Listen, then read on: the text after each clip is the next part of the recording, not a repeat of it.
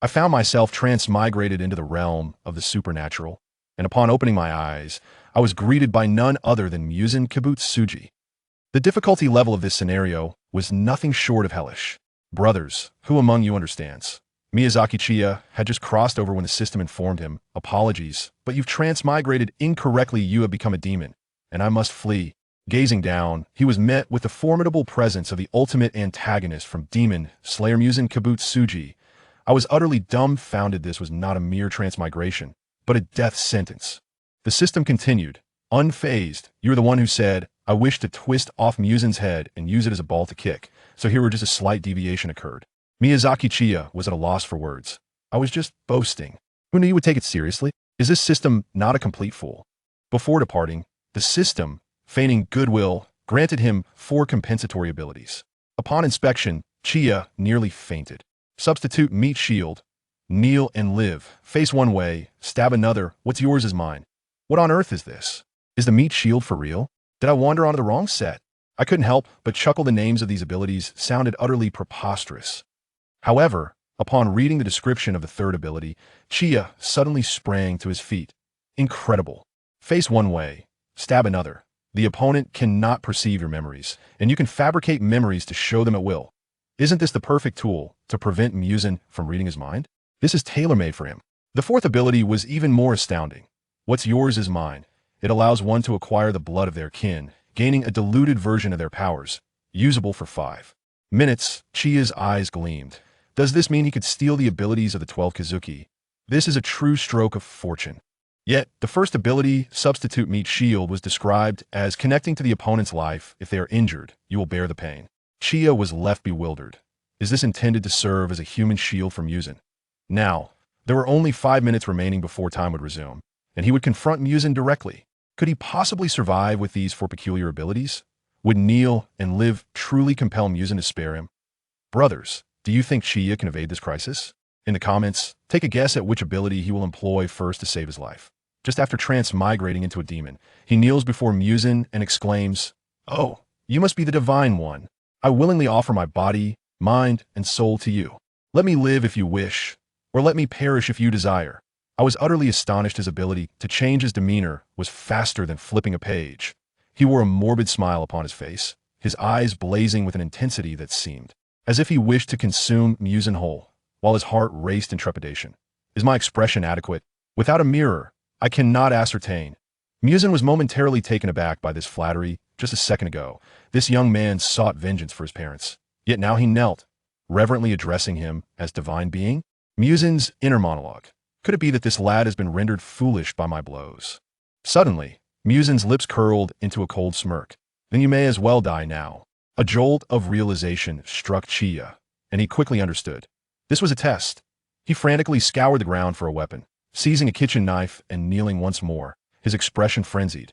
To die for the esteemed divine being is simply splendid.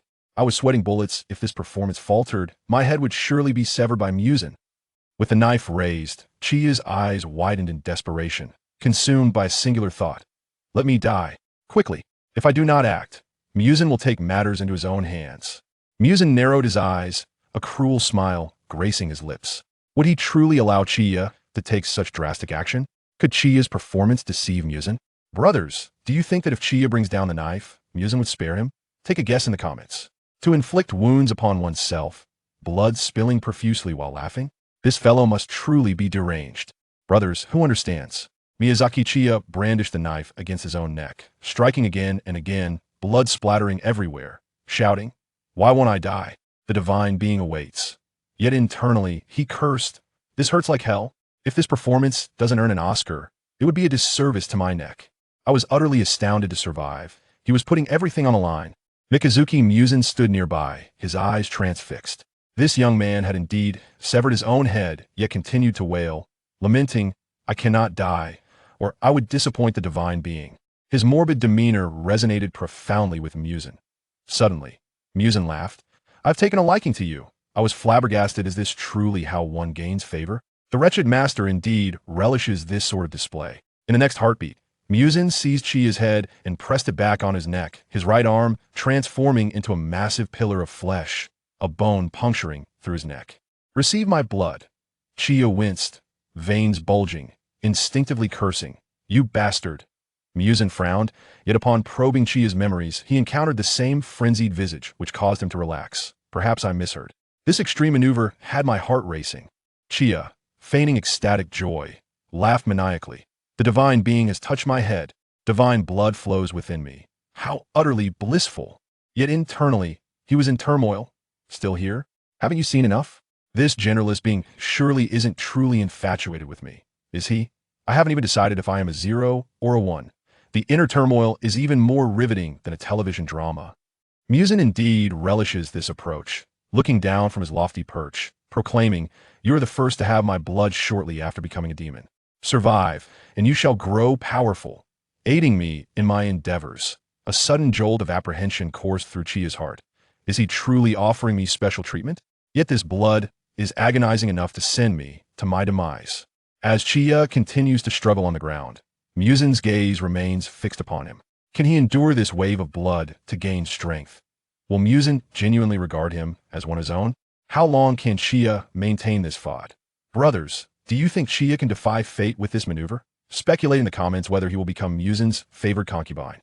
Did you just refer to yourself as a deity?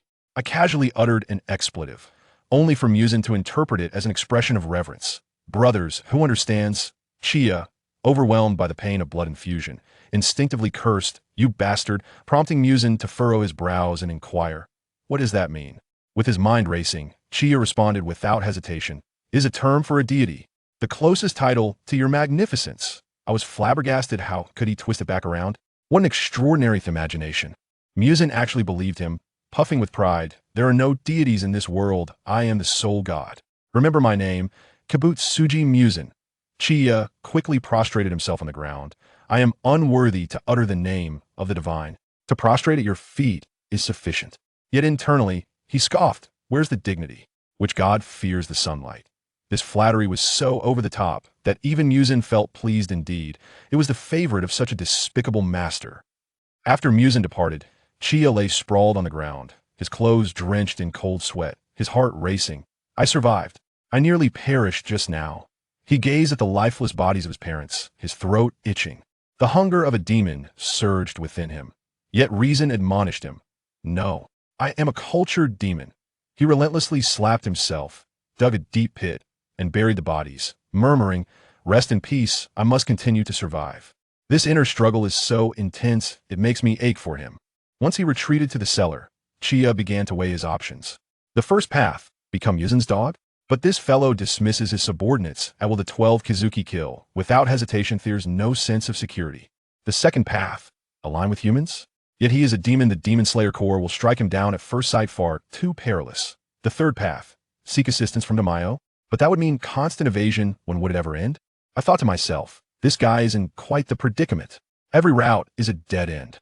The more Chiya pondered, the angrier he became. It's all that wretched system's fault, abandoning me in this miserable world.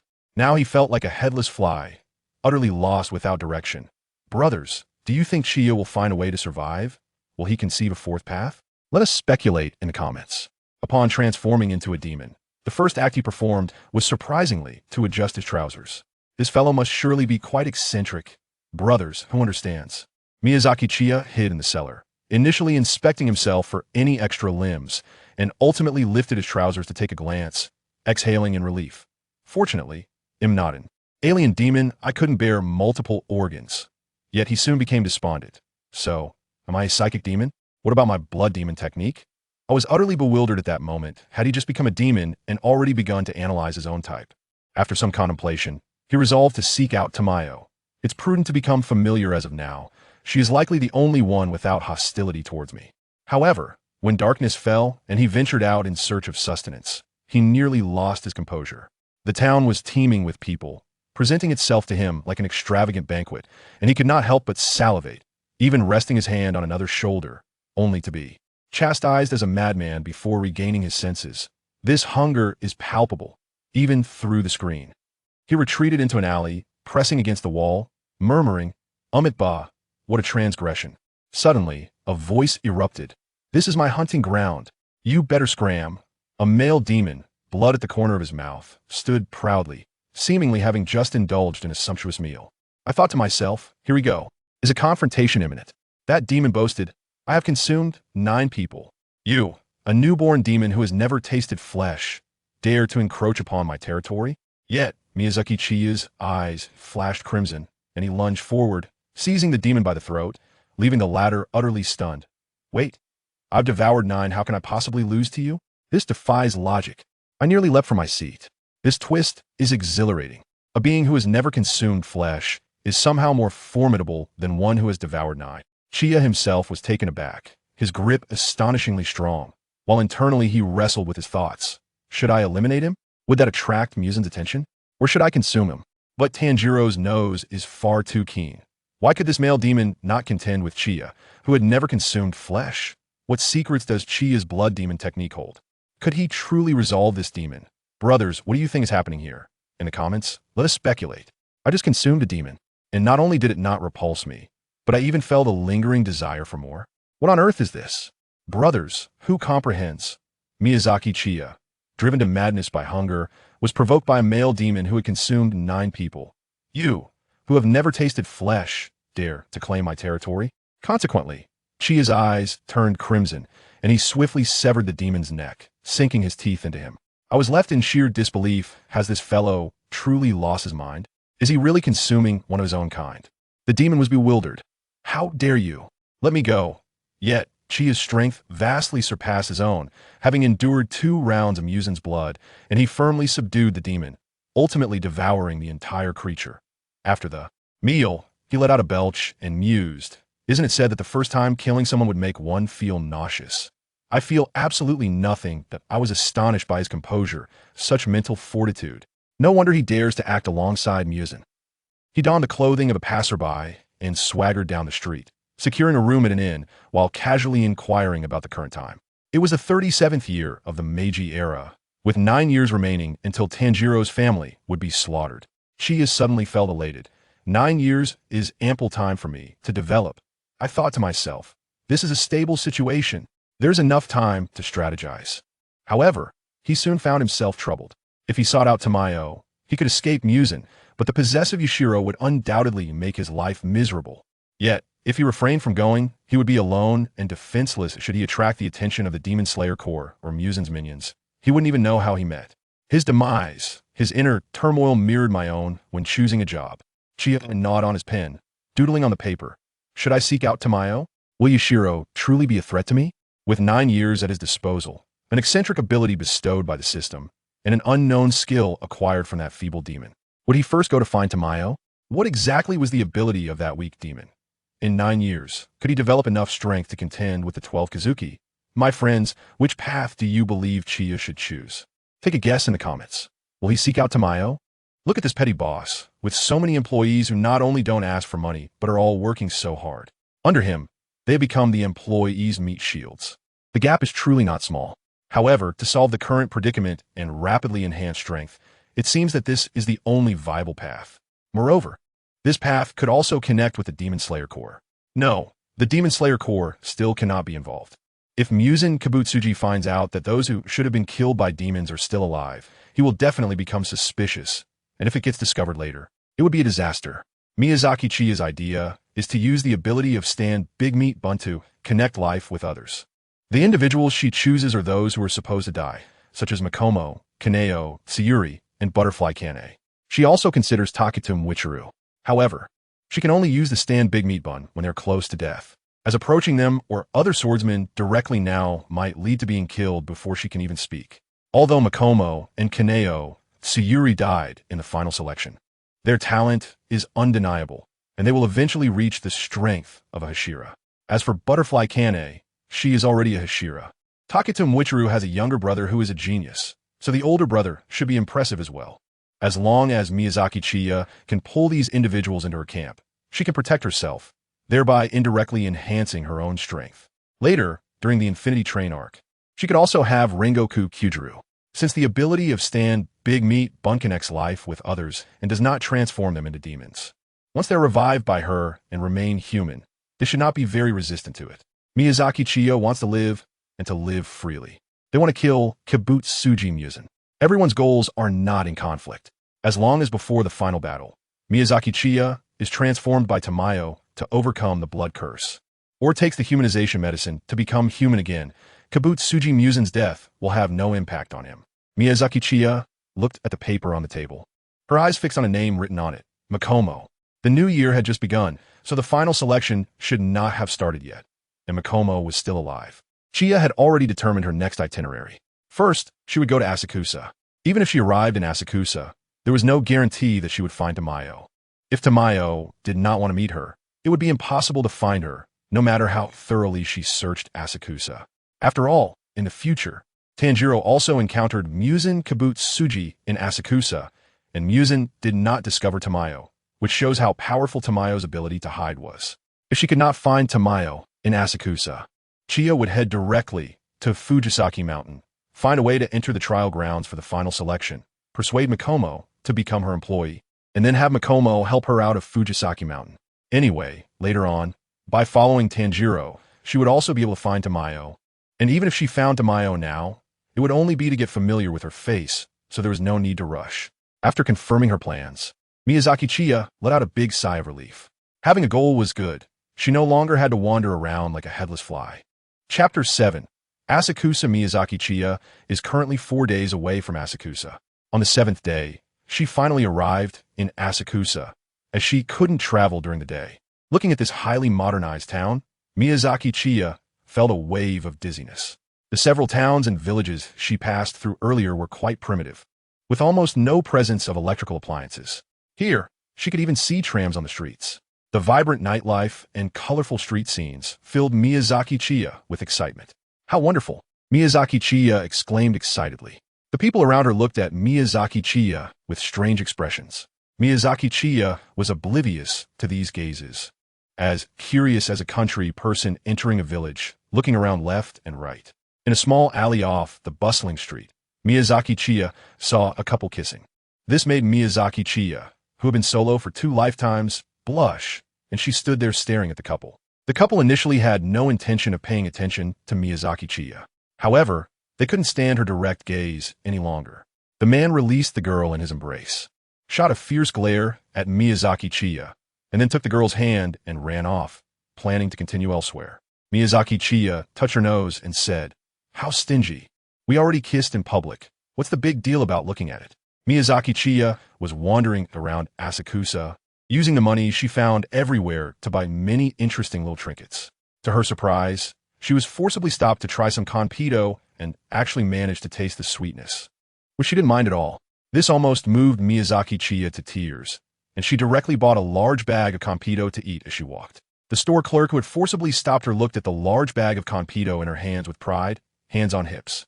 Under his recommendation for the tasting, no one had ever left without making a purchase. After wandering around all night, as dawn approached, Miyazaki Chiya reluctantly found an inn to stay in. The next day, the sun was shining brightly. Miyazaki Chiya is resting in a room with closed doors and windows. The excitement for new experiences from last night has faded, leaving a sense of dullness. After all, no matter how happy she is now, there is no one to share it with. Miyazaki Chiya tossed a piece of confito into her mouth, and after tasting the sweetness, she immediately smiled with her eyes and brows curved. Holding a map of Asakusa, she began to look at it. Asakusa, being a developed town, is quite large. Miyazaki Chiya plans to start searching area by area from tonight to try her luck. After the sun sets, Miyazaki Chiya begins her actions and starts the area investigation. Half a month has passed. Miyazaki Chiya looked at the map in her hand, which was already filled with crosses, and felt disheartened. Although she had anticipated this outcome, she couldn't help but feel a bit disappointed when it actually happened. After all, this was her first expedition, and it had not been successful. At this moment, Miyazaki Chiya had already left Asakusa. Miyazaki Chiya turned to look at the bustling Asakusa behind her and sighed. "I'll come again next time. I hope someone can accompany me." In a small Western-style house in Asakusa, Lady Tamayo, he has left. Tamayo asked Yashiro, when you were following him, you said he seemed to be looking for something. Did he find it? Yashiro shook his head and replied, "I'm not sure. I was following him the whole time and didn't see him find anything. He probably didn't find what he was looking for in Asakusa, so he left." Tamayo let out a light sigh. "That's good. Perhaps he was also looking for us." Yashiro's expression darkened slightly. As fugitives, they were being hunted by a demon. They had just settled in Asakusa, and if they were found, they might have to move again. Yashiro suddenly remembered something and said to Tamayo, "Lady Tamayo, this demon seems a bit strange." Tamayo asked curiously, Strange? How so? Yashiro reported. "In the more than 10 days I've been following him, he hasn't eaten a single person. Instead, he seems very polite to those humans and appears to especially like eating candy." Not eating a single person and liking candy? Hearing Yashiro's report, Tamayo also found it strange. Although they had just arrived in Asakusa, from their previous experiences, the bustling and lively Asakusa at night was practically a paradise for demons. Any demon that came to Asakusa would definitely eat people. However, the demon Yashiro was tracking didn't eat people but preferred candy? What kind of behavior is that? Have demons changed their nature? But that seems like too much a change. Yashiro continued. That's not even the stranger part. This demon seems to have never eaten a person. Tamayo frowned slightly. Could be a disguise? There are demons skilled at disguising themselves. Some can mask their unique scent completely, making them indistinguishable from humans. Yashiro shook his head slightly. I'm not quite sure either. After thinking for a while, Tamayo said, "In any case, let's be careful. Regardless of whether he's looking for us or not, as long as we don't come into contact with him, we won't encounter danger. If he really is looking for us, that would be even better. If he finds nothing, he might think we're not in Asakusa, and we would be safer." Yashiro blushed as he looked at Tamayo. The thoughtful Lady Tamayo is truly beautiful. I hope she remains this way forever, without anyone disturbing us. After leaving Asakusa, Miyazaki Chiya's next destination was MT Fujisawa. Not knowing the timing of the final trial, she planned to find a way to enter the trial grounds and wait before the Demon Slayer Corps arrived at MT Fujisawa. After several days of long travel, Miyazaki Chiya finally arrived at MT Fujisawa. At the foot of MT Fujisawa, she smelled a repulsive odor and saw one of her nemesis, wisteria flowers. Miyazaki Chiya retched a bit and then walked towards the top of Fuji Jukiyama. Originally full of energy and vitality, the more she walked up Fuji Jukiyama, the heavier her legs felt as if they were filled with lead, and her steps grew heavy, with beads of sweat forming on her forehead. After walking for over an hour, Miyazaki Chiya finally reached the halfway point, where the wisteria flowers were blooming more and more. Miyazaki Chiya wiped the sweat from her forehead and complained, "What a tough time this has been. Really, Mako, if you don't stick with me, it would be a huge disservice to your good boss here. I'm counting on you now, and next year, this good boss of yours will be able to get you and Akira together. A boss as understanding as me is hard to find, even with a lantern." Miyazaki Chiya looked at the moon in the sky, let out a long sigh, and realized she needed to quicken her pace. If she continued to dawdle like this, the sun would rise soon. Chapter 8. Wisteria Mountain as a Demon. Miyazaki Chiya was undertaking an unprecedented task. That is to raid the Widow Village. No, it's to climb Wisteria Mountain at night. This is truly unprecedented and unrepeatable. It's not just Miyazaki Chiya bragging. After all, no demon would be foolish enough to voluntarily enter the demon prison known as Wisteria Mountain. After climbing for a while, Miyazaki Chiya finally reached the halfway point of the mountain. The wisteria flowers were becoming more abundant, and their fragrance was getting stronger. As one of the only two creations capable of harming demons in this world, aside from Muzan Kibutsuji, the wisteria flowers posed a natural restraining effect on Miyazaki Chiya, who was a demon. Because of the dense wisteria flowers of the mountainside, her steps became heavier, her veins were bulging, and her breathing grew increasingly rapid. Miyazaki Chiya directly activated the ability gained from devouring a demon last time through what's yours is mine.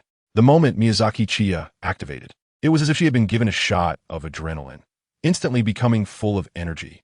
The demon that Miyazaki Chiya devoured was a newly born demon, lacking any special abilities, so she only gained the basic powers of a demon.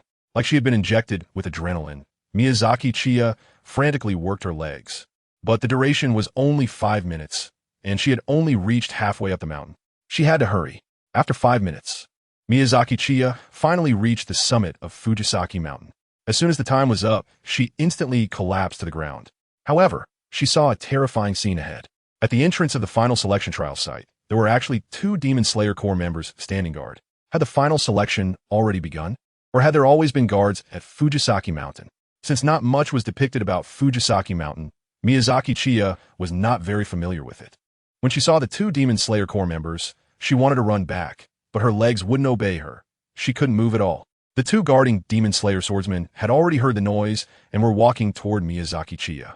Miyazaki Chiya was in a panic. Wouldn't this mean giving herself a knife? Miyazaki Chiya is filled with regret.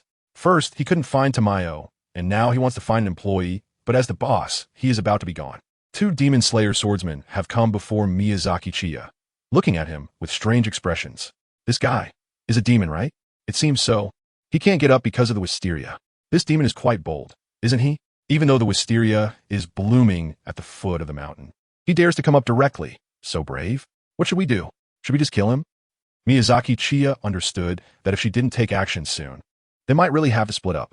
Miyazaki Chiya forced a smile and said somewhat humbly, "Big brothers, I didn't come here to cause trouble this time. I came to surrender." Upon hearing this, the 2 Demon Slayer swordsmen instantly became alert. Surrender? Do you think we're idiots? A demon surrendering? I might as well stand on my head and defecate. If you stand on your head and defecate, I'll catch it below. Although I don't know why you, a demon, came here. Your intentions are definitely not pure. Miyazaki Chiya's eyelids twitched fiercely. Playing so extravagantly? Miyazaki Chiya squeezed out a tear and said pitifully, "I won't hide it from you 2 brothers. I just became a demon, and I can't accept being a demon, so I wanted to come here and imprison myself." One of the Demon Slayer Corps swordsmen looked at Miyazaki Chiya with compassion, saying so pathetic. However, the other swordsman was very vigilant. Don't be fooled. Then the Demon Slayer swordsman questioned Miyazaki Chiya. Who told you that Fujisaki Mountain is a prison for demons? No one should know about the imprisonment of demons here. Miyazaki Chiyo's heart sank. She was surprisingly on guard. Miyazaki Chiya's eyes rolled around before she began to babble. It was a person dressed in the same uniform as you, draped in a brown robe with no amida but written on it, with a long scar on their forehead, completely blind and often crying, who brought me here. I told him about my experiences, and he gave me 2 choices. One was to kill me to set me free, and the other was to come here. Because I was afraid of pain and a bit of a coward, I chose to come here and imprison myself. However, he didn't fully trust me either. After bringing me to the foot of Fujiyama, he watched me enter with his own eyes. I don't know if he's still around, but you can go find that person to verify. But before that, can you take me to my cell? I feel so uncomfortable here, and it's about to get light soon. The 2 Demon Slayer Corps swordsmen exchanged glances and said in unison, "Lord Kanazuchi?" However, even though Miyazaki Chiya said this, the 2 swordsmen were still skeptical. The swordsman looked up at the sky, and it was indeed about to get light. In that case, let's take you inside first, and then we'll verify. The 2 swordsmen lifted the limp Miyazaki Chiya, and to be safe, they also placed a Nichiren blade against her neck. Miyazaki Chiya, with a Nichiren blade against her neck, didn't dare to move. Chiya Miyazaki was successfully brought into the trial arena this time. In the trial arena, there were no wisteria flowers. Feeling her strength gradually returning, Chiya Miyazaki was suddenly filled with tears of gratitude, tightly grasping the hands of the 2 Demon Slayer swordsmen and saying, "Thank you so much, you are truly good people. I will end my remaining life here, goodbye." Miyazaki Chiya walked with a cheerful step towards the center of the trial ground. 2 Demon Slayer swordsmen looked at each other strangely. It was the first time they had been thanked by a demon. It felt quite odd. The 2 swordsmen also went down to Fujisaka Mountain to verify this matter. However, how could there be an existence like the Scream Island's Walking Dead? This was just Miyazaki Chiya's nonsense. Could it be that Lord Tenjin left as soon as he saw this demon enter Fujisaka Mountain? It's unclear, but this demon is quite strange. They've never encountered such an odd demon before, actually coming to Fujisaka Mountain on its own. Perhaps it truly is a poor soul forced to become a demon, choosing self-imprisonment while still retaining some memories. However, this prison isn't exactly peaceful, considering the final selection is about to begin. This poor demon might end up dead at the hands of some swordsman. Sigh, it's indeed a tragedy. Why does this world have to harbor such detestable creatures as demons? All right, enough lamenting, let's return to guarding. At this moment, Miyazaki Chiya intended to find a quiet, demon-free spot in the trial ground to wait silently for the final trial to begin. However, he didn't expect that just shortly after entering, he was surrounded by 4 or 5 demons. Chapter 9. Invitation to join Miyazaki Chiya successfully entered the trial ground of Fuji Tsushiyama. However, to his surprise, he was blocked by 4 or 5 demons. "Oh, it's been a while since we've had new demons around. Just look at you, a weakling with no strength. Before I came in here, I had already devoured over 50 people. Over 50? I've almost eaten 1,000. What, 1,000 people? But when I entered, didn't you say you had eaten over 100? Why is the number getting higher? Mind your own business. Hey kid, want to join us?" Miyazaki Chiya broke out in a cold sweat. Looking at these few punk-style ghosts, it was clear they were cannon fodder. If she mixed with them, wouldn't she also become cannon fodder?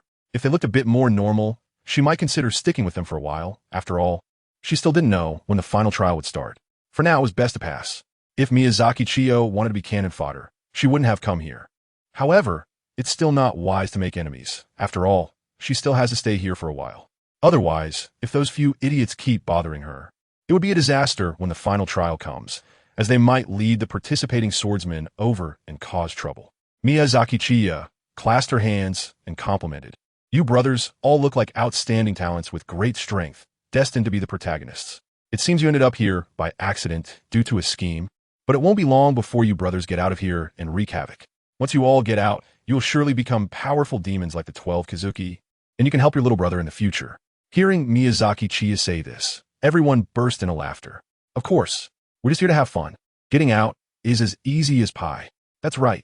If it weren't for that Hashira who attacked me unfairly, I wouldn't have ended up in this broken place. But didn't you initially say that you were surrounded and beaten by several Demon Slayer Corps swordsmen, and they forced you in here? Shut up. Those Demon Slayer swordsmen I mentioned were Hashira. Wow. Several Hashiras surrounded and beat you up? You're really strong. Of course. Just wait until I get out of here. I'll show you how I'm going to eat those Hashira who surrounded and beat me. Miyazaki Chiya's mouth twitched. They really climbed up with just a stick. Their bragging was simply out of this world. They all looked like idiots, so it was better to keep a distance. Because idiocy is contagious. I should make a quick escape. A few big brothers. I just became a ghost and got caught before I could eat anyone. I don't know if you have any food here, like, say, humans. I haven't tasted human flesh yet. Miyazaki Chiya looked at the few demons in front of her with a pitiful expression. The expressions of the demons suddenly became awkward. They hadn't eaten a person in a long time. The last time they ate someone was during the last selection process. Only when the new swordsmen came here at the beginning of the final selection did they have a chance to eat people. Moreover, there weren't many of them. And most of the demons wouldn't even get a share. They could even accidentally get killed. Normally, everyone wouldn't feel so awkward, but since they had just boasted, it would be embarrassing to tell Miyazaki Chiya that they had nothing now. A few demons gritted their teeth and said, oh, in a few days, a big feast will come right to our mouths. When the time comes, we'll treat you to a leg so you can have a taste. Miyazaki Chiya's eyes suddenly lit up, almost blinding a few ghosts. In a few days, the big feast will be delivered to her doorstep. So, does that mean the final selection is about to begin? This is really good news. After all, what if she gets too hungry waiting for too long? She can't just eat a ghost again. If she eats a ghost here, not to mention whether she would be besieged, the number of eyewitnesses would increase the chances of being exposed to Muzan Kibutsuji. So it's better to be a bit more cautious. However, she still needs to put on an act. There's a little B0SS here, and both Shinobu and Kaneo have fallen to him. Miyazaki Chiya doesn't think she can defeat him. Miyazaki Chiya feigned regret and said, how many more days do we have to wait? Do those big brothers have anything else to do? If not, I'll find a place to lie down. After all, I'm too hungry to even speak. It's all good, it's all good. Those few ghosts have left. Their purpose was simply to recruit Miyazaki Chiya. After all, they only had a few chances to eat people, and it was a wolf-eat-sheep situation with dangers involved. In such circumstances, banding together was the best choice. This cooperation had paid off. In the last final selection, each of them had nearly eaten one person. However, the little boss of the hand ghost in Wisteria Mountain was like a mountain pressing down on them. In every final selection, the hand ghost consumed the most people. They wanted to eat more too, but their strength was insufficient. So they thought about strengthening their team and found Miyazaki Chiya, a new ghost who had just arrived at Wisteria Mountain. After all, new ghosts are easier to fool. However, they didn't expect that Miyazaki Chiya was a fledgling who had never eaten a person, and even if he joined, he wouldn't be of any help to them. Though he spoke nicely, but nice words couldn't fill their stomachs, and he might even become a burden. So they tacitly decided to give up on Miyazaki Chiya. Such a weak ghost would definitely be the first to be killed by the swordsman. After those few ghosts left, Miyazaki Chiya continued to walk cheerfully deeper into the trial grounds. Miyazaki Chiya is now trying to find the location of the hand demon and figure out a way to stay close to it. When the final selection begins, there will be more than just Makomo entering the trial. What if she encounters other swordsmen along the way and gets killed? Only by being near the hand demon can she ensure she meets Makomo. However, what troubles Miyazaki Chiya now is how to save Makomo from the hand demon. It's impossible to stop Makomo in advance. She is a demon slayer and will not waste time talking to him when they meet. She will draw her sword and attack directly. Therefore, he can only save her at the moment of her death, taking her away from the hand demon, especially since she is the disciple of his enemy, is a challenge of extraordinary difficulty. Miyazaki Chiya didn't have any good solutions. He could only think it over carefully. Finding the hand demon was the most important thing right now. He just didn't know if the hand demon would notice him, and if so, would it attack him? As for his own safety, Miyazaki Chiya wasn't worried. After all, besides him, there was no other demon bold enough to directly eat a demon. Chapter 10. Green Tea Miyazaki Chiya was searching for the traces of the hand demon in the trial grounds of Fuji Mountain. In the deepest part, she saw a large meatball. This large meatball was surrounded by multiple arms, looking visually striking and incredibly ugly. Miyazaki Chiya let out a sigh of relief. She had finally found the hand demon, and it seemed like the hand demon hadn't noticed her. This was a relief. Next, she just needed to stay close to the hand demon and wait for her first employee candidate, Makoto, to come knocking at her door. Miyazaki Chiya stayed nearby, sitting in a position where she could see the hand demon. 2 days passed in a row. Miyazaki Chiya's position was perfectly shaded by a large tree, making it impossible for her to move. The hand demon was also in a spot where sunlight couldn't reach, and it hadn't moved at all for 2 days. Just when Miyazaki Chiya thought this peaceful and harmonious time would last until the day of the final selection, the hand demon, which had been still for 2 days, suddenly stirred.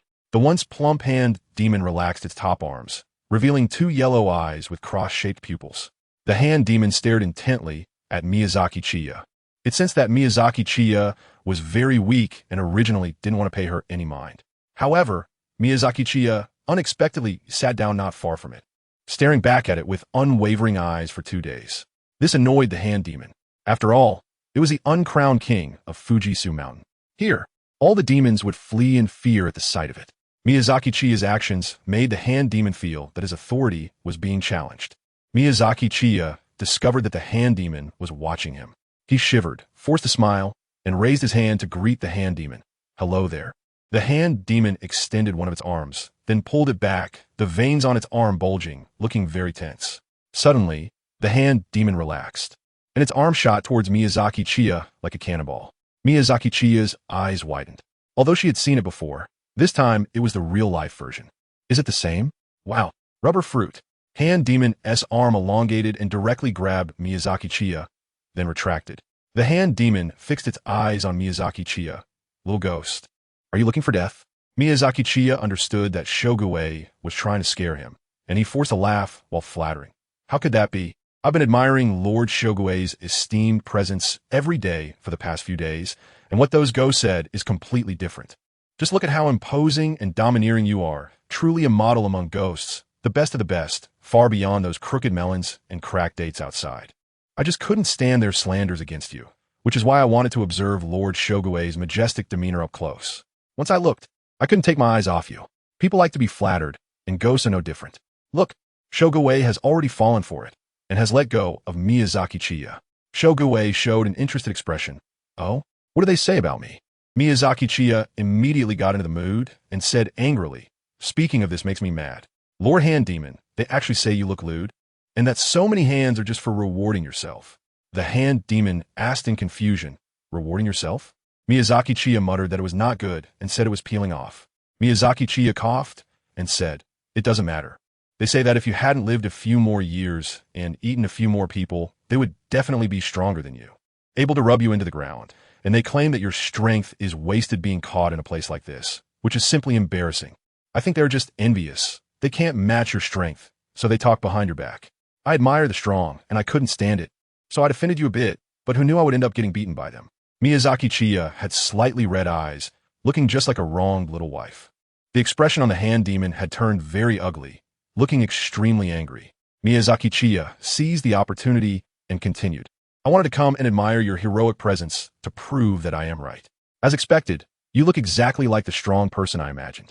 But I'm a newborn demon who hasn't even eaten a person yet. I'm afraid if I go back, I'll still get beaten. So I thought it would be better to stay by your side and quietly watch you. Miyazaki Chiya lowered her head, somewhat shyly. Shogugui muttered, you are very good. Since that's the case, you stay here, and I'll see who dares to hit you. Seemingly unable to contain his anger, Shogugui asked, who are the demons that hit you? Miyazaki Chiya pouted and said, I just got here, and there are too many demons attacking me, so I couldn't remember all at once. The hand demon angrily replied, then let's teach them a lesson together. In this place, Fujisawa Mountain, who doesn't know I'm the boss? They have dared to defy me. You stay here, and I'll go teach them a lesson, so they can get to know me, the hand demon, again. As soon as the words left its mouth, the hand demon charged out in a fit of rage. Watching the hand demon leave, Miyazaki Chiya proudly lifted her chin. This is what genius looks like. With just 3 sentences, I made a man. No, it should be with just 3 sentences. I made a demon charge in a battle for me. TSK, if I were a woman, I would have long been carefree, enjoying a wonderful life. Miyazaki Chiyo is feeling great. The demons in Fujisawa Mountain are in trouble, because someone spoke ill of the hand demon and even attacked Miyazaki Chiyo, who idolizes him. The hand demon beats up any demon he sees. Breaking arms and legs is normal, and for those who resist more fiercely, he directly takes their heads. The hand demon truly deserves to be the little boss of Fujisawa Mountain. No demon has ever survived even a single move from him. 2 demon slayer swordsmen guarding the trial ground heard the commotion inside and curiously glanced in. What's going on in there? The screams are rising and falling? Who knows? Maybe there's infighting. Really? That's strange. Isn't infighting something that happens when rookie swordsmen come a test? Why is there infighting now? Who knows? Strange things happen every year. And this year is particularly full of them. Look, there's even a demon voluntarily coming to the door asking to be imprisoned. That's true, whether it's infighting or not. The final selection is in 2 days. Letting the demons exhaust some of their strength through infighting might increase the survival rate a bit. A night passed. Near dawn, the hand demon returned covered in blood. Miyazaki Chiya ran to the front of hand demon with tears in her eyes and said, I'm so touched, hand demon-sama. You are really too kind for me. For me. Hand demon extended a hand and patted Miyazaki Chiya's shoulder, letting out a harsh laugh. From now on, you will stick with me. Here, you can walk sideways in the future. I'll protect you. Miyazaki Chiya revealed a sweet smile and nodded vigorously. Thank you, Lord Hand Demon. You are the best. Chapter 11. Biological brothers what? This is really too much. How could that guy named Rentaki do such a thing? How infuriating. Don't let me see him. If I do, I will definitely fight him to the death. Even if I can't beat him, I will bite off a piece of his flesh to avenge you, Brother Hand Demon. Miyazaki Chiyo's face turned red, looking as if someone had stolen his money. Now, Shuki completely regarded Miyazaki Chiyo as his most loyal subordinate, so he confided his experiences to him wholeheartedly. Shuki was captured by Kentaki S. Kanji around 40 years ago during the Edo period and had eaten more than 50 people. Miyazaki Chiya knew from the start that those few demons she encountered were just boasting. Claiming to have eaten nearly 50 people, or even thousands, was all just nonsense. Even a powerful hand demon, when caught and brought to this prison, had only consumed a little over 50 people. Over the years in here, the new swordsman he had eaten added up to less than 100. Miyazaki Chiya was well aware of the hand demon's experiences. However, this was now a chance to increase her favorability. If she raised it enough, perhaps it wouldn't be so difficult to take the true mushroom from the hand demon. Hearing Miyazaki Chiya speak up for him, the hand demon let out a sharp, mischievous laugh. I have always been taking revenge on that old guy, Kagura. As for his disciples, I have already eaten 11 of them. When they come here, they all wear a fox mask.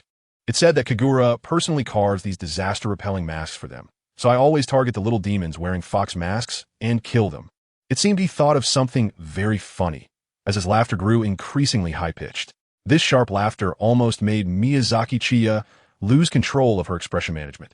It was so funny it made her ears hurt. Hand demon, why are you laughing so happily? Miyazaki Chiya pretended to be very eager to ask Hand Demon. If he didn't stop Hand Demon's laughter soon, his expression management was really about to break down. Hand Demon stopped laughing and ominously said, Tell me, if you were Kanroji Mitsuri and your carefully trained disciple was killed by a demon he caught himself, what kind of expression would he have? Especially since it was because of the mask he wished for to avert disaster? After saying this, Hand Demon began to laugh again. But Miyazaki Chiya quickly stepped in and started laughing loudly. He didn't want to experience the torment of Hand Demon's laughter again. Hand Demon looked at Miyazaki Chiya, who was already on the ground laughing, with some confusion. Why did it seem like Miyazaki Chiya was happier than him? Originally, Miyazaki Chiya just wanted to prevent Hand Demon from laughing, but as he laughed, he suddenly thought of a plan that might work. Chiyo Miyazaki's laughter gradually faded, and she said somewhat melancholically, It's really nice, Hand Demon, that you can still torment the one who captured you back then, but I can't do that anymore. When I first became a demon, I was starving and wanted to find a human to feast on, but unexpectedly, I encountered a human wearing a fox mask who captured me. When she used her techniques, she mentioned something about the first form of water breathing or something like that. Before I could clearly see her movements, everything went dark and I lost consciousness. When I woke up, I found myself here. The hand demon's expression suddenly became strange as he asked, "What did that fox mask look like? Do you remember?" Miyazaki Chiya nodded. "Of course I remember. I could dream about it every day when I dream during the day. Brother Shoguei, I'll show you my drawing." Miyazaki Chiya picked up a branch and began to draw on the ground. After a moment, a vivid disaster-warding mask appeared on the ground. It was a smiling fox mask adorned with floral patterns. Suddenly, Hand Demon seemed to reach a climax, shrieking in a high-pitched voice. "That's right. That's right. He must be that Ryutaki guy's disciple. It must be." Miyazaki Chiya pretended to be shocked and said, "What? The guy who brought me here is the master of the Hand Demon?" In the next moment, with a sobbing tone, Miyazaki Chiya grabbed one of the Hand Demon's hands and said, "Hand Demon, you have to stand up for me. I really hate her so much. I can't stop thinking about killing her, torturing her in the cruelest way." The Hand Demon smirked and said, "There will be a chance. Every person who wants to become a demon slayer must come here for trials. So, sooner or later, we will wait for her. When that time comes, I will beat her to the brink of death and then hand her over to you, letting you torment her however you want. And this guy will also be given to you. You can eat her. From now on, the two of us will hunt the disciples of Rentaki together, strengthening our own power. One day, we will be able to escape from this cage." Miyazaki Chiya sniffled and said, "Hand Demon, I don't know what to say. I have nothing to repay you with. From now on, my life is yours. Hand Demon, if you tell me to go east, I will never go west. If you tell me to chase dogs, I will never chase chickens." The Hand Demon looked at Miyazaki Chiya with increasing satisfaction. This kid really has a sweet tongue. After all these years in this desolate place, there hasn't been anyone to talk to him or listen to his bragging, and the Hand Demon was already tired of it. Now that he has such a loyal little brother like Miyazaki Chiya, it shouldn't be too boring in the future. Miyazaki Chiya has never felt this good. "Little thing, your grandpa still has plenty of tricks up his sleeve. No one has been born who can outsmart me. Now everything is completely resolved. The Hand Demon will bring the real Matsutake right to me. No need for me to lift a finger. It's great not having to move. Whether it's a person or a demon, one just has to enjoy it." Miyazaki Chiya suddenly stood up, her gaze fixed intensely on Shoguei. Shoguei felt a bit uneasy under Miyazaki Chiya's stare. "Why is she looking at me like that?" Miyazaki Chiya excitedly said, "Brother Shoguei, when I was human, we had a custom where two unrelated people could drop their blood into wine, then exchange the blood wine. After drinking it, both parties would have each other's blood in their bodies forever, becoming the closest brothers. Although I'm a demon now, I think this custom is great. Brother, you drink my blood, and I drink yours, then we will be like biological brothers. From now on, I will be your dear little brother, and you will be my lifelong big brother." Shoguei's expression became increasingly strange. "Is it really necessary? It's not that I don't want to, but it just feels unnecessary. It's not like we're drinking human blood. It doesn't mean much." Miyazaki Chiya's expression suddenly became pitiful. "Doesn't Brother Shuki want to? I really want to be Brother Shuki's little brother." Seeing Miyazaki Chiya's antics, for some reason, Shuki felt a chill run down his spine. However, since he had just recognized Chiya as his little brother and he wanted to do this so much, it didn't matter. "All right, I agree." Hearing Shuki's agreement, Miyazaki Chiya's mouth almost stretched to the back of his head. Chapter 12. The beginning of the trial. Shuki agreed to Miyazaki Chiya's request to exchange blood. Miyazaki Chiya bit her own wrist. "Ouch, that hurts." Afraid of the pain, Miyazaki Chiya gasped and forced a smile as she said to Hand Demon, "Big brother Hand Demon, please extend one of your noble hands." Hand Demon extended one hand, opening his palm and laying it in front of Miyazaki Chiya. Miyazaki Chiya dripped her blood into the Hand Demon's hand. Then, Miyazaki Chiya opened her palm and looked at the Hand Demon with anticipation. The Hand Demon also imitated Miyazaki Chiya and bit into its own wrist, blood spraying out like a faucet. Miyazaki Chiya was covered in blood. Miyazaki Chiya boldly said to his opponent, the demon, "No more words, brother Hand Demon. It's all in the wine." And blood. Miyazaki Chiya looked up and drank the blood in her hand. The Hand Demon also drank the blood belonging to Miyazaki Chiya. Miyazaki Chiya turned her back, her shoulders trembling. Shoguei asked in confusion, "What's wrong with you?" "It's nothing, Shoguei, big brother, I'm just too moved." Shoguei scratched his bald head, wondering if it was really that moving. He didn't feel anything at all. Miyazaki Chiya is moved? Of course he is. He managed to easily obtain the blood of Hand Demon, with the ability of what's yours is mine. Miyazaki Chiya has acquired a weakened version of Hand Demon's abilities within him. If every demon were as easy to deceive as Hand Demon, then his survival plan would become significantly easier. He absolutely cannot turn around and show his face to Hand Demon. Otherwise, Hand Demon would surely see the 3 parts mockery, 3 parts disdain, and 4 parts arrogance on Miyazaki Chiya's face. After a long pause, Miyazaki Chiya finally managed his expression and could face Hand Demon again. Now he can casually boast to Hand Demon. All the necessary preparations are complete, and he just needs to wait for his employee, the candidate Kanoko, to come to him. Miyazaki Chiya and Hand Demon began to live a shameless, no wait, it was a boastful life in Fujisaki Mountain. Time whooshed by. 2 days later, while they were still bragging, Miyazaki Chiya and Hand Demon suddenly heard a scream coming from afar. Hand Demon immediately stood up excitedly. It's starting. Tsukihiko. The food from the Demon Slayer Corps has finally arrived. Tsukihiko, whose full name is Tsukihiko. Now that Miyazaki Chiya has become a demon, demons tend to give themselves names.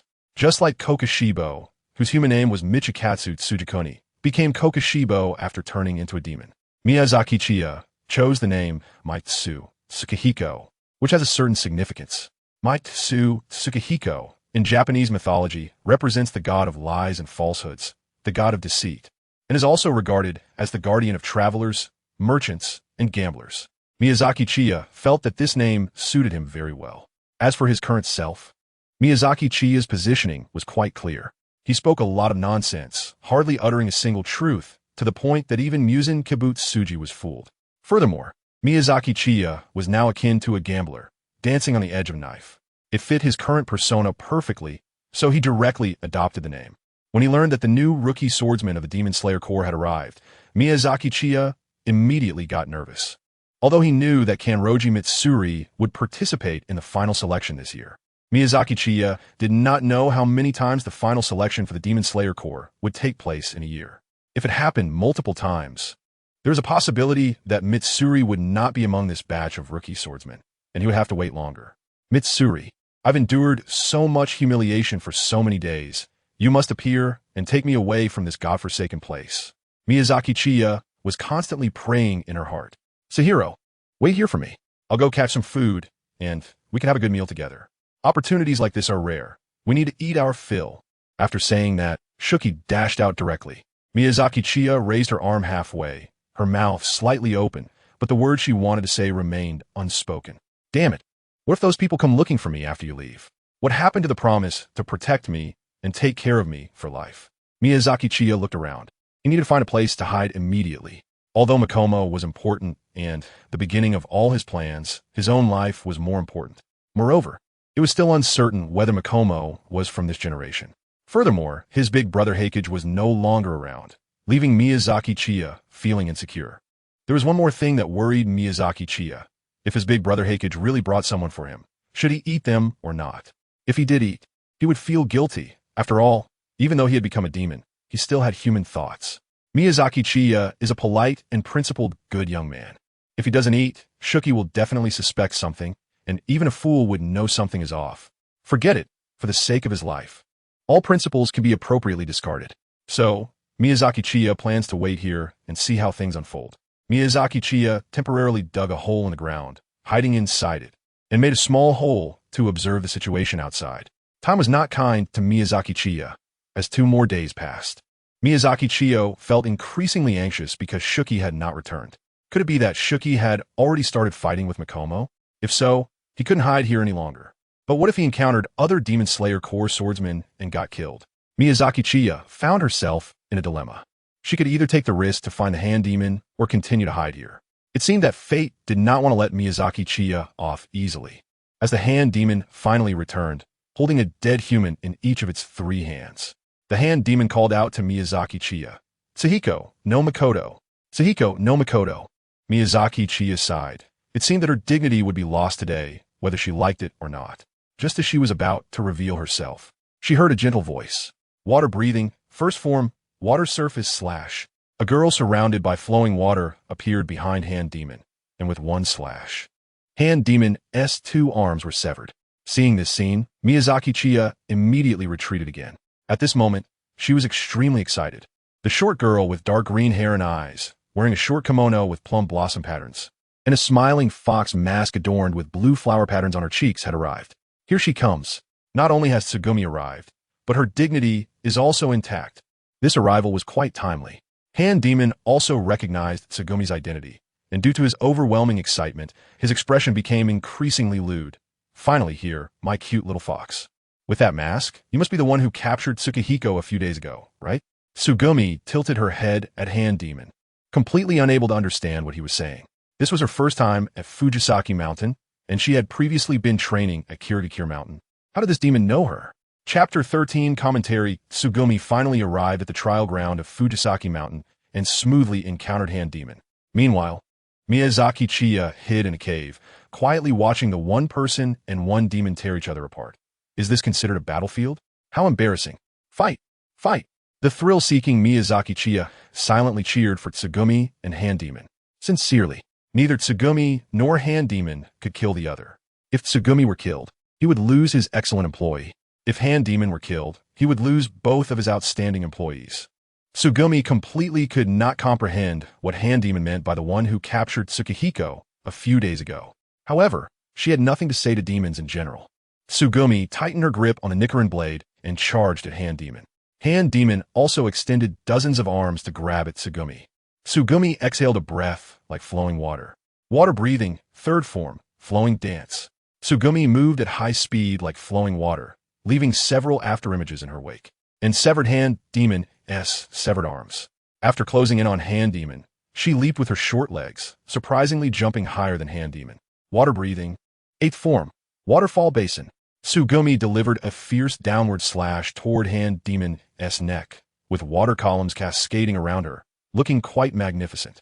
However, after striking Hand Demon's neck, a look of shock appeared on Tsugumi's expressionless face. Because there was a ding sound, Hand Demon's neck remained unharmed. Hand Demon laughed wildly. Just cutting off my arms won't take me down. My neck is so hard that your Nikarin blades can't cut through it. Hand Demon's hand reached for Tsugumi again. After Tsugumi dodged backward, she once more swung her sword and engaged in battle with Hand Demon. Miyazaki Chiya was left speechless. Indeed, being on-site was an entirely different experience, and the visual impact was truly thrilling. Watching the fierce battle between a person and a demon, Miyazaki Chiya felt the urge to join in. Now, let's hear the exclusive live report from Battlefield reporter Miyazaki Chiya. Alright, as the battle begins, the female side takes the initiative with a stunning move called Heavenly Hand Scattering Flowers, which captivates everyone. The demon side does not dodge or evade, allowing the female side to perform, and even cooperates thoughtfully, which is truly touching. However, the female side seems dissatisfied and wants to perform a separate attack, targeting the demon's neck. The demon side continues to remain still, seemingly ready to cooperate with the female side's separate action. Wait, an unexpected turn of events. The demon side is very cooperative, but the female side unexpectedly makes a mistake, causing the separate action to fail. The demon side appears to be quite displeased with the female side's blunder and decides to take the stage themselves. Here it comes. The demon unleashes their ultimate move. With so many hands, if the female side gets hit, it would be hard not to get pregnant. Sorry, I misspoke. It would be hard to escape unscathed. Wow. It seems the female side is still composed, managing to dodge all of the demon's ultimate move. Moreover, the female side seems eager to make up for the previous mistake with a new performance, the little top spinning.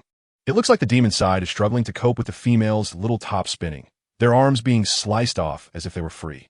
However, just when it seems the demon side is losing ground, the female side appears to be running low on stamina, their speed gradually decreasing, yet they still hold an absolute advantage.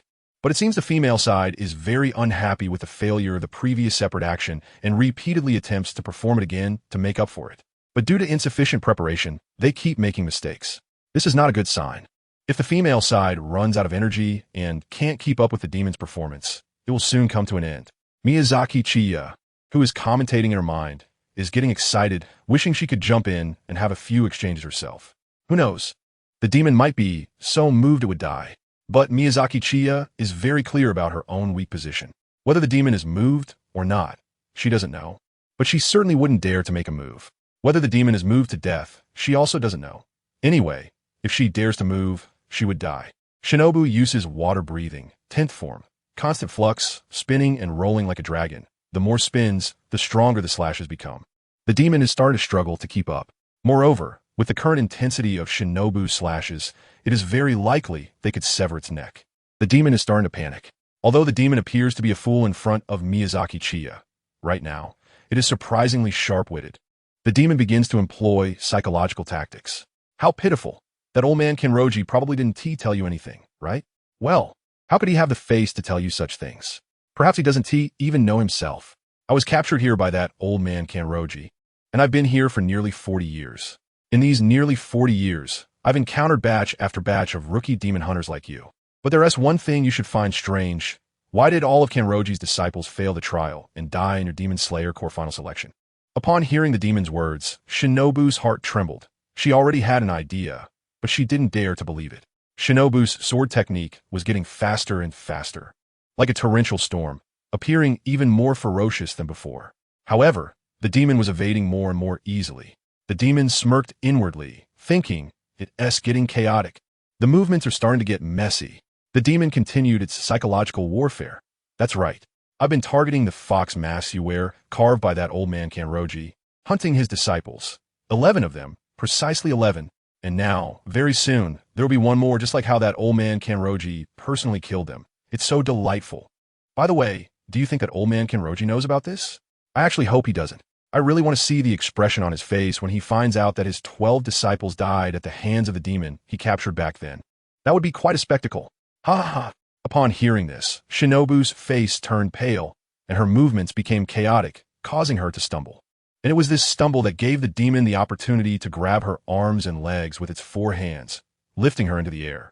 The demon laughed maniacally. Kenroji-s Kenji, your 12th disciple, is about to die in my hands. Miyazaki Chiya understood that it was time for him to take the stage and perform. Miyazaki Chiya emerged from the pit, trotting up to Hand Demon and suddenly kneeling before him. Hand Demon, I'm useless. Hand Demon frowned as he looked at Miyazaki Chiya. He had previously told her to wait here, but upon his return, she was nowhere to be found, which made him quite unhappy. After all, his subordinate had disobeyed him. However, seeing Miyazaki Chiya covered in dirt and with injuries, Hand Demon asked in surprise, did you just go into battle? Chapter 14. Substitute Big Meat Bun. Hand Demon was very surprised to see Miyazaki Chiya looking so dirty and injured. Miyazaki Chiya's gray head and dirty face are due to staying in the cave. The injuries on her body were inflicted by herself. Miyazaki Chiya said with grievance, Brother Shogue, I haven't seen you for 2 days, and I'm really worried, so I wanted to look for you. If you encounter danger, I could at least use my useless body to block an attack for you, Brother Shogue. But I'm useless. Not long after I went out, I encountered a demon hunter. I thought I could kill him with my own strength, and if I could improve my abilities a bit, I could help you more. But I'm incompetent. I'm completely no match for that demon hunter. Fortunately, I ran fast. Otherwise, Brother Shogue, you might never see me again. Miyazaki Chiya began to sob, seemingly frustrated for not being able to capture the hand demon. The displeased expression of the hand demon instantly disappeared, and surprisingly, there was a hint of gentleness. All right, don't feel wronged. You haven't eaten anything by yourself, of course you're weak. Look at what Big Brother Hand Demon brought you as a gift. The hand demon showed the shining Matsutake mushroom in his hand to Miyazaki Chiya. At that moment, several demon hunters suddenly appeared, looking at the hand demon in terror. After all, the hand demon's size and appearance were quite impactful. A shape-shifting demon could only become one after consuming many people. This place, as a trial ground for novice swordsmen, shouldn't have shape-shifting demons. When the demon hunters saw the captured Matsutake, their hearts trembled and fear lingered in their minds. That person who was captured was a former Water Hashira's disciple, yet even she was no match for this demon. Miyazaki Chiya looked at the pained and tightly held Makoto, trembling as she raised her hand, excitedly pointing at Makoto and saying, She is the one who brought me here. That's right. Didn't I promise you last time? I will beat her to the brink of death and then hand her over to you, letting you torture her as you wish and then have you eat her. The hand demon cruelly broke Makoto's spine, causing her to let out a heart-wrenching scream. Miyazaki Chiya gasped, hissing, that must hurt a lot, right? But it's still much better than having your limbs torn off. Several demon hunters who witnessed this scene were so frightened that they turned and fled. The hand demon didn't care about them. There were still many days left in the trial, so it could take its time. The hand demon tossed the barely alive Makoto in front of Miyazaki Chiya. If I weren't worried that you couldn't handle her, I would have handed her over to you in one piece. All right, now you can enjoy the thrill of torment. Miyazaki Chiya carried the completely powerless Makomo and, with a wicked smile, said to Hand Demon, "Thank you so much, brother Hand Demon. I want to take my time torturing her alone. Is that okay?" Hand Demon grinned and replied, "Of course, just find a place nearby. I'll go catch some food. Hunters usually don't come around here." "All right, brother Hand Demon. See you later." Miyazaki Chiya ran forward carrying Makomo, while the Hand Demon continued to hunt the demon slayers. Miyazaki Chiya was running while carrying Makomo, panting heavily. It felt quite like Zhu Beiji carrying his wife. However, Makomo was filled with despair. Her lumbar vertebrae were broken, and even if she did nothing, she wouldn't have much time left to live. Moreover, she had heard that the sudden appearance of the ghost was about to torment her. Makomo wanted to commit suicide because she didn't know what inhumane torture she would suffer later. But now, she couldn't muster any strength. She couldn't even move a finger. Familiar faces kept flashing through her mind, finally settling on the visage of Mitsuri Kanroji, with 2 lines of tears unconsciously streaming down her cheeks. "I'm sorry, master." Miyazaki Chiya stopped at a place with a slope and 2 large stones. Miyazaki Chiya placed Makoto between 2 large stones. At this moment, Makoto's face was already pale, with shallow breaths and heavy exhalations, clearly reaching the brink of life and death. This was also Miyazaki Chiya's first time using the substitute big meat bun, and the condition for its use was to inflict a wound on herself, while also causing a wound on Makoto, connecting the 2 wounds together. "Makoto, oh Makoto, my future depends on you. I saved you, so you have to work hard for me. If someone bullies me, you should help your boss beat them up, got it?" In her final moments, Makoto heard Miyazaki Chiya's words. She didn't understand why this ghost knew her name, and why it was saying strange things like saving her. How could a ghost possibly save someone? And what was this about a boss? She couldn't comprehend it at all, but it didn't matter anymore. No matter how the ghost wanted to torment her, she didn't care, because she could no longer feel anything and was close to death. Miyazaki Chiya used her fingernail to cut open Mako's wrist, and then she cut open her own wrist as well, pressing the wounds of both wrists together. Miyazaki Chiya activated her stand, big meat bun, and clearly felt her blood flowing out, while Makoto's blood was flowing into her body. At the same time, Miyazaki Chiya also sensed a certain connection between herself and Makoto. Miyazaki Chiya curiously looked at Makoto, wondering what it would be like if the ability of the substitute big meat bun is to connect and have the user bear the damage that the other party receives. Miyazaki Chiya's expression suddenly changed, and she thought to herself that it was bad. If Makoto's lumbar vertebrae were broken, then that meant, damn it. Miyazaki Chiya lay on the ground, unable to move, trembling in pain, and soon he couldn't even shiver anymore, because his lumbar vertebra was broken. Zimiku, who was originally in a daze, suddenly widened her eyes, as if she had been injected with adrenaline, and surprisingly stood up from the ground as if nothing had happened. Zimiku touched her lower back, confused, and said, "What is going on? Why do I have feeling again, and my broken lumbar vertebra has healed? Even the previous injuries have self-healed." Zimiku looked at the collapsed Miyazaki Chiya, frowning, and suddenly her pupils constricted sharply. The injury she had sustained before had actually appeared on Miyazaki Chiya's body. What on earth was going on? Zimiku was completely bewildered. Could it be? Zimiku hurriedly sniffed her own body. Just now, Miyazaki Chiya had pressed their wrists together, and Zimiku had felt Miyazaki Chiya's blood enter her body. Zimiku was very worried about becoming a demon, although she had heard that only Kibutsuji Muzan could turn humans into demons. What if, after becoming a demon, there would be a scent different from that of a human, which could only be detected with careful observation? But the smell hadn't changed. She was still human. Zimiku's mind was a bit overwhelmed. What exactly had happened? Chapter 15. Moral Abduction, Fujisawa Mountain. Miyazaki Chiya's goal has been achieved, successfully connecting with Doppelganger Big Meat, Bun, and Makoto.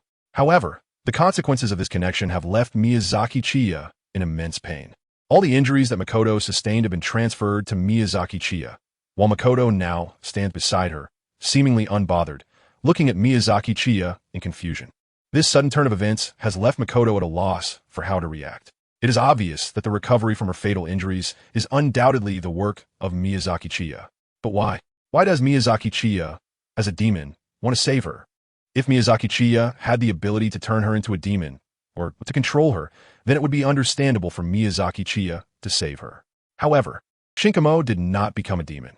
Although she feels some kind of connection with Miyazaki Chiya, this connection does not restrict her in any way. Miyazaki Chiya felt like she was about to die from the pain, but she also sensed that her wounds were healing quickly. Makoto stared blankly at Miyazaki Chiya, and she realized that Miyazaki Chiya's injuries were almost healed. As a demon hunter, her first instinct was to kill Miyazaki Chiya, but since her Nichiren blade was lost, she couldn't immediately strike her down. Miyazaki Chiya felt the killing intent from Makomo and hurriedly said, "Please, give me a break. I saved you. You can't repay kindness with enmity. If I hadn't tricked you away from the hand demon, you would have already had your limbs torn off and been in its stomach." Makomo looked at Miyazaki Chiya and asked the question she had always wanted to know. "Why did you save me?" Miyazaki Chiya, whose lumbar spine had already healed, got up from the ground, but it still hurt, so she leaned against a rock and sat down. Then she said to Makomo, "Let me be straightforward with you. I don't want to deceive you. After becoming a demon, I didn't lose my human memories. Even though I have a demon's body, I still feel like a human. I have never eaten a person, and I came to the Wisteria Mountain voluntarily, and it was all for you." Makomo, already confused, became even more bewildered. "For me? You came into this prison for demons, Wisteria Mountain?" Miyazaki Chiya nodded solemnly and said, "That's right, Makomo. I'll be honest with you. I went through 2 blood transfusions and have had the blood demon art from the very beginning. One of the blood demon arts is the one that saved you just now. You should have noticed that all your injuries were transferred to me, and you are still human. Yes, this blood demon art of mine can transfer the damage you received to me, and it's not a one-time deal. As long as I am alive, you won't die. The other blood demon art allows me to see certain specific fragments of the future, and one of those fragments is about you. If I hadn't appeared, your fate would have been to have your limbs torn off by hand demon and be eaten by him." Regarding Miyazaki Chiya's words, Makomo did not respond. The injury she sustained had indeed been transferred to Miyazaki Chiya. Moreover, she had just been caught by hand demon, and if it weren't for Miyazaki Chiya, it was very likely that her limbs would have been torn off. The murderous intent Makomo felt toward Miyazaki Chiya dissipated somewhat, but she remained vigilant and said, "You still haven't answered me clearly. Why did you save me? You must have some kind of ulterior motive, right?" Miyazaki Chiya sighed, and her expression suddenly became very sorrowful. "Do you really have to be so defensive against me? I know I am a ghost, but I have always thought of myself as a human. I believe I was just sick. In one night, everything changed. My parents were brutally killed, and I inexplicably became a ghost.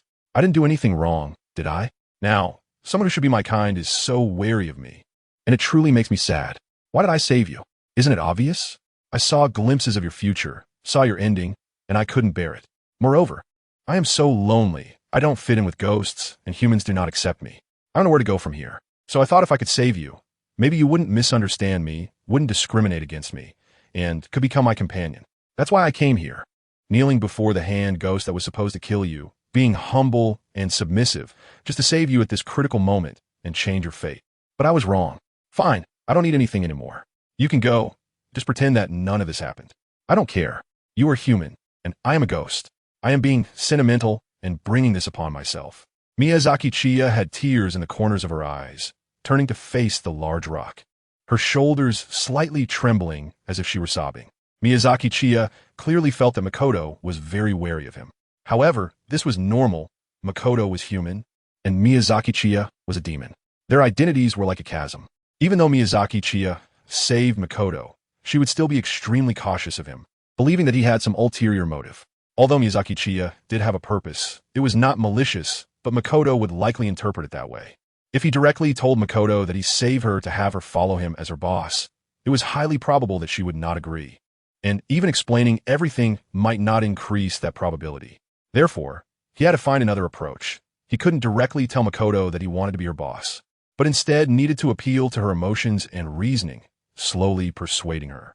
Having only recently entered the world, Makoto had never encountered such a situation and was taken aback, suddenly feeling as if she had made a mistake, like a child who had done something wrong and was somewhat at a loss. Feeling a bit guilty, Makoto said, I didn't mean it that way." Facing the big rock, Miyazaki Chiya pretended to sob, feeling very excited inside. The effect was coming. The fact that Makoto said this meant she was beginning to downplay his identity as a demon. Miyazaki Chiya waved her hand and said sadly, "It doesn't matter anymore. You can go. Since you don't believe me and think I have ulterior motives, just leave. I have no power, anyway, and I will probably be killed by ghost hunters like you soon. My existence in this world has completely lost its meaning. so let me die here. Saving one person before I die can be considered my redemption, even though I haven't done anything wrong. But who am I to say that? Being a ghost is already a mistake. Zimishin's heart tightened, and she suddenly felt guilty. Yes, it wasn't his fault that he became a ghost. He didn't want this. Moreover, he hadn't lost his human memories and hadn't become a man-eating evil spirit. For her, he willingly entered this prison called Wisteria Mountain, which is labeled as a ghost. If she hadn't come to Wisteria Mountain, wouldn't he have to be imprisoned here for a lifetime and possibly be killed by other ghost hunters? For her, he had bowed and scraped under the hands of that hand ghost, working like a servant. For her, he bore the injuries meant for her. And yet, she was questioning him and being wary of him. Zimishin lowered her head slightly. She really should die. Miyazaki Chiya thought to herself with delight. Just wait. I'll morally kidnap you to death. Chapter 16. I have a plan. Miyazaki Chiya used a powerful move of moral kidnapping, leaving Makoto in a state of panic. Makoto's mind was filled with thoughts of how she truly deserved to die for making someone who had sacrificed so much for her so sad. Although Miyazaki Chiya is a demon, is it wrong for him to want to be human and to have a companion? What did he do wrong?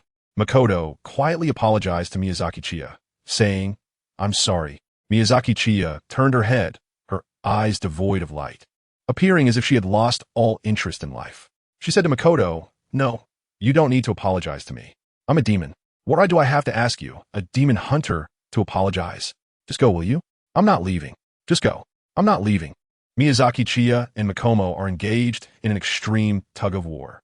Miyazaki Chiya feels that one more time should be enough. Once the emotions are adequately stirred, she can persuade Makomo to join in. Miyazaki Chiya said sternly, Leave. Miyazaki Chiya waited for a while, but didn't hear Makoto's I'm not leaving. Miyazaki Chiya's heart sank. Could it really be gone? If it left, Miyazaki Chiya would regret it deeply. Miyazaki Chiya quickly turned around and found that Makoto was still standing in place. Miyazaki Chiya let out a sigh of relief. What surprised her was that Makoto's eyes were slightly red, looking as if she was about to cry. Miyazaki Chiya was secretly amazed. Moral coercion. How terrifying. Miyazaki Chiya stood up, sighed, and asked, Forget it, I want to ask you a question. Do you still discriminate against me? Makoto bit her lip and shook her head. Then how about we be friends? Makoto nodded. Miyazaki Chiya walked up to Makomo and extended her hand. I forgive you, so from now on we are friends. My name is Miyazaki Chiya. Makomo reached out her hand and shook Miyazaki Chiya's hand. Makomo. Miyazaki Chiya let go of her hand and said seriously to Makoto, Makoto, as a friend, I have difficulties that I need your help with. Makoto nodded in agreement and said, I will help you. After all, you have helped me too. Miyazaki Chiya said seriously, I have never eaten a human, so I am very weak. I really need your protection. Makoto, in a difficult position, replied, I'm afraid I can't do that. I need to pass this final selection and then join the Demon Slayer Corps. You are someone who is forced to become a demon. If you follow me, you will be in danger. Miyazaki Chiya's expression darkened as she said despairingly, Is that so? Then I will make it difficult for you. Perhaps this is my fate. You should leave quickly, Makoto, and don't worry about me. Makoto looked at Miyazaki Chiya's sudden look of despair and asked in confusion, What's wrong? Are you going to get into some trouble? Miyazaki Chiya shook her head sadly and said, Forget it, we are friends. What does it matter if I sacrifice myself? We are friends after all. You don't have to feel burdened. It's fine, just go quickly. Don't feel guilty. My death is just my fate. Miyazaki Chiya released Mako's hand, wearing a look of utter despair, and then left Mako with a lonely back. Mako's small face wrinkled up. Talking to Miyazaki Chiya really made her feel so heartbroken. Mako grabbed Miyazaki Chiya's arm and said seriously, Tell me, maybe I can help you in other ways. Miyazaki Chiya looked at Makoto with teary eyes and said, But I don't want to put pressure on you. Makoto stared intently into Miyazaki Chiya's eyes and said, Are we friends? Just tell me. Miyazaki Chiya let out a heavy sigh and sat down on the ground, while Makoto also sat down on the ground. Miyazaki Chiya lowered her head and said to Makomo, Makomo, if you appear in front of the Demon Slayer Corps again, I will surely die. In the eyes of those Demon Slayer swordsmen, you are already dead. How will you explain your sudden appearance before them? Unharmed? He knows all my abilities, and I am a key focus for him. Otherwise, I wouldn't have been given blood twice. After all, being able to see fragments of the future makes this blood demon art very important to him. However, my strength is too weak, and the future fragments I can see are not helpful to him right now. So he is temporarily letting me fend for myself, allowing me to eat humans to increase my strength. When I'm strong enough to assist him, he plans to capture me and make me work for him. And if he finds out that you, who should have been dead, are alive, he will know it was me. He has the ability to probe memories. And at that time, I will surely be exposed. As a demon, yet saving a human, no matter how useful my abilities are, he would still kill me. Wouldn't he? The he that Miyazaki Chiya mentioned must be Muzan Kibutsuji. Shinobu tightly clenched her hands, furrowing her brows, looking deep in thought. Miyazaki Chiya continued, if I stay in Fujisaki Mountain, the hand demon won't let me go. After he breaks you, he will make me eat you, but I didn't eat. He will definitely kill me. Without power, I don't want to eat people or associate with demons, so the outcome is still death. I originally had a plan, but now. It's best not to say anything, I don't want to force you. Miyazaki Chiya showed a face even uglier than crying towards Makomo. Makomo stared at Miyazaki Chiya and said, please tell me your plan, I want to know. Miyazaki Chiya reluctantly said, since you want to know so much, I'll tell you. In the next few years, a boy with a fox mask similar to yours, who also uses water breathing and has flesh-colored hair, will die. A Hashira of the Demon Slayer Corps will die. Upon hearing that a boy with a fox mask similar to hers, who uses water breathing and has flesh-colored hair would die, Kanroji's mind flashed with the image of Kaneo, and she was startled. She quickly asked, where's he in danger? Miyazaki Chiya shook her head and said, the blood demon art that allows me to see fragments of the future is not something I can control.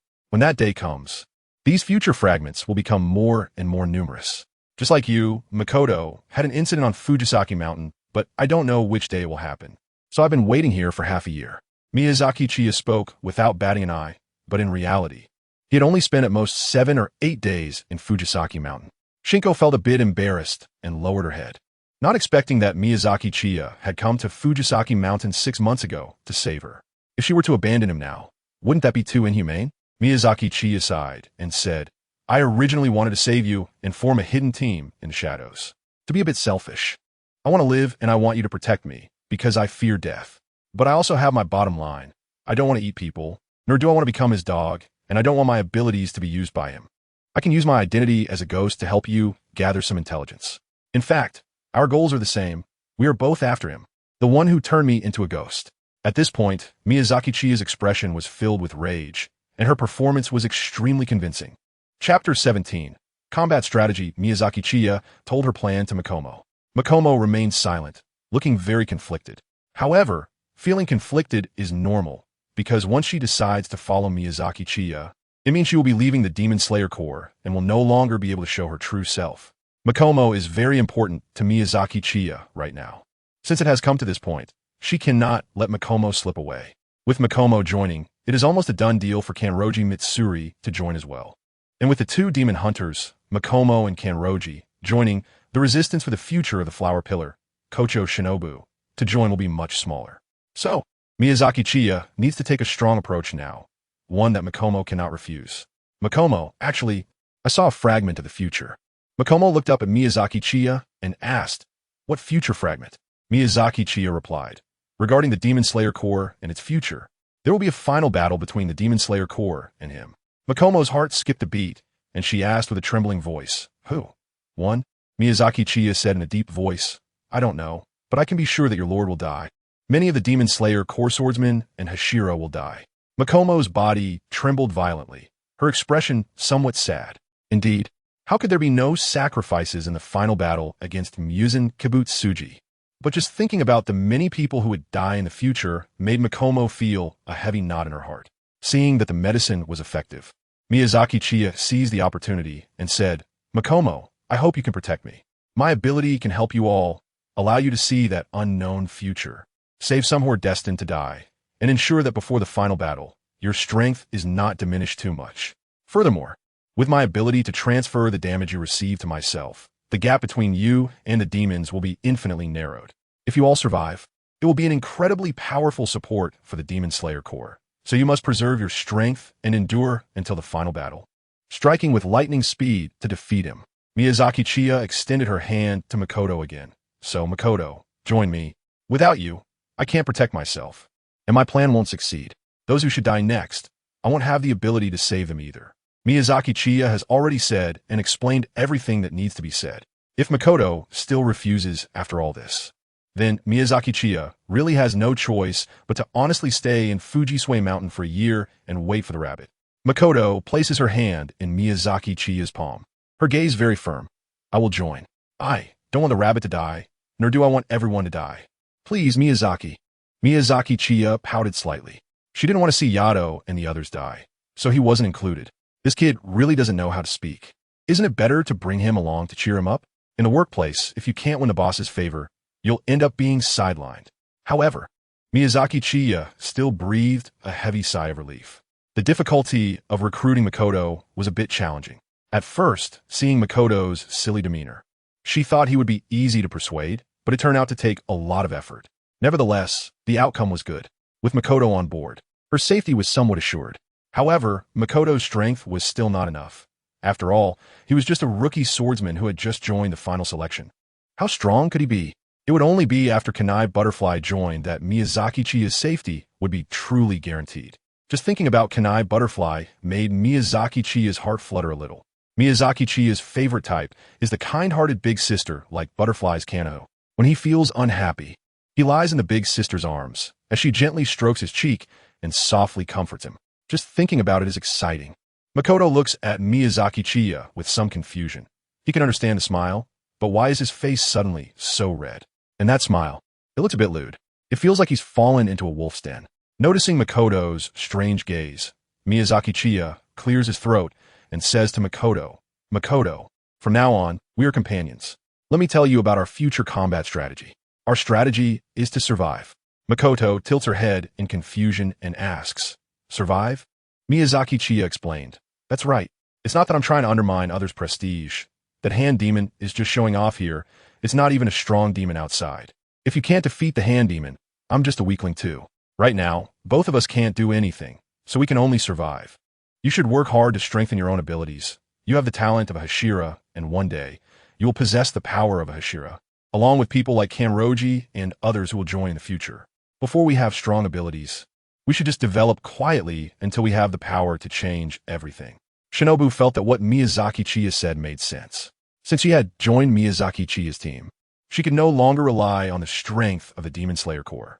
Miyazaki Chiya always says that she is a weakling, and Makoto also thinks that Miyazaki Chiya is really weak, and it's not enough to rely on her alone. Makoto replied, I understand.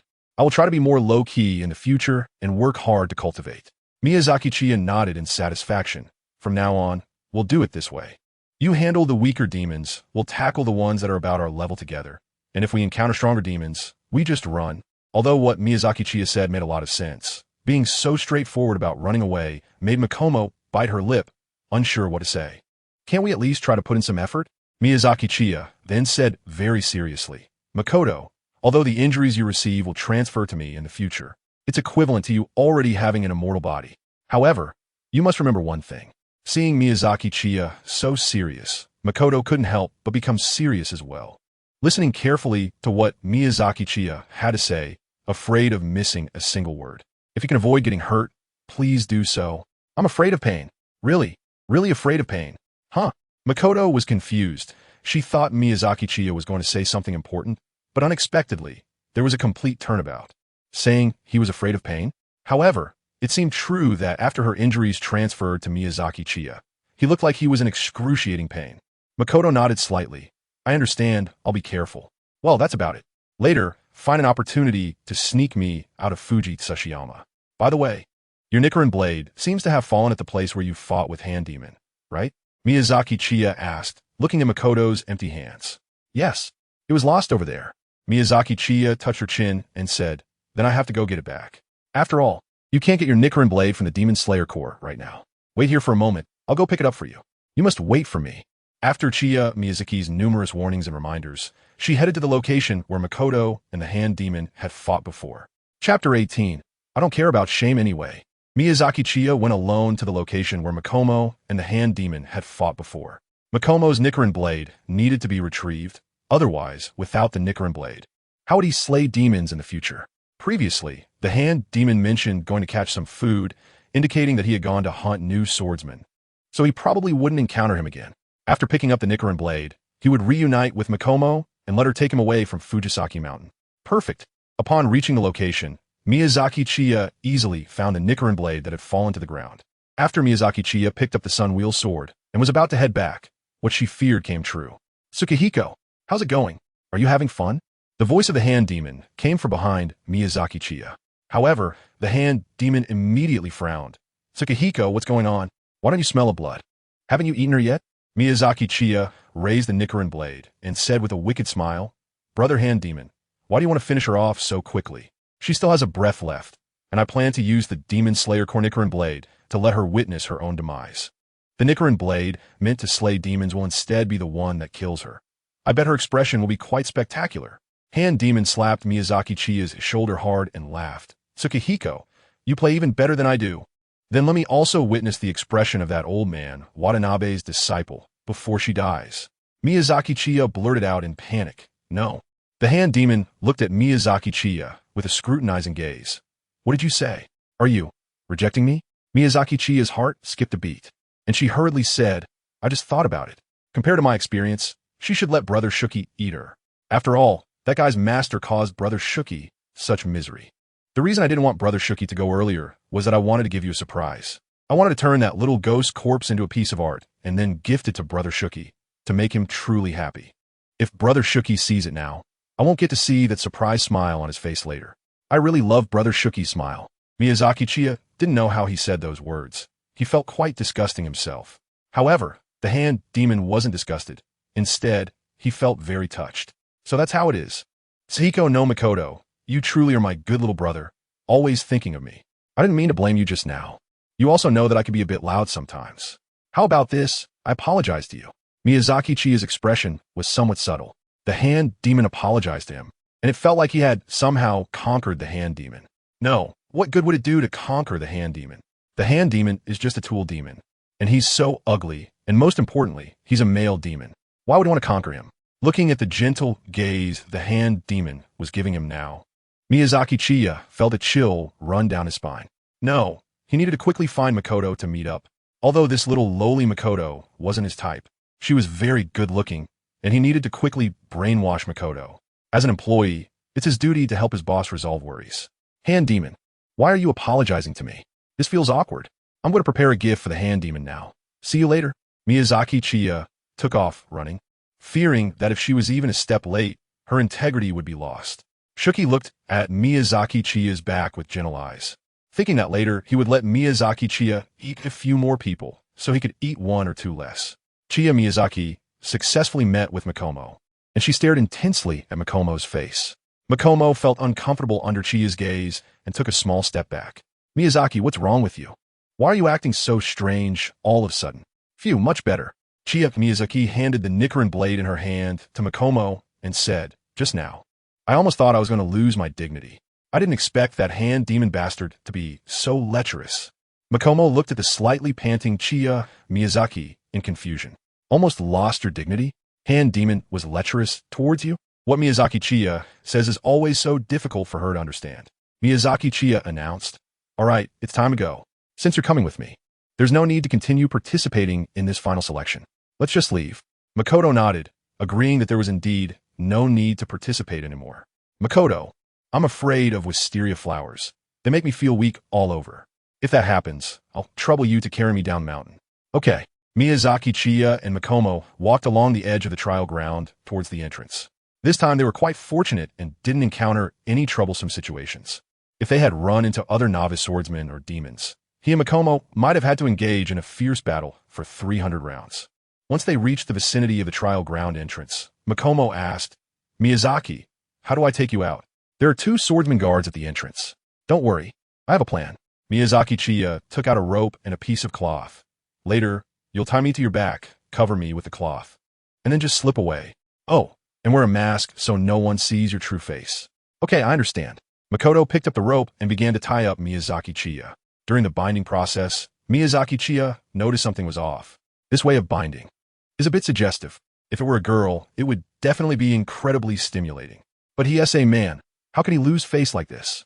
"Hey, Makoto, can you use a different method for tying me up? This is a bit embarrassing." Makoto looked at Miyazaki Chiya. "Embarrassing? Why? I think it feels pretty good, and this way of binding is very secure. If it loosens when we rush out later, that would be bad." Miyazaki Chiya immediately compromised when she thought of the consequences of the rope loosening. Tighten it a bit more. I don't care if it's more embarrassing. I have no shame anyway.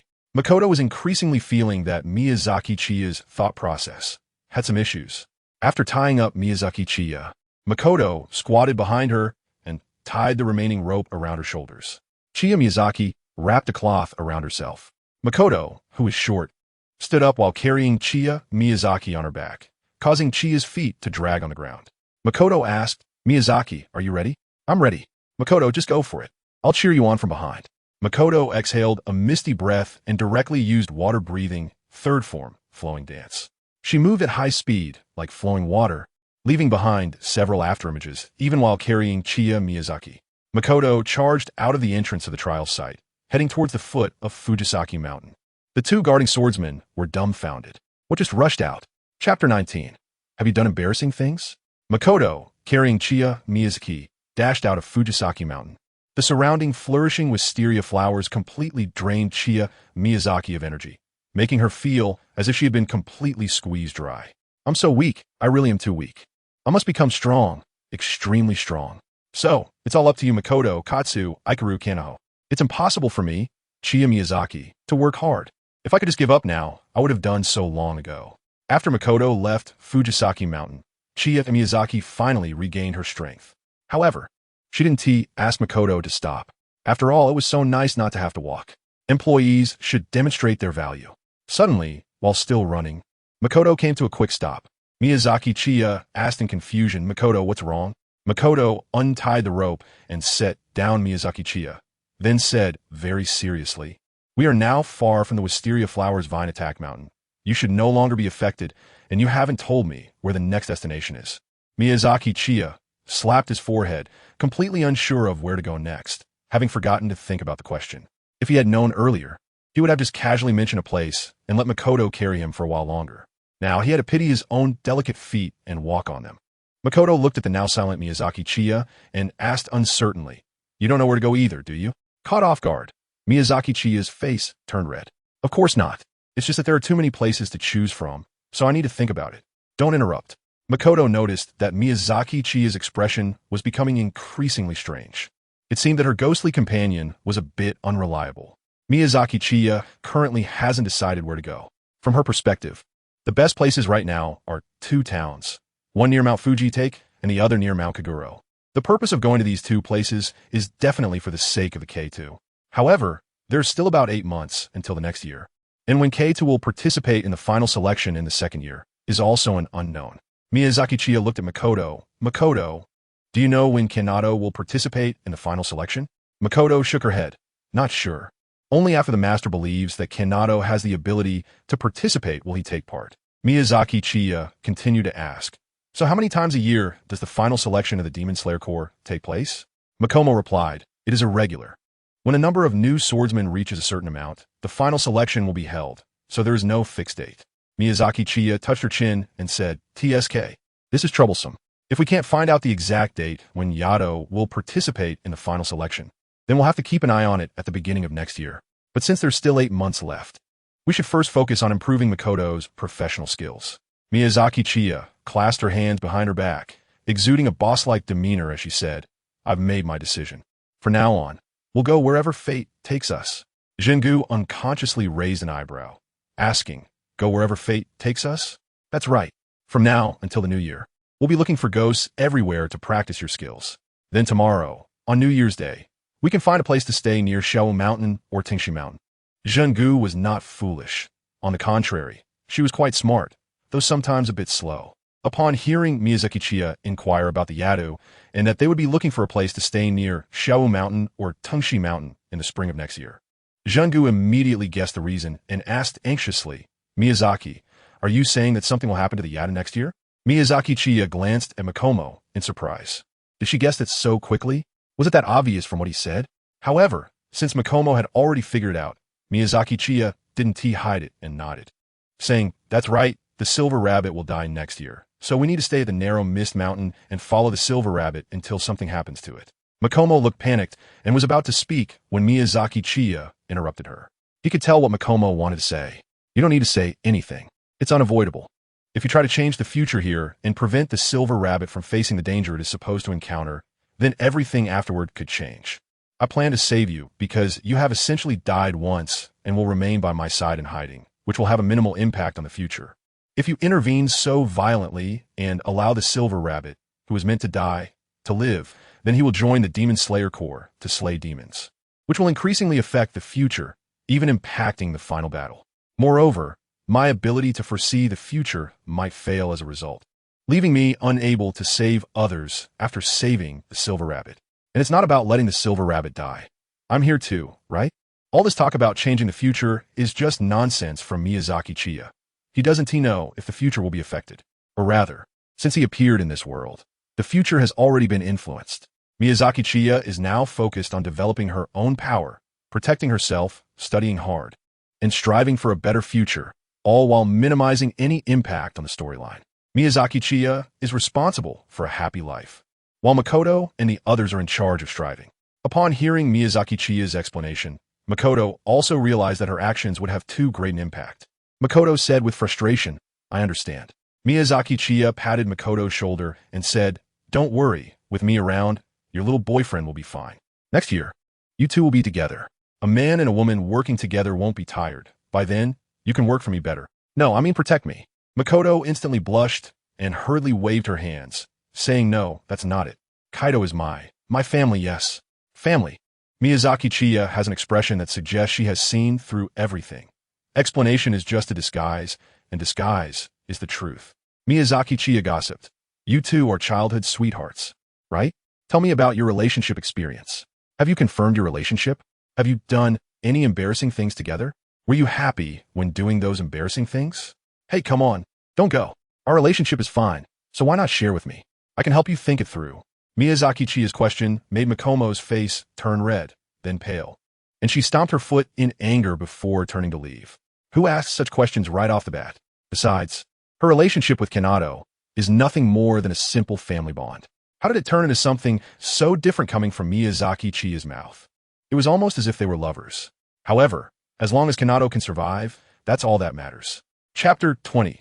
Teaming up to slay demons. Makomo. Do you see that demon? If the opponent is strong, I will whistle and quickly retreat.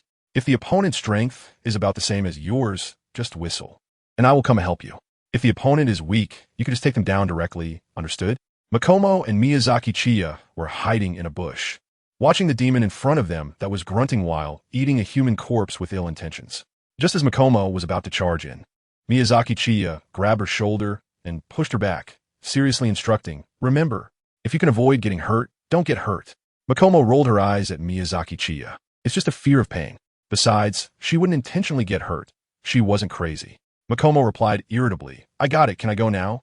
Miyazaki Chiya made a gesture of encouragement. "Yeah, let's go. I'm cheering for you." Kanroji Mitsuri drew the Nichiren blade, breathing in an aura like flowing water, and with a hop of her short legs, she leaped into the air.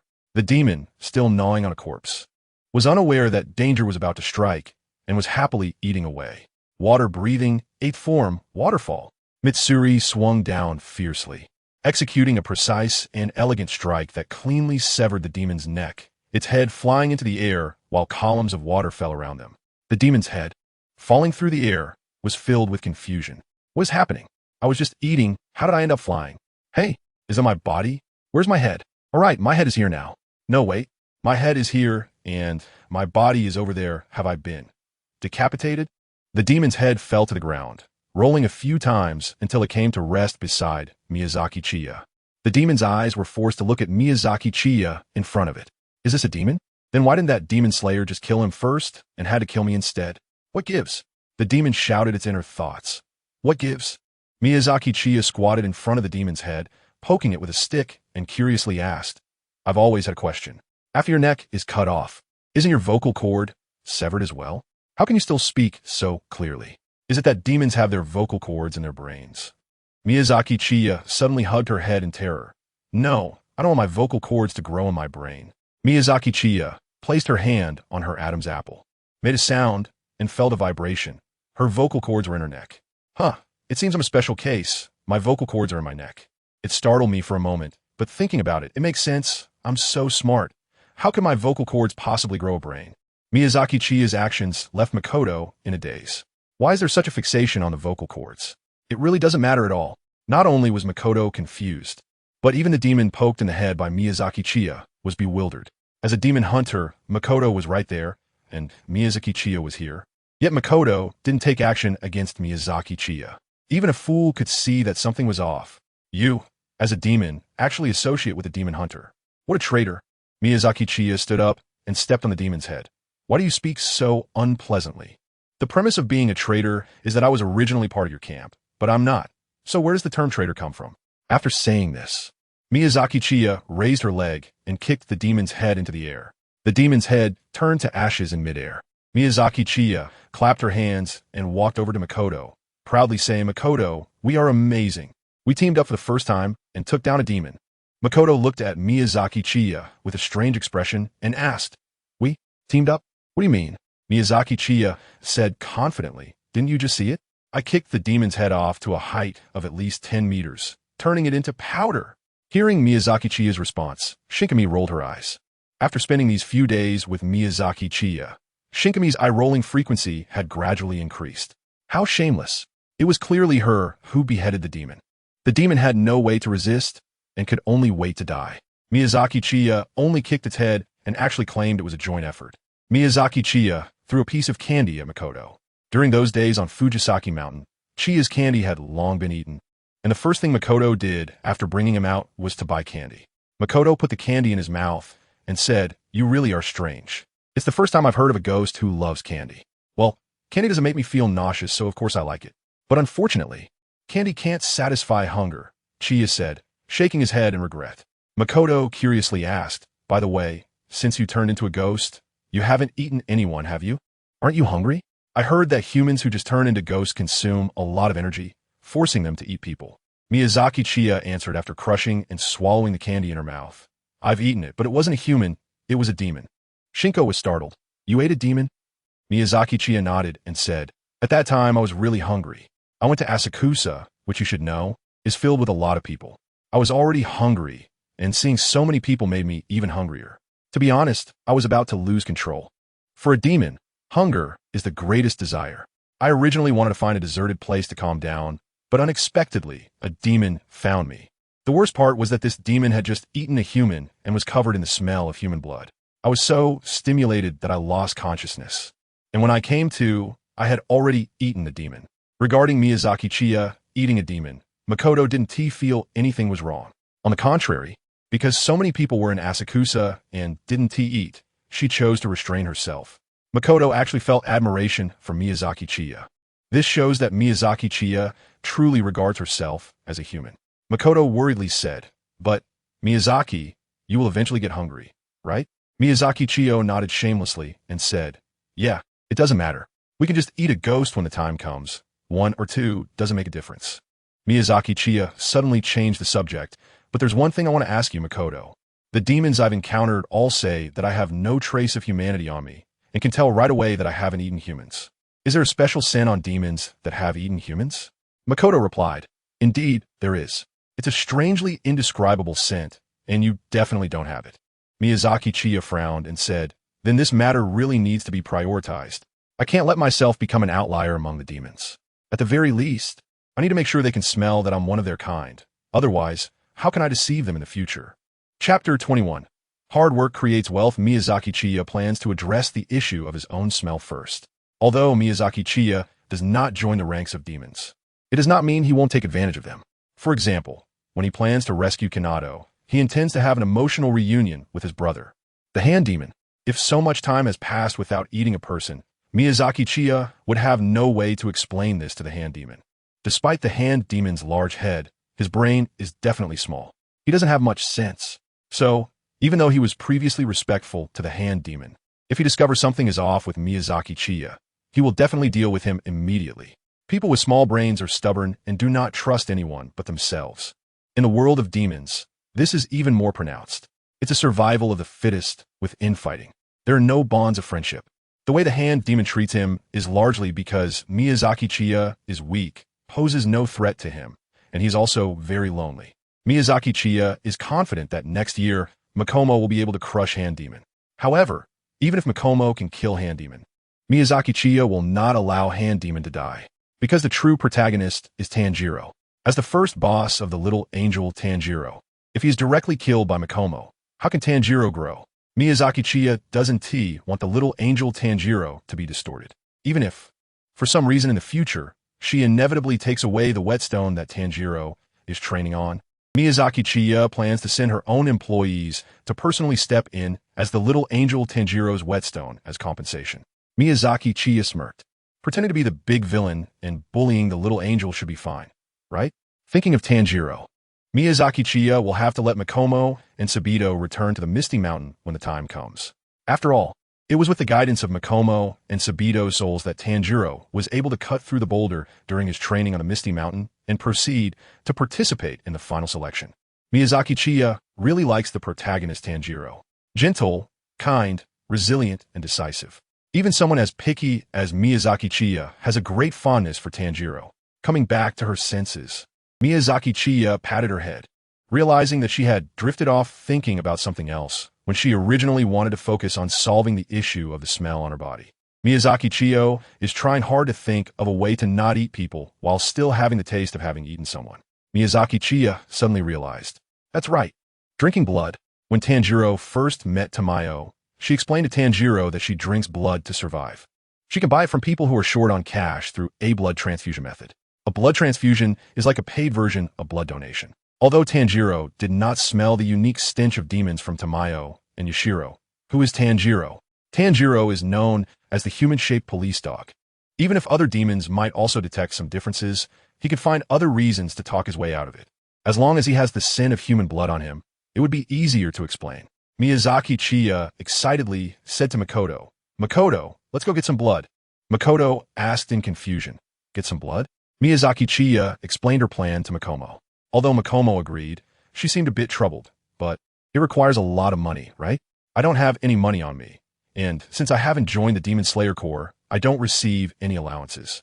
I also can't go to find Master Yurokadaki, so I'm really broke right now. Miyazaki Chiya stood tall and said, who are we? Getting some money is just a piece of cake, right? Follow me. Makoto followed behind Miyazaki Chiya, expressing doubt. Hey Miyazaki, is this what you mean by piece of cake?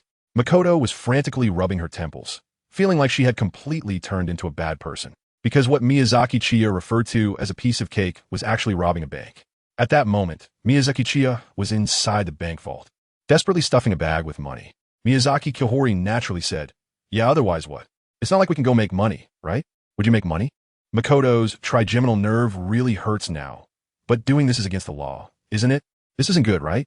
Miyazaki Chiya said confidently, we contribute to humanity quietly. What's wrong with taking a little money for it? What's wrong? Really, Khan, you're too thin-skinned. Just watch from the sidelines. I'll handle it because I have thick skin. Miyazaki Chiya filled a burlap sack to the brim, unable to stuff anything more into it. Makoto, bring me another empty sack. Huh? Oh. Makoto instinctively took another empty burlap sack and handed it to Miyazaki Chiya. Miyazaki Chiya hurriedly filled the empty burlap sack. Makoto was taken aback. Wait, wasn't she just supposed to watch? Now that she handed a sack to Miyazaki Chiya, didn't that make her an accomplice? No, that is not right. She was Miyazaki Chiya's companion, and by just watching her fill the sack with money without stopping her, she was already an accomplice. However, she had tried to persuade her, and since Miyazaki Chiya didn't listen, that shouldn't count as being an accomplice, right? A few hours later, just before dawn, Miyazaki Chiya and Makoto left the bank. Makoto's small face was dark. Clearly, she had said she would just watch, but now she was carrying 2 burlap sacks full of money. Looking at the 5 sacks on Miyazaki Chiya's back, Makoto's face turned even darker. What was all this for? In a relatively developed town, Miyazaki Chiya showcased her money-making ability and began to acquire human blood. It must be said, her money-making ability was indeed useful. No wonder Kibutsuji Muzan liked to be the son or husband of wealthy people. Miyazaki Chiya had a strong disdain for Kibutsuji Muzan's actions. Even as a demon king, he still relied on others for support. Couldn't he learn to create wealth with his own hard work? If Makoto could know what Miyazaki Chiya was thinking, she would definitely roll her eyes to the back of her head. Does Chiya Miyazaki's work have anything to do with diligence? Gulp gulp. Isa. Miyazaki Chiya gulped down the fresh blood she received today in one go. I have to say this blood is really delicious. No wonder demons love to eat humans so much. How about it, Mako? Want to try a sip? There's still a little left. Mako took a step back in disdain. No way. I'm human. How could I possibly like drinking human blood? That's true. I was so focused on sharing something delicious with you that I forgot about that. Mako, can you smell me now? Doesn't it smell similar to a demon that has eaten humans? Miyazaki Chiya leaned in front of Makomo. Makomo twitched her nose and sniffed carefully. It's quite similar, but there seems to be a slight difference. However, it's hard to notice unless you pay close attention. Miyazaki Chiya smiled and said, then I can rest assured. You enemies of the demons can hardly detect this difference, so the demons certainly won't be able to. We can leave here and continue hunting demons. Chapter 22. Flaws Makomo. Same as always, do you understand? Makomo nodded, I understand. 3 months passed, and Miyazaki Chiya and Makomo searched everywhere for demons to slay. In those 3 months, they had already killed 5 demons. However, these demons were somewhat weak, and Makomo could easily slay them alone, barely even needing to use her second move. But due to Makomo's talent, even though these demons were weak, the practical experience had significantly improved her strength. Now, when facing the hand demon from before, it's not to say she could crush it, but she could definitely kill it. After all, if it weren't for the hand demon using psychological tactics and having a very stiff neck, it would have long been dead at Makomo's hands. Water breathing. 7th form, drop ripple thrust. After exhaling a breath like flowing water, Makomo swiftly charged at the evil demon, thrusting her sword in a straight line, aiming directly for the demon's neck. Upon seeing Makomo's sword technique, the evil demon's body hair stood on end, and with a sudden wave of its hand, a dirt wall rose from the ground, blocking Makomo's attack. Seeing this scene, Miyazaki Chiya was extremely surprised. Blood demon art. This was the first time Miyazaki Chiya had seen an evil demon that could use blood demon art, aside from Muzan Kibutsuji. Moreover, drop ripple thrust was the fastest thrusting technique among the water-breathing sword techniques that Makomo had learned. The reaction speed of this evil demon was also quite fast. Makomo gripped her Nichiren blade tightly. Water-breathing, 1st form, surface slash. Makomo swiftly swung her sword in a straight cut from a horizontal plane, splitting the dirt wall in two, revealing the evil demon hiding behind it. Blood demon art, earth spike. Dozens of chunks of earth detached from the ground and floated in midair, shaking off their dirt to form sharp earth spikes that shot towards Makomo. Water breathing, 3rd form, flowing dance. Makomo moved her body like flowing water, evading the earth spikes, and, as she approached the evil demon, she raised her Nichiren blade, preparing to behead it. Blood demon art, rock armor. Seeing Makomo come at her fiercely, the evil demon felt a chill down its spine and hurriedly used blood demon art to cover its body with dirt. With a clang, Makomo's blade struck the dirt, only splattering some fragments of earth without causing any harm. The evil demon smugly said, "This dirt is as hard as steel. With a worthless fighter like you, do you think you can break through it? It's been a while since a demon slayer had a meal, and today counts as a bonus." Miyazaki Chiya's eyebrows involuntarily raised. This flag is set, it's ridiculous. Is she unhappy that her death isn't fast enough? However, this demon's blood demon art is truly the strongest demon Chiya has encountered so far, of course excluding Muzan Kibutsuji, who is a freak. Even hand demon can't compare at all. Kanamori took a deep breath. Water breathing, 4th form, strike of the tide. Kanamori launched a series of attacks towards the same spot ahead, resembling a tide. At the moment, the sword form ended. The dirt covering the demon cracked and continuously fell off, revealing the demon's stunned face. The demon couldn't believe it. Just a moment ago, the dirt covering him was as hard as steel, and the next second it collapsed. Is it really that quick to get slapped in the face? Watching Kanamori raise the gleaming Nichiren blade to slash at him, the demon hurriedly prepared to respond. Blood demon art, earth spear. A large number of sharp earth spikes suddenly emerged from the ground beneath Kanamori. She was forced to interrupt her sword form and retreat. However, because the earth spikes came too abruptly, Kanamori was injured on her right calf. Only her pants on the right calf were torn, and no blood was flowing. Ow, my beautiful leg. Miyazaki Chiya covered her right calf, watching the blood flow through her fingers, feeling heartbroken. Shinobu's face flushed. She had been careless. However, the transfer of injury really felt great. She wasn't afraid of getting hurt and didn't have to be cautious when fighting demons. It's just that Miyazaki Chiya was afraid of pain. If only Miyazaki Chiya weren't afraid of pain, as long as it wasn't the Nichiren blade beheading her, she wouldn't die. Shinobu glanced at Miyazaki Chiya, who was still whining while holding her leg, even though the wound had already healed. Was it really that painful? When she herself had her spine broken by the hand demon, she couldn't help but let out a cry. She wondered if she could adapt to the pain. Miyazaki Chiya suddenly felt malice coming from Makoto and shivered. Not good. This little girl clearly wants to do something bad. Miyazaki Chiya felt it was necessary for her to intervene in this battle. Miyazaki Chiya gritted her teeth, stood up from the ground, and charged toward Makoto and the demon. Makoto was puzzled by Miyazaki Chiya's sudden rush. It seemed she wasn't at a disadvantage, and with this momentum, killing the demon was bound to happen sooner or later. So why was Miyazaki Chiya coming over? Was she just itching for a fight? Impossible. After spending these days with Miyazaki Chiya, Makoto realized that Chiya would sit if she could, and lie down if she could sit. There was no way she would come over to help when she had the upper hand. How strange. Meanwhile, the demon was both excited and touched. It was unexpected that Miyazaki Chiya, a stranger, would rush over to help him. This was unheard of in the demon world. She was simply a great demon. Miyazaki Chiya rushed in front of the demon and suddenly knelt before it with a thud. The demon was taken aback. What was going on? Why was it suddenly being bowed to? They were supposed to kill this demon hunter together. Kneeling like this exposed its back to the demon hunter. Shinmatsu was also confused. She completely didn't understand what Miyazaki Chiya was doing. Why was she kneeling before the demon for no reason? Miyazaki Chiya activated kneel and do not kill. Although he knew that this demon definitely had no intention of killing him, it was better to be safe than sorry. The reason Miyazaki Chiya knelt before the demon was to make it reveal a flaw. And hasn't that flaw already appeared? This evil demon was staring at him in a daze. Miyazaki Chiya turned her head to look at Makomo and nodded toward the demon. In an instant, Makomo understood Chiya's intention, and the corners of her mouth twitched. She really had no shame. However, since Chiya had created an opportunity for her, she couldn't let go to waste. Water breathing, first form, water surface slash. Makomo swiftly swung her sword and executed a direct slash, severing the demon's neck, causing its head to fly into the air. Huh, why me? The demon thought Makomo would attack Miyazaki Chiya, who was kneeling in front of him. After all, Chiya had her entire back exposed to Makomo. It didn't make sense for her to kill him first, right? Moreover, why was Miyazaki Chiya kneeling before him? Huh, why did it look like the demon and the demon slayer were having a friendly conversation? What was going on? Did he get beheaded and was now hallucinating? With many questions in mind, the demon turned to ashes. Chapter 23.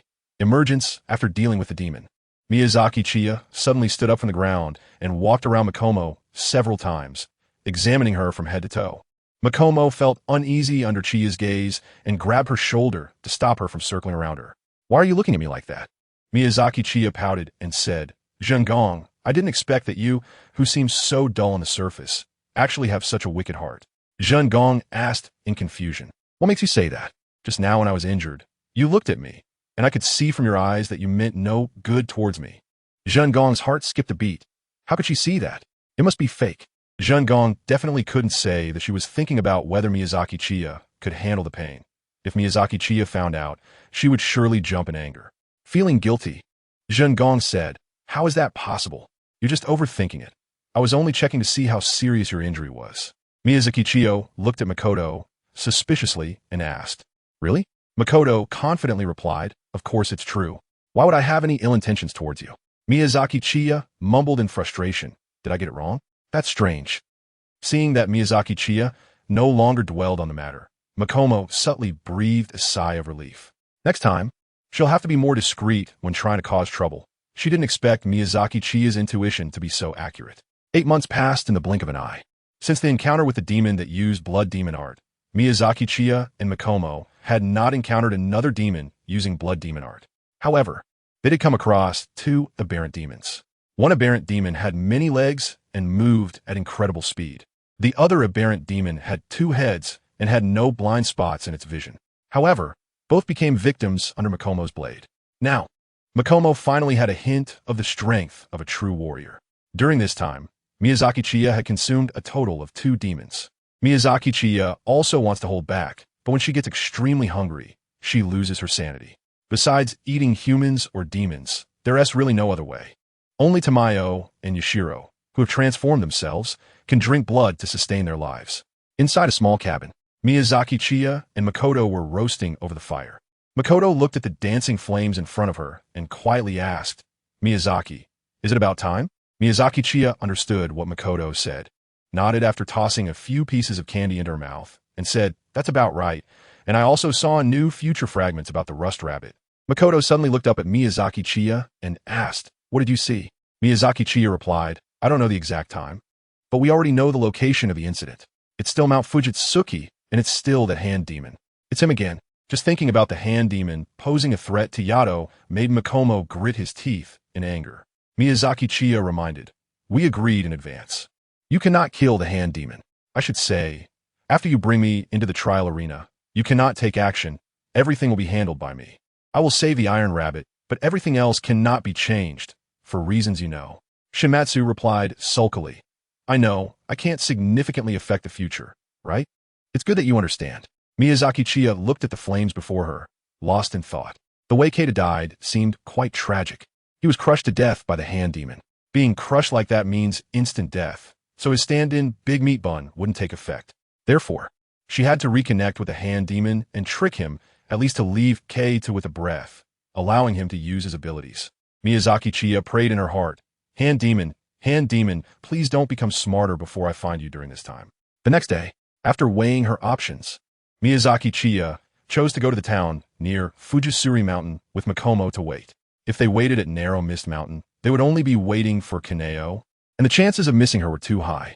However, if they waited near Fujisauri Mountain, they could deduce that the final selection was about to begin when they saw the Demon Slayer Corps swordsmen heading up the mountain, allowing them to look for Kaneo with greater assurance. Chiya Miyazaki and Makomo temporarily settled in a small town along the necessary route to Fujitsuki Mountain. During the day, Makomo kept watch, and at night, Chiya Miyazaki took over. As for Makomo's demon-slaying training, it was put on hold for the time being. After all, saving Kagu was more important. Once Kagu was rescued, they would train together to slay demons, grow stronger, and protect him. Thanks to Chiya Miyazaki's foresight, they had made a lot of money, and life was quite good for Chiya and Makomo. Rich in martial prowess, but poor in culture. Despite Makomo being small, she ate a lot, and the extensive exercise required a substantial amount of nutritional supplementation, which was also quite an expense. Now, Makomo was eating lavishly every day. Although she hadn't grown taller and didn't seem to have gained weight, she was definitely absorbing the nutrients. Time passed quickly. Spring had barely been felt when summer arrived. It felt like summer hardly lasted a few days before autumn came. Miyazaki Chiya sat outside on a lounge chair, comfortably reclining and rocking it while observing the road not far away. How delightful, really. If it weren't for these annoying troubles, I could enjoy this every day. Damn it. Just thinking about how my life is controlled by Muzan Kibutsuji, the biggest obstacle on my path of giving up, makes Miyazaki Chiya furious. Just as she lamented the unfairness of fate, she suddenly noticed several figures moving along the road she was watching. Each of those figures had a sword hanging from their waist or back. "Makomo! Makomo!" Miyazaki Chiya shouted towards the room. Hearing her call from outside, Makomo rubbed her sleepy eyes, got out of bed, and walked outside. "What's wrong?" she asked. "They've appeared. Take a look," Miyazaki Chiya said excitedly. Makomo perked up and quickly focused her gaze towards the road. That's right, they must be the new swordsmen coming to participate in the final selection. Makomo searched for the figure of Kaneo, waiting for a long time. As dawn broke, Miyazaki Chiya returned to the room to avoid the sunlight, but Kaneo still hadn't appeared. Makomo felt a bit disappointed, thinking that Kaneo might not participate in this year's final selection. Just as Makomo was about to give up, a glimpse of flesh color caught her eye. Looking ahead, she saw Kaneo smiling and chatting with a boy who seemed shy with his head down. Makomo was incredibly excited and was about to call out to Kaneo when she suddenly covered her mouth. "I can't shout, absolutely can't shout. It's not the right time yet." Makomo ran back to the room, excitedly telling Miyazaki Chiya, "Chiya, Kaneo has appeared." Miyazaki Chiya sat up in bed and took a deep breath. It seems that the best actor is about to make an appearance. Chapter 24, The Return. Miyazaki Chiya and Makoto finally awaited the arrival of Kanan. From Makoto, they learned that Kanan was accompanied by a boy who seemed to be autistic. In the world of demons, there is Doma, and among the Hashira, there is Ju. The phrase suddenly appeared in Miyazaki Chiya's mind. Miyazaki Chiya said to Makomo, "They should start the final selection tonight. We don't need to rush. We will stay put tonight and act tomorrow night. Don't worry, Kanata won't encounter any trouble on the first day." Makomo, suppressing her excitement, replied, "Okay." On the other side, the novice swordsmen officially began the final selection as night fell, entering the trial grounds for a 7-day survival test. In this trial area, one figure was particularly active, Kanado. Kanado was busy rushing around, helping the swordsman injured by demons and constantly slaying evil spirits. On the first day, thanks to Kanado, not a single novice swordsman perished. On the second night, this time Makomo did not wear the fox mask. If she had, she would definitely be recognized by Kanado. So, she wore a plain white mask with no patterns. After binding Miyazaki Chiya to her back in a shameful manner again, she looked at Fujisawa Mountain and murmured, "Kanado, wait for us. Are you ready, Chiya?" "Always ready." Water breathing, third form, flowing dance. Makomo exhaled a breath like flowing water and charged towards the top of Fujisawa Mountain. The two regarding the trial site this time were the same two Demon Slayer swordsmen that Miyazaki Chiya had encountered last time. The two were chatting. "How many do you think will survive this time?" "I don't know. The survival rate in the final selection has always been quite low. I hope everyone can make it. But, sigh, there's nothing we can do. We can only wish for their survival." Just as the two were chatting, a stream of water rushed between them. "What was that just darted in?" "I didn't see it clearly, but why do you say again?" "All right, why did I say again?" "I remember. Something jumped out last year too, right? But it shouldn't be a demon. With so many wisteria flowers, demons can't exert their strength at all." Miyazaki Chiya and Makomo successfully entered the final selection trial site. Looking at the familiar scene inside, Miyazaki Chiya felt a deep sense of nostalgia. She had once again arrived at this trial site, known as the Prison of Demons. Miyazaki Chiya explained, "We will try to avoid everyone, no matter what situation arises. You must not take action. All the new swordsmen selected this time, except for Yado, will survive." Madoka asked, "Is this what you saw from the future fragment?" Miyazaki Chiya nodded and said, "That's right. According to the future fragment, Kiba was able to eliminate all the demons in the Fujiwara Mountain almost single-handedly, with no one else dying except him." Shin Kabuto sighed in understanding. "Kiba is still so righteous, so kind." Miyazaki Chiya waved her hand in disdain and said, all right. Your eyes are about to roll back. You'll be able to reunite soon, so save the mushy stuff for then. But let's set some ground rules first. It's fine to show off your love. Just keep it away from me. I don't want any dog food." Jingu's little face immediately fell, and she shot a glare at Miyazaki Chiya. Jingu was almost used to Miyazaki Chiya's nonsensical remarks by now. Miyazaki Chiya and Makomo wandered through the trial grounds, searching for the rust rabbit and hand demon. It was the 6th day of the final selection, and they still hadn't found the rust rabbit, which made Makomo very anxious. Even Miyazaki Chiya was a bit worried, fearing that the rust rabbit might have already perished, which would mean their trip was in vain. Moreover, Makomo would surely be very upset. If her employee was unhappy, she would lose her motivation to work, and her efficiency would drop. As a heartless boss, Miyazaki Chiya did not want this situation to occur. However, fate favored Miyazaki Chiya, the heartless boss. Miyazaki Chiya and Makomo arrived just in time. Kanenoto was battling with Shuki, and it seemed that Kanenoto had the upper hand. Makomo trembled slightly, indicating her current state of unease. Miyazaki Chiya was extremely happy. Obviously, after a year, Hand Demon didn't seem to have made much progress and was still so silly. True Matsutake. True Matsutake. Miyazaki Chiya called out to Makoto several times but got no response. Finally, Miyazaki Chiya pushed Makoto a bit, and she finally reacted. "What's wrong?" "I'll roll on the ground a couple of times, and then you can slash me twice, as messy as possible." Makoto was extremely surprised. She couldn't believe that Miyazaki Chiya actually wanted to be slashed twice. She doubted if she had heard correctly. Makoto confirmed with Miyazaki Chiya again. "Are you sure?" Miyazaki Chiya confidently said, "That's right, I'm sure. If you weren't a bit messy, your little boyfriend might not be able to save you." Makoto habitually blocked out Miyazaki Chiya's mention of little boyfriend, and now she felt a bit touched. Miyazaki Chiya, who was afraid of pain, was actually willing to get hurt to save Kogain. What a truly good person. Miyazaki Chiya rolled on the ground several times, causing several holes to wear in her clothes and pants. Miyazaki Chiya stood up and said to Makomo, "Come on, just 2 cuts, not more." Makomo nodded, drew the Nicaron blade, and with a swish, made 2 cuts on Miyazaki Chiya's chest. Miyazaki Chiya's face was flushed red, and if it weren't for the fear of being discovered by the hand demon, she would have cried out in pain. Miyazaki Chiya got her hands covered in blood and then smeared it on her body. After doing so, the wounds on her body healed on their own. Miyazaki Chiya turned around in place and asked, "How is it? Am I messy enough?" Makoto gave Miyazaki Chiya a thumbs up and said, "Absolutely messy." Miyazaki Chiya and Makomo looked at Kanado and the hand demon. At this moment, Kanado was no longer in the upper hand. A few days ago, Kanado had been rescuing and slaying demons everywhere, and his stamina was nearly depleted. Unable to take down the hand demon in a short time, Kanado's strength was almost exhausted. Feeling that he could barely hold on, Kanado decided to stake everything on one last strike. Water breathing, second form, water wheel. Kanado leaped into the air, performing a somersault and delivering a circular slash aimed at the hand demon's neck. However, because Kanado's Nichiren blade was severely worn, it broke at the moment it struck the hand demon's neck. Kanado was momentarily stunned, and the hand demon's hand was already reaching for Kanado's head. Makomo was on the verge of intervening, but Miyazaki Chiya darted out directly. Big brother hand demon, I finally found you. Miyazaki Chiya slid on her knees for dozens of meters, stopping in front of Hand Ghost, looking at him with tearful eyes. Hand Ghost was momentarily distracted by Miyazaki Chiya and failed to catch Kagaya's head, but he did grab Kagaya's body. Hand Ghost looked at Miyazaki Chiya, his expression incredibly surprised. Sahiko no Mikoto. Chapter 25, Makomo, you're so dirty. Miyazaki Chiya slid smoothly to her knees in front of Hand Demon, sobbing and shouting. Hand Demon brother, I miss you so much. Hand Demon was taken aback upon seeing Miyazaki Chiya. Previously, he had thought that she had suddenly disappeared because she was killed by a novice swordsman, and he had been heartbroken for a long time.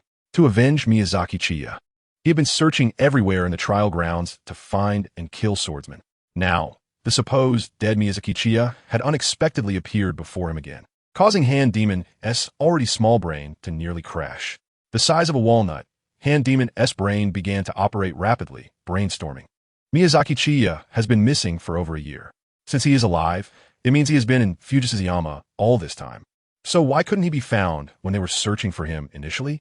Could it be that Miyazaki Chiya followed other demons from Fujisawa and hid away? Yes, it must be like that. Miyazaki Chiya is so weak that she can't survive on her own, so she found another support. The hand demon roared furiously. Tsukihiko no Mikoto, you betrayed me.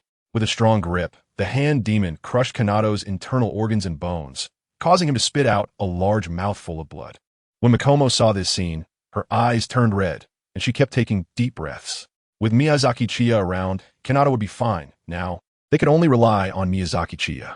Miyazaki Chiya's expression changed to surprise, confusion, sadness, and sorrow.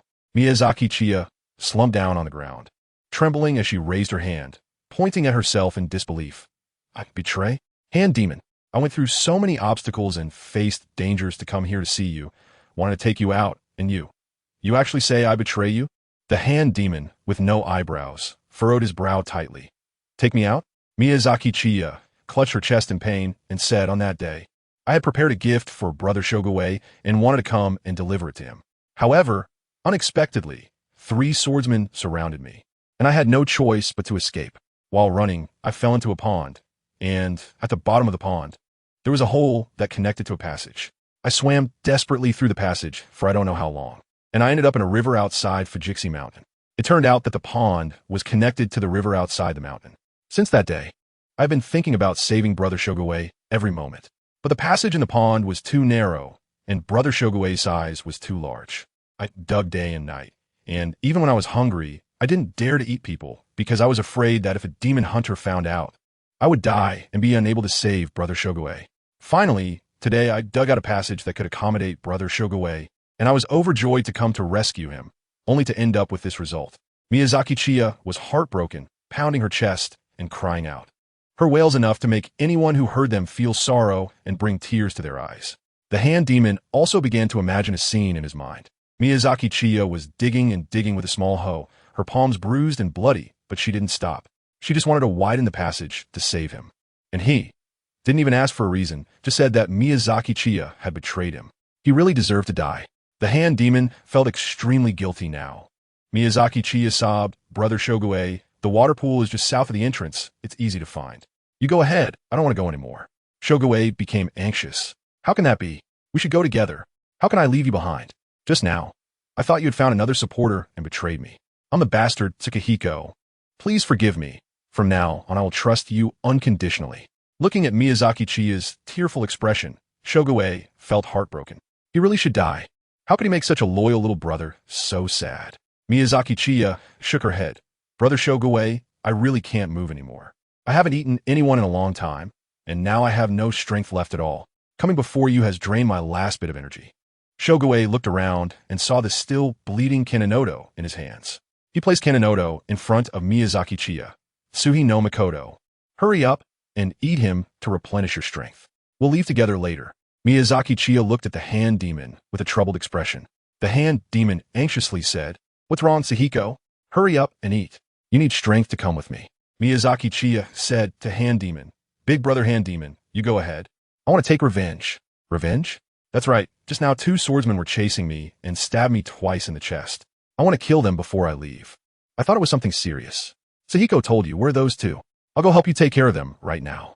Miyazaki Chiya looked at Shogue with tearful eyes and said, "Shogue, big brother, just in time, they're over there. One has a cross-shaped scar on his face, called Himura Kenshin, and the other has yellow hair and 6 whiskers on his face, called Uzumaki Naruto." Shogue looked in the direction pointed by Miyazaki Chiya and said, "All right, I'll go kill Himura Kenshin and Uzumaki Naruto right now. You just stay here and eat while waiting. I'll be back soon." Shogue dashed out, ready to take revenge for Miyazaki Chiya. In the distance, Makomo was stunned. Is this really possible? However, Miyazaki Chiya looked really pathetic like this. Once Shogue left, Miyazaki Chiya picked up Karasu and ran away. "Makomo, hurry up." At this moment, although Karasu was already gravely injured and on the brink of death, he still heard Miyazaki Chiya mention Makomo. Karasu struggled to look at the girl running beside him wearing a pure white mask. She indeed resembled Makomo. But how could Makomo possibly collude with the demon? Karasu thought he must have misheard, and he could feel his life slipping away. Miyazaki Chiya ran off quickly with the Iron Rabbit, with Shinmatsu closely following her. Miyazaki Chiya ran while saying to Makoto, "Makoto, first take the rabbit out, and then come back to get me." Makoto looked at Miyazaki Chiya with a determined expression and said, "I can handle both of us." Miyazaki Chiya said with a face full of disgust, You're so dirty. I didn't expect you to be like this, Makoto." "Makoto?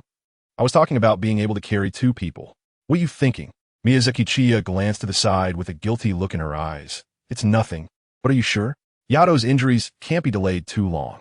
If it weren't for the fact that the demons on Fujikiri Mountain have mostly been dealt with by Yato, and there are swordsmen everywhere, I would use my abilities to save him right here." Shinkan said confidently, "I'm sure I can do it. Leave it to me." Miyazaki Chiya stopped in her tracks. "Then I trust you, you carry me, and I'll keep holding on to the Kiba rabbit." Makomo secured Miyazaki Chiya with a rope on her back. After Miyazaki Chiya embraced the Kiba rabbit, she took a deep breath. Water breath, 9th form, water surface slash. Makomo minimized the landing time and area during the action, allowing for unrestricted movement as she dashed out of the trial venue's entrance. The 2 guarding swordsmen exclaimed, "Here we go again? Who on earth are they?" Chapter 26. Lovebirds Die. Fast. Makomo used water breath, 9th form, water surface slash, carrying Miyazaki Chiya, while Miyazaki Chiya held onto the Kiba rabbit as they burst out of the trial entrance.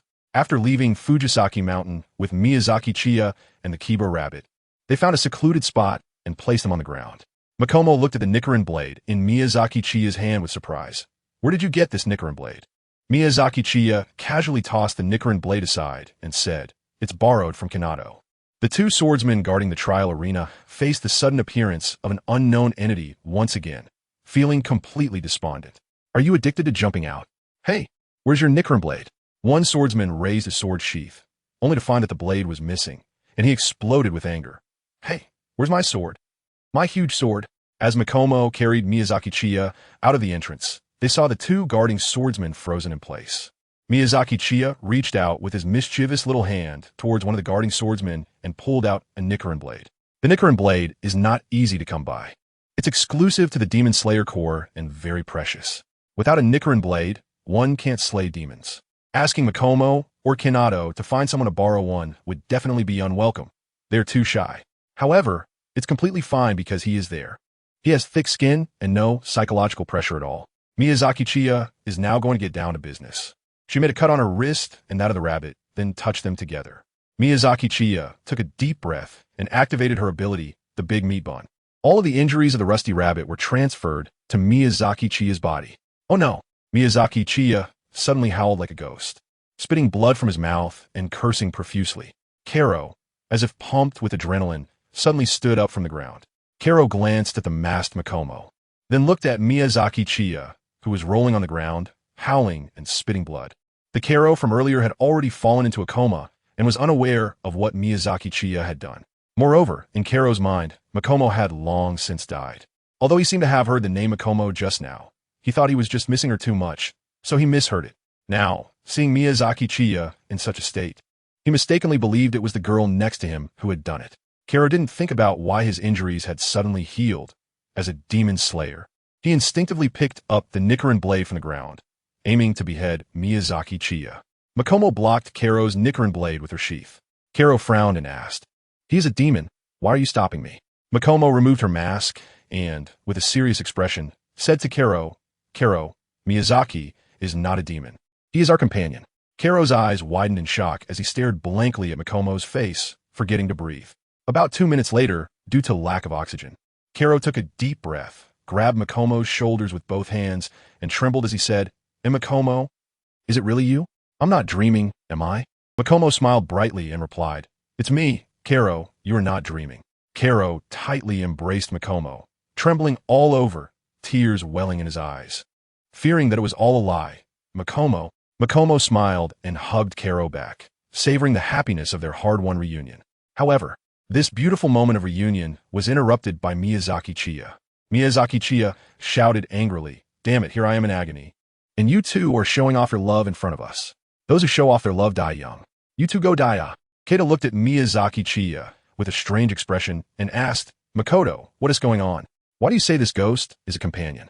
Makoto explained everything to K2, and the hostility in K2's eyes towards Miyazaki Chiya disappeared. Keita frowned and said, "Is it really possible to foresee the future?" Makoto replied confidently, "It's true. Miyazaki said you would come to participate in the final selection at Fujitsu's this year, but since we didn't know the specific time, we could only wait near Fujitsu's. And as Miyazaki predicted, you really came." Keita still found it hard to believe, as the idea of foreseeing the future was unheard of. Could it be a coincidence? Makoto shook her head. "No, it's not a coincidence. Last year, Miyazaki said you would run into trouble, and at that time, I had never told him anything about you. Moreover, on the day I first met Miyazaki, it seemed like he knew a lot about me.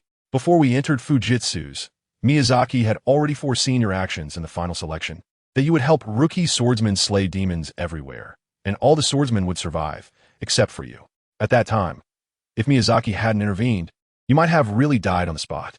Keita truly believed it now, because if Miyazaki Chiya hadn't suddenly appeared, given the speed of the hand demon's attack, his head would have been crushed in its grip right then and there. At this moment, Miyazaki Chiya's injuries had healed, and he stood up, dusting himself off, looking resentfully at Makoto and K2. "You two are something else. I was in pain on the ground for a long time, and you two are just chatting away?" Makoto turned her head away, feeling a bit embarrassed. Miyazaki Chiya shot a glare at Kagaya. "You know I saved you and even took your injuries for you, and you can't even lend me a hand or comfort me." Kagaya, with a serious expression, thanked Miyazaki Chiya. "I'm sorry, I was just too excited to see Makoto." "Thank you, Miyazaki, for saving Makoto and for saving me." Seeing Kagaya apologize like this, Miyazaki Chiya suppressed a torrent of curses and waved her hand. "Let's talk about the specifics later. It's about to get bright, and I don't want to turn into barbecue." Fujitsuki Mountain. The hand demon searched around, and although the rookie swordsman managed to kill several, he couldn't find the Himura Kenshin and Uzumaki Naruto that Miyazaki Chiya mentioned.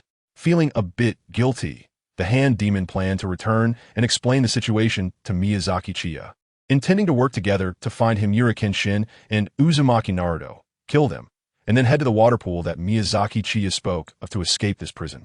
Freedom was just around the corner. The hand demon was extremely excited inside. However, upon returning, it felt like a bucket of cold water had been poured over his head. Miyazaki Chiya has disappeared again.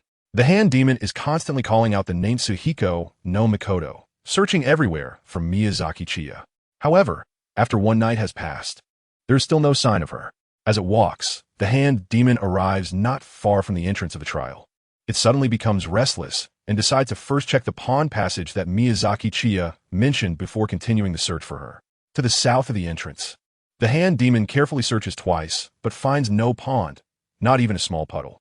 Unwilling to accept this, the hand demon expands its search area and finally finds a pond, but there is no opening or passage at the bottom. Even the hand demon, no matter how foolish, realizes now that it has been deceived by Miyazaki Chiya again. Veins bulging all over its body, the hand demon roars in fury, a name echoing throughout the trial grounds. Suiko no Mikoto. Chapter 27. The Rusty Rabbit joins the team. Miyazaki Chiya, Makomo, and Canoe return to the cabin near Mt. Fujitsuki. Makomo tilted her fox mask back on her head. Canoe looked at Makomo, still feeling a sense of unreality even now. When they first learned that Makomo had perished in the final selection, both Canoe and Sakanoto had been heartbroken for a long time, and even now, they hadn't fully recovered. Canoe excitedly said to Makomo, "Makomo, if Sakanoto-sensei knew you were alive, he would be so happy. Let's hurry and tell Sakanoto-sensei this good news." Before Makomo could respond, Miyazaki Chiya's teasing voice came. "Go ahead, you two hurry up and go. I'm just a tool, and once I'm used up, you can discard me. I don't mind, so you don't have to feel guilty about me. Just go." Makomo's eye twitched. Here it comes again. Every time, Miyazaki Chiya spoke in such a sarcastic manner. Makomo really wanted to hit her. The naive Canoe hurriedly explained, "No, how could we abandon you, Chiya? You're the lifesaver for both me and Makomo. I've already learned from Makomo that you need our protection. We'll go report the good news to Sakanoto-sensei and come back to protect you, and we won't leave you behind. We plan to take you with us to Mt. Kagura." Miyazaki Chiya looked at Kanato with resentment and said, "You're doing this, yet you still say you won't abandon me? I don't want to hear your explanation. Just leave." Kanato grabbed Miyazaki Chiya's shoulders and said, "I won't leave." "You leave." "No, I won't leave." Makoto watched the two of them tugging at each other with an increasingly strange expression, feeling a sense of deja vu suddenly. Makoto shivered. Hadn't Miyazaki Chiya and she also pulled at each other like this? The goosebumps rose on Makoto's skin, and she quickly interrupted, "All right, stop it. It looks really disgusting. Chiya, you can't go tell Kanato the reason regarding Teacher Nidaraki. Kanato isn't unreasonable." Miyazaki Chiya's resentful gaze turned towards Makoto. "Oh, your little boyfriend is here. I'm the unreasonable one, immediately abandoning my lifesaver. You two really are ungrateful. I must have been blind to save you, this pair of lovebirds who conspire against me. What happened to the vow we made to be a couple and protect me together? You've forgotten it so quickly, huh? Bah, discarded like a used object, you scumbags." Makoto had already become immune to Miyazaki Chiya's disgusting remarks. However, Kato had not yet built up that immunity. Hearing Miyazaki Chiya refer to him as Makoto's little boyfriend, his face instantly flushed. No, I'm not Makoto's little boyfriend." Kato struggled to get the words out, his eyes constantly darting towards Makoto. Miyazaki Chiya glanced sideways at Yato. "If it's not true, why are you blushing? Feeling guilty, huh? Dare to do it, but not to admit it? Look, even Makoto has admitted it, acting all calm and tacit."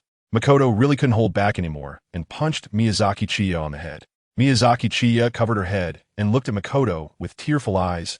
You actually hit me. You hit me as soon as your little boyfriend arrived. Is this what it means to reveal one's true intentions? Fine, I'll admit you are ruthless. I won't pay attention to you anymore." Miyazaki Chiya threw herself onto the bed, covering her head with a blanket, looking very sad and signaling that she didn't want to be bothered. Miyazaki, can I apologize to you? Please, Miyazaki." Kata poked at the blanket-covered Miyazaki Chiya with her finger. Miyazaki Chiya twisted her body, letting out a muffled oof. Kaku Rabbit looked at Makoto for help, asking, "What should we do?" After rubbing her temples, Makoto said to Kaku Rabbit, "Kaku, I think I know the reason why we can't meet with Teacher Intaki. Let me explain it to you. He'll just sulk for a while, and then he'll be fine." Kaku Rabbit glanced at Miyazaki Chiya, then nodded and sat down across from Makoto. After a brief pause, Makoto continued, "Previously, after I learned that something would happen to you, I considered stopping it in advance. But I was stopped by Miyazaki, because in the future, your death is inevitable. If I save you in advance, the you who originally had no future would exist, and then that future would be completely altered.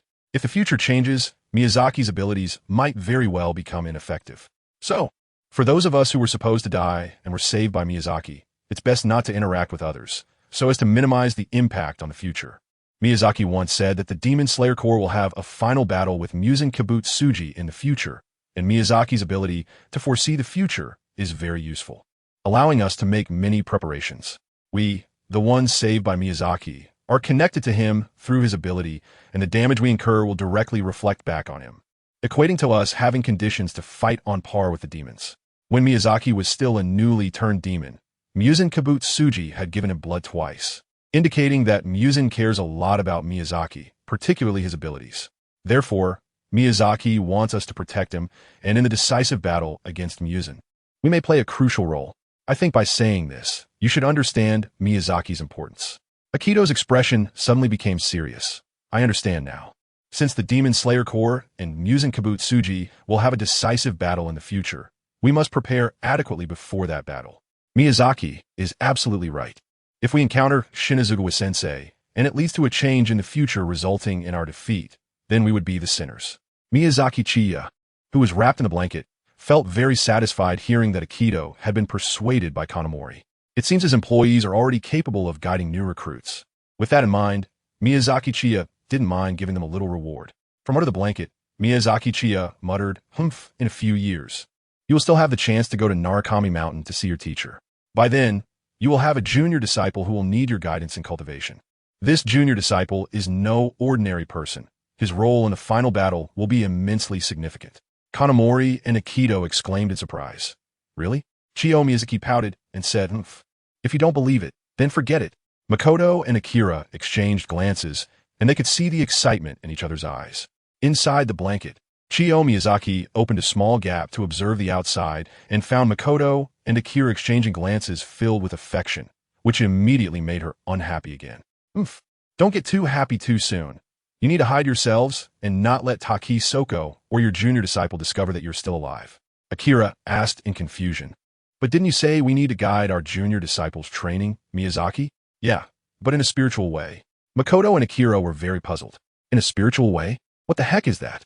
Chapter 28. Your junior disciple is a big fool.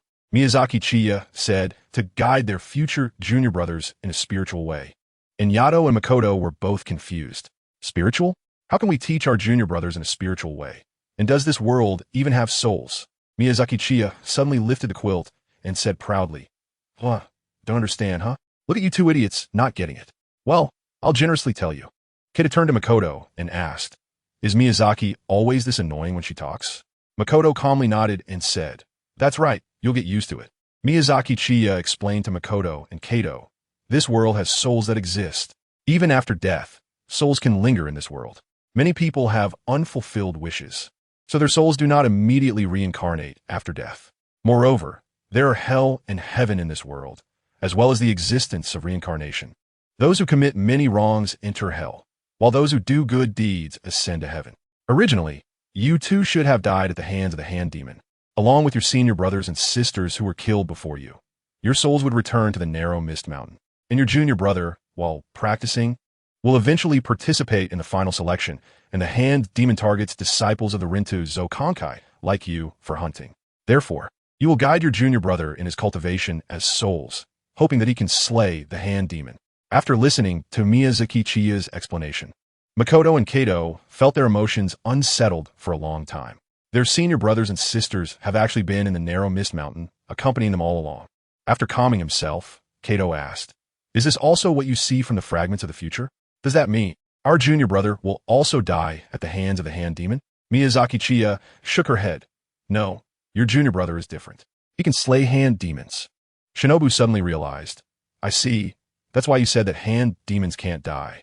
Just now you mentioned that our junior brother will play a significant role in the final battle against Muzan Kibutsuji.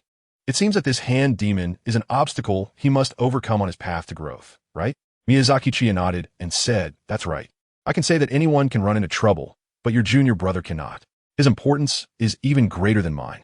Upon hearing Miyazaki Chiya say this, Makomo and Toko were both very surprised, especially Makomo, who had been with Miyazaki Chiya for over a year, as Miyazaki usually acted as if he were the top dog. Now he was actually saying that their junior brother was more important than him. This really does seem to indicate that he is indeed very important. Miyazaki Chiya continued, "You two are now living people, so it's impossible for you to guide your junior with a true soul. Therefore, you need to pretend for a while." The rusty rabbit asked in confusion, "Pretend? Is that possible? Want to be exposed?" Miyazaki Chiya said with great certainty, "There will definitely be no slip-ups, because your junior brother is a total fool." Although they haven't met this junior brother yet, is it really okay to say that about him? Miyazaki Chiya was contemplating her plans for the future. This year is the 38th year of the Meiji era. Kaname butterflies will die in the 42nd year. and Shido Yuichiro will die in the 43rd year. This means that for the next 3 years, there is no need for rescue operations. During these 3 years, all that is needed is for Makomo and Kabuto to work hard to improve their abilities. However, there's one thing that needs to be prioritized: the residents of Shido Yuichiro and Shido Michiro. Miyazaki Chiya couldn't have started searching for Takedo Michiro only after his death. The incident occurred in the summer, just a few months after the new year when the Takedo brothers were about to face trouble. Now, it's necessary to search in advance. In Miyazaki Chiya's impression, the Takedo brothers lived in the mountains and made a living by logging, but she didn't know exactly which mountain it was. As for Butterfly Kane, it's easier to save her than to deal with Kanroji Mitsuri and Takata Michiro. After all, according to her memory, Butterfly Kane fought with Doma for an entire night and was not eaten by him because dawn broke. At that time, it would be enough for Kanroji Mitsuri and Takatu Michiro to rescue Butterfly Kane. Just thinking about having a beautiful older sister in her team excited Miyazaki Chiya. If Kanroji Mitsuri and Takatu Michiro start showing affection for each other, then Miyazaki Chiya could lie in Butterfly Kane's arms seeking comfort. Just thinking about it was thrilling. When night fell, Miyazaki Chiya, Makomo, and Kanroji Mitsuri embarked on a journey to find the demon training manual while also searching for the Tsuchigumo brothers. Meanwhile, in a certain place, the now widowed Kibutsuji Muzan was reading pharmacology books. Now she had assumed the identity of a pharmaceutical company owner. The original owner had been killed by Kibutsuji Muzan, who took over the company under the guise of the owner's widow. As Kibutsuji Muzan flipped through the books, the image of Miyazaki Chiya involuntarily surfaced in her mind. At that time, Miyazaki Chiya had left a profound impression on Kibutsuji Muzan. After all, the level of obsession that could be gleaned from Miyazaki Chiya's memories was even stronger than that of several upper moons. Kibutsuji Muzan suddenly wanted to know just how far Miyazaki Chiya's feelings had reached. There were not many things that piqued Kibutsuji Muzan's interest, and for now, Miyazaki Chiya barely counted as one. As the seasons changed, 2 years had passed since she saved Kanroji Mitsuri. Miyazaki Chiya was still hiding in the bushes, watching the battle between Akatsuki and Makomo. The demon surrounded by Akatsuki and Makomo was one that could use Blood Demon Art. Blood Demon Art, corrosive slime. The evil demon raised its hands and spun around sharply, flinging a large amount of slime from its hands. Makomo and Akatsuki quickly dodged the slime. The slime fell to the ground, producing white smoke due to corrosion. After dodging the slime, Akatsuki approached the demon and used water breathing. First form, water surface slash. Swinging his Nikarin blade horizontally at the demon. Blood Demon Art, corrosive mist. The demon opened its mouth and vomited out white smoke. This smoke was clearly something that shouldn't be touched, so Akatsuki abruptly halted his sword strike and retreated at high speed. Makomo exhaled a flow-like breath and activated her breathing technique. Water breathing, 6th form, whirlpool. Makomo generated a powerful whirlpool through intense twisting, pulling in the white smoke released by the demon into the vortex. Seizing this opportunity, Akatsuki also exhaled a flow-like breath and leaped into the air. Water breathing, 8th form, waterfall basin. Akatsuki slashed down towards the demon. The demon released corrosive slime again, but it was forcibly suppressed by the water flow of the waterfall basin. Akatsuki's Nikarin blade sliced through the demon's neck, and as the demon's head fell, a cry of pain was heard. However, this cry did not come from the demon, but from Miyazaki Chiya. Miyazaki Chiya covered her arm, glaring angrily at Kanatsu. Kanatsu looked at her own arm, which had inevitably come into contact with a bit of slime, and a hole had been corroded into the sleeve. But the damage had transferred to Miyazaki Chiya. Chapter 29. The demon that came knocking Kanatsu and Makomo had killed the demon that used the corrosive slime blood demon technique. The moment the evil spirit turned to ashes, Miyazaki Chiya rushed in front of Kanatsu, her finger angrily poking Kanatsu's chest. Kanatsu, what is wrong with you? How can you space out during a fight? Just because you got hurt doesn't mean you can act recklessly, right? I'm really suffering here. Clearly, you two are the employees, and I'm the boss. Why do I have to pay for the mistakes you made? Why is that? You tell me, Kanatsu. Miyazaki Chiya pressed her face close to Kangtu's, and Kangtu instinctively took a step back. Kangtu also felt embarrassed. If he had been a bit more careful, he wouldn't have gotten caught, and Miyazaki Chiya wouldn't have been hurt. The honest Kangtu sincerely apologized to Miyazaki Chiya, saying, I'm sorry, Chiya, I apologize to you. Miyazaki Chiya grabbed Yato's cheek and rubbed it hard. A verbal apology is not enough. I've really been hurt, and it's all because of you. It hurts. Yato, whose face was being grabbed by Miyazaki Chiya, struggled to speak. Then what do you want me to do? Miyazaki Chiya suddenly jumped onto Yato's back, spiritedly pointing ahead, and said, Then I'll give you a chance to make me forgive you. For the next few days, you carry me, and consider it compensation. Yato pouted and replied, Okay. The honest Yato was always at the mercy of Miyazaki Chiya, who often found various reasons to make him carry her. Yato walked forward with Miyazaki Chiya on his back. Makomo smiled as she looked at Yato and Miyazaki Chiya walking in front of her. Having such companions around, with all the noise and excitement, felt really good. Yato turned his head and asked in confusion, Makomo, why are you daydreaming? We're leaving now. Miyazaki Chiya once again grabbed K2's face.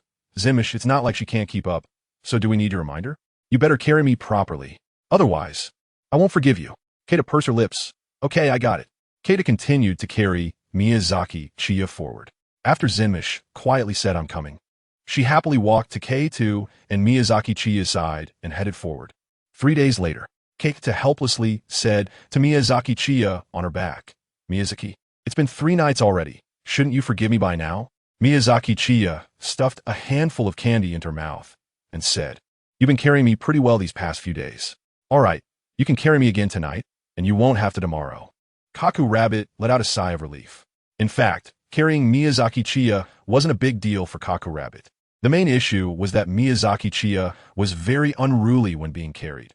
She always wanted to pinch his face and constantly messed up his hair. Whenever he complained a little, Miyazaki Chiya would start crying and throwing a tantrum, completely like a little child. Just as Kaku Rabbit was about to move forward, Miyazaki Chiya's expression suddenly changed. Wait. Kaku Rabbit's little face scrunched up. Miyazaki, what's wrong now? Miyazaki Chiya jumped down from the back of the Iron Rabbit. Her expression serious as she said, There's a ghost approaching here, and it's very strong. Perhaps it's due to my keen senses. Miyazaki Chiya can sense whether there are any ghosts nearby, as well as their strength. Thanks to this ability, she has been able to take Katsu and Makoto with her to hunt ghosts in practice over the past few years. Miyazaki Chiya could clearly sense that the demon approaching them was significantly more powerful than the ones they had encountered before. Moreover, the direction from which it was coming clearly indicated that its target was them. Miyazaki Chiya doesn't know whether the target of this demon is Makoto, Kanto, or himself. However, Miyazaki Chiya speculates that the other party is very likely targeting him, as it seems unlikely for a demon with such a clear objective to specifically seek out Makoto and Kanto, who are not considered powerful swordsmen at the moment. It is possible that this demon, treating this area as its hunting ground, sees him as someone trying to encroach on its territory. Miyazaki Chiya said seriously to Makoto and Kaido, You two hide quickly. That demon's target is one of us. I'll deal with him. Just act according to the situation.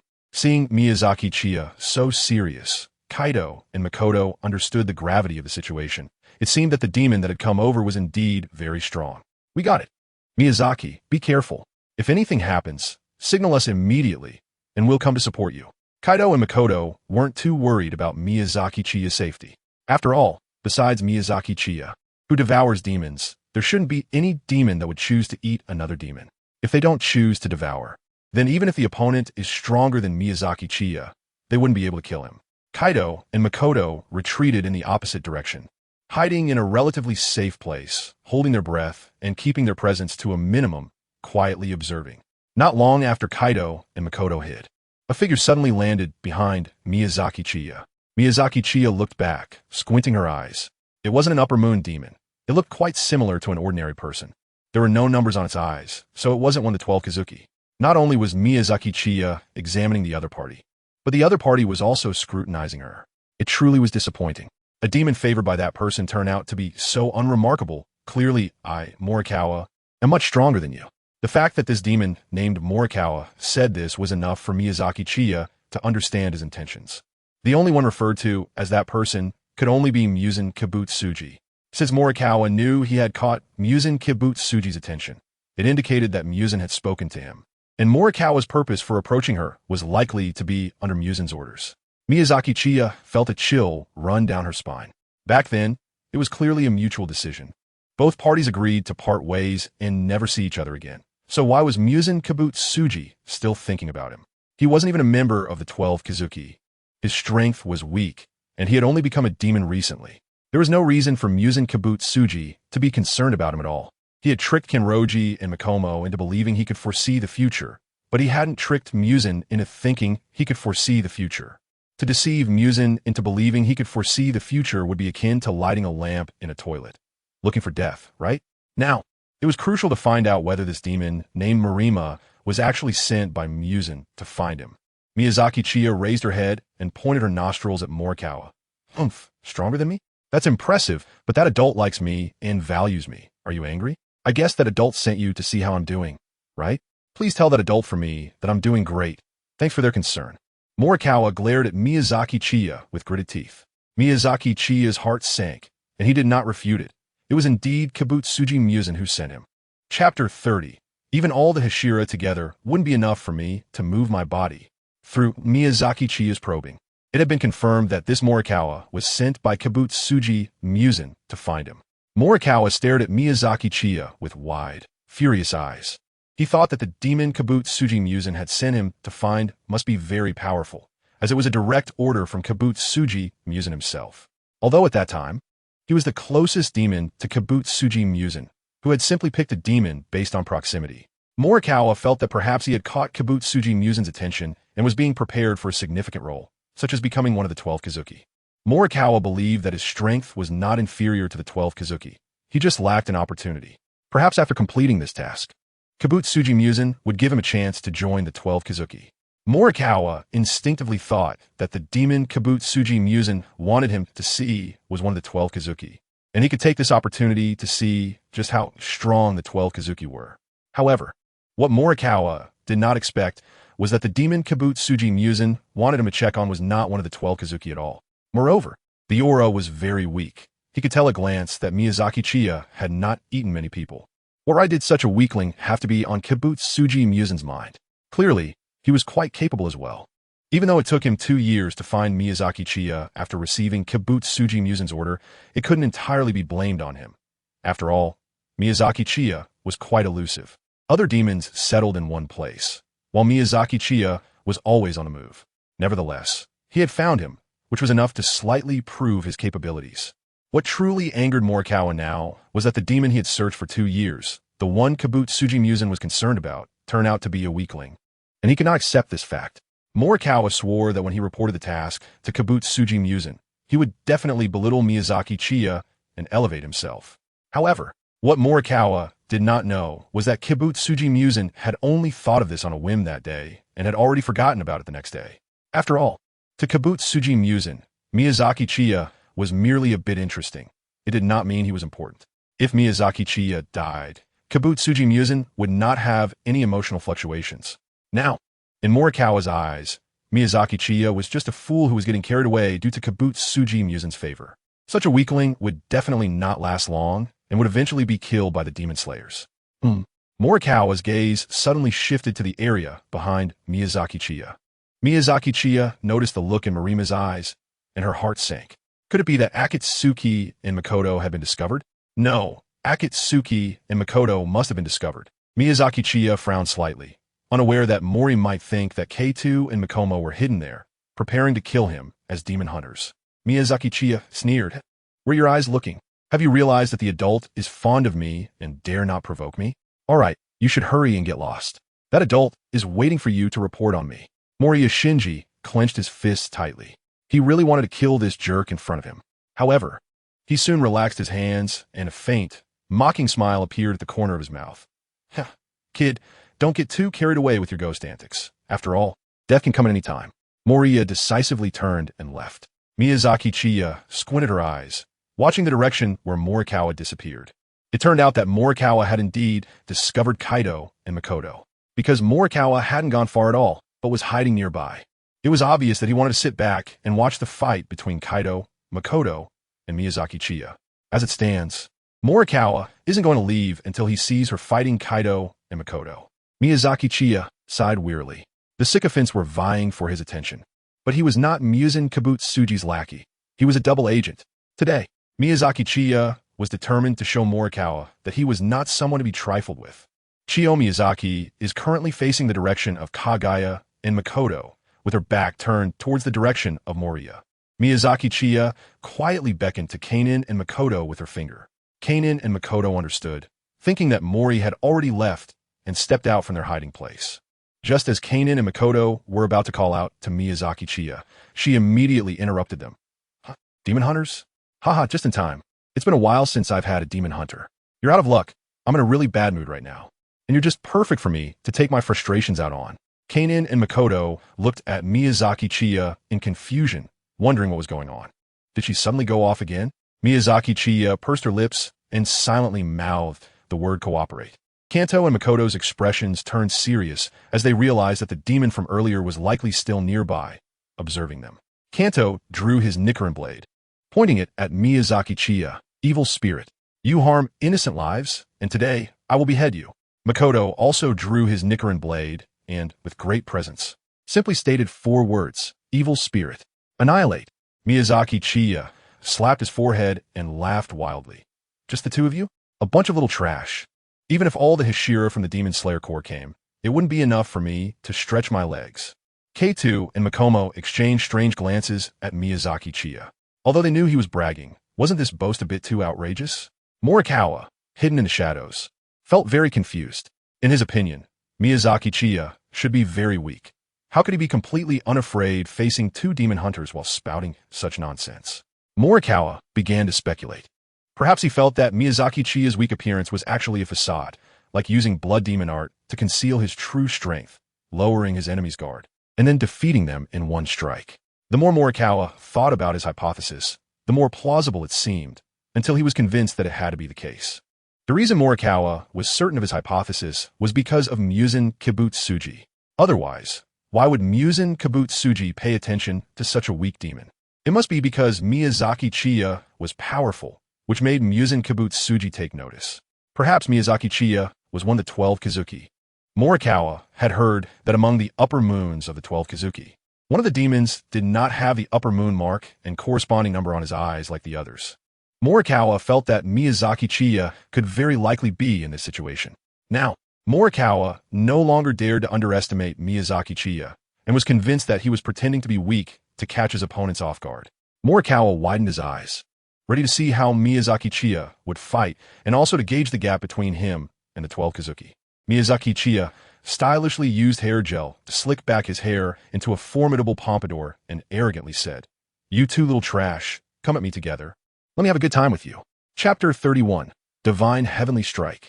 Universal Heavenly Attraction. Miyazaki Chiya is now standing on the opposite side of Kaido and Makomo. Kaido and Makomo have serious expressions, seemingly finding it a significant challenge to fight against Miyazaki Chiya. Miyazaki Chiya revealed a mocking smile. "Are you too afraid to make a move even when given time? Well, that's fine. I'll take the initiative to attack then. Don't die too quickly. I intend to have some fun with you." Miyazaki Chiya took a deep breath, puffing up her chest, and then shouted, "Blood Demon Technique." Shinra Tensei. K2 and Makoto looked at Miyazaki Chiya in confusion. When did Miyazaki Chiya learn this blood demon technique? In their understanding, Miyazaki Chiya's blood demon technique consisted of just 1 damage transfer substitute meat bun and a foresight ability. Miyazaki Chiya's little hands shook rapidly, and her lips moved frantically. Kanan and Makoto barely managed to read what Miyazaki Chiya was trying to say. "Pounce out, pounce out." Kanan and Makoto raised their eyebrows simultaneously. So it was all just acting. Kanan and Makoto both fell backward at the same time and even rolled on the ground twice for good measure. The hidden Morikawa was left dumbfounded. What was going on? The 2 demon hunters had seemed fine just a moment ago, and suddenly they appeared to have been knocked down? Was this blood demon technique delayed in effect? Miyazaki Chiya's smile became even more radiant. Blood demon art. Universal pull. The fallen Kanan and Makomo simultaneously looked towards Miyazaki Chiya. "Come here, come here." Kanan and Makomo got up from the ground and then fell towards Miyazaki Chiya's direction. Miyazaki Chiya seized the necks of Kanado and Makoto, laughing wildly. "Ha ha ha. Feel the pain, contemplate the pain, accept the pain, understand the pain. Those who do not understand pain cannot comprehend true peace." Blood demon technique. Shinra Tensei. Kanado and Makoto were both stunned. Again, Kanado murmured, "Miyazaki, that's enough." Miyazaki Chiya is now hooked on acting, glaring at Zhaodu. "Oh ho, you guys are actually a bit capable. You managed to withstand my Shinra Tensei forcefully. Then how about this move? Blood demon technique. Super. Shinra Tensei. Miyazaki Chiya pushed both Kanetsuki and Makoto with all her might to make them cooperate. Kanetsuki and Makoto were left with a black line across their foreheads, wondering what to do. Well, they had to keep acting. Kanetsuki and Makoto jumped and flew backward. So that's how it is. Morikawa finally understood Miyazaki Chiya's blood demon art. In summary, it was about repulsion and attraction. After all, Miyazaki Chiya had just said, "You withstood the repulsion of my Shinra Tensei." If Shinra Tensei is repulsion, then Bansho Tenin must be attraction. Yes, it must be like that. However, why does it feel like those two demon hunters are cooperating? Morikawa shook his head vigorously. Even though he found Miyazaki Chiya very displeasing, the idea of demon hunters cooperating with demons was simply impossible. It must be because Miyazaki Chiya's blood demon art was too bizarre, and those two demon hunters had never seen such an odd blood demon art. So they couldn't resist it, making it seem like they were cooperating with Miyazaki Chiya. Shinra Tensei, Bansho Tenin, Tensei, Tenin. Once again, Kanetsuki and Makoto, who were being choked by Miyazaki Chiya, had veins popping on their foreheads. Even Kanetsuki, who had a good temper, gritted his teeth and said, "Miyazaki, really don't go too far." Makoto was trembling all over, her originally dark green eyes now seemingly glowing green, glaring at Miyazaki Chiya and saying, "Take it easy, you bastard." Miyazaki Chiya shivered. "Oh no, I've annoyed them." Miyazaki Chiya revealed an awkward smile and said softly, all right, I'll use Shinra Tensei one more time later." Upon hearing that she would use it again, Yado and Makoto glared at Miyazaki Chiya with a fierce aura. Miyazaki Chiya wiped a drop of cold sweat from her forehead and said, "Hey, let me finish. That demon called Senma is hiding in the bushes not far behind us, watching us fight. When I use Shinra Tensei, you all rush towards him, and then your target will change to him go all out. I will pretend to fight against you alongside him. By the way, you can't hurt me. I'll look for an opportunity to strike him from the shadows and help you take him down."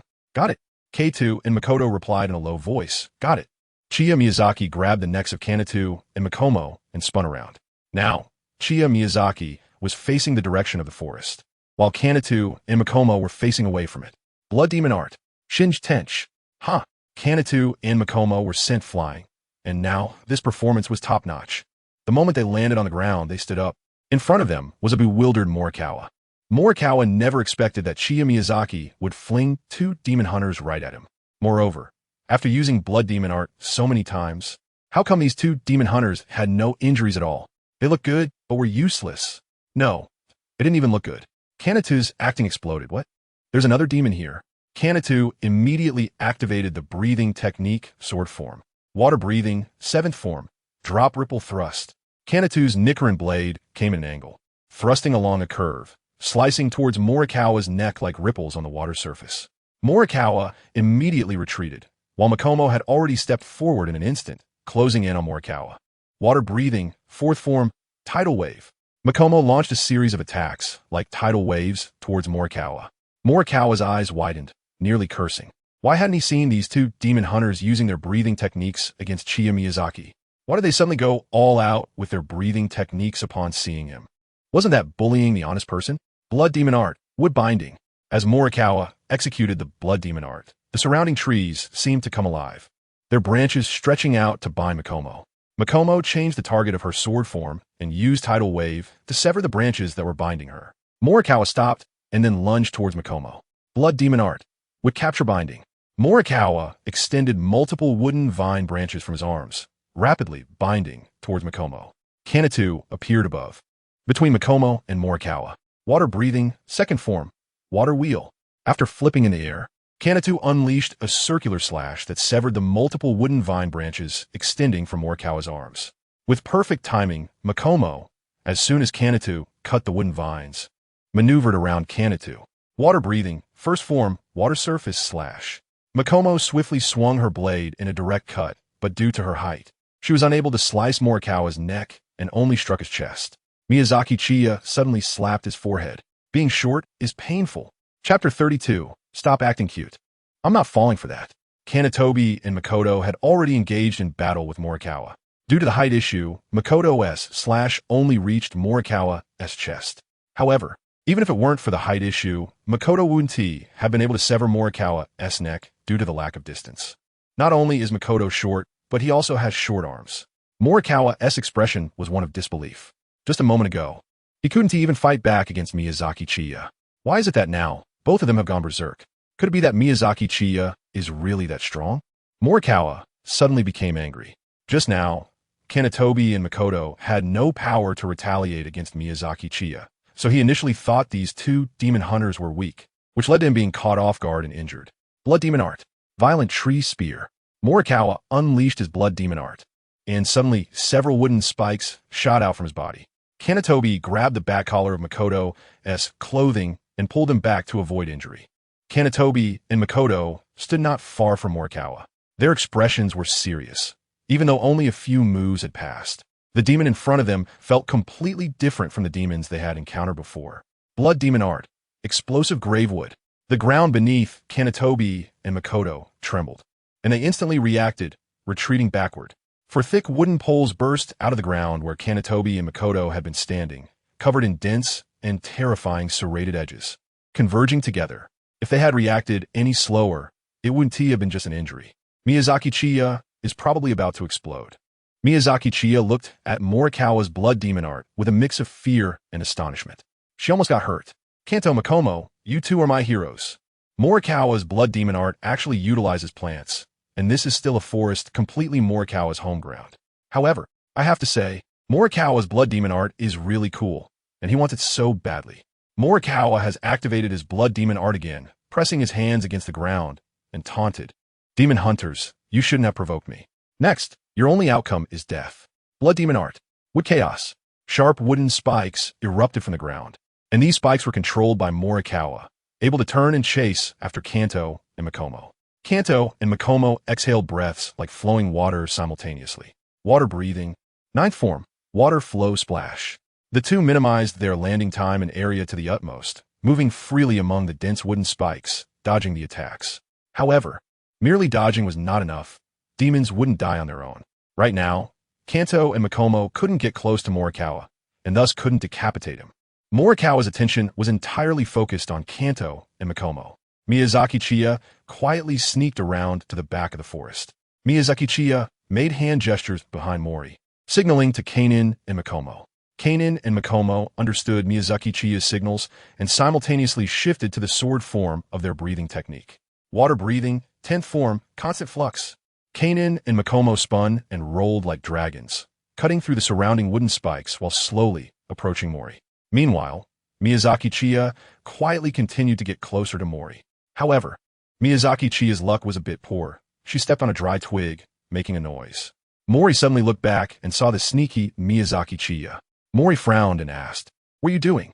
Miyazaki Chiya cleared her throat, straightened her chest, and turned her hands behind her back, looking like a leader inspecting work. She said to Morikawa, "Well, I have a high regard for your blood demon technique. Not bad, I just want to see it up close." Morikawa felt a surge of joy in his heart, but then almost slapped himself. Miyazaki Chiyo is not Muzan Kibutsuji, so why would he care? Moriya said unhappily, "You really are lucky. These two demon slayers were clearly here to hunt you down, but by a twist of fate, they ended up fighting with me." Miyazaki Chiya looked at Morikawa through her nostrils and sneered. Some demons must have noticed these two demon hunters from the very beginning. Otherwise, they wouldn't be hiding and spying. "You're really insidious. No wonder that Lord looks down on you." Morikawa stopped using his blood demon technique and glared at Miyazaki Chiya angrily. "What did you say?" Miyazaki Chiya said gloomily, "Why did you stop using the blood demon technique? You haven't killed those two demon hunters yet." Moriya was startled, as he was angered by Miyazaki Chiya's words and momentarily forgot about Akaharu and Makoto. He turned back to look and found Akaharu and Makoto rapidly approaching him. Moriya immediately prepared to unleash the blood demon technique again, but suddenly a hand covered his shoulder. Not just one hand, but at least 10 hands were on his shoulders, legs, arms, and body. These hands tightly grabbed Moriya, pinning him in place, unable to move. Moriya turned again, his eyes filled with disbelief, because now Miyazaki Chiya had more than a dozen hands on her body. A grotesque demon. But wasn't she a psychic demon? Moriya's mind was nearly on fire. Sensing a sharp killing intent, Akaharu and Makoto were charging at him with knives, and Moriya's mind instantly cleared. He roared, "Miyazaki Chiya, let go. What do you want?" Miyazaki Chiya said with a smile, "Although I don't like you, and you don't like me, we are still of the same kind. Since the demon hunters have appeared, let's deal with them together first." Mori asked in confusion, "Then why are you holding me?" Miyazaki Chiya's expression turned serious. Hey, what are you talking about? I'm not capturing you. I'm fixing you in place. If I use Shinra Tensei to push them away, and I don't fix you, won't you be pushed away too? At first glance, Miyazaki Chiya seemed to have a point. However, Mori felt uneasy, sensing that Miyazaki Chiya was up to no good. No need, let me go, I can take care of them myself. Alright, stop being coy, I don't fall for that. Their attacks are coming. Mori's expression was strange. Coy? What was he being coy about? Where was the coyness? Now, Kanan and Makomo were almost right in front of him, and Mori said anxiously, then use your blood demon technique to push them away. Miyazaki Chiya tapped her head with an unknown hand and said, oh dear, look at my brain. I forgot to tell you that my Shinra Tensei has a cooldown time, and I can use it again in 5 seconds. Moriya was directly furious. If it weren't for Miyazaki Chiya causing trouble, he wouldn't be so passive right now. After all this time, now she's telling him that he can't use his blood demon technique. Isn't this just messing with him? Let go. Moriya struggled hard for a moment and broke free from several of Miyazaki Chiya's hands. Chiya Miyazaki slightly pulled back the hands gripping Morikawa's legs, causing his entire body to lean forward. 2 flashes of blades passed by, and Morikawa was decapitated by Akatsuki and Makoto as if he had run into them himself, his head flying into the air. Chapter 33. Confirming the location, Morikawa's head was sent flying into the air by Akatsuki and Makoto. His mind went blank. He clearly had the advantage, so why was he the one who got decapitated? As an extreme ability user, Morikawa's combat capability was quite poor. Otherwise, he would have been unable to move after being grabbed by Chiya Miyazaki so easily. But his blood demon art was strong, and he still had many powerful moves left. Morikawa's eyes looked downwards. Miyazaki Chiya is using his blood demon art Shinra, Tensen Bansho, Tenin Detoi with Akitsu and Makoto. Miyazaki Chiya clearly remembers that when the Upper Moon 4, Neikime, was beheaded, he transmitted the information about Nezuko overcoming sunlight to Muzan Kibutsuji. Although it is basically impossible for the demons of the 12 Kazuki to contact Muzan directly, it's better to be cautious. If, by any chance, the information about Morikawa teaming up with the Demon Slayers to kill him successfully reaches Muzan Kibutsuji, then Miyazaki Chiya would truly have nowhere to cry. Miyazaki Chiya was still performing vigorously, gripping the necks of Gaku and Makoto. Shoo, act the whole set. Only when he is completely dead can I relax and continue to play along for a while. Gaku and Makoto stared at Miyazaki Chiya with dead fish eyes, highly suspicious that the reason he gave was just an excuse he made up because he still wanted to play. However, they couldn't refuse either. They were also afraid of the possibility. What if what Miyazaki Chiya said was true? What would they do then? They could only cooperate, holding on to Gaku and Makoto's necks. Miyazaki Chiya's face turned red as he furiously roared. How dare you 2 demon hunters kill my companion right in front of me? Blood demon art. Divine retribution. Gaku and Makoto were blasted far away. Mori, whose head had already fallen to the ground, felt no emotion at the mention of companion by Miyazaki Chiya, only resentment. Mori cursed loudly, Myojin Tsukihiko. You dog. If you hadn't grabbed my body, I would never have lost. Bastard, you are a dog that deserves to be cut into 1,000 pieces. You 2 demon hunters are also fools. Why didn't you fight back when he attacked you? Huh, do I look like an easy target? Miyazaki Chiya walked up to Morikawa and said, what's the matter with you? I'm helping you take revenge, and I didn't ask you to thank me. But isn't it a bit excessive to curse at me? Morikawa glared at Miyazaki Chiya with resentment and said, thank you? I thank you for dying early. Before Morikawa could finish speaking, Miyazaki kicked Morikawa's head off. What a never-ending hassle. How unlucky. Miyazaki Chiya clapped his hands and was about to call out to Kanato and Makoto, only to find that the 2 were looking at him with a wary expression. Kanato and Makoto were worried that Miyazaki Chiya would shout universal attraction again, and then they would foolishly go over and choke him. Miyazaki Chiya curled her lips and said irritably, what kind of look is that? All right, it's over. No need to act anymore. Only then did K2 and Makoto breathe a sigh of relief and walk over to Miyazaki Chiya's side. Miyazaki Chiya took the sunwheel blade from the hands of the Iron Rabbit and then walked to the side of Moriya, whose body had already turned to ashes halfway. Miyazaki Chiya cut a piece of flesh from Morisawa with her Nichiren blade and swallowed it. Having just used the ability she stored from Hand Demon, she was now perfectly poised to store Morisawa's blood demon art. Miyazaki Chiya was quite fond of Morisawa's blood demon art. Seeing her eat demon flesh, Kaburomaru and Makomo took a step back in disgust. They had always avoided Chiya when she ate demons before, even though she was consuming demon flesh. They still felt a bit uncomfortable, as it was too bloody. Miyazaki Chiya noticed the disdainful expressions on Kagaya and Makoto's faces and couldn't help but raise an eyebrow. Disdain for me? Huh. Chiya Miyazaki opened her mouth and breathed towards Akito and Makoto. The smell of blood ing their nostrils, causing Akito and Makoto to run away. Ha ha ha. Universal attraction. Akito and Makoto paused in their steps. Hearing universal attraction, their bodies almost had a conditioned reflex. Miyazaki Chiya, Kanan and Makomo are following young boy. Kanan curiously asks, "Is this boy the future Mist Hashira of the Demon Slayer Corps?" Miyazaki Chiya shook her head. "I don't know. I don't know if he's the older brother or the younger brother. If he's the younger brother, then he would be the future Mist Hashira." Half a year had passed since she had killed Morikawa, and through the efforts of Miyazaki Chiya and her companions, they finally heard some information about the Tsutomu brothers in a small village. In a restaurant in this village, Miyazaki Chiya accidentally overheard the owner saying, "The firewood brought by Tsutomu is really of good quality, but it's a pity that those two kids are truly unfortunate." After some inquiries, they confirmed that the Tsutomu referred to by the restaurant owner were Tsutomu Yurichi and Tsutomu Machiro. The owner mentioned that the Tsutomu family made a living by logging, and not long ago, the brother's mother had caught a cold that worsened into pneumonia. Their father fell to his death while trying to gather herbs for his sick wife during a heavy rainstorm, and their mother soon passed away as well. This matched perfectly with Tsutomu Machiro's background. Following this boy, who was uncertain whether he was the older or younger brother, they climbed up the mountain. The boy entered a wooden house, where there was another boy inside who looked almost identical to him, but appeared even more youthful. Miyazaki Chiya said, "That's right, it's them. We'll come back here to wait when the time comes in 2 years. Now we need to start preparing to recruit Kochukane. With Kochukane on our side, I can lean on her for comfort. Our team strength will significantly improve." Akatsuki and Makomo looked at Miyazaki Chiya with disdain. Did she accidentally let her true feelings slip out? However, Miyazaki Chiya remained unfazed. In her view, it was Akatsuki and Makomo who should be embarrassed. They followed her around all day, which made Miyazaki Chiya grit her teeth in frustration. Finding Kochukane won't be easy. But I've heard that the Hashira each have their own designated area. We should proactively seek out the Demon Slayer Corps swordsmen, ask them about the area where Kochukane is stationed, and then tail her. Akatsuki and Makomo's faces darkened. Did they really have to use the word tail? It sounded like they were planning something inappropriate towards Kochukane. No. From Miyazaki Chiya's reaction, it really seemed like she intended to do something improper to Kochukane.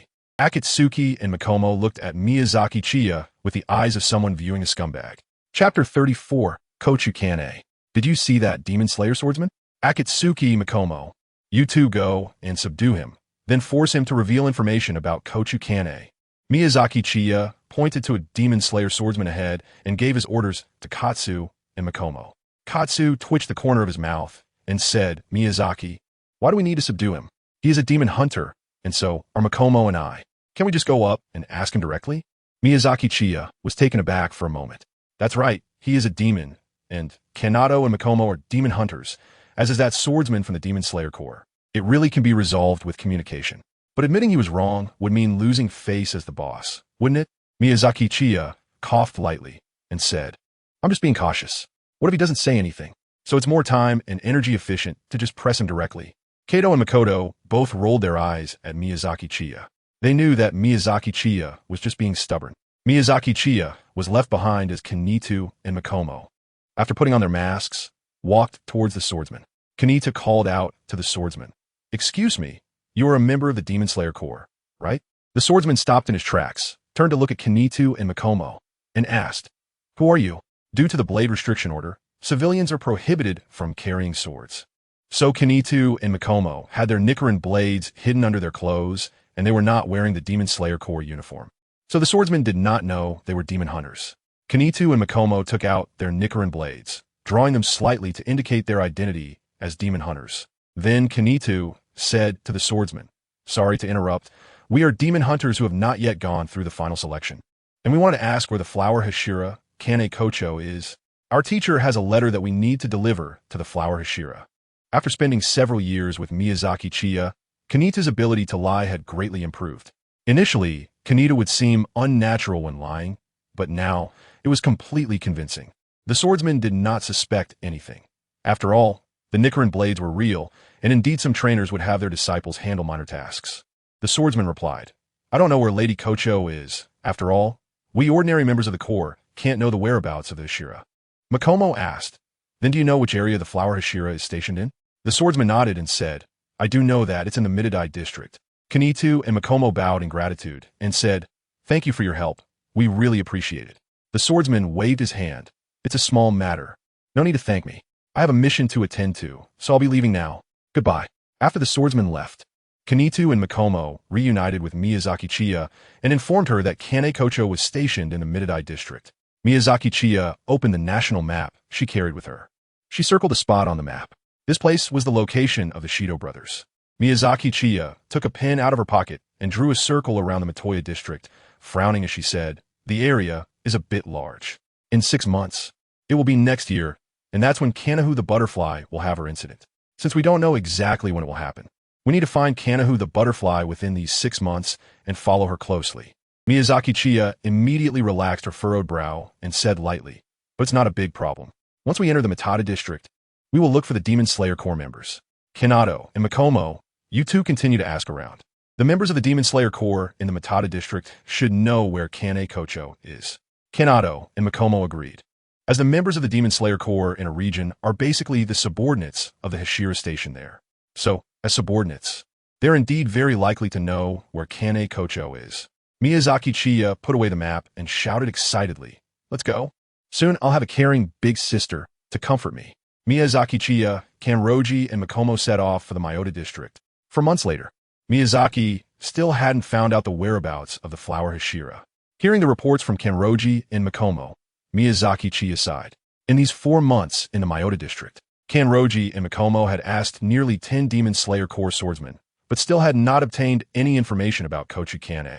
Seeing that Miyazaki Chiya was very downcast, Makomo said, Miyazaki, the swordsman we just spoke to mentioned that there is another swordsman not far ahead who might know the whereabouts of the Flower Hashira. Let's go ask him. Miyazaki Chiya waved her hand and casually found a step to sit down. You guys go ahead, I'm really tired right now. I'll just sit here and rest. All right then. After Katsu and Makoto left, Miyazaki Chiya simply lay down on the ground, raising her head to look at the stars in the sky. Wow, the night sky is so unpolluted. There are really a lot of stars. It's beautiful. Suddenly, Miyazaki Chiya heard footsteps approaching her. Thinking it was Katsu or Makoto, she was surprised and said, Did you come back so soon to say hello? A very pleasant voice entered Miyazaki Chiya's ears. I don't know what you want to ask, but Mr. Oni, what are you doing? Miyazaki Chiya shivered and suddenly stood up. At the same time, a Nichiren blade was already pressed against her neck. In front of her stood a woman with black hair and purple eyes, wearing green butterfly hairpins with pink edges on both sides of her hair, dressed in a Demon Slayer Corps uniform, and draped in a colorful haori with butterfly patterns. She looked very gentle with a smile on her face. Miyazaki Chiya's pupils shrank sharply. Butterfly Kanai. Finally seeing Butterfly Kanai, Miyazaki Chiya felt no happiness in her heart, but rather terror, because they were no longer companions, but enemies. In other words, the Butterfly Kanai in front of her could kill her at any moment. Miyazaki Chiya decisively knelt on both knees, activating the kneel and don't kill mode, and began a plead. Sister, you can't kill me. I'm a good person. No, a good ghost. I've never eaten a person. I've always lived thinking of myself as a human. If you kill me, it's equivalent to killing a person. Regardless, she decided to first apply a moral coercion buff to Kanehira Butterfly. Kanehira Butterfly frowned slightly, wondering what was going on with this ghost who suddenly knelt before her. However, why did she suddenly feel that this ghost might be telling the truth? This was the first time Kanehira Butterfly had encountered such a situation since she started slaying demons, leaving her momentarily stunned. Chapter 35. Beating to the rescue. Kanehira Butterfly looked at Miyazaki Chiya kneeling before her, her feelings a bit complicated. She inexplicably felt that Miyazaki Chiya was speaking the truth.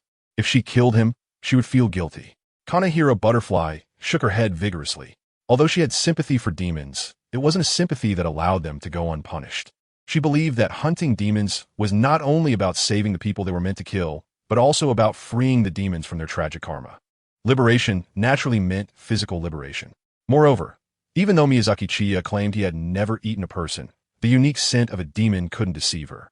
No, you've eaten people. Miyazaki Chiya clutched her chest in pain and said, You really have wronged me to death. I am a demon, and I can get hungry too, but I have refrained from eating humans. I buy blood from others to consume. The blood they lose does not impose a burden on their bodies. Seeing the increasingly intense killing intent from Kochikane, it was obvious that she did not believe his words as a demon. However, this was understandable. As a demon slayer and a Hashira, how could she possibly listen to the one-sided words of a demon? Moreover, kneeling and not killing would only generate a feeling of not killing, not necessarily preventing the user from killing. In other words, the emotion of wanting to kill him had now surpassed the emotion of not killing. Miyazaki Chiya plans to take a move of advancing as a retreat, carving out a path to survival. Miyazaki Chiya said with a gloomy expression, "That's right. I am a demon, and as a demon hunter, it is your responsibility to slay demons. Perhaps I have been a mistake since the moment I was born. I have always wanted to struggle to live, but after my birth, everything about me has been a tragedy. Perhaps being killed now is the only way to end this tragedy. Forget it, come on, I'm ready. You don't need to feel guilty. Although I have never considered myself a demon and have always seen myself as human, I cannot erase the fact that I am a demon. Perhaps all along, I have been deceiving myself. Once I became a demon, I should no longer see myself as human. Come on, kill me, kill me." Miyazaki Chiya kept shifting her knees, continuously moving closer to Butterfly Kanehiko, but her shoulders remained very steady. Miyazaki Chiya was too afraid to be unstable, mainly because he was worried that if he wasn't careful, his neck would be cut open. Butterfly Kane had never seen such a situation before. She kept retreating, and the Nicaran blade she held had unconsciously lowered from Miyazaki Chiya's shoulder.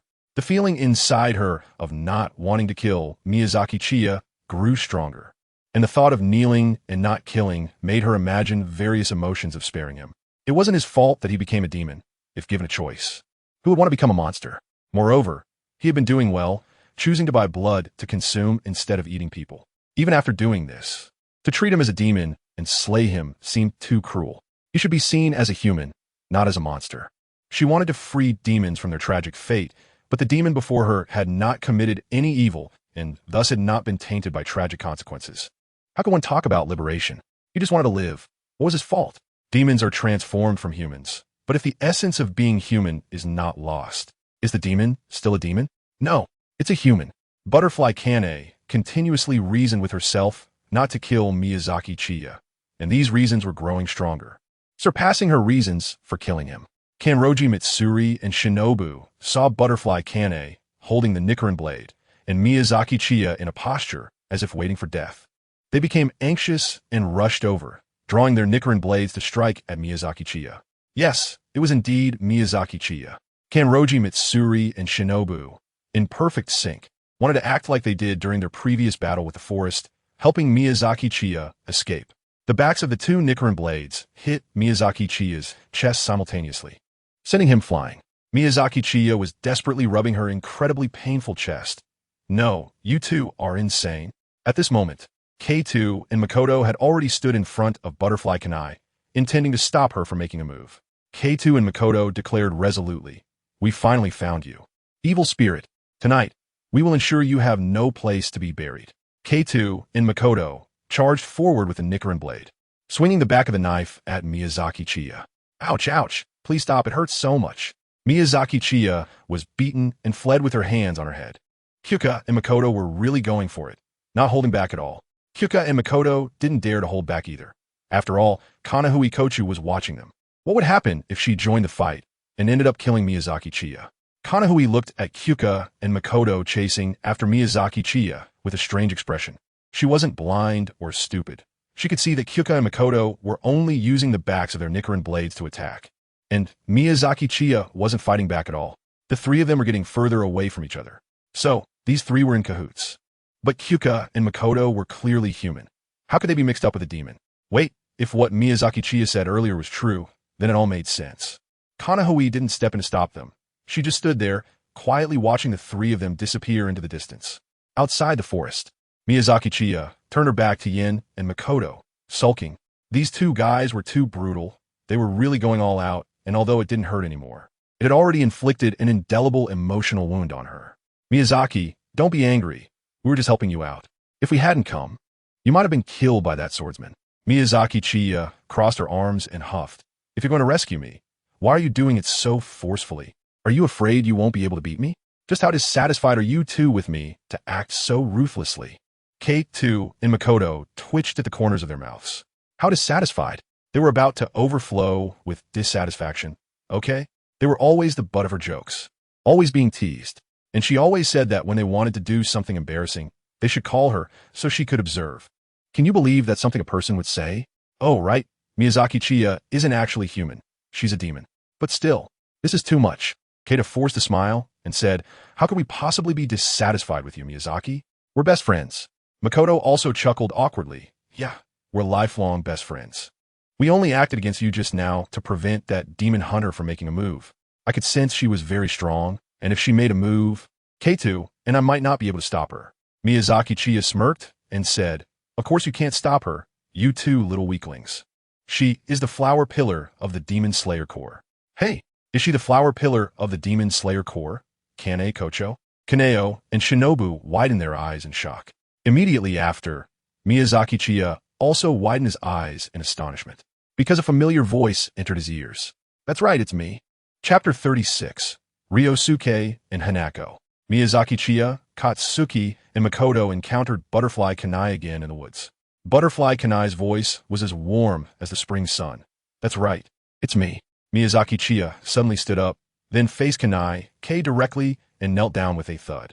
Miyazaki Chiya is now on the verge of tears, wondering why Kanaho Kochu has come to find her. No matter what, she decides to activate the kneel and don't kill buff. It can't be wrong. Kanaho Kochu looks somewhat puzzled at Miyazaki Chiya kneeling in front of her, wondering why she likes to kneel so much. Kaneo and Shinobu nervously look at Kanaho Kochu, thinking about how they can escape. Should they beat Miyazaki Chiya again? Sensing Kaneo and Shinobu's gazes, Miyazaki Chiya realizes what they want to do and shivers. Just as she is considering whether to take another beating, Kanaho Kochu smiles and says, I'm not here to kill you this time. I mainly have some questions to ask you. Hearing this, Miyazaki Chiya breathes a sigh of relief. It's good that she's not here to harm her. If it really came to that, Kaneo and Shinobu wouldn't be able to stop Kanaho Kochu at all. Kanaho Kochu turns to Kaneo and Shinobu and asks, you are demon slayers. Why are you with him? It seems that Kanaho Kochu has figured out that they are in cahoots with Miyazaki Chiya. After calming herself, Kaneo replies, Miyazaki is different from other demons. He saved us. Kanaho Kochu is surprised. He saved you? She has never heard of a demon saving demon slayers before, and today she encounters one. Curiously, Kanaho Kochu asks, can you tell me about it? Kaneo and Shinobu look at Miyazaki Chiya, as this involves her secret, and they are unsure whether they should speak. Miyazaki Chiya coughed lightly and said, let me explain. When I first met Ryuka and Hanako, they were already in a critically injured state. Kirigane and Makoto looked at Miyazaki Chiya in shock. Who are Ryuka and Hanako? Are they talking about them? Did they just say that out loud? Butterfly Kanaheim looked at Kirigane and Makoto. So you're called Ryuka and Hanako. Nice to meet you. Kirigane and Makoto stiffly replied, hello. Miyazaki Chiya continued, at that time, I was in a severely injured and dying state, and I have a special blood demon art that allows me to transfer their injuries to myself. I couldn't help it. My heart is just too kind. Normally, when I encounter ants on the road, I can't bear to step on them, and I believe I am human, unable to watch my kind get hurt. So without any hesitation, I saved them.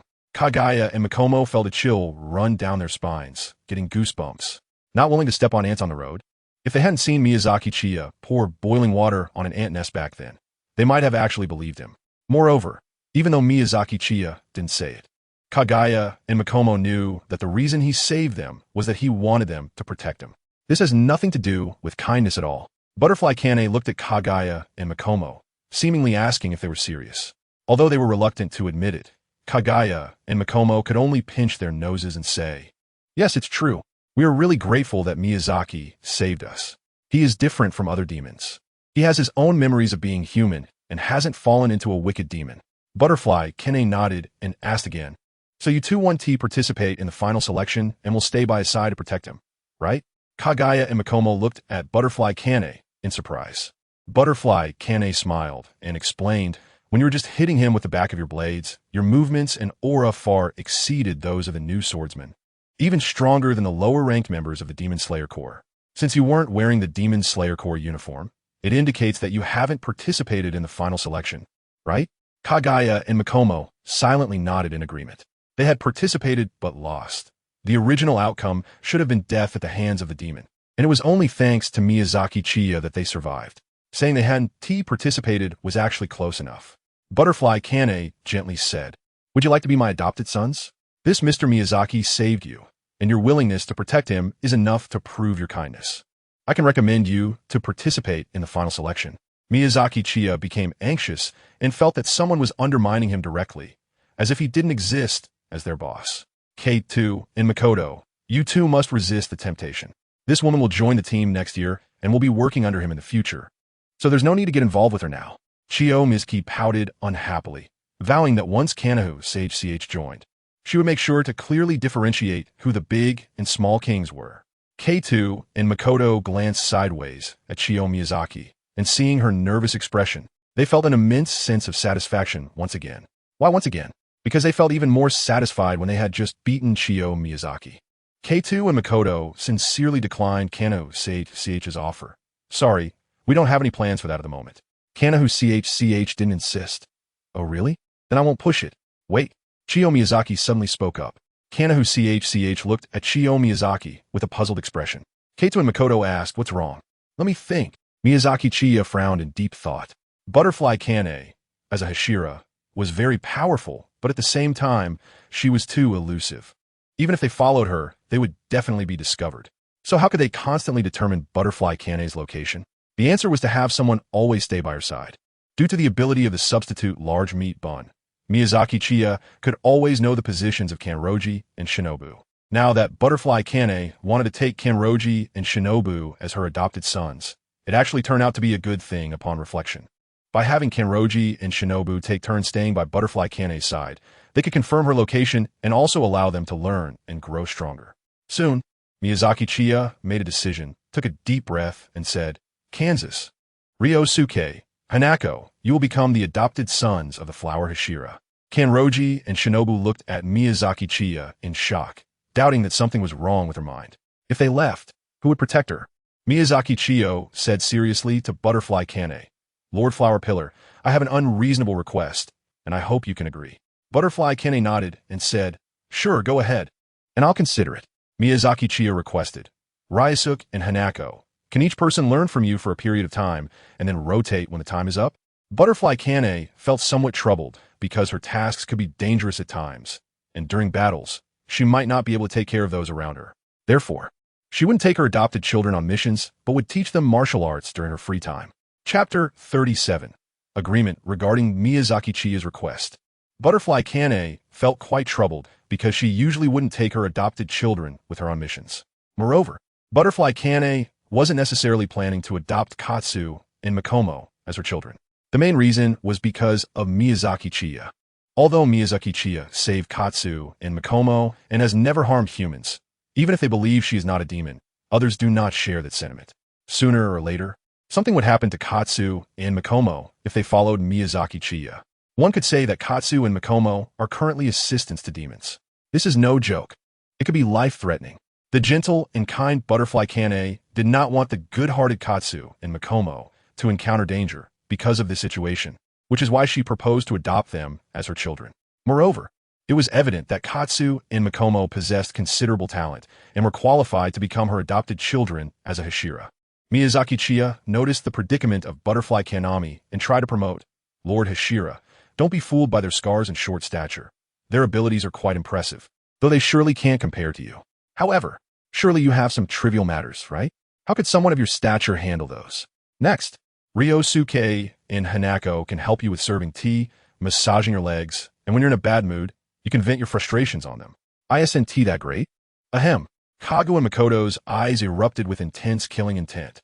If looks could kill, Miyazaki Chiya would have been torn to shreds long ago. To others, it might sound like Miyazaki Chiya was selling slaves. Butterfly Kanami looked at Miyazaki Chiya with a complex expression. She knew that Miyazaki Chiya wanted her to take Kagu and Makoto, but that was quite infuriating. However, this further confirmed for her that Miyazaki Chiya was indeed very different from other demons. Miyazaki Chiya continued, "I know that, Master Flower Pillar, your missions must involve dangerous tasks. For the safety of Ryuka and Hanako, you won't let them go, but that's completely fine because they will absolutely not come to harm. Master Flower Pillar. As I just mentioned, I saved Ryuka and Hanako using my special blood demon technique, and they have now established a unique connection with me. Any injuries they suffer will transfer to me. In other words, the two of them are now immortal. Butterfly Kane widened her eyes in shock and exclaimed, "What?" Miyazaki Chiya looked at Kanan and Makoto. "Ryusuke, Hanako, which one of you will perform?" "I'll do it." Kanan drew the Nichiren blade, intending to extend his hand to grip the blade and make a cut on his palm. Miyazaki Chiya immediately got anxious after seeing it. "You beast, just because you got hurt, you think you can act recklessly, right? I'll take care of it." Miyazaki Chiya fiercely snatched the Nichiren blade from Kanan, then grabbed Kanan's hand and carefully traced the blade lightly on the index finger of Kanan's right hand. Miyazaki Chiya quickly stretched her finger in front of Butterfly Kane, knowing that if she hesitated for a second longer, the wound might heal. Butterfly Kane looked at Miyazaki Chiya's finger and saw a small cut, but it had healed before any blood had a chance to seep out. Then, she glanced at Kaneo's fingers, which showed no injury at all. She had just witnessed the blade of the Nichiren's sword slice through Kaneo's finger. It wasn't an act. This meant that what Miyazaki Chiya said was true. Kaneo's injuries could be transferred to Miyazaki Chiya herself. Butterfly Kane's eyes suddenly lit up.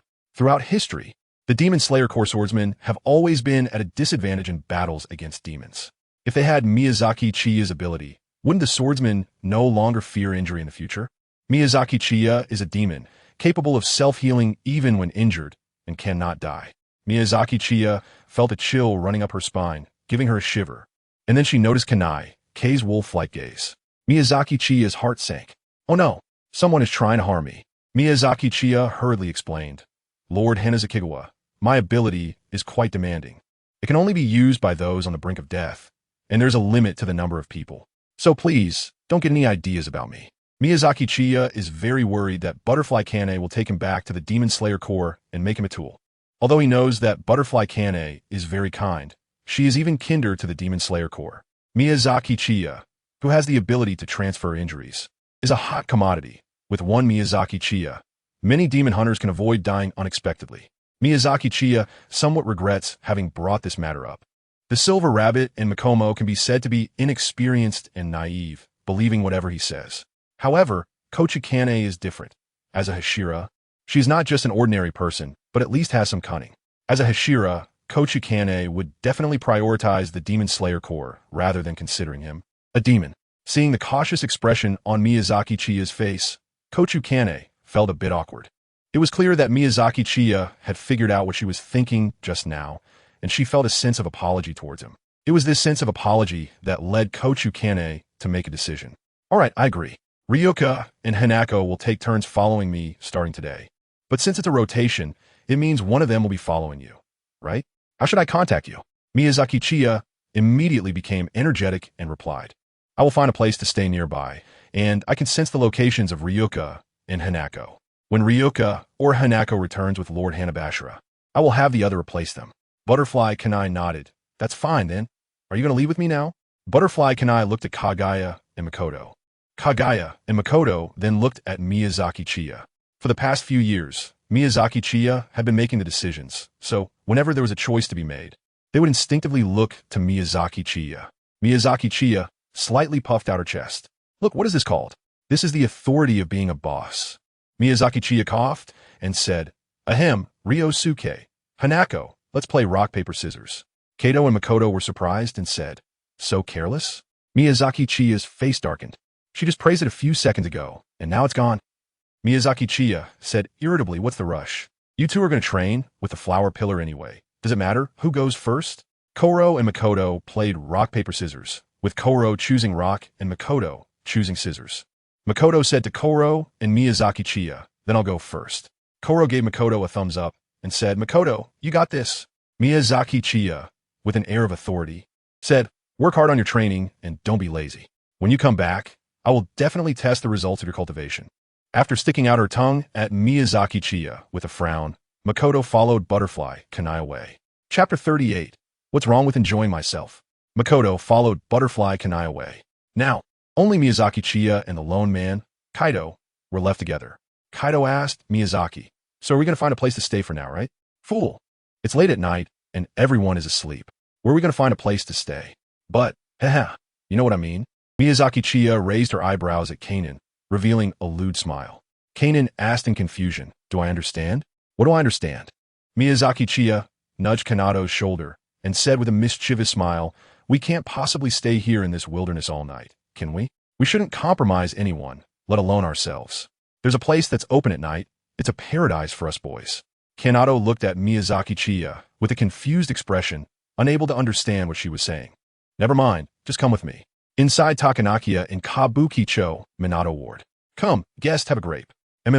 So sweet, you're really nice, miss. Miyazaki Chiya is lying on the beautiful girl's white, soft thighs, enjoying the service with a blissful expression. Miyazaki Chiya had long wanted to come here. When she was in Asakusa, she lingered for a long time in front of a brothel. However, time was tight at that moment, so she gave up. After Makoto joined, there was even less of a chance for Miyazaki Chiya to go. After all, she couldn't possibly take Makoto to visit a brothel. Now, she has finally fulfilled her dream, and she feels so happy. Meanwhile, Kanato is blushing and sitting straight on the tatami mat. Miyazaki Chiya looked at Anju and teased. Hey, it's fine that Makoto isn't here. Just relax. We're here to enjoy ourselves today. If I don't say anything, and you don't say anything, Makoto won't know. Anju glared fiercely at Miyazaki Chiya. He thought she was taking him to a hotel, but instead, she brought him to this kind of place. If he had known earlier, he wouldn't have come even if it killed him. Makoto, I miss you so much. Please come back. Guest, would you like a drink? No, I don't drink. Then would you like an orange? No, I could do it myself. How about I give you a shoulder massage? The moment the courtesan reached out to place her hand on Anju's shoulder, Anju suddenly stood up and rushed in front of Miyazaki Chiya, grabbing the collar of her clothes and running away. Let go. What are you doing, my little sister? It wasn't until they reached a small grove that Anju stopped and released Miyazaki Chiya's now distorted collar. With a flushed face, Anju roared at Miyazaki Chiya. How could you bring me to that kind of place? Miyazaki Chiya smirked and said, T-Sich, why can't we go? I'm just trying to take you to relax. Not doing anything else. Why are you so resistant? I'm keeping myself pure, just like you. Who isn't a young bachelor? Kay stiffened her neck and said, that is still not okay. Seeing Kay getting worked up, Miyazaki Chiya became even more excited. Her face flushed as she stiffened her neck and said, I've been exhausted for so long. What's wrong with enjoying myself? What's wrong? Hearing Miyazaki Chiya say this, the kind-hearted Kay immediately softened. Indeed, if anyone was the unluckiest, it should be Miyazaki Chiya. Not only do demon hunters want to kill him, but even demons want to harm him. It seems that Miyazaki Chiya's spirit must always be under high pressure. Keita gently said, Miyazaki, actually there are other ways to relax. You don't have to go to that kind of place. Miyazaki Chiya looked at the suddenly gentle Kanto with suspicion. This phrase sounded strange. There are other ways to relax. Other ways. Wait, other ways. Kanto wants to learn the way of the courtesan to help him relax. This guy, is he gay? He's a pure man. Miyazaki Chiya looked at Keita in terror, constantly retreating. Keita looked at the retreating Miyazaki Chiya with confusion, wondering what had suddenly happened. With a fearful expression, Keita took a few steps forward and asked, Miyazaki, what's wrong? Don't come closer. Miyazaki Chiya screamed and turned to run away. The confused Keita instinctively chased after her. What followed was a scene where Miyazaki Chiya and Keita played a game of you run. I chase, you can't escape. What? Is this your way of relaxing? Miyazaki Chiya glared at Keita with resentment. In a river, Keita was left with nothing but a loincloth swimming in the water. Keita said very seriously, yes, when I was at Narrow Mist Mountain, what I liked the most was taking a bath in the river after finishing my training, as if it could wash away all the fatigue from my body. Miyazaki Chiya said irritably, why didn't you say so earlier? Keita pouted and replied, you didn't give me a chance to say anything either. I didn't know why you were running, looking like you'd seen a ghost. Miyazaki Chiya felt a sharp pain in her head. Clearly, she could be enjoying life resting on the thighs of a beautiful girl. So why did she have to strip down and bathe in the river with this steel straight man, Yato, at night? Isn't this just pure insanity? The more she thought about it, the angrier Miyazaki Chiya became, and she directly grabbed Yato's clothes that he had left by the river and ran off. You're driving me crazy. Go run naked. She shouted. Damn it. Miyazaki, are you insane? Yato, furious, scrambled out of the river and chased after her. He definitely didn't have a habit of running around naked, and besides, he was still wearing a loincloth. However, not wearing clothes and being seen by others would be too inappropriate, so he had to quickly get his clothes back. Miyazaki Chiya was eventually caught up. As the sun rose, Miyazaki Chiya huddled in the shade of a large tree, avoiding the sunlight. The rusty rabbit had already put on its clothes and was standing in the sunlight, glaring at Miyazaki Chiya with a hostile expression. Miyazaki Chiya turned her head away in displeasure. The sun had come out, and although it was the shaded side, Miyazaki Chiya still felt quite uncomfortable. Keita looked at Miyazaki Chiya and suddenly realized that the usually unruly Miyazaki Chiya actually seemed quite well-behaved, and she even appeared somewhat delicate. The silent Miyazaki Chiya evoked a sense of protectiveness in others. Miyazaki Chiya noticed the scrutinizing gaze of KT and impatiently said, "What are you staring at?" KT's heart skipped a beat. When this mouth opened, it really made one want to throw a punch. Finally, they endured until the sun set. "Ha ha, I, Miyazaki Chiya, have returned." With renewed energy, Miyazaki Chiya placed her hands on her hips and laughed heartily. Due to KT's strong refusal, Miyazaki Chiya was unable to rekindle her past connection with the young lady at Takanaka House and could only find a place to rent, temporarily staying with KT. Chapter 39, Feeling Very Tired. Miyazaki Chiya and T2 are living an unashamed life together. Miyazaki Chiya has been bedridden for basically 20 hours a day. On the other hand, Yato spends about 16 hours a day in training. This effort even moved Miyazaki Chiya, who tearfully stuffed a handful of candy into her mouth. On the 7th day, feeling utterly bored, Miyazaki Chiya decided to find some fun for herself. The place for fun, of course, was a brothel. However, unforeseen circumstances arose. Ever since the last incident, Yato developed a natural fear of brothels and strongly tried to prevent Miyazaki Chiya from going. Inside the room, Yato grabbed Miyazaki Chiya's hand and said, "Don't go, Chiya." Miyazaki Chiya struggled hard for a moment, but couldn't break free from the grip of the rusty rabbit. With a flushed face, she said, "I have to go." "Can't you not go?" "I must go. My sister is waiting for me. We can go to the river to bathe together." "I must be out of my mind to want to go to the river with you. Let go." "I'm going by myself. I'm not asking you to come along." "No, you can't go." Miyazaki Chiya furrowed her brows to the limit, turned around, and stared intently at Shiro Usagi. "Why won't you let me go? Am I the boss, or are you the boss?" Shiro Usagi argued back. "Even if you were the boss, you can't go. That kind of place will lead people to corruption." Miyazaki Chiyato was almost laughing in anger. "You also say it leads to corruption, but I'm a ghost. What the hell do I have to do with corruption?" Keita was momentarily speechless and said, "That makes a lot of sense." Keita argued, "But you still can't go. You said you were human. So leading people to corruption applies to you too."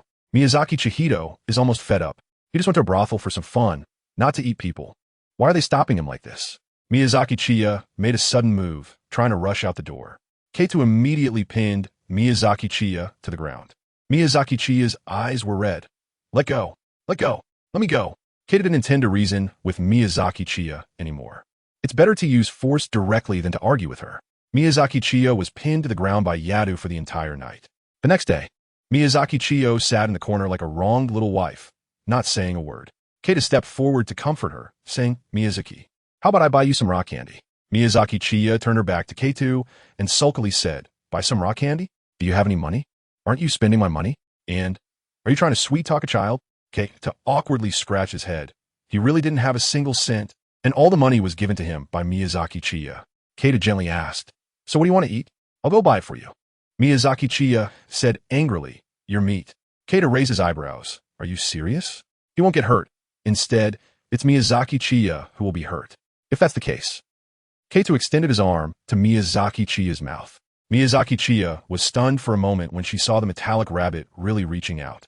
Then, Miyazaki Chiya completely exploded. Miyazaki Chiya suddenly stood up and sat directly on top of Kaido, fiercely rubbing Kaido's face with both hands. "Bastard Kaido, you actually want me to bite myself? It seems you really can't tell the difference between the big and small kings. I'm the boss. Stop rubbing, it hurts." 2 hours later, Kaido was safe and sound, but Miyazaki Chiya had a few scratches on her cheeks, which quickly healed. In the following month or so, Miyazaki Chiya and Keitu engage in a battle of wits every night. Miyazaki Chiya wants to go to a brothel, but Akatsuki tries every means to stop her. However, it usually ends with Miyazaki Chiya failing. Rarely, there's a time when Miyazaki Chiya succeeds, but she is still found and forcefully brought back by Akatsuki. Damn is sensing. That's right, Akatsuki can catch Miyazaki Chiya thanks to the mutual sensing between their substitute bodies. A month later, curled up in her blanket, Miyazaki Chiya weakly says to Akatsuki, Akatsuki, you can go and change to Mako now. Akatsuki exclaims in surprise. Is Mako back? Miyazaki Chiya impatiently said. Can't you sense it yourself? Hurry up and get lost. Keita looked at the big sun outside. Now, Miyazaki Chiya couldn't go out, couldn't go to the brothel. So it was safe. Keita also didn't understand why Miyazaki Chiya was so obsessed with the brothel. It had been so long, and every day they had to play a big game of you chasing me and me escaping. Keita said goodbye to Miyazaki Chiya. Well then, I'm going to change the real bamboo. You stay here and wait obediently. Miyazaki Chiya continued to huddle under the blanket without moving. Kuro Usagi pouted and left the room to look for Makoto. The moment Kuro Usagi left, Miyazaki Chiya jumped up from the bed, waving the blanket in her hands. I'm free. Miyazaki Chiya couldn't hide his excitement. Tonight, he would finally get his wish fulfilled. He would let Makoto rest in the house, and then he could enjoy himself. Kazuya arrived at a residence and finally saw Makoto and Butterfly Kanai. In a short time, they hadn't seen each other. Kazuya suddenly felt that Makoto had changed a lot. The most immediate feeling was that she seemed more reliable. Seeing Kazuya, Makoto smiled happily and said, Long time no see. Kazuya, long time no see, Makoto. Seeing how much Makoto had changed, Kazuya genuinely felt happy for her. Butterfly Kanai gently asked, Since you are here, it means Mr. Miyazaki asked you to replace Hanako, right? Kazuya bowed and said, Yes, sorry for the trouble. Butterfly Kanai smiled and said, It's no trouble, you are my stepsons. This is what I should do. You two chat. I still need to send Kagaya to report tasks at the Demon Slayer Corps headquarters. After Butterfly Kanai left, Makoto asked, Kazuya, how is Miyazaki doing? Kazuya said with some difficulty, Makoto, what I want to talk about is this matter, Miyazaki. Makoto immediately got anxious. Did something happen to Miyazaki? Kazuya shook his head. I don't know why, but recently Miyazaki has been very interested in brothels.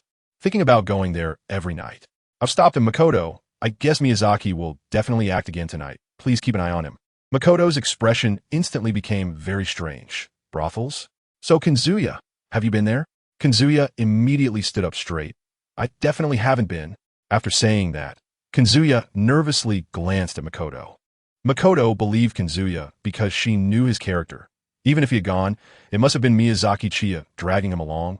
Otherwise, there would be no need for her to stop Miyazaki Chiya. Curiously, Makoto asked, How has it been living with Miyazaki during this time? Kazuya sighed deeply. My heart is very tired. Makoto knowingly patted Kazuya's shoulder. When Kazuya hadn't joined them yet, she lived with Miyazaki Chiya and felt very tired as well. Now, it was her turn to be tormented. Chapter 40 beginning Kazuya and Makoto completed their shift change. Kazuya stayed by Butterfly Kanai's side, while Makoto returned to Miyazaki Chiya's side. As soon as she entered the house, Makoto saw Miyazaki Chiya cheering and going wild. Miyazaki Chiya saw Makomo return and immediately changed her demeanor. She walked up to Makomo and cleared her throat. You're back, huh? Not bad. You seem to have made a lot of progress. It was worth all the effort I put into sending you to study at the Flower Pillar. Makomo rolled her eyes at Miyazaki Chiya, walked to the table, sat down, and poured herself a glass of water to drink. Miyazaki Chiya is currently filled with thoughts of the joyful times in the evening, so she doesn't care about Makoto's attitude. Miyazaki Chiya sat in front of Makoto, picked up the water kettle, and actively filled the cup in Makoto's hand. Then she said, Makoto, I think you've definitely been tired during this time. I'm going out for a walk tonight, so you should rest well here. Makoto put down the cup, looked at Miyazaki Chiya calmly, and said, Kaido has already told me that you can't go. Miyazaki Chiya shuddered, looking at Makoto in disbelief. How could you say such cold words from a mouth that's south 37 degrees? Makoto shrugged. I just said it. Miyazaki Chiya gritted her teeth and muttered, Yato, next time we meet, I'll make you pay. Miyazaki Chiya smiled broadly and said, Makoto, don't listen to Yato. That guy doesn't speak a word of truth. I've never deceived anyone. You can completely trust my character. I'm an upright person and would never go to a place like a brothel. Hearing Miyazaki Chiya's words, Makoto found it hard to imagine how someone could be so shameless in this world. After living with Yato for so many years, Makoto knew Yato well. She was just serious in her actions, but kind-hearted. On the other hand, Miyazaki Chiya was slick-tongued and could lie effortlessly. He was just an old trickster. Trust Yato over Miyazaki Chiya? She would have to be crazy to believe Miyazaki Chiya's nonsense. Suddenly, Makoto smiled brightly. All right, I believe you. Then I'll go with you that night. Miyazaki Chiya hurriedly waved her hand and said, No need, really no need. Look how tired you were just back. You need to rest well. I could just go for a stroll by myself. But Shinkan wasn't buying Miyazaki Chiya's act at all. No, I'm not tired. Miyazaki Chiya knows very well that Makoto doesn't believe his nonsense at all. Miyazaki Chiya slammed her palm on the table fiercely and said fiercely, Makoto, you and your little boyfriend, is that all you can do to make me angry? Makoto took a sip of water and calmly replied, interpret it however you like. Miyazaki Chiya, in a fit of anger and embarrassment, began spreading rumors about Akira. TSK, really, you definitely don't know. Back when I coaxed Akira to go to a brothel, he was really resistant at first, but guess what happened later? The moment the lady at the brothel rested her hand on Akira's shoulder, he was completely taken in. One lady wasn't enough for him. He called for 3 more to serve him. He had his head resting on one lady's lap, while 2 others were each squeezing one of his legs, and another lady was pouring tea and personally feeding him. This guy Akira, who usually looks so serious, is actually a shy and reserved man. That night, just thinking about it is thrilling. I didn't expect Akira to play even harder than I did. He really is someone you can't judge by appearances. Miyazaki Chiya was gossiping while secretly watching Makoto's reaction. Makoto showed no response and calmly continued drinking water. Miyazaki Chiya asked in confusion, aren't you angry? Makoto showed a mocking smile towards Miyazaki Chiya and said, if you were the one speaking, I might believe it. But as for Akito, Miyazaki Chiya got really angry and wanted to tackle Makoto like she did with the rabbit, to let her know who the boss was. Who knew that Makoto suddenly threw a powerful punch, hitting Miyazaki Chiya in the abdomen. Cough. Miyazaki Chiya fell to the ground, curling up while holding her stomach. Makoto looked at the grimacing Miyazaki Chiya and casually said, sorry about that. The recent ghosts have been too powerful, and I've been fighting nonstop. So it became a reflex. Miyazaki Chiyo is feeling very frustrated. Why did Jingu come back and become violent? Miyazaki Chiya's eyes were bloodshot, and tonight no one could stop him. He said so. Not even Kibutsuji Muzan could hold him back. The moment the sun set, Miyazaki Chiya frantically moved his legs and ran towards the door. However, Makomo was faster and blocked Miyazaki Chiya's path. Makomo cracked her knuckles, looking at Miyazaki Chiya with a hostile gaze. Miyazaki, I suggest you behave and stay put. If you insist on going your own way, I don't know what will happen next.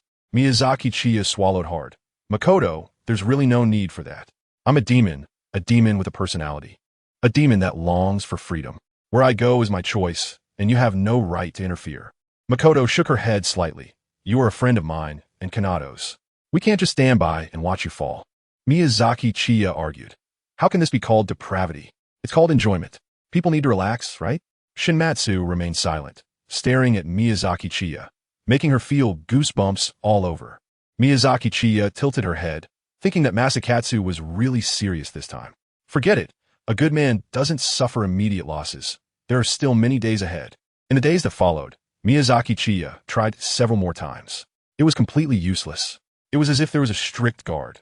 Wherever Miyazaki Chiya went, Masakatsu would follow, leaving no chance for her to act alone. And so, spring of the 2nd year arrived. Yato and Masakatsu, who took turns training with Butterfly Kanako, made significant progress in their abilities. This is the difference between having a teacher and not having one. During the time spent with Miyazaki Chiya, although Yato and Masakatsu often sought out Onizai, their improvement was limited. With one-on-one instruction from Butterfly Kanako, whenever Yato and Masakatsu made mistakes, she would carefully explain things to them. After a few rotations, this time, Masakatsu went to train with Butterfly Kanako, while Yato stayed by Miyazaki Chiya's side. Miyazaki Chiya was sitting on a reclining chair, enjoying a pleasant moonlight bath outside. Suddenly, out of nowhere, Miyazaki Chiya felt a bone-chilling cold, and a deep wound appeared on her right arm. Ko-Rabbit, come here quickly. Ko-Rabbit rushed over upon hearing Miyazaki Chiya's call. What's wrong, Miyazaki? Looking at the blood flowing from Miyazaki Chiya's right arm, Ko-Rabbit's pupils constricted. Miyazaki Chiya covered her right arm, cold sweat covering her forehead. It started. We need to hurry to Makomo's location. It's very likely that Kiname Butterfly and Makomo have encountered an upper moon of the 12 Kazuki. As she spoke, more wounds appeared on Miyazaki Chiya's body. I'll carry you. Keita picked up Miyazaki Chiya and quickly rushed towards Makomo's location. Chapter 41. Doma, a bone-chilling cold continuously surged from Miyazaki Chiya, and new wounds kept appearing on her body. Makomo was protected by Butterfly Shinobu, and since Makomo was injured, it meant that Butterfly Shinobu was completely unable to attend to her. The only demon that could occupy Butterfly Shinobu to such an extent was Upper Moon 2, Doma. Based on the sense distance, Makomo was still located in the Midodai district. Kanata, who was carrying Miyazaki Chiya on his back, was already drenched in blood. This blood was all from Miyazaki Chiya. The more injuries Miyazaki Chiya has, the more intense the battle over there is. Kanroji Mitsuri is frantically running towards where Shinobu Kocho is. On a street in the Mitai district, Doma's iron fan partially obscures his face as he looks at Shinobu Kocho behind her. Ah, you seem quite special. Despite being human, you possess a self-healing ability stronger than that of a demon, as if you have never been injured at all. Hearing Doma's words, Shinobu's heart tightened. She also understood that, according to the future fragments predicted by Miyazaki Chiya, if nothing unexpected happens, Shinobu is likely to die at the hands of this demon today. Shinobu had never encountered even a lower-rank demon before, and now facing upper rank 2, she felt a sense of dread and some despair at Doma's displayed power. It was completely on a different level. In the face of Doma's blood demon art, Shinobu could not protect Shinobu Kocho at all. Without the injury transfer from Miyazaki Chiya, Shinobu would have died countless times already. Also, because of Shinobu's anomaly, Doma noticed her. Doma chuckled and pointed at his own eyes. I was so busy greeting this Ashira in front of me that I forgot about you. Let me introduce myself again. I am Doma. As you can see, I am upper rank 2 of the 12 Kazuki. How lucky I am to encounter such a special human. I really want to eat you too and live forever with me. However, I want to take you to that gentleman. He would surely be very happy. It's my first time meeting such a special human. Facing Doma's oppressive aura, Shinobu unconsciously took a step back. Shinobu Kocho stepped in front of Shinobu, pointing the tip of her Nikron blade at Doma. Doma tilted his head, his smile radiant. Oh dear, are you so eager to enter my body and live forever with me? Shinobu Kocho whispered to Shinobu, wait for a chance to escape, then charged at Doma. Shinobu anxiously watched Shinobu's back. She couldn't escape, because right now, Shinobu had to act as a marker, guiding Miyazaki Chiya and Kanroji to this place. If some unforeseen event occurred after she left, such as not being able to find Shinobu Kocho for a while, then all their efforts would be in vain. If Shinobu died, Miyazaki Chiya's substitute body wouldn't be able to save her. Although she felt very sorry for Miyazaki Chiya, she had to buy time now. Breath of the Flower, 4th form, red flower, attire. Shinobu Kocho rushed in front of Doma, delivering a rising arc double slash. Doma stepped back, dodging Shinobu Kocho's strike, and then activated his blood demon art. Blood demon art, scattered lotus. Doma waved his fan, scattering a large number of fine ice flower petals, each petal sharp as a blade. In an instant, many tiny wounds appeared on Shinobu Kocho's body, but no blood flowed from them, as they were all frozen. Moreover, Shinobu Kocho now felt a sharp pain in her lungs. Her breathing slightly hurried. Doma feigned concern with a smile. Oh dear, are you already out of breath? You're sweating a lot, aren't you? That's because your alveoli are gradually dying. It must be quite painful, right? After all, you accidentally inhaled my blood demon art. Shinobu Kocho looked gravely at Doma's sharp iron fan. Doma was using the iron fan to spread the frozen misty blood into the air, making even breathing itself an extremely dangerous act. Doma moved closer to Shinobu Kocho. Blood demon art, withered garden, and falling snow. Doma wielded 2 fans, using a series of frost-infused attacks at lightning speed, creating afterimages with his hands. Breath of the Flower. 2nd form, Shadow Plum. In the moment Shinobu Kocho activated her breathing, she unleashed arc slashes in all directions, the trajectories resembling plum petals, continuously blocking Doma's attacks. Doma, while attacking, casually remarked, to think you can block my attacks like this, the Hashira of the Demon Slayer Corps are truly impressive. As Doma finished the sword form of his breathing technique, Shinobu Kocho's lungs were already in severe pain, blood trickling from the corner of her mouth. However, she endured the intense pain in her lungs and activated her breathing technique once more. Breath of the Flower, 1st form, blowing flower fall. Shinobu Kocho swiftly slashed downward, inflicting a blood-spurting wound on Doma's abdomen. At the same time, the sharp edge of Doma's iron fan grazed Shinobu Kocho's abdomen, causing blood to spurt out. Sister Kane. Shinobu rushed forward to support the about-to-fall Shinobu Kocho. Doma covered his mouth and laughed. Ah, it turns out you can't do it.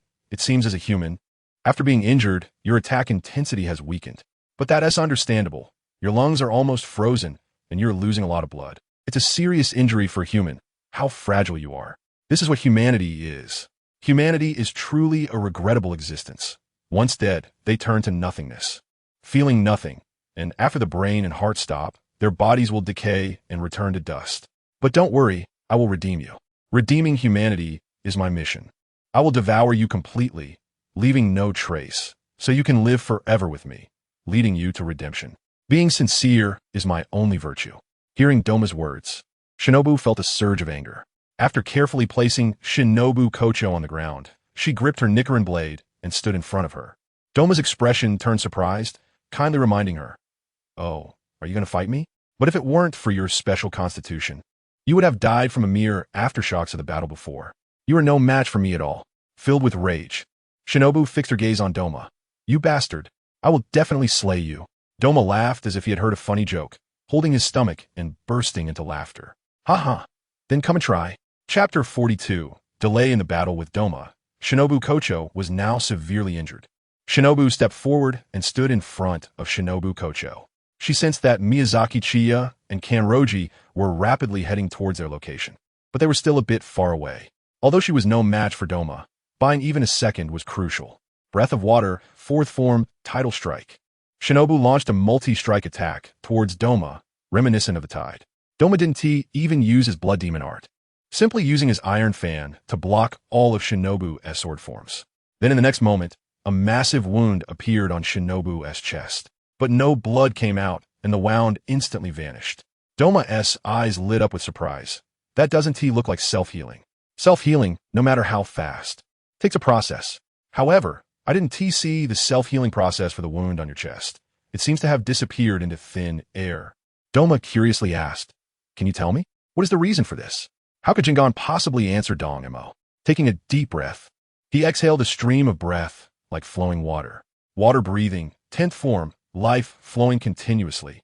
Jingon spun and tumbled like a dragon, continuously slashing at Dong-emo.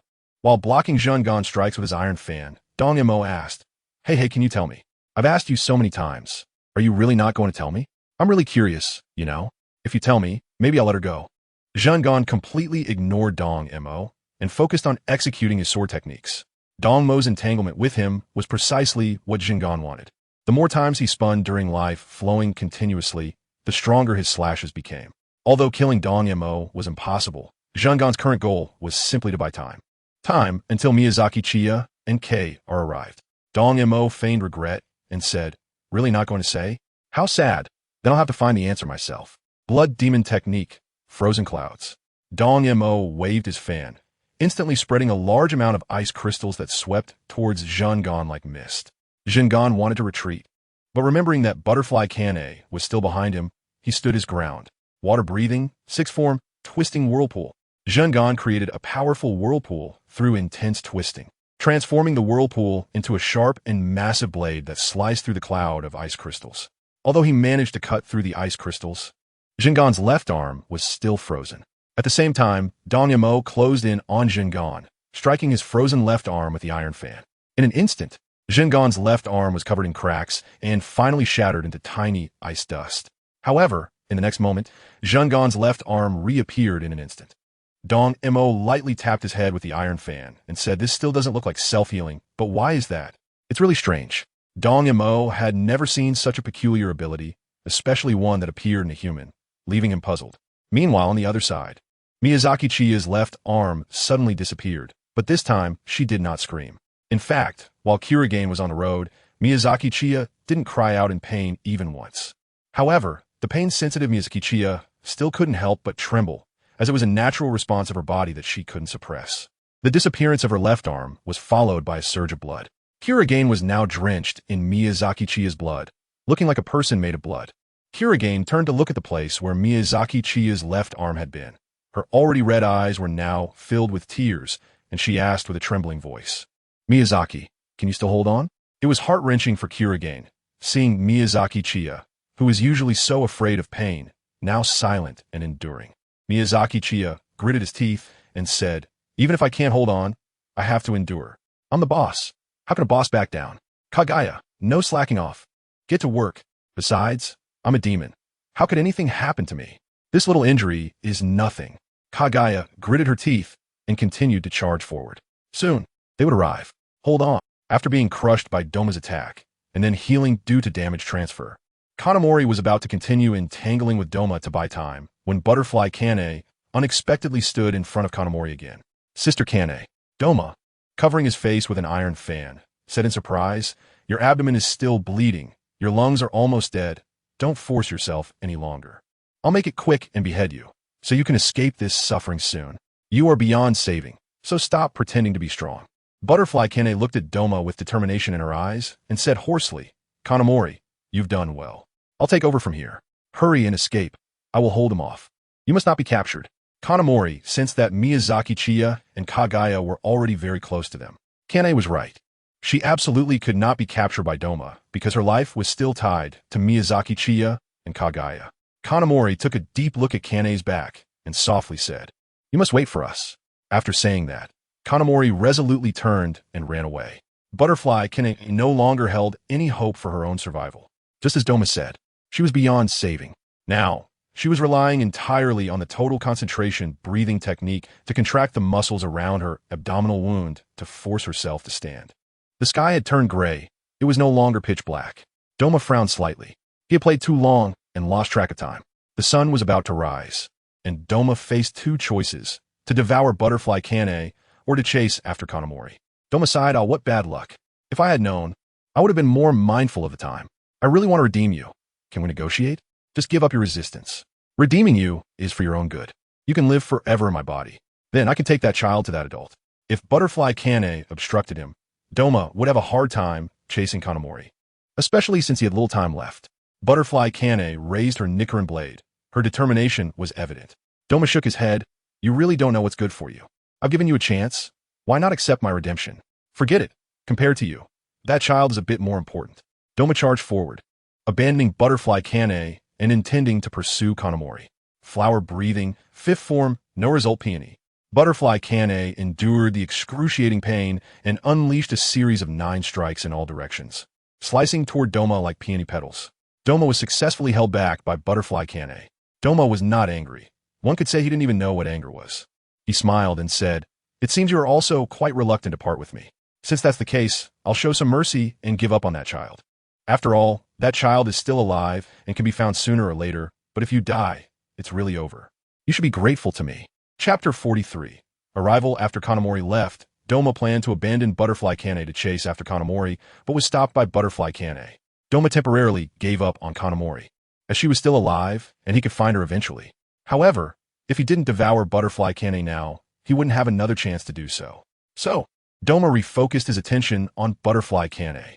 In Doma's eyes, Butterfly Kane now resembled a candle flickering in the wind, about to collapse.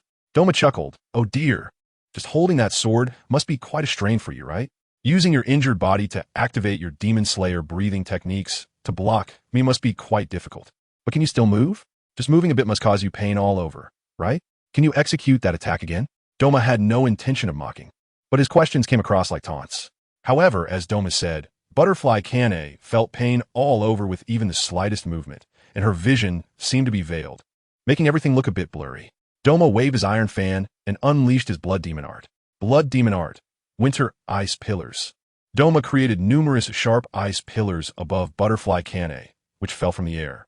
Currently, Butterfly Kane could not move to evade them.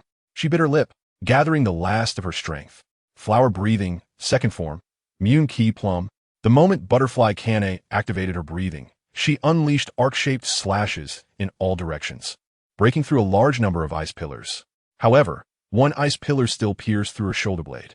Butterfly Kane staggered and nearly fell to the ground, but fortunately, she steadied herself in time, continuing to grip her sword in preparation for Doma's next attack. On the other side, Kanamori rushed toward the positions of Miyazaki Chiya and Kagaya, her eyes red. Butterfly Kane was severely injured and could not last much longer. They needed to get Miyazaki Chiya there quickly. Through her senses, Kanamori detected that Miyazaki Chiya and Kagaya were not far away. When she saw the two bloodied figures running towards her, Kanamori froze in place, her pupils dilating. This blood was not Kagaya's. It could only be Miyazaki Chiya's. With such a large amount of blood loss, recalling her own injuries, Kanamori couldn't imagine how much pain Miyazaki Chiya must be in. Kanamori glanced at herself. Although she looked disheveled, her clothes torn and stained with blood. It wasn't her blood, but Butterfly Kane's. Butterfly Kane protected her, and Miyazaki Chiya was injured in her place. Kanamori's fists tightened, filled with guilt. Kagaya, carrying Miyazaki Chiya, reached Kanamori and asked hoarsely, "Kanamori, are you okay?" Kanamori shook her head, managing a self-deprecating smile. "How could I be fine? Hurry and follow me. Sister Kane is severely injured, holding off Doma to buy me time." With Kanamori leading the way, Kagaya followed with Miyazaki Chiya on her back. Kanamori called out to Miyazaki Chiya several times, but he did not respond. Worried, she asked, "Is Miyazaki okay? Why isn't he saying anything now?" Kagaya looked pained and said, "I'm not sure either. Miyazaki told me he needed to rest a bit. And to call him when we got there." Because Miyazaki Chiya's face was covered in blood, Kagaya and Kanamori couldn't see his complexion. At this moment, Miyazaki Chiya's face was pale as a ghost. For a demon, blood was everything. Demons needed blood to heal their bodies and to perform blood demon arts. If it weren't for receiving blood transfusions from Muzan Kibutsuji twice, just the blood loss from tonight would be enough to leave Miyazaki Chiya so weak he couldn't even move. And he might not even be able to heal himself. As they got closer to Butterfly Kane, the sounds of battle became more pronounced. Kanamori and Kagaya both stopped in their tracks, hiding in the shadows to observe discreetly. Miyazaki Chiya must not be discovered by Doma. If she is found to be associating with the demon slayers, Miyazaki Chiya will definitely not survive. At this moment, Kochu Kane is almost exhausted, relying solely on her willpower to hold on. Kochu Kane presses her hands on the Nichiren blade, which is embedded in the ground, supporting her weight. Her vision is already hazy, unable to see the scene in front of her, and her injuries are horrifyingly numerous. Doma, confused, says, "I can no longer catch up with that girl, so why do you still resist me?" Doma truly does not understand. In his view, Kochu Kane has already succeeded in protecting that girl and has no need to continue fighting.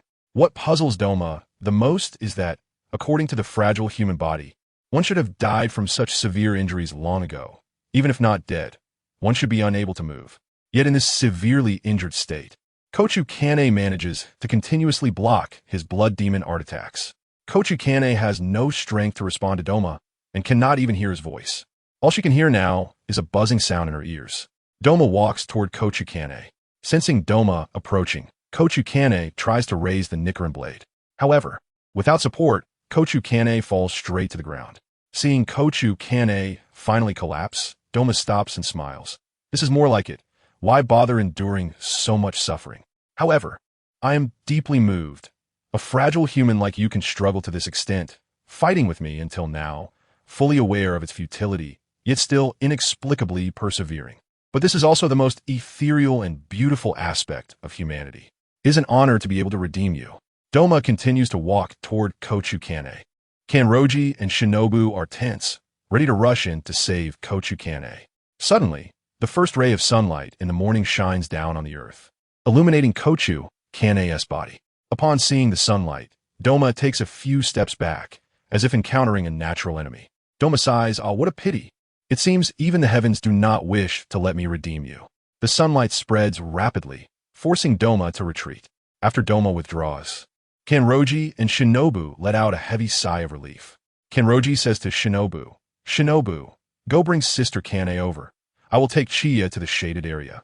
Shinobu nods, jumps with all her strength, and rushes toward Kochu Kane's position, lifting the nearly dying Kochu Kane, and then heads toward Kanroji, who has already brought Miyazaki Chiya to a shaded spot. Chapter 44. Rescue. The battle between Kochu Kane and Doma has ended. Kochu Kane has fought against him for an entire night and has been severely injured by Doma, falling into a near-death state. Doma, forced to retreat due to the sunlight, has left. At this moment, Kochu Kane has been brought to Miyazaki Chiya's side by Shinobu. Inside a dark warehouse, Kanroji shakes the unconscious Miyazaki Chiya to wake her up. Miyazaki Chiya weakly asked, "How is it? Have you found Kanahu?" Masaki hurriedly replied, "The battle is over, and Sister Kanahu is now in a near-death state." Miyazaki Chiya was startled awake by Makomo's words, struggling to lift her heavy eyelids and look at the injured Kanaheim butterfly. Ugh, how terrible! Seeing the wounds on Kanaheim's body, Miyazaki Chiya gasped. Kirigane asked with concern, "Miyazaki, you don't look well. Are you okay?" Kirigane noticed that Miyazaki Chiya was very weak, and the injuries on Kanaheim looked severe, shifting the focus of worry onto Miyazaki Chiya. Kirigane truly doubted whether Miyazaki Chiya could hold on. Miyazaki Chiya nervously swallowed. He really wanted to say no. Miyazaki Chiya could feel just how weak he was now, with the injuries of Butterfly Kanaheim transferred to him. And there was absolutely no good outcome. Perhaps he had already lost half his life. No, he had already lost half his life. However, Butterfly Kanaheim was one of the companions Miyazaki Chiya had recognized, and with her, their small team would make a qualitative leap. With Butterfly Kanaheim, Kaneo and Shinobu could steadily improve, and the Tsugikuni Yorichi he was planning to recruit would also have a teacher to guide him. Moreover, Miyazaki Chiya felt Shinobu's hopeful and sorrowful gaze, which felt like a thorn in his back. It was evident that the relationship between Shinobu and Butterfly Kanaheim was very good now. As long as Shinobu said, "Miyazaki, save Sister Kanaheim," Miyazaki Chiya would immediately jump into action without hesitation. But Shinobu hadn't said a word, leaving Miyazaki Chiya to make his own choice. Because Shinobu was also very worried that Miyazaki Chiya might get into trouble. Most importantly, Kaneo's question, "Can you do it?" Although Kaneo meant no harm and was purely concerned for him, it still made Miyazaki Chiya feel provoked. Miyazaki Chiya said with a strained neck, "What do you mean? Can you do it? A real man must be able to. Just this little injury is almost the same as a scrape on my finger. It's nothing at all." Kirigane and Makoto looked at Miyazaki Chiya with sympathetic eyes, hoping that her mouth would still be this tough later. Miyazaki Chiya felt uneasy under the gaze of Akira and Makoto, and after clearing her throat, she said, "Ahem, all right, let's get started quickly. If Kanehira really dies later, we won't have anywhere to cry."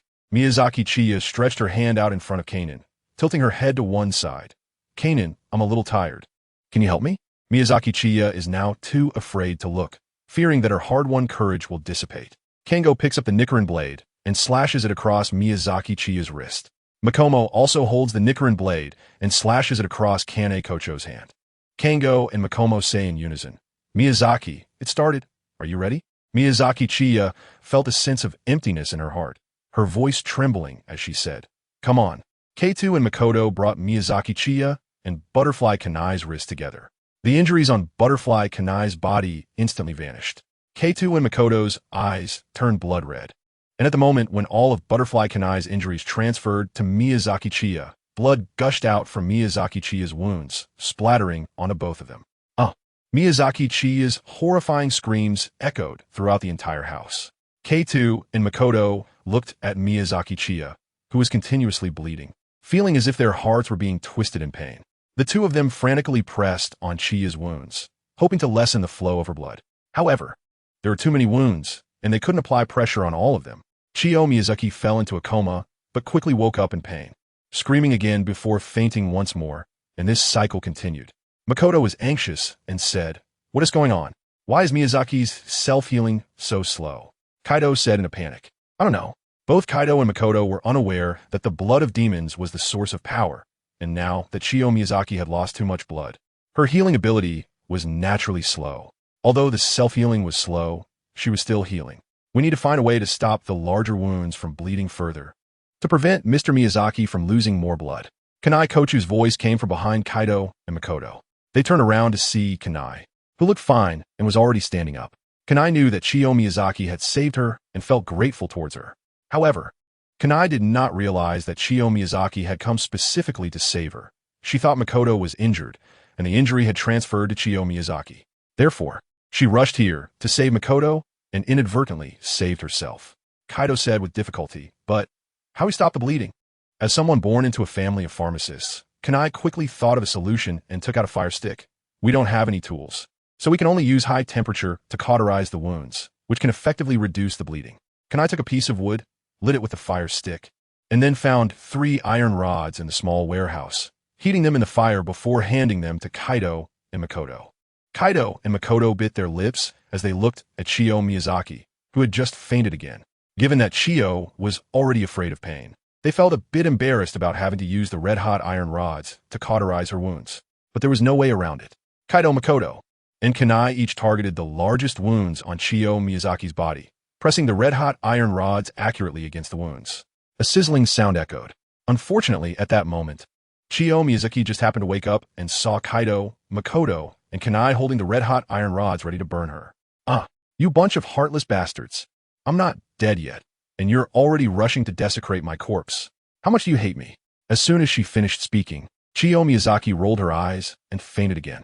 Kaido and Makoto sighed, already imagining how long Chiyo would throw a tantrum when she woke up. Kaido Makoto and Kunai continued to use the red-hot iron rods to cauterize Chiya Miyazaki's wounds until no more blood flowed out. Kaido and Makoto slumped to the ground, looking at the unconscious Chiya Miyazaki, occasionally bursting out with a few curse words directed at them, and they laughed happily. Kunai survived, and Chiya Miyazaki was fine. It was truly wonderful. Chapter 45. Invitation sunlight spread across the chaotic battlefield. A girl who looked very similar to Kunai Kochu appeared here. This girl was Kunai's younger sister, Shinobu Kochu. Shinobu trembled as she picked up a blood-stained butterfly hairpin from the pool of blood. This was Kunai's hairpin. Shinobu tightly grasped her chest, breathing rapidly, and tears streamed down her face uncontrollably. Sister. Shinobu cried out for Kunai with a heart-wrenching voice filled with immense sorrow. After helping Chiya Miyazaki stop the bleeding, she did not wake up again and remained in a coma. Kunai Kochu said to Kaido and Makoto, Kaido, Makoto, you stay here to take care of Mr. Miyazaki. I'll go have Kirigane report to the Lord about the encounter with the Upper Moon 2 last night. I'll come back immediately after I finish my report. Just as Kunai was turning around, Kaido and Makoto both grabbed her arms simultaneously. Kunai turned her head, puzzled, and looked at Kaido and Makoto. What's wrong? Kaido stammered, Sister Kunai, you can't go. Kunai softly asked, is there something you need my help with? Not good at lying, Kaido stammered for a long time without saying anything. Makoto said to Kunai, Sister Kunai, can you wait until Mr. Miyazaki wakes up before we talk? He will explain everything to you. Kunai noticed Kaido and Makoto's difficulty and said, then I'll have my Kirigane come over, and I'll report the mission here. Kaido and Makoto both shook their heads. No, we can't let anyone know that you're still alive for now. Kunai was confused. What's going on? Kaido quietly asked Makoto, Makoto, if we say it now, should it be fine? After thinking for a moment, Makoto replied, it should be fine. After all, our purpose has been achieved. Although Kaido and Makoto were whispering, Kunai still heard, what purpose? Why you seem strange since I said I was leaving? Makoto, with a serious expression, said to Kunai, Sister Kunai, the reason we came to the Midiyata district is because of you. We specifically came to find you. Kunai frowned and asked, find me? But before that, it seems we and team met, right? Kaido explained, yes, we don't know each other. And we're not actually called Ryuka and Hanako. My name is Kaido. Makoto also reintroduced herself. My name is Makoto, and we are actually disciples of the former water Hashira, Sakanji Urokodaki. Kunai suddenly found it hard to process. You're disciples of the former water Hashira? Then why did you specifically come to find me? Kaido and Makoto said seriously, because we need to save Sister Kunai. Kunai, looking confused, asked to save me? Did you already know I would be in trouble? Kaido and Makoto both nodded. Makoto explained to Kunai, I know you must be feeling very confused right now. So let me explain. We are indeed protecting Miyazaki, but not just out of gratitude. More importantly, Miyazaki has a very special ability that allows her to see fragments of the future. Kaido and I were supposed to die in the final selection of the Fujisaki Mountain. But because Miyazaki foresaw that we would die, she specially went to Fujisaki Mountain to wait for us and saved us. The reason we came to find Sister Kunai is also that Miyazaki foresaw that Sister Kunai would be in trouble, which is why we came to the Midiyata district to find you. After listening to Makoto's explanation, Kunai Kochu confirmed with a frown, you're saying Mr. Miyazaki has the ability to foresee the future? Kaido nodded. I know this is hard to believe, but it is indeed a fact, because what Miyazaki has foreseen so far has all come true. No, I believe it. Butterfly Kane surprisingly believed that Miyazaki Chiya had the ability to foresee the future, which left Kaneo and Shinobu utterly astonished. This was because Butterfly Kane had once helped the leader of the Demon Slayer Corps, Ubuyashiki Yoya, with a health check, during which Ubuyashiki mentioned it. The Ubuyashiki clan possesses the intuition to see into the future, which is why the clan has existed for nearly 1,000 years. However, Butterfly Kane still had doubts about whether Miyazaki Chiya could truly predict the future. Nevertheless, Kaneo and Shinobu certainly meant no harm to her. Otherwise, there would be no need to risk their lives to save her. Butterfly Kane then asked, but why can't people know that I'm still alive? Kaneo explained, because Miyazaki once foresaw a fragment where, at some point in the future, Kibutsuji Muzan and the Demon Slayer Corps will have a decisive battle. Miyazaki once said that we are all supposed to be dead, and if others know that we are still alive, the future may change, and he will no longer be able to foresee any future. Miyazaki's plan is to gather us, the ones who should have died but survived, to accumulate strength and prepare for the final battle in the future. Therefore, it is very important for Sister Kanaheim, as the flower pillar, to join us. Miyazaki's current situation is also not good. Although he is a demon, he has not lost his human memories, which is why he chooses to help the human side. Muzan Kibutsuji has also recognized Miyazaki's abilities and had given him blood twice when he was a newly transformed demon. If Muzan discovers that Miyazaki is helping humans, he will be in danger, and the demon slayers will not listen to Miyazaki's explanations as a demon. They will surely attack him immediately. Moreover, Miyazaki himself does not have any combat abilities, so we must protect him, and to prevent his ability to foresee the future from failing, we must also keep our identities hidden and not reveal our true faces. Butterfly Kane sat on the ground, silently thinking. Kaneo and Shinobu did not disturb her. They are not as articulate as Miyazaki Chiya, nor do they have his shamelessness. They can only tell Butterfly Kane what they know. If she still chooses to leave, there is nothing they can do. After all, it is an invitation, not a coercion. Kaneo and Shinobu are now very hopeful that Miyazaki Chiya can wake up. The shameless Miyazaki Chiya should be able to persuade Butterfly Kane. Butterfly Kane has been silent for nearly an hour. Miyazaki Chiya possesses the ability to foresee the future and belongs to the human faction, making her importance self-evident. With Miyazaki Chiya around, the Demon Slayer Corps can seize the initiative and exert significant power in the final battle. However, if one truly wants to join Miyazaki Chiya, it means going into hiding, and before the final showdown, Butterfly Kane will no longer exist. Upon learning about her death, Butterfly Shinobu will surely be very sad. Chapter 46. Kane joins the team. Butterfly Kane is torn about whether to join Miyazaki Chiya's group. If Miyazaki Chiya's ability to foresee the future is real, then she is extremely important, and her assistance would be immensely beneficial for the Demon Slayer Corps. However, if she joins, Butterfly Kane worries about Butterfly Shinobu. After much deliberation, Butterfly Kane made a decision but still asked, Ryu, Kanado, Shinobu, can you let my sister know I'm alive? I will tell her not to share the news of my survival with anyone else. She will listen to me. Kanado and Shinobu are in a difficult position.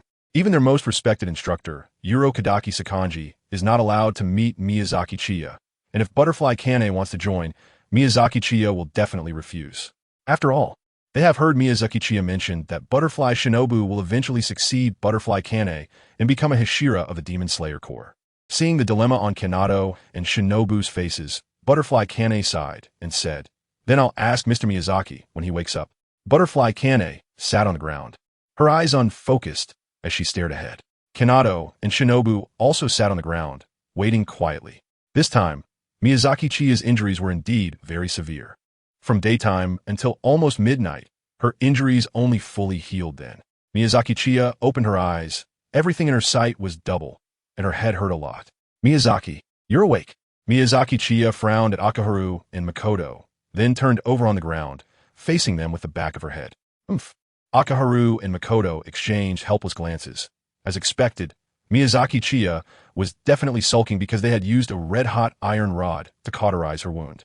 Akaharu softly coaxed Chiya. We didn't mean to burn your wound with the iron rod. Your wound was bleeding continuously, so we had to do it to help stop the bleeding. Please don't be angry. Miyazaki Chiya naturally guessed the reason, but she was still annoyed. Now, thinking of the scene where Ritsu, Shin Komo, and Kanai Butterfly were holding iron rods, Miyazaki Chiya still felt a shadow in her heart. Wait, Kanai Butterfly. Miyazaki Chiyo slightly tilted her head and saw Kanai K sitting on the ground, lost in thought, and her eyes instantly lit up. Help me up. Koga and Makoto immediately helped Miyazaki Chiyo to her feet. Once standing, Miyazaki Chiyo quickly broke free from Koga and Makoto, then wobbled towards Kanai K. When she reached Kanai K's side, Miyazaki Chiyo suddenly held her head and exclaimed, Ah, my head hurts so much, I'm going to fall. Miyazaki Chiya's whole body went limp and then collapsed onto the ground. Coincidentally, Miyazaki Chiya's head happened to rest on Kanehiro Butterfly's lap. Miyazaki Chiya suddenly felt lightheaded. Was happiness? This is called happiness. Oh, taking off. Tachibana Kaname was suddenly startled by Miyazaki Chiya's actions and immediately wanted to get up. Miyazaki Chiya spoke up first. Oh, my head really hurts just now. Lying on Kanaho's lap feels so much better. It's truly magical. Kanaho, you definitely wouldn't want me to be in pain, right? So thank you, Kanaho. I just need to lean on you for a little while longer. Butterfly Kanaho was stunned. She hadn't said a word yet, but all the conversation was taken by Miyazaki Chiya. Kaido and Makoto twitched their mouths, their fists clenched tightly. They really wanted to punch this lecherous Miyazaki Chiya to death. How shameless. Butterfly Kanaho's cheeks turned incredibly red. This was her first time having such close contact with the opposite sex, especially a lap pillow. Butterfly Kanaho took several deep breaths to calm her emotions, then said to Miyazaki Chiya, "Mr. Miyazaki, I've heard everything from Kaido and Makoto. I am willing to join your team, but I have a request." Before Butterfly Kanaho could finish her sentence, Miyazaki Chiya suddenly interjected, "Oh, Kanaho, don't call me Mr. Miyazaki, it sounds so distant. Just call me Chiya." A grinding sound came from Kaido and Makoto. Originally, they also planned to call Miyazaki Chiya to make it sound more intimate. However, Miyazaki Chiya, insisting on maintaining his authority as the boss, had rejected them, and now it was disgustingly asking Butterfly Kanaho to call him Chiya, making their desire to punch this shameless Miyazaki Chiya grow stronger. Butterfly Kanaho took another deep breath. "CH Chiya, I have a request. Could you please tell my sister Shinobu that I'm still alive? Of course, I will make her promise not to tell anyone else." Miyazaki Chiya, with her eyes closed, enjoyed the moment while replying, "No, Kanai, after your death, your sister Shinobu will strive hard to take over as the master of the Butterfly Mansion. And then in the future, she will become the insect Hashira. If she were to know that you are still alive, the future might change. Your sister might not take over as the master of the Butterfly Mansion, nor become the insect Hashira. Your sister is extremely important in the final battle of the future. She is one of those who cannot make mistakes." Butterfly Kanai felt a bit sad. She couldn't imagine how heartbroken Shinobu would be upon hearing the news of her death. But if what Miyazaki Chiya said was true, then she indeed couldn't go to Shinobu. Compared to them, the final battle was more important, as it concerned everyone. If they made a mistake because of themselves, then they would become sinners. Sensing Butterfly Kanai's low spirits, Miyazaki Chiya smiled and said, "Don't worry. There will definitely be opportunities to meet again in the future. At worst, before we leave the Midoyata district, we can accompany you to secretly take a look at your sister before leaving. I think your sister is definitely in the Midoyata district right now." Butterfly Kanai exclaimed in surprise. "Really?" Miyazaki Chiya confirmed, "I won't lie to Kanai-nichan." Suddenly, two extremely gloomy voices entered Miyazaki Chiya's ears.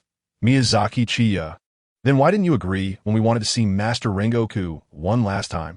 Hearing the accusations from Akito and Makomo, Miyazaki Chiya's heart sank. She felt that if she didn't explain properly, something bad might happen, so she hurriedly explained at that time, "You two were just little kids sneaking off to see your master. How could your master, as a former Hashira, not notice?" Akito and Makomo's expression stiffened. What Miyazaki Chiya said seemed to make a bit of sense, but they still felt really unhappy about it. Miyazaki Chiya took the opportunity to nuzzle her head into Kanaho's arms and complained, "Sister Kanaho, look at them. They're being mean to me." Butterfly Kanaho really wanted to escape. She wasn't familiar with Miyazaki Chiya, and being nuzzled like this was really awkward. K2 and Makoto couldn't stand Miyazaki Chiya's annoying demeanor any longer and eagerly pounced on her. "Take this, Chiya." Chapter 47. Adults' Affairs, Kids Shouldn't Ask. It was still that small warehouse. Because Miyazaki Chiya was still in a weakened state after being beaten up by K2 and Makoto, her face was bruised and swollen, which wouldn't heal in a short time. Miyazaki Chiya burst into tears and threw herself into Butterfly Kanai's arms, crying, "Ah, Kanai-ne, why aren't you taking care of them? They are your stepsons, yet they bully me like this." Hearing Chiya's heartbreaking cries, Butterfly Kanai's heart softened a bit. Just as she was about to comfort Chiya, Katsu and Makoto blocked her. "Kanai-ne, don't be fooled by him." Katsu and Makoto grabbed Chiya's shoulders from both sides and pulled her back, then pointed at her face and said, "Kanai-ne, take a good look at his true colors. He's taking advantage of you." Miyazaki Chiya's lips curled up uncontrollably. After being pointed out by Kanin and Makomo, she tried hard to bring her lips down, but it was difficult. Just thinking about the days ahead, where she could be close to Kochikane, made her feel like she was about to fly. However, Miyazaki Chiya still had to act tough. Otherwise, what if she lost affection points? "Sister Kane, don't listen to their nonsense. I'm a most pure and kind person, with not a single bad thought. I'm just smiling because I'm happy to have such a strong demon slayer like you joining us. It's just that." Kanin and Makomo's little faces were already scrunched up. They couldn't understand how Miyazaki Chiya's mouth was formed. Was it structured differently from theirs? Otherwise, how could she easily say the things they could never bring themselves to say? The worst here was definitely her, claiming to be the most pure and kind. Kochu sighed, collected her thoughts, and seriously asked Miyazaki Chiya, I want to confirm, do you really have the ability to foresee the future? Miyazaki Chiya nodded vigorously. Yes, I know about your past, Sister Kane. You and your sister come from a family of medicine practitioners and originally lived a happy life with your parents and your sister Shinobu, but you were attacked by demons, and your parents were killed as a result. Just when you're on the brink of being killed by the demons, the current Hashira, Kaneo, Tsuri, arrived in time to slay the evil demon and had the members of the Corps take you to a relative's house. After that, you and your sister made a pact to slay demons to protect the happiness of others who have not yet been destroyed by demons. And you found Kaneo, Tsuri, through the Corps to learn methods of hunting demons. However, Kaneo, Tsuri initially refused you, but your persistence and continuous efforts moved him, and he introduced you to a trainer. Later, you and your sister passed the final selection, and then you became the flower Hashira and adopted Kana Kaneo. Am I right? Miyazaki Chiya proudly lifted her head, seemingly waiting for a compliment from Butterfly Kane. Butterfly Kane now believed that Miyazaki Chiya could predict the future because these things, especially the agreement with Butterfly Shinobu, were known in such detail only to her and Butterfly Shinobu.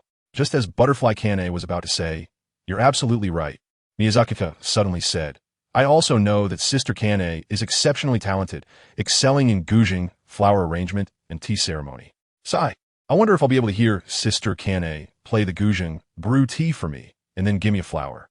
After saying this, Miyazaki Chiya kept glancing at Butterfly Kane's face, stealing looks at her expression. Butterfly Kane felt strange inside. She and Miyazaki Chiya had only met a few times at most, and even if they had interacted, their relationship could only be described as ordinary. Now, Miyazaki Chiya knew her so well that it left her unsure of how to face her. After all, she had already agreed to join them, and they would be living together for a long time in the future. Butterfly Kane smiled and said, "There will be opportunities." Miyazaki Chiya is feeling elated now, and then she looks at the rabbit and Makoto beside her. Miyazaki Chiya made a disdainful expression, as if saying, "Look at them, now look at you." The rusty rabbit and Makoto clenched their fists again. So frustrating. Miyazaki Chiya and others returned to the small house they had rented in the Myota district. They were all covered in blood, and now that they had finished, they felt stiff and very uncomfortable. K2 and Miyazaki Chiya took a shower and changed their clothes first. Miyazaki Chiya finished her shower in just 3 minutes and changed into clean clothes, then urged Yato. "Yato, hurry up. How can a grown man take so long to shower? Come on, come on." Yato had a black line on his face, feeling rushed even for a shower, as if he were being hurried to the afterlife. Under Miyazaki Chiya's urging, Yato was forced to quickly wash up and put on his clothes before walking out of the room. Miyazaki Chiya revealed a bright smile and said to Butterfly Kanaho, "Sister Kanaho, take your time washing, no rush. I'll wait for you in Aikido outside." Standing beside Butterfly Kanaho, Makoto was staring at Miyazaki Chiya with dead fish eyes. Was Miyazaki Chiya really unable to see her standing right next to Butterfly Kanaho? Butterfly Kanaho nodded and said, "Okay, sorry for the trouble." "It's no trouble at all. Sister Kanaho must be feeling uncomfortable, right? Hurry up and wash," Miyazaki Chiya urged. Butterfly Kanaho and Makoto walked into the room. Aikido looked at the blushing, fidgety Miyazaki Chiya with a puzzled expression and asked, "Why are you so excited?" Miyazaki Chiya waved her hand and said, "It's an adult matter, so kids shouldn't pry." Kanado pouted and ignored Miyazaki Chiya, otherwise she might get annoyed.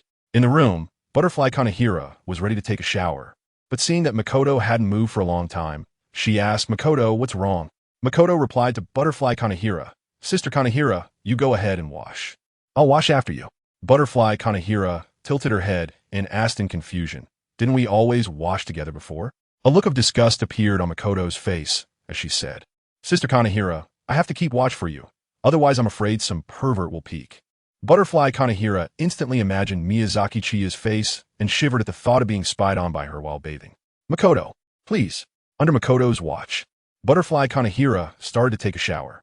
Hearing the sound of water in the room, Miyazaki Chiya became extremely excited and glanced at Kanado, who was lying on a lounge chair looking at the stars. It was truly a blessing from heaven. Miyazaki Chiya secretly opened a crack in the window and brought her bloodshot eyes closer. The imagined scene of a beautiful woman bathing did not appear. Instead, The face of Makoto, which looked like garbage, came into Chiya's view. Go to hell, scum. Makoto extended 2 fingers and poked them straight into Miyazaki Chiya's eyes. Chapter 48, Princess Carrie. Miyazaki Chiya felt that he might go blind. He suspected that Makoto had used all his strength to poke his eyes with his fingers. Miyazaki Chiya rubbed her eyes desperately. Makoto, Miyazaki Chiya, will not rest until we settle this. And you, Kanato, who was lying on a lounge chair, looked innocently at Miyazaki Chiya, who was rubbing her eyes. What does this have to do with me? Besides, it's your fault for peeping. Makoto did nothing wrong. Miyazaki Chiya roared in anger. How is it none of your business? Shinbu is your little girlfriend. Can't you take care of her? And I'm not peeping. I'm just worried that Kanane might have an accident while taking a bath. I only wanted to take a look out of concern. Keita couldn't be bothered to argue with Miyazaki Chiya. After all, Kanane, as a Hashira, having an accident while bathing? It would be more believable to say that he was Muzan Kibutsuji. Keita looked back at the night sky, not wanting to argue, and lightly said, just keep being stubborn. Keito, I won't let you off. Miyazaki Chiya suddenly pounced towards the direction of the sound made by the rabbit, but missed and fell to the ground. Miyazaki Chiya got up from the ground and said angrily, Kagami, don't hide if you have the guts. Kagami, who had been lying on the lounge chair the whole time, was speechless. It was clearly Miyazaki Chiya who had missed, yet he could still blame it on him. In the room, Butterfly Kanai gratefully thanked Makoto. Thank you, Makoto. Makoto shook her head and instead explained for Miyazaki Chiya. Sister Kanahui, that guy Miyazaki is usually like that. Just get used to it. You can't be too nice to him. If you're too good to him, he'll take advantage and become even more arrogant. But he is not a bad person. Butterfly Kanahui smiled gently and said, I could tell from the beginning that Chiya isn't a bad person. But you 3 really have a good relationship. A good relationship. Makoto recalled her interactions with Miyazaki Chiya and Kagami over the years, and a smile unconsciously appeared on her lips. After Butterfly Kanahui finished her shower, it was Makoto's turn. However, this time Miyazaki Chiya didn't do anything sneaky. After all, Makoto's figure might interest Kagami, but Miyazaki Chiya had no interest at all. What was most troubling for Miyazaki Chiya now was that Butterfly Kanahui had come out of the room, watching him with a look as if she was guarding against a thief. Miyazaki Chiya twitched the corner of his mouth. Well, this is troublesome. It's all Shinobu's fault for letting him take a look. However, now that Kocho Shinobu has joined the group, she is wearing a very ordinary woman's outfit. After all, with Kocho Shinobu's joining, it means she has given up her position in the Demon Slayer Corps, so it wouldn't be good to continue wearing the Corps uniform. But even in such an ordinary dress, Kocho Shinobu looks very beautiful. Thinking about his future happy life, Miyazaki Chiya couldn't help but chuckle. Hearing Miyazaki Chiya's lewd laughter, Kocho Shinobu unconsciously took a step back. Sensing Kocho Shinobu's vigilance towards him, Miyazaki Chiya instantly switched to a serious expression. Sister Shinobu, I am truly a gentleman. Only someone like Kanroji would indulge in such despicable acts of peeping. Just now, it was Kanroji who wanted to peek, and I was trying to stop him, but accidentally got misunderstood by Shinobu. Kanroji quickly apologized to Sister Shinobu. Kanroji glanced at Miyazaki Chiya, too lazy to explain. Justice is in the hearts of the people. Listening to Miyazaki Chiya's serious nonsense, Kocho Shinobu couldn't hold back and rolled her eyes. Kanroji noticed Kocho Shinobu's eye roll. Well, the eye roll was passed on again, now to Kocho Shinobu. After a while, Shinobu came out after taking a shower. Miyazaki Chiya stretched and said, all right, since everything is ready, it's time for us to leave. Just as Butterfly Kanahiro was about to speak, Miyazaki Chiya jumped in first. How could she miss such an opportunity to gain favor? Miyazaki Chiya immediately said, of course. We should wait until Sister Kane takes good care of her younger sister before we set off. I've been keeping this in mind all along. Butterfly Kane cast a grateful glance at Miyazaki Chiya. With her goal achieved, Miyazaki Chiya's mood instantly brightened. However, she soon started to act mischievously again. Oh dear, my body still feels so weak. Sister Kane, could you carry me for a bit? A princess carry will be fine too. After saying this, Miyazaki Chiya leaned towards Butterfly Kane. Suddenly, a hand was placed on her waist and another hand on her leg. And then Miyazaki Chiya was lifted into the air in a princess carry.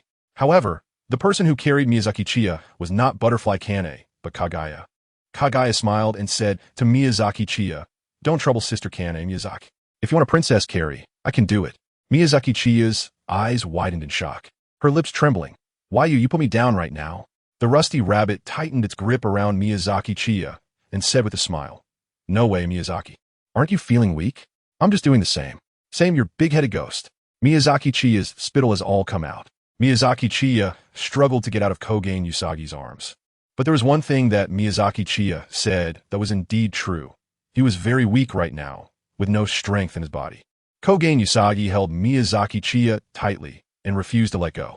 In a fit of anger, Miyazaki Chiya grabbed both of Kogen Usagi's cheeks and started to torment them. Unfortunately, the pain ultimately returned to Miyazaki Chiya's own face. Miyazaki Chiya gave up resisting with a look of indifference and directly threw in the towel. Makoto asked Sister Kane, "Do you know where your sister is now?" Butterfly Kane speculated, "If she is in the Mitaka area, then after hearing about my death, she should be in my room now." With Butterfly Kane leading the way, Kaku Rabbit held Miyazaki Chiya and rushed to Butterfly Kane's house together with Makoto. Upon reaching the entrance of Butterfly Kane's room, there was no sound inside. Butterfly Kane gently pushed the door open, revealing a crack, and looked inside, discovering that Butterfly Shinobu was lying on her bed, seemingly asleep. Butterfly Kane looked at Miyazaki Chiya, and her meaning was clear. She wanted to go in and check on Butterfly Shinobu. Miyazaki Chiya frowned slightly. What if Shinobu Kocho suddenly woke up when he went in? However, Kanai Kocho's gaze made him somewhat uncomfortable, so in the end, he simply turned his head away to avoid seeing anything while in Akatsuki's arms. Turning his head, Miyazaki Chiya noticed that Akatsuki and Makomo were grinning at him, which made him even more irritated as he pinched Akatsuki's face. Kanai Kocho smiled faintly, clearly indicating that Miyazaki Chiya had agreed. Chapter 49, Trouble. Kanai Kocho entered the room. Miyazaki Chiya, Kanata, and Makomo were waiting outside. Kanoho Butterfly quietly approached the bed, where Shinobu Butterfly was sleeping. The redness around Shinobu's eyes indicated how deeply she had cried. In her sleep, Shinobu was tightly grasping the blood-stained butterfly hairpin. Kanoho's eyes were slightly red, and her heart ached. She had an impulse to wake Shinobu immediately and tell her that her sister was still alive. However, she couldn't do that. If she did, she would be betraying the efforts Miyazaki Chiya and the others had made for her, and she couldn't selfishly affect the future because of them. Kanoho recalled what Miyazaki Chiya had said earlier. In the future, your sister Shinobu will strive hard to succeed you as the master of the Butterfly Mansion, and then become the insect Hashira. Your sister will be very important in the final battle in the future. Kanoho reached out and gently stroked Shinobu's face, whispering, "I'm sorry. Shinobu, you will definitely become outstanding in the future, and one day we will reunite." It seemed that Shinobu sensed something, as tears flowed from the corners of her eyes, murmuring "sister." Kanoho withdrew her hand from Shinobu's face, her gaze becoming incredibly determined. The source of all this tragedy was the demons. Only by exterminating all demons could they find happiness. "Wait for me, Shinobu." Kanoho took one last look at Shinobu before leaving the room. Outside the room, Miyazaki Chiya had already left Kanata's Princess Carry and, sensing Kanoho's low mood, did not make a fuss, but simply said, "It's getting late. We should go." There were still 5 or 6 hours until dawn. The 4 of them couldn't leave the Myota district by morning and had to open 2 rooms in an inn to rest temporarily. In the daytime, a listless Miyazaki Chiya lay motionless on the bed. Makomo and Kanoho recounted the details of their battle with Doma to Miyazaki Chiya and Kanata.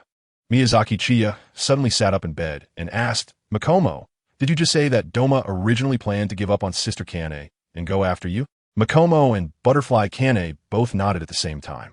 Miyazaki Chiya's expression was very serious. K2 and Makoto had never seen Miyazaki Chiya look so serious, and they asked with some concern, "Miyazaki, is something wrong?" Miyazaki Chiyo did not answer the two, but instead asked seriously, "Makoto, do you know if Doma has discovered that your injury is not self-healing?" Makoto replied, "I'm not sure either, but Doma did say at that time, this doesn't look much like self-healing, does it?" Miyazaki Chiya's expression was somewhat unpleasant. Doma must have noticed something. The damage transfer from the substitute Big Meat Bun is a true transfer in the literal sense, with no process, only the result. And this result is directly transferred to Miyazaki Chiya. In this world, there are demon slayers who can temporarily become demons by consuming them. So, having another human who can quickly heal is actually not hard to understand. After all, the Hashira of the Demon Slayer Corps recover much faster from injuries than ordinary members.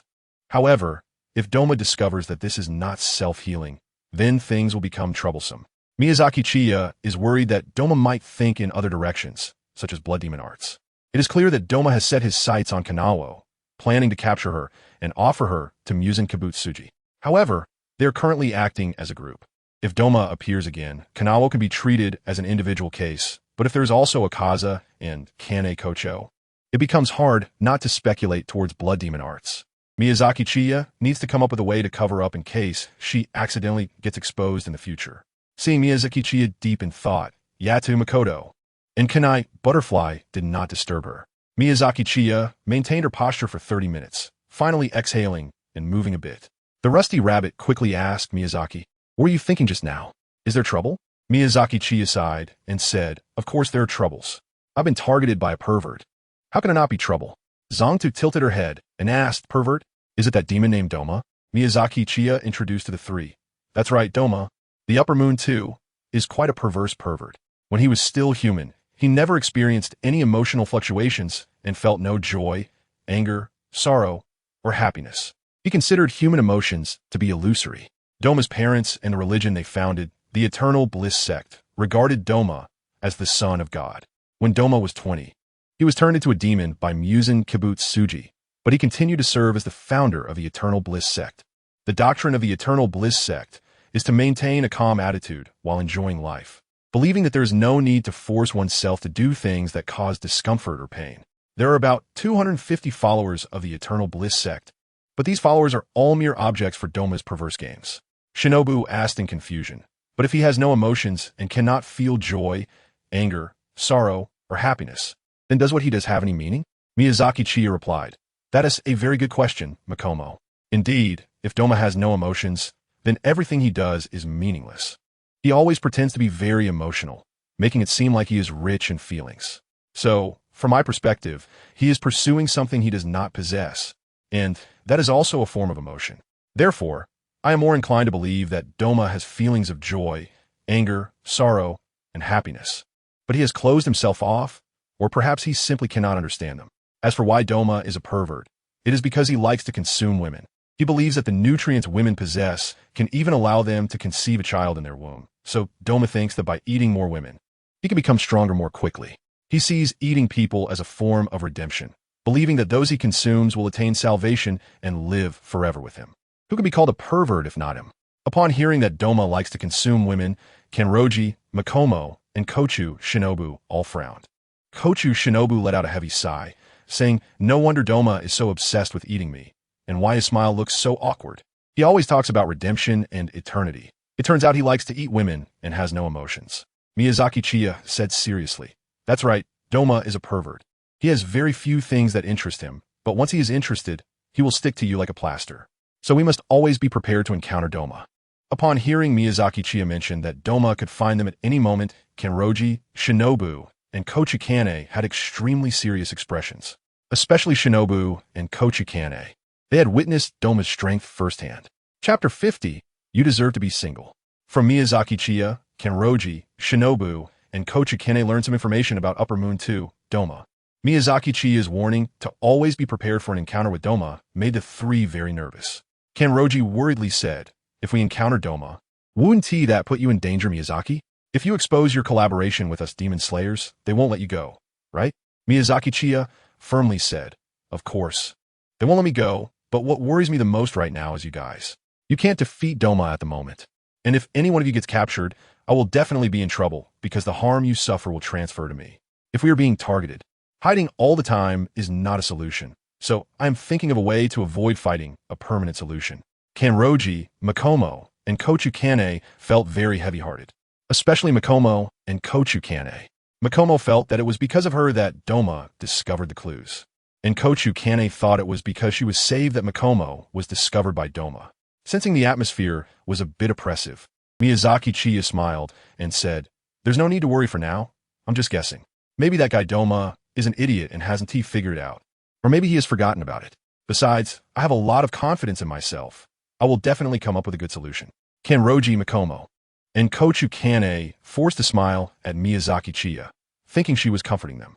However, Miyazaki Chiya was indeed comforting them, because Doma has an excellent memory. He remembers everything clearly, even from when he was still human. Moreover, This pervert can recall past events by inserting his fingers into his own head and stirring. So it is certain that Doma will seek out Makomo, as someone in her situation is rare for them. Muzan Kibutsuji should either have started or will start experiments to artificially create demons that can overcome sunlight. And someone like Makomo, being special, is certainly someone Muzan Kibutsuji needs. Miyazaki Chiya has a bit of a big head. This time he was careless. He let Makomo follow Kanai and face off directly with Doma, which instead drew the troublesome Doma's attention. Moreover, there's a high possibility that Kibutsuji Muzan will find out. Therefore, Miyazaki Chiya needs a plan that not only deceives Doma, but also Kibutsuji Muzan. However, the immediate priority is to improve the team atmosphere. If the mood remains so low, it will really affect their unity.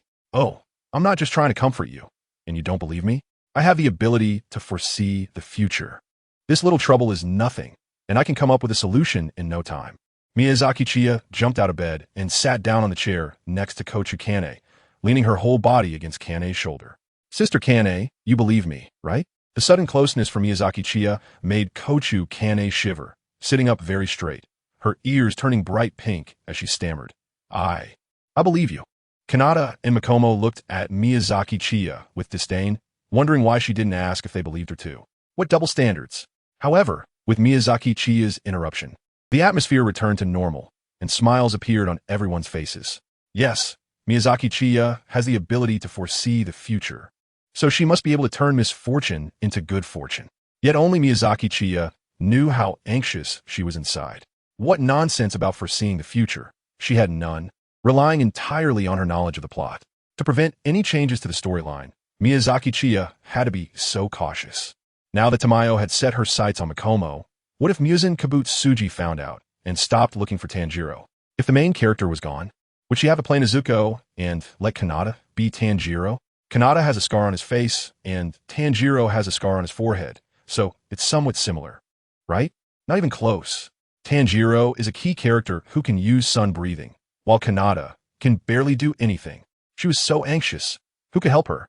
But thankfully, she had Kochu Kine to lean on, which could soothe her flustered heart. Miyazaki Chiya rubbed her cheek against the shoulder of Butterfly Kanai, then took a deep breath and said, Sister Kanai, you smell so good. Butterfly Kanai immediately stood up, exclaimed, I'm going outside to buy something to eat, and then quickly left the room.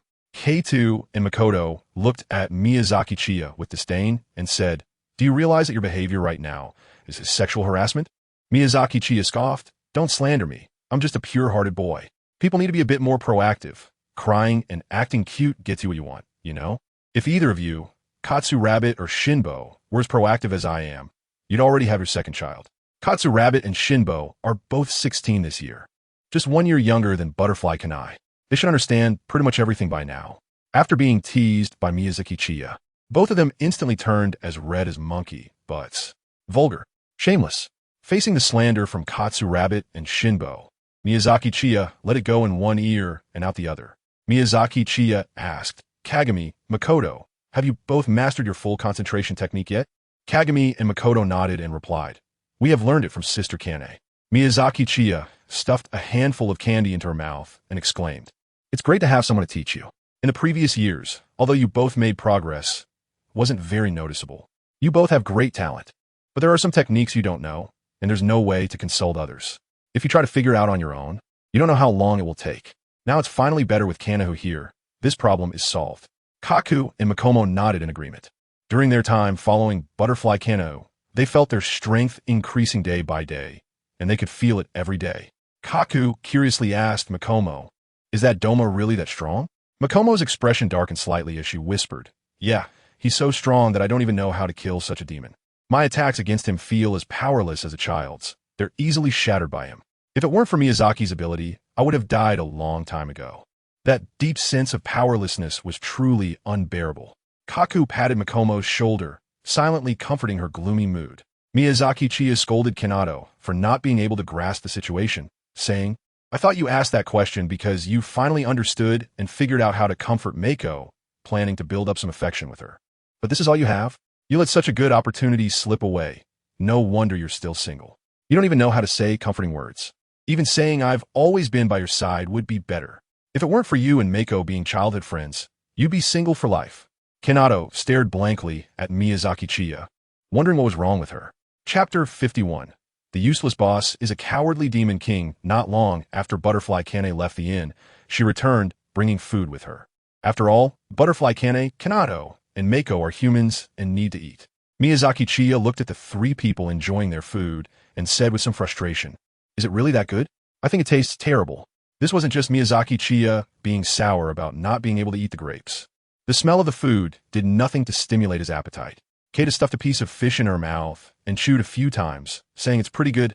I would say it has color, aroma, and flavor. Hearing Kata say that, Miyazaki Chiya couldn't help but take a bite. It felt like chewing on wax, and he was very uncomfortable all over. Miyazaki Chiya quickly spat it out and stuffed a handful of raw candy in her mouth to wash away the remnants. After recovering, Miyazaki Chiya let out a sigh. Phew, I almost thought I was going to meet my end here today. It reminds me of that fermented cabbage I hid in the cellar when I first turned into a demon. Suddenly, K2 and Makomo's eyes lit up with intense curiosity. Miyazaki, since you accepted Muzan Kibutsuji's blood, you must have seen him, right? What kind of evil demon is he really? Although Butterfly Kane didn't speak, she had already put down her chopsticks and was listening intently. No one from the Demon Slayer Corps had ever seen Muzan Kibutsuji, so Butterfly Kane was also very curious. Miyazaki Chiya rolled her eyes. You want to know, huh? But right now my back and waist hurt. I'm really tired, and I don't feel like talking. If someone could give me a back rub or shoulder massage, then I'd have the energy to speak. The expressions on K2 and Makoto's faces suddenly turned as ugly as if they had eaten a fly. Miyazaki Chiya really knows how to seize every opportunity. I'm exhausted. I'm going to lie down and rest. Call me when the sun sets. And we'll set off again. Miyazaki Chiya stretched lazily, stood up from his seat, and was about to lie back down on the bed. Suddenly, two hands pressed down on his shoulders from left and right, forcing him back into the chair. K2 and Makoto, veins bulging on their foreheads, squeezed Miyazaki Chiya's shoulders and said in a deep voice, "Speak quickly." Miyazaki Chiya showed a proud smile. "You think you can't handle you guys?" Miyazaki Chiya cleared her throat and said, "Since you all want to know so much, I can say a little about that guy. I can't say his name, so you'll have to fill in the blanks yourself. Speaking of that guy, his usual appearance is that of a tall figure with black hair, skin as pale as paper, and crimson eyes. He often presents himself as a young man, but according to actual needs, he can change his appearance. He can be female or a little boy. This isn't just a simple change of appearance. It's a complete physiological transformation. In other words, he can change from having male parts to not having them, and vice versa. Amazing, right? KT shouted, "A hermaphrodite?" Kanai Butterly said seriously, "No wonder. As the century-old nemesis of the Demon Slayer Corps, there is no specific record of Kibutsuji Muzan." Miyazaki Chiya continued, "As we all know, Doma is a pervert, and that guy is a pervert among perverts, extremely cruel and ruthless, lacking human sensibility, with very low empathy. He controls demons with absolute terror, but at the same time, he is exceptionally cowardly and afraid of death." Shinobu raised a question. It's understandable to fear death.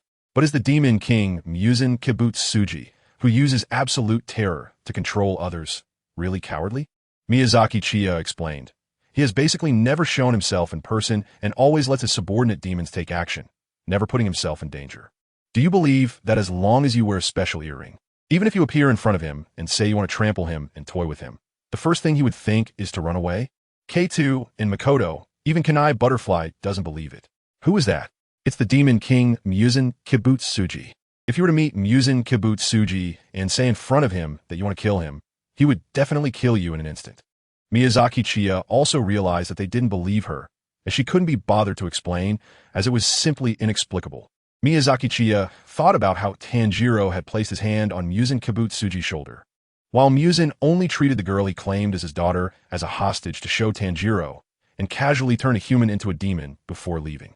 After leaving, the more Muzan thought about it, the angrier he became, eventually only sending two inexperienced minions to capture Tanjiro, while recalling the fear he felt when being controlled by Yorichi Tsugikuni. Miyazaki Chiya couldn't help but laugh out loud. Makomo asked in confusion, "Miyazaki, what are you laughing at?" Miyazaki Chiya waved her hand and said, "I just thought of something funny and couldn't help it." Miyazaki Chiya was secretly thinking about how, when the little angel Tanjiro makes his appearance, she would find a way to dress him up to look exactly like Tsugikuni Yorichi. Then, when Tanjiro unexpectedly encounters Muzan Kibutsuji in Asakusa, what kind of expression would Muzan have? it would definitely be quite spectacular. Ha ha. Just imagining it made Miyazaki Chiya unable to contain herself, and she laid her head on the table, laughing uncontrollably. Akitsu, Shinobu, and Kanai were bewildered by Miyazaki Chiya's sudden laughter. What was so funny? Was it really that amusing? After laughing for a long time, Miyazaki Chiya finally stopped and continued. That guy's every action revolves around overcoming sunlight.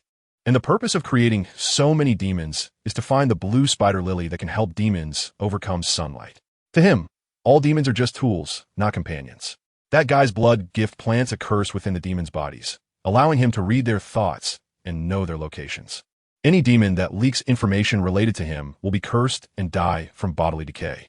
However, I'm not worried about him reading my thoughts, because I have a special blood demon art that allows him to read only the thoughts I want him to. But I still cannot leak any information, because the curse within my body can still take effect. As long as I say his name, the curse will automatically activate and eliminate me. So I cannot refer to him by name. Akitsu and Shinobu gasped in shock. So, domineering? Mizuki Chiya nodded and said, yes, that's how domineering it is. Kocho Kane said solemnly, so, Chiya, your life is completely in the hands of Muzan Kibutsuji now. As long as he wants, you will die, right? Miyazaki Chiya replied, yeah, that's right. K2 and Makoto instantly felt a surge of tension in their hearts. Miyazaki Chiya said nonchalantly, what is there to be nervous about? He created so many demons, why would he bother to kill me? Is he that bored? Besides, I have ways to get rid of the curse. Chapter 52. Getting close to Tamayo in front of Yashiro at the inn. Miyazaki Chiya is discussing information about Muzan Kibutsuji with Akatabi, Makomo, and Kanai Butterfly. Upon hearing Miyazaki Chiya mention a way to break the curse, Akatabi curiously asks, what method? Miyazaki Chiya introduced. As of now, including myself, there are a total of 3 special demons. I don't need to say much about myself. Those who understand, understand. The other 2 are named Tamayo and Yashiro. Tamayo is referred to as the fugitive by other demons because she was the first demon to escape that guy's control. She transformed her body with medicine, not only freeing herself from his grasp, but also greatly reducing her need for human flesh, being able to maintain her reason and physical abilities with just a small amount of human blood. The second, Yashiro, was saved by Tamayo when he was seriously ill, and upon the brink of death, he was turned into a demon by her blood.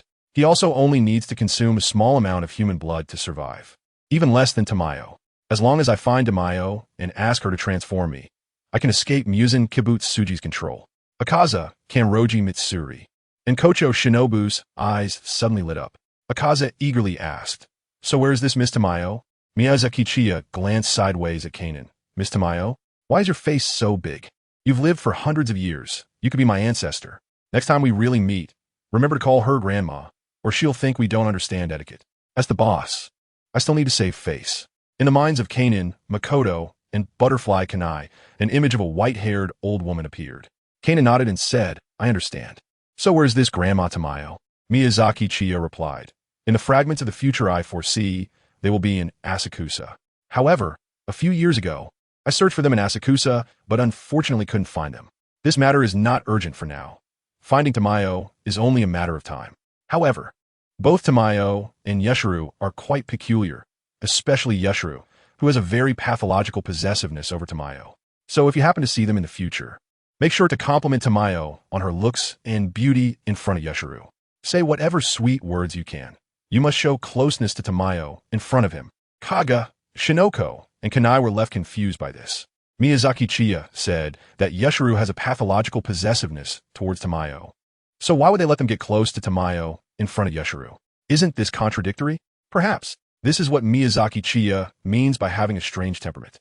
Makomo asked, so Miyazaki, our next target is Taketo Mwichiru, right? Miyazaki Chiya nodded and said, that's right.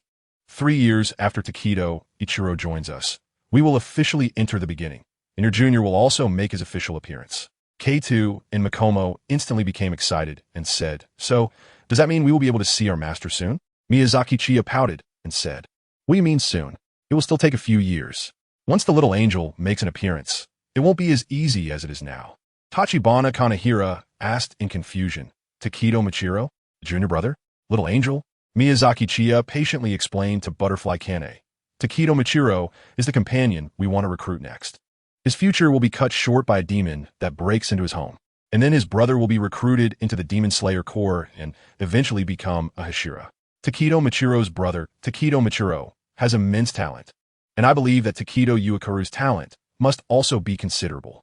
Therefore, recruiting him might provide us with a strong combat force. As for Kaneo and Shinobu's Jr., he is an extremely special human. After he becomes a demon slayer, he will frequently encounter the 12 Kizuki demons, and it can be said that everything in the future will revolve around him. As for Little Angel, it's a nickname I gave to their future junior. Like Sister Kane, he has sympathy for demons, but he will not hesitate to kill when necessary. Butterfly Kane understood, but still let out a slight sigh. This child, named Takedo Yuikaru, had a similar experience to hers, as both had their families attacked by demons. After joining them, he would also be forced to part with his brother and live in hiding. However, being alive is always a good thing. There will always be a day when they can meet again.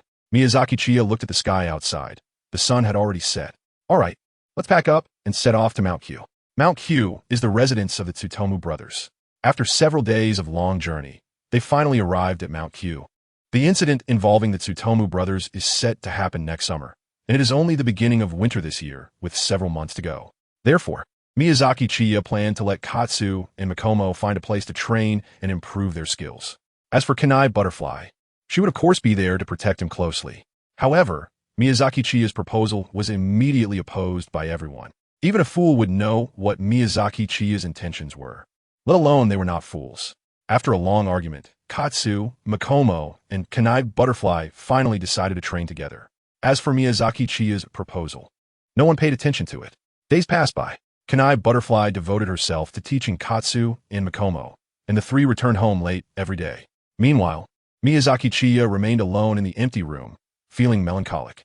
By the following year, Kanai Butterfly and the others had a new task: to observe the situation of the Tsutomu brothers every day. Inside the wooden house built by Katsu, Makomo, and Kanai Butterfly. Oh, did the leader of the Demon Slayer Corps, Ubuyashiki Yoya's wife, Ubuyashiki Emanai, come here to invite the Tsutomu brothers to join the Demon Slayer Corps? It was indeed time.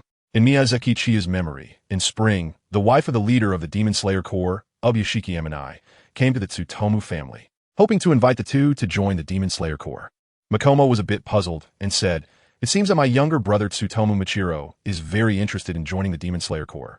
But my older brother Tsutomu Yurichi seems to be very resistant, speaking harshly to the wife of the leader and also being very unkind to his younger brother. I wonder why. Does he really dislike his younger brother?" Miyazaki Chiyo smiled and said, "They're all just dead Sundara. Joining the Demon Slayer Corps is like putting their necks on the line. No one knows when an accident might happen."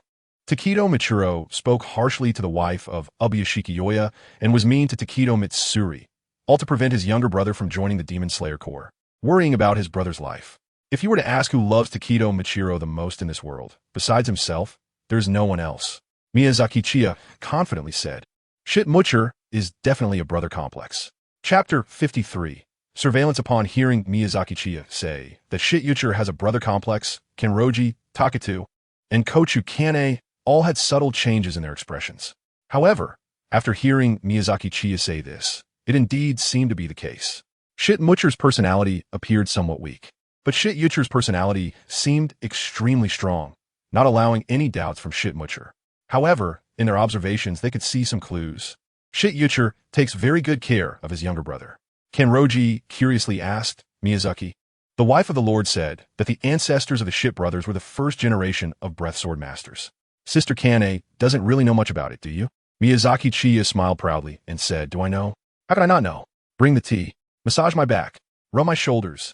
Kagaya and Makoto immediately began to massage and pat Miyazaki Chiya's back, while Kanai Butterfly brewed a pot of tea and poured a cup, placing it in Miyazaki Chiya's hand. Miyazaki Chiya was very pleased. After taking a sip of tea, she said, "The Takedo brothers are indeed descendants of the original breathing swordsman.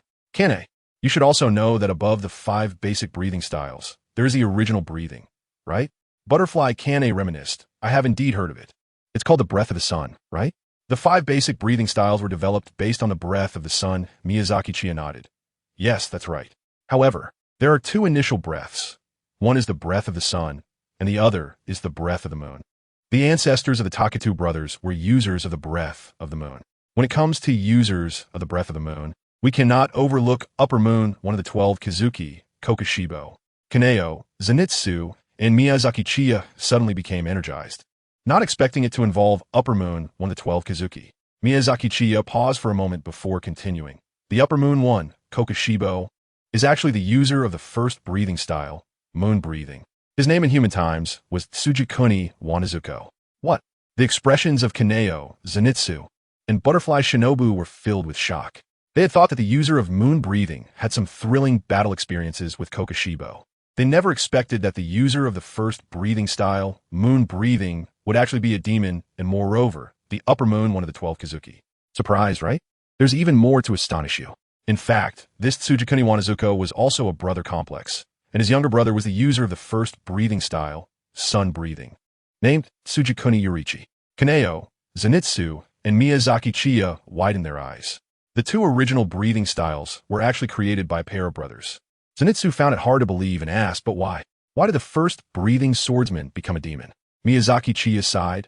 It's because of jealousy. The creator of the sun breathing, Kaneo Tsuyuri, is a genius, a true genius. He almost single-handedly defeated that guy. Kaneo Tsuyuri can be said to be the rightful #1 warrior. However, Kaneo Wakiatsu also yearned to become a powerful warrior. After realizing his younger brother's extraordinary talents and insights, Kaneo Wakiatsu began to hate and envy Kaneo Tsuyuri. In fact, Kaneo Tsuyuri was not interested in becoming a powerful warrior. When his family learned of his swordsmanship talent, they decisively chose to have Kaneo Tsuyuri inherit the Kaneo family. Upon learning this, Kaneo Tsuyuri voluntarily left the Kaneo household. Later, Kaneo Tsuyuri joined the Demon Slayer Corps and saved Kaneo Wakiatsu, who was attacked by demons while camping in the wild. In pursuit of his brother, Kaneo Wakiatsu decisively abandoned his family and status to join the Demon Slayer Corps, becoming a demon hunter. At that time, there was a special group of demon hunters known as the Pattern Swordsmen because they had awakened patterns. Butterfly Kane raised her question, Pattern Swordsman? Patterns?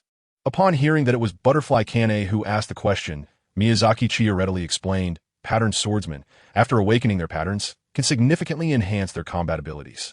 But this comes at a cost. The patterns are a capability that advances life prematurely, and those who awaken patterns do not live past 25 years old.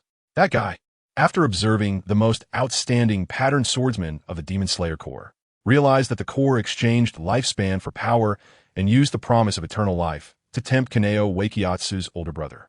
Kaneo Wakiatsu, wishing for enough time to surpass his genius younger brother Kaneo Tsuyuri, ultimately succumbed to the temptation and decided to drink the blood of a demon to overcome the side effects of awakening the pattern, betraying the Demon Slayer Corps and beheading the then leader of the Corps as a token of allegiance, becoming Kokoshibo. The Totako brothers are the descendants of Kaneo Wakiatsu, and their talent is undeniable. They are definitely geniuses. After hearing this, Kaneo, Makomo, and Butterfly Kane felt a mix of emotions. It sounded like Kaneo Wakiatsu became a demon solely to keep up with his younger brother Kaneo Tsuyuri. The threat of death, the instigation of jealousy, and the temptation of immortality caused Kaneo Wakiatsu to completely plunge into the abyss. The three did not expect that because of the Totako brothers, they had stumbled upon a huge revelation. In the following days, Kane Mori Amano visited the Totako brothers more frequently, and Kaneo and the others could see Kane Mori Amano visiting the Totako household every few days. There was even one occasion when Satako Yurichi splashed a large basin of water on the visiting Kane Mori Amano, leading to a big argument between Satako Yurichi and Satako Machiro. Spring quickly passed, and early summer arrived. Now, every night, all four of Miyazaki Chiya's group would spring into action to tail the Satako brothers. In the blink of an eye, a month had passed. The true summer had arrived. Miyazaki Chiya and the four of them were crouching in the bushes, continuing to keep an eye on the Tsutomu family. Makomo was always carrying a wooden box, which was inspired by Miyazaki Chiya from Nezuko. Because it was certain that the sun would rise when rescuing Tsutomu Yuichiro, this wooden box allowed him to move in the sunlight. Since early summer, the three of them hadn't practiced during the day. They had been resting in the cabin to regain their energy and would act together with Miyazaki Chiya at night. Kaneo slapped her thigh. There are so many mosquitoes. Kaneo's legs were covered with mosquito bites. There were a lot of mosquitoes in the bushes. Miyazaki Chiya mocked, "How weakling! Even mosquitoes dare not bite me." Kanado pouted. He was human, while Miyazaki Chiya was a demon. How could he compare? Butterfly Kanahu took out a small bottle and handed it to Kanado, saying, "Kanado, Put some on. It can repel mosquitoes. Thank you, Sister Kanaho.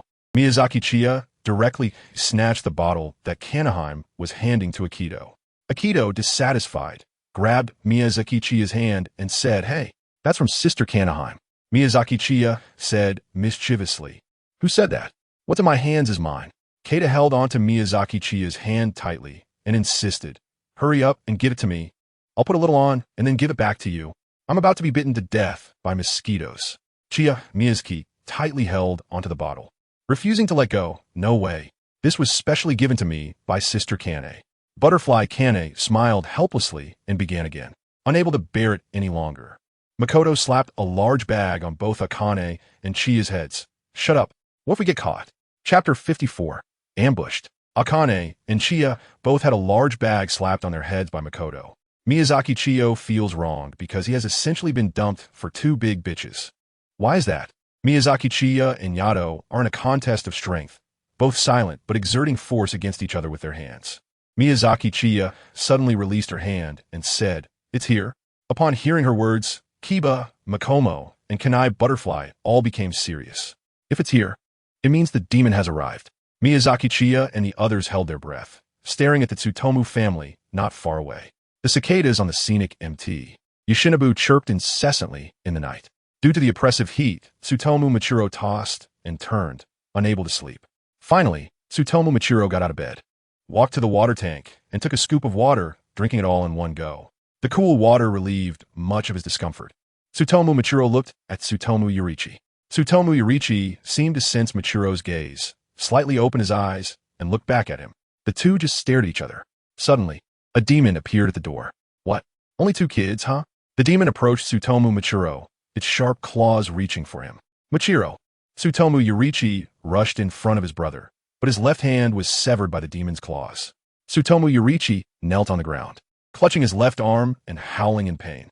When Butterfly Kanai saw the severed arm and Tsutomu Yurichi's cries, she couldn't help but want to rush forward. However, Miyazaki Chiya quickly held her back. Miyazaki Chiya shook her head at Butterfly Kanai and said seriously, "No one will die. This is a process they must go through." The kind-hearted Butterfly Kanai felt a sharp pain in her heart, as if it were being twisted. Clearly, she had the ability to stop it, yet she could not. At that moment, Miyazaki Chiya remained calm and was not shaken by the screams of Tsutomu Yukuru. Her greatest trump card was her knowledge of the future, and now that some deviations had already occurred, Miyazaki Chiya could not allow for any greater mistakes. Inside the Tsutomu household, Tsutomu Michiru was terrified as he shouted, helping Tsutomu Yuikairu into a corner. The demon sneered, "You're so noisy. Stop shouting. You poor lumberjacks are useless anyway. It makes no difference whether you're here or not. Living has no meaning." The demon waved its hand again, leaving a deadly wound on Tsutomu Yuikaru. Blood splattered into Tsutomu Michiru's eyes. A shocking roar erupted from Tsutomu Michiru's throat and mouth. He grabbed a plow and stabbed it directly into the demon's shoulder. The demon looked at Tsutomu Michiru in disbelief. This little boy was making him feel fear. Tsutomu Michiru picked up an axe and forcefully chopped off the demon's right leg. The demon tried to counterattack, but Tsutomu Michiru dodged it. Knowing that Tsutomu Michiru couldn't kill him, the demon's sense of fear grew stronger. He felt that if he didn't escape, he would die. Following his instincts, the demon fled through the door. Tsutomu Michiru, seemingly swung the axe down on the demon's back, and blood splattered everywhere. The demon dared not stop and continued to run away. This scene left Miyazaki Chiya and the others dumbfounded. Was this really the strength a child should have? And the demon actually fled. Although Miyazaki Chiya knew the result, seeing it with his own eyes still left him very shocked. Many people say that talent is not important, but what matters is hard work. However, in Miyazaki Chiya's view, talent is indeed very important, as it determines the upper limit. And Shido Michiro's talent is undoubtedly in the highest tier. Miyazaki Chiya instructed Kanato, Makoto, and Kanai. "You can follow Takata Michiru, but you mustn't interfere. It's almost dawn, so I'm going to hide in the ceiling of the house." Miyazaki Chiya hid in the ceiling of the Tsutomu family house, watching the nearly dying Tsutomu Yuikaru, pondering how to deceive him later. After all, Tsutomu Yuikaru's personality was completely different from that of Kanroji and the others, so the methods used to deceive them would not work on him. Tsutomu Michiru was chasing a demon whose strength was not strong. After Tsutomu Michiru severed its right leg, its self-healing was very slow, so its escape speed was not fast. Tsutomu Mwichuru roared as he knocked the demon to the ground, chopping off its left hand and left leg with his axe. He found a wooden mallet and several wooden stakes, driving the stakes into the demon's body. Get lost, you little brat. The demon was truly frightened now, scared to death. Tsutomu Mwichuru lifted a large rock and smashed it down onto the demon's head. At that moment, the sky finally brightened. Tsutomu Mwichuru stopped roaring, staring blankly at the demon pinned to the ground. He could no longer remember what had happened before. When he came to his senses, the demon was already half dead. When sunlight shone on the demon, it turned to ash and disappeared. Tsutomu Mwichuru staggered toward home. But just as he was about to reach it, his legs gave way and he collapsed to the ground. Kanroji, Shinobu, and Butterfly Kane trembled at the sight, wanting to rush forward to help Tsutomu Mwichuru, but they managed to hold back. Tsutomu Mwichuru's body felt as heavy as lead as he crawled back home with his hands. Neither Tsutomu Yukaru nor Tsutomu Mwichuru noticed Miyazaki Chiya, who was in the ceiling. Tsutomu Yukaru collapsed on the bed, already on the brink of death, mumbling, "Please, save me." Seeing that Tsutomu Yukaru was still alive, Tsutomu Mwichuru struggled to stand up from the ground. "Brother is still alive, brother." Tsutomu Mwichuru limped toward Tsutomu Yukaru, but just as he was about to reach the bedside, he collapsed again. Tsutomu Mwichuru used his last bit of strength to crawl in front of Tsutomu Yukaru. Meanwhile, Tsutomu Yukaru's murmurs continued. "Heaven Buddha, please, please save my brother." Hearing Tsutomu Yukaru's words, Tsutomu Mwichuru's eyes filled with tears. "My brother is different from me. He is a kind person. He said he wants to help others. It's my fault for holding him back. The only one at fault is me. The retribution falls on me." "I know, actually." Mwichuru's moo is endless moo. He always thought his brother hated him, that he was a very indifferent person. But he was wrong. His brother loved him more than anyone else. In pain, Tsutomu Mwichuru tightly held Tsutomu Yukaru's hand, crying out, "Brother, don't die. I beg you." Chapter 55. A tragic past at the brink of death. Tsutomu Yukaru finally spoke his true feelings.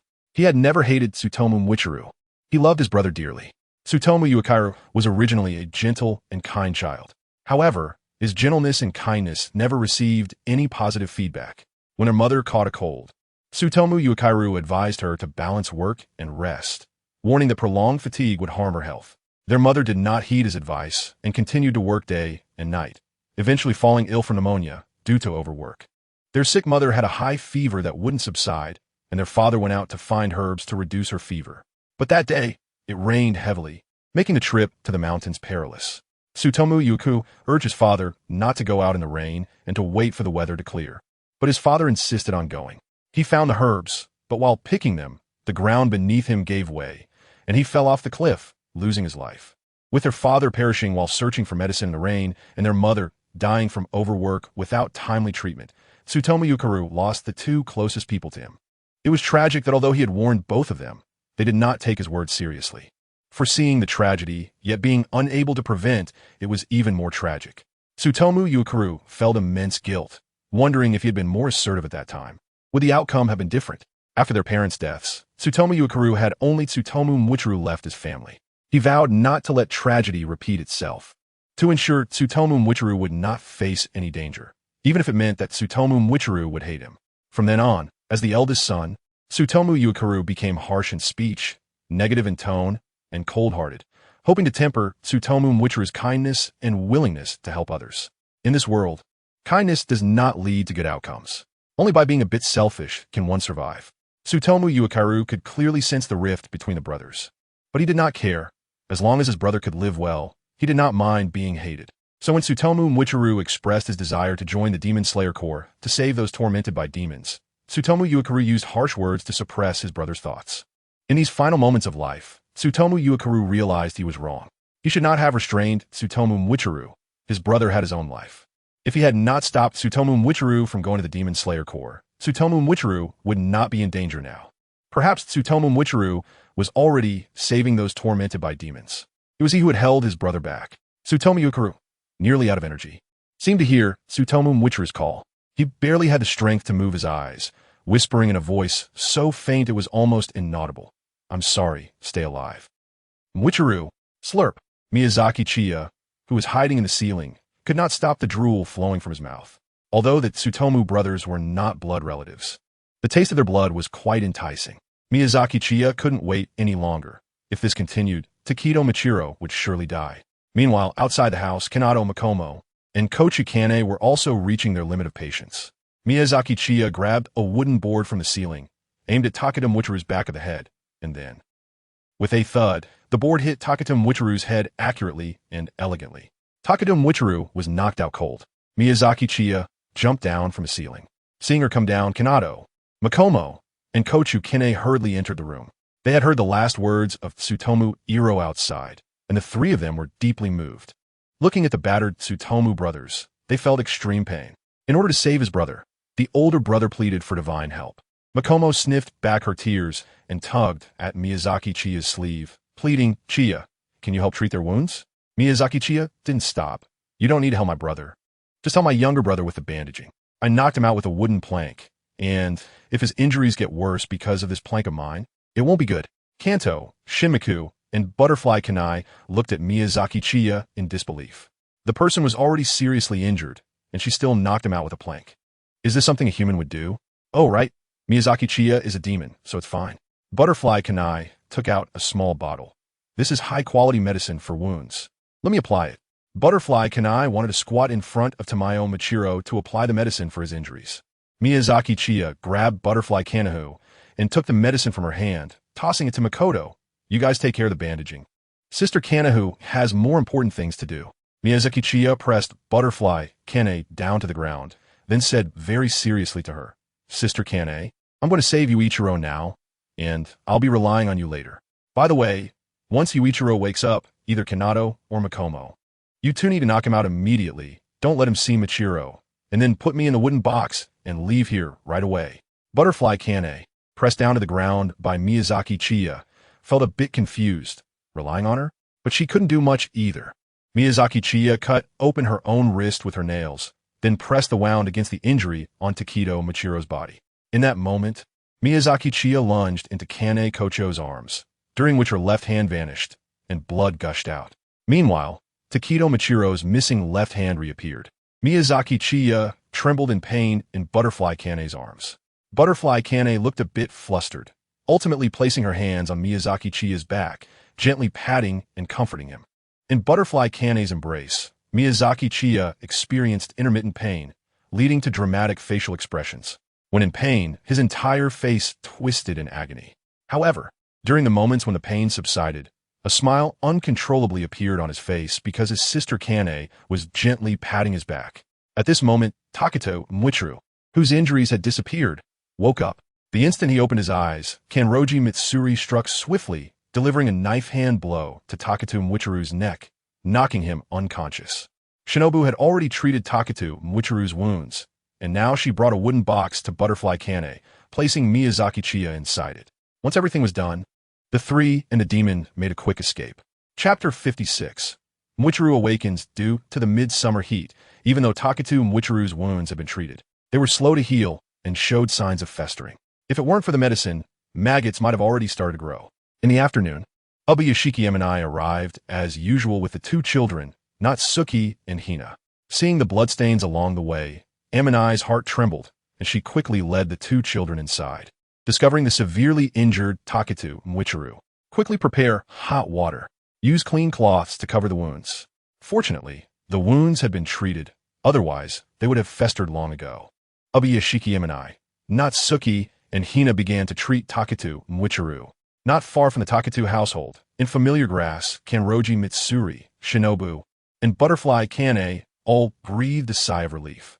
They were quite worried about leaving the severely injured Taketo Mwichiru alone, so they waited there. As the master of the Butterfly Mansion and coming from a family of medicine, Butterfly Kane knew exactly how long Taketo Mwichiru could hold on. She planned that if Ubuyashiki Emanai did not arrive soon, she would go and treat Taketo Mwichiru even if Miyazaki Chiya tried to stop her, and she faced blame afterward. Fortunately, Ubuyashiki Emanai arrived just in time, allowing them to relax. The group left the Taketo household and returned to the wooden house they had built. Opening the wooden box, they found Miyazaki Chiya sound asleep, his injuries fully healed. Kanroji Mitsuri shook and called out to Miyazaki Chiya, but he did not wake up. In fact, Miyazaki Chiya was not asleep. He had been awake the whole time. He pretended to be asleep to observe Taketo Mwichiru's attitude. Miyazaki Chiya understood Taketo Mwichiru well. From what he could see, Takeda Mwichiru was the epitome of someone who was harsh in words but soft in actions. If Takeda Mwichiru were a qualified brother complex, he wouldn't be able to reason with them, as he would only reason with his brother. Thus, they needed Kanroji Mitsuri and the others to test Takeda Mwichiru. If Takeda Mwichiru listened to Kanroji Mitsuri and the others, it would be a happy outcome. If he didn't, then Miyazaki Chiya would have to step in personally. Kanroji Mitsuri also gave up on waking Miyazaki Chiya and thoughtfully found an excuse. Chiya must be tired too. Let him rest well. The group waited for Miyazaki Chiya and Takeda Mwichiru to awaken. Before long, Takeda Mwichiru, who had been knocked unconscious by Kanroji Mitsuri, slowly regained consciousness. Seeing several unfamiliar faces, he quickly stood up, taking a step back and warily asking, "Who are you?" Before Kanroji Mitsuri could respond, Takeda Mwichiru incredulously exclaimed, "What happened? Why are my hands still? And my wounds?" His pupils dilated in shock, indicating his disbelief. Could it be a dream? But Takeda Mwichiru couldn't believe it was a dream because it felt so real. The pain, the heart-wrenching feeling of life and death, was all too real. At this moment, Kanroji Mitsuri spoke up. "This is not a dream. Everything really happened. You and your brother encountered a demon, and it was Miyazaki who saved you." Upon hearing that everything was real, Takeda Mwichiru felt as if his mind had exploded. Mwichiru, where's my brother?" He hurriedly tried to rush out of the house to find Takeda Mwichiru. Kanroji Mitsuri and Shinobu blocked his way. "Your brother has already been rescued by the Demon Slayer Core Lady. He is safe. Can you calm down and let us finish speaking?" Takeda Mwichiru's face was filled with anxiety. The situation was unclear, but it was evident that the people before him had saved him. He suppressed his restless heart, took a deep breath, and said, "Please go ahead." Kanroji Mitsuri, Shinobu, and Butterfly Kane explained the reasons behind Takeda Mwichiru's injuries, disappearing, and Miyazaki Chiya's ability to foresee the future, and they extended an invitation for him to join their ranks. Upon hearing that demons had attacked their home, Takeda Mwichiru erupted with intense hatred. However, upon learning that Miyazaki Chiya, who had saved him, was also a demon, his emotions felt like they were racing down a road only to be abruptly halted by a punch, leaving him extremely frustrated. Yet, after hearing that Miyazaki Chiya was different from other demons, he felt somewhat relieved. Takeda Mwichiru bowed deeply to Kanroji Mitsuri and the others, expressing his gratitude. "Thank you all so much for saving me, but I cannot join you. I have no interest in this at all. I need to find my brother. I am very grateful for your life-saving kindness, and once I confirm my brother's safety, I will do my best to repay you. I apologize." Takeda Mwichiru intended to find Takeda Mwichiru and then join the Demon Slayer Corps together. Since his brother wished to join the Demon Slayer Corps to save those tormented by demons, he planned to support his brother this time and continue protecting Takeda Mwichiru. Takeda Mwichiru tried to pass by Kanroji Mitsuri and Shinobu to leave. Kanroji Mitsuri grabbed his hand, advising, "Mwichiru, can you wait until Miyazaki awakens?" Takeda Mwichiru shook his head, saying, "No, I want to confirm my brother's safety right now." Kanroji Mitsuri, Shinobu, and Butterfly Kane were unsure how to dissuade Takeda Mwichiru. He had clearly refused to join them, which left the three at a loss. Kanroji Mitsuri could only hold on to Takeda Mwichiru's hand tightly. Takeda Mwichiru gradually lost his patience. Wanting to break free from Kanroji Mitsuri's grip, he only wanted to see his brother immediately. However, Kanroji Mitsuri's strength was not something Takeda Mwichiru could match. His face flushed, and his voice rose several pitches. "Let go. Kanroji, let go. Let him go." Miyazaki Chiya's voice came from behind. Kanroji Mitsuri instinctively released his grip. Kanroji Mitsuri, Shinobu, and Butterfly Kane looked at Miyazaki Chiya in confusion, allowing Takeda Mwichiru to leave just like that. Takeda Mwichiru glanced back at Miyazaki Chiya, slightly bowed, and began to move his feet to leave. Just as he reached the door, Miyazaki Chiya's voice floated back. "Since he wants his brother to die, there's no need to force him to stay. It's meaningless." Hearing Miyazaki Chiya's words, Takedo Michiro felt a jolt in his heart, and he stopped in his tracks, his piercing gaze turning back to Miyazaki Chiya. "What does that mean? Why say that I want my brother to die?" Miyazaki Chiya replied, "Your future is the end of death, while your brother is alive. Now that I have saved you, if you meet your brother, he will die.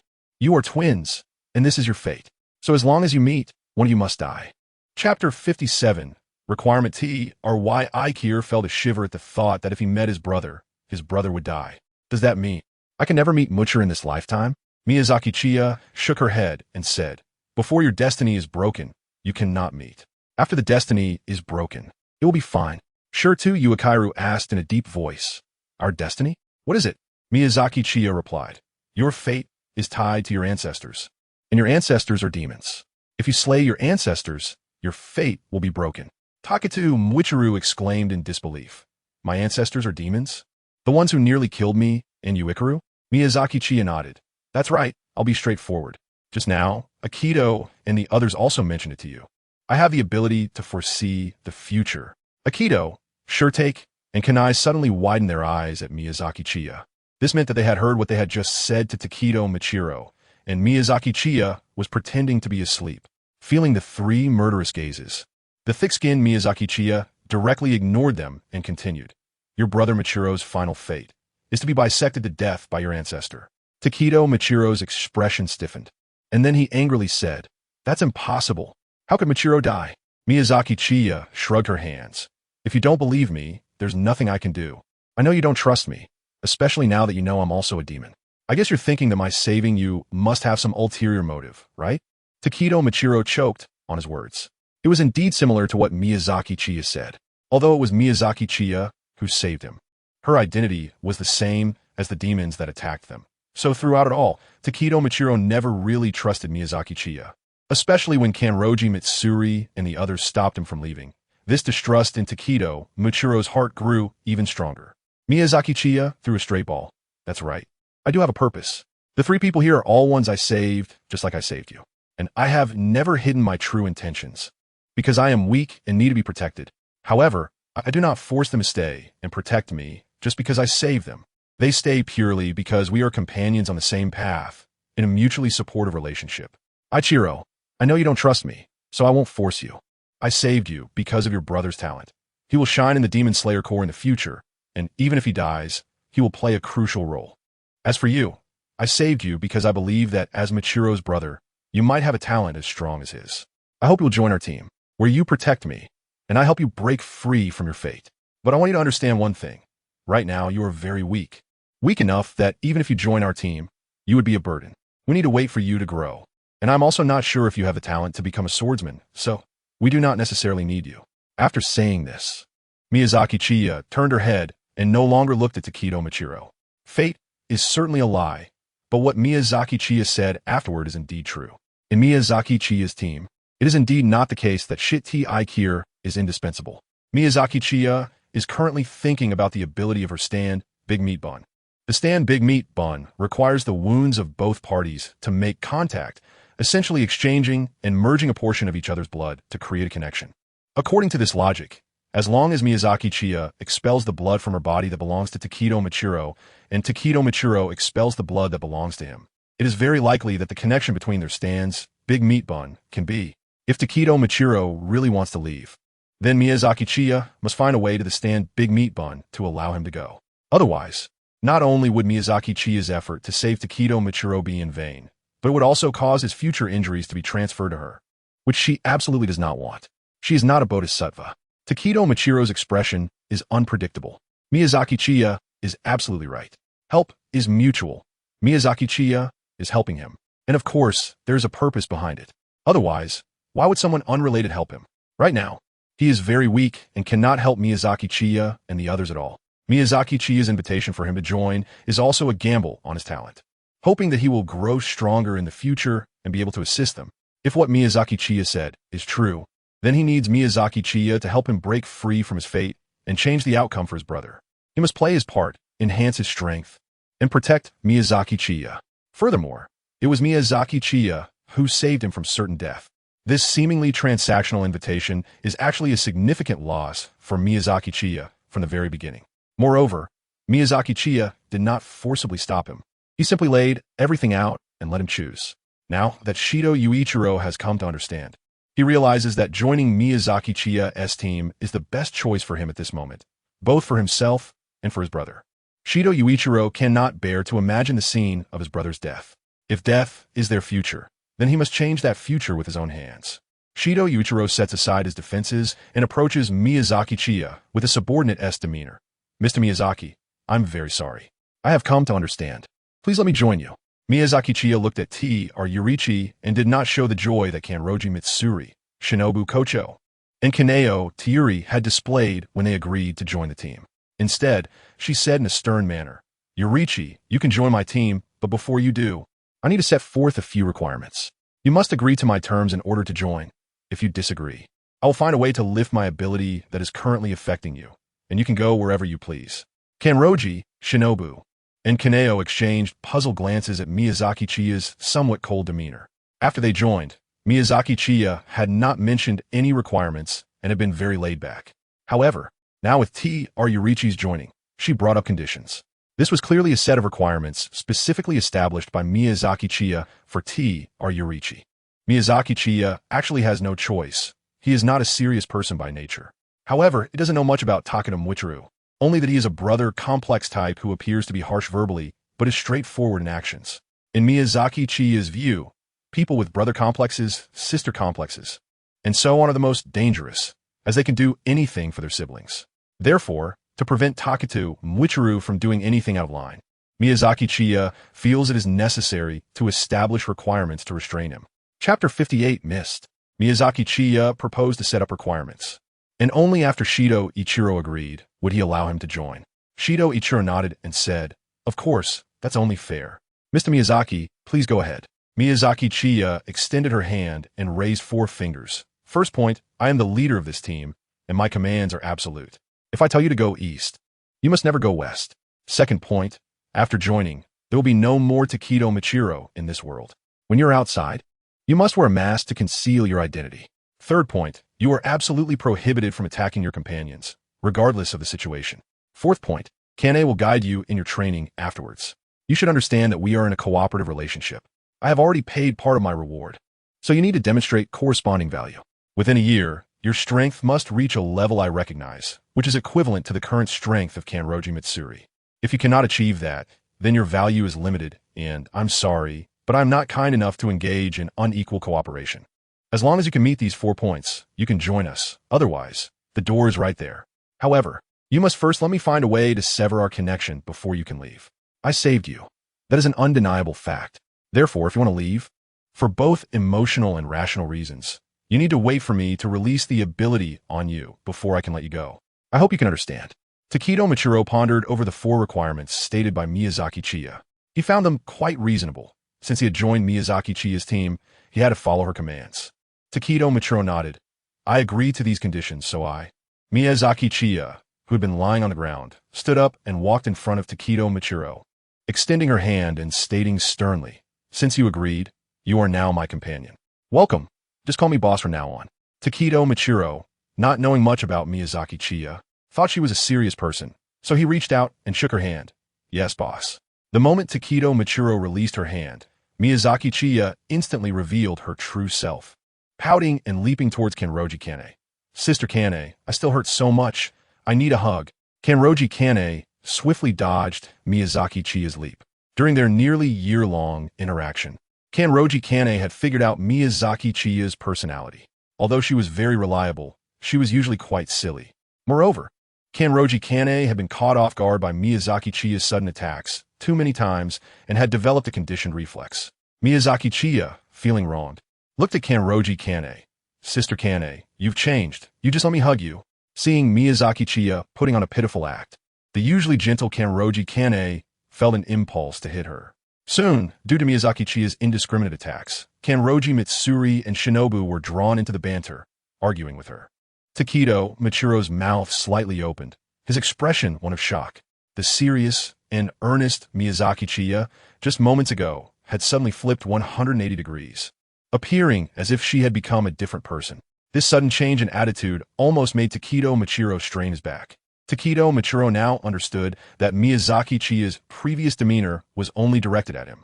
It was clear that she regarded him as a collaborator rather than a companion. Although she verbally referred to him as a companion, it was merely a courtesy. Thinking about it, Takedo Michiru found it reasonable. After all, he had joined this team mainly because of his brother, Takedo Michiru, and like Miyazaki Chiya, he did not view the other as a companion, but merely a collaborator. However, Takedo Michiru felt a bit disappointed. Even though he tried to act like an adult, he could not deny that he was still a child. Kanroji Kane noticed Takedo Michiro's slightly lowered head and guessed that he might be feeling left out watching them argue.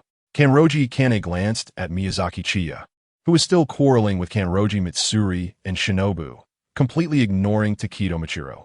With a helpless smile, Kanroji Kane walked up to Takedo Michiro and gently said, "Michiro, I am a former flower pillar of the Demon Slayer Corps. Since you have joined us, let me explain some things about demons and demon slayers to you. And, starting tomorrow, I will teach you how to train." Feeling awkward, Takedo Michiro was very grateful for Kanroji Kane's attempt to engage him in conversation and immediately said, "Thank you, Miss Kane." Butterfly Kane began to tell T. Mayuri Aikir about demons and demon slayers, allowing him to fill in the gaps in his knowledge. Thus, after leaving Kajihashima during the day, T. Mayuri Aikir trained with Tanjiro, Makomo, and Butterfly Kane, while at night he either rested or traveled a bit since there was no need to rush. To the surprise of Miyazaki Chiya, Tanjiro, Makomo, and Butterfly Kane, in just a short month since he started wielding a sword, T. Mayuri Aikir made rapid progress and reached a level where he could participate in the final selection. He was indeed a genius. However, there was one problem that T. Mayuri Aikir had to solve. Tanjiro and Makomo trained in water breathing, while Butterfly Kane's flower breathing was derived from the water breathing style. However, neither water breathing nor flower breathing seemed to suit T. Mayuri Aikir. He always felt awkward while practicing. Nevertheless, Butterfly Kane noticed that T. Mayuri Aikir had a good affinity with water breathing. She had faced a similar issue in the past. When Butterfly Kane switched to the derivative style of water breathing, flower breathing, that problem was resolved. Thanks to this, Butterfly Kane had been exposed to many derivative styles of water breathing. So, she had T. Mayuri Aikir try all the derivative styles of water breathing that she knew. Finally, T. Mayuri Aikir found a breathing style that suited him, mist breathing. When Miyazaki Chiya heard that T. Mayuri Aikir was going to learn mist breathing, she was surprised and remarked that they were indeed brothers. T. Mayuri Mucher's derivative style of wind breathing was mist breathing, while T. Mayuri Aikir's derivative style of water breathing was also mist breathing. Together, they perfectly complemented each other. During this time, Miyazaki Chiya was not idle either. She researched the ability of her stand, Big Meat Bun, every day. T. Mayuri Aikir's situation taught Miyazaki Chiya a profound lesson. Not everyone is as easy to deceive as Tanjiro and Makomo. Even Butterfly Kane had to put in a lot of effort to persuade them to join.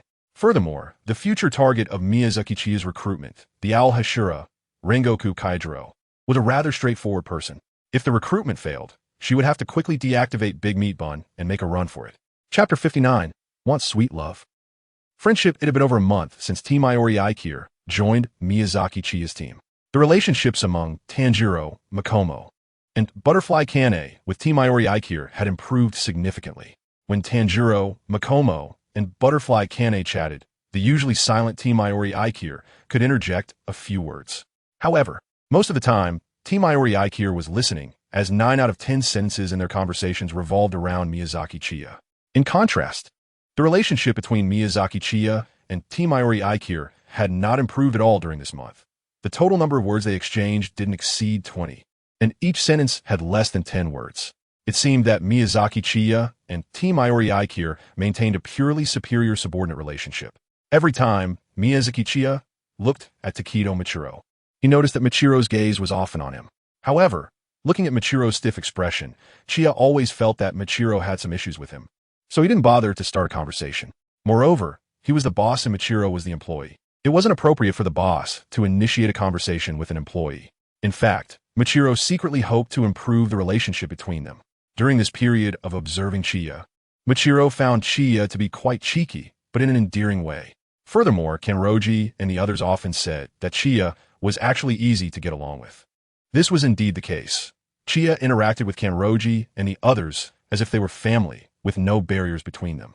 As an 11-year-old child, Michiro, no matter how much he pretended to be an adult, was still just a child. He really wanted to fit in, watching the playful Chiya and the others. He longed for sweet love, friendship. However, whenever he looked at Chiya and Chiya looked back at him, Chiya would immediately put on a stern face. Michiro felt that Chiya somewhat disliked him. At that moment, Michiro recalled the feelings his younger brother had once experienced. He felt a bit wronged and somewhat stifled. Michiro once wanted to take the initiative to talk to Chiya and ask if there was anything he needed to do. However, years of habit in front of his younger brother, Takedo Michiro, couldn't be changed immediately. In Chiya's eyes, Michiro's expression conveyed annoyance, and his tone was impatient, which instantly made Chiya lose his temper. Miyazaki Chiya angrily retorted to Takedo Michiro, "What's wrong with you? Do whatever you want. Who's stopping you?" This left Takedo Michiro feeling down for several days. After that, their relationship regressed significantly. Miyazaki Chiya still had her usual indifferent attitude, but Shido Yuichiro could sense her estrangement towards him. Moreover, Shido Yuichiro accidentally discovered that Miyazaki Chiya was conducting an experiment with a demon rabbit. The experiment involved Miyazaki Chiya's stand-in, the Big Meat Bun. In her view, the issue with the stand-in Big Meat Bun was something that had to be prioritized. Otherwise, if Shido Yuichiro really refused to join, it would be her who would be at a disadvantage. The demon rabbit Makomo and Kanai Butterfly also noticed that something was off between Miyazaki Chiya and Shido Yuichiro, indicating a poor relationship. They wanted to improve the relationship between the two, but every time they brought up Shido Yuichiro with Miyazaki Chiya, she would impatiently interrupt them. When the demon rabbit and the others tried to talk to Shido Yuichiro, he felt that Miyazaki Chiya disliked him, so he hesitated to take that step, fearing another confrontation with her. This left the demon rabbit and the others at a loss. The atmosphere continued to be very strange as another month passed. During this month, there was a time when Miyazaki Chiya was so hungry that she nearly lost her sanity and started drooling, so the demon rabbit and Makomo caught a demon for her. After devouring the demon, Miyazaki Chiya suddenly realized that she seemed to have awakened a blood demon art. Perhaps due to her obsession with solving the stand-in Big Meat Bun issue, she awakened the ability to control blood. However, it seemed to be underdeveloped, as Miyazaki Chiya could only control her own blood, and it was very difficult. Nevertheless, this was a stroke of luck for Miyazaki Chiya, because she believed that separating her own blood from someone else's body was quite a challenging problem. With the ability to control her own blood, this difficult problem could be easily resolved. However, after solving this problem, a new one emerged. Because of the damage transfer from the stand-in Big Meat Bun, a cut made by the demon rabbit disappeared instantly, not giving Miyazaki Chiya a chance to draw blood. A few days later, Demon Rabbit, come here quickly. Since it was daytime, Miyazaki Chiya was inside the house, calling for the demon rabbit who was practicing outside. Hearing her call, the demon rabbit stopped what he was doing and walked into the house, asking in confusion, "Miyazaki, what do you need me for?" Come. Help me with an experiment." Miyazaki Chiya grabbed Kato's arm and pressed her down into the seat. Kato helplessly said, "Miyazaki, it's been so long. Haven't you given up yet? The wounds you inflict on me will soon transfer to you, and there's no chance for you to draw blood at all." Miyazaki Chiya said seriously, "This time is different. Ever since I ate that ghost a few days ago, I can control my own blood. If my ability to transfer damage is because we both have each other's blood, then separating the blood in my body that belongs to you might also mean cutting off the connection with you. Anyway, it won't hurt to try." Miyazaki Chiya struggled to activate his blood demon technique. He could only control his own blood and not the blood belonging to the bronze rabbit within him. However, Miyazaki Chiya could force the blood belonging to the bronze rabbit in his body to one place, much like herding ducks. Miyazaki Chiya was diligently manipulating her blood demon technique, channeling the blood of the iron rabbit through her veins. Soon, a layer of dense sweat appeared on Miyazaki Chiya's forehead. There was no helping it. Her blood demon technique was underdeveloped, making it very difficult to control. However, she ultimately succeeded in forcing the iron rabbit's blood into the veins of her right arm. Miyazaki Chiya used her nails to cut a gash in her right arm, and blood immediately flowed out, dripping onto the ground. After letting her blood flow for a while, Miyazaki Chiya felt that the blood belonging to the iron rabbit within her had drained completely, and the wound had already healed. So, Miyazaki Chiya grabbed the iron rabbit's right hand and made a cut in the palm. Miyazaki Chiya's palm hurt. The injury on Kaido's palm had still transferred to Miyazaki Chiya's hand. However, what made Miyazaki Chiya ecstatic was that the wound on Kaido's hand had not completely transferred, and a part of it remained on Kaido's palm. The wound on Miyazaki Chiya's palm was much smaller compared to the one on Kaido's palm just now. Chapter 60, Research Success. Kaido, did you see that? Did you see it? An overjoyed Miyazaki Chiya shook Kaido's shoulders excitedly. Dizzy from the shaking, Kaido quickly stopped him, saying, all right, stop shaking. It hasn't completely succeeded yet. It's not like it didn't transfer at all. Miyazaki Chiya's injury on her palm has healed, but the injury on Kagaya's palm is still present. Miyazaki Chiya excitedly guessed. Most of my previous guesses were correct. The core of my ability is indeed the blood we share. And now, I have forced out the blood in my body that belongs to you. And even after forcing it out, my ability is still in effect, but only at half the effectiveness. Now, as long as we draw out the blood in your body that belongs to me, then my ability applied to you should be completely. Alright, let's hurry up and try it, I can't wait. Miyazaki Chiya directly drew her own blood from the wound on Yato's palm. Since it was her own blood, she found it very easy this time, and soon extracted her blood through the small wound on Yato's palm. Miyazaki Chiya, filled with excitement, made a cut on Akira's arm. The wound on Akira's arm bled a deep red. Miyazaki Chiya quickly looked at her arm. No way. It worked. Woo! I'm taking off. Miyazaki Chiyo happily jumped up in her room.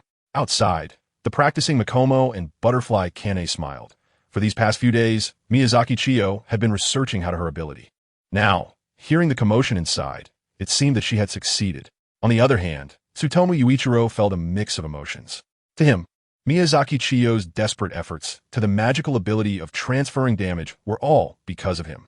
When he had just joined, Miyazaki Chiyo had clearly stated, "You must let me find a way to our connection before you can leave." Tsutomu Yuichiro understood very well that her eagerness to find a way to the damage transfer was all due to him.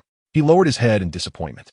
It's been over 2 months. Tsutomu Yuichiro had become good friends with Kanroji and Makomo, and he sincerely viewed Butterfly Kane as his mentor. However, there had been no progress in his relationship with Miyazaki Chiyo. One of the 4 initial requirements was that within a year, his strength had to reach a level recognized by Miyazaki Chiyo, which was the level Kanroji had at that time. But Tsutomu Yuichiro had no idea how strong Kanroji was back then. Although Kanroji occasionally sparred with him, it was merely guidance, and Kanroji never used his full strength. Tsutomu Yuichiro could clearly feel that Kanroji was holding back a significant portion of his power during their sparring matches. Now, with just over 9 months left, Tsutomu Yuichiro felt uncertain about reaching Kanroji's former strength. If he failed to do so, he would have to leave this team. In the past, Tsutomu Yuichiro only had his younger brother, but now he had friendships and a mentor-student bond. Although they had only spent a little over 2 months together, he truly didn't want to part with them. In fact, Tsutomu Yuichiro's rate of improvement had reached a terrifying level. However, he still couldn't compare to Tsutomu Michiro, who became the Mist Hashira of the Demon Slayer Corps after just 2 months of training. But that didn't mean Tsutomu Yuichiro's talent was inferior to his brother's. The difference lay in their mental states. Tsutomu Michiro had lost all his memories, yet his body still remembered the anger, driving him to train relentlessly day and night to kill all the demons in the world. In summary, he practiced as if his life depended on it. On the other hand, Tsutomu Yuichiro had not forgotten like Michiro. He knew his brother was still alive, and he worked hard to protect him. Although he was angry at the demons, it wasn't as extreme as Michiro's rage. Moreover, with Butterfly Kane's guidance, he had a training plan to follow. Once he completed the plan, he could rest. Overtraining would lead to accumulated hidden injuries. 2 different mental states, 2 different training methods, naturally created a gap. However, Tsutomu Yuichiro's talent was undeniable. He was a genius among geniuses. Whether it was Butterfly Kane, Kanroji, or Makomo, they all considered Tsutomu Yuichiro prodigy. Tsutomu Yuichiro looked towards the room where Miyazaki Chiyo was still cheering and made a decision in his heart. Tonight, he would perform well to improve his relationship with Miyazaki Chiyo. Night fell. In a very good mood, Miyazaki Chiyo lay on the grass, looking at the night sky and humming a tune. "Pork bone, bring it to braise. I forgot to wash the eggs, but I cooked a bag of instant noodles." Miyazaki Chiya was singing at the top of her lungs with a croaky voice when she heard a sound of footsteps. Miyazaki Chiya's wonderful singing suddenly stopped. She turned to look behind her, originally thinking it was the Kagaya rabbit and the others, but to her surprise, it was Shit Yuakaru. When Shit Yuakaru saw Miyazaki Chiya looking at him, he instantly felt very nervous, trying hard to make his face less stiff. After forcing out a smile, he stammered, "You sing very well." It seemed that because he had said something insincere, Shit Yuakaru's cheeks turned slightly red at that moment. Miyazaki Chiya stared at Takatum Wichiru's face, and the awkward smile on Takatum Wichiru's face looked like mockery, no matter how Miyazaki Chiya viewed it. Miyazaki Chiya turned her head back and continued to look at the night sky. "If you don't like hearing me sing, why don't you just walk away?" "What do you mean by coming here to mock me?" Shit Aikir asked in confusion. "Why do you think I'm mocking you?" Miyazaki Chiya snorted. "Show your current expression to Akito and the others. Let's see if it looks like you're mocking them." Shit Yuakaru felt a bit down. It turned out it was his expression that was the problem. Just as Shit Yuakaru was about to speak, he heard Miyazaki Chiya casually say, "I know you're reluctant and find me unpleasant. I can make the decision now. The 4 initial requests are void. If you want to leave, you can do so at any time. If you want to stay and continue improving your swordsmanship with Sister Kanahu and the others, that's fine too. However, I hope you can promise me not to tell anyone about our matters. As for the reason, you understand. Shit Yuakaru was a bit confused. Did he find Miyazaki Chiya unpleasant? When did he ever find her unpleasant? Even at the beginning, he only distrusted her and never felt displeased with her. Suddenly, Shit Yuakaru realized. He had always thought Miyazaki Chiya hated him, but actually, Miyazaki Chiya had always thought he hated her. Chapter 61. Let me reintroduce myself. My name is Miyazaki Chiya. Shit Yuakaru finally discovered the reason why Miyazaki Chiya disliked him. Realizing the issue, Shit Yuakaru felt that today was a good opportunity. So he directly sat down next to Miyazaki Chiya. Miyazaki Chiya looked at Taketo Muichiro in surprise, completely not expecting that Taketo Muichiro would sit beside him. Did the moon rise from the south today? Taketo Muichiro asked, Boss, why do you think I dislike you? Miyazaki Chiya pouted and said, That's not interesting at all. Isn't this just asking a question you already know the answer to? You always have a sour face when you're with me. Can you not be so obvious about it? Sada Yoichiro, feeling a bit shy, replied to Miyazaki Chiya, Boss, I've never disliked you, and I never intended to put on a sour face. It's just a habit of mine to have that expression. What? Miyazaki Chiya thought she must have misheard. Taketo Muichiro actually said he had never hated him. The moon today must have risen from the south. Taketo Muichiro mustered his courage and said, From the very beginning, I only didn't trust you. I never hated you. After all, you saved me. How could I possibly hate you? It was just that what you said was too unbelievable for me at that time. And at that moment, it was demons who attacked me, and Muichiro, and you, boss, were also. As the eldest son in my family, I couldn't afford to trust people right from the start. After my parents died, I had to take on everything at home. At that time, I didn't understand anything. Easily trusted people and suffered a lot. Once, I finally sold the wood that I had worked hard to cut down, but because I trusted someone too easily, I was scammed and lost all the money. That time, Muichiro and I went almost 3 days without eating. Because of my mistake, Muichiro went hungry, and I felt guilty for a long time. So I swore back then that I could never trust others so easily again. At the same time, I understood a principle. There are no free lunches in the world. Anyone who approaches you for no reason definitely has an agenda. Hearing Taketo Muichiro's words, Miyazaki Chiya was shocked. Is this something an 11-year-old kid could say? That's truly extraordinary. But upon reflection, it made sense. After their parents died, the burden of the family fell on Taketo Muichiro, and he had a younger brother to take care of, so he had to grow up. Moreover, this era is a time where people eat each other. A slight misstep could lead to being completely devoured by others. For ordinary people, surviving already requires all their effort. Miyazaki Chiya suddenly felt a bit embarrassed. So, he misunderstood Tsutomu Yuichiro. Tsutomu Yuichiro, lying on the ground like Miyazaki Chiya, looked at the night sky and continued. On the day I was brought back to life by the boss, when I heard that I couldn't go find Michiro, I was really panicking. Because Michiro had never lived without me, he had a kind heart towards everything, pure as a blank sheet of paper. I was really afraid he would be deceived and also afraid he would be harmed. But when I heard you, boss, say that Michiro would shine brightly in the Demon Slayer Corps in the future, even if he died, he would still play a crucial role. At that moment, my heart hurt so much, but I also felt incredibly proud. Because the future Michiro must have matured and become the person he always wanted to be, willing to sacrifice his life for it. Perhaps I'm the biggest stumbling block on Michiro's path to growth. I protected him too well, which might actually be a harm to him. However, I absolutely cannot accept the outcome of Michiro's death. So when I accepted your invitation, boss, a major reason was that I wanted to become stronger and change the outcome of Michiro's death. During this time spent with Kanroji, Shinobu, and Kane-sensei, I have really enjoyed it. I can feel that they truly consider me a companion and care about me, and I also enjoy this friendship and teacher-student bond. I have already regarded Kanroji, Shinobu, and Kane-sensei as my cherished companions. But boss, I really don't know how to interact with you because I feel that you resist me, as if you really dislike me, and I don't know what to do. I'm also very worried that a few months later, my strength will not meet your expectations, but I will definitely work hard. Tsutomu Yuichiro turned his head and looked intently at Miyazaki Chiya. Under Tsutomu Yuichiro's gaze, the super thick-skinned Miyazaki Chiya couldn't help but blush. Miyazaki Chiya stood up directly from the ground, looking down at Taketo Michiro. Taketo Michiro felt uneasy under Miyazaki Chiya's gaze and also stood up from the ground. lowering his head, not daring to meet Miyazaki Chiya's eyes. Miyazaki Chiya reached out her hand towards Takatu Mwichiru. Let me reintroduce myself. My name is Miyazaki Chiya. Takatu Mwichiru suddenly looked up at Miyazaki Chiya and found her smiling brightly at him. Takatu Mwichiru extended his slightly trembling hand, wanting to hold Miyazaki Chiya's hand, but she instead wrapped her arm around his neck. Ha ha ha, I wanted to do this for a long time. You're just a kid, why act so deep? For now, I'll take care of you, and in the future, you can take care of me. Takatu Mwichiru's face turned bright red, but he was really very happy now. He felt that the barrier between him and Miyazaki Chiya had disappeared. Takatu Mwichiru responded loudly, Boss, I will.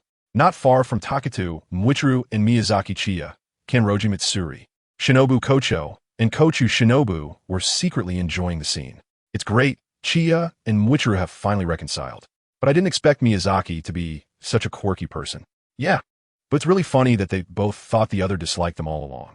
As long as the misunderstanding is resolved, there won't be such an awkward atmosphere in the future. Kanroji Mitsuri, Shinobu Kocho, and Kochu Shinobu sighed in relief. For the past 2 months, they had been worried about improving the relationship between Miyazaki Chiya and Takatu Mwichiru. Now was finally perfectly resolved. After finishing their gossip, Kanroji Mitsuri, Shinobu Kocho, and Kochu Shinobu walked out to confront the scene where Miyazaki Chiya was bullying Takatu Mwichiru. Kanroji Mitsuri pretended not to know and teasingly said, Oh, when did you two become so close? But the next second, she regretted it, because Miyazaki Chiya's other arm wrapped around Kanroji Mitsuri's neck, pressing her down to the ground and bullying her. Chapter 62. Missed breathing Miyazaki. Do we really have to do this? I feel like a robber. How about we think of a better plan? Kanroji Mitsuri, Shinobu Kocho, and Kochu Shinobu were persuading Miyazaki Chiya. At this time, the 5 of them were hiding in a corner. Not far away, a demon slayer with a Nichiren blade hanging at his waist was walking forward. Takatu Mwichiru's strength was already quite decent, but he was still using a wooden sword. Therefore, Miyazaki Chiya planned to upgrade Takatu Mwichiru's weapon from a wooden sword to a Nichiren blade. As for how to get the Nichiren blade, of course, it would be borrowed from other demon slayers. However, Kanroji Mitsuri, Shinobu Kocho, and Kochu Shinobu strongly opposed this, saying that outright stealing was too harsh. Miyazaki Chiya glanced at Akatsuki. I can understand why Makoto and Kanine oppose me, but why do you oppose me? Akatsuki widened her eyes. Why can't I oppose you? Miyazaki Chiya pointed to the Nichiren blade at Kanato's waist and said, This Nichiren blade of yours was borrowed from the demon hunter at the gate when I saved you in Fujisawa Mountain. Kanato was struck like a thunderbolt and froze in place. He had always thought that the Nichiren blade in his hand was something Miyazaki Chiya found in Fujisawa Mountain and never considered that it was taken by Miyazaki Chiya. Kanato stiffly turned his head to Zenmatsu and asked, Zenmatsu, is what Miyazaki said true? Zenmatsu awkwardly nodded, It is true, with a strong sense of justice. Kanato directly sat down on the ground, murmuring to himself, Am I a thief now? Zenmatsu patted Kanato's shoulder. Kanato, don't worry, you're not a thief. Miyazaki is the real thief. Miyazaki Chiya scoffed. Right, I'm a thief. Some people have been using the things I stole for so many years, and they really have no responsibility at all? Jingon was not polite at all and slapped the back of Miyazaki Chiya's head. You should say less. Miyazaki Chiya momentarily leaned towards Butterfly Kanehira with a look of aggrieved. Sister Kanehira, Makomo, is bullying me. The forcibly affectionate Butterfly Kanehira replied. Takatu Mwichiru cautiously suggested, How about, never mind. I also feel that taking someone else's things isn't really good. Miyazaki Chiya said with a strained neck. What do you mean by that? I've already said it's a loan. You all said it yourselves. What is the Demon Slayer Corps for? Shinobu replied irritably. Of course, the Demon Slayer Corps is for slaying demons. Miyazaki Chiya shrugged her shoulders and said, Isn't that great? What do we need the Nichiren blade for? Is it just for decoration? We also need to slay demons. We are essentially helping them do their job. Look at Yachiro's sword. Do you expect him to use a broken wooden sword to slay demons? Besides, we haven't asked them for any wages. So what's wrong with taking a Nichiren blade? We're cutting demons, not humans. Is that too much? Not at all. Borrowing one from the Demon Slayer Corps doesn't cause them any loss. The blacksmiths in the swordsmith village aren't just sitting around doing nothing. Can't they just apply for another Nichiren blade? Honestly, if it weren't for you guys needing to keep your identities hidden, I would have one of the Demon Slayer Corps to give us 100 or 80 Nichiren blades and just use them one by one. Kanroji Mitsuri and the others had complex expressions. At first glance, Chiya's words actually made some sense. Yuichiro Takedo certainly couldn't fight demons with a wooden sword. They were currently in hiding and had no supply of Nichiren blades, but the Demon Slayer Corps did. After borrowing one from that Demon Slayer, he could still apply for another Nichiren blade from the Corps, which wouldn't be a big deal. However, Chiya's words sounded a bit strange, though they couldn't pinpoint why. Seeing Kanroji, Shinobu, and Mitsuri deep in thought, Chiya said to Yuichiro Takedo, "Yuichiro, go ahead, knock him out, and borrow his Nichiren blade." Yuichiro Takedo no longer insisted, as Chiya's words were essentially orders, so he nodded, "I understand." Meanwhile, the Demon Slayer being targeted, Takeru Daigo, was happily preparing to go to an izakaya for a drink. Today was a joyous day for Takeru Daigo. He had just been promoted from a rank 5 swordsman to a rank 4 swordsman. He no longer had to stand guard at the trial grounds every year before the final selection began. That's right. Takeru Daigo was the unlucky guy from years ago who had his Nichiren blade swiped by Miyazaki Chiya. Suddenly, Takeru Daigo sneezed, rubbed his nose, and muttered in confusion, "Who is thinking of me?" Yuichiro Takedo appeared 10 meters behind Takeru Daigo. He looked extremely serious, as the other party was also a demon slayer, and he didn't know how strong the opponent was, so he had to use all his strength. Mist breathing, third form, misty clouds. Yuichiro Takedo was enveloped in mist, obscuring his figure. The mist quickly spread, enveloping Takeru Daigo in it. What's going on? Takeru Daigo looked at the thick fog before him in bewilderment, wondering how such dense mist appeared so suddenly. Years of experience as a demon slayer made Takeru Daigo alert in an instant, placing his hand on the hilt of his Nichiren blade. This mist was too strange. Suddenly, a nearly inaudible whisper sounded. Mist breathing, second form, mist scales and cloud claws. Yuichiro Takedo moved quickly through the mist, and the mist he stirred up seemed like a dragon swimming within it. Before Takeru Daigo could react, he suddenly felt a pain in his forehead, saw a wooden sword and a white mask before him, and then there was nothing after that. Takeru Daigo's eyes rolled back, and he fainted. Yuichiro Takedo finished his sword form. The thick mist dissipated, and he looked down in confusion at the unconscious Takeru Daigo. So weak? Yuichiro Takedo had prepared to use all his strength, thinking the opponent was strong. However, Takeru Daigo had been knocked out without any effort at all.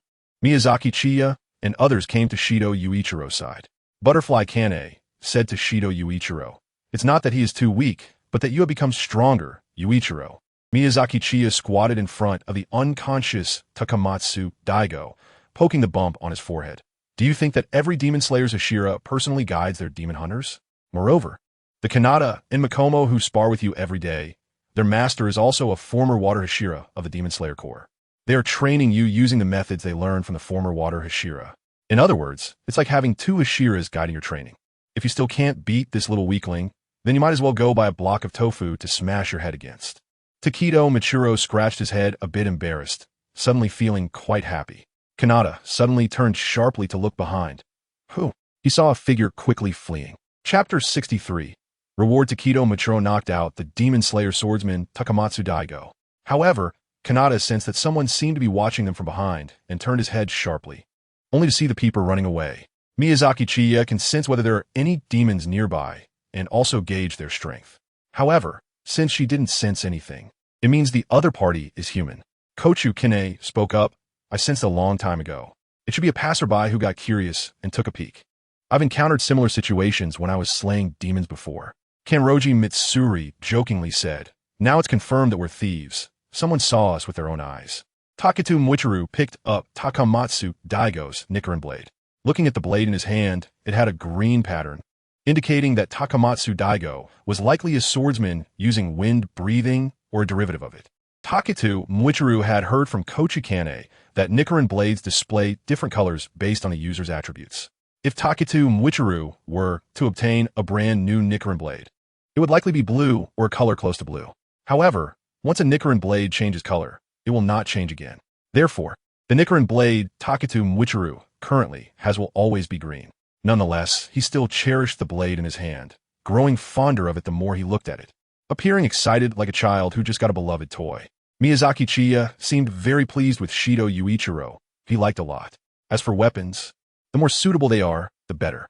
If something isn't suitable, then one can only switch to a different target to use as a tool. The 4 of them, including Kaminari, didn't pay much attention to the human who was peeping earlier, but Miyazaki Chiya was quite concerned. Not psychologically, but physically. After all, it was just one human, and Miyazaki Chiya didn't really care his heart. Being discovered by Kaminari, and already being seen as just a passerby by Kanai Shinobu, he should be an ordinary person. At that time, they were all wearing white masks, so there was no issue of identity exposure. But now, Miyazaki Chiya's right eyelid was twitching wildly, and he had a constant feeling of impending doom. Miyazaki Chiya felt her eyelids twitching as if they were about to take off, and couldn't help but speak up. Now that we have the Nichiren blade, let's hurry and leave. The others, including K2, looked at Miyazaki Chiya in surprise.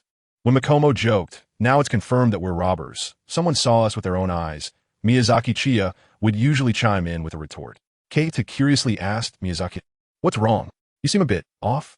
Miyazaki Chiya casually remarked, "It's nothing, just when he wakes up later and sees us here, won't that expose us? That would be so awkward, so let's hurry and slip away, just in case." Clearly, no one believed Miyazaki Chiya's words. It would be surprising for her to feel embarrassed. However, since Miyazaki Chiya said so, everyone followed her and left the place. Before long, Takaguchi Daigo woke up. "It hurts." Takaguchi Daigo rubbed his head where there was a huge bump. He felt a bit dazed, recalling what had just happened. "I was about to go to an izakaya to celebrate, and then I was enveloped by a fog, then saw a wooden sword and a white mask, and then I passed out." Takaguchi Daigo quickly checked his body for injuries. Aside from the big bump on his head, he was otherwise unharmed. "What happened? Who attacked me? Was it just to knock me out? That's so strange. But I absolutely can't let this out, or I'd be utterly humiliated." Unable to make sense of it, Takaguchi Daigo decided to stop worrying. After all, aside from the bump on his head, he was fine. He instinctively reached for the hilt of the sword at his waist, only to find nothing there. Takaguchi Daigo's expression instantly turned grim. "Where's my sword? The big one I had." He felt numb all over. After losing his Nichiren blade last time, he had to endure being treated like a fool for a long time before finally getting another one from the blacksmith.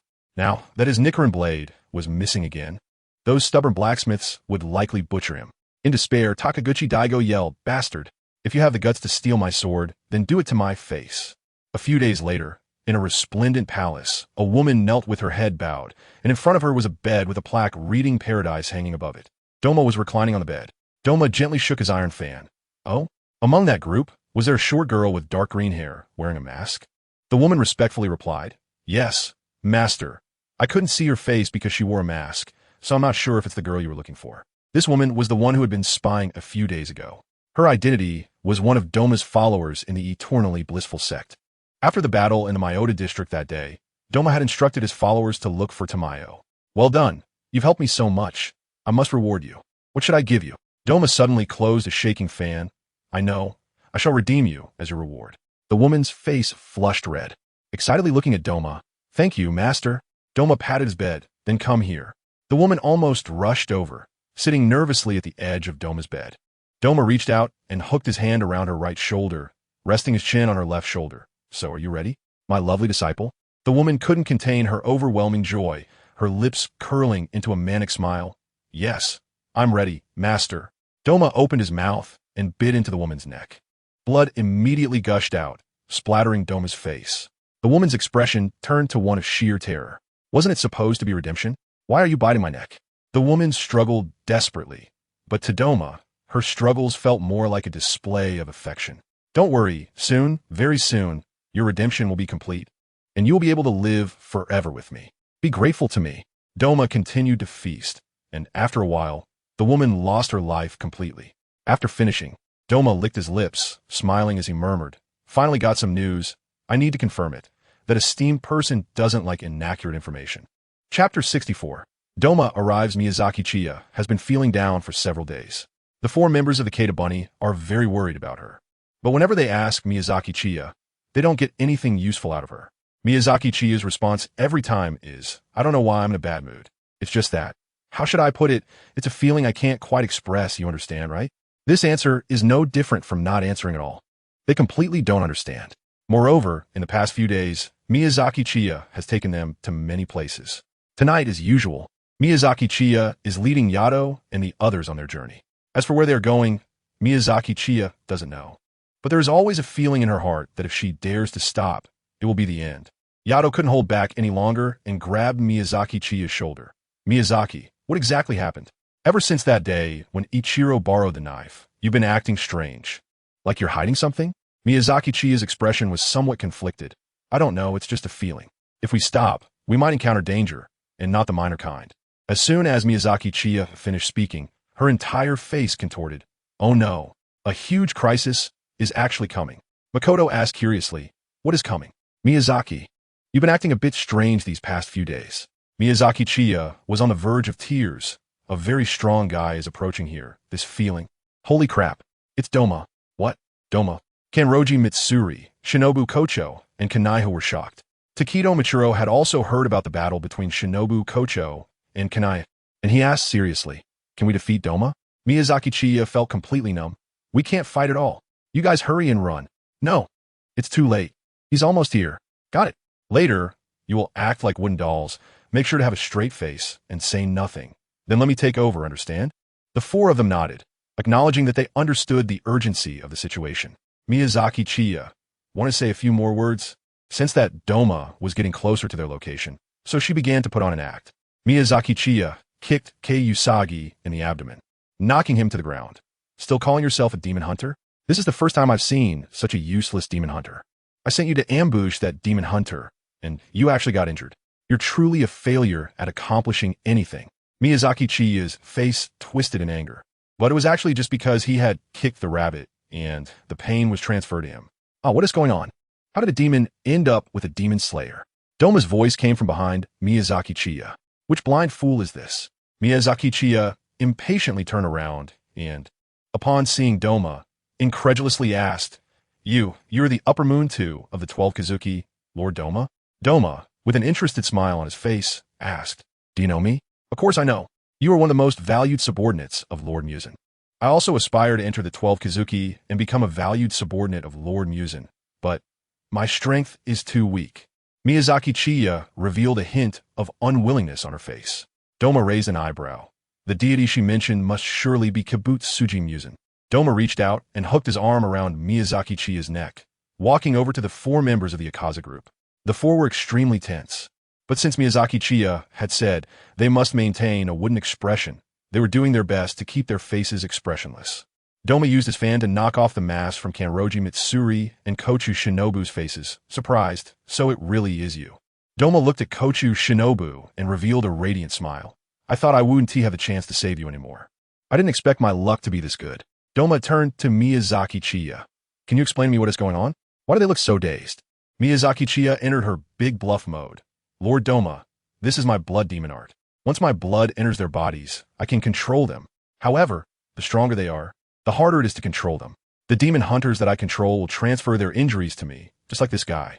Miyazaki Chiya directly punched Makomo on the head. This guy briefly lost control at the beginning and let her escape. Later, she got injured somewhere, and all the pain transferred to me. I almost died from the pain. What a useless guy. Doma asked, though, when did that happen? Miyazaki Chiya pretended to think for a moment. Last year, it was probably in the spring. Doma recalled that his battle with Kanaihi and Makomo indeed took place in the spring. If what Miyazaki Chiya said was true, then Makomo's strange self-healing at that time was caused by Miyazaki Chiya. Doma curiously asked, what do you want to do by manipulating these demon hunters? Of course, it's to help Lord God. These detestable demon hunters are constantly obstructing Lord God's grand cause. It's really infuriating. While speaking, Miyazaki Chiya kicked again, sending Akaza back to the ground. Akaza, who was kicked to the ground, numbly stood up again, but a vein bulged on his forehead. You're just going to keep kicking me, huh? Miyazaki Chiya continued, I don't have any combat power myself, but thanks to this blood demon art, not only do they protect me, but I also manipulate them to infiltrate the demon hunters' ranks and have them kill all those demon hunters. Ha. Those demon hunters who were killed couldn't understand until their last moments why their companions were killing them, and they couldn't kill the companions attacking them at all. It really cracked me up. Although Doma has lived for hundreds of years, he has never heard of demons and demon hunters mixing like this. So, regarding the situation of the four members of Kaneo, Doma believes it is the work of Miyazaki Chiya's blood demon art, because from the four of them, Doma indeed smelled a hint of Miyazaki Chiya's scent. That's quite interesting, but how did you get this demon hunter? Doma asked, pointing at Kochikane. Miyazaki Chiya replied, as for her, I don't know the reason, but when I found her, she was beaten to the brink of death, almost dead. Those demon hunters were carrying her, not knowing where to take her. They must have planned to save her. Since it was daytime, they happened to pass by my hiding spot, and I learned from them that this woman is the flower Hashira of the Demon Slayer Corps. So, I sent 2 demon hunters I controlled to rescue her. However, she truly lives up to being the flower Hashira. Her strength is remarkable. Several times, I was surrounded by demon hunters from the Demon Slayer Corps, and it was thanks to her that I was able to survive. After speaking, Miyazaki Chiya took a furtive glance at Tamayo, but Tamayo's expression showed no change, still wearing a smiling face. Chapter 65. Tamayo Chiya, Miyazaki Tamayo. Miyazaki Chiya and his group encountered Doma. The 4 of them were busy setting up a wooden figure, while Miyazaki Chiya was trying his best to distract Doma. From Miyazaki Chiya, Doma learned how he obtained the process of butterfly, shinobu. Doma sighed slightly. What a pity. I originally thought I had encountered a special human. I was planning to capture you and present you to that esteemed person, but I didn't expect it to be controlled by your blood demon art. Doma released Miyazaki Chiya, who let out a sigh of relief. The pressure from Doma's hand on his shoulder was too much. Luckily, he was a man. Otherwise, Miyazaki Chiya would have worried whether Doma would take a liking to him and suddenly bite him. By the way, what's your name? Lord Doma. My name is Tsugikuni. Doma pointed his iron fan at Butterfly Shinobu again. Tsugikuni, could you give her to me? I'm quite fond of her. I can send you her skull as a keepsake later. Miyazaki Chiya is trying very hard to hold back her eye roll. A skull? What does he need a skull for? P.S. not... Miyazaki Chiya's heart sank. That bastard Doma was indeed still coveting his sister Kano. Miyazaki Chiya decisively refused, saying, Sorry, Lord Doma, she's my trump card now. I would be very anxious without her, and my blood demon art is connected to her. Any injuries she suffers will transfer to me. You can't consume her, so it doesn't really mean anything, right? Miyazaki Chiya cautiously glanced at Doma. He was worried that this guy Doma had a perverse obsession with Kane Kochu and might kill him just to get to her. As a member of the 12 Kazuki, specifically Upper Moon 2, Doma would definitely not care about killing an ordinary demon like him. Doma asked with confusion, Can't you your blood demon art? If you did, I could take you to find a Hashira, and that would be good, right? Miyazaki Chiya was in a difficult situation, Lord Doma. My blood is already fused with their bodies. I can't remove it. If I could, I would have gotten rid of these 2 weaklings long ago. Miyazaki Chiya lifted her foot and kicked Kanado again, this time accompanied by a very disdainful expression from Takedo Michiro. Kanado and Takedo Michiro stood up in a daze. However, a new vein popped up on Kanado's forehead. 3 kicks. He had already been kicked 3 times. Miyazaki Chiya then said, Moreover, the connection of this blood demon technique is not infinite. My current strength is very weak, and connecting with these 4 demon hunters is already my limit. Even if Lord Doma captures another Hashira for me, I won't be able to use the blood demon technique to connect with him. What a pity, Tsuhiko. Can't you think of a way? Miyazaki Chiya looked at Doma in disbelief. Is this guy Doma acting cute? That's really explosive, as expected of a demon. Doma has no shame. Miyazaki Chiya decided to play it safe and put on a hat. Lord Doma, you are so powerful that you don't need to worry about not being able to help Lord Kamisama. But I am weak and still want to do what I can to assist Lord Kamisama. With them, I can kill more demon slayers. If I lose this pillar, it would be like my strength has fallen to the bottom, making it difficult to help Lord Kamisama again. Lord Doma, please understand. When I was first transformed into a demon by Lord Kamisama, he said to me, I have chosen you, and even gave me blood a second time. Lord Kamisama has high hopes for me, and I truly do not want to disappoint him. Doma was surprised and asked, That Lord gave you blood a second time? Miyazaki Chiya nodded. This time, Doma took a good look at Miyazaki Chiya. Previously, he thought Miyazaki Chiya was just someone who got lucky, awakening a useful blood demon art and fortuitously controlling one of the Hashira from the Demon Slayer Corps. He never expected that Miyazaki Chiya had been granted blood by Muzan Kibutsuji twice. Doma had never heard of a new demon receiving blood from Muzan Kibutsuji twice. Even he had not received such treatment in the past. Doma carefully examined Miyazaki Chiya. Very ordinary, and indeed very weak. Seemed like they had hardly eaten anyone. Doma was now interested in Miyazaki Chiya. How could such an ordinary demon catch Muzan Kibutsuji's attention? Feeling the intense gaze from Doma, Miyazaki Chiya suddenly shivered. What does this guy Doma want? Miyazaki Chiya felt that she must distance herself from Dongmo, or else she might compromise her integrity. Miyazaki Chiya cautiously asked, Lord Doma, it's almost dawn. I'm sure you're quite busy, and I have a few small matters to attend to as well. How about we call it a day? However, Doma once again wrapped his arm around Miyazaki Chiya's shoulders and said, "Hiko, no Makoto. I feel like we get along as if we've known each other for a long time. How about this? Why don't you come with me to have some fun at the Eternal Paradise Church?" Miyazaki Chiya almost cursed. Isn't going to the Infinite Paradise sect like looking for death? Once inside, there wouldn't even be a bone left to come out with. Miyazaki Chiya, who habitually thought in a biased way, thought off track again. If he had the same surname as Doma, what would that be? Is Doma's surname Tong? Or was there another surname in front? If Tong is a surname, then he would have to be called Tong Chiya, which sounds pretty bad.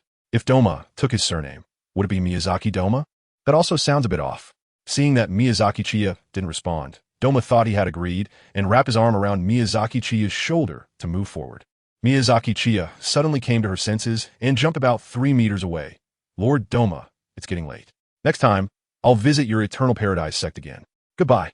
Miyazaki Chiya ran ahead, giving a knowing glance to Kainin and the others as she ran.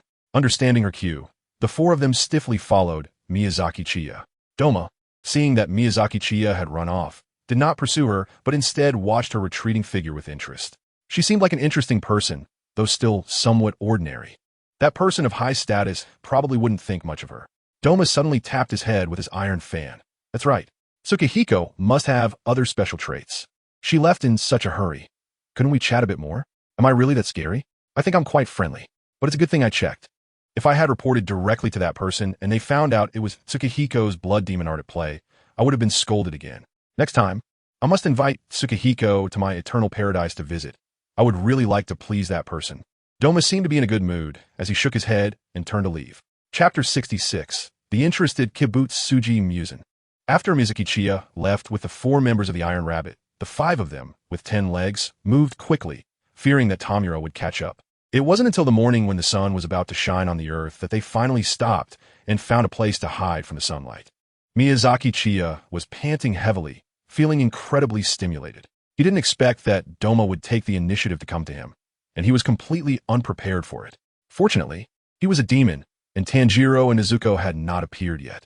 Otherwise, Doma might not believe his lies. After all, demons and demon slayers are natural enemies.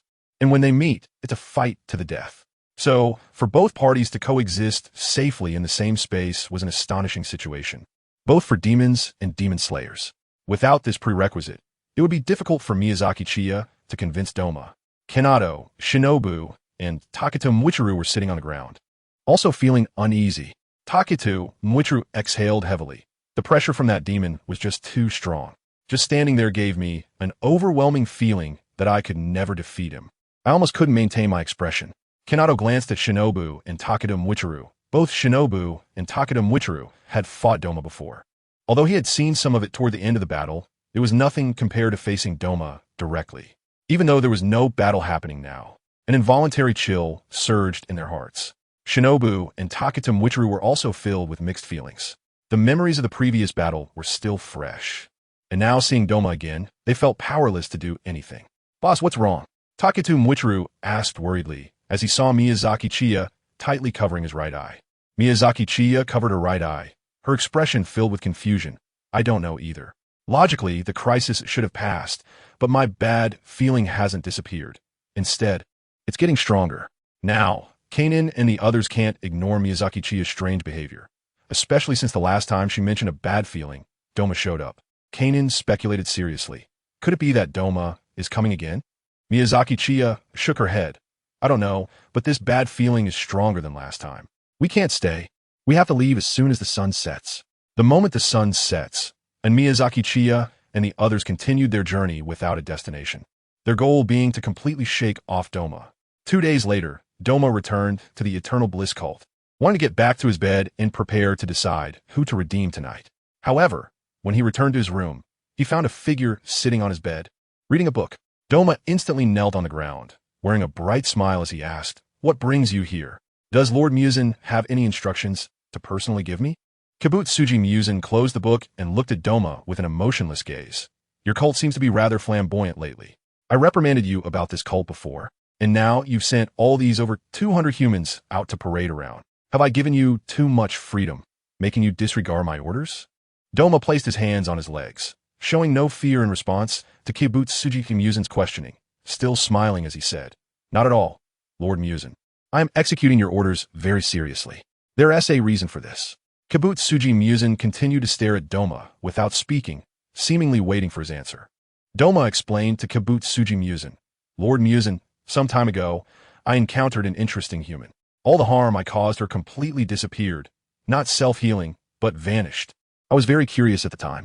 So, I originally wanted to capture her to present to you, Lord Muzan, because you enjoy experimenting on such special humans. And I thought you would be very pleased. But then it became daylight, so I couldn't catch her. That is why I later sent the followers of the Eternal Bliss cult to find that human. At this moment, Kibutsuji Muzan asked, so, did you find that human? Doma nodded. Yes, but it turned out to be a misunderstanding.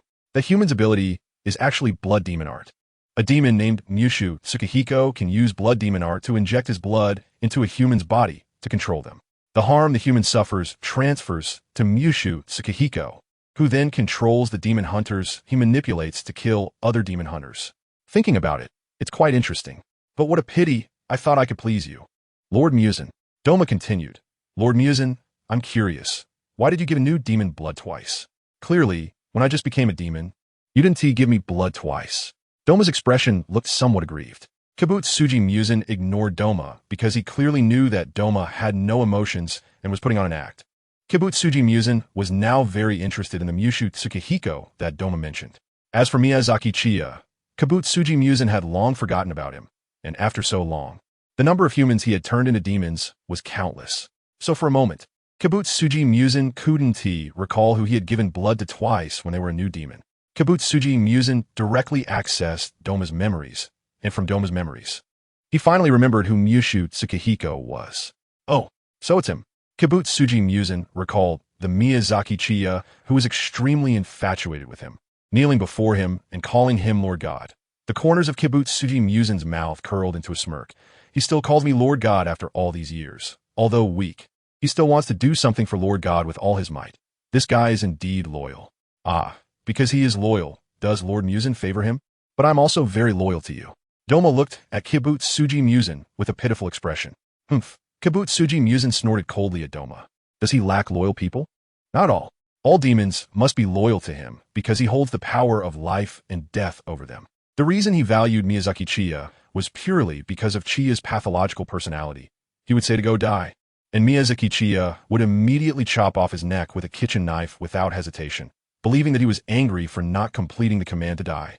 This combination of pathological and extreme loyalty was the reason Kibutsuji Muzan found him appealing. Chapter 67. Kibutsuji Muzan's Summons, Eternal Bliss Cult. Kibutsuji Muzan thought of the demon Miyazaki Chiya again. Kibutsuji Muzan became interested in Miyazaki Chiya once more. Controlling the manipulated demon hunters to kill other demon hunters is quite interesting. Mushu Tsukihiko, I'll remember that name, but his strength is indeed too weak. Logically, as a new demon, he should have gained my blood twice, and his talent is unquestionable. As long as he eats humans step by step, his strength should grow rapidly. Kibutsuji Muzan pondered, and Doma did not disturb him. Doma knew that if he interrupted his boss's thoughts, he might be punished. However, Doma felt that Kibutsuji Muzan's thoughts must be related to Miyazaki Chiya. After a long time, Kibutsuji Muzan finally stopped thinking and looked at Doma, saying, "This is your last chance. If there is a next time, you'll clean up this cult yourself." Ming knew. The sound of a pipa echoed, and Kibutsuji Muzan instantly vanished from spot. 5 more days passed. Now Miyazaki Chiya and the others could be sure that Doma had not followed them, and they could relax. However, Miyazaki Chiya's right eyelid had been twitching for several days and showed no signs of stopping. Keita curiously poked Miyazaki Chiya's right eyelid. Miyazaki, what is going on with you? It's been so many days. Even a cow should take a break, right? Miyazaki Chiya impatiently swatted away Yato's hand. Can you even talk? Even a cow should take a break. Is this metaphor applicable here? Butterfly Kanahu stepped forward. Looking at Miyazaki Chiya's obviously twitching eyelid, puzzled. It might be eyelid spasms, but eyelid spasms usually get better after a while. I've never encountered something that twitches for so many consecutive days. Could it be because of a ghost constitution, causing it to twitch longer? Suddenly, it felt like Miyazaki Chiya's right eye socket had been punched, making her cover her right eye and cry out in pain. Who was that? Shimatsu put down her little fist and asked, "Did I just punch my own right eye socket? Is it any better now?" Miyazaki Chiya suddenly exploded in anger. "Makomo, are you crazy? What a joke, my eyelid is twitching even faster now. Takedo Michiro said seriously. The boss is a demon, able to heal himself. Maybe if you cut off your right eyelid, it will grow back just fine. Miyazaki Chiya looked at Takedo Michiro in disbelief. How could this little brat say such cold and cruel word from lips that are 37 degrees? Even Kanroji Mitsuri, Shinobu Kocho, and Kochu Shinobu looked shocked as they stared at Takedo Michiro. Takedo Michiro awkwardly scratched his head and said, I'm just trying to help come up with a solution. Miyazaki Chiya stepped back a few steps. No, Ikaru, I can't afford your method. You should keep it for yourself. Miyazaki Chiya said somewhat dejectedly. I don't know why, but that feeling of unease in my heart just won't go away. I always feel like there's someone more troublesome than that guy Doma watching me. Kata speculated. Someone stronger than Doma? Doma is the Upper Moon too. Could it be Upper Moon 1 or even Muzan Kibutsuji? Upon hearing the name Muzan Kibutsuji, Miyazaki Chiya's eyelid twitched violently. Miyazaki Chiya is extremely anxious right now. Could it really be that worthless boss? Dum-dama.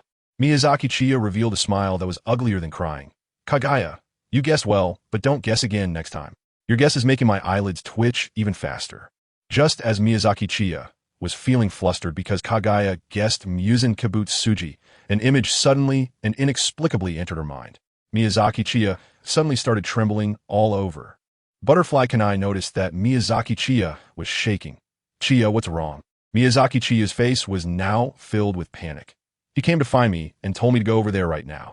Makoto frowned and asked, Who is he? Who else could it be? The three of them, Kong Rabbit, Makoto, and Butterfly Kane, thought a name at the same time, and their expressions changed drastically. Taketu Michiru asked in confusion. Who? Butterfly Kane said with difficulty, Muzan Kibutsuji. Miyazaki Chiya took several deep breaths to barely calm herself down. Kongtu Makoto, Kanene, Ikaru. You all wait here for me. I can go by myself. Kongtu grabbed Miyazaki Chiya's shoulder. How can we let you go alone? That's too dangerous. Miyazaki Chiya smiled wryly and said, It's actually dangerous for you to come with me. If any of you are discovered by him, we're all done for. Besides, I'm a demon, and if he came looking for me, it definitely isn't to kill me. Otherwise, he could just take me out from a distance. So, my safety is basically not a concern. The group of K2 and others thought about it and agreed. However, looking at Miyazaki Chiya's trembling legs, they really couldn't feel at ease about her going alone. All right, stop worrying. It must be that bad guy, Tomo, who said something in front of him, which is why he suddenly came looking for me. It should be nothing serious. You all stay here and wait for me. I'll head out now. It won't be good if I'm late. Miyazaki Chiya set off alone to find Kibutsuji Muzan. Watching Miyazaki Chiya's solitary figure leave, the hearts of Agatsuma and the others felt heavy. A sound of heavy breathing reached their ears. Kanroji Mitsuri, Kocho Shinobu, and Takedo Michiro simultaneously looked at Agatsuma, who was now panting heavily. Agatsuma, what's wrong? Agatsuma took a deep breath, clenched his fists tightly, and said, It's nothing, I'm just really angry. Clearly, we should be protecting Chiya since we are by his side. But from the beginning with the forest, then Doma, and now Kibutsuji Muzan, we haven't been able to help at all, let alone protect him. All of this is something Chiya has to face alone, and he has always been the one helping us. I feel like a burden right now, as if Chiya would be better off without us. Kanroji and Takedo lowered their heads. They felt the same way. Kanroji looked at the three dejected individuals and sighed softly. Agatsuma, Mitsuri, Michiro, I understand your frustration. I feel it too, but this is reality. Right now, we can't help Chiya. What we need to focus on is how to improve our own strength, how to progress, and how to be able to help Chiya. We need to turn this frustration into motivation for ourselves, understand? Agatsuma, Mitsuri, and Takedo nodded vigorously. We will. Then let's wait here for Chiya to return. The four of them found a spot to sit down and silently waited for Miyazaki Chiya's return. Chapter 68, Goodbye, Trash Boss. Miyazaki Chiya went alone to search for Muzan Kibutsuji. Regarding Muzan looking for him, Chiya felt that it must be because Doma had said something to Muzan. However, Chiya still couldn't understand why Muzan would personally seek him out. Could it be because Chiya had deceived Doma and the others about the situation being related to blood demon arts, which piqued Muzan's curiosity? Miyazaki Chiya felt it was unlikely. The blood demon arts of demons are numerous and varied, and there are countless blood demon arts that are stronger than Miyazaki Chiya's. Muzan Kibutsuji has no need to come in person. Is it that demon called Morima? Miyazaki Chiya also felt that there was not much of a relationship with Moria. Moria had been dead for a long time, and Muzan Kibutsuji would have found him long ago if he wanted to. Moreover, in their eyes, Miyazaki Chiya should be very weak, and it was basically impossible for them to seek him out because of his strength. Miyazaki Chiya muttered to herself, "It can't be that I pretended to be a sickly girl back then and caught his attention, right?" Unable to figure it out, Miyazaki Chiya had to meet Kibutsuji Muzan to find out. She wasn't overly worried about her safety, but she was afraid of saying the wrong thing and angering the boss, which could lead to her being fired. So now, Miyazaki Chiya was reflecting on the state she was in when she pretended to be a sickly girl in front of Kibutsuji Muzan. Since Kibutsuji Muzan liked that kind of vibe, she needed to maintain it in front of him. Miyazaki Chiya activated her ability one thing in front, another behind, and arrived at a villa that was clearly owned by a wealthy family. Entering a room, Kibutsuji Muzan was sitting on the sofa, reading a book. Miyazaki Chiya trembled with excitement and then thudded to her knees in front of Kibutsuji Muzan, inadvertently triggering kneeling without killing. Miyazaki Chiya pressed her head against the ground, excitedly saying, "God, Lord Deity, I finally see you again." Kibutsuji Muzan glanced at Miyazaki Chiya, his eyes filled with curiosity. At the moment Miyazaki Chiya knelt, an indescribable emotion arose in Kibutsuji Muzan's heart once again, an emotion that only appeared when facing Miyazaki Chiya. Kibutsuji Muzan read Miyazaki Chiya's thoughts. The content he read was all Miyazaki Chiya's flattery. "Ah, I finally see Lord Deity again. I am so happy. Lord Deity is looking at me, and I am so satisfied that I see myself in Lord Deity's eyes. I want to dedicate everything to Lord Deity, my body, my soul, all to Lord Deity." The corners of Kibutsuji Muzan's mouth curled up slightly, seemingly very pleased with the thoughts he had read from Miyazaki Chiya. He felt that Miyazaki Chiya might be special to him, because the cruel and heartless him only felt other emotions when facing Miyazaki Chiya, or rather, when Miyazaki Chiya knelt before him. This emotion seemed to tell him not to kill Miyazaki Chiya. This emotion was something Kibutsuji Muzan could not comprehend. In Kibutsuji Muzan's eyes, all demons were his tools. Since they were tools, there was no need to have any feelings for them. Among these tools, only the Lower Moon 5, Rei, was treated a bit differently by Kibutsuji Muzan. This was because Kibutsuji Muzan felt that Rei had a similar background and experience to his own. Through Rei, Kibutsuji Muzan saw the sickly version of himself from the past, so he granted Rei his blood to give him a strong body, while also tacitly allowing Ruei's many actions in the Spider Mountain. But Miyazaki Chiya, besides his Yandere yet loyal personality being to Kibutsuji Muzan's liking, he could not understand why he inexplicably felt the emotion of not wanting to kill Miyazaki Chiya. He had no intention of killing Miyazaki Chiya in the first place. Why did the emotion of not wanting to kill Miyazaki Chiya suddenly appear? Kibutsuji Muzan did not think in the direction of blood demon arts. After all, as the Demon King, he had absolute confidence that no blood demon art could affect him. Except for the runaway Tamayo, no one could escape his control. Kibutsuji Muzan was also very certain that Miyazaki Chiya had not escaped his control. This meant Miyazaki Chiya was indeed special to him. Now, Kibutsuji Muzan had a great interest in Miyazaki Chiya. This was very novel for Kibutsuji Muzan, who lacked human emotions and was cruel and heartless. Kibutsuji Muzan remained silent for a long time, making Miyazaki Chiya extremely nervous. Although Miyazaki Chiya had his head pressed against the ground, he could feel Muzan Kibutsuji's gaze always fixed on him. Moreover, that gaze felt somewhat intense to Miyazaki Chiya. Miyazaki Chiya was feeling anxious, worried about what to do if Kibutsuji Muzan really took a liking to her. She had no intention of becoming his partner. Even if Kibutsuji Muzan could turn into a woman, she still couldn't accept it. She really wanted to cuddle with Kane. Finally, Kibutsuji Muzan spoke up. "Why have I given you blood twice, yet you are still so weak?" Miyazaki Chiya was almost lying on the ground, feeling dejected as she spoke. "I'm sorry, Lord Deity. I have disappointed you. I really want to become stronger, but no matter how many people I consume, I can't get stronger. It only enhances my blood demon art, allowing me to control more and stronger humans. You must be very disappointed in me. I truly am pathetic. Why is it that after consuming so many people, I still can't become stronger? I really want to help you, Lord Deity. Although I control those demon hunters to attack other demon hunters, that must be of no importance to you at all." Muzan Kibutsuji, who had been reading Miyazaki Chiya's thoughts, narrowed his eyes and said, "Oh, so you're saying that the people you've consumed only strengthened your blood demon art?" Miyazaki Chiya's mind was working very quickly, and she immediately said, "Yes, my Lord Deity. At first, I could only control one human using blood demon art, and that human was very weak, not even a formal member of the Demon Slayer Corps. But as I consumed more and more, I was able to control a second, a third human, and now I have even controlled a Hashira from the Demon Slayer Corps. Moreover, I developed a special ability. The injuries suffered by the humans I control are transferred to me, which means those I manipulate have an immortality similar to that of demons, allowing them to fight recklessly. Therefore, these humans I control are equivalent to a display of my own strength.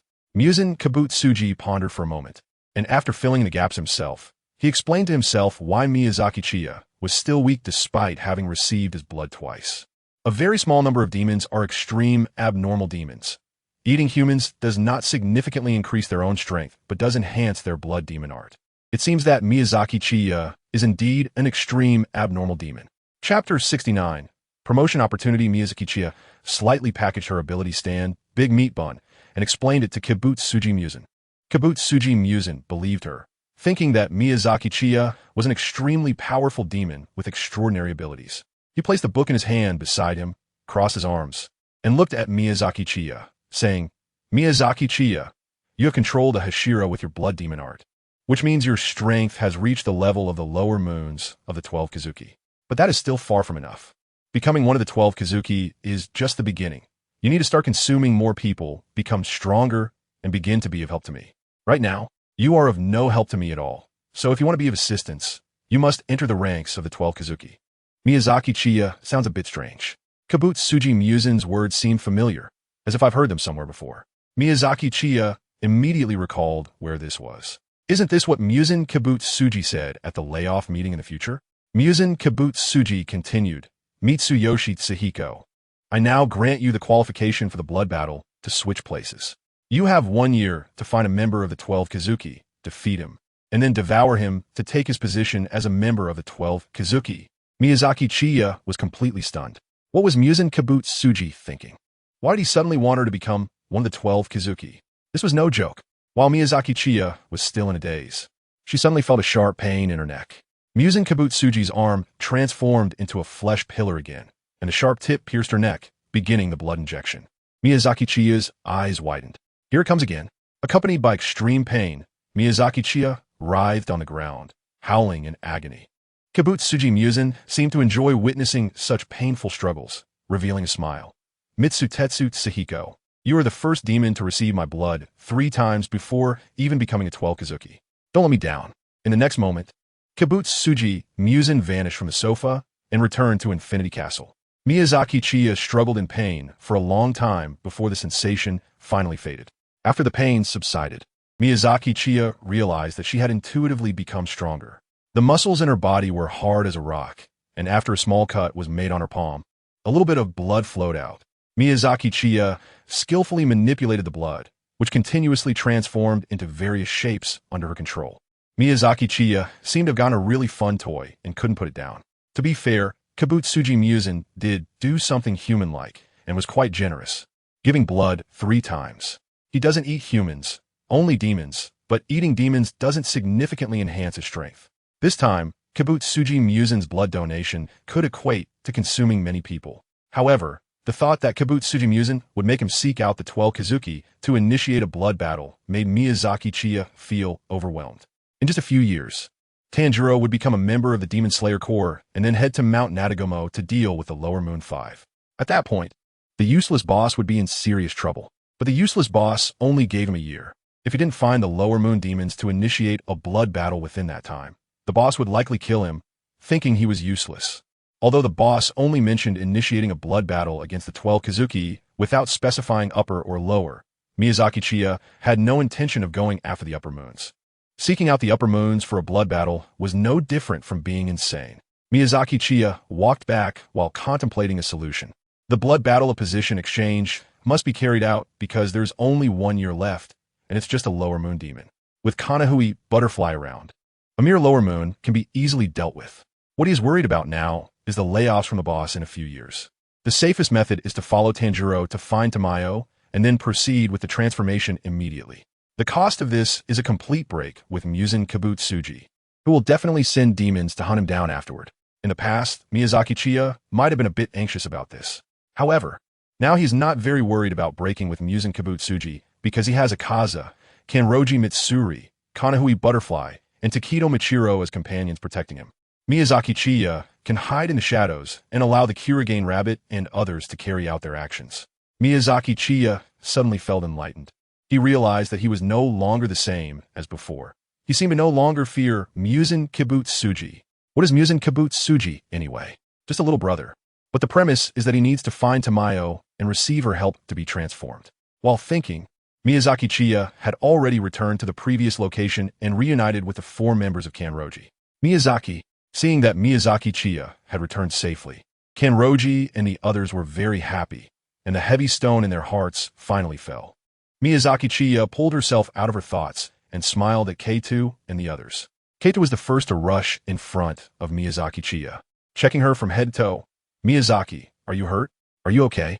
Miyazaki Chiya pushed Akatsuki away with her belly. "Don't touch me. I'm not interested in men." The next moment, Miyazaki Chiya leaned her head on Butterfly Kane's shoulder. "Sister Kane, I was so scared just now. I almost thought I wouldn't come back. Please comfort me." Butterfly Kane stiffly patted Miyazaki Chiya's head. She didn't know what Kibutsuji Muzan looked like or how strong he was. But when Miyazaki Chiya mentioned that Kibutsuji Muzan wanted to see her, Kane could tell from Chiya's trembling legs that Muzan must be a very terrifying demon. After all, even though Chiya panicked when facing the second upper moon, it was nothing compared to this time. But then again, as the Demon King, how could he not be terrifying? So the pressure that Miyazaki Chiya felt just now was definitely beyond their imagination. Taketo Michiro curiously asked, "Boss, what exactly is Kibutsuji Muzan like? You should ask Akatsuki and the others about that. I've told them, they know. However, there's something we need to accomplish within a year. If we don't, my fate could be very tragic." Kanroji Mitsuri asked in confusion, "What is it?" Miyazaki Chiya replied, "He gave me a 3rd blood transfusion and wants me to join the 12 Kazuki. So he authorized me to engage in a blood battle to take out one of the 12 Kazuki, replacing them and becoming one of the 12 Kazuki myself. He only gave me 1 year, so we need to eliminate one of the 12 Kazuki within a year." The 4 of them were directly stunned. They didn't expect that Miyazaki Chiya's visit to Muzan Kibutsuji was actually for a promotion. Chapter 70, Discussion. The group furrowed their brows, as they hadn't anticipated that Miyazaki Chiya would be aiming to become one of the 12 Kazuki after meeting Muzan Kibutsuji. The 12 Kazuki are Muzan Kibutsuji's 12 direct subordinates. Since they are direct subordinates, doesn't that mean Miyazaki Chiya will have to frequently interact with Muzan Kibutsuji? That's too dangerous. The group expressed their concerns one after another. Miyazaki Chiya said with a smile, "Your worries are unnecessary. The 12 Kazuki are indeed his direct subordinates. Compared to other demons, the 12 Kazuki have more opportunities to meet him, but this is limited to the upper moons. As for the lower moons, I can say he is not satisfied with them, because the lower moons are constantly being eliminated by the Hashira of the Demon Slayer Corps and frequently change, while the upper moons have not changed for over 100 years. Therefore, the lower moons actually have few opportunities to see him. Right now, I don't want to be one of the 12 Kazuki, but I must because he has only given me a year. If I don't complete my tasks within a given time, he may very well kill me. However, if everything goes smoothly, I should only need to be one for 4 years before I can be free, because by then I will find Tamayo and ask her to transform me, breaking free from his curse. At that point, I would be completely severed from him, and I wouldn't be acting alongside you anymore, but rather moving in the shadows to strategize the overall situation." Miyazaki Chiya explained her plan to the group of Kagaya and others. Takedo Michiro asked in confusion, "So, can we go find that Tamayo now?" Miyazaki Chiya shrugged, "But we need to find her first. Juya has been on the run for hundreds of years without being found. If we could easily find her just because we wanted to, that would be too lame, right? If Juya doesn't want to be discovered, no matter how thoroughly we search, we won't be able to find her." "Shit," Yukuru asked curiously. "Then how do you know we can find her in 4 years, boss?" Miyazaki Chiya explained, "It is now the 44th year of the Meiji era, and next year the era name will change to the first year of Teisho. In the second year of Teisho, Kanroji and Makomo's junior, Tanjiro, will become a disciple of Sakanji Urokadaki. After a year and a half of training, Tanjiro will join the Demon Slayer Corps, and later, he will meet Tamayo in Asakusa. So as long as we follow Tanjiro, we will be able to find Tamayo." Takedo Michiro suddenly realized, "So that's how it is. Boss, your ability to foresee the future is really impressive. With a specific time, we can prepare well." Miyazaki Chiya suddenly said with a malicious smile. When Tanjiro goes to Fujisaki Mountain, we should go have some fun too. Makomo tilted her head in confusion and asked, what are we going to Fujisaki Mountain for? Miyazaki Chiya maliciously said, it's definitely a done deal that I will become one of the 12 Kazuki. I'm just a lower moon demon. My sister Kane can easily take care of me. Maybe right now, Kaneo and Shinobu can easily defeat the lower moon demons. By then, I will definitely be one of the 12 Kazuki, and of course, I want to make my big brother happy. After all, I pretended to be submissive in front of him for a long time. Kaneo and the others chuckled helplessly. Miyazaki Chiya's dark humor was back. However, there was one thing that worried Miyazaki Chiya. Because Tanjiro's experiences after debuting were quite absurd. After the final selection, the first demon he encountered was a special ability demon. And just a few days later, he encountered the former Lower Moon 6. And within less than 2 weeks, he cleared the difficult mission at Mount Natagomo. After the death of Lower Moon 5, the boss immediately started a layoff meeting. The time between Tanjiro meeting Tamayo and the boss's layoffs was very short. Miyazaki Chiya is very worried about whether he can complete the transformation before the boss of the scrap company lays off employees. However, despite his concerns, Miyazaki Chiya still needs to focus on how to find one of the lower moons of the 12 Kazuki to replace him. Miyazaki Chiya only knows about Lower Moon 5 and Lower Moon 1, and he doesn't know anything about the other lower moons. It's unfortunate that these few unlucky ones died as soon as they appeared. Miyazaki Chiya felt that the boss was really unfair, making him participate in the position-swapping blood battle without even telling him the opponent's location, forcing him to find it on his own. It's easy to kill the lower-ranked opponent, but finding them is quite difficult, especially with only 1 year to do so. Miyazaki Chiya and several others discussed how to find the lower moon. However, after nearly an hour of discussion, they still could not come to a conclusion. This was because even Butterfly Kane, who used to be a Hashira, had not encountered any other 12 Kazuki demons besides the last one, Doma. Miyazaki Chiya suddenly had a flash of inspiration. Got it. Butterfly Kane curiously asked, Chiya, have you thought of a way to find the lower moon? Miyazaki Chiya nodded. Among the 12 Kazuki, there was an unfortunate one who, due to lack of talent, quickly reached the limit of his power. No matter how many people he consumed, there was no significant improvement in his strength. Eventually, feeling bored with his stagnation, he was stripped of his rank. However, that unfortunate one firmly believed that as long as he kept working hard, he could return to the 12 Kazuki. Therefore, he continued to capture humans with rare blood to enhance his power, hoping that one day he could return to the 12 Kazuki. Perhaps that unfortunate one would know the locations of the other lower moons. Takedo Machiro asked, so where is that unfortunate one? Miyazaki Chiya fell in a deep thought. Where is it specifically? I'm not quite sure. Just know it's among the mountains, and there are many towering peaks. Butterfly Kanaheim pondered. Many towering mountains, huh? Then it could possibly be in Tateyama, Aso, Hakoda, Yatsugatake, Uema Jumgangsen, and many other mountains are connected together. If there's only 1 year, it's impossible to investigate so many mountains. Moreover, Chiya, you only need to obtain other waning moon intelligence from him. And he might not even know that information, so there may not be enough time. Miyazaki Chiya felt overwhelmed, not expecting there to be so many mountains. Shit Yucher proposed his idea. If that demon is continuously capturing humans with rare blood to enhance its power, then its location cannot be very far from human towns. So they should investigate the nearby mountains with a large population. Shit Yucher's idea was very logical. Kaika's demon house is fixed, so its range of action is also fixed, meaning that the mountain where its demon house is located is near a town with a large population. With Shit Yucher's help, they narrowed down a very large area, and Miyazaki Chiya took out a map. After discussing together, they pinpointed 3 mountains, Tateyama, Mount Hirayama, and Mount Shirakami. Chapter 71, Re-encounter with Mucher. After discussing among themselves, Miyazaki Chiya and her companions set their sights on 3 mountains, Mount Tate, Mount Hiragi, and Mount Shirakami. However, since they were only looking for information about the lower moon, they needed to control their time. So after deliberation, they decided to limit their search to 6 months. If they couldn't find it, they would have to rely on luck to search for the lower moon demons. With a year's time to find 4 of the lower moon demons among the 12 Kazuki in the vast sea of people, the time was indeed tight. Therefore, Miyazaki Chiya and her 4 companions decided to travel during the day, with Chiya hiding in a wooden box and being carried in turns, and then traveling a bit more at night before resting for 6 hours to regain their strength, continuing their journey at dawn. The closest to them was Mount Shirokami. Mount Shirokami was home to primitive forests that had not yet been cut down by humans. However, to the northwest of Mount Shirokami was Akita Prefecture, and to the southwest was Aomori Prefecture, both densely populated areas, thus becoming one of their targets. After a long journey, they reached Mount Shirokami in just 20 days, a journey that should have taken over a month. Although the travel took 20 days, the search lasted a full month and a half. Akita Prefecture and Aomori Prefecture bordered Mount Shirokami, which had a quite large area. Moreover, the speed of the demons was incomparable to that of ordinary humans. So they couldn't just search along the borders. They had to delve deeper into Mount Shirokami. Unfortunately, after more than 2 months, they had not made much progress. But they did find a demon in Akita Prefecture.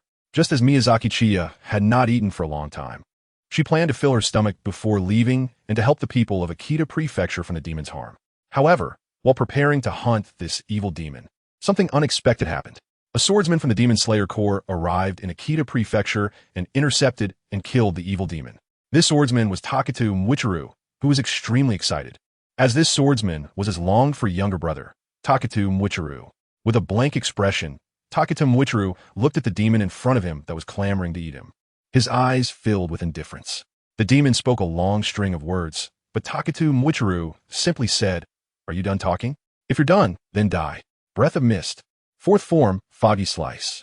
Holding the Nichiren blade wrapped in mist, Taketo Mwichiru ran towards the demon, swinging his blade fluidly for a strike. In the next moment, the demon's head fell to the ground. Seemingly unable to believe it had been so easily decapitated, it stared blankly at Taketo Mwichiru before finally turning to ashes. Miyazaki Chiya glanced worriedly at Taketo Mwichiru beside her. Taketo Mwichiru was biting his hand tightly, afraid he might cry out. He kept reminding himself in his heart, "I can't make a sound, I can't meet him, I can't let Mwichiru get into trouble." Taketo Mwichiru tugged at Miyazaki Chiya's sleeve, and she nodded silently, leaving with Taketo Mwichiru and Kanroji Mitsuri. It seemed he sensed something. Taketo Mwichiru glanced towards the spot where Taketo Mwichiru had been.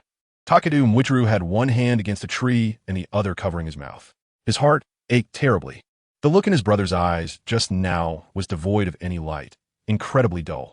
The boy who used to smile so much had lost his smile. Miyazaki Chiya once told him that her brother Taketo Mwichiru had lost his memory, but his body still remembers the anger of his death. Therefore, Taketo Mwichiru's current state is a result of believing that he is dead. Miyazaki Chiya walked up to Taketo Mwichiru and patted his shoulder. Taketo Mwichiru looked at Miyazaki Chiya, his eyes slightly red, forcing a smile as he said, "Boss, I'm fine. It's just that I got a bit emotional seeing Mwichiru, and he's really strong, much stronger than me. I'm very happy and proud." The pain within him was something only Taketo Mwichiru understood. His brother had become so strong. Surely he had worked hard to train himself. Taketo Mwichiru was very familiar with every aspect of his younger brother, and he keenly noticed the thick calluses on Michiru's hands.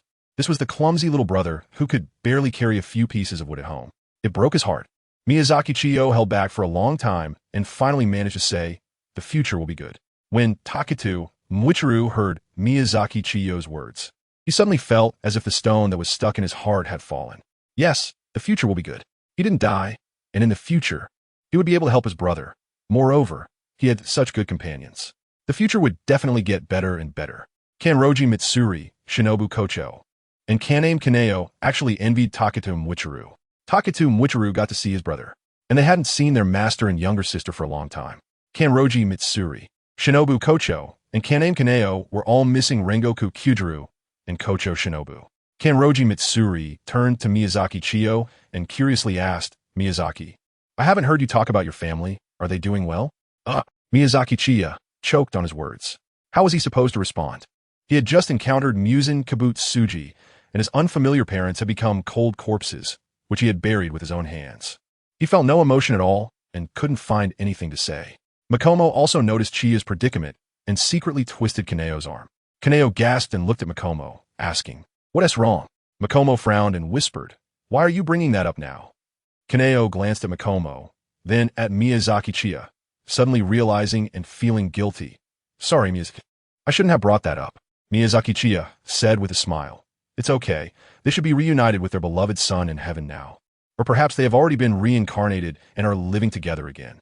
The last life was two, so in the next life, they will definitely be very happy. Bitovidson, Kuroto, Shinboku, Taketu Mwichiru, and Kochukane were a bit puzzled. However, a few of them speculated that it might be Miyazaki Chiya's brother or younger brother. Kochukane comforted her. Chiya, I believe you must also be your parents' most beloved son, and they must be proud of you. Miyazaki Chiya popped a piece of raw candy into his mouth, savoring the subtle sweetness it brought, and said with a smile, maybe. After a night, Tosaka Hachiro had gathered his emotions and was full of motivation. After all, his younger brother was so outstanding. How could he, as an older brother, fall behind? After Miyazaki Chiya sat in the wooden box, it was Shido Hikari who volunteered that carried her on his back as they continued to the next mountain. Chapter 72. We need to find a support aircraft. The next destination for Miyazaki Chiya and her companions is Mount High. Mount High refers to the mountain range centered around the four peaks of Shimima and Ohira, which straddles the Sakyo ward of Kyoto City and Otsu City in Shiga Prefecture. Running north-south, the total area of this mountain range is even larger than that of Mount Shirakami. Unlike the neighboring Akita and Aomori prefectures that border Mount Shirakami, the mountains of High are distributed in 3 different directions, each with a populous town. Although it took only 10 days to reach Mount High, it will take more than 2 months to investigate all 3 towns, possibly approaching 3 months. If they do not find Kyukai at Mount High and continue to investigate at Tateyama, the time may far exceed the planned 6 months. Therefore, after some discussion, they decided to split up. Kaido and Makomo will form one group. Miyazaki Chiya and Taketo Michiro are in one group. Butterfly Kane is alone. This way, 3 town investigations can be conducted simultaneously, greatly shortening the time. However, Miyazaki Chiya is very dissatisfied with this personnel arrangement. Taketo Michiro is now capable of handling tasks independently. So Miyazaki Chiya feels that as the weakest, he should be paired with Butterfly Kane for joint action. However, Miyazaki Chiya's little schemes have long been seen through by Kanroji and the others, so all of Miyazaki Chiya's suggestions were rejected and deemed non-negotiable. When they parted ways at night, Miyazaki Chiya sighed, looking dejected. However, when Kanenoto, Shinboku, and Butterfly Kane left, Miyazaki Chiya excitedly grabbed Taketo Michiro's shoulder. Michiro, we're free. Finally free. Taketo Michiro tilted his head in confusion as he looked at the vigorously shaking Miyazaki Chiya, who had just seemed reluctant to leave, but suddenly appeared to be cheering. Taketo Michiro asked in wonder, Boss, what's wrong? No one is restricting your freedom. Miyazaki Chiya complained, why not? It's just those 2 bad things, Zongtu and Makoto, that restrict my freedom in life. Miyazaki Chiya leaned on Taketo Michiru's shoulder, grinning mischievously, and said, the timing is just right. I'll take you to a place only a man can go. Taketo Michiru looked at the smirking Miyazaki Chiya, feeling an ominous premonition in his heart, sensing that the place Miyazaki Chiya was about to take him to was not very proper. Miyazaki Chiya wrapped her arm around Shit Yuikaru's shoulder and walked towards the place they were going to investigate, Mikawa Town. Shit Yuikaru's face turned bright red as he stiffly turned to look at Miyazaki Chiya. Old boss. Is this the kind of place you mean that only men can go to? Miyazaki Chiya comfortably enjoyed the massage services from the young ladies and said, of course. Do you see any other women coming here? Shirtu Yuikaru gritted his teeth and said, but isn't this a brothel? As someone who often went to the town to sell wood, Shirtu Yuikaru had also delivered wood to brothels, so he knew very well what kind of place this was. A place for seeking pleasure.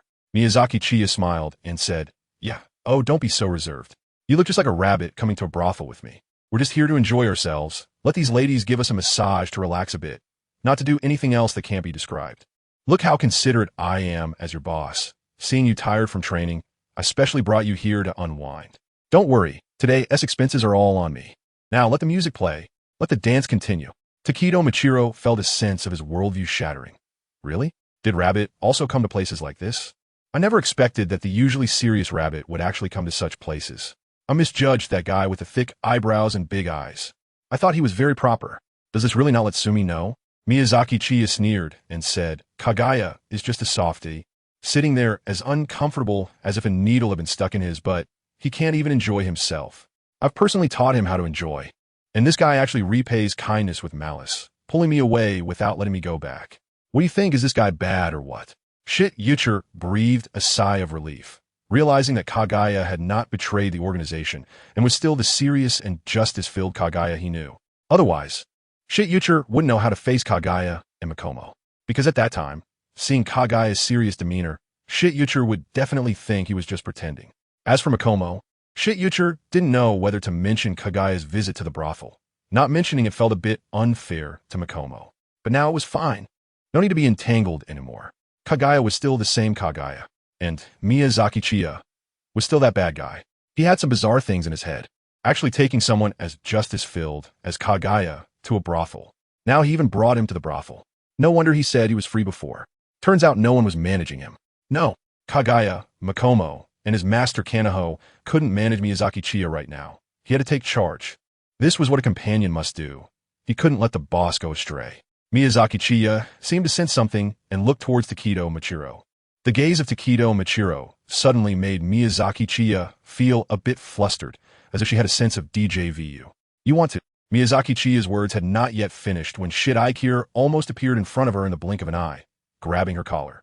Miyazaki Chiya realized what Shit wanted to do and forced a smile as she said to him, "Can you not do that? It's really boring, you know?" Shit replied, sternly, "No. We are here for serious business, not for you to indulge."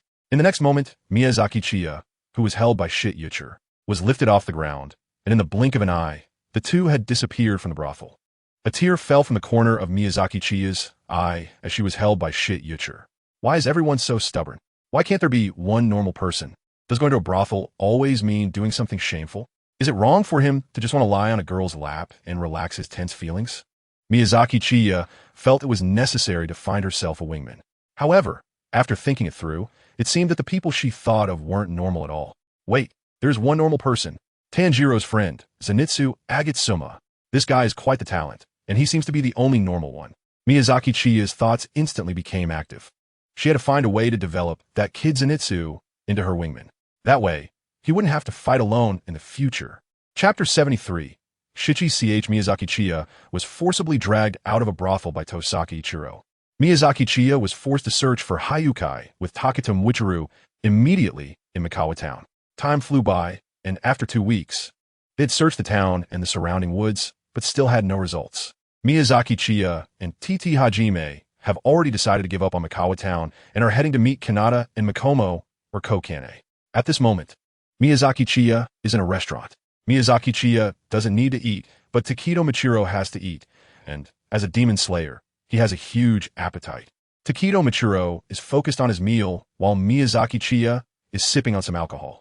Miyazaki Chiya can't taste the flavor of alcohol. It feels no different from water.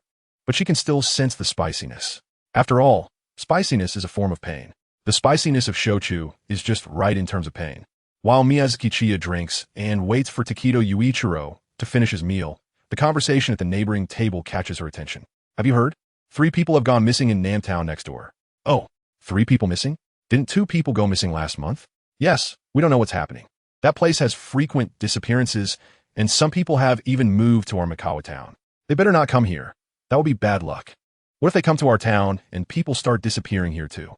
My uncle, who delivers goods to Namtown, said he heard a strange drum sound at night, and then someone went missing.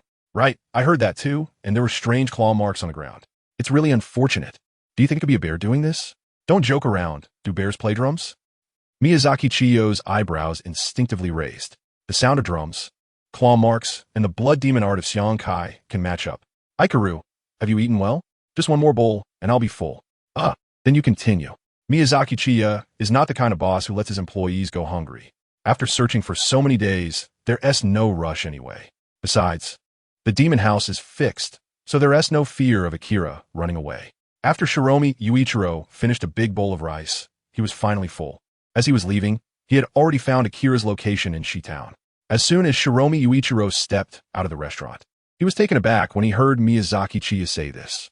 Shiromi Yuichiro suspiciously asked, "Boss, how do you know Akira is in Shitown?" Miyazaki Chiya proudly raised her head. If you don't even know this, how can I be your boss? Let me tell you, the skills of your boss are beyond your imagination. Shido Yuichiro looked at Miyazaki Chiya with a doubtful expression. Hey, my temper, what kind of look is that? You don't believe in your boss? Miyazaki Chiya tightly wrapped her arms around Takedo Machiro's neck. Trust me, I can do it, right?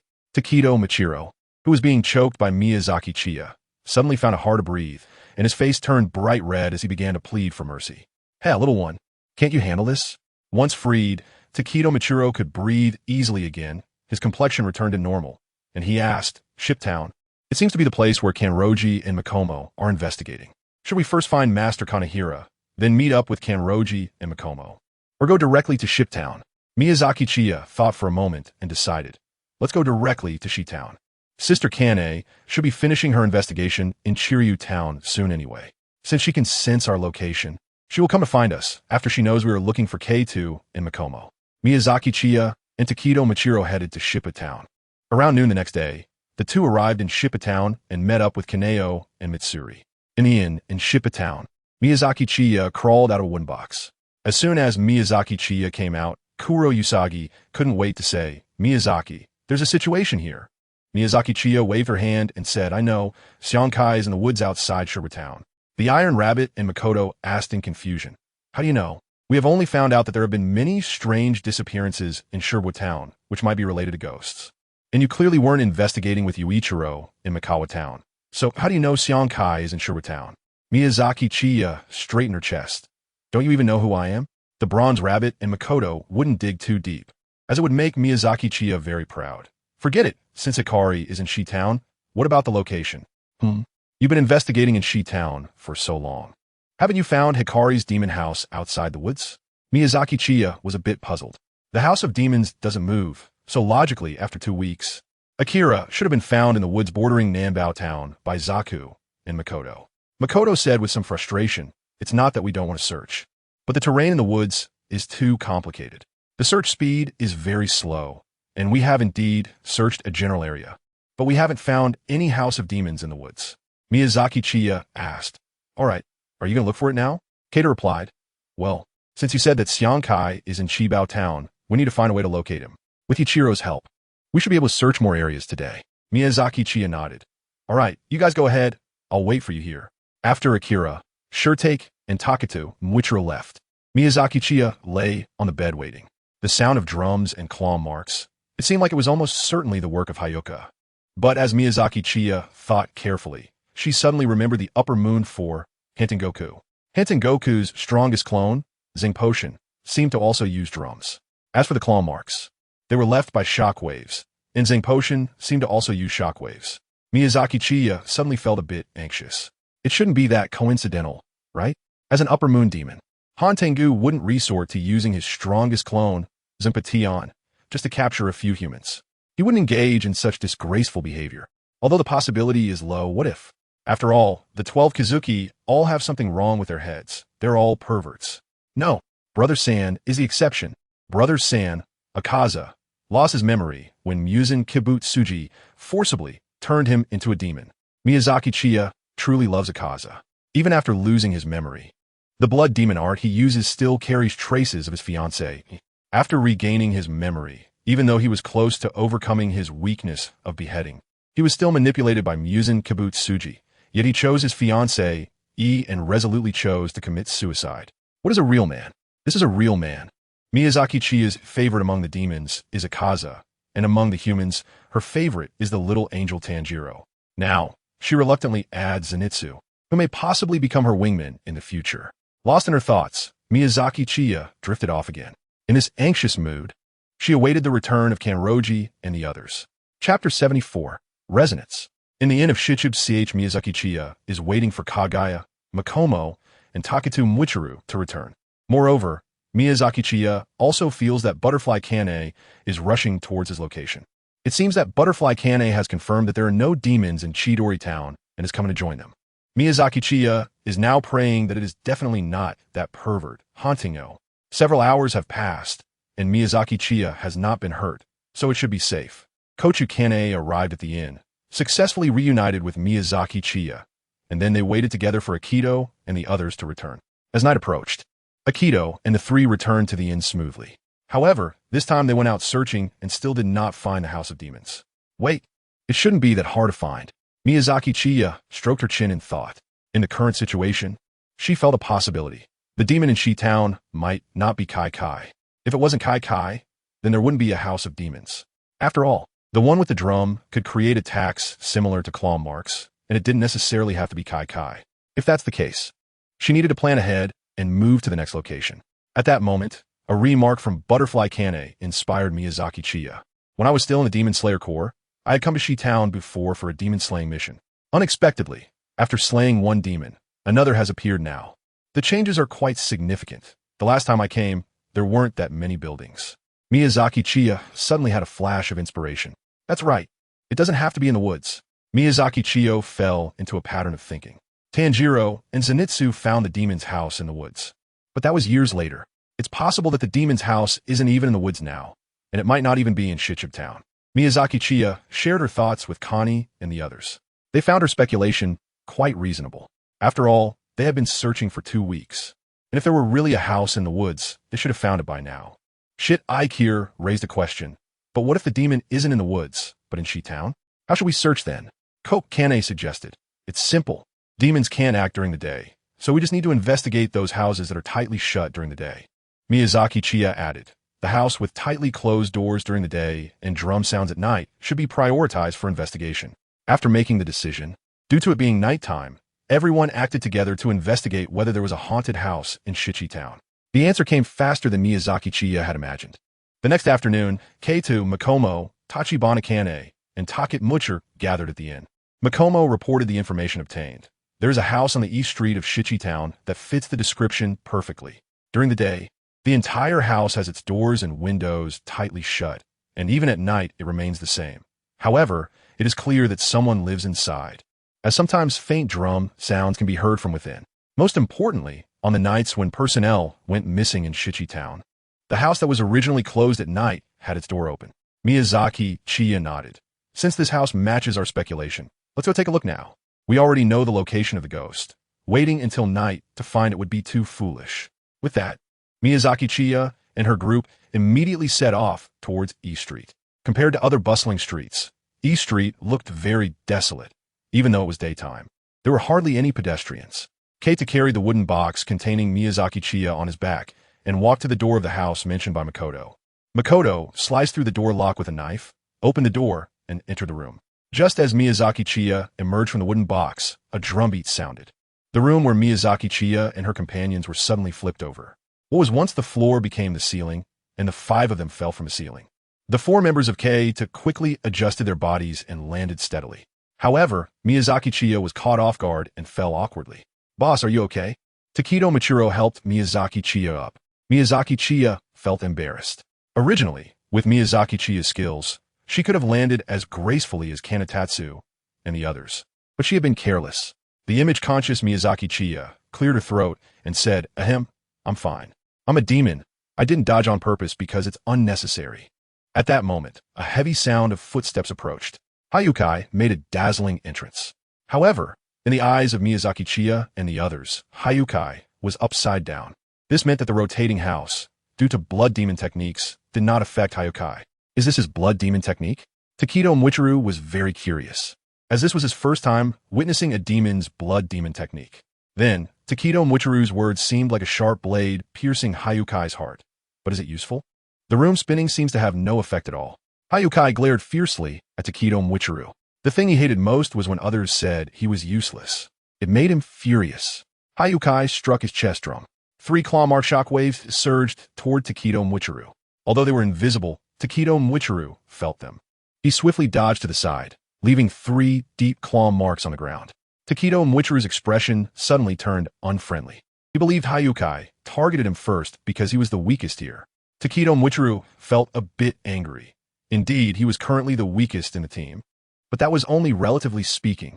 Now was a good opportunity to show off in front of Miyazaki Chiya, to let his boss see his strength. Mist breathing first form. Mist dispersal. Takedo Muichiro was enveloped in a thick mist and charged at Hayukai, appearing as a cloud of fog heading toward him. Because Takedo Muichiro was in the mist, Hayukai could not see his sword-drawing motion. Before Hayukai could react, a slash struck his chest. At the same time, the mist around Takedo Muichiro dispersed. In an instant, Hayukai's blood gushed from his chest.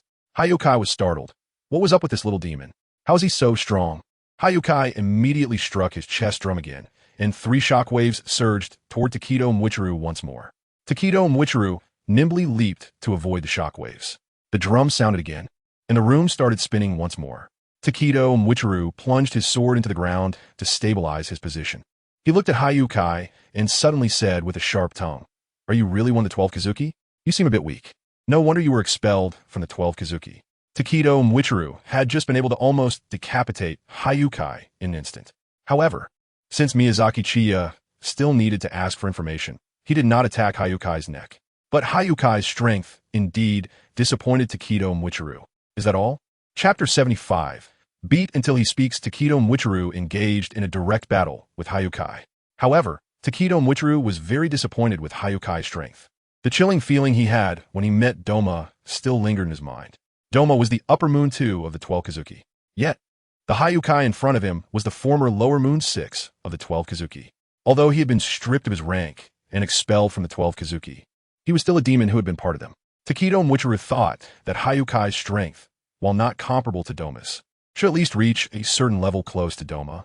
Takedo Mwichiru did not expect the former lower moon 6 to be so weak.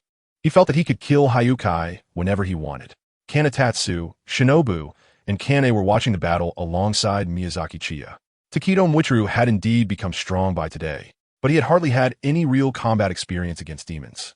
Therefore, Kanatatsu and the others chose not to intervene, intending to let Takedo Mwichiru gain some practical experience. Hayukai noticed the contemptuous look in Takedo Mwichiru's eyes, which made him furious.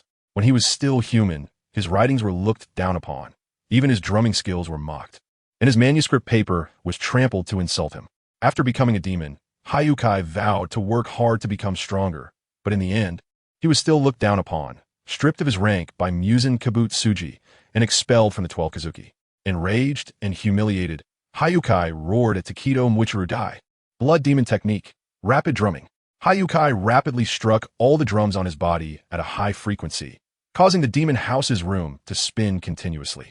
At the same time, the claw-shaped waves from the drum on his chest increased from 3 to 5, attacking Takedo Mwichiru. Takedo Mwichiru continuously adjusted his position to minimize the effect of the room's rotation. He locked his gaze on the wildly striking Hayukai, exhaling a mist-like breath. Several clouds of thick mist appeared around Takedo Mwichiru. He entered one of the mists to conceal his figure. The clouds of mist floated toward Hayukai simultaneously. Hayukai's claw-marked shockwaves attacked one of the clouds of mist, but there was no Takedo Mwichiru there. After being hit, the mist dispersed and then gathered again, continuing to float toward Hayukai. Hayukai attacked the other mists, the second, the third. None of them contained Takedo Mwichiru's figure. Now only the last cloud of mist remained, and Hayukai was certain that Takedo Mwichiru was inside it. To Hayukai's shock, the last cloud of mist also did not contain Takedo Mwichiru. From these clouds of mist, Takedo Mwichiru's voice suddenly rang out. Mist breathing, sixth form, morning mist spiral strike. Hayukai could vaguely see Takedo Mwichiru from these clouds of mist. A clone? No. How is that possible? Hayukai stopped the room from spinning and struck the drum on his chest with all his might, releasing claw-marked shockwaves. However, he was unable to hit Takedo Mwichiru at all. As the clouds of mist approached Hayukai, the hazy figure of Takedo Mwichiru simultaneously made a slashing motion and struck down. In an instant, Hayukai's blood gushed wildly. All 6 of the drums on his body were severed.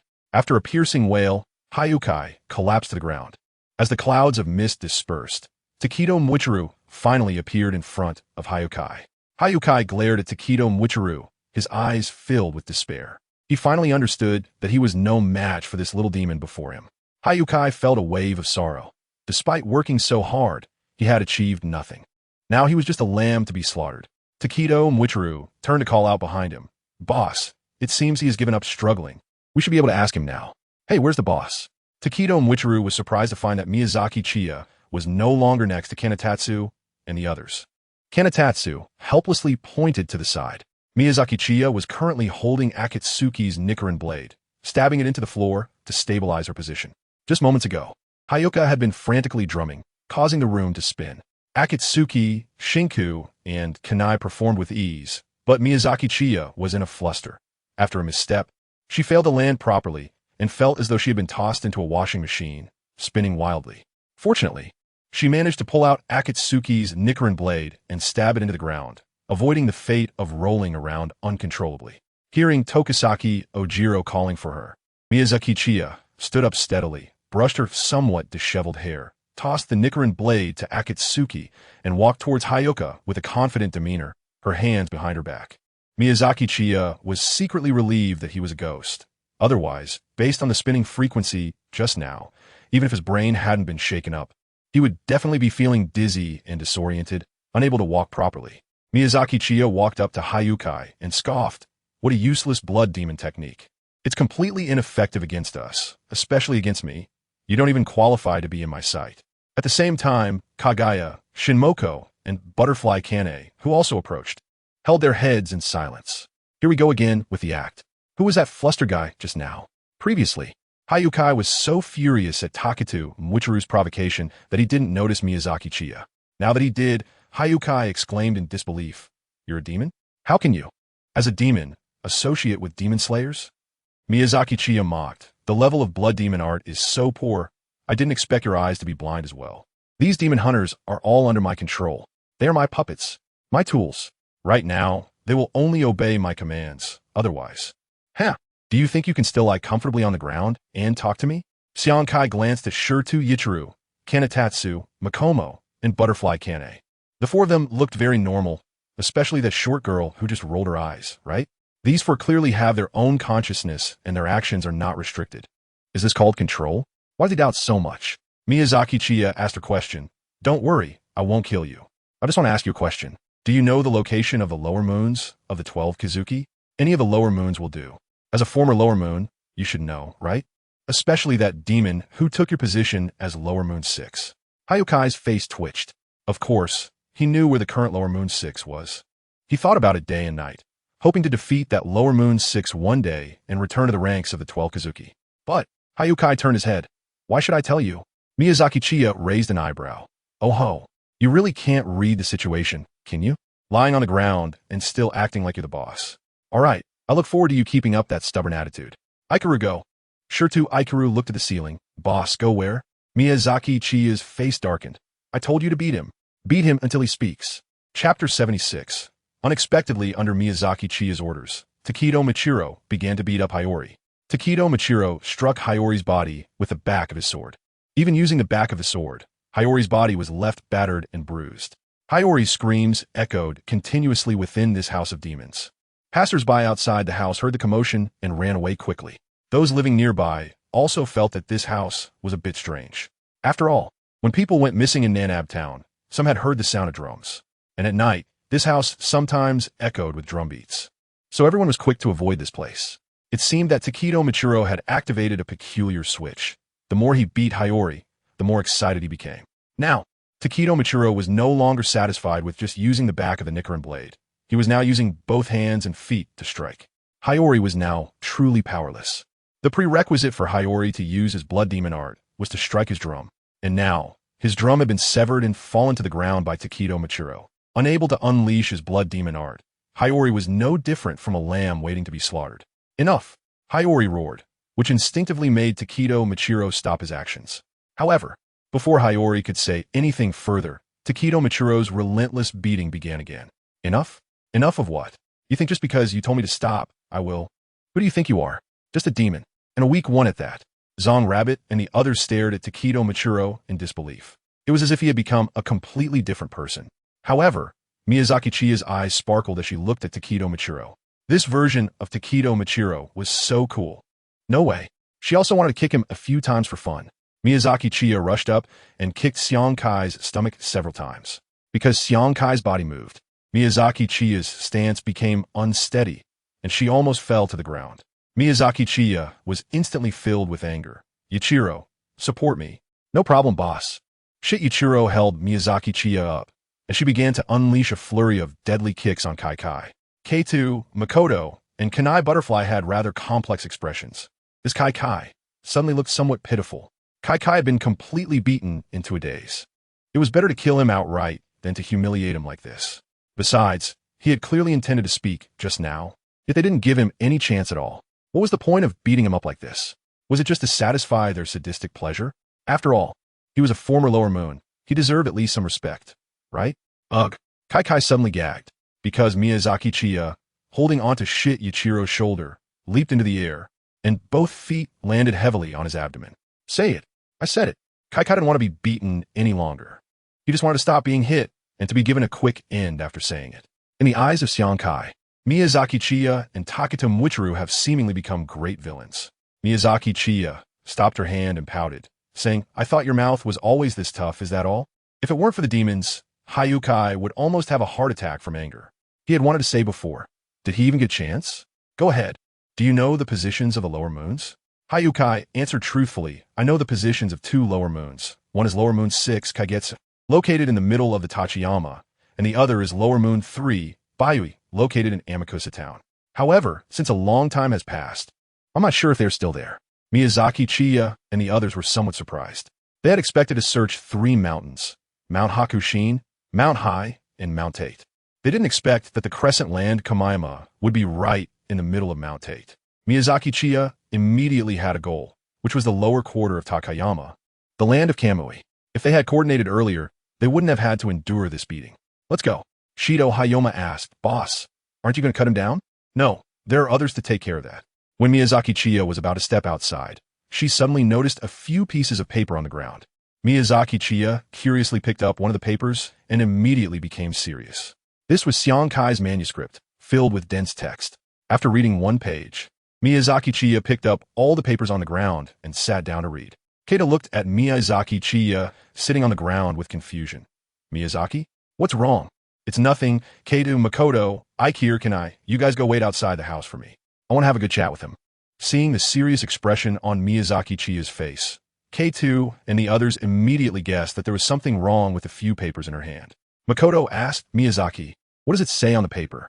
Miyazaki Chiya turned the manuscript paper upside down on the floor, preventing Makoto and the others from seeing it, and said with a serious expression, this is not something you should be looking at. The content on this paper is of no benefit to you, and could even be harmful. Hearing Miyazaki Chiya speak so seriously, the few of them couldn't help but become serious as well. They guessed that the manuscript paper in Miyazaki Chiya's hands might be related to Kibutsuji Muzan. We understand. If anything happens later, notify us. We'll be waiting for you at the door, and we'll rush in to support you right away.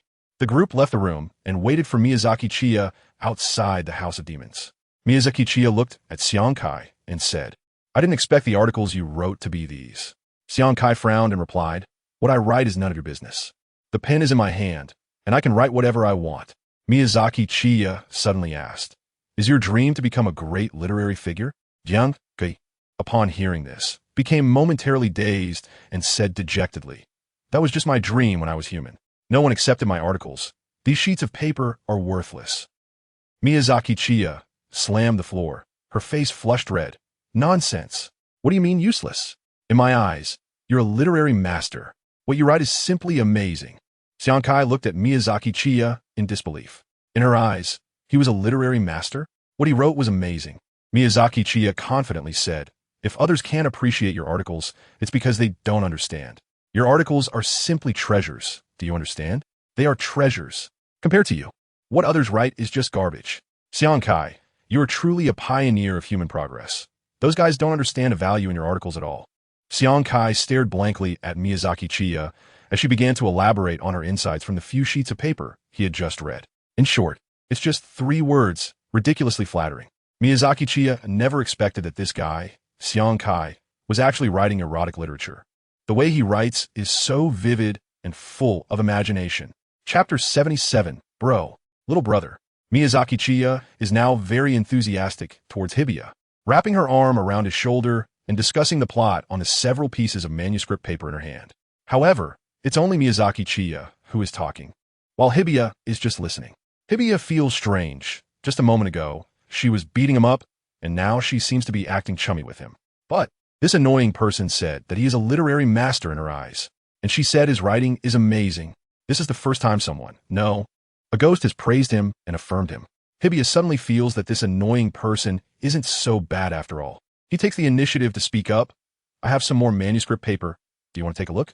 Of course. I'm not inviting you. I'm just asking casually. Miyazaki Chiya nodded like a chick pecking at rice. I want to watch. I absolutely want to watch. I want to appreciate it properly. Xiankai stood up, feeling a bit lightheaded for the first time in his life after being praised. He walked over to a cabinet, opened it, and found it filled with sheets of manuscript paper. Miyazaki Chiya walked over to Xiankai's side and casually pulled out a piece of draft paper to take a look. It can only be described in 4 words, brilliantly crafted. Kai's level of writing light erotic literature has reached a level of perfection, achieving an extraordinary realm. Miyazaki Chiya shook her head and sighed regretfully. What a pity. It's really too much of a pity. Kai frowned, thinking that Miyazaki Chiya was dissatisfied with the content on his manuscript. However, when he heard Miyazaki Chiya's next words, a smile appeared on his face. Such a treasure, just locked away in a cabinet like this, is really too much of a pity, isn't it? A pearl covered in dust, sigh. Kai looked at the cabinet full of manuscripts. Indeed, as Miyazaki Chiya said, these manuscripts sitting in the cabinet are just trash. Why not give them to someone who can appreciate them? Kai looked at Miyazaki Chiya, who had a regretful expression beside him. Then I'll give all of these to you. Miyazaki Chiya excitedly grabbed Kai's hand. Really? Kai nodded. You are the first person to appreciate it, so I'm giving it to you. It's also found a good home. Miyazaki Chiya swore earnestly. Brother Kai, you are. No, it's not you. This ghost is just too good. Don't worry, I will definitely treat them like treasures. Although these drafts were once dismissed as worthless by others, they were still treasures in Kai's heart. After all, they were the content he had painstakingly written. Reluctantly, Kai took one last look at his drafts and then resolutely turned his head. You could take them all. Miyazaki Chiya moved both herself and the cabinet. In her eyes, these are now her treasures. Due to the situation with the Yatu, Miyazaki Chiya can't even go to the brothel and has no place for entertainment at all. These little erotic texts can become one of the few ways for Miyazaki Chiya to entertain herself. Miyazaki Chiya sighed. Hikari, really? If you had persisted in writing those little lewd stories, you might have succeeded by now. Hikari shook his head helplessly. Persisting is useless. I thought persistence was effective at first, but the results always left me in despair. Even now that I've become a demon, I want to be the strongest demon. But I've hit a wall at the lower moon, ultimately stripped of my number due to lack of talent. I've come to see that compared to effort and persistence, talent is actually more important. Without talent, no amount of hard work or persistence is effective. At this point, you're the only one who can appreciate my literary works. Miyazaki Chiya patted Hikari's shoulder. Don't be discouraged. In the future, there will definitely be someone who will appreciate you, Hikari. Hikari thought Miyazaki Chiya was just comforting him. I hope so. By the way, Miyazaki, what are you looking for the Crescent Moon Demon for? Miyazaki Chiya was holding a piece of manuscript paper and reading it when she replied, that adult granted me the qualification for the position replacement blood battle, allowing me to replace one of the 12 Kazuki. What? Kai looked at Miyazaki Chiya in shock. The position replacement blood battle can only be applied for by a demon who is already one of the 12 Kazuki. You're not even one of the 12 Kazuki, and that adult authorized you for the position replacement blood battle? Miyazaki Chiya looked at Hikari and nodded. Yeah, that's right. Maybe it's because I'm handsome that the big boss granted me the authorization. Hikari was left speechless. Handsome and authorization? Is he joking? How could Muzan Kibutsuji possibly be a face fetishist? Hikari recalled what Miyazaki Chiya had said earlier about controlling demon slayers, and now he believed it. Otherwise, how could he have been authorized by Muzan Kibutsuji? Hikari curiously asked Miyazaki, what is the strength of those demon slayers you control? 3 of them already have the strength of Hashira, and one, the one who fought with you, is about the strength of a B-rank swordsman in the Demon Slayer Corps, already touching the threshold of Hashira. Huh? Hikari was stunned. 3 Hashira and 1 already touching the threshold means there are 4 Hashira. No wonder that little demon was so strong. Hikari exclaimed, no wonder that big boss granted you the qualification for the blood battle. With your strength, you are completely capable of entering the upper moons. Miyazaki Chiya humbly waved her hand and said, not at all, I'm still far from it, haha. Akira and Makoto, under the guidance of Butterfly Kane, along with their extraordinary talents, have indeed entered the realm of Hashira. After all, their junior, Tomioka Ju, has already become a water Hashira. If they still lack the strength of a Hashira, then it would truly be their own fault. Miyazaki Chiya felt that their small team could now compete with Upper Moon 6 and Upper Moon 5. However, there's still a gap among the Upper Moons. Starting from Upper Moon 4, Han Tenko, the difference in strength is almost a chasm. Without opening the markings, they simply can't compete. Miyazaki Chiya believes in safety first, and the Upper Moons are basically all opponents of the little angel Tanjiro. As the boss of Tanjiro Seniors, how can they steal the credit?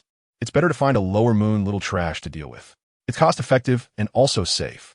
Miyazaki Chiya put the manuscript back in the cabinet and found a rope to directly carry the cabinet away. Well then, Brother Shankai, I'm off. I'll take care of that guy who took your lower moon 6. Consider it a revenge for you. Shankai, recovering from shock, was very touched to hear that Miyazaki Chiya was going to help him deal with Lower Moon 6.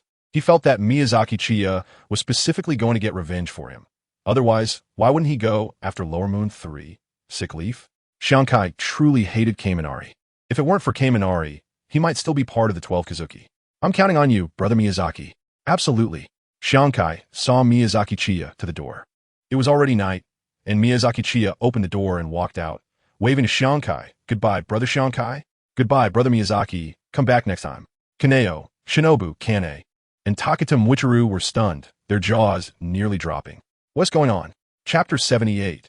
More terrifying than Kibutsuji Muzan. Miyazaki. What in the world is happening? How did you and that demon inside suddenly become so close? And what is that cabinet on your back? Kaneo, Shinobu, Kane, and Takata Muichiro were extremely curious.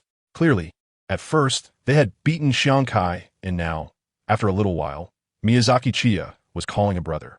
Miyazaki Chiya said seriously, at first glance, "You all don't understand how to handle interpersonal relationships.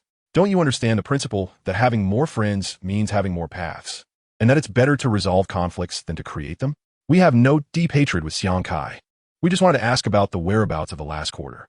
He hates the land of the last quarter, so after I agreed to help him take revenge, we became good brothers." The gray rabbit and the others asked with strange expressions, "Is it really that simple?" Miyazaki Chiya said seriously, "Is it really that simple?" The others, including K2, clearly didn't believe it. After all, Takedo Mucher had previously severed all the muscles in his body and had fought him alongside Miyazaki Chiya. How could they possibly become good brothers so easily? No matter how they asked, Miyazaki Chiya stubbornly refused to say anything, leaving them at a loss. Takedo Mucher curiously asked, "Boss, what was the content of that paper you saw before? Why was it so serious?" Miyazaki Chiya said seriously, "I mentioned before that there is no benefit in looking at this, and it may even have negative effects. I never expected that Shankai would know about such things. You absolutely cannot look at it because the content inside will drive you to mental collapse." Kong too asked, "Is it about Muzan Kibutsuji?" Miyazaki Chiya shook her head. "No, this is even more terrifying than that guy. Only I, the ghost who can foresee the future, can read this. I've already told Hayukai not to tell anyone about this matter. So if you see these manuscripts in the future, please don't sneak a peek out of curiosity. It's for your own good, understand?" The others, including Kaku Rabbit, were startled, even more terrifying than Kibutsuji Muzan. Could there be an even greater crisis besides Kibutsuji Muzan? Shinkamo cautiously asked Miyazaki, "Is what you're hiding in that cabinet? Could it all be related?" Miyazaki Chiya nodded and said, "Yes, I told Hayukai not to write anymore. If it gets leaked to others, it could lead to a big problem. So I'll take full responsibility for keeping it safe. Plus, I can understand some of the context through this content." Butterfly Kanai sternly instructed Miyazaki, "You must keep it safe and definitely don't lose it." Miyazaki Chiyo gave a thumbs up, revealing her pearly white teeth. "Just leave it to me." Miyazaki Chiya felt like a genius. If Yado and the others found out, these drafts would only have one ending, which is to be completely destroyed. And now, I can read them freely and boldly. Shido Yuikaru asked, "Boss, since you promised Kyukai, should we go directly to Tadayama to find the Lower Moon 6? Miyazaki Chiya replied, "Well, let's go find Mount Tate and deal with the Lower Moon 6. After I kill him, I'll become the new Lower Moon 6. Then I'll make some preparations. When the time is right, we'll head to Foggy Mountain and wait for your junior brother to come for apprenticeship." Hearing Miyazaki Chiya say this, Kanatsu and Makomo instantly became excited. Finally, they will be able to see their master again. Seeing Kanatsu and Makomo so excited, Miyazaki Chiya reminded them, Hey, don't get so worked up. You can only take a distant look, and you absolutely must not be discovered. Your main task is to pretend to be spirits and guide your junior brother in his training." Kanatsu and Makomo's smiles were filled with joy. "Don't worry. We know our limits." The group headed to Mount Tate. Since there was still plenty of time, with 7 or 8 months to go, there was no rush. Meanwhile, Miyazaki Chiya was reading a manuscript every day. Every day, she was thrilled by what she read from Kyukai, as the content was simply too good. In a word, Miyazaki Chiya could indulge in her imagination several times. Miyazaki Chiya claims that Shankai is the pinnacle of writing lewd stories. Sure too, Yuikaru glanced at the manuscript in his hand, looking at the silly, smiling Miyazaki Chiya. He said to the rabbit beside him, "It's starting again." The boss said last time that the content is scarier than Muzan Kibutsuji, but I don't feel like it's scary at all. After all, if it were scary, how would the boss be laughing while reading it? The rabbit also expressed confusion. I think the same way, but how should I put it? It's scary if it's true. Let's not worry about it for now. In the past few days, even the fools have noticed something off about Miyazaki Chiya. However, they couldn't prove that what Miyazaki Chiya said before was a lie. What if what Miyazaki Chiya said was true? So everyone held back and didn't look at the content of the manuscript in Miyazaki Chiya's hands. After traveling for 2 weeks, Miyazaki Chiya and the others finally arrived at Tateyama. The rabbit said to the flushed Miyazaki Chiya, "Chiya, we've arrived." Miyazaki Chiya retracted the manuscript, nodded, and said, "Ah, it's time. Then let's get to work." Kagaya and Takeda Muichiro might not have noticed, but Shin Kami and Butterfly Kane did. The current Miyazaki Chiya had a hint of lewdness. However, business is important. Butterfly Kane asked, "Miyazaki, do you have any understanding of this lower moon, Kaminu?" Miyazaki Chiya shook her head, completely clueless. The 4 unlucky lower moons were directly fired by the boss without any chance to showcase their abilities. So, Miyazaki Chiya only knew what Kaminu was like, but had no idea what their abilities were. However, Miyazaki Chiya wasn't worried at all. Given their current configuration, they were just a minor lower moon. And as long as they found them, they could easily handle them. Miyazaki Chiya looked at Takedo Michiro and said, "Michiro, for the likes of Kanroji Mitsuri, Shinobu, and Kane, the Kamaboko is just a little snack. So this time with the Kamaboko, you go ahead, how about it? Are you confident?" Takedo Michiro stood up straight and replied, "Absolutely confident. Just leave it to me." Miyazaki Chiya nodded in satisfaction. Having employees with ambition is what brings a better life for him as a boss. Good. As long as you have confidence, the lower moons are the standard for testing the strength of demon slayers. If you can easily slay a lower moon, it means your strength has reached the level of Hashira. Keep it up. I believe in you. Tamayo Shinjuro is now full of fighting spirit, looking ready to take on a big challenge. After arriving at Tateyama, Miyazaki Chiya and his team began searching for the lower moon, Kagaya Ubuyashiki, hidden here. Chapter 79, directly occupied both. Miyazaki Chiya and her companions have arrived at Tateyama, ready to search for the lower moon creature, Kamui. As for how to find it, it's actually quite simple. According to Akira, Kamui has been lurking here for many years, so it must have been feeding on people. Asking the locals might reveal some clues. It was nighttime, and the group decided to split up to investigate. "Miyazaki, you absolutely cannot go to a brothel. Do you understand?" "Kaido, you're so annoying. I said I'm not going. Do you not trust me? I'm the boss, after all." After Aikir revealed that Miyazaki Chiya was taken to a brothel, she was once again criticized by Kaido and Makomo, and with Koke Kane joining in, Miyazaki Chiya felt completely overwhelmed. Although Kaido and Makomo didn't say anything, their disdainful looks spoke volumes. "Hey, what kind of looks are those? Is there no basic trust between people anymore? I am very trustworthy." Aikir raised his hand and said, "Boss, the concept of trust seems to have nothing to do with you, right? Hey, I've got such a temper." Miyazaki Chiya tightly grabbed Taketo Muichiru's neck with one hand, while the other hand was clenched into a fist, fiercely digging into Taketo Muichiru's head. "How about this? I'll act together with Chiya." Just as Kochu Kane's words fell, Miyazaki Chiya instantly released Taketo Muichiru, resting her head on Kochu Kane's shoulder, and said in a pinched voice, Sure, Sister Kane. I'm the least trustworthy person, so you have to keep an eye on me." Kochu Kane felt goosebumps all over. Seeing Miyazaki Chiya's irritating demeanor, Kaneo and Shinobu couldn't help but clench their fists. Even Taketo Muichiru quietly clenched his fists now. It's just too disgusting. So shameless. Miyazaki Chiya and Butterfly Kanayu act together, while Kuro Usagi, Makoto, and Taketo Muichiru act separately. There is only one town in Tateyama, Higashiomi Town. The streets of Higashiomi Town. Miyazaki Chiya and Butterfly Kanai were shoulder to shoulder, tightly pressed together. Miyazaki Chiya said in a sweet voice, "Sister Kanai, what do you want? I'll buy it for you." Butterfly Kanai shivered a little and helplessly turned to look at Miyazaki Chiya, saying, "Chiya, can you talk normally?" Miyazaki Chiya blinked her eyes and said, "Sister Kane, what are you talking about? Isn't my way of speaking perfectly normal? Could it be that Sister Kane dislikes my voice?" Miyazaki Chiya immediately turned into a pitiful expression. Buttery Kanahu really wanted to slap her own mouth right now. Why did she say something unnecessary? It would have been much better if the 5 of them had acted separately. Facing Miyazaki Chiya, Buttery Kanahu truly felt as if she was being mentally attacked. Rarely Buttery Kanahu put on a serious face and said sternly, Chiya, if you keep this up, it would be better for us to act separately. Cough.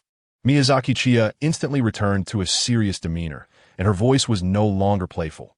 Sister Kanaheim, I think what you said makes sense. Let's focus on the matter at hand for now. Butterfly Kanaheim let out a sigh.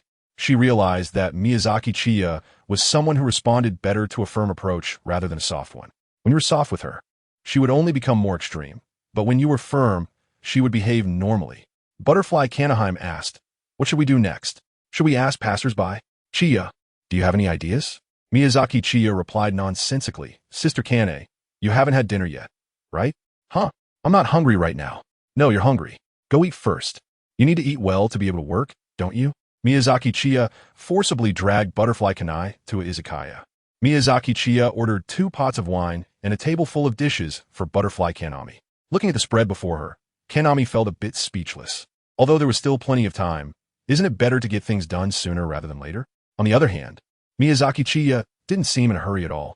Kanami sighed. Since the food was already ordered, what could she do but eat? She picked up her chopsticks and started eating, doing so elegantly and beautifully, but at a surprisingly fast pace, visibly demolishing the food. Sister Kanami, eat more slowly. Even if you finish now, you'll still have to stay here for a while. Butterfly Kanami asked in confusion, why? After taking a small sip of her drink, Miyazaki Chiya said, because I need to investigate. Last time, I actually found Akira in an izakaya, where I got the information. There are all kinds of people here, making it the easiest place to gather intel. If you drink happily, the other party might even spill all the details about their ancestors. I see. Although Butterfly Kane is a Hashira of the Demon Slayer Corps, her life experience is not very rich. After all, since joining the Demon Slayer Corps, Butterfly Kane has been focused on killing demons and training. Miyazaki Chiya discovered a man who seemed to be drinking alone and winked at Kanai Kane. Sister Kane, I'm going over there. Miyazaki Chiya walked over with 2 bottles of wine and sat down directly across from the man who was drinking alone. Hey, why are you drinking alone? The man looked at Miyazaki Chiya with a puzzled expression. Do I know you? No, but I want to get to know you. You look really down, and I'm feeling pretty down too. Look over there, that's my girlfriend. I just lost my job, and now she wants to break up with me. It really hurts. Miyazaki Chiya sighed and shook her head helplessly. The man was frustrated, not for money, but for women. Miyazaki Chiya directly occupied both items. The man looked at Miyazaki Chiya, then glanced at Kanai K, who was eating and looking over here, and sighed, shaking his head. Seeing you so young, I didn't expect you to encounter such things too. Miyazaki Chiya showed a barely noticeable smile, placed 2 bottles of wine on the table, and then stood up to refill the man's empty glass. With a face, she said, I'm really frustrated right now. She doesn't listen to anything I say, so I just wanted to find a drinking buddy to have a drink and chat. Come on, let's have a drink together. It's on me. The man downed the wine that Miyazaki Chiya poured for him in 1 gulp, and then slammed the glass back on the table. All right, brother. Let's have a drink and have a good chat. Miyazaki Chiya continuously poured drinks for the man, who kept drinking until he became tipsy. During the drinking session, the man revealed all his troubles to Miyazaki Chiya. Chapter 80. Ninja in the Izakaya. As a social butterfly, Miyazaki Chiya struck up a conversation with a man. From him, she understood why he came to the izakaya alone to drink away his sorrows. After listening, Miyazaki Chiya only had one comment. It's melodramatic. This man is Nijibashi. He has a daughter, and one day he got off work early. However, at the entrance of his home, he overheard a truth that nearly broke him. His daughter told her mother, Mom, I like Kintani Daddy more than Nijibashi Daddy. It was from the conversation between his daughter and wife that Nijibashi learned that his daughter was not his biological child, but rather the daughter of their neighbor, Kintani Yuta. Both his daughter and wife knew the truth, and he was the only one kept in the dark. Nijibashi went in to confront them and learn the truth. His wife and neighbor Kintani Yuta had been involved with each other for a long time. His wife begged for forgiveness, assuring Nijibashi that she would never seek out Kintani Yuta again, and that their daughter would not recognize Kintani Yuta, asking Nijibashi to continue loving her and their daughter as before. Nijibashi was at a loss and had come there alone to drink away his sorrows. Miyazaki, I worked so hard just to give them a good life, and in the end, both of them deceived me. Is that how it is? Nijibashi's voice was filled with tears. Meanwhile, the butterfly Kanai, who was eating, stopped and stared in shock at Miyazaki Chiya and Nijibashi. What happened? How did Miyazaki Chiya make the other person cry? Miyazaki Chiya looked at the Nijibashi bridge, as if her eyes were filtered, making her appear all green. Ah, Nijubo, what are you thinking? Are you planning to forgive? After downing the drink in his glass, Nijibashi said, what else is there? Actually, I just feel a bit unwilling. Even though my daughter isn't my biological one, we've had so many years of feeling, sigh. Miyazaki Chiya looked at Nijibashi with a strange expression and gave him a thumbs up. Nijibashi, you really are impressive. You are the strongest ninja. Ninja? Yeah, you're so good at enduring. Aren't you a ninja? At your level, you're definitely a Jainin. No, you should be the Hokage. No one else qualifies. Although Nijibashi didn't quite understand, he thought Miyazaki Chiya was praising him. Oh, come on. That's too much flattery. I'm not as great as you say. After this heartfelt exchange, Nijibashi's mood improved greatly, and he asked, Miyazaki, we've only talked about me. What about you? You wouldn't also be like me. Miyazaki Chiya Hiridi interrupted Nihubasi. No, I'm not like my brother Nijibashi. I haven't been cheated on, and I will never be cheated on in my life. Miyazaki Chiya somewhat regretted setting her sights on the Nijibashi bridge, feeling that it was a bit inauspicious. Miyazaki Chiya changed the topic and said, I heard that the scenery in Tateyama is beautiful, so I brought my girlfriend here to relax. However, I also heard some scary rumors about Higashiomi Town, like people mysteriously disappearing. Do you know anything about that, Niju? Niju recalled, scary rumors about Higashiomi Town? I don't really know, but we have a scary rumor in Tateyama, which could be considered an unwritten rule. Miyazaki Chiya immediately asked what rules. Niju Bridge explained, the rule is that after the sun sets, you absolutely cannot enter Mount Tate. It is rumored that within Mount Tate, there exists a monster with the face of a monkey, the body of a raccoon, the limbs of a tiger, and the tail of a snake. It has no wings yet can fly. This monster only appears at night in Mount Tate, and if encountered, one will be eaten by it, with no chance of survival. Because it is just a rumor, there are some skeptics who enter Mount Tate at night, but without exception, none of these people have ever come out again. However, it should be the work of wild beasts, as there are many ferocious wild animals within Mount Tate, and they often hunt at night. Miyazaki, you outsiders must pay attention. You should never go to Tateyama at night. If you must go, do so only during the day. Even during the day, make sure to stay with the crowd and not wander off alone. Miyazaki Chiya nodded. I see. Thank you for the reminder, Urjong. Miyazaki Chiya ordered another pot of wine for Niju Bridge, then got up to say goodbye. Brother Niju, I'm going to leave with my girlfriend now. Hope to see you again. After exchanging a few pleasantries with Miyazaki Chiya, Niju Bridge left the izakaya with Butterfly Kanahu. Curious, Butterfly Kanahu asked, Chiya, how did you make the man sitting opposite you cry just now? Miyazaki Chiya didn't want Kanaheim Butterfly to know about such a clutch situation, so she made up a story. That man became a powerful ninja, and that's why he came to the izakaya to celebrate with a drink, overwhelmed with joy. A ninja? Butterfly Kanaheim exclaimed. Because of the sound Hashira, Yuzui Tenjin, who was also a powerful ninja before joining the Demon Slayer Corps. Butterfly Kanaheim marveled. I didn't expect that person to be so formidable. All right, let us not worry about him anymore. I've gathered some intel. There are rumors of a monster that only appears at night in the Tachiyama. Those who enter Tachiyama at night are said to be killed and eaten by the monster, which fits the characteristic of demons lurking during the day and moving at night. However, the information hasn't been confirmed, so we need to verify it ourselves. Let's go meet Akito and the others. Butterfly Kanaheim suddenly felt that Miyazaki Chiya was quite impressive, managing to gather intel so quickly and easily.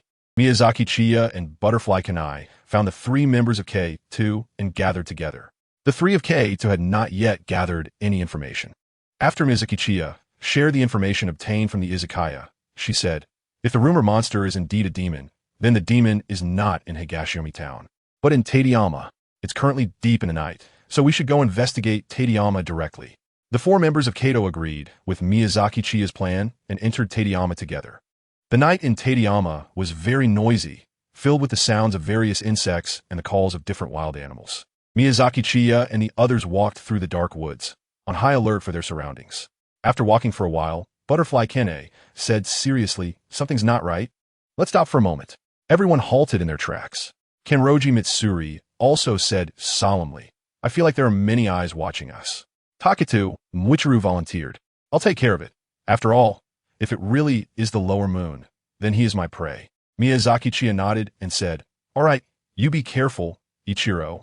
Takekaku drew his Nikarin blade and exhaled a misty breath. Mist breathing, third form, misty clouds. A large mass of mist enveloped Yuikaru, obscuring his figure. The mist surrounding him spread out in all directions. Chapter 81. Lower Moon 6. Kamanuki Takayuiker used the mist-breathing sword form, wrapped in mist, to go investigate the surroundings. After a moment, the mist floated away and returned, and once the mist dispersed, Takayukaru appeared. He reported, "It's definitely strange. We are being targeted by many beasts, including tigers, raccoons, snakes, monkeys, and so on, and there are a lot of them."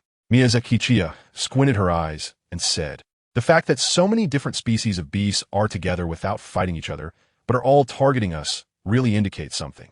Makoto agreed, "That's right. It's very likely that demons are manipulating them." Suddenly, a poisonous snake sprang out from a tree trunk beside Raku, opening its mouth wide to bite him. Raku reacted very quickly, drawing his sword and severing the snake.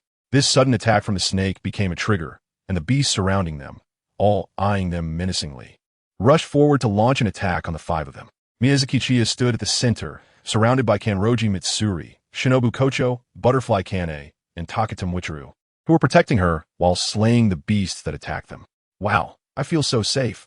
I'm proud of you all." Without needing to lift a finger, Miyazaki Chiya covered her face, blushing as she cheered for Kanroji and the others. There were many beasts, but Kanroji and the others were not to be underestimated. They cut down the beasts as easily as chopping vegetables, taking down one here and a group there. Soon, there were many beast corpses around them. In contrast, Kanroji and the others showed no signs of exhaustion, looking quite relaxed. When the last beast was slain by Shinobu, applause could be heard from not far away. Miyazaki Chiya and a few others looked in the direction of the applause. They saw a demon with black hair, for short braids at the back of its head with orange tips and blue markings on its forehead, walking towards them while sitting on the back of a tiger. On the demon's left eye, the characters were engraved. Miyazaki Chiya's 5-man team trembled with a single strike, directly hitting the target. After scanning the 4 members of Kanatsu, Kamui looked at Miyazaki Chiya in the middle and said, "You hunters of demons are quite impressive, but it's the first time I've seen demon hunters protecting a demon." Miyazaki Chiya proudly puffed out her chest. "Little trash, are you envious?" Fumi had a vein bulging on her forehead. "Humph. As a demon getting involved with a demon hunter, you really are a disgrace among demons. Today, I'll take you down and consider it a cleansing of the house." Miyazaki Chiya unleashed her full power and sarcastically said, "Clear the door? Kill me? I think you must have a small brain to think so absurdly. I'm standing right here. If you can touch me, I'll call you Dad. If you can't touch me, I don't have you as a son because I find you disgusting." Unable to tolerate any longer, Kamui rushed towards Miyazaki Chiya with incredible speed, almost leaving only an afterimage. With a ding sound, Takatu Muichiro raised the Nichiren blade horizontally in front of him, blocking Kamui's sharp claws. Takatu Muichiro then lifted a leg and kicked Kamui back several steps. Miyazaki Chiya's little mouth went off. "Huh? Is this it? You dare to say you can kill me? Who gave you the courage? With this kind of attack, you don't even qualify to make me blink. My little brother alone could make you unable to take care of yourself. Do you believe that?" Kamaboko was infuriated by Miyazaki Chiya's provocation and tried to get past Takatu Muichiro to attack her. Mist breathing, 4th form cloud mist slash. Takatu Muichiro's Nichiren blade was surrounded by a circle of cloud mist, swinging the blade fluidly to strike at Kamaboko. Kamaboko's beast-like instincts went off, every hair on his body standing on end as he immediately retreated, dodging Takatu Muichiro's slash. Takatu Muichiro was somewhat surprised. Just a moment ago, Kamaboko's attention was entirely on Miyazaki Chiya, which meant his attack was essentially a sneak attack. To have Kamaboko react and dodge, it was impressive. As expected of a true member of the 12 Kazuki, he was much stronger than the former lower-rank 6, Kyogai. Kamaboko looked at Takatu Muichiro with some shock, not expecting this little demon to be so powerful. If he hadn't reacted in time, he would have been caught off guard. Kamaboko, through his blood demon art, controlled many animals in the mountain, and among them, a few animals that had more of his blood could share their vision. So, when someone entered the mountain, Kamaboko could know immediately. When he shared the vision through the animals and discovered the Nichiren blades at the waists of Kaneo and the others, Kamaboko guessed that the Demon Slayer Corps had sent hunters to kill him. There had been several instances before, but they were mostly solitary hunters, with only a few times having 2 come at once. These hunters were not strong, and Kamaboko could kill them easily with the animals he controlled. This time, seeing 4, possibly 5 hunters, he summoned a large number of beasts to attack. If the beasts could kill them, that would be best. If not, they could still weaken their stamina. However, Kamaboko did not expect these hunters to be so strong. It seemed the beast attacks had hardly weakened the opponents at all. Kamaboko calmed down, automatically blocking out Miyazaki Chiya's continued insults. It seemed that this demon and the other 3 hunters did not plan to take action, because when Kamaboko was sneak attacked, those 3 hunters clearly had the opportunity, but did not act. The little demon who had just attacked looked eager to fight, ready to make a move at any moment. This indicated that the little demon intended to fight him alone. A hint of anger arose in Kamaboko's heart. Who was he?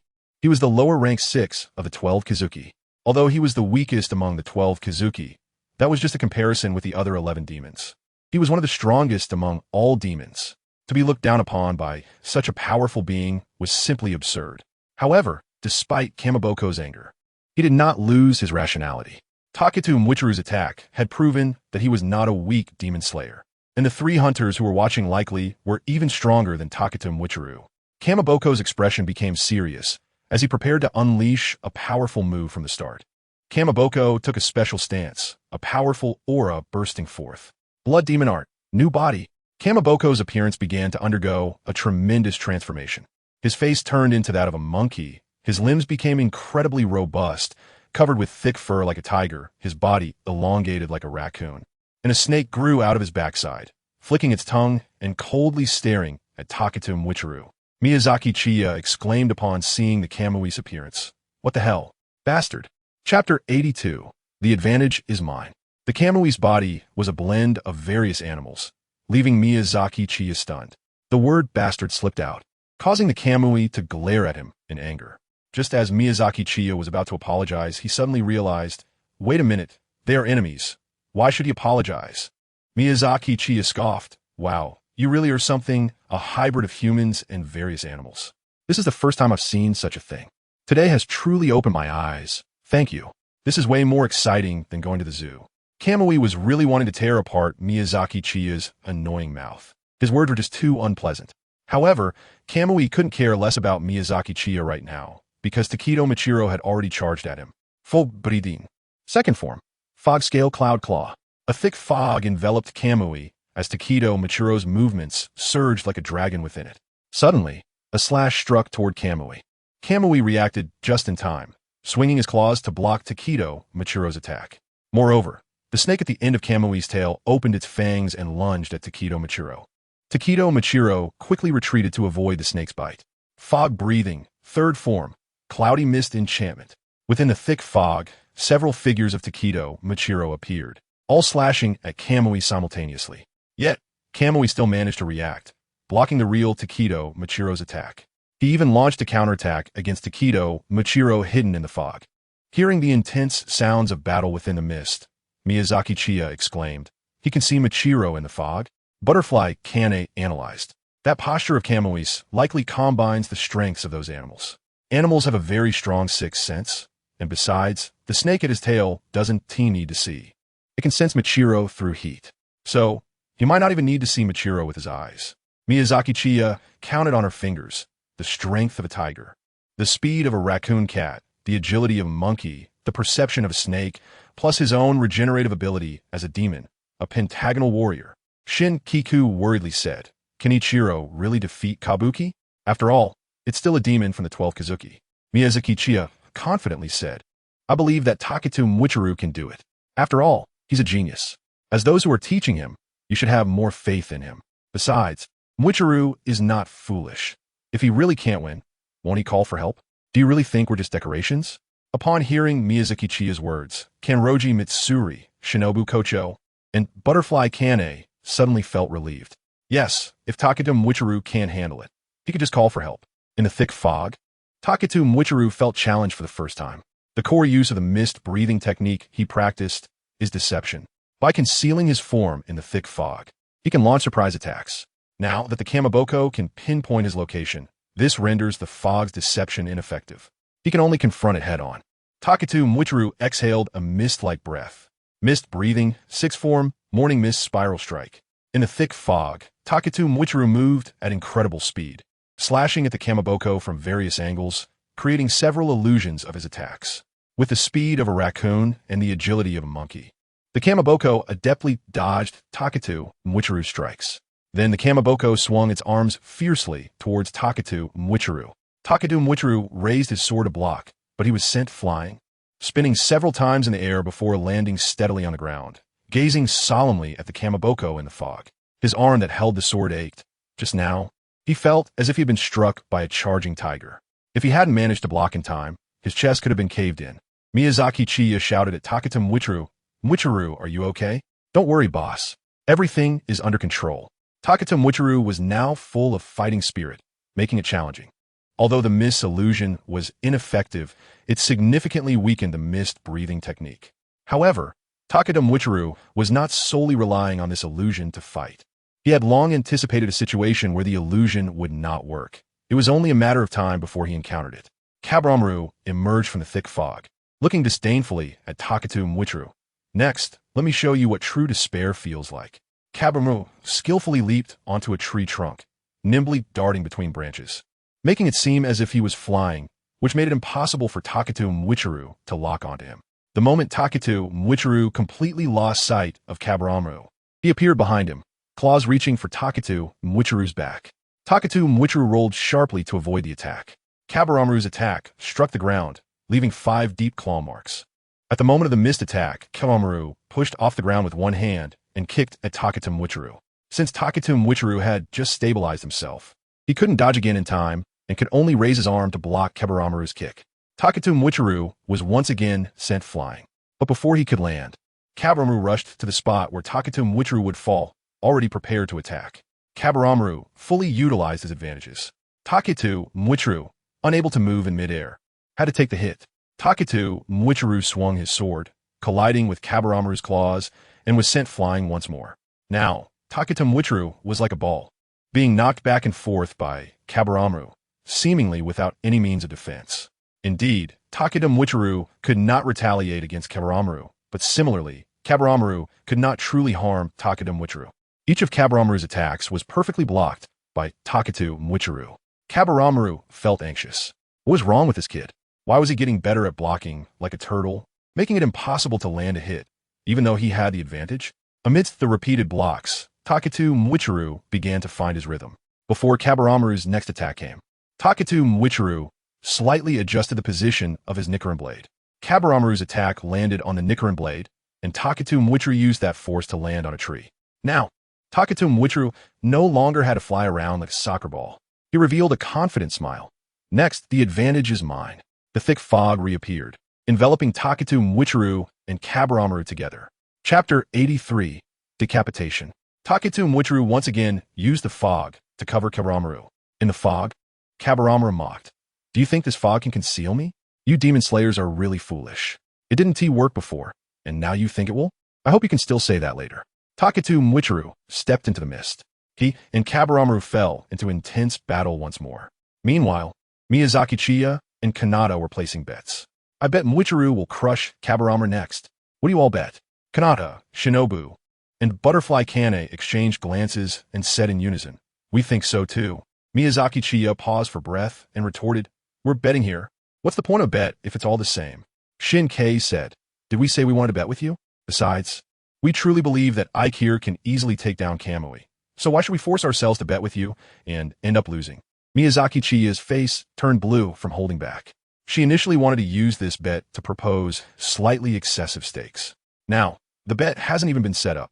However, Akira, Sure Take, and Butterfly Kane truly believe that Shido Yuichiro can easily defeat Kamaboko. The situation is quite clear. From the beginning, Kamaboko used his strongest abilities against Shido Yuichiro. However, Kamaboko could only gain a slight advantage and was unable to land any effective attacks on Shido Yuichiro.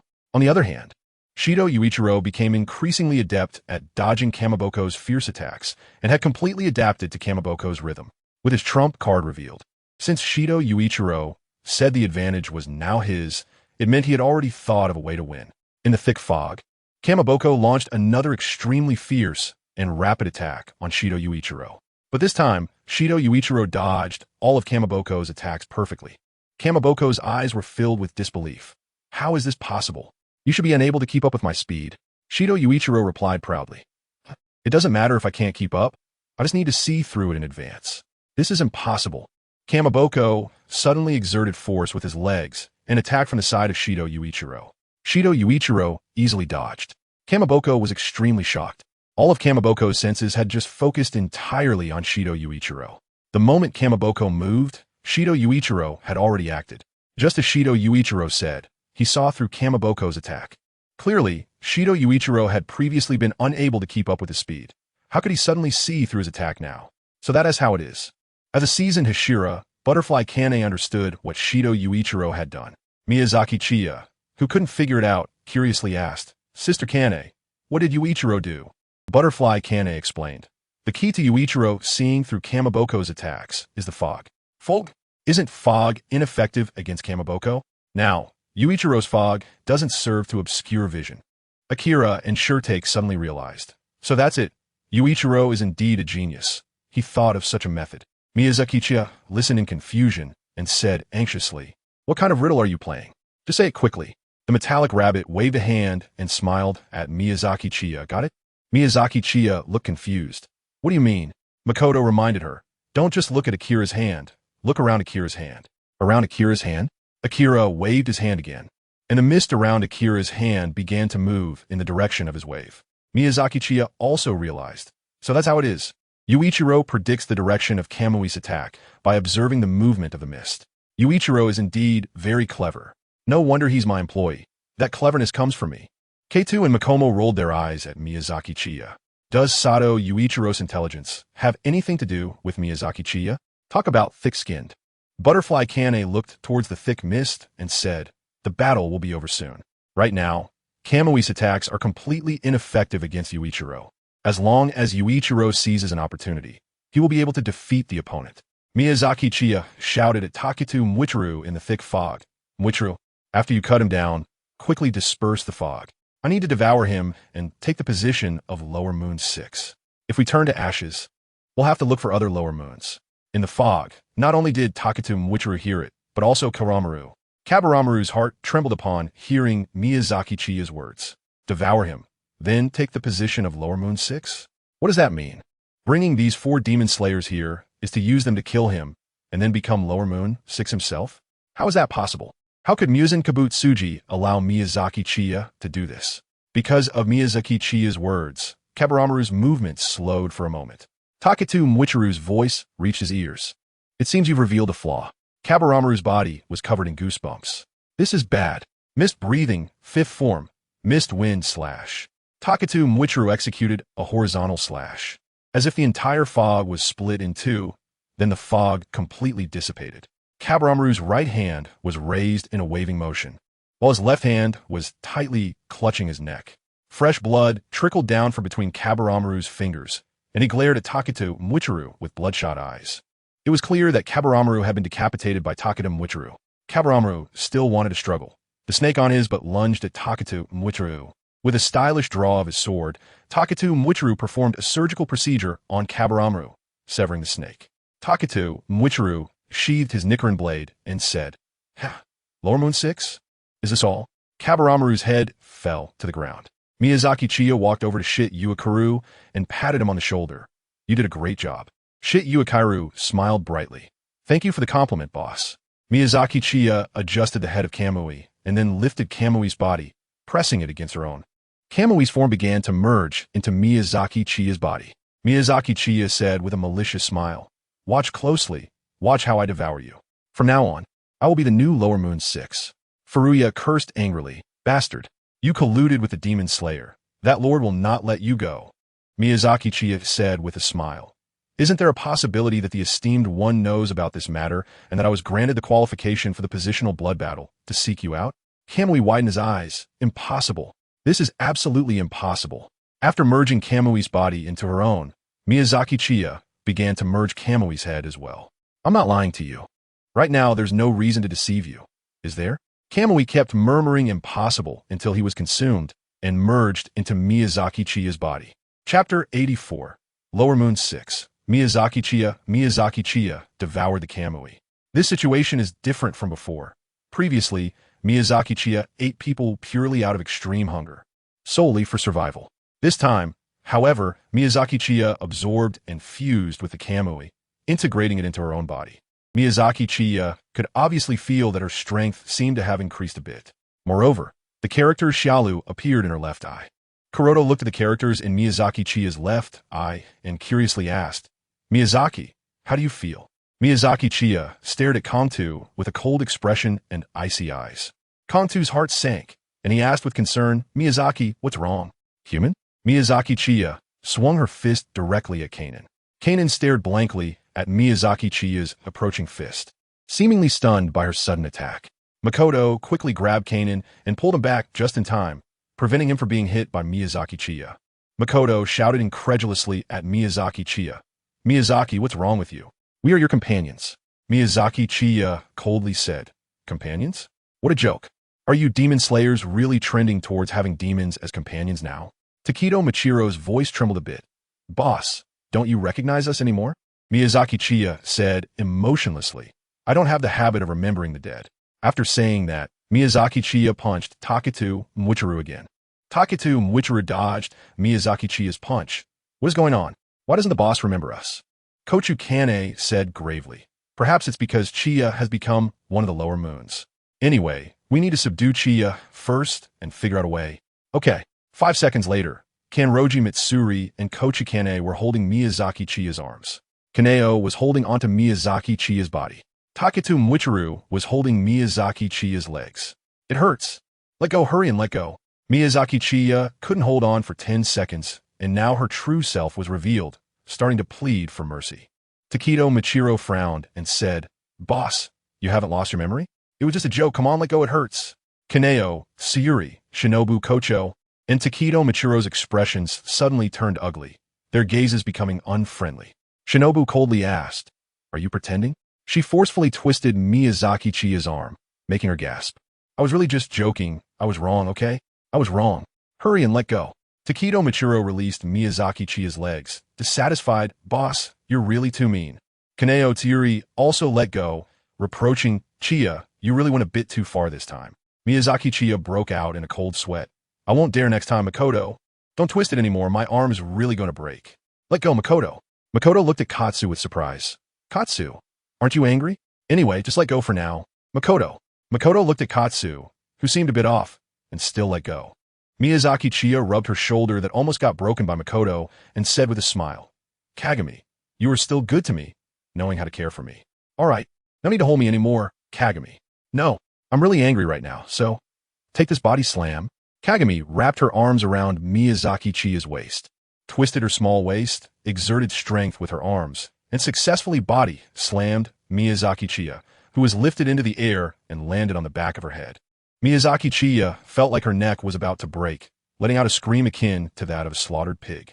"Hiss, Shinobu Kocho," Kaname Tru, and Taketo Michiru looked at Kaneo in shock. It was the first time they had seen her so angry. It seemed that Miyazaki Chiya had truly provoked Kaneo this time. Meanwhile, Muzan Kibutsuji, who was busy being a father figure, closed his book. He could immediately know when a member of the 12 Kazuki died. At this moment, a smile curled at the corners of Muzan's mouth. The appearance of a new lower moon meant that Miyazaki Chiya was the one who killed the Kaminari, as only she had been granted the qualification for the blood battle of position exchange. Muzan had initially thought that it would take Miyazaki Chiya a long time to complete the blood battle for position exchange, especially since he hadn't told her the locations of any of the 12 Kazuki, leaving her to find them on her own. Unexpectedly, Miyazaki Chiya completed the blood battle in just half the time. However, Muzan was not satisfied with her choice of Lower Moon 6. In Muzan's view, having been granted blood 3 times, Miyazaki Chiya should have started at Lower Moon 2. Moreover, Miyazaki Chiya had the ability to control demon slayers, one of whom was a Hashira, and those demon slayers manipulated by her were not weak. According to Doma's feedback, apart from one Hashira, the other 3 were not weak either, with 2 already reaching Hashira level, and the last one was close enough. This meant that Miyazaki Chiya had 3 Hashira as helpers. It is well known that demons only die when beheaded by a Nichiren blade. As long as Miyazaki Chiya did not fight personally, she would be in an invincible position. If the demon slayers controlled by her were beheaded, even if the injuries were transferred, it would be useless if her head fell off, as it wouldn't count as her being beheaded by a Nichiren blade. Therefore, Muzan held a high opinion of Miyazaki Chiya, believing that the upper moon siblings, Jitaro and Daki, might not be long before being surpassed by her. Muzan looked down on Daki, only valuing Jotaro. Even though due to the twin nature of Jotaro and Daki, they wouldn't die as long as they weren't both beheaded at the same time. Daki's own strength was too weak, making her Jotaro's weakness. The demon slayers controlled by Miyazaki Chiya were clearly much more useful than Daki. Thus, Muzan was increasingly looking forward to Miyazaki Chiya. In his view, the lower moons were too weak, while the upper moons were too complacent. Because no lower moon could threaten the position of the upper moons, it led to the upper moons becoming more and more lax. To change this situation, the emergence of competitors was needed. This would make the upper moon demons feel their positions were shaken, prompting them to work harder. Now, Muzan believed that Miyazaki Chiya was the one who could shake the position of the upper moons. Miyazaki Chiya sneezed several times in a row. Who is cursing me? Right now, Miyazaki Chiya is trying hard to coax Kanato. After playing a trick on Kanato this time, Kanato is sulking and refusing to talk to Miyazaki Chiya, which is making her very frustrated. Miyazaki Chiya leaned on Kanato's shoulder, rarely showing a flattering smile on her face. Kanato, little bunny, little Kanato, don't be angry anymore, I was wrong, okay? Kanato glanced sideways at Miyazaki Chiya, shrugged his shoulder, shook off her arm, and with a humph, walked ahead. Chapter 85. The beginning that is about to unfold. Miyazaki Chiya coaxed Kanato for several days before finally getting him to calm down. And Kanato rarely made a strong statement, saying, Miyazaki, if you do this again, I will never speak to you again. Miyazaki Chiya readily agreed. Time slipped away in an instant. This was the end of the first year of Teisho, and they were about to enter the second year of Teisho. In the winter of the second year of Teisho, the Kamadu family would be brutally slaughtered by Muzan Kibutsuji. In other words, there were only a few days left. Kanato and the others were gathered around the stove, eating grilled meat. However, Miyazaki Chiya could only watch. He couldn't eat. After swallowing the meat in his mouth, Kanato asked, Miyazaki, according to what you said, our junior's family is about to face trouble. Do you know where it is? Miyazaki Chiya took a sip of her drink and said, I know, it's on the mountain near the inn. Masakari asked, so we really won't go to the inn and just wait near Kagurazaka? Miyazaki Chiya sighed. What can we do even if we go? Just watch Tanjiro's family get killed? Upon hearing Miyazaki Chiya's words, everyone fell silent. Indeed, as Miyazaki Chiya said, the one going to Tanjiro's house this time is none other than the true form of Muzan Kibutsuji. Even if they went, they would be powerless to do anything, only able to watch helplessly as people were killed. Moreover, it could potentially put Miyazaki Chiya in danger. If it were another demon, there might still be room for maneuver. But it just had to be Muzan Kibutsuji. Miyazaki Chiya changed the subject and said, but before we go to Narukami Mountain, we really need to stop by the inn. Takedo Michiro asked curiously, Boss, what's up?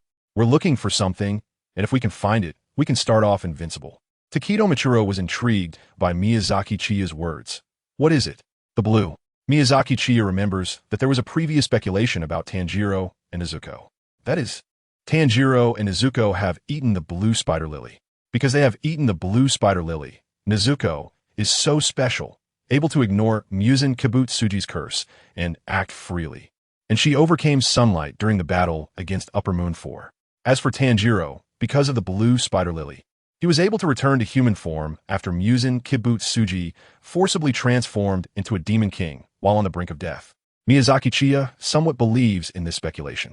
It seems that Tanjiro's uniqueness only lies in being the heir of the sun-breathing technique. As for Nezuko, her blood demon art, exploding blood, can generate high-temperature flames to burn targets, which may be related to the inherited fire god Kagura. However, a single breathing technique, even if it restrains demons, should not be enough to possess such uniqueness. The only thing that can make Nezuko so special, Miyazaki Chiya can only think of the blue spider lily.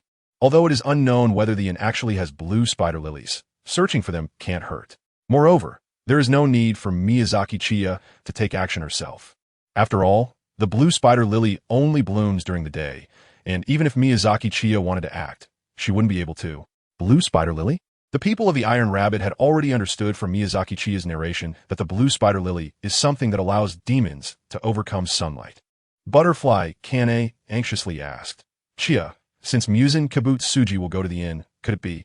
Miyazaki Chiya waved her hand and said, Sister Kanai, don't worry. He won't find the blue. After all, the blue only blooms during the day for 2 or 3 days a year. Moreover, I'm not even sure if there are any blue in the inn. I'm just trying my luck, so there's no need to worry about this issue. Miyazaki Chiya suddenly thought of something, stroked her chin, and said, but his luck is really unfortunate. For 1,000 years, he has been searching for the blue, not only creating so many demons to search, but also using humans to search during the day, and after so much time, he still hasn't found it. Ken Rabbit said energetically, the gods will not allow the evil demon Muzan Kibutsuji to exist, so they won't let him find the blue. Miyazaki Chiya sneered and said, what kind of god is there? If there were a god, we wouldn't be in this situation. To me, even if there is a god, the one favored would be him, not us. Butterfly Kanai seriously replied, no, if there were a god, it absolutely wouldn't favor Muzan Kibutsuji. If the god favored Muzan Kibutsuji, he wouldn't have the weakness of sunlight. If the god favored Muzan Kibutsuji, there wouldn't be our demon slayer core, which has been entangled with him for 1,000 years. If the god favored Muzan Kibutsuji, he would have found the blue spider lily long ago and overcome his weakness to sunlight. If the god favored Muzan Kibutsuji, there wouldn't be you, Chiya. So, the god has never favored Muzan Kibutsuji. Perhaps the god only pities that child who was plagued by illness for birth. Miyazaki Chiya was taken aback by what Butterfly Kanai said. She felt that Butterfly Kanai's words made a lot of sense, but Miyazaki Chiya pointed to herself and said, why is there still a matter concerning me?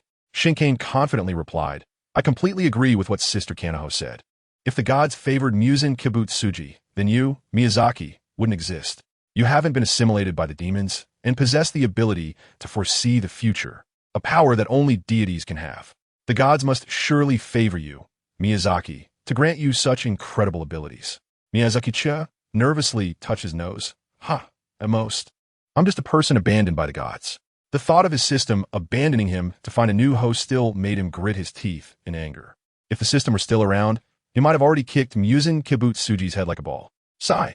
Just thinking about this made Miyazaki Chiya feel frustrated, and he let out a sigh. Shido Yoichiro firmly said, Boss, why are you sighing? I think what Makomo said is very true. You're the one favored by the gods. Miyazaki Chiya waved her hand and said, enough, don't flatter me.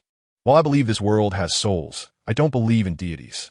Keita seriously replied, even so, I think the gods are watching over us because we, who should have died, survived thanks to you, Miyazaki. I have always remembered your kindness. Miyazaki Chiya suddenly covered her face and said, I'm really embarrassed by what you all said. Honestly, I'm shy now. Miyazaki Chiya's shy appearance amused everyone. Makomo asked, by the way, Miyazaki, we will be able to see our master soon, right? Chiyo Miyazaki nodded. That's right. Next year, in the 3rd year of Teisho, you will meet your master, as well as the junior brothers who will guide you. Chapter 86. Tanjiro, Nezuko, and Ju. On a dark, windy night, a night of murder and arson. At this moment, Muzan Kibutsuji was standing in front of the house on the snow-covered Mount Tsukiyama. Laughter and joy could be heard from inside the house. Muzan Kibutsuji stood at the door with a blank expression, listening to the sounds within. Over the years, Muzan Kibutsuji, unable to find the blue spider lily, decided to experimentally create demons that could withstand sunlight, injecting his blood into their bodies. Unfortunately, not a single human capable of withstanding his blood had appeared. However, Muzan Kibutsuji was not discouraged. Compared to the elusive blue spider lily, his current experiment was visible and tangible, although there was no progress for the time being. Muzan Kibutsuji's fingernails elongated as he walked into this happy family. In an instant, desperate screams were drowned out by the blizzard. Looking at the corpses on the ground, Muzan Kibutsuji frowned. Yet again, there was not a single human who could withstand his blood. Feeling somewhat disappointed, Muzan Kibutsuji left the house, disappearing into the heavy snowfall. The sun had risen, but the misty sky felt very oppressive. Tanjiro, who sold charcoal yesterday, was asked by Grandpa Saburo, who lived at the foot of the mountain, to stay overnight at his house on the grounds that there would be demons at night. On his way home, Tanjiro suddenly felt a sense of oppression, but he thought it might be due to the weather. After all, a sunless day could naturally bring down one's mood. As Tanjiro thought about whether his family would be worried about him for not returning home last night, especially since his younger siblings were very attached to him, suddenly, his nose twitched. He smelled blood. The feeling of oppression in Tanjiro's heart grew heavier, and he ran in the direction of home. However, when he arrived home, he was met with a scene that left him in despair and collapse. His family lay in pools of blood. It felt as if a hand had gripped Tanjiro's throat, making it hard to breathe. Gasping for air, Tanjiro leaned against the door frame to avoid falling. He forced himself to calm down. checking for the breath of his family members one by one. Except for Nezuko, who had a faint breath, all his other family members had died. Tanjiro hurriedly carried Nezuko on his back and ran down the mountain, wanting to find a doctor to save her. The sudden death of his family left Tanjiro dazed, pleading in his heart that this was a nightmare. But the cold, piercing air felt like a blade scraping against his lungs, causing unbearable pain. This was not a nightmare. This was real. With a choked voice, Tanjiro promised Nezuko on his back, "Nezuko, hold on. Brother will definitely save you. I will absolutely save you." Tanjiro gritted his teeth against the pain and quickened his pace, but Nezuko suddenly let out a roar from behind him. Before Tanjiro could react, Nezuko broke free from his grasp. Tanjiro fell down a small slope, cushioned by the thick snow, preventing any injury. Tanjiro quickly got up and searched for Nezuko. Nezuko was bowing her head a short distance away, silent. Just as Tanjiro reached Nezuko, she suddenly lost control, pinning Tanjiro down and opening her mouth, trying to bite him. Looking at Nezuko's sharp fangs and her inhuman vertical pupils, Tanjiro recalled the rumors about demons that Grandpa Saburo had told him last night. This is a demon. Tanjiro didn't understand what had happened. Nezuko was undoubtedly human before, but why had she become a demon? Nezuko's hands and mouth were not stained with blood, so it wasn't her doing. Moreover, Tanjiro smelled a scent that did not belong to his family. At that moment, Nezuko's body suddenly grew larger and her strength increased. Tanjiro was barely able to hold her down. "Nezuko, hang in there. Nezuko, hold on. Don't become a demon. You have to pull yourself together. Come on, come on." A figure quickly approached Tanjiro and Nezuko. At that moment, Nezuko seemed to regain her senses, tears streaming down her face onto Tanjiro's, as if she were struggling. The figure arrived behind Nezuko, swinging a sword toward her. Tanjiro pushed Nezuko aside, just in time, and his hair was sliced off by the Nichiren blade. Tanjiro rolled with Nezuko for quite a distance until they stopped against a tree. The person who silently killed demons was Ju Tomioka, the water Hashira of the Demon Slayer Corps. Ju Tomioka's eyes had no spark. Looking lifelessly at Tanjiro, "Why did you save her?" "Sister. She's my sister." Just as Tanjiro finished speaking, Nezuko lost control again, and Tanjiro desperately restrained her. "Is that your sister?" Ju Tomioka murmured, then charged at Nezuko with his sword. Tanjiro tried to protect Nezuko, but found that she had vanished. He looked toward Ju Tomioka, who was holding Nezuko in his hand. "Nezuko, don't move." Ju Tomioka's cold voice made Tanjiro stop moving. "My job is to slay demons, and I will naturally cut off your sister's head." "Wait, Nezuko hasn't killed anyone. Their SA scent I've never smelled before that belongs to someone else. The one who killed everyone was probably that guy, not Nezuko. I don't know why she asked like this now, but..." Tanjiro anxiously explained to Ju Tomioka. Ju Tomioka replied, "It's simple. If blood from him touches a wound, it will turn into a demon. That's how flesh-eating demons increase." Tanjiro argued desperately, "Nezuko won't eat people." Ju Tomioka frowned. You're almost eaten just now." "No, she should still recognize me. I won't let anyone hurt her. I must turn Nezuko back into a human. I will definitely cure her. Once turned into a demon, they can never become human again." Tanjiro sorrowfully assured Ju Tomioka. "Then let's find a way. I will definitely find a way. So please don't kill her. I will also find out who killed my family. I will do everything right." So. But Ju Tomioka was no longer in the mood to listen to Tanjiro's explanations and slowly raised his Nichiren blade. "Stop." Tanjiro knelt in front of Ju Tomioka, pressing his head to the ground, pleading with tears. "Please don't take anything away from me again. Please don't kill my sister. I'm begging you. I'm begging you."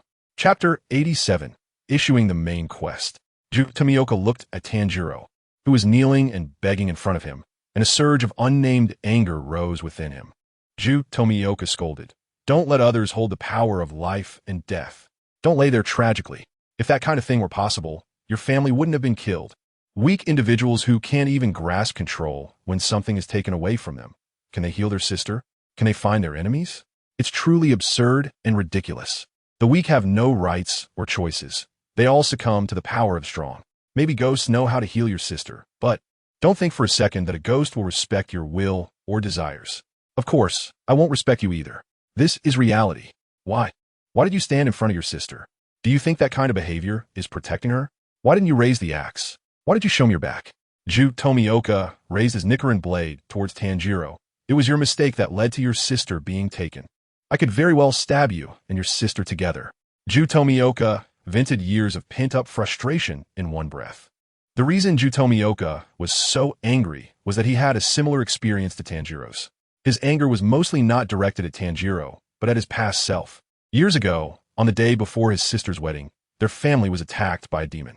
Ju Tomioka survived because his sister hid him away. But as a result, he lost all his family, including his sister. The scene of his family dying tragically, he distinctly heard their screams, and to this day, it still echoes in his ears. During the final selection, Ju Tomioka was initially knocked into a daze by a demon. He survived only because he was saved by Sabito. Yet, Sabito died in the final selection. Ju Tomioka passed the selection without killing a single demon. He experienced that sense of helplessness twice. Therefore, he could deeply empathize with Tanjiro's current feelings. Looking at Tanjiro now, Ju Tomioka seemed to see his former self. That's why he was so angry. Hating his past weakness, only able to rely on others' protection to survive until now. In Ju Tomioka's view, he didn't deserve everything he had now. He looked at Tanjiro with a certain hope in his eyes. Don't cry. Don't despair. That's not what you should be doing right now. I know you're feeling devastated. Your family killed, your sister turned into a demon. It must hurt a lot. You must want to scream. I understand. If I had come half a day earlier, your family might not have died. But there's no way to turn back time. So be angry. That intense and pure anger cannot be forgiven. It can become the solid motivation for you to take action. Relying solely on weak resolve will neither protect nor heal your sister. You won't be able to avenge your family either. Ju Tomioka raised his Nichiren blade again, aimed at Nezuko, and stabbed it into her shoulder. Nezuko let out a cry of pain. Stop! An enraged Tanjiro threw a stone at Ju Tomioka. Ju Tomioka effortlessly deflected the stone with his Nichiren blade. Tanjiro picked up the axe that had fallen nearby, weaving through the trees to conceal himself from Ju Tomioka's line of sight. He threw another stone at Ju Tomioka. Ju Tomioka tilted his head and dodged the stone. Tanjiro let out an angry roar and charged straight at Ju Tomioka. Ju Tomioka scolded him with frustration. Allowing emotions to fuel such a foolish attack is stupid. Ju Tomioka struck Tanjiro's back hard with the hilt of his sword. Tanjiro fell flat into the snow, losing consciousness. Nezuko, held in Ju Tomioka's grip, stopped struggling and stared blankly at the unconscious Tanjiro. Ju Tomioka suddenly sensed something was off. Tanjiro's hands were empty. At that moment, a whooshing sound came through the air. Ju Tomioka looked up to see an axe spinning through the air, aimed at his head. Ju Tomioka turned his head, and the axe embedded itself in the trunk of a tree behind him. His eyes filled with disbelief as he realized what Tanjiro had just done. Before hiding in the shade of the trees, Tanjiro had thrown a stone at him while simultaneously throwing the axe upwards, disguising his empty-handed state with the motion of swinging the axe. Knowing he couldn't win, he thought that perhaps if he got knocked down, he could defeat him. This guy. Ju Tomioka looked at the unconscious Tanjiro, his eyes filled with shock. Nezuko suddenly struggled fiercely, kicking Ju Tomioka away. Then Nezuko made a move that left Ju Tomioka in disbelief. She stood in front of Tanjiro, protecting him. Then Nezuko actively charged at Ju Tomioka and launched an attack. Ju Tomioka dodged Nezuko's frenzied assault while contemplating. Ju Tomioka recalled Tanjiro's earlier words. Nezuko is different. She won't eat people. As a Hashira, Ju Tomioka had killed countless demons. Someone once said the same thing to Tanjiro, wanting to protect their family, turned into demons.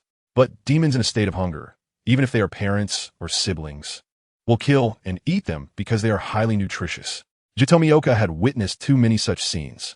The girl named Nezuko in front of him was injured and had consumed energy to heal her wounds.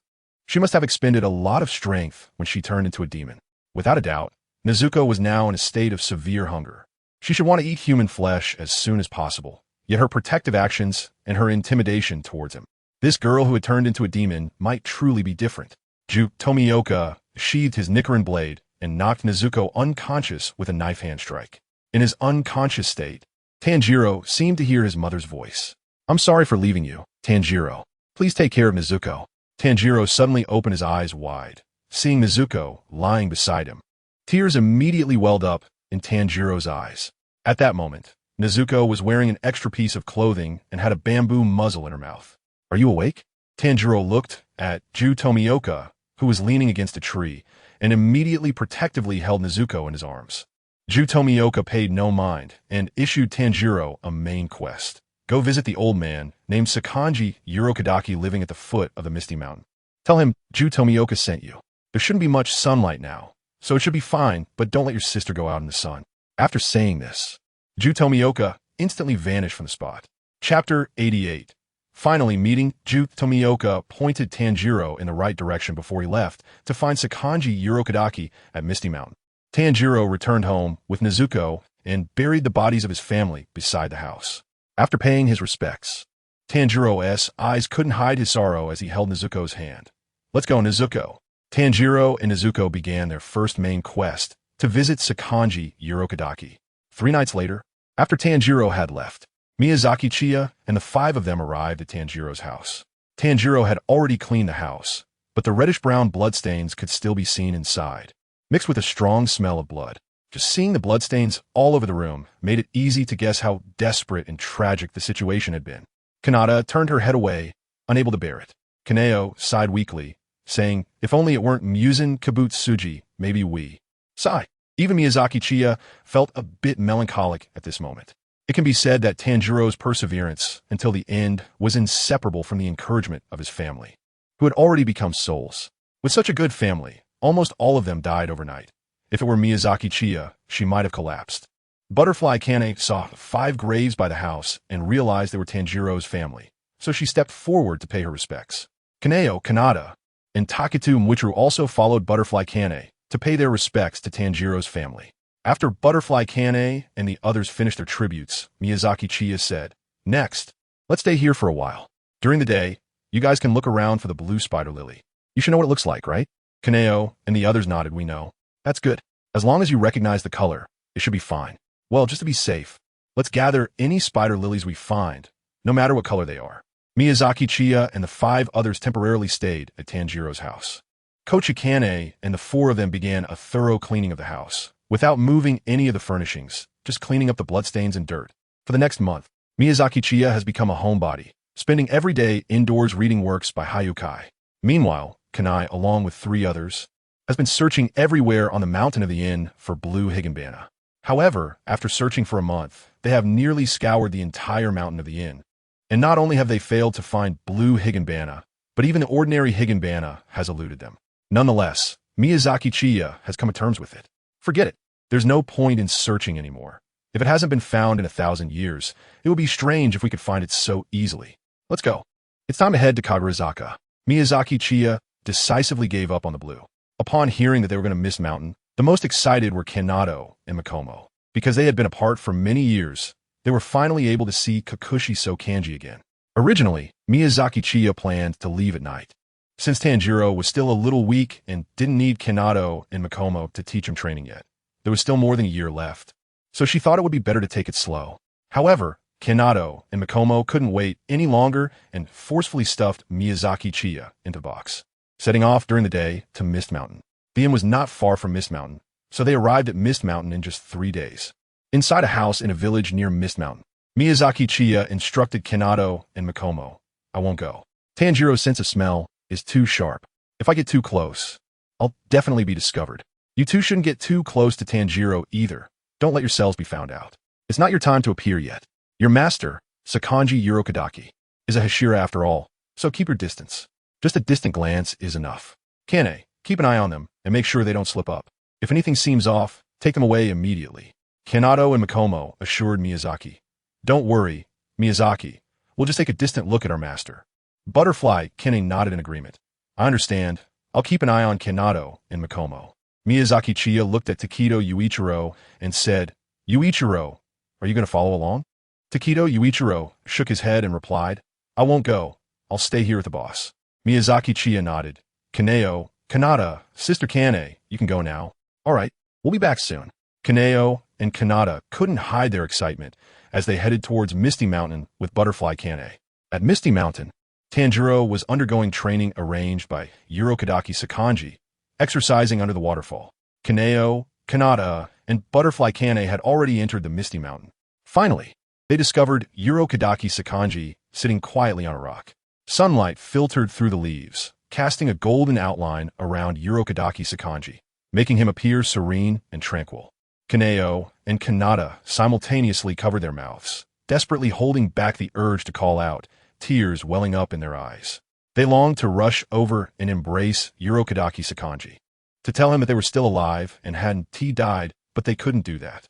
Kaneo and Kanata gazed at their master from a distance, their hearts filled with longing and admiration. Urokadaki Sakanji's teachings and guidance kept surfacing in their minds. He was their guiding light on the path of demon slaying, a beacon in their hearts.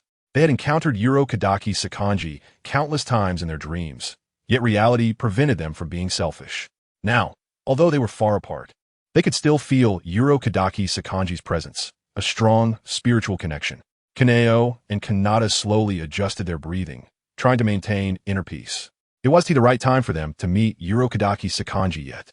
Seeing Kaneo and Kanata calm down, Butterfly Kane breathed a sigh of relief. She could deeply empathize with their feelings. If she were to see her sister, Shinobu, now, she might not be able to restrain herself as well as Kaneo and Kanata did.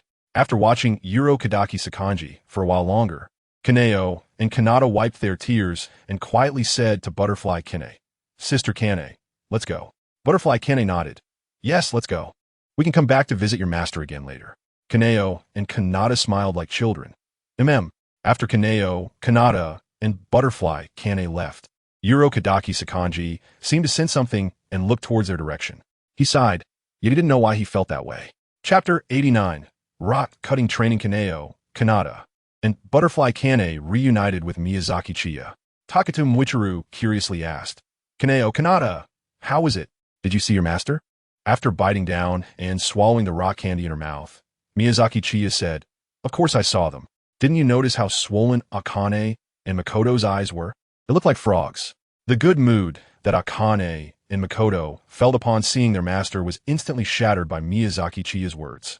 Akane said viciously, "To be honest, Miyazaki, there have been several times over the years when I've wanted to tear your mouth apart." Makoto echoed, "Exactly.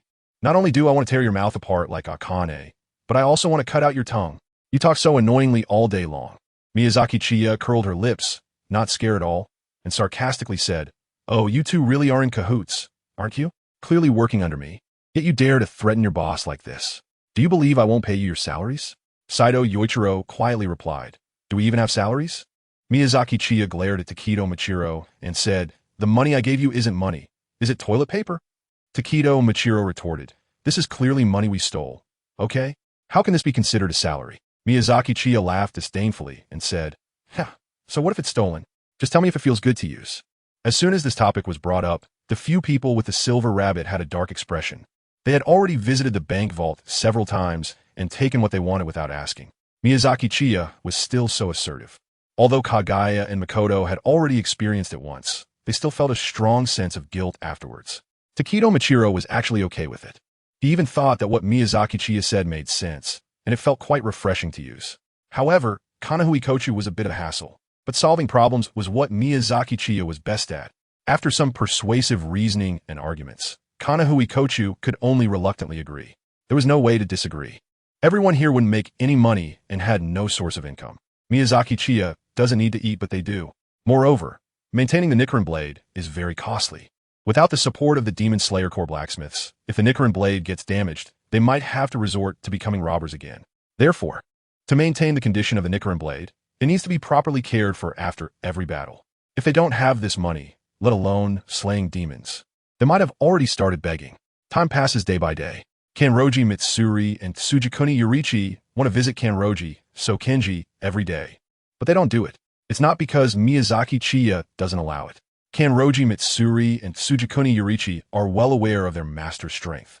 If they go too frequently, they might get discovered, making things difficult for Miyazaki Chiya. So, they voluntarily hold back and only visit Kanroji Sokenji once a month.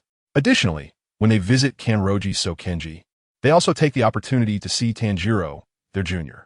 Kanroji Mitsuri and Tsugikuni Yurichi have truly witnessed the terror of Tanjiro's sense of smell. Several times, they nearly got detected by Tanjiro's keen senses. If it weren't for their quick escape, they might have been discovered long ago. Nezuko has fallen into a deep sleep, while Tanjiro is undergoing the almost harsh training from Kanroji Sokenji. Winter has come again. After completing his training for the day, Tanjiro is resting. Kanroji Sokenji finds Tanjiro and says to him, "From now on, it's all up to you. Let's see if you can elevate what I've taught you. Come with me." Tanjiro follows Kanroji Sokenji as they walk forward, and at this moment, snowflakes begin to fall from the sky. Kanroji Sokenji leads Tanjiro to a large round boulder. "If you can cut through this rock, I will allow you to participate in the final selection." Tanjiro stares blankly at the rock in front of him. Is this rock something that can be cut? Tanjiro feels it's impossible to cut through. The blade would break. Kanroji Sokenji turns and walks away. "Mr. Kanroji, please wait a moment, Mr. Kanroji." However, Kanroji Sokenji leaves without saying a word, ignoring Tanjiro. Tanjiro can only try. He draws his Nichiren blade and strikes the rock. With a ding, the rock remains unmoved, and instead, Tanjiro is left numb from the impact. From that day on, Kanroji Sokenji never taught Tanjiro anything else. Tanjiro repeats daily what Kanroji Sokenji taught him, training himself and attempting to cut the rock. Inside a house in the village near the Misty Mountain, after hearing the report from Kanroji Mitsuri and Tsugikuni Yorichi, Miyazaki Chiya takes a sip of sake and says, "Tanjiro is already training to cut the rock? Then in another 6 months, you can go and teach Tanjiro. At that time, you won't need to wear this pure white mask. Just wear your fox mask to see him." Kanroji Mitsuri sighs. "I didn't expect Master to require Tanjiro to cut the rock before allowing him to participate in the final selection. Originally, we only needed to leave a sufficiently deep cut on the rock. Although I cut through the rock, I had many more years of training than Tanjiro to achieve that." Tsugikuni Yorichi purses his lips and says, "Master must be worried about Tanjiro encountering danger during the final selection, so he wants Tanjiro to be stronger." Kanroji Mitsuri asks Miyazaki Chiya, "Miyazaki, you once said that the hand demon would die at Tanjiro's hands, right?" Miyazaki Chiya nodded. "Yeah. Your junior brother has actually been stronger than most of the demon slayers in the Demon Slayer Corps from the very beginning. He just hasn't had any real combat experience. Otherwise, he could easily slay the hand demon." Kanato and Makomo breathed a sigh of relief. "That's good." Kanato and Makomo wholeheartedly agreed with the idea of Rengoku Sakanji, suggesting that Tanjiro should get a bit stronger to participate in the final selection. After all, the hand demon in Fujisaki Mountain is not something a novice demon slayer can defeat. Makomo asked, "So when we meet Tanjiro then, how should we talk to him?" Miyazaki Chiya fell into deep thought. This was indeed a bit of a problem, and the reason for the trouble was still Tanjiro's sense of smell. Miyazaki Chiya remembered that when Tanjiro first met Kaneo and Shinobu, he couldn't smell Kaneo and Shinobu's scent. Naturally, Tanjiro couldn't detect it, as at that time Kaneo and Shinobu were souls. But now it's different. Kaneo and Shinobu are real people. Although Tanjiro only mentioned Kaneo and Shinobu's names to Sakanji Urokadaki when he was leaving the Misty Mountain, it's still better to be safe than sorry. Miyazaki Chiya thought for a moment and said, "Pretend." "Pretend?" K2 and Makoto didn't understand what Miyazaki Chiya meant for a moment. Miyazaki Chiya replied, "Tanjiro was supposed to have her master greet you on his behalf when he attended the final selection, but now, because it's uncertain whether Tanjiro will tell your master halfway, we need to put on a show. In short, before Tanjiro breaks the rock. You can't let your master know about you, got it?" Kanroji and Shinsuke nodded. "We understand." Chapter 90. Kanroji and Shinsuke appeared. Tanjiro, who was training on the Misty Mountain, was still struggling with the rock. Every day was just training and then chopping rocks. In this harsh training, Tanjiro's hands had already developed a thick callus. However, after so long, Tanjiro still couldn't break the rock. With a ding, Tanjiro's Nichiren blade sparked as it scraped against the rock. But that was all. At this moment, Tanjiro fell into deep doubt. Every setback felt like a sharp sword piercing his heart. Tanjiro couldn't help but wonder if he had done something wrong. Was it the way he was training, or was he lacking enough perseverance? Tanjiro was very confused and disappointed. Despite all his efforts, the results were unsatisfactory. Tanjiro began to doubt his worth and abilities. If this continued, when would he be able to find a way to turn Nezuko back into a human? Right now, Nezuko was still unconscious, and she might die like that. So frustrating. Just give up. Tanjiro knocked his head against the rock. "Come on, me. Keep it up. Shut up." Tanjiro heard a reprimanding voice and looked up. Sitting on the rock was a boy who looked much older than Tanjiro, wearing a fox mask. This boy was Kanroji. A proper man shouldn't shout like that. It's really embarrassing. Tanjiro stared blankly at Kanroji, who he hadn't noticed had come to the rock. No matter how painful it is, endure it in silence. If you are a man, if you were born as a man. Kanroji jumped down from the rock, swinging his wooden sword at Tanjiro. Tanjiro raised his sword to block, but Kanroji easily kicked him away. Slow, weak, immature. That is not a man at all. Tanjiro questioned. What are you doing all of a sudden? Kanroji retorted. What about you? What are you doing? What do you mean? Of course I'm training. How long are you going to sit there? You're not even getting into position. Tanjiro hurriedly stood up and got in a stance. Kanroji waved his hand. Come on, bring it on. Tanjiro hesitated. But you have a wooden sword, and I have a real blade. Ha ha ha. Kanroji suddenly burst into laughter. In his heart, he thought that his junior was indeed very kind, just as Miyazaki Chiya said. Kanroji was very satisfied with Tanjiro, but he still had to act a bit. Really? Thank you for worrying about me. You thought you could hurt me? Kanroji jumped up, swinging his sword at Tanjiro. Tanjiro blocked Kanroji's wooden sword with the hilt of his blade. Rest assured from the bottom of your heart, I'm stronger than you, because I've already broken a rock. Kanroji deflected Tanjiro's Nichiren blade and jumped onto a tree trunk, leaping again to slash at Tanjiro. Tanjiro struggled to block Kanroji's strike. Kanroji continuously darted around Tanjiro, moving so fast that Tanjiro couldn't lock onto him with his eyes. In an instant, Kanroji appeared next to Tanjiro and knocked him down with his wooden sword. You haven't learned anything. You haven't turned anything into your own, especially the breathing technique total concentration breathing learned from Master Urokodaki. Lying on the ground in immense pain, Tanjiro was shocked to hear Kanroji mention Master Urokodaki. He actually knew Urokodaki Sakanji. You've only memorized it as knowledge. Your body hasn't understood anything. What have you been doing for the past year and a half? As Tanjiro stood up, Kanroji slashed at him again with the wooden sword, and Tanjiro narrowly blocked the strike. Force it into your flesh and blood. Kanroji suddenly accelerated his attack. More, more, more. Make sure you absolutely forget all the secrets Master Urokodaki taught you. Drill into your bones. Tanjiro, feeling agitated, questioned himself while fending off Kanroji's attacks. I'm doing this. I do this every day, with all my might, but it's completely useless. I can't make any more progress. Keep moving forward. If you are a man, if you were born as a man, there is no path other than moving forward. Bring it on. Let me see your strength. Since being assigned by Urokodaki Sakanji to chop rocks without any progress, Tanjiro had been holding back a surge of anger. Now, provoked by Kanroji, Tanjiro let out a furious roar and slashed at Kanroji. However, Kanroji easily neutralized Tanjiro's strike with an upward slash, hitting Tanjiro on the chin. Tanjiro flew into the air and fell to the ground, losing consciousness. Did I go too far? Shinsuke appeared behind Kanroji and asked. Kanroji shook his head while looking at the unconscious Tanjiro. Not too much. Tanjiro is already in self-doubt. If this continues, something will happen. So he needs to be knocked awake. I'll leave the rest to you, Shinsuke. Okay, I understand.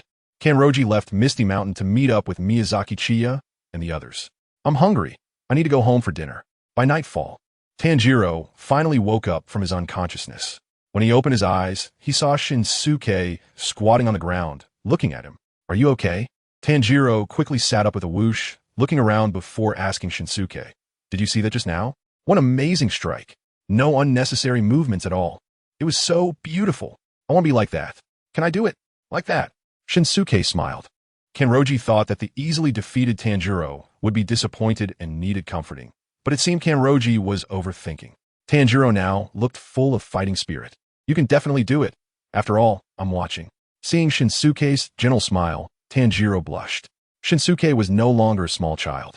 Shinsuke had been with Miyazaki Chiya for many years and was now around 20 years old. The little one from back then had not grown much taller, but had shed his youthful innocence. Tanjiro asked, Who are you? My name is Shinsuke. The person just now was Kanroji. We are here to guide Tanjiro's training. Tanjiro was taken aback. Guide my training? Do you know me? Shinsuke smiled and said, We know you. You are Master Urokodaki's disciple. We really like Master Urokodaki. Tanjiro asked in confusion. You are Master Urokodaki's disciples? But I've been here for so long and haven't heard that Master Urokodaki has other disciples. Jinmo gently rubbed Tanjiro's head and said, This is not something Tanjiro should know right now. What you need to do now is train, and later we will guide you in your training. But this mustn't be known by others. Okay, Tanjiro? Tanjiro's face turned bright red when Jinmo rubbed his head. Chapter 91. Tanjiro's training. Tanjiro began his daily training sessions with Kanroji and Jinmo. Since Jinmo had said not to let others know about this, Tanjiro kept it a secret. The main reason was that Tanjiro didn't have the chance to tell anyone. He was currently sleeping by the rocks. Every time Urokadaki came to bring Tanjiro food, Tanjiro was either training or lying on the ground resting. Urokadaki would just drop off the food and leave without lingering, so they had no opportunity to communicate. Kanroji trained intensely with Tanjiro every day, and at night, Jinmo would point out Tanjiro's shortcomings, correcting his unnecessary movements and habitual actions. Tanjiro was making progress every day. One night, Tanjiro asked Jinmo, why are you and Kanroji helping me train? Jinmo smiled and replied, because Tanjiro, you are Urokadaki's disciple, and he trusts you very much, believing you are the one who can change everything. Tanjiro asked in confusion, is it Kanroji? Jinmo did not answer, and instead placed a woven flower crown on her head. When Tanjiro asked where Jinmo was from, she also did not answer directly, only responding with her catchphrase, we really like Urokadaki. However, Tanjiro learned some things. Kanroji and Jinmo were not siblings. They seemed to be orphans raised by Urokadaki. Jinmo also said something that puzzled Tanjiro. Besides us, there are other children, and they have always been watching you. Tanjiro found Jinmo to be a strange person. Her words always difficult to grasp. Tanjiro asked, Jinmo, do you know about total concentration breathing? Of course, it's the foundation for demon slayers, Jinmo explained.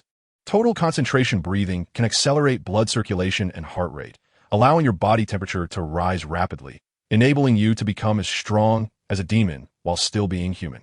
In short, you need to expand your lungs and input a large amount of air into your blood. When your blood is stimulated, your bones and muscles will quickly heat up and become stronger. Tanjiro was confused and didn't understand at all. So how can I achieve that? With a determination to train as if you might die, I think there is no other way, Jinmo said. After learning from Jinmo that only through training could he master total concentration breathing, Tanjiro became even stricter with himself. He would only stop when his wrists and legs felt like they were about to break, and his lungs and heart felt like they were about to burst.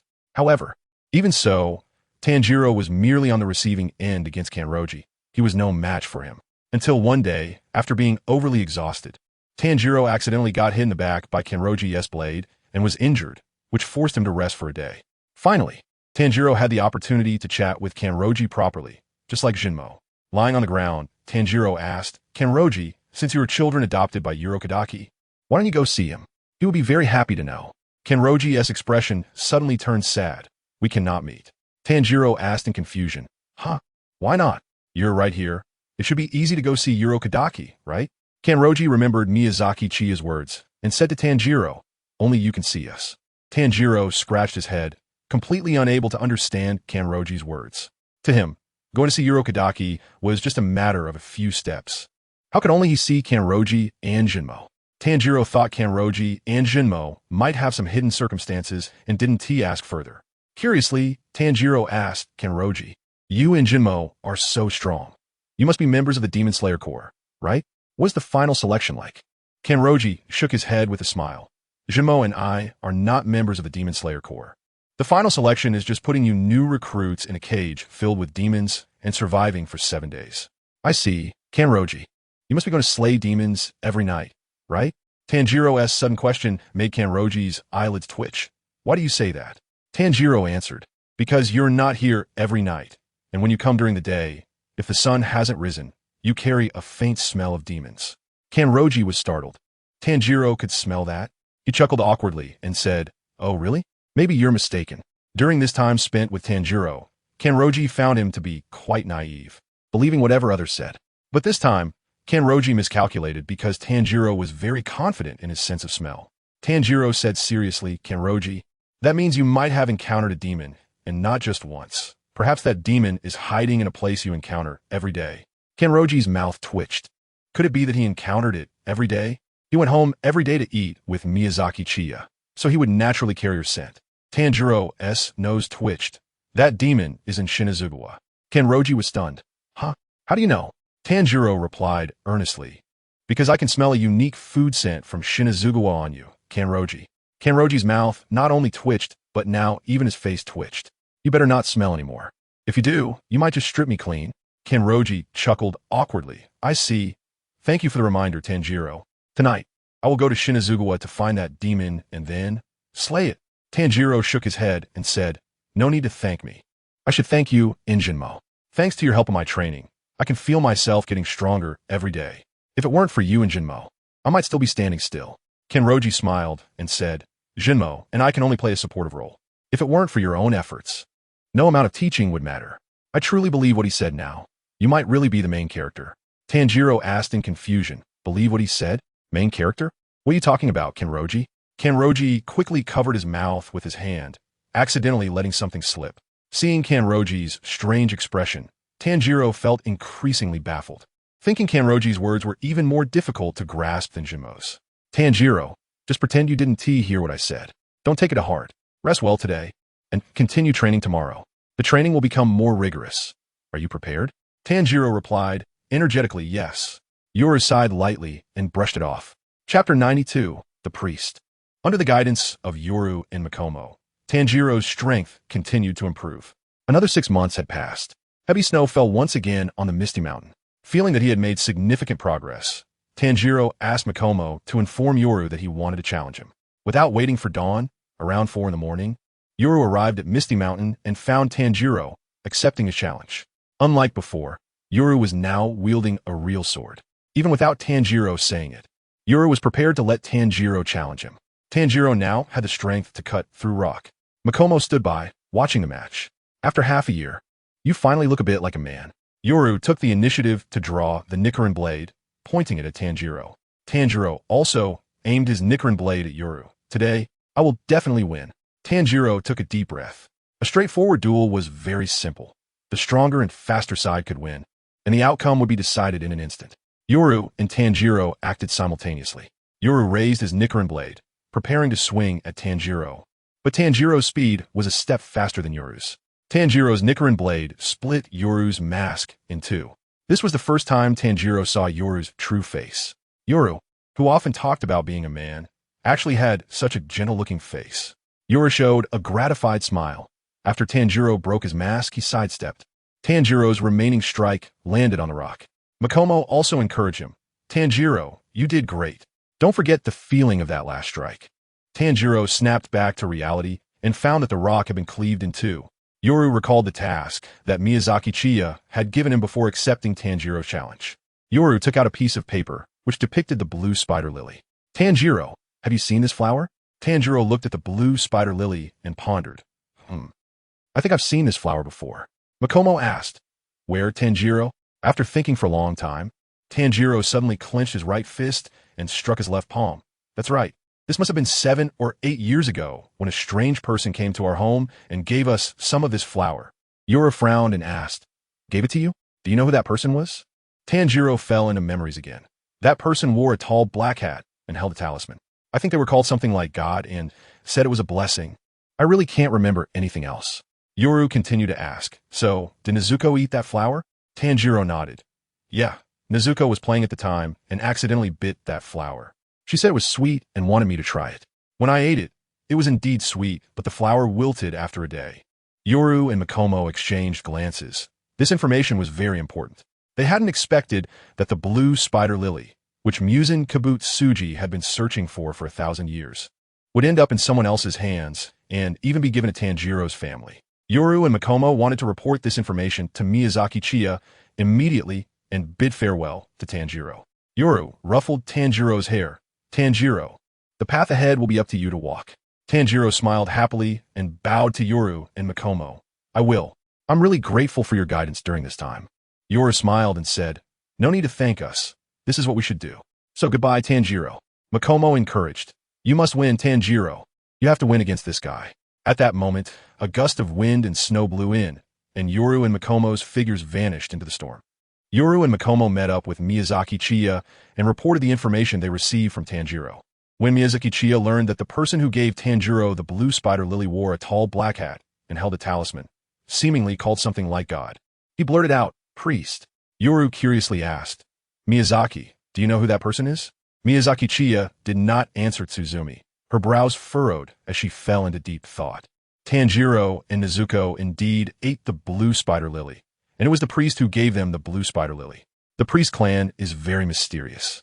The story only briefly mentions the priest clan without providing detailed explanations of what kind of existence they are. The Kanroji clan was nearly exterminated due to the curse from Muzan Kibutsuji. However, This mysterious priest clan appeared and gave advice to the Kanroji clan, suggesting that they marry girls from the priest clan generation after generation, in order to continue the lives of the Kanroji descendants. Unexpectedly, the blue spider lily was actually in the hands of the priest clan. But wasn't it said that only the doctor who saved the disaster, that is Muzan Kibutsuji, knew the place where the blue spider lily grows and how to cultivate it? Could it be that the doctor is from the priest clan? Miyazaki Chiya thought carefully and felt that it was indeed possible. The priest clan possesses the ability to foresee the future, not the kind of misleading foresight like Miyazaki Chiya's, but true foresight. So, did the priest clan foresee that Tanjiro would be the main character in the future great battle, which is why they gave the blue spider lily to him? However, this raises a new question. If the doctor who treated Muzan Kibutsuji was indeed from the priest clan, then why would the priest clan, who can foresee the future, choose to save Muzan Kibutsuji? Didn't they foresee that Muzan Kibutsuji would become a threat in the future? Moreover, if that doctor was from the priest clan, then it means that the priest clan effectively created Muzan Kibutsuji. So why did the Kamadu family suffer such a severe curse? Is it really just a matter of bloodline? Simply because Muzan Kibutsuji shares the Kamadu bloodline? The women of the priest clan married into the Kamadu family, and the priests handed the blue spider lily to Tanjiro and Izuko. This indicates that the priest clan is still thriving. Given this, why did the priest clan not provide any other assistance to the Kamadu family aside from intermarriage? Miyazaki Chiya always thought that the main storyline was all about defeating Muzan Kibutsuji. The plot was like this. After Tanjiro became a demon slayer, it was all about taking down the lower moons, then the upper moons, and finally defeating Muzan Kibutsuji, after which everything would end. However, nothing else was explained. Miyazaki Chiya suddenly realized that there seemed to be a lot of mysteries. Chapter 93. Hair-raising speculation. Miyazaki Chiya has conducted divergent thinking about the priest family. The fact that the priest entrusted Tanjiro with the blue spider lily suggests that the priest family may have foreseen that Nezuko and Tanjiro would become demons in the future. Now, Miyazaki Chiya is somewhat confused about what the priest family actually wants. Do they finally want to help the Demon Slayer Corps kill Muzan Kibutsuji? In Miyazaki Chiya's mind, a strange thought suddenly appeared. Could it be that the priest clan has been allowing Kibutsuji Muzan to develop?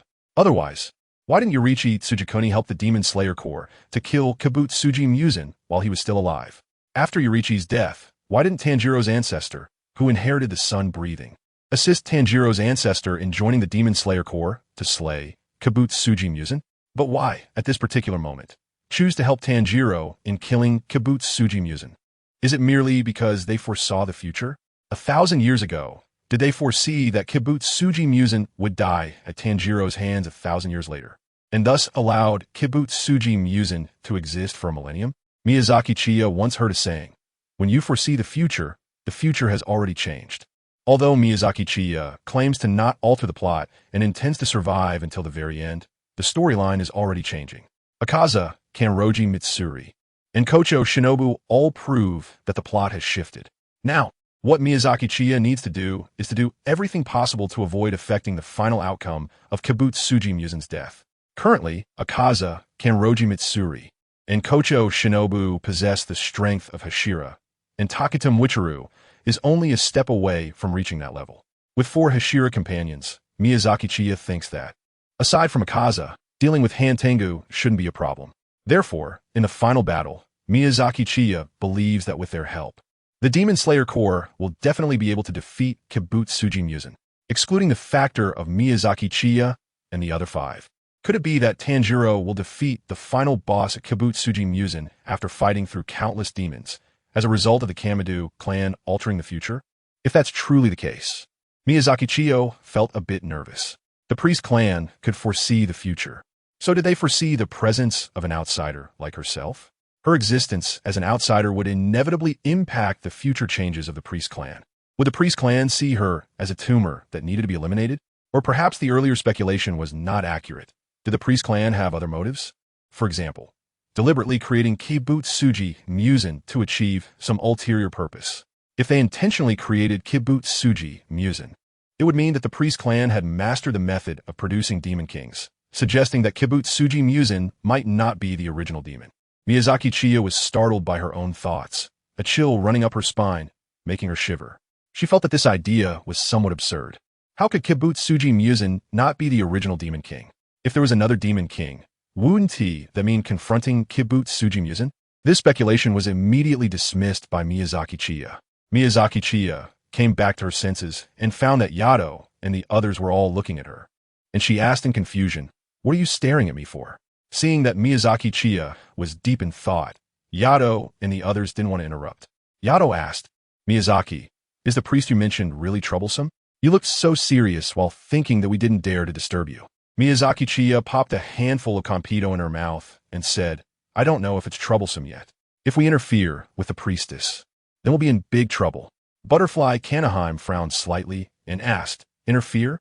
What is the priestess's purpose?" Miyazaki Chiya shook her head and said, "I don't know. For now, it seems that the priest is helping the Demon Slayer Corps to fight against that person." Hearing Miyazaki Chiya say this, Butterfly Kane and the others felt relieved. Since the goal is to kill Muzan Kibutsuji, they are allies. However, Miyazaki Chiya was still not at ease, because another question came to her mind.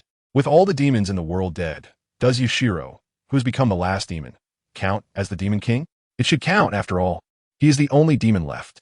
So, could it be that Muzan Kibutsuji is really not the original Demon King? Suddenly, Miyazaki Chiya got goosebumps all over. Miyazaki Chiya stopped thinking any further. She was just scaring herself. Anyway, Muzan Kibutsuji was dead, and everything was over. It was that simple. There was no need to overthink or complicate things. After taking a bite of an apple, Tsutomu Yukaru asked, "Boss, since Tanjiro is about to join the Demon Slayer Corps, what will our itinerary be next?" Miyazaki Chiya replied, "Follow Tanjiro until he goes to Asakusa and leads us to Tamayo." Tanjiro, on the narrow, foggy mountain, has already gained the recognition of Sakanji Urokadaki and agreed to let Tanjiro participate in the final selection of the Demon Slayer Corps. After getting a haircut and finishing a meal of sukiyaki, Tanjiro received a key item, the disaster-repelling mask. The next day, Tanjiro put on his new clothes, took one last look at Nezuko, and prepared to leave the narrow, foggy mountain to head to Fujisaki Mountain for the final selection. Outside, Sakanji Urokadaki said to Tanjiro, "Don't worry about your sister. I will take good care of her." "Yes, thank you very much." After running a distance, Tanjiro waved goodbye to Sakanji and said, "I'm off, Mr. Urokadaki. Please send my regards to Sabito and Makomo." Sakanji Urokadaki's hand stopped midair, his eyes behind the mask filled with disbelief. "Tanjiro, how do you know the names of the two deceased children?" Sakanji Urokadaki suddenly trembled. During this time, he vaguely felt two gazes watching him, but every time he looked, he found no one. Could it be? No way. If they were still alive, and also on the narrow, foggy mountain, why wouldn't they come out to see me? Sigh. The glimmer of hope that just rose in Sakanji Urokadaki was immediately extinguished by himself. Tanjiro headed to Fujisaki Mountain to participate in the final selection of the Demon Slayer Corps, while Miyazaki Chiya and the others followed closely behind him. After arriving at Fujisaki Mountain, Miyazaki Chiya and the others continued to nest in a nearby village. Tanjiro entered Fujisaki Mountain upon seeing the open and extremely vibrant wisteria flowers. Tanjiro was amazed and curiously looked around. The hosts of this final selection were the two daughters of Ubuyashiki Yoya, Ubuyashiki Hinaki and Ubuyashiki Hayori. After Ubuyashiki Hinaki and Ubuyashiki Hayori explained the rules to the participants of the final selection, Tanjiro stepped into Fujisaki Mountain, beginning his final selection. Chapter 94. The split personality of the hand demon Tanjiro officially began the final selection. With a single move of water breathing, fourth form, striking tide, he executed a double kill, severing the necks of two demons. Watching the two demons turning to ashes, Tanjiro's heart surged with excitement, feeling exhilarated. "I defeated demons. I have grown stronger. The training was not in vain. I truly mastered it." Tanjiro sheathed his Nichiren blade and clasped his hands together. "Please ascend to heaven." Suddenly, Tanjiro caught a whiff of a smell that made him pinch his nose. "What is this rotten smell?" At that moment, a demon slayer suddenly dashed past him, running and shouting in terror. "I didn't hear about this. I didn't know it would be like this." Tanjiro turned to look in that direction, his breath catching in his throat, as he immediately turned and leaned against a tree, gasping for air. After catching his breath, Tanjiro mustered the courage to look again. He saw a gigantic figure, like a small mountain, chasing after the fleeing demon slayer. What is that? This enormous figure was the hand demon, who had been tricked by Miyazaki Chiya twice. The demon slayer being chased tripped over a branch and fell to the ground. Panicking as he looked back, Why is there a large abnormality? I didn't hear about this. The hand demon was still holding a dead demon slayer in its hand. It opened its bloody maw and devoured the corpse. After eating, the hand demon's arms bulged with veins, several hands merging together, then like springs. 4 or 5 hands shot toward the fallen demon slayer. The demon slayer, rolling and scrambling to get up to escape, was still caught by the ankle and dragged toward the hand demon. Tanjiro's body trembled. He had never encountered such a strong demon. But Tanjiro still placed his hand on the hilt of his Nichiren blade. Don't be afraid. Go save him. Go save him. I'm no longer weak and powerless. Move. Tanjiro exerted strength in his legs and charged toward the hand demon. Water breathing, second form, water wheel. After flipping his body around, Tanjiro unleashed a circular slash that severed the hand grabbing the demon slayer, rescuing him.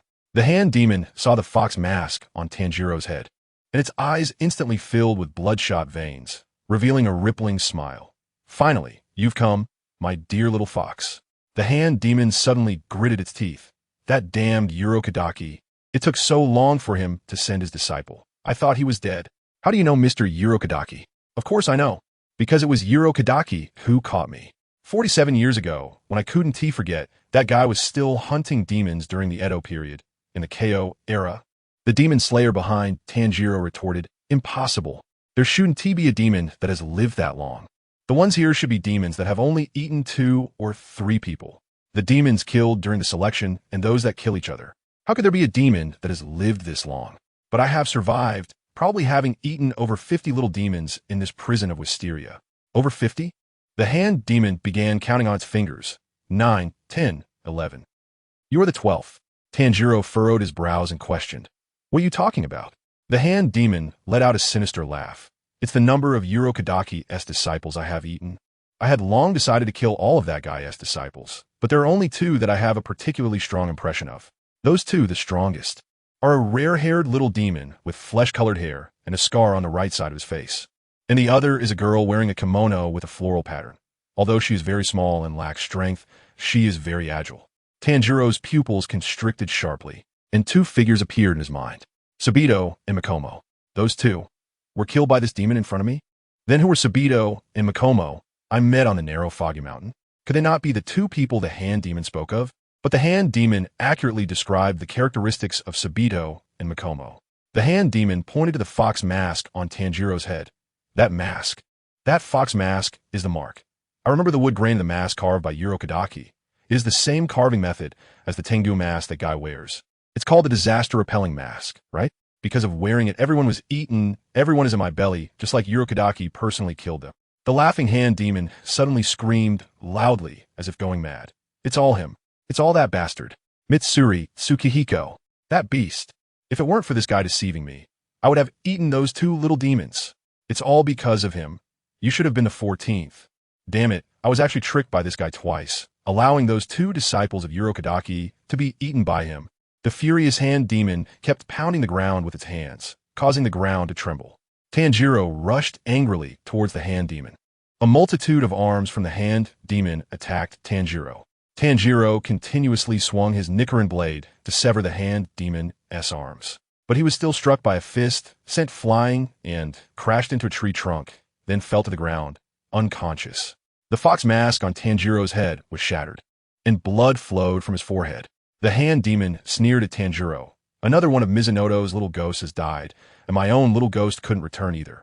I wonder what that guy will think. What kind of expression will he have? I really want to see it, really want to see it. But then the hand demon, seemingly having a split personality, suddenly looked around gloomily. This was because the original Makomo and Sabito, along with Miyazaki Chiya, had appeared. Although it was unlikely, the hand demon subconsciously thought that Miyazaki Chiya might appear again. Tsukihiko, you better be dead here, otherwise, one day I will escape this cage, find you and kill you. But before that, let's feast on this little ghost. The hand demon stretched its wicked hands towards Tanjiro. In his unconscious state, Tanjiro heard his brother's voice. Brother, brother. Tanjiro suddenly opened his eyes, rolled back, and dodged the hand demon's wicked hand. The hand demon was slightly shocked. He dodged. He can still move? This is going to be fun. A multitude of hands from the hand demon attacked Tanjiro again. Tanjiro kept swinging his blade to sever the hand demon's arms. He felt it was very tricky. No matter how many hands he cut off, more would appear after a while. The hand demon smugly declared, "Just cutting off my hands won't defeat me. After all, even that little ghost with the flesh-colored hair couldn't sever my neck." Tanjiro severed another arm of the hand demon, his eyes filled with determination. "I can't just leave this guy alone. I have to defeat him here before new victims appear." Chapter 95. Killing the hand demon. Tanjiro decided he must kill the hand demon here. So, he took the initiative to charge at the hand demon. Suddenly, Tanjiro smelled the scent of demons coming from the ground. He immediately leaped forcefully into the air. The hand demon was shocked. So high, I couldn't take him down. But he couldn't dodge this strike in the air. The hand demon fused a multitude of hands together, springing forth at high speed towards Tanjiro in midair. Tanjiro adjusted his body, colliding his head with the hand demon's arm, bouncing up and landing on the hand demon's arm. Tanjiro charged along the hand demon's arm towards it. Numerous small hands appeared on the hand demon's massive arms, attacking Tanjiro. Water breathing, third form, flowing dance. Tanjiro moved his body at high speed like flowing water, continuously severing the hand demon's small hands, shortening the distance to the hand demon. Tanjiro leaped towards the hand demon, striking a pose in midair. The hand demon widened its eyes, watching Tanjiro approach. The hand demon couldn't dodge Tanjiro's strike this time. The hand demon held onto a glimmer of hope. Its neck was very tough, and this guy couldn't sever it. Once Tanjiro failed to cut off its neck, it would crush Tanjiro's head. However, at that moment, Tanjiro had already sensed the scent of the hand demon's weak point in the gap. Water breathing, first form, water surface slash. Tanjiro quickly swung his blade along the gap, delivering a smooth downward cut that cleanly severed the hand demon's head. Damn it, damn it, damn it. My body is gradually collapsing and disappearing. I can't stop it. I haven't killed this little ghost in front of me yet. I still want to take revenge on that bastard, Tsukihiko. Damn, the last thing I see is the face of a demon slayer. Why has it turned out like this? Before dying, the hand demon had a wave of memories, recalling its experiences as a human. Tanjiro stepped up to the hand demon's body, which still had one hand left that hadn't turned to ashes. Tanjiro's gaze was extremely gentle. What a sad scent. Tanjiro gently grasped the hand demon's hand and pressed it against his forehead. God, I beg you, when this person is reincarnated, please let him not become a demon. The hand demon seemed to see a faint light. It transformed back to its childhood appearance. The hand demon ran towards the light, seeing the person it had always wanted to meet. Brother, hold my hand. You really can't help it. You're always so timid. The moment their hands joined together, the hand demon completely turned to ashes and dissipated into the air. In the misty haze, Tanjiro saw 11 children wearing masks. Sabito, Makomo, and the other murdered children. I won. You can rest assured. The 11 masked children turned and left one by one. They should be able to return according to the promise. Even though only their souls remain, heading to the foggy mountain, to the side of beloved Mizunoto-sensei. Tanjiro looked up at the sky. If I die, my soul will return too, right? No way. Tanjiro suddenly realized. 11 children. The hand demon said Sabito and Makomo also died. Why aren't they here? Shouldn't there be 13 children? Moreover, if Sabito and Makomo died as children, then their soul states should also be that of children. But Sabito and Makomo in the foggy mountain were clearly adults. And do souls even have sense? Tanjiro could clearly smell the sense of Sabito and Makomo. Tanjiro felt like his brain was about to crash. Sabito and Makomo are still alive? If they're alive, why don't they go see Mizunoto Sokanji? Or could it be that the two children the hand demon spoke of are not Sabito and Makomo? However, hand demon revealed the details about Kanroji and Shinobu.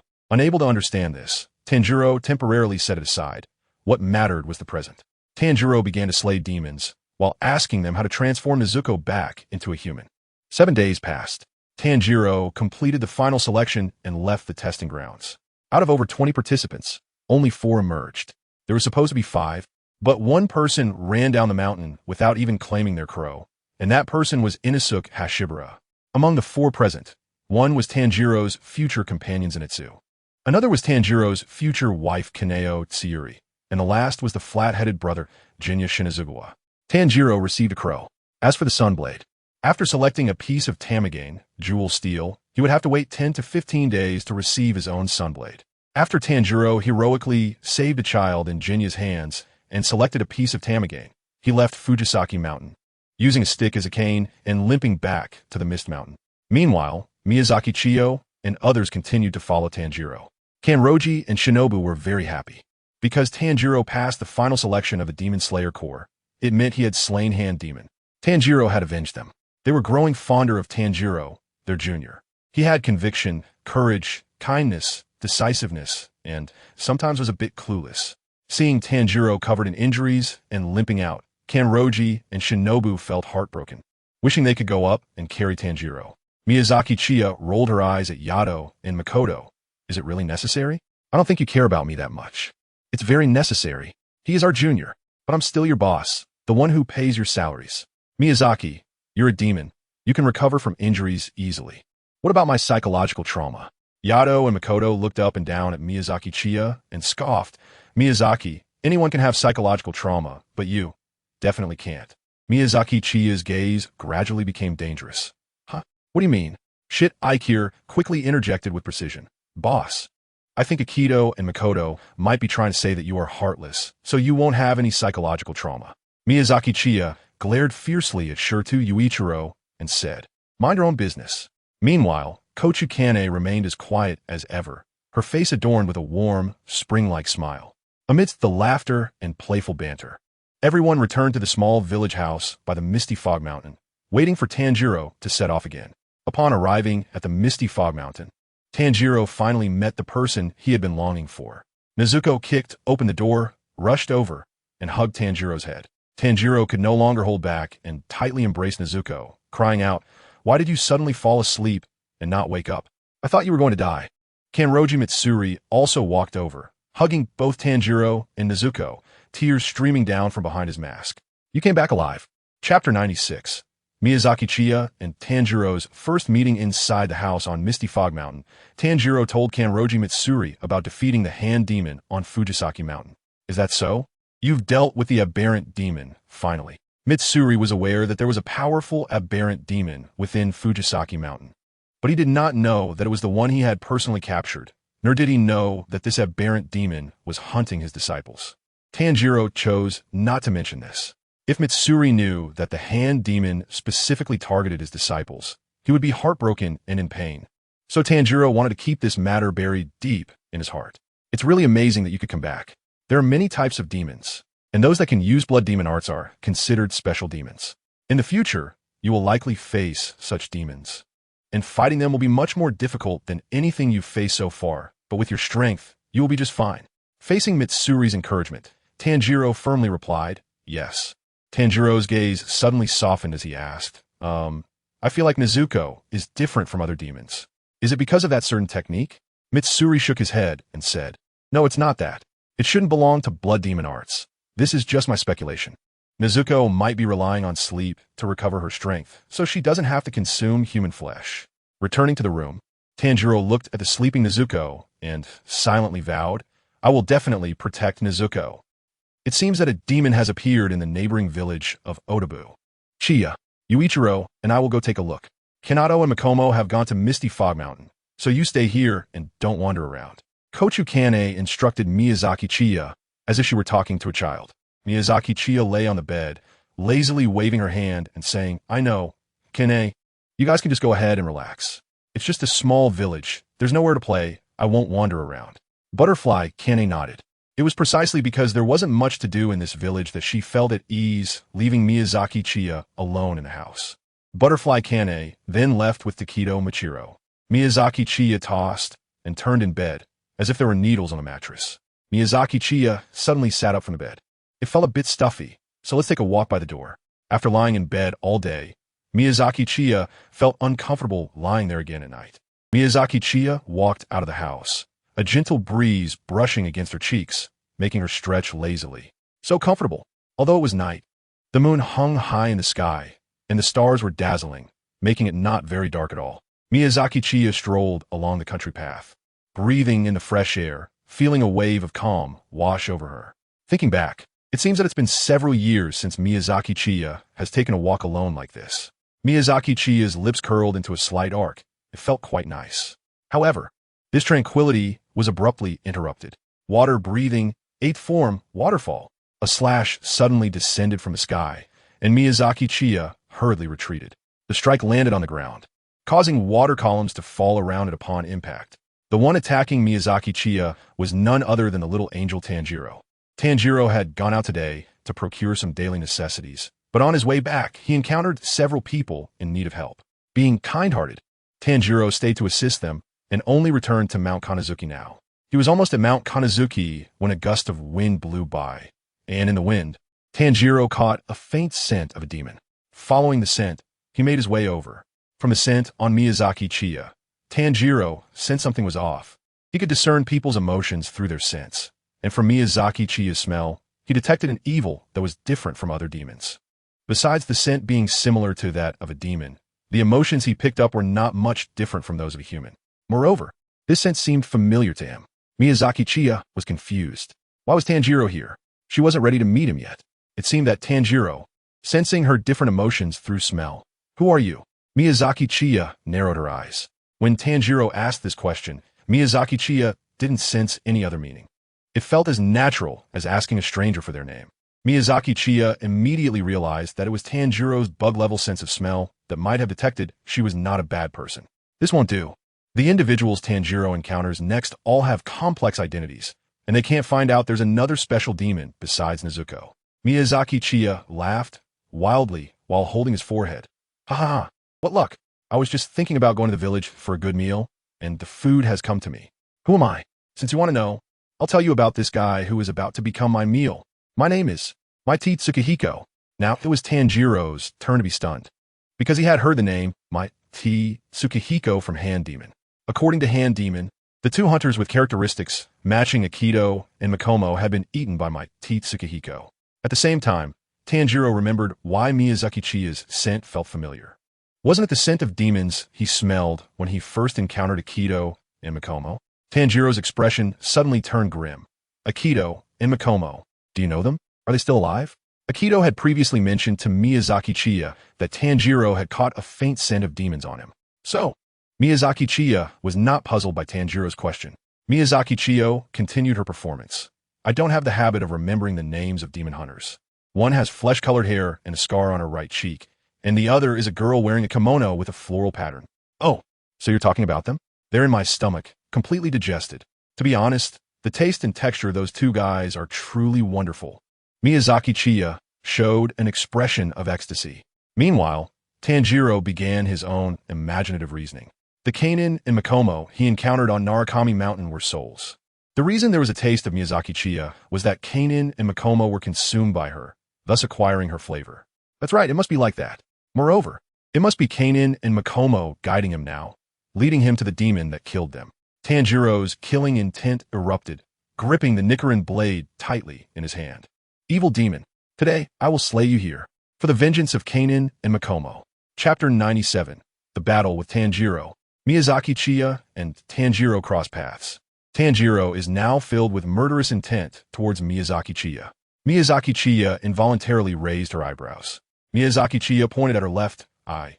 Hey kid, look at the words in my eye and read them out loud. It was then that Tanjiro noticed the words in Miyazaki Chiya's left eye. Downland? Miyazaki Chiya proudly said. Little brat, it seems you can read. Do you know what these two represent? I don't know. Miyazaki Chiya almost twisted her waist. It seems that only Tanjiro can be so brazen about it. Miyazaki Chiya sneered and said, Then I will generously give you a little education. Lower 6, whose full name is 12 Kizuki, lower 6. I am one of the strongest among all the demons, but I might not be the last of the 12. With a weakling like you, I could take on 100 of you at once. So, what you should do now is to run away quickly. I enjoy watching you escape, and then catching you in the process, ultimately devouring you. Miyazaki Chiya exuded a powerful aura. The overwhelming presence made Tanjiro's eyes widen. His body trembled slightly, and his face turned pale. A voice echoed repeatedly in Tanjiro's mind. Run fast, you can't win. You need to escape quickly. The grotesque demon from Fujisaki Mountain had already left Tanjiro in shock, and now, just standing there, Miyazaki Chiya brought him immense pressure. So now you know fear? It's too late, little brat. I haven't seen such a brave fool like you in a long time. Miyazaki Chiya carefully cut a small slit in her finger with her nail, causing some blood to flow out. Miyazaki Chiya manipulated the blood to form a small arrow. Floating in the air, aimed at Tanjiro, died Demon Slayer Blood Demon Art. Miyazaki Chiya suddenly stopped because he hadn't named his vampire technique yet. Naming is quite important. It needs to have a cool and impressive name to showcase his strength. Miyazaki Chiya racked her brains but couldn't come up with a nice name. Forget it. Sometimes simplicity is also a kind of cool. Blood Demon Art. Arrow. The blood arrow floated in the air and sped towards Tanjiro. However, Miyazaki Chiya didn't aim for Tanjiro's head, but his arm. Right now, Tanjiro looked frightened, and Miyazaki Chiya couldn't be sure if he could block it. Miyazaki Chiya only hoped that Tanjiro would understand the gap between them and escape. As the blood arrow rushed towards him, Tanjiro seemed to hear the voices of his brother and sister, which directly gave him a courage buff. Tanjiro exhaled a breath like flowing water. Water breathing, third form. Flowing dance. Tanjiro moved his body at high speed, like flowing water, dodging Miyazaki Chiya's blood arrow while swiftly closing in on her. As he approached, Tanjiro said with a firm tone, "Even if you are one of the strongest 12 demons, I will slay you." Miyazaki Chiya silently tapped her forehead. Tanjiro was still the same Tanjiro, a hard-headed kid. Miyazaki Chiya's greatest asset is still the Iron Rabbit and the others, but now he is also the Lower Moon 6. Having devoured the former Lower Moon 6, Kaminari, Miyazaki Chiya's strength may not match that of other Lower Moons individually, but the gap is not very large, and her greatest reliance is on Akaza and the others. Therefore, Tanjiro, as a novice, cannot possibly be a match for Miyazaki Chiya. Tanjiro's Nichiren blade slashes towards Miyazaki Chiya's neck. Miyazaki Chiya raised her hand and directly blocked Tanjiro's Nichiren blade. Of course, it wasn't a direct block with her hand. The blood arrow from earlier had returned to Miyazaki Chiya's palm, changing its form to block Tanjiro's Nichiren blade. Miyazaki Chiya kicked Tanjiro back with her knee. Tanjiro, hit in the abdomen, retched slightly. Now, Miyazaki Chiya positions herself as a villain, so she must do what a villain should do. Taunting. Is this your strength? With such worthless power, you dare to swing your blade at me? Who gave you the courage? I think there's something wrong with your head. Forget it. I won't eat you. I'm afraid it might affect my brain. Miyazaki Chiya spat in disdain and turned to leave. The step had already been set for Tanjiro, and Miyazaki Chiya wanted to slip away quickly. No escaping. Miyazaki Chiya stopped in her tracks and turned her head to look at Tanjiro in disbelief. Tanjiro, with his eyes wide open in anger, stared at Tanjiro and shouted, "Don't you dare run away. I will definitely avenge Kaneo and Shinobu." Miyazaki Chiya's lips trembled slightly, clearly taken aback. "Wait, are you sick? Shouldn't you be saying this to Sanji? Why are you telling me? And get this straight, you can't beat me. I'm only planning to leave because I'm worried that if I eat you, something might go wrong with my brain. Otherwise, you'd already be in my stomach.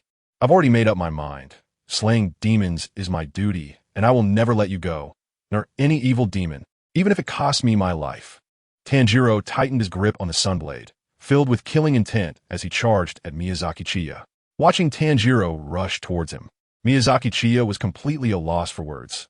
"Hearing you, you really are full of passion, but it also proves one thing.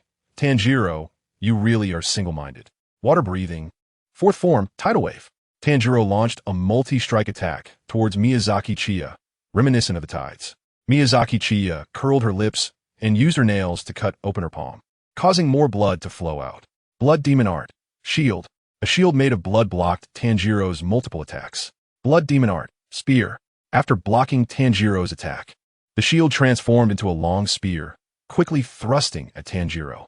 Tanjiro performed an acrobatic maneuver, twisting his body to evade the strikes of the blood spear. However, his right arm was still grazed by the blood spear. Tanjiro found an opportunity to escape the attack range of the blood spear and distanced himself from Miyazaki Chiya. Blood Demon Art. Needle. The blood spear transformed again, with numerous small needles floating densely in the air. Tanjiro felt a tingling sensation on his scalp upon seeing this.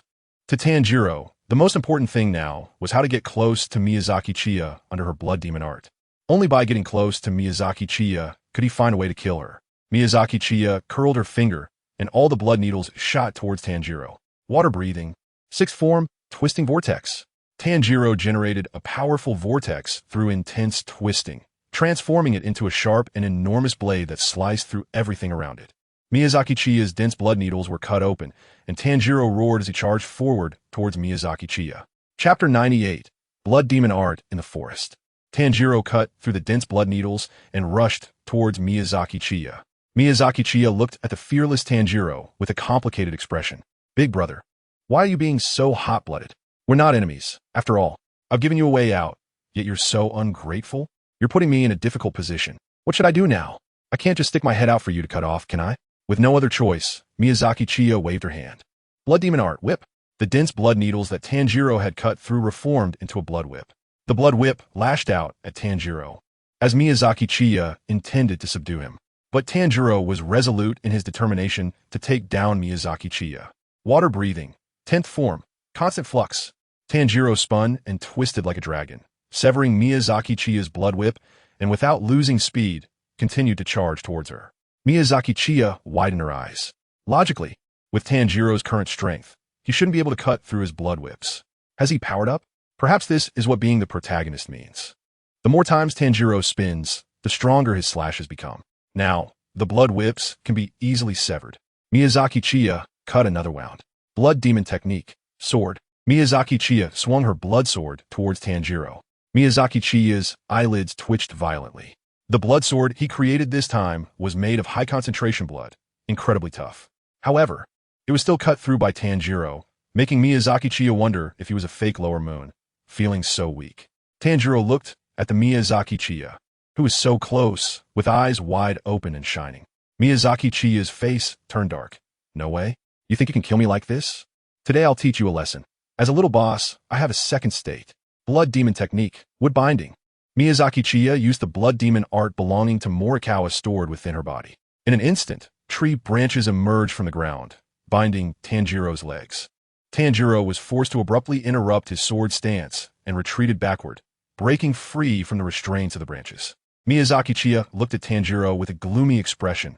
Kamadu Tanjiro, I'm really angry this time.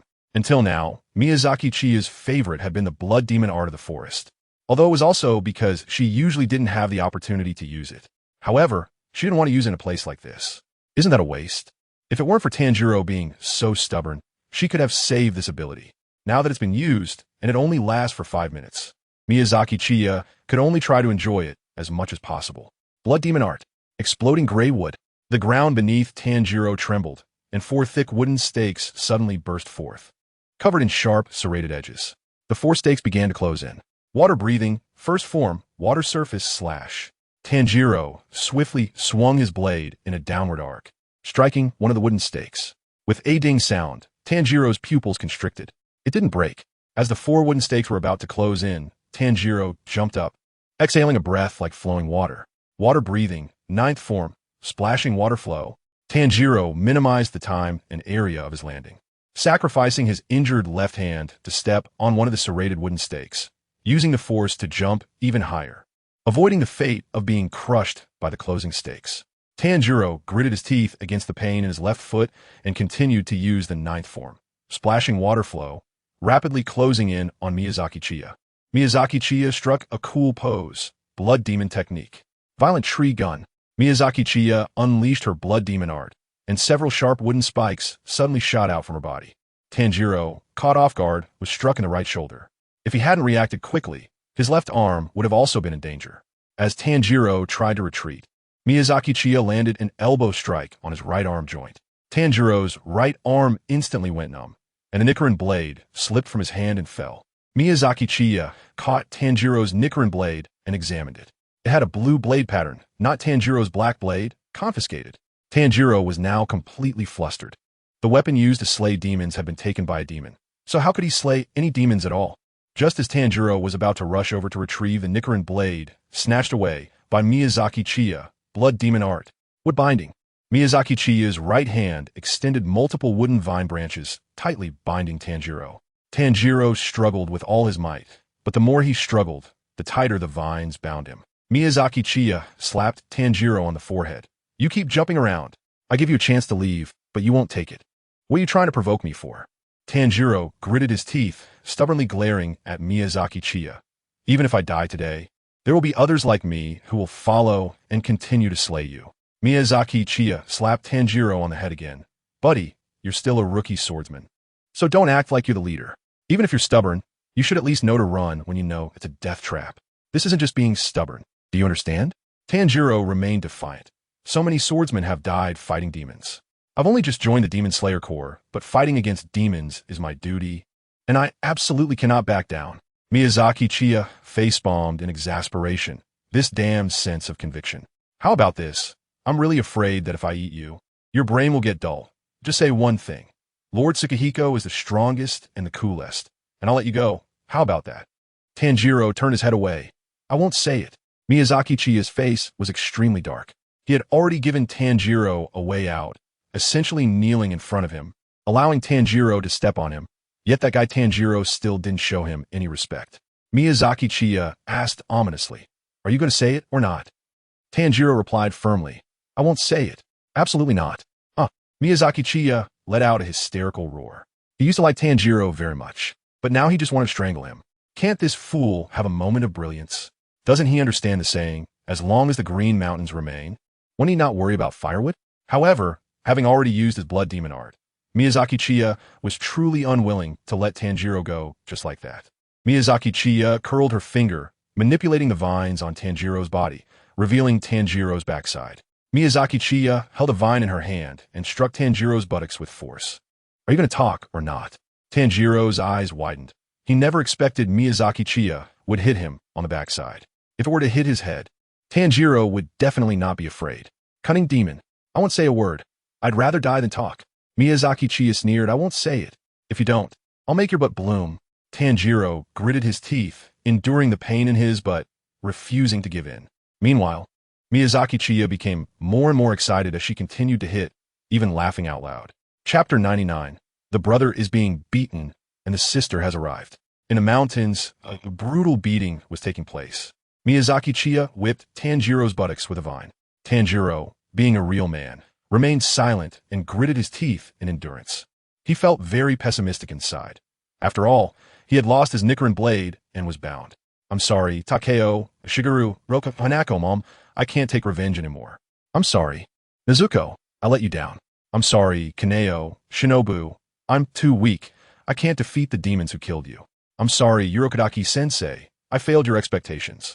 Although Tanjiro was very pessimistic, he had no regrets. Because this was his duty, the intense pain in his buttocks caused Tanjiro to faint. Seeing that Tanjiro was motionless, Miyazaki Chiya stopped whipping him. She had been so caught up in the moment that she hadn't held back and had knocked him out. Just as Miyazaki Chiya planned to finish up, release the vines binding Tanjiro, and escape, a foot descended from the sky, aimed directly at her face. Miyazaki Chiya didn't react in time, and her foot directly stepped on Miyazaki Chiya's face. Miyazaki Chiya rolled on the ground several times before coming to a stop. Miyazaki Chiya covered his cheek, feeling as if his face was about to be kicked out of shape. Miyazaki Chiya got up from the ground and looked ahead. Her brother had been beaten, and her sister had arrived. At that moment, Nezuko was pulling at the vines on Tanjiro's body. Miyazaki Chiya suddenly found it amusing and truly felt innocent. He just went out for a walk and ended up being chased and attacked by Tanjiro. Clearly, he was trying to give Tanjiro a way out, but Tanjiro was too stubborn to take it. Now that he had subdued Tanjiro, Nezuko nearly kicked his face askew. Does he not know that he relies on his looks to make a living? Miyazaki Chiya inserted Tanjiro's Nichiren blade into the ground and rubbed her wrist. Today, I made up my mind to get you 2 siblings. With about 2 minutes left, it was enough time for Miyazaki Chiya. After Nezuko rescued Tanjiro from the vines and placed him on the ground, her little face looked fierce as she charged at Miyazaki Chiya. As Nezuko ran, she suddenly jumped and kicked towards Miyazaki Chiya again, still aiming for her handsome face. Miyazaki Chiya sneered. I was careless just now. If I get kicked in the face by you, this new demon, again, I won't be a demon anymore. Blood demon technique. Wood binding. Miyazaki Chiya unleashed her blood demon art, causing numerous wooden sticks to suddenly grow from the ground and bind Nezuko in the air. Nezuko couldn't change direction to evade, and her intelligence was low at the moment, acting purely on instinct, so she had no intention of dodging at all. Nezuko was tightly bound and fell from the sky. She roared and struggled, but was unable to break free. Miyazaki Chiya walked up, looking down at the struggling Nezuko with a villainous laugh. Huh? Jump again? Go ahead. Jump again. Don't you like jumping? Show me another one. 1 or 2 heads are really stubborn. Truly not a family that enters the same door. No, you're a bit better than your brother. After all, your brain is already messed up, but your brother is really beyond saving. Nezuko couldn't understand what Miyazaki Chiya was saying. Maybe if she understood, she would be even angrier. All right, I keep my word. I'll slap your but a few times, and then I'll leave. Seriously, what a huge loss today. I just want to take a simple walk, but I didn't expect to run into you two clowns. My blood demon art is gone, and my face almost got kicked sideways. Miyazaki Chiya walked up to Nezuko and picked her up. Miyazaki Chiya raised her left hand high, just as she was about to land it on Nezuko's, but when four voices simultaneously exclaimed, "Miyazaki, Chiya, what are you doing?" Miyazaki Chiya stiffly turned her head and saw Kanata, Mako, Kanai, and Takedo Michiro, who had appeared behind her without her noticing. She had been focused on Nezuko and Tanjiro just now and hadn't sensed that Kanata and the others had returned. Miyazaki Chiya glanced at the Yadu and then at his right hand holding Nezuko and his raised left hand. At that moment, he looked just like a criminal committing an illegal act. Miyazaki Chiya's face turned pale. "No, you guys listen to me explain. Things are not what you think." Keita twisted her neck. "What else do you want to explain, Miyazaki? The facts are right in front of us." In the next moment, Kei to Makomo and Taketu Mwichiru, who joined in halfway, launched a brutal righteous group beating on Miyazaki Chiya. Miyazaki Chiya sat on the ground, feeling wronged. "It's really not like what you see." Kanahashi Kane smiled and said, "I know, it should be that Tanjiro and Nezuko attacked you first, and then you fought back, right?" Miyazaki Chiyo was about to cry. As expected, Kanahu's sister, "You're the best. Akatsuki, Makoto, and Ichiro are just bullies." Akatsuki and Makoto retorted, Hey, we never said we didn't believe you." "Huh?" Miyazaki Chiyo looked confused. "You believe me, yet you still ganged up on me?" Akatsuki explained, "Makoto and I sensed that you weren't in the house, while Kanahu's sister and Ichiro went to the neighboring village. And Nezuko suddenly rushed out of the foggy mountain. We happened to encounter Kanahu's sister and Ichiro on the way, and they told us that they clearly instructed you to stay in the house, but now you're not there. So, combining that with Nezuko's sudden rush out of the foggy mountain, we guessed that you might have had a conflict with Tanjiro, and Nezuko came to help him." After hearing the explanation, Miyazaki Chiyo was not happy at all. "Then why did you still hit me?" Makoto squinted at Miyazaki Chiyo and said, "Kanahu's sister told you to stay in the house, yet you ran out. Are you going through a rebellious phase? Why are you being so disobedient? And Tanjiro, why did you hit so hard? Also, don't say it was a gang fight. Akatsuki and I didn't even use much strength, so stop playing the victim." Miyazaki Chiya leaned her face close to Makomo's. "No strength? Look at the bruise on my right eye, it's still not healed, which means it was done with intent." "Huh?" Kaneo and Makomo took a careful look at Miyazaki Chiya's eye. It was almost unrecognizable, but they could still see a bit of the bruise. Kaneo and Makomo simultaneously turned to look at Tsutomu Yuku, who had retreated behind Kanai Butterfly. After all, Tsutomu Yuku had also joined in when they were just beating up Miyazaki Chiya. Besides them, it could only be Tsutomu Yukiru. Tsutomu Yukiru laughed awkwardly. "I don't know. I just gave a few casual hits. Who knew I accidentally used a bit of strength? Sorry, boss." After saying that, Tsutomu Yukiru immediately took off running. Miyazaki Chiya's face turned dark. "You can't escape today. Accept your fate, Taketu Mwichiru." Miyazaki Chiya is relentlessly pursuing Yukiru, determined to show him a thing or two today. Chapter 100. Guessing Miyazaki Chiyo and his group changed their location and went to the village where Butterfly Kane and Takedo Michiro were slaying demons, to prevent Tanjiro from finding them again. After Miyazaki Chiyo and the others left, Nezuko had already had the wooden sticks removed from her body, and she stayed by Tanjiro's side. After a while, Kadaki Sakanji found Tanjiro and Nezuko. Kadaki Sakanji had a bad feeling when he saw that Nezuko was not in the house and hurried to look for Tanjiro. Kadaki Sakanji, like Tanjiro, had a unique and keen sense of smell, so he successfully tracked down Tanjiro and Nezuko by following Nezuko's scent. Seeing Tanjiro protecting Nezuko, Kadaki Sakanji's expression became serious, and he quickly approached to check on them. After examining, Kadaki Sakanji let out a sigh of relief. Tanjiro did not have any life-threatening injuries, just some superficial wounds. However, there was one strange thing. There was a familiar scent on Tanjiro. After discovering that Tanjiro's Nichiren blade was missing, Kadaki Sakanji searched around but did not find it. He gave up the search, carried Tanjiro on his back, and led Nezuko back to the fog mountain. Kadaki Sakanji bandaged Tanjiro's wounds and quietly looked at Tanjiro's backside. He couldn't understand what kind of demon would hit Tanjiro there, and so hard too. A day later, Tanjiro slowly woke up. The first thing he saw was Nezuko, who looked worriedly at him. Tanjiro rubbed Nezuko's head and said, I'm fine, Nezuko, don't worry. At that moment, Urokadaki Sakanji happened to come in. From Urokadaki Sakanji, Tanjiro learned that Nezuko had suddenly left the Fog Mountain, and Urokadaki Sakanji discovered Nezuko was missing afterward, which led him to follow the scent to find them. Tanjiro thought Nezuko had saved him, and he held her hand, choked up, saying, Nezuko, thank you. I said I would protect you, but in the end, you had to protect me. Nezuko didn't understand Tanjiro's words and could only tilt her head to look at him, even patting his head. Urokadaki Sakanji curiously asked, Tanjiro, what exactly happened? Why is your backside? Tanjiro recalled that demon. I also found it strange. The scent I smelled from him seemed to indicate he had no malicious intent, but he said he had eaten Kaneo and Shinobu. Urokadaki Sakanji's pupils constricted in shock. How is that possible? Kaneo and Shinobu died at the MT Fujisaki. If that demon ate Kaneo and Shinobu, it means he escaped from MT Fujisaki. Since the prison was established at MT Fujisaki, no demon has ever escaped from there. If this is true, it must be taken seriously. This indicates that there is a flaw in the prison, and we must report this to the Demon Slayer Corps immediately, so they can send people to investigate the prison at MT Fujisaki. Tanjiro, can you describe what that demon looked like? Tanjiro described Miyazaki Chiyo's appearance, and then pointed to his left eye, saying, by the way, his left eye had the character's lower 6, and he claimed to be one of the strongest demons of the 12 Kizuki. Urokadaki Sakanji's eyes widened. 12 Kizuki? Tanjiro asked, Mr. Urokadaki, do you know about the 12 Kizuki? Urokadaki Sakanji nodded seriously. Yes, of course.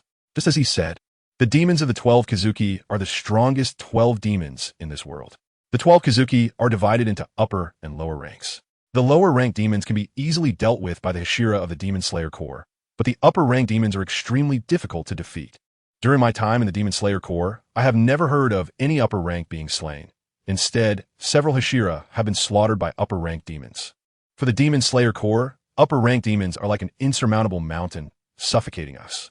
Tanjiro felt confused, but was certain that the demon he encountered was indeed very strong. Tanjiro hugged Nezuko in amazement. Nezuko, you're amazing. You actually managed to defeat such a strong demon. Urokadaki Sakanji said sternly, no, it shouldn't have been Nezuko who defeated him. Right now, Nezuko is not capable of defeating a demon of the 12 Kizuki. Even the weakest lower-ranked demon. Tanjiro, tell me the details of your battle. Seeing Urokadaki Sakanji's seriousness, Tanjiro also became serious and began to tell Urokadaki Sakanji in detail about the battle. Urokadaki Sakanji murmured, 2 completely different blood demon arts? That's not surprising.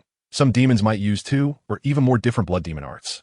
As Tanjiro continued describing, Urokadaki Sakanji's frown deepened, and by the end, his expression was extremely tense. Urokadaki Sakanji incredulously asked, that demon thought you were slow-witted, so he didn't plan to eat you and let you go? And all his attacks never landed on your vital points from the beginning? Tanjiro nodded. Yes, I am already a formal member of the Demon Slayer Corps. I cannot disgrace the Corps by fleeing in battle. His attacks indeed never landed on my vital points. All his attacks, even the large-scale ones, deliberately avoided my heart and head. At this point, Tanjiro also felt something was off. Yes, although he fought fiercely with Miyazaki Chiyo, it seemed that from the very beginning, Miyazaki Chiyo did not intend to kill him. Tanjiro speculated. Could it be that he didn't want to kill me because I'm too foolish? Urokadaki Sakanji looked at Tanjiro with a complex expression. Tanjiro, perhaps he was right. Tanjiro scratched his head in confusion. Right about what? Urokadaki Sakanji pressed his lips together and said, nothing, you don't need to mind it. The reason this demon didn't kill you must be for another reason, and he must have also noticed Nezuko's uniqueness. However, he did not kill Nezuko or abduct her, which is very suspicious. Urokadaki Sakanji said solemnly, especially since he is a demon of the 12 Kizuki, directly under Kibutsuji Muzan. This should be considered an achievement for him. Perhaps he has other motives for not killing you. Urokadaki Sakanji looked into Tanjiro's eyes and said, Tanjiro, it is likely that you have already been targeted by him. Being targeted by a demon of the 12 Kizuki may make your future path even more difficult, so you must be more cautious. Tanjiro nodded seriously. Mr. Urokadaki, I will. I won't let anyone take Nezuko away from me. Chapter 101. Departure. Tanjiro vowed that he would not let anyone take Nezuko away from him. However, Urokadaki Sakanji shook his head. Tanjiro asked in confusion, Mr. Urokadaki, what's wrong? Urokadaki Sakanji sighed. Tanjiro, if you encounter a demon that you cannot defeat next time, It is not shameful to run away. Only by surviving can there be hope. Do you understand? Tanjiro wanted to say something, but Kadaki Sakanji continued. Think about Nezuko. If that demon hen T wanted to kill you, you and Nezuko might already be dead tonight. Tanjiro opened his mouth, but finally could only say gloomily, I understand, Mr. Kadaki. Indeed, if it's as Kanroji Mitsuri said, that lower moon demon is very strong. It might even die before the battle starts. Because Tanjiro understands that his attacks cannot harm that demon at all. And then Nezuko arrives? Only then does Tanjiro feel fear. Tanjiro is not afraid of death, but he is afraid of Nezuko getting hurt. Kanroji Mitsuri stands up and says, Rest well, your Nichiren blade should arrive in a few days.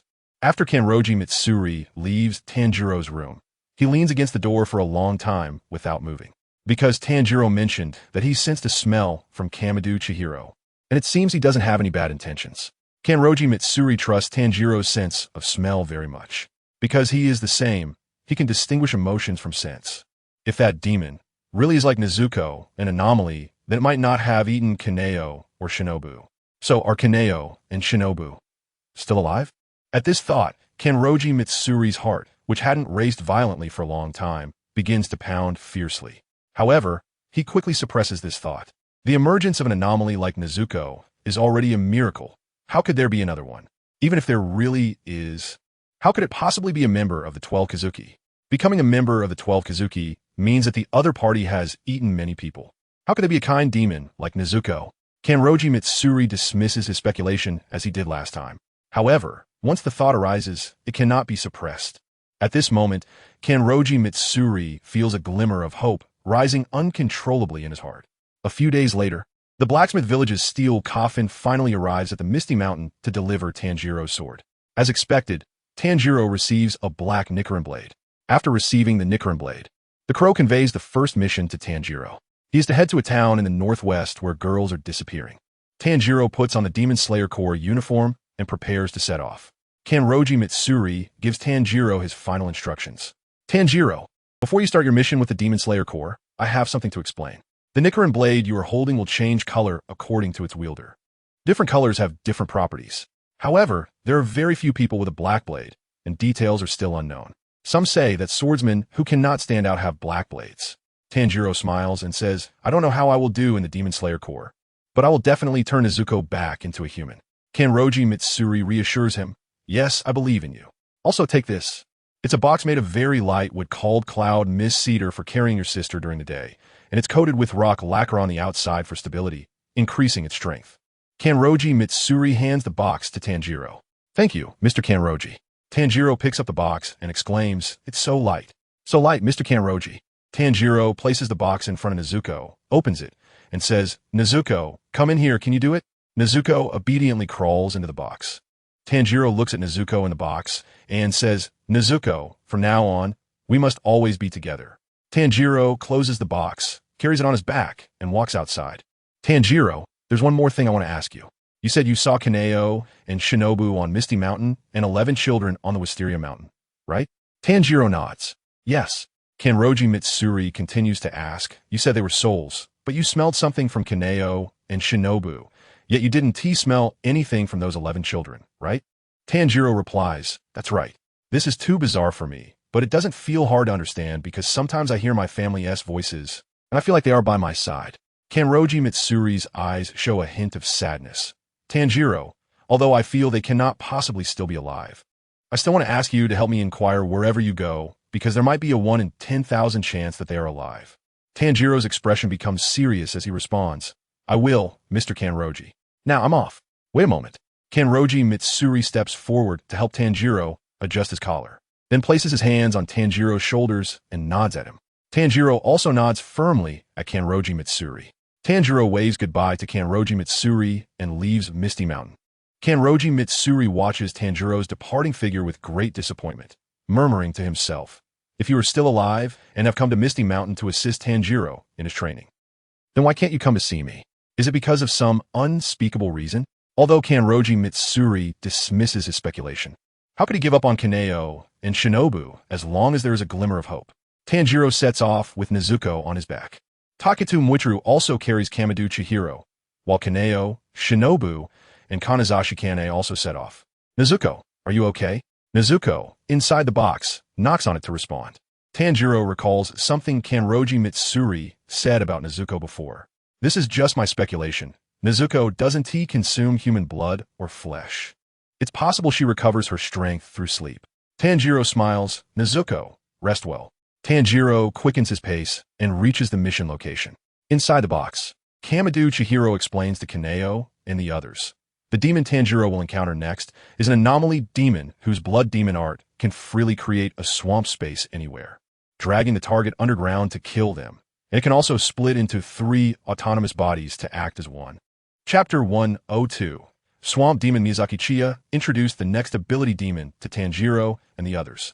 Kanado exclaimed, "Is the first demon we encounter as a newly official member of the Demon Slayer Corps an ability demon?" Miyazaki Chiya sneered and said, "Ha, he doesn't dare? He directly confronted me. The Lower Moon's 6. What else is he afraid of? When he got to Asakusa, he even dared to go find that guy.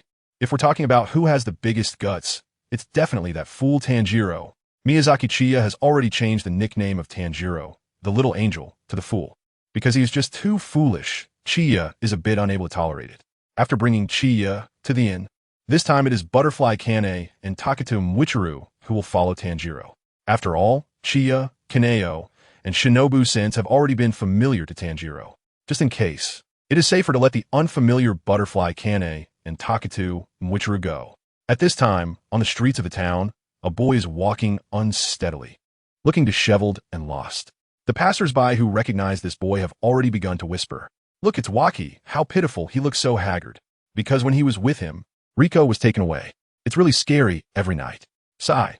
I'm really fed up. Another young girl will be taken away after nightfall. Tanjiro just brushed past Waki and heard the conversation of the pedestrians, immediately deciding to catch up with Waki. "Waki-san." Waki stopped, his vacant eyes looking at Tanjiro. Tanjiro said seriously to Waki, "I want to inquire about something. Is it convenient?" Upon hearing that Tanjiro was investigating the disappearance of the young girls in the town, Waki agreed to help and took Tanjiro to a street. "Riko disappeared here, although you might not believe it." Tanjiro confidently replied, I believe you." After saying that, Tanjiro directly crouched down and began to sniff. From a distance, Butterfly Kane and Taketo Mwichiru were bewildered watching Tanjiro. Taketo Mwichiru asked with a troubled expression, "What is he doing? Why is he suddenly crouching on the ground like a dog licking it?" From Butterfly Kane and Taketo Mwichiru's perspective, Tanjiro really looked like he was licking the ground while crouched down. Butterfly Kane's expression was subtle. Tanjiro should be smelling something. Smelling the scent of a demon. While crouched down, Tanjiro indeed caught a scent. There was still a lingering smell of demons, but it felt a bit elusive, making Tanjiro feel strange. Not to mention that Butterfly Kane and Taketo Mwichiru were confused. Waki was also bewildered, wondering what was wrong with this kid. Waki touched his swollen cheek. This was for being hit by Riko's father yesterday. Tanjiro continued to sniff along the street while Waki followed him. Now Waki had no choice but to rely on this seemingly unreliable kid. The pedestrians on the street also looked at Tanjiro's strange behavior with curiosity. Until dusk, Tanjiro stood still, frowning as he stared ahead. Waki thought that Tanjiro didn't believe him, so he planned to give up. Waki trembled slightly and said to Tanjiro, "Please believe me, she really disappeared." Tanjiro turned around and said seriously to Waki, "I believe you, because I came here for this." At night, the sun had already set. Tanjiro continued his hunting dog work. "Do we have to continue?" Waki asked. "Yes, it's already this late. Although I'm glad you're thinking of me. Let's leave it for tomorrow and rest for now." Tanjiro suddenly crouched down again and said, "Those guys operate at night, so we can't rest. I've discovered a new sin over here. It must be nearby. Those guys. Do you really?" Seeing how serious Tanjiro was, Waki couldn't help but believe him. In a family, a mother said to her 16-year-old daughter, "It's really scary. Please don't go out for now." "Okay, mother. Good night." The girl returned to her room from the hallway, unaware that a black shadow had appeared on the floor behind her, following her. The girl lay on her bed, staring at the ceiling, murmuring, "I wonder how the kidnapped children are doing. I hope they're okay." The girl closed her eyes, ready to sleep. However, the entire bed was shrouded in shadow. 2 hands emerged from the shadow, one covering the girl's mouth, the other grabbing her neck and dragging her into the shadow.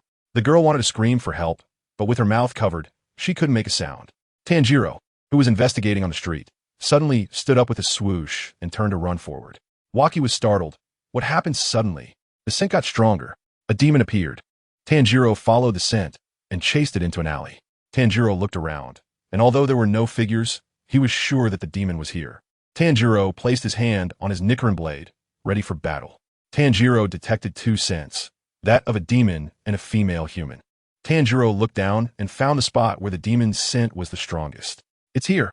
Tanjiro plunged his Nichiren blade into the ground. In an instant, a jet of water surged out, transforming a small area of the ground into shadow, where a female human floated above. Tanjiro rescued the girl from the swamp. The swamp demon emerged from the shadow. Tanjiro looked at the swamp demon solemnly. Another demon with special abilities. The swamp demon's arm was cut, but the wound quickly healed. Where are the kidnapped women? The swamp demon didn't answer Tanjiro, but let out a grinding sound that made one's teeth ache. Tanjiro endured the discomfort and continued to ask. I still have questions to ask you. Before Tanjiro could ask his question, the swamp demon retreated into the shadow, which then disappeared. Waki arrived and also saw the swamp demon. That guy is Waki-san. Please hold on to this person and stand aside. If I'm within reach, I can protect you. Tanjiro handed the girl to Waki.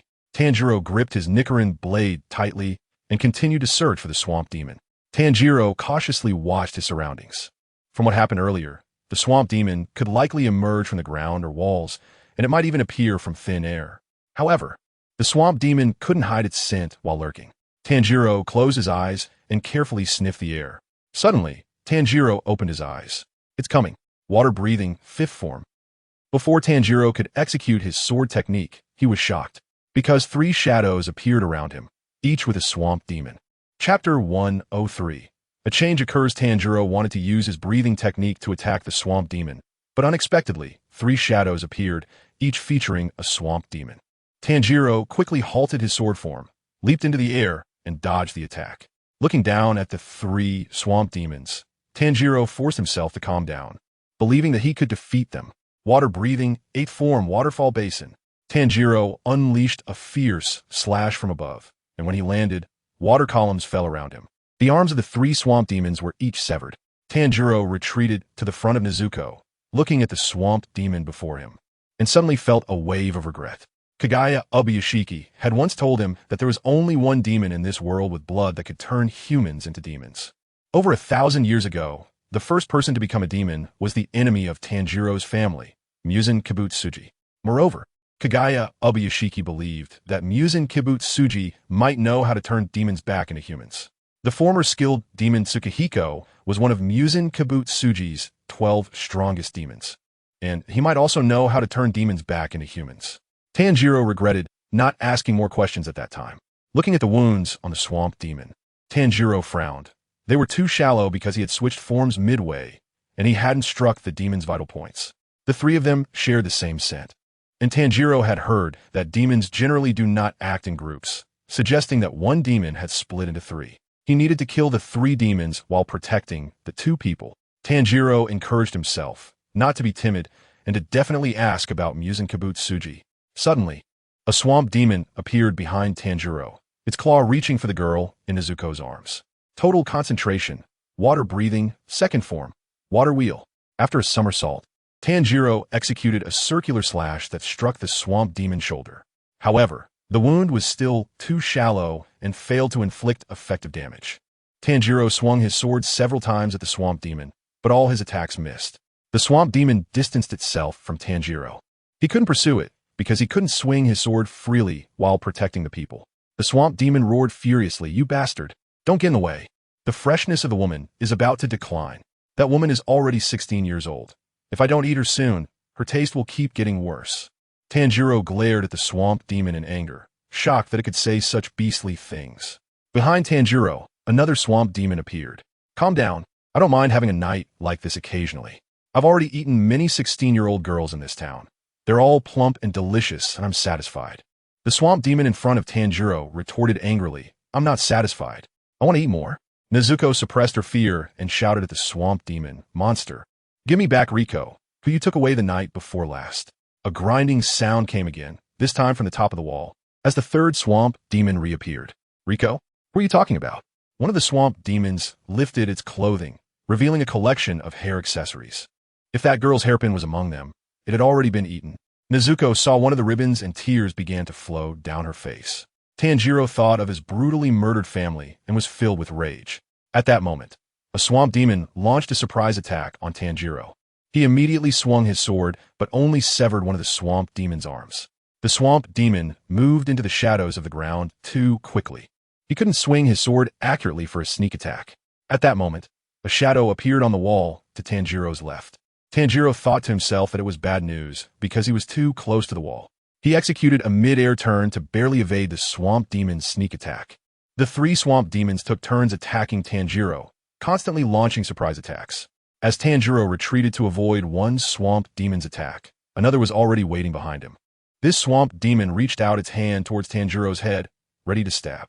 Just as the swamp demon's hand was about to pierce Tanjiro's head, Nezuko appeared, kicking the swamp demon's head and sending it spinning before it fell to the ground, tongue hanging out. The swamp demon frowned at Nezuko. Why does a human have the identity of a demon? It's ridiculous. The swamp demon then dove back into the shadows. Nezuko walked up to Nezuko and the girl, placing her hands on their faces.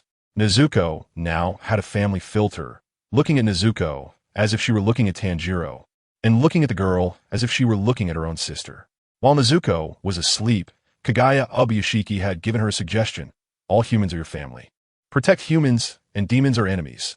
Do not forgive demons that harm humans. Nezuko released her hands, turned to face the reappearing swamp demon, her forehead muscles tensed, and charged at the swamp demon. Tanjiro and Nezuko engaged in battle with the swamp demon. In the distance, Kanawa and Michiro were watching. That swamp demon's ability to dive underground at any moment was indeed troublesome, but as long as their reaction speed was fast enough, they could strike before it appeared or dove underground.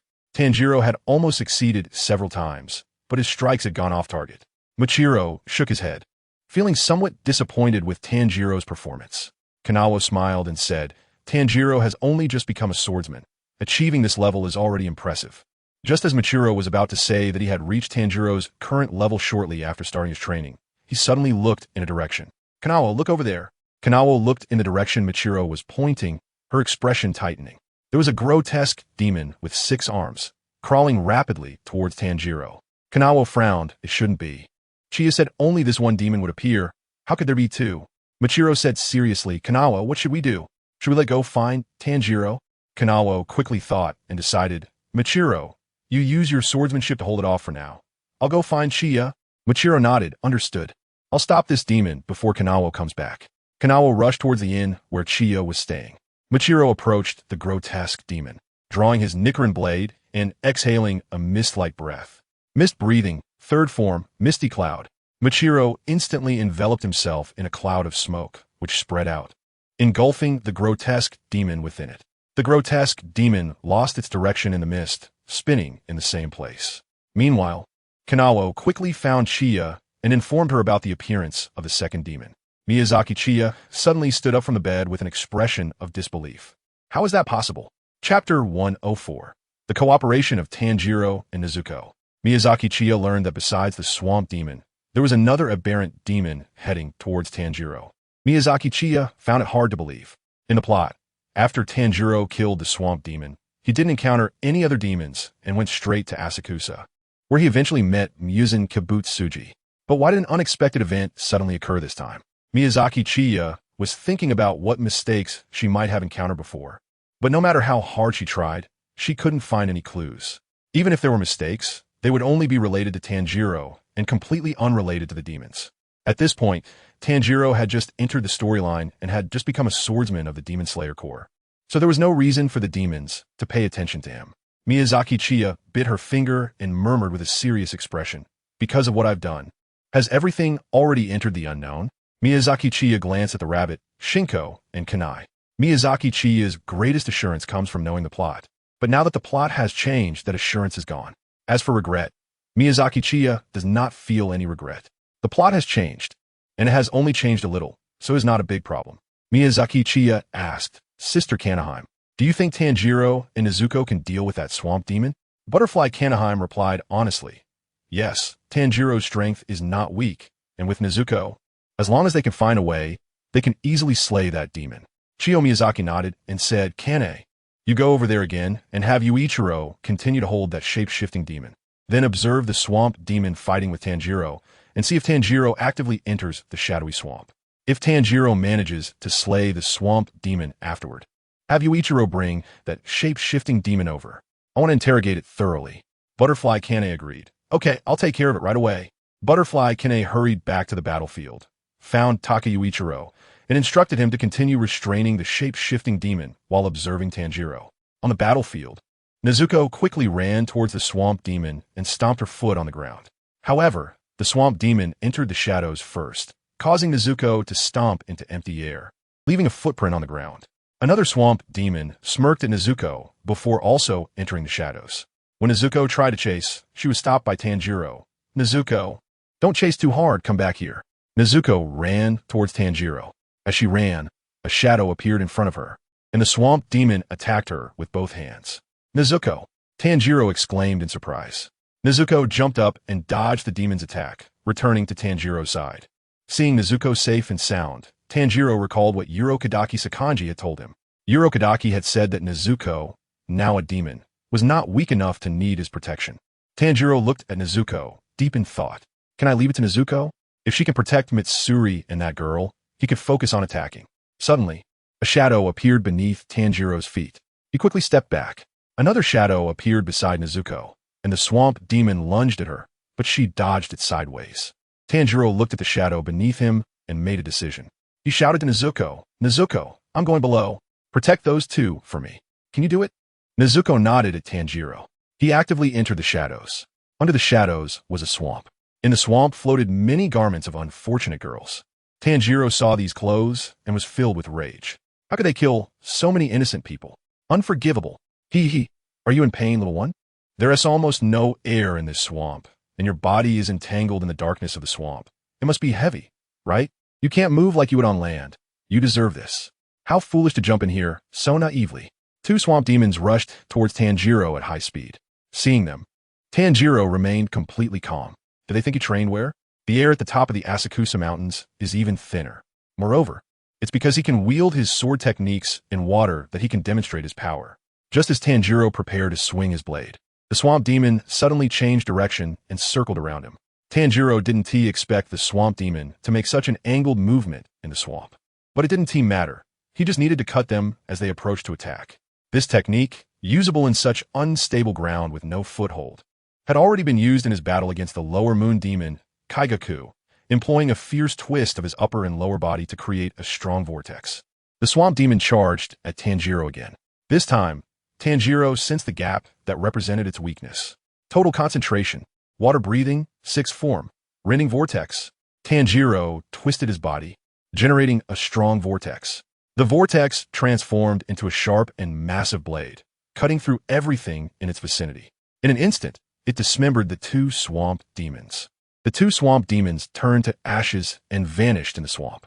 Holding his breath in the swamp had already given Tanjiro a sense of suffocation.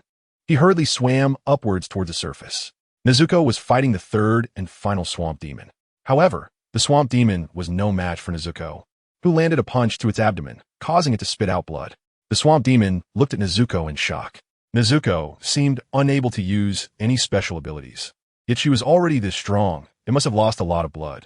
The swamp demon tried to escape into the swamp by opening the shadows. But Nezuko wouldn't give it a chance and charged forward, attacking the swamp demon with a flurry of blows. However, Nezuko's monotonous attacks had become predictable to the swamp demon. Still, Nezuko's strength was too overwhelming. Even when blocked, the swamp demon felt intense pain.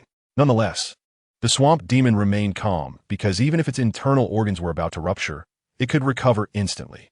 Seizing the opportunity, the swamp demon blocked Nezuko's attack and left 3 claw marks on her forehead. It's near good. Let me make a hole in your face. The swamp demon launched another attack aimed directly at Nezuko's face. In a critical moment, Tanjiro emerged from the shadows, and with a flash of his blade, the swamp demon's right hand was severed. Don't you dare touch my sister. Tanjiro swung his blade upwards again, severing the demon's other arm. The swamp demon collapsed to the ground, looking at Tanjiro in terror. Tanjiro's appearance here meant he had already dealt with the other 2 demons. Chapter 105. What path to take? The last swamp demon's arms had been cut off by Tanjiro. Tanjiro pointed the tip of his Nichiren blade at the swamp demon, questioning, Your scent is like rotten oil, foul and disgusting. How many people did you kill? The swamp demon did not believe it had done anything wrong and retorted defiantly. Those women, if they continued to live, they would become ugly and unappetizing. So I ate them. You should thank us demons. Furious, Tanjiro swung his blade, causing blood to gush from the swamp demon's mouth. Enough. Tell me what you know about Muzan Kibutsuji. Upon hearing Muzan Kibutsuji's name, the swamp demon visibly panicked, trembling. Speak. Tanjiro aimed his Nichiren blade at the demon's neck. Hurry up and say it. I can't say it. I can't say it.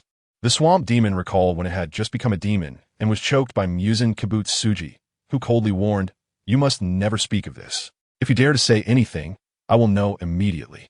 I'm always watching you. I can't say it. I can't say it. I can't say it. The swamp demon suddenly seemed to break down, repeatedly muttering these words. The scent of the swamp demon that Tanjiro smelled felt terrifying, as if it was trembling deep within its very bones. I can't say it. The swamp demon's hands regenerated successfully and attacked Tanjiro. However, Tanjiro easily slashed the swamp demon's arms and head again. The swamp demon turned to ashes and vanished. Tanjiro was now thoroughly frustrated. Once again, he hadn't managed to extract any information. Tanjiro sighed, but there was nothing he could do. The demons were gone, and he couldn't ask them anything. So he could only look for another opportunity next time. Tanjiro retracted his Nichiren blade and hurried over to check on Nezuko, who was sitting against the wall with blood on her forehead. Seeing the 3 claw marks on Nezuko's forehead broke Tanjiro's heart. Nezuko was asleep now, and her bleeding had stopped. Tanjiro gently stroked Nezuko's cheek and whispered, I'm sorry, I'm so sorry. Just wait a little longer. I will definitely turn you back into a human. Tanjiro placed Nezuko in the box, carried it on his back, and walked up to Haganezuka, asking, Mr. Haganezuka, are you okay? With a choked voice, Haganezuka replied, How can I be okay after losing my fiancée? Tears fell from Haganezuka's eyes, splattering on the ground. Mr. Haganezuka, no matter how much you lose, you can only keep living, no matter how many setbacks you face. Haganezuka angrily grabbed Tanjiro by the collar. What do you know? You were just a child. Tanjiro held Haganezuka's hand and looked at him gently. Tanjiro stood up and said, I have to go. He handed Haganezuka a piece of cloth. Here, take this. It would be nice if it has something belonging to Miss Riko in it. This was something Tanjiro had specially picked up while slaying the swamp demon. The cloth had some hair ornaments hanging from it. Seeing a red bow hair accessory, Haganezuka couldn't hold back anymore and burst into tears.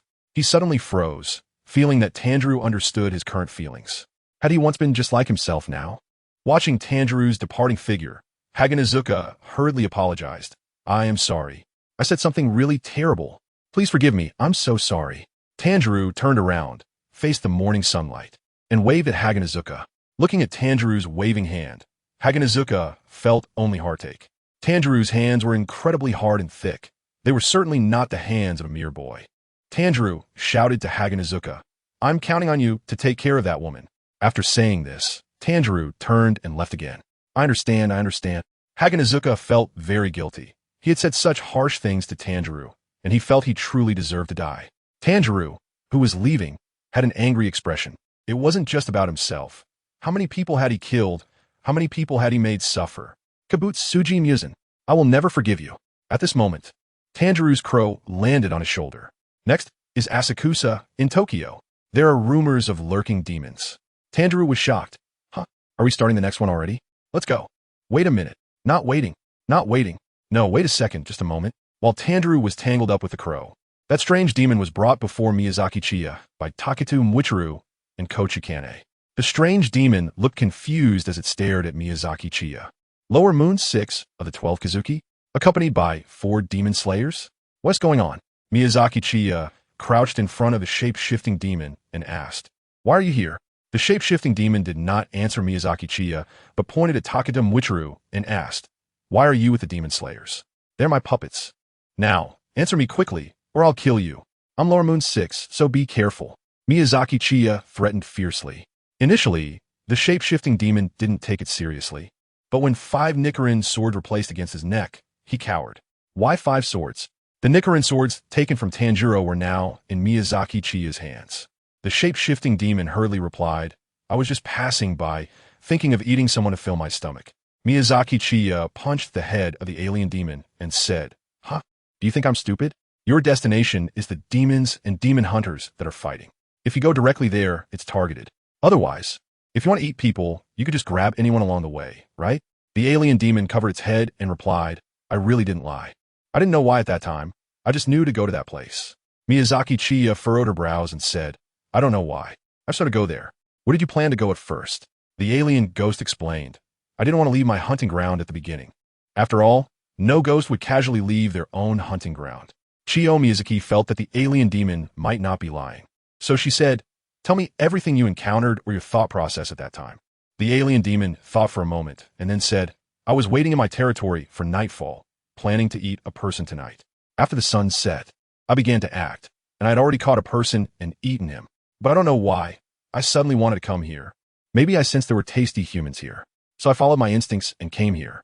At that time, I really didn't notice that there were demons fighting against demon hunters.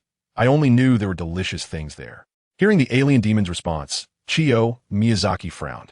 If what the alien demon said was true, then this matter was a bit strange. It seemed like someone was manipulating the alien demon's actions.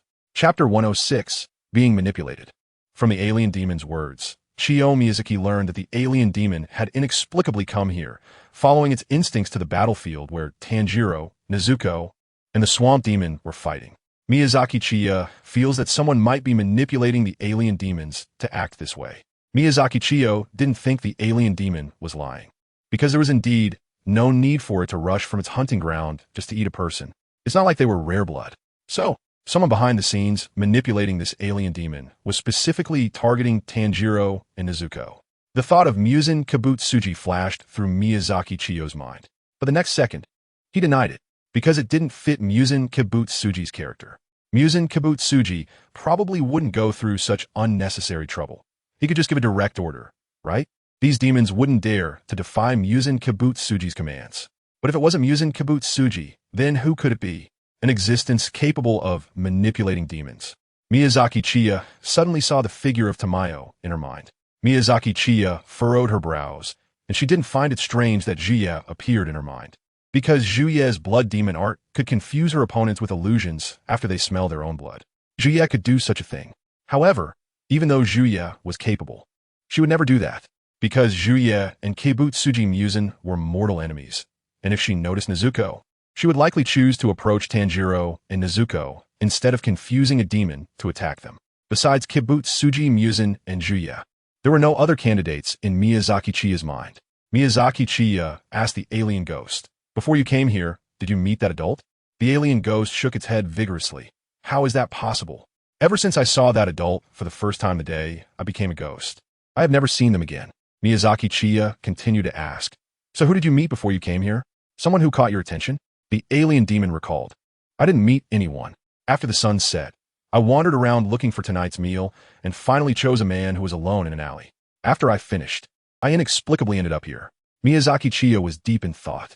It seemed that the alien demon had come here after consuming the chosen humans. In that case, the only impression the alien demon had was of the man who was eaten. Did you encounter anything strange during the process of eating? Strange things? Nothing strange.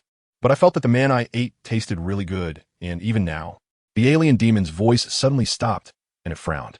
Miyazaki Chiya asked, why aren't you speaking? The alien demon replied with some confusion. I was just about to say that I still remember that smell, but it seems I can't recall the scent of the man I ate. Also, I'm really hungry right now. I shouldn't be this hungry so quickly. Miyazaki Chiya's gaze became sharp. I can't remember the taste, and I'm really hungry right now. Are you sure you ate? The alien demon confidently replied, I'm sure. I definitely ate him. Do you think I wouldn't know whether I ate someone or not? Miyazaki Chiya asked, then tell me, what did the person you ate look like? The alien demon hesitated, saying he looked. Suddenly, the alien demon stopped talking, unable to remember the appearance of the other person. However, the alien demon still tried to argue. Maybe it was because the alley was too dark at that time, I wasn't paying attention, and who would specifically remember the appearance of the food they ate? Miyazaki Chiya sneered and said, as a nocturnal creature, is it too dark? All right, let's say it was too dark that day. Do you remember any characteristics of the other party? The alien monster was racking its brain, thinking, characteristics. I remember he seemed to have a very long head. Miyazaki Chiya wondered, a long head? The alien demon confirmed. Yeah, that's right, he has a long head. Is that all? That's all. Then goodbye. Goodbye. The alien demon wanted to get up and leave. but there was no way to do so because the 5 solar blade knives were still pressed against his neck. Could you ask your puppet to loosen up a bit? Mine, saw thee. As Miyazaki Chiya's voice fell, the head of the alien demon soared into the sky. The one wielding the knife was Miyazaki Chiya. The alien demon looked at Miyazaki Chiya in disbelief, unable to understand why she wanted to kill him.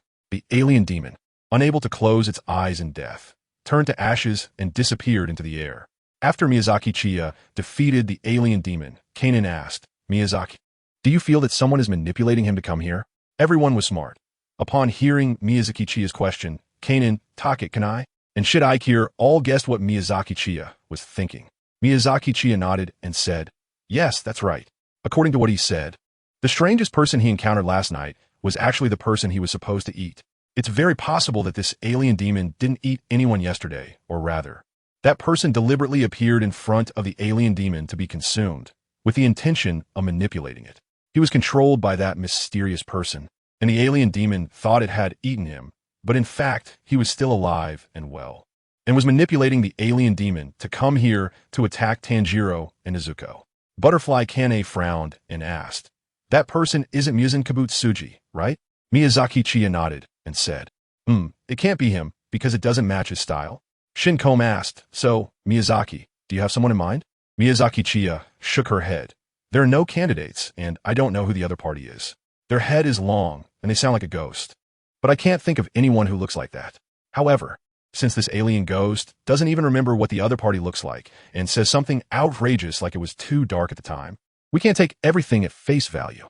Takedo Michiro curiously asked, so, boss, can we confirm that it's a coincidence? Miyazaki Chiya shook her head again and said, no, it's not a coincidence. It's basically confirmed that he is being manipulated, but the identity of the other party is still unknown. In any case, there's already some troublesome guy targeting Tanjiro and Nezuko.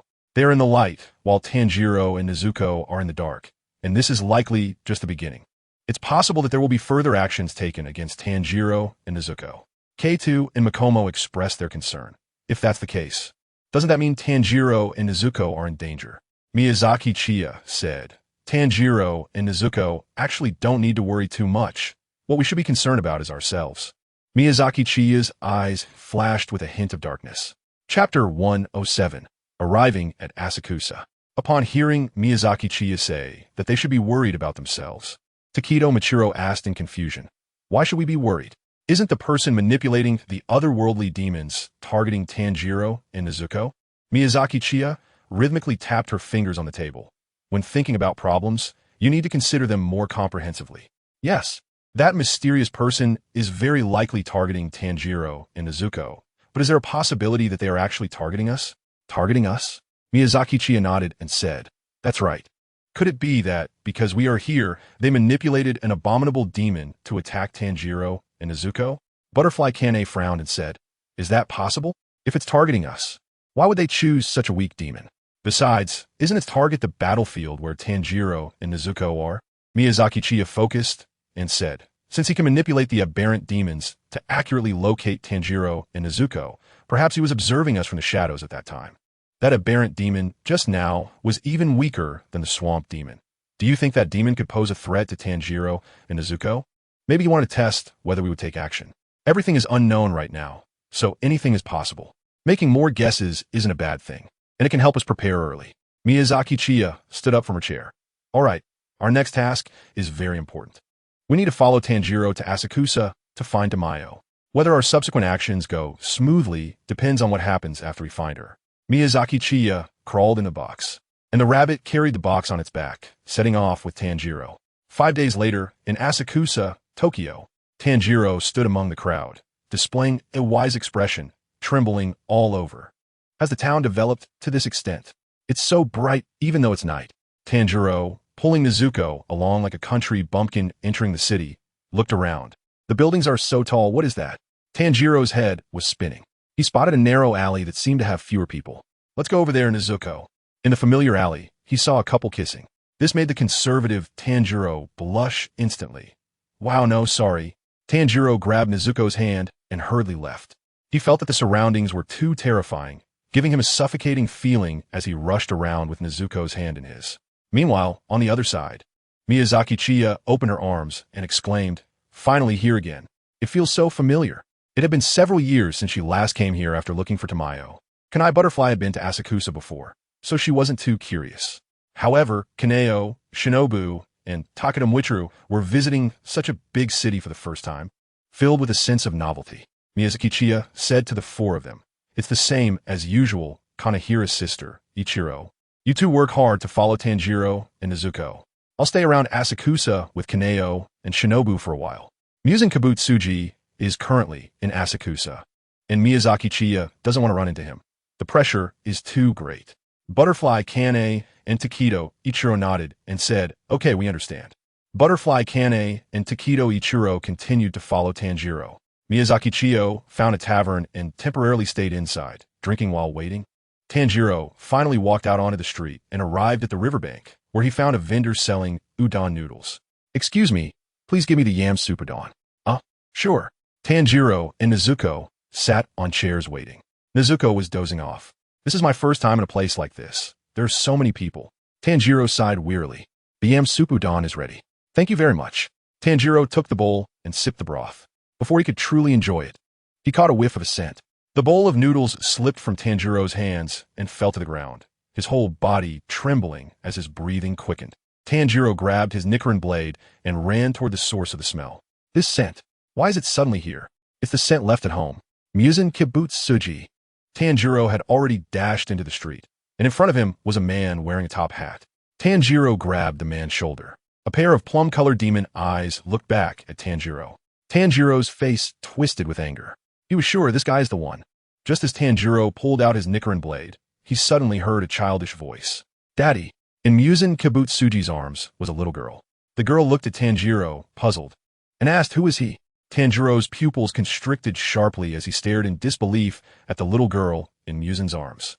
This guy, he's pretending to live as a human. Muzan's vertical pupils returned to normal, gently reassuring the little girl in his arms. "It's okay, don't worry." Muzan then asked Tanjiro, "Do you have something to discuss with me? You seem quite flustered." At that moment, Muzan's wife approached. "Oh dear, what's wrong?" Tanjiro trembled, one hand covering his mouth and the other clutching his chest. "They're humans. The little girl and the woman who just arrived both have human sense. Don't they know? Don't they understand? This guy is a demon. He eats people." Muzan's wife asked, "Is he someone you know?" "No, unfortunately, I don't know him at all." A glint of cold light flickered in Muzan's eyes as he looked at Tanjiro. Muzan lowered one hand, his fingernails turning dark blue-black, and his eyes becoming vertical again. Then, Muzan casually slashed the neck of an innocent man passing by. Tanjiro witnessed what Muzan did, but it was too sudden for him to intervene. The innocent man stood still, clutching his neck. His wife anxiously asked, "Darling, what's wrong?" The innocent man's neck and face were already bulging with veins, his fangs elongating, and his eyes turning blood red. "Stop!" Tanjiro wanted to intervene, but was a moment too late. The now demonized innocent man bit down on his wife's shoulder. Muzan's gaze towards Tanjiro was extremely grim. He noticed Tanjiro's ear accessories, reminding him of a humiliating past. Wisdom Chapter 108, The Hurtful Boss. Muzan Kibutsuji turned an innocent person into a demon. After becoming a demon, the innocent man bit into his wife's shoulder. "Stop it!" Tanjiro rushed over, took off his headscarf, wrapped it around his hand, tackled the man, and stuffed the headscarf into his mouth. "Darling." Even after being bitten by her husband, the wife was still worried about him. "Madam, please take care of yourself first." Press down on the wound with a cloth. After reminding the man's wife, Tanjiro held the man's hands tightly, suppressing him. "It'll be fine. There must be a way." Tanjiro glanced at the man's wife. Her injury wasn't fatal, but if she bled too much, it could be dangerous. Tanjiro reminded her again, "Please press down harder. Tie him up tightly with ropes." As long as the man's wife stopped the bleeding, she would be okay. Tanjiro focused on suppressing the man beneath him. "It'll be fine. This person hasn't killed anyone yet. Just a moment ago, he was just walking here. He did nothing wrong." In the distance, Kanai Kocho and Takeda Muichiro were watching Muzan Kibutsuji with anger in their eyes. They didn't expect that the progenitor of demons was living in human form. It was truly disgusting. Moreover, this guy casually turned an innocent person into a demon. How atrocious. It was utterly unforgivable. Kanai and Muichiro were trembling with rage. The little girl in Muzan's arms shrank her head into his embrace, and Muzan comforted her. "It's okay. Miss Ray, don't look. It's dangerous here. Let's go to the other side." While suppressing the man, Tanjiro remembered that there was still Muzan Kibutsuji. Where did that guy go? Tanjiro turned his head to find that Muzan had already left the crowd. Tanjiro gritted his teeth in anger. On one side was the struggling, innocent man, and on the other was the culprit who killed his family. Damn it! Damn it! I can't let this person go. Tanjiro shouted furiously at Muzan Kibutsuji. Muzan Kibutsuji, I will never let you go. No matter where you go, I will definitely not let you escape. What happened to that child? Mr. Tsukihiko? Muzan's wife asked. Muzan ignored her and continued walking forward. No matter where you go, I will not let you escape. I will chase you to the ends of hell to take your head. I will never forgive you. Muzan's face was incredibly grim, and he continued to walk silently ahead. What are you doing? Donkman? Boy, get away from that man. The patrolling personnel had arrived. Tanjiro pleaded, No, please bring the restraining tools. I beg you. One of the patrolmen grabbed Tanjiro, trying to pull him away. Tanjiro lay directly on the man, refusing to get up. Please stop. No one but me can hold this person down. After a struggle, the patrol personnel saw the man's terrifying face with bulging veins and blood-red eyes. What happened to this person's face? Has he lost his mind? Pull that boy away. Tanjiro struggled desperately. Please stop. I don't want this person to kill. Please don't stop me. I beg you. In the crowd, a man and a woman were watching the scene. Upon hearing Tanjiro refer to the man, who was forcibly turned into a demon by Muzan Kibutsuji, as a human, the woman seemed to be touched. This woman was Tamayo, whom Miyazaki Chiya had been searching for a long time, and the man beside her was Yashiro. The patrolling officers were already planning to use violence. Damn it. If you keep resisting. The patrolman raised his baton high, ready to strike. Tamayo used her nails to scratch 4 bloody wounds on her right forearm. And blood flowed. Blood demon art, dreamlike fragrance. Suddenly, a scent spread around them, and those who smelled it saw incredible patterns in their vision, unable to move.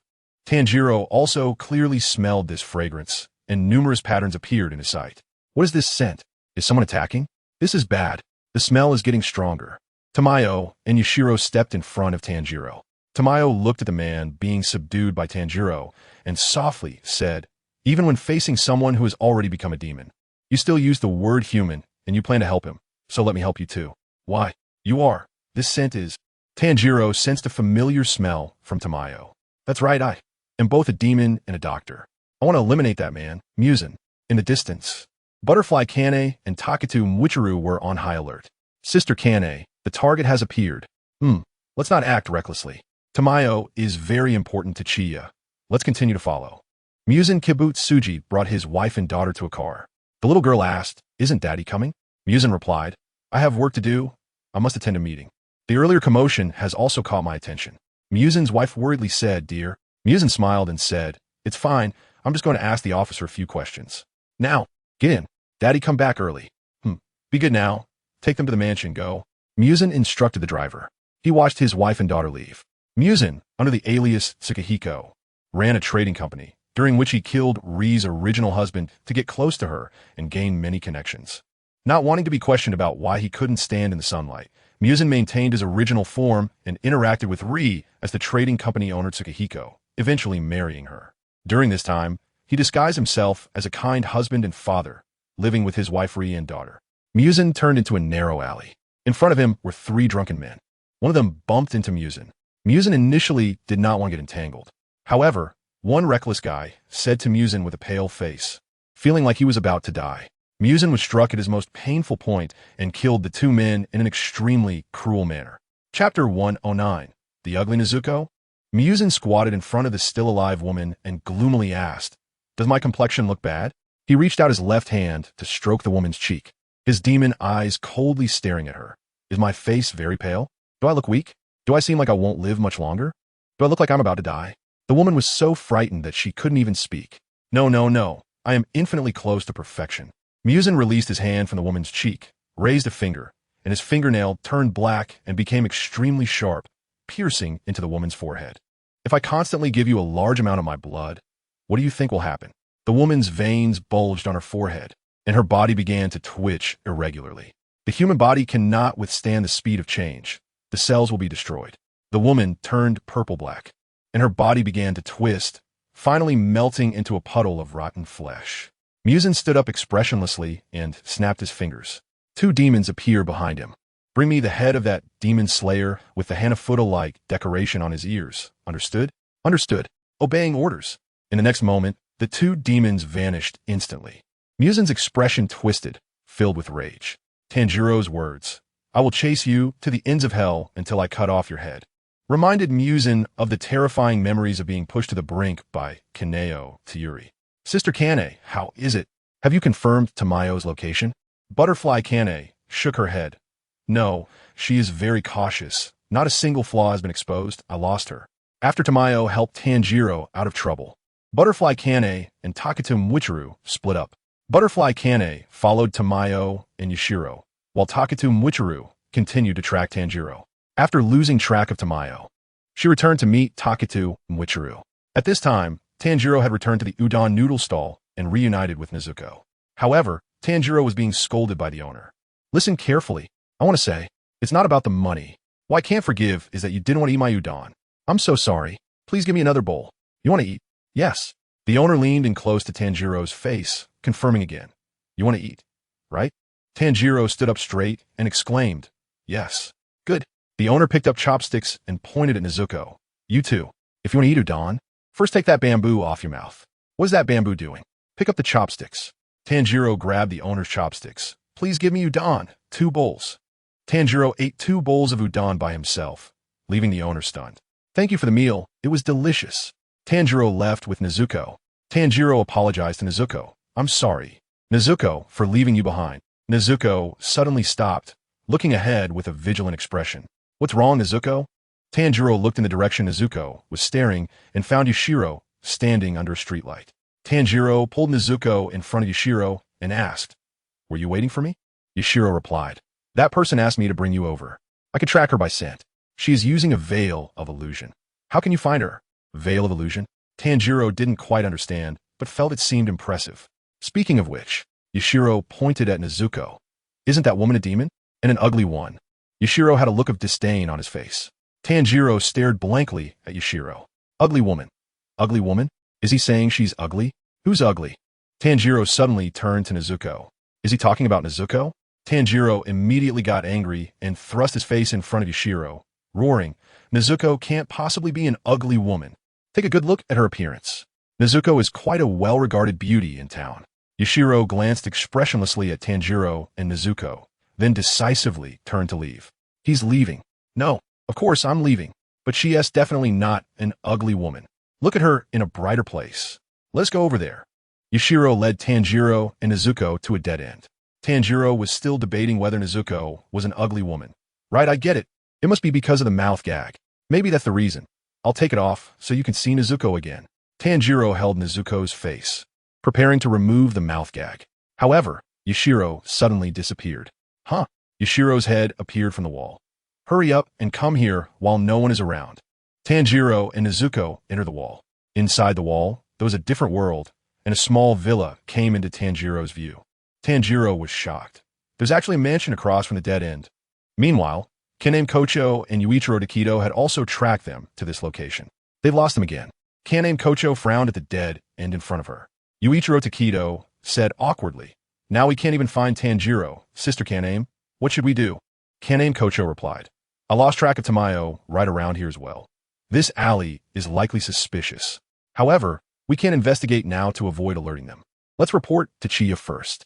Kanem Kocho and Yuichiro Takedo left the alley to find Miyazaki Chiya. In front of Tamayo's mansion, Yashiro urged, "Hurry up. Listen carefully. You must not be disrespectful to that lady. It doesn't matter to me what you do. I brought you here because that lady requested it."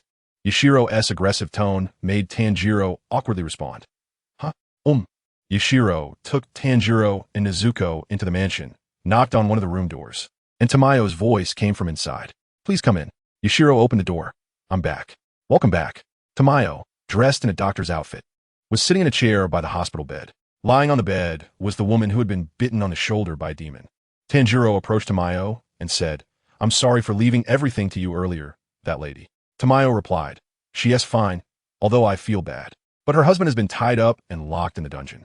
Tanjiro asked, "Doesn't tea treating wounds make you feel uncomfortable?" Yashiro punched Tanjiro in the chest. "As demons, We have to endure drooling over the smell of blood and flesh to treat humans. Tanjiro quietly said with guilt, I'm sorry. Chapter 110. Again obtaining the qualification for the blood battle, Tanjiro and Nezuko had met Tamayo and Yashiro. Meanwhile, Kaname Kocho and Yuichiro Takedo had arrived at the tavern. Finding Miyazaki Chiya, Kanroji Mitsuri, and Makomo, who were drinking. Kaname Kocho recounted the events to Miyazaki Chiya. Miyazaki Chiyo calmly took a sip of her drink and said, It's normal for you to lose track. That alley may be a dead end, but it's just an illusion. You can actually enter at the end. It's fortunate that you didn't conduct an investigation. Otherwise, if they found out, they would definitely relocate immediately. Next time, it would be as difficult as climbing to the sky to find Tamayo and the others. Taketu Muichiro asked, So what should we do now? Should we continue to wait? Miyazaki Chiya nodded and said, Wait a moment, 2 demons will attack them soon. At that time, the illusion will be broken. After Tanjiro and the others leave, we will go find Tamayo. Just as Miyazaki Chiya was pouring more wine and preparing to have another drink, her hand trembled slightly, spilling some of the wine from the cup. Miyazaki Chiya said with So, I was discovered, what bad luck. What's wrong, Miyazaki? You should have sensed me. Let me go over. Kibutsuji Muzan? I could go by myself. You all wait here for me. Miyazaki Chiya got up and left the tavern. Not far from the tavern, in a small alley on the street, Miyazaki Chiya saw Muzan Kibutsuji. Miyazaki Chiya slid on her knees directly to the front of Kibutsuji Muzan and pressed her head to the ground. Lord God, Kibutsuji Muzan looked down at Miyazaki Chiya. Only she would call him that, and he had already gotten used to it. What are you doing in Asakusa? Miyazaki Chiya suddenly had a flash of inspiration and replied, Lord Deity, I came here to investigate because I discovered something unusual. Muzan Kibutsuji squinted and asked, Something unusual? Miyazaki Chiya explained, A few days ago, I encountered a demon that seemed to be manipulated by someone. A glint of cold light flashed in Kibutsuji Muzan's eyes. What happened? Lord God, the demon I encountered a few days ago inexplicably came from one area to my area. I found him and asked why he invaded my territory. The demon replied that he sensed there were delicious humans in my area, so he came here by some strange compulsion. He said he had already eaten one person before coming, but he had no memory of eating, so I suspect he was being controlled and didn't actually eat anyone, and that someone intentionally led him to my territory to make us kill each other. After I saw through him, the demon was going to return to his own area, but when I tried to find him the next day to ask him some details, he had already been killed. The only one who can command us demons is you, Lord God, so I want to investigate who manipulated that demon and kill him. At the end, Miyazaki Chiya burst out with intense killing intent, seemingly angry at someone manipulating the demon.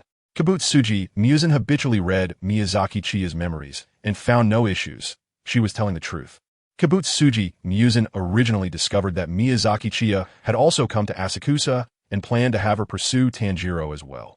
However, Miyazaki Chiya discovered the existence of someone who could manipulate demons, which made the situation even more serious. All the demons were created by him. They were his private property, and now his own property was being used by someone else. How could he tolerate that? Kibutsuji Muzan said darkly, Mitsuho Sahiko, continue investigating this matter and find that guy who can manipulate demons and kill him. Yes, Lord God. Miyazaki Chiya was very pleased. Since that mysterious person was manipulating demons to trouble Tanjiro, whether it was aimed at Tanjiro and Nezuko or against them, they had already positioned themselves on the opposite side. Now, if Kibutsuji Muzan found out about this, he might send other demons to investigate the matter. Although it was uncertain if it would be useful, at least it could cause some trouble for the other party. However, Kibutsuji Muzan's next words made Miyazaki Chiya unable to smile. Mizunoto, Sahiko, I grant you the qualification for the blood battle of position exchange once again. Next time, I hope to see your figure in the upper ranks. At that time, I will grant you more blood. Do you understand? The more Kibutsuji Muzan looked at Miyazaki Chiya, the more he found him pleasing. Whenever something unfavorable happened to him, Miyazaki Chiya would immediately investigate, wanting to share his burdens. What a good subordinate. Unlike those upper ranks, like the siblings Jitaro and Daki, who stayed motionless in that broken pleasure district. They thought that killing a few Hashira was a great help to him, but they were just a few demon hunters, and Kibutsuji Muzan truly looked down on them. In Kibutsuji Muzan's view, it was only natural for the upper-ranked demons to easily slaughter the Hashira of the Demon Slayer Corps. Moreover, Miyazaki Chiya had accepted his blood 3 times and had manipulated at least 3 demon hunters with Hashira-level strength. His power had already reached the upper ranks, and it was time to apply some pressure on those upper ranks. If they didn't work hard, they would be eliminated. Miyazaki Chiya was stunned, not expecting Kibutsuji Muzan to hold him in such high regard, wanting him to become one of the upper moons. However, Miyazaki Chiya quickly calmed down. What was there to be afraid of? After meeting Tamayo and having her help him transform his body, he would turn against them. Upper moon demons? Whoever wants to be one can be, but he certainly wouldn't. Nevertheless, Miyazaki Chiya still had to pretend to be very excited, thanking Kibutsuji Muzan. Thank you, Lord God, for your appreciation. My Tsunehiko will definitely not disappoint your expectations. Kibutsuji Muzan nodded in satisfaction and then instantly disappeared from the spot. Miyazaki Chiya let out a sigh and wiped the sweat from his forehead with his hand. This was the third time he had met Muzan Kibutsuji, and Miyazaki Chiya was still extremely nervous. He feared that if the boss was in a bad mood, he might be done for. Miyazaki Chiya returned to the tavern and told Akatsuki and the others what had just happened. After thinking for a moment, Akatsuki asked Miyazaki, "Are you planning to let Kibutsuji Muzan go find that mysterious person as well?" Miyazaki Chiya confidently replied, "Yes, he is very stingy, and this is almost touching his bottom line, so he will definitely want to find that mysterious existence who can manipulate demons. However, I was caught off guard that he even wants me to become an upper moon demon." The four of them were surprised and said, "Huh? He wants you to be an upper moon? It seems that no matter how much I try to hide my talent, I cannot conceal my excellence. Besides, it's really troubling. Being too outstanding is not necessarily a good thing." Chiya Miyazaki shook her head, appearing humble but actually proud. Chapter 111, Attack. In Tamayo's mansion, Tanjiro had already learned that Tamayo and Yashiro were modified demons. Tamayo explained to Tanjiro, "We can live without eating humans. We only need to consume a small amount of human blood." Tanjiro frowned slightly and said, "Drink blood? But that, maybe you would feel uncomfortable. But we buy it from people who are in tight situations, referred to as blood transfusions, and of course it's a quantity that won't burden their bodies." Tanjiro understood. This was the reason Tamayo and Yashiro didn't have the unique stench of demons, but they still needed human blood. Just blood and Izuko too. By the way, if that's the case, the Lower Moon 6 we encountered last time also seemed to lack the unique stench of demons. Has he never eaten a person? Does he drink blood? That seems unlikely. Kanroji had told him that demons who could become part of the 12 Kazuki had consumed countless people. Tamayo continued, "Yashiro requires even less blood. He is the one I turned into a demon." You did it. But Tamayo explained, "Yes. It's generally believed that no one can turn a demon into one besides Muzan Kibutsuji, and that's basically correct.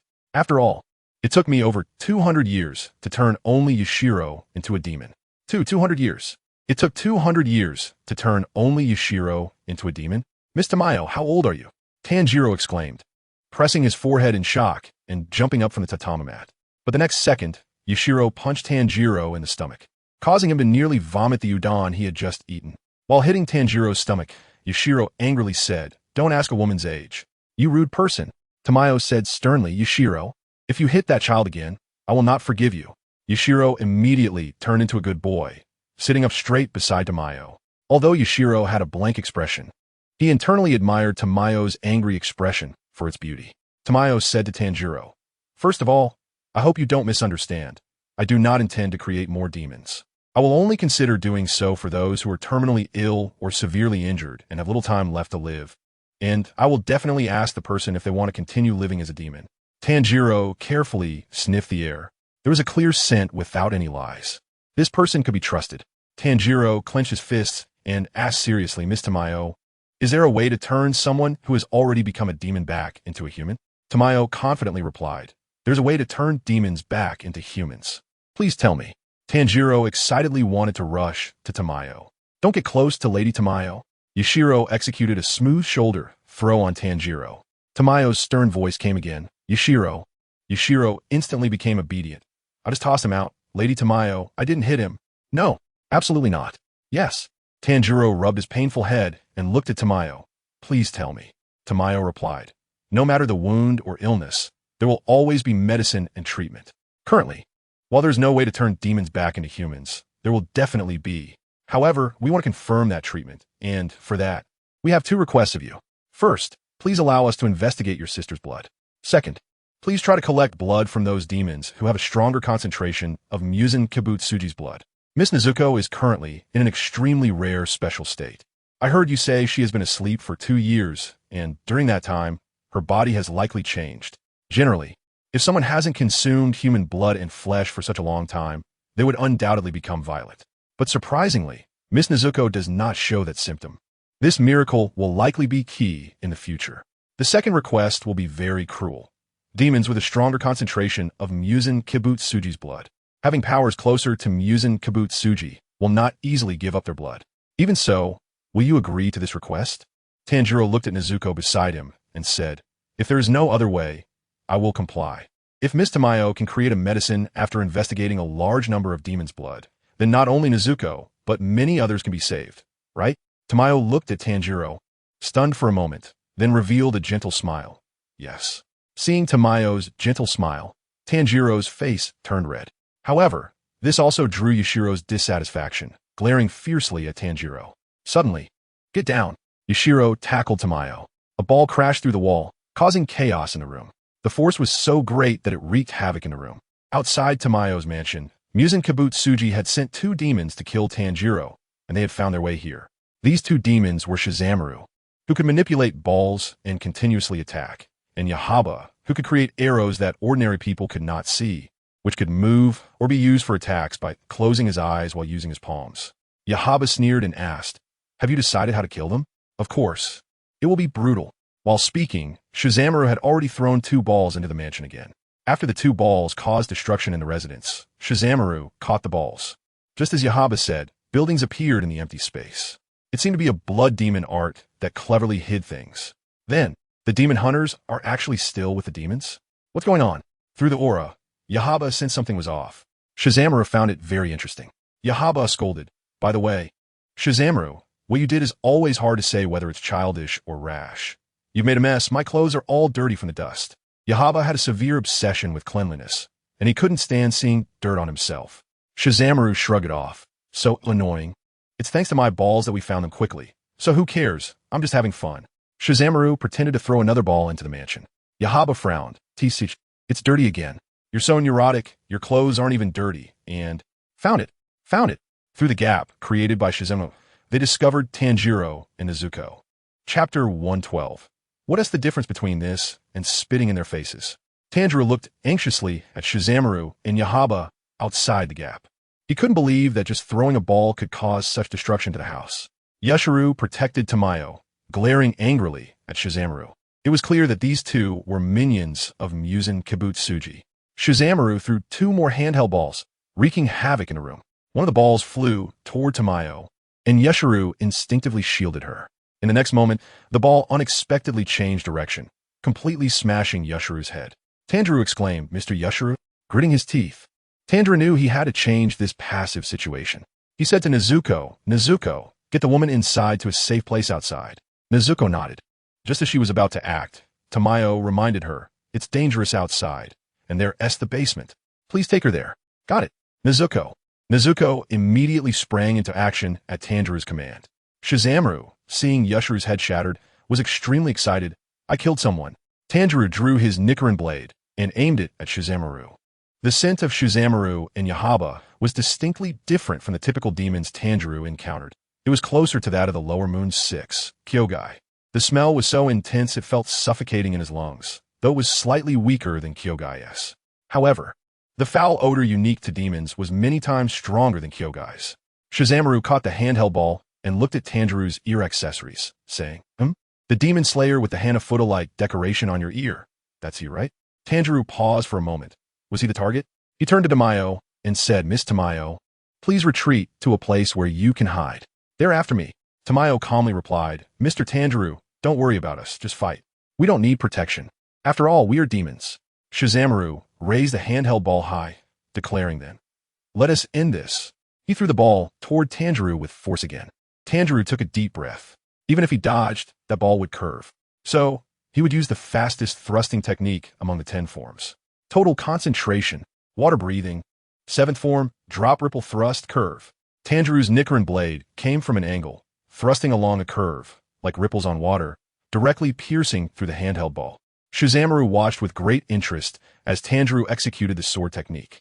The angled strike softened the ball as power, but The handheld ball that was pierced by Tanjiro's Nichiren blade suddenly moved, breaking free from his grip. Tanjiro couldn't understand why the ball had moved. When it hit Yashiro, there was also an unnatural twist. The way it spun wasn't particularly special. Why was that? On a distant rooftop, Miyazaki Chiya, Kagaya Makoto, Kaname Tachibana, and Tosaka are eating melon seeds. Miyazaki Chiyo curiously asked, Kibutsuji, Makomo, you're using water breathing. If it were you, what would you do? Kibutsuji thought for a moment and replied, I would use the land style's twisting vortex to cut the handball. Even if I can't cut it, the vortex created would cause the handball's trajectory to deviate. Then I would find a way to get close to the demon and behead it. But it's better to deal with the demon that can change direction first. Kibutsuji had already realized that the reason Zhu Shamaru's handball changed its trajectory was because it was infused with the blood demon art of Shikuhu. Makomo thought for a moment and said, As for me, I would use the third form, flowing dance. Although the handball is very fast and can change direction, if flowing dance is faster than the ball, avoiding it becomes easy. However, since my speed is already very fast, and Tanjiro's speed is enough, my method wouldn't work for him.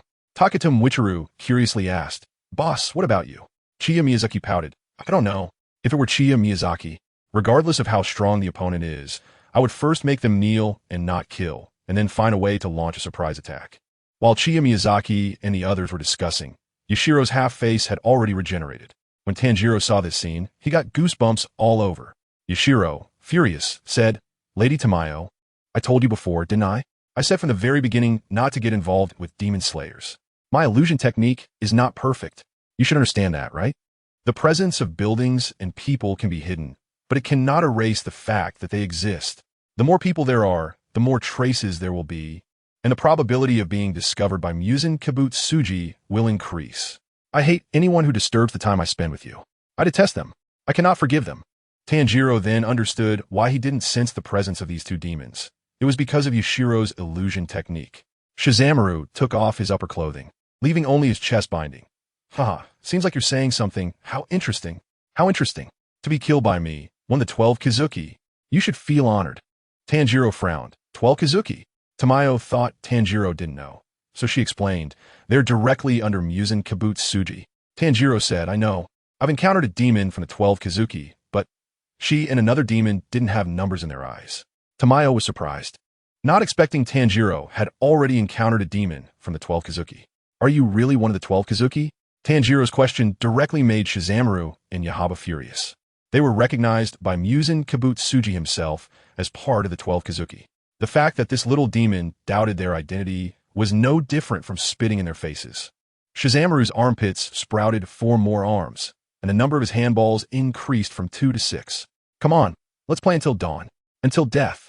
Tanjiro continuously slashed at these handballs.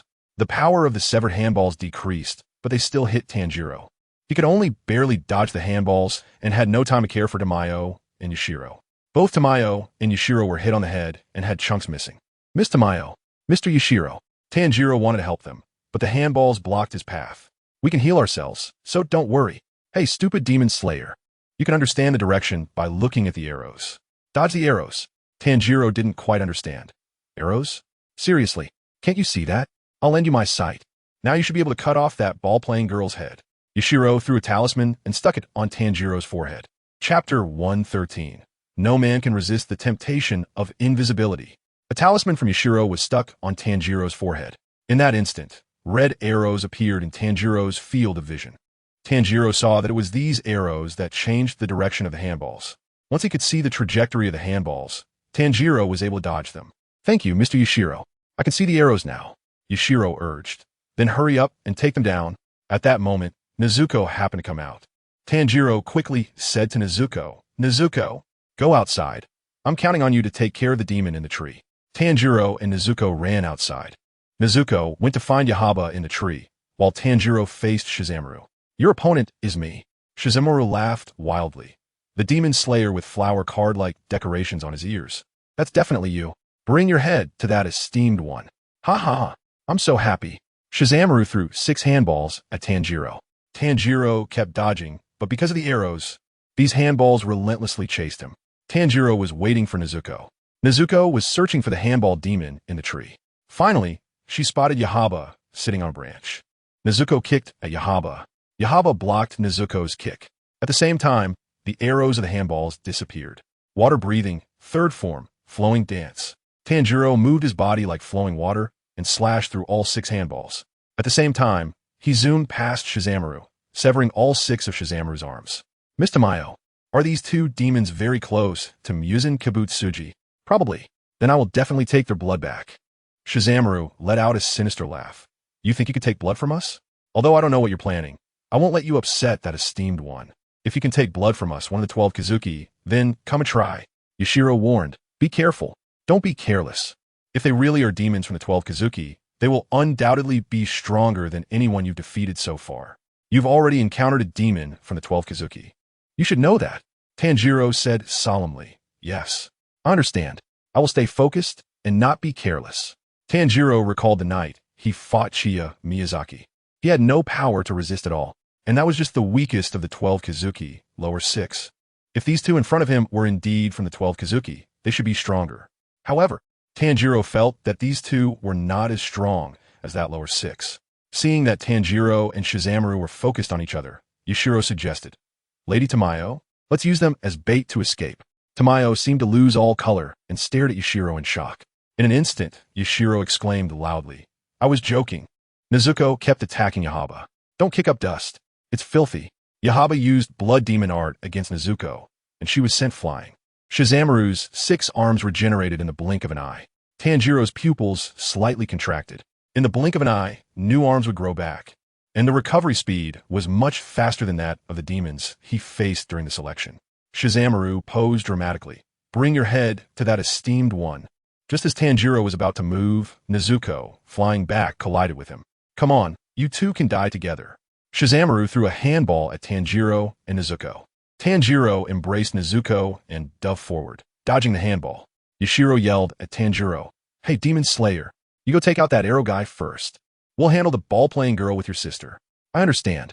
Tanjiro instructed Nezuko. Nezuko, don't push yourself. Nezuko looked at Tamayo and Yashiro as if she saw her mother and brother, her eyes filled with determination. I will protect them. I'm counting on you. Tanjiro and Nezuko passed each other, going to find their respective enemies. However, Tanjiro soon fell victim to Yabuki's blood demon art, being propelled by arrows and crashing into everything around him, ultimately shooting up into the air and free-falling. Looking at the ground far below, he realized that if he fell like this, it would be disastrous. He would have to rely on his swordsmanship to cushion the impact. Water breathing, 8th form, waterfall basin. Tanjiro unleashed a powerful slash from above, and as he landed, columns of water fell around him, greatly cushioning the impact, allowing him to land successfully. Meanwhile, Nezuko was doing her best to dodge the handballs. Yashiro, acting like a schemer, made himself invisible and then unleashed a rapid combo on Shizamaru. Tamayo was knocked to her knees. Yet, Yashiro willingly revealed himself, pointing at Shizamaru and declaring, I will never forgive you for harming Lady Tamayo.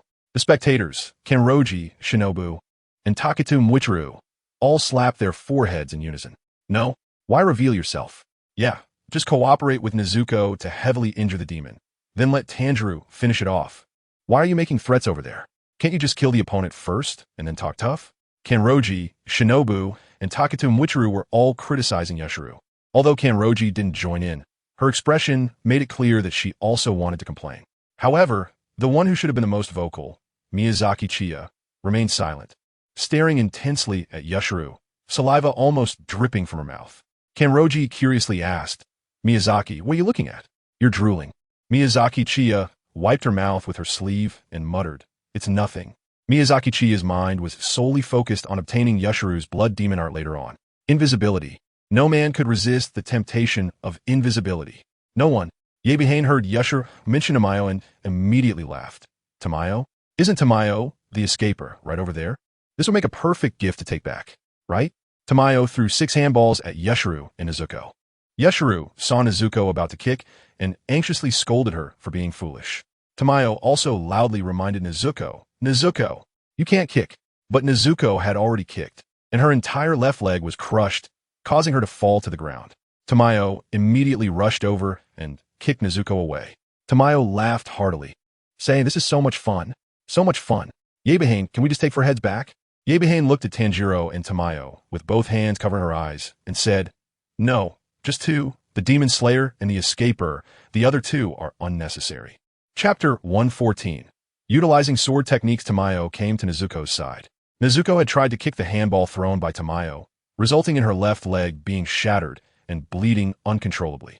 Tamayo looked worriedly at Nezuko's broken leg. The bleeding can't be stopped immediately. The recovery speed is very slow. Tamayo took out a syringe. "I will heal your leg right away." Outside, Tanjiro was facing Yebihane, feeling the situation was tricky. Even if he saw the gaps in the lines, he couldn't easily cut Yebihane's neck. For Tanjiro, if his sword techniques couldn't be applied without deviation to the gaps, they would be meaningless. Even a slight deviation would prevent him from fully unleashing the power of his sword techniques. The direction of the blade would be altered by the arrow's abilities. Moreover, Tanjiro felt like his eyes were in his palms, which was truly disgusting. Yebihane used her blood demon art again, and a large number of arrows charged towards Tanjiro. Tanjiro kept dodging, but it was ineffective. The arrows wouldn't disappear until they hit him, and he couldn't cut them with his sword. The moment the blade touched, it would be deflected in the direction of the arrows. While thinking, Tanjiro managed to cut an arrow, which caused him to be knocked back hard against the wall. Dropping his Nichiren blade, Tanjiro tried to grab the Nichiren blade, but an arrow had already hit him. Fortunately, Tanjiro crouched down just in time, and the arrow struck his Haori. But right after, Tanjiro's right arm was wrapped several times by the arrows. "Everything will go in the direction I want. Your wrist will be twisted." Tanjiro immediately turned and sprinted towards a nearby tree, spinning in midair several times to successfully loosen the arrows and retrieve his Nichiren blade. "Oh, did you dodge by rotating in the same direction as the red arrow? Stupid monkey." Tanjiro looked seriously at Yebihane. He couldn't keep being attacked like this. He had to find a way to counterattack. He needed to change the direction of the arrows without direct contact. "It's about time to die." Yebihane released a large number of arrows again, aiming at Tanjiro. Instead of retreating, Tanjiro pushed forward, encouraging himself in his mind. In this situation, he must utilize his sword techniques effectively. First, he needed to use the sixth form to wrap around the arrows, then use the third form steps to shorten the distance. Tanjiro used water breathing, sixth form, ripping whirlpool, creating a powerful whirlpool that wrapped the arrows within it. Then he used water breathing, third form, flowing dance, reducing the distance to Yebihane. "Spin it around. Wrap it up." Tanjiro felt his blade was heavy, but now was his chance. Water breathing, second form modified, horizontal water wheel. Tanjiro altered the water wheel into a side slash and cut through Yebihane's neck. Although Tanjiro fell to the ground, he felt incredibly exhilarated because he did it, successfully severing Yebihane's neck. Without being in the water, the power of the swirling whirlpool would decrease, but thanks to Yebihane's arrows, the strength was enhanced, successfully wrapping around the arrows. The watching Kanroji and Shinobu were also very proud. It seemed Tanjiro had really integrated the water-breathing sword techniques well. Yebihane's head fell to the ground as he cursed. "Damn it! Damn it! Damn it! If only I could bring your head back, I would gain that person's recognition. I can't forgive this. I can't forgive this. I can't forgive. How dare you let my face touch the filthy ground?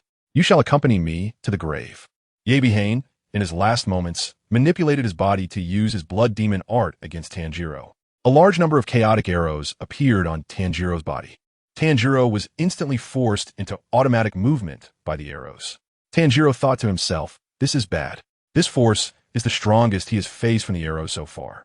If he doesn't continuously use sword techniques to defend, his body will be torn apart."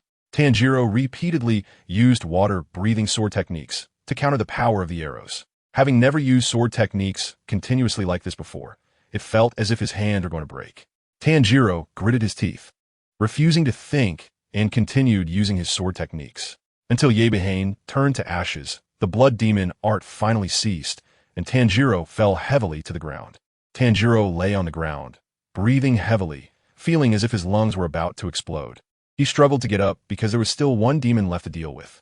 However, Tanjiro's ribs and legs were broken, and due to extreme fatigue, his trembling hands couldn't even hold the sword. Tanjiro wanted to rush over immediately, so he bit down on the handle of his Nichiren blade and crawled forward. On the other side, Tamayo was still attacking Yashiro with handballs. Due to the presence of smoke, when the handballs came, they stirred the dust, allowing Yashiro to predict and dodge the handballs in advance. Fool! If it's a straight line attack, dodging is no effort at all. It's easy to confirm the position. While speaking, Yeshuru used his blood demon art to conceal his figure. That's the same for me. No matter how you hide your form, I can see you clearly. Tamayo threw a handball forcefully in one direction. That position was exactly where Yeshuru was, and the handball shot straight towards Yeshuru's face. Just when Yeshuru thought his head was about to disappear again, a foot suddenly appeared and blocked the handball for him. The owner of this foot was Nezuko. This time, Nezuko's foot wasn't crushed by the handball. Instead, it deflected it to the side. Yeshuru frowned at Nezuko and said, "You don't just come out casually because you can't die." In Nezuko's eyes, Yeshuru's appearance automatically transformed into her brother's figure. Nezuko placed her hand on Yeshuru's head and rubbed it. Yeshuru's face turned red, and he swatted Nezuko's hand away. "What are you doing? Come over here." The handball came rushing again, and Nezuko lifted her foot to kick the ball away. Shizamaru kept throwing the handball, and Nezuko kept kicking it away. This scene left Yushiro in awe. This guy. At that moment, Tamayo walked over to Yushiro's side to watch Nezuko's performance together. Nezuko seemed to have adapted to this intensity and kicked a handball back into Shizamaru's hands. "This little brat actually managed to kick my ball back. How arrogant." Shizamaru threw the handball to the ground and then kicked it with force, sending the ball towards Nezuko in her style. Nezuko was not intimidated at all and kicked the ball back to Shizamaru.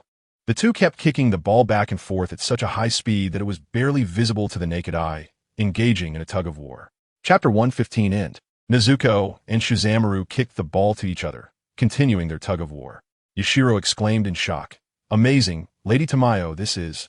Just before, Nezuko couldn't even catch the ball and lost one of her feet, and now she is on par with Shizamaru. Tamayo replied, "The medicine I used is only for recovery, specifically for demons. It doesn't enhance physical abilities. This is Nezuko's own strength. She hasn't consumed human flesh, but has grown significantly stronger on her own." Tamayo thought to herself, but the opponent is also strong. If they fought with all their might, it wouldn't last long, so she had to think of a way. At that moment, Nezuko kicked the ball hard, and this time Shizamaru couldn't catch it, and the ball made a hole in the wall behind him. Shizamaru was momentarily stunned, then burst into laughter. "Huh, what an interesting little girl. I'll take this seriously and be your opponent. How long can you hold on?" A bell rang, and 6 more balls appeared in Shizamaru's 6 hands. Tamayo stepped in front of Nezuko and said to Shizamaru, "That lady from the 12th Kazuki over there." Shizamaru impatiently replied, "Don't get in the way. Escape 1, step back. May I ask you something? Do you know the true identity of Kibutsuji Muzan?" Upon hearing Kibutsuji Muzan, Shizamaru's expression visibly changed to one of fear. "What are you trying to say?" "That man is just a coward, always afraid of something." Shizamaru took a step back in panic. "Shut up. Just shut up." However, Tamayo continued to speak to Shizamaru. "Do you know why demons cannot act collectively? The reason demons harm their own kind is that it prevents them from gathering to attack him. You are intentionally arranged that way." "Shut up. Shut up. Shut up. That great one is not that kind of small-minded person." Yushiro noticed something amiss. He saw blood dripping from Tamayo's right hand, meaning she was using her blood demon art. Shizamaru argued loudly. "That great one's power is terrifying. Kibutsuji-sama is stronger than anyone else." Shizamaru suddenly froze, fearfully covering her mouth. Tamayo pointed at Shizamaru. "You said his name? The curse will activate." The blood demon art Tamayo used is Bewitching Blood, White Day's fragrance. It causes the brain function of those who smell it to decline, making it impossible to keep secrets. Tamayo looked at Shizamaru with some pity. Although it's quite sad goodbye. Shizamaru cried out in terror. "Please forgive me. Please forgive me. I'm begging you. Please, please forgive me." Shizamaru's eyes suddenly turned blood red, and 3 giant hands emerged from her mouth, chest, and abdomen. Tanjiro looked on in shock at this visually impactful scene. Kaneo, Shinobu, and Takata Michiru also simultaneously looked towards Miyazaki Chiya. Although they knew that saying Kibutsuji Muzan's name would activate the curse, this was still the first time they witnessed the curse being activated. Miyazaki Chiya frowned. "What are you looking at me for? I'm not that stupid. I've been paying attention all along, okay?" A giant hand from Shizamaru grabbed Shizamaru's head and crushed it mercilessly. At the same time, 2 other giant hands were tearing apart Shizamaru's body. In the end, Shizamaru was left with only 1 severed arm, 1 eye, and the clothes on her body. Tanjiro asked Sayuri, who was squatting on the ground looking at the severed arm and eye, "Is she dead?" Sayuri explained, "She's about to die. This is the curse. The remaining cells of Muzan Kibutsuji in her body are destroying her flesh. Basically, Battles between demons are meaningless because they can't inflict fatal injuries on each other, except for sunlight and the swords of demon slayers. However, Muzan Kibutsuji can destroy a demon's cells. Yashiro suddenly ran over and covered Tanjiro's mouth and nose with a handkerchief. Don't inhale Lady Tsuyuri's technique. It's harmful to the human body. Do you understand? Tanjiro nodded. Tsuyuri said to Tanjiro, Mr. Tanjiro, she is not a member of the 12 Kizuki. She's too weak. Tanjiro replied, I know, because the pressure I felt from that Lower Moon 6 I encountered before is something they don't possess. I couldn't defeat him at all. And these two demons are nowhere near his strength. Tsuyuri took out a syringe and drew blood from Shizamaru's severed arm. If her blood can provide clues for making healing medicine, that would be great. I'll also take a look at Nezuko. After all, I administered medicine to her and let her inhale the technique. I'm truly sorry. Seeing Tsuyuri enter the mansion, Yashiro panicked and said to Tanjiro, You just stay there. I won't care about you after this. I don't want to leave Lady Tsuyuri. Not even for a moment. After Yashiro left, Tanjiro seemed to hear a sound. Ball. Tanjiro looked at the handball beside him, struggled to get up. Using the Nichiren blade as a cane, picked up the ball, and placed it in Shizamaru's severed hand. This is your ball. Come, play. Come. Tanjiro felt heavy-hearted, like a child, despite having killed many people. The morning sunlight illuminated the area, and Shizamaru turned to ash and disappeared. Tempted by the title of the 12 Kizuki, deceived, forced to fight, and then killed by Muzan Kibutsuji's curse, unable to find redemption. When disappearing after death, not even bones could remain. Was this the retribution for taking others' lives? Tanjiro gritted his teeth. That Muzan Kibutsuji treats those who admire him like this. He truly is a monster. After resting for a long time, Tanjiro finally managed to move again. He arrived at the basement of the mansion and saw the lively Nezuko. Nezuko and Tanjiro embraced each other. Before the morning came, I moved her to the underground where there's no sunlight. Nezuko suddenly left Tanjiro's embrace and ran to Tsuyuri, hugging her tightly. Yashiro's jealous expression twisted. You, get away from Lady Tsuyuri. How rude. Calm down, Yashiro, it's fine. Yes. Yashiro's cheeks turned slightly red. Lady Tsuyuri is so gentle, so beautiful. At that moment, Nezuko reached out and ruffled Yashiro's hair. Yashiro wanted to be angry, but under Tsuyuri's orders, he could only suppress it and said, Stop. Tsuyuri asked, Is Miss Nezuko okay like this since just now? Tanjiro gently smiled and said, Don't worry, it's fine. She probably sees both of you as family. Chapter 116. The first meeting with Tsuyuri when Tsuyuri heard Tanjiro say that Nezuko sees her and Yashiro as family. She asked in confusion, But we're demons. Tanjiro gently replied, But Nezuko sees you both as humans, so she wants to protect you. Though I didn't like Nezuko being influenced before, it seems she still has self-awareness. That's great. Tanjiro saw Tsuyuri shedding tears and panicked. Sorry. Nezuko, hurry and leave. It's so rude. Tsuyuri buried her head in Nezuko's shoulder. Thank you, Miss Nezuko, thank you. Even Yashiro, who usually was jealous of anyone getting close to Tsuyuri, said nothing this time. Instead, it reminded Yashiro of his first meeting with Tsuyuri. At that time, Tsuyuri had asked him, Do you really want to live even like this? Even if you're no longer human, do you still want to live? If this continues, you'll surely die from illness, but not being human is a painful and sad thing. Yet even so, you still want to live. Tsuyuri said to Tanjiro, We need to leave this land. We're too close to Muzan. If we don't hide quickly, it'll be very dangerous. Also, even if we think we're hiding well, if we associate with people as a doctor, we'll be found out as demons, especially children and the elderly who are very perceptive. Mr. Tanjiro, Tsuyuri suddenly called out to Tanjiro. Yes? Tsuyuri asked. Miss Nezuko, can we take care of her? Huh? Yashiro looked at Tsuyuri in shock, shaking his head vigorously. However, Tsuyuri didn't see it. Or perhaps even if she did, she would pretend not to. Although, I can't guarantee absolute safety. It should be much less dangerous than bringing her to the battlefield. Tanjiro's gaze flickered. Indeed, as Tsuyuri said, entrusting her to them would be better for Nezuko. At that moment, Nezuko held Tanjiro's hand, looking at him with burning eyes.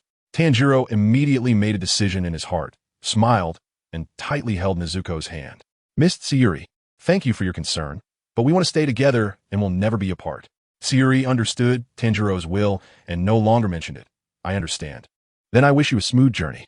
Yashiro turned his head away in a sunder manner. Goodbye. We'll erase our traces and leave. You guys hurry and go. Yes. Miss Tsuyuri and Mr. Yashiro, take care. Tanjiro bowed to the two and said to Nezuko, Nezuko, let's go. Nezuko turned and ran out of the basement. Just as Tanjiro was about to chase after her, Yashiro suddenly said, "Tanjiro." Tanjiro looked at Yashiro in confusion. "Huh? Your sister is very beautiful." Tanjiro showed a smile brighter than when he slayed demons. After Tanjiro and Nezuko left, Yashiro began erasing traces, while Tsuyuri started packing things to take with her. Inside Tsuyuri's mansion, Akaza, Kanroji Mitsuri, Kochi Kane, and Takatu Muichiro appeared. Upon seeing the four, Yashiro's pupils contracted sharply. Demon Slayers? Yashiro looked at the four of them with hostility, constantly moving backwards. Tanjiro, being sufficiently kind, was willing to refer to someone who had just turned into a demon as human, which is why Tamayo invited him to the mansion. However, the vast majority of demon slayers would not be as kind as Tanjiro. They believed that all demons in the world must be exterminated. Yashiro tried to soften his voice as much as possible. "Don't worry, Yashiro, we mean you no harm. We just want to seek Miss Tamayo's help." Yashiro's pupils constricted. It wasn't strange that they knew Tamayo's name, but it was strange that they knew his name. Yashiro? In the basement, Tamayo, who was tidying up, heard the commotion above and came up to look for Yashiro. Yashiro shouted in panic, "Miss Tamayo, don't come over." As soon as he finished speaking, Yashiro used his blood demon art to conceal himself and attempted to attack the four of them. Mist breathing, fourth form, Mist Slice. Takatu Muichiro was enveloped in mist, and as Yashiro moved through the fog, he stirred up the mist, making it easy for Takatu Muichiro to locate him and slice towards him fluidly. However, Takatu Muichiro's Nichiren blade did not draw, and it struck Yashiro instead, causing him to fall to the ground.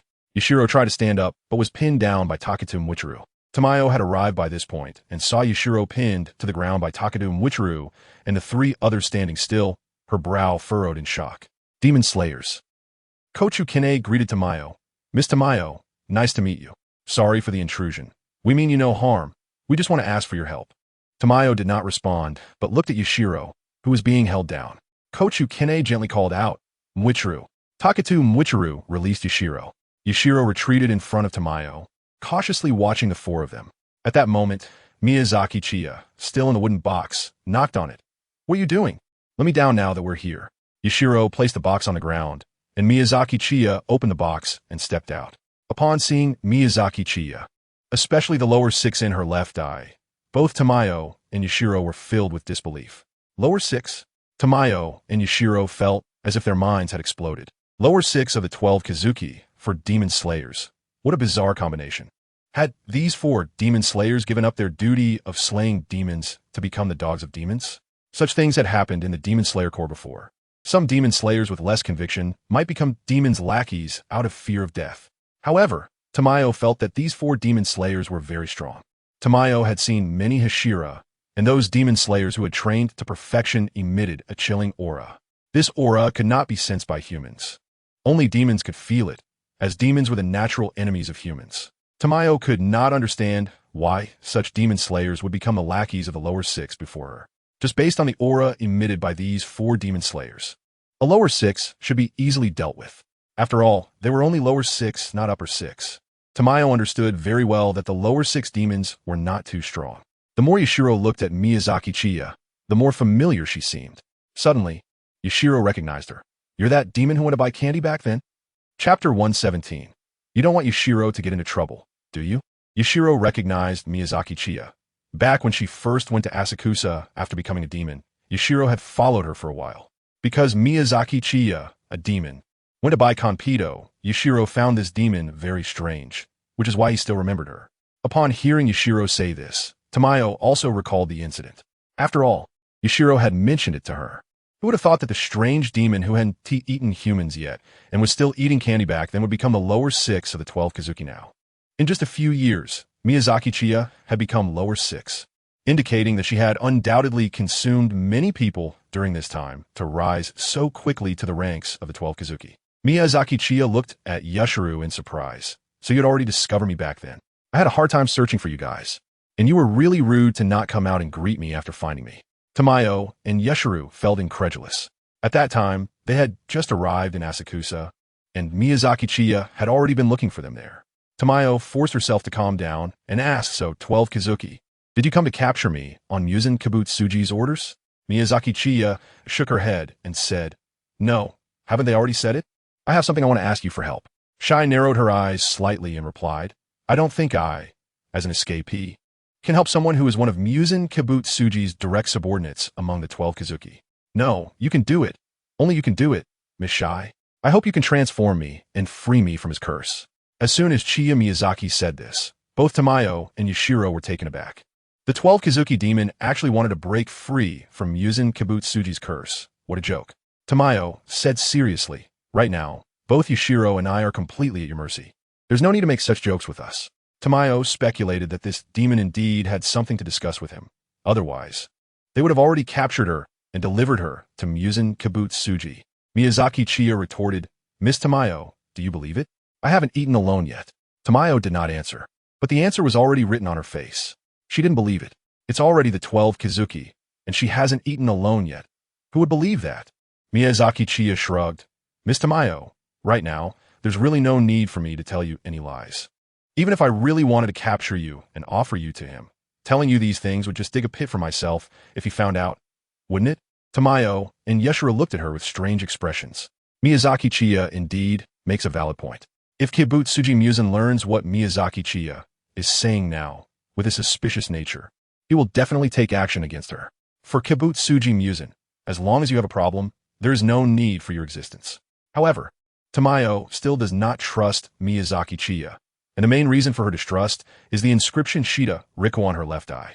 Tamayo secretly opened a cut on her left arm, planning to use the blood demon art, White Day's Miasma, to lure Miyazaki Chiya into revealing Kibutsuji Muzan's name, just like she did with Shisemaru. Perhaps these 4 demon hunters are being controlled by Miyazaki Chiya, and if she dies, they might return to normal. Just as Tamayo was about to use her blood demon art, Kenroji, Shinobu, Kochikane, and Takata Muichiru moved simultaneously. The 4 of them covered their mouths and noses, drawing their Nikarin blades and holding them to Tamayo's neck. Yushiro was terrified and wanted to help Tamayo, but Kenroji held his head down against the wall. Kochikane said to Tamayo, Miss Tamayo, we really mean no harm. We saw your battle with those 2 demons last night very clearly, so we know the effects of your blood demon art. Please do not use your blood demon art and do something that might lead us to misunderstandings. Chiya is not that kind of evil demon. We were all on the brink of death because of demons, and it was Chiya who saved us. We are not under any control. We willingly follow Chiya to protect her. Shinobu echoed, Miss Tamayo, Miyazaki has really never eaten anyone. She only eats demons. Tanjiro has also told you that he and Izuko once encountered Miyazaki. With Tanjiro and Izuko's strength, there's simply no match for Miyazaki. If she hadn't deliberately let them go, then the special Nezuko would have long been in Kibutsuji Muzan's hands. Miyazaki Chiya proudly puffed out her chest. This damn sense of security. How blissful. Miyazaki Chiya said to Tamayo, It's normal for you not to trust me, and I can't do anything to make you trust me. After all, for demons like you who are constantly on the run, if you easily trust others, you would have died long ago. Since that's the case, let's make a deal. Your lives are now in my hands. As long as you transform me and free me from the threat of curse, I will spare your lives. This deal should be acceptable to you, right? After all, once I am transformed, you should be able to trust me a little more. Tamayo lightly bit her lip. She completely couldn't understand Miyazaki Chiya now. Miyazaki Chiya actually wants to transform and break free from Muzan Kibutsuji's curse. Once she breaks free from Muzan Kibutsuji's curse, Muzan will know instantly, and at that time, Miyazaki Chiya will also become an escapee. But why? Why does Miyazaki Chiya want to do this? If Miyazaki Chiya has thoughts of rebelling against Muzan Kibutsuji, how could she possibly still be alive? After all, as one of the 12 Kizuki, she is able to meet Muzan Kibutsuji, who can read the thoughts of demons. Miyazaki Chiya has such rebellious thoughts, and Kibutsuji Muzan cannot possibly be unaware of them. Miyazaki Chiya seemed to have guessed what Tamayo was thinking, so she pointed her head and said, I have a special ability that allows me to prevent others from probing into my memories, and I can freely fabricate memories that I want others to see. So he can't read my true memories. He can only access the ones I've fabricated for him see. He has never doubted me at all, always believing that I am loyal to him and have no ulterior motives. So, Miss Tamayo, will you accept this deal? After all, your and Yashiro's lives are in our hands. You wouldn't want anything to happen to Yashiro, would you? The 4 members of the Haku Rabbit group exchanged strange glances at Miyazaki Chiya. Why did she have to speak like that, making them seem like the bad guys? Tamayo let out a barely noticeable sigh. Given the current situation, she had no choice but to agree. Just as Tamayo was about to respond, water breathing, third form, flowing dance. Seeing that familiar figure, Miyazaki Chiya froze. No, how did you come back again? Chapter 118. The sudden arrival of Tanjiro's sudden return startled Miyazaki Chiya. Logically, once Tanjiro left, he shouldn't have come back. How could they continue now? Wouldn't this expose them? Tanjiro used water breathing, third form, flowing dance, and swiftly charged towards Kamado Kid. Let go of Miss Tamayo and Mr. Yashiro. Mist breathing, fourth form, mist slash. Takedo Machiro blocked Tanjiro's strike with his sword and then kicked him away. Tanjiro, covered in dirt, got up from the ground and questioned, why? You are clearly demon slayers. Why are you helping a demon? Tanjiro caught a familiar scent, and his expression turned incredulous. Haku Rabbit? Shinobu? The pure white-masked Haku Rabbit and Shinobu's hearts sank, and they instinctively looked toward Miyazaki Chiya. Miyazaki Chiya broke out in a cold sweat on his forehead. What was he looking at? What would he do? Now it was really exposed. Everything was in chaos. Everything was a mess. Unable to think of a solution, Miyazaki Chiya gave up. Kaneo and Zenitsu, seeing that they could no longer hide, took off their masks. Tanjiro, long time no see. Tanjiro seemed to be in shock, stepping back several paces. Why? Why are you, Kaneo, and Zenitsu with the demons? Miyazaki Chiya angrily said, Ask. What are you asking so many questions for, you little brat? Do you look down on demons? Didn't you learn your lesson from the last time I spanked you? Do you believe I'll hit you again? Over the years of mutual understanding, Tofu and Izuko had already realized that Miyazaki Chiya was no longer hiding her intentions. Therefore, Tofu said to Tanjiro, Sorry, Tanjiro, things are complicated. Miyazaki is not that kind of evil demon. Nezuko and I went to Miss Mountain to guide your training at her suggestion. Tanjiro trembled as if struck by lightning. How is that possible? Mr. Urokodaki said that every demon in the 12 Kizuki has eaten many people. How can she not be an evil demon? Nezuko explained to Tanjiro, Miyazaki is the exception. Even becoming one of the 12 Kizuki was not her wish. She was ordered by Muzan Kibutsuji to replace one of the 12 Kizuki within a year. Miyazaki became Lower Moon 6 to survive. Miyazaki Chiya said fiercely, I am a demon, and the number of people I've eaten is in the hundreds, if not 1,000. I just like eating people. I'm a demon, and it's only natural for me to eat people. What's wrong with that? Are you going to stop me from eating? Miyazaki, Kanado and Makomo helplessly called out to Miyazaki Chiya, as the situation had already become chaotic and Miyazaki Chiya was making it worse. Tanjiro sensed through the smell that Kanado and Makomo were telling the truth. What Miyazaki Chiya said about eating people was a lie. Moreover, compared to Muzan Kibutsuji, who only drinks blood, Miyazaki Chiya indeed did not emit the foul odor typical of demons who have eaten humans. Tanjiro looked at Miyazaki Chiya in disbelief. Could it be that this demon is truly a good demon? But Miss Tamayo and Mr. Yashiro are also good demons, so why? Takedo Machiro impatiently said, Kid, you're just like what the boss said. Are you a problem child? So many questions? Machiro, don't be like that. Butterfly Kane explained to Tanjiro, because Miss Tamayo doesn't trust us and wants to use her blood demon art. She made that handball demon reveal Muzan Kibutsuji's name through her blood demon art, triggering a curse, so we must stop it. Miyazaki Chiya frowned and asked Tanjiro, Why did you suddenly come back? Tanjiro replied, Because I smelled your scent in front of a tavern on the outskirts of Asakusa. I wanted to come back and remind Miss Tamayo and Mr. Yashiro that you might be in Asakusa, so they should be careful. Miyazaki Chiya helplessly patted her forehead. A flaw in the perfect plan. Miyazaki Chiya no longer cares about Tanjiro. Time is tight, and there are important matters to attend to. She did the curse on herself to avoid being controlled by Muzan Kibutsuji. Miyazaki Chiya looked at Tamayo and asked, Do you agree to the deal? Tamayo nodded slightly. I agree, so please follow me first. Tanjiro glanced at the others, his mind a complete mess. Tamayo led Miyazaki Chiya to the basement and began to examine his body. After receiving Miyazaki Chiya's permission, Kaneo and Shinobu explained the situation to Tanjiro. Kaneo explained to Tanjiro, although Miyazaki has become a demon, he hasn't lost his memories of being human. He is still living as a human. We were all saved by Miyazaki. If it weren't for him, Shinobu and I would have died at the hands of that hand demon during the final selection. Butterfly Shinobu also took off her mask and said, That's right. If it weren't for Chiya, I would have died at the hands of Upper Moon too. By the way, I haven't introduced myself yet. I am a former Flower Hashira of the Demon Slayer Corps, Butterfly Shinobu. Flower Hashira. Tanjiro's eyes widened in surprise. Yashiro also looked shocked. The Flower Hashira of the Demon Slayer Corps was actually mingling with a demon from the 12 Kazuki. This must be a joke, right? Even Tamayo cast several glances at Butterfly Shinobu. Tanjiro instinctively looked at Takedo Machiro.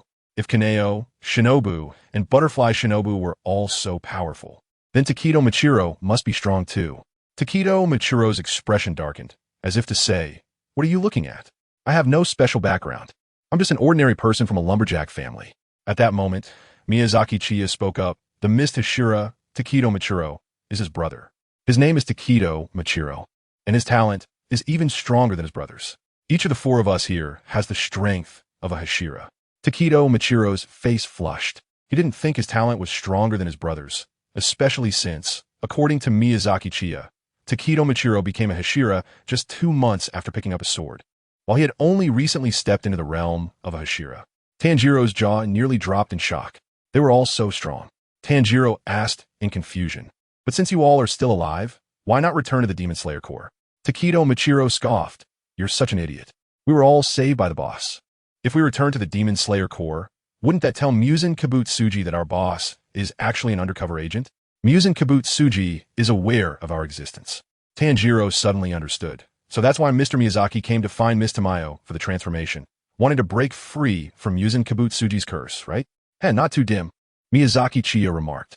Tanjiro looked at Kaneo and Shinobu with a troubled expression. When I left the Kirike's mountain, Mr. Kadaki asked me to find you." Kaneo and Shinobu were taken aback, their expressions becoming somewhat conflicted, appearing both happy and sad. They were happy that Kadaki still believed they were alive and hadn't given up on them by asking Tanjiro to find them. They were sad because they still couldn't go see him. They had more important matters to attend to. Shinobu took a deep breath and said to Tanjiro, "I'm sorry, Tanjiro, but it's not the right time for me and Kaneo to meet Master Kadaki." Tanjiro opened his mouth, but ultimately said nothing. He sensed that Kaneo and Shinobu had their own unspeakable troubles. At this moment, Tamayo finished her examination of Miyazaki Chiya. With a serious expression, Tamayo asked Mr. Miyazaki, "The concentration of Muzan Kibutsuji's blood in your body is very high. How many times have you been given blood?" 3 times, Miyazaki Chiya replied. Tamayo exclaimed, "What? 3 times? Most demons might not even be given blood by Muzan Kibutsuji once in their lifetime. Basically, after turning a person into a demon, Muzan Kibutsuji doesn't take care anymore. A demon that has been given blood once will have significantly increased strength and can already enter the ranks of the lower 12 Kazuki. If given blood twice, they must be exceptional among demons. Since demons cannot withstand a large amount of Muzan Kibutsuji's blood, if they exceed a critical value, their bodies will collapse. Receiving blood 3 times or more is basically a privilege reserved for upper moon demons. And for Miyazaki Chiya, who is a lower 6 demon, to have already received blood from Muzan Kibutsuji 3 times shows that his talent is very strong." Miyazaki Chiya asked, "Miss Tamayo, can the transformation proceed immediately? I'm very anxious. Really anxious. Is a week enough time?" Tamayo shook her head. "Mr. Miyazaki, this transformation cannot be rushed, especially for someone like you who has received blood 3 times. I was once a close attendant of Muzan Kibutsuji and received blood once. The difficulty of my transformation was very high. At that time, I already had a transformation plan, and it took me over a month to transform myself. Even for Yashiro, who hasn't received blood, transforming him into a demon was not easy and took about half a month. As for you, having received blood 3 times, the difficulty is evident, as your essence is very close to Muzan Kibutsuji. The transformation targets the Muzan Kibutsuji blood within you. If we recklessly attempt the transformation, Muzan will immediately notice, and he will surely activate the curse to kill you. Therefore, we must find a method that won't alert Muzan before we can proceed with the transformation. And the transformation process will definitely take at least 2 months." Miyazaki Chiya suddenly stood up from the bed. "What? Is it going to take that long?" Tamayo nodded and said, "This is the estimated shortest time. As for the method that won't let Kibutsuji Muzan notice, I already have some ideas." Miss Nezuko became a demon and managed to break Kibutsuji Muzan's curse on her own, and Muzan didn't notice, which indicates that Miss Nezuko's blood has undergone some kind of change. Perhaps through Miss Nezuko's blood, I can research a method that won't alert Kibutsuji Muzan, and then proceed with the modification immediately. Miyazaki Chiya is in a bad state. Can you speed it up and shorten the time to within a week? I don't have time. Tamayo doesn't understand why Miyazaki Chiya is in such a hurry. Mr. Miyazaki, a few months is quick for demons. Yes, Yoyu, I can definitely help you succeed in transforming and breaking free from Muzan Kibutsuji's curse. Miyazaki Chiya sighed. If I don't succeed in transforming within these few days, I'll have to become an upper rank demon. He has given me another chance for a blood battle, allowing me to become an upper rank. Moreover, a major event is about to happen in these few days. If I can't break free from a curse, I must immediately go kill an upper rank demon to replace him, or else I will die. Tamayo looked at Miyazaki Chiya with a complicated expression and asked, Mr. Miyazaki, how many years have you been a demon? About 10 years, I guess. Muzan Kibutsuji trusts you a lot? Well, he trusts me to some extent. He seems to value me. From the first time I became a demon, he said he took a liking to me and gave me blood. Tamayo was greatly shocked. Huh? He gave you blood right after you became a demon? What did you do? Miyazaki Chiya's expression stiffened. It was impossible to tell Tamayo that he was pretending to be a sickly boy and acting like a sycophant, making Muzan Kibutsuji very happy, which is why he gave him blood. Miyazaki Chiya straightened her back and sighed. What have I done? I haven't done anything. It's all because of my damn personal charm. You know, he just turned me into a demon and said, you have exceptional talent. You will have an upper rank in the future. Then I replied, oh, just an upper rank? I want to be a demon beneath one. Above 10,000. He was very pleased with what I said and praised me.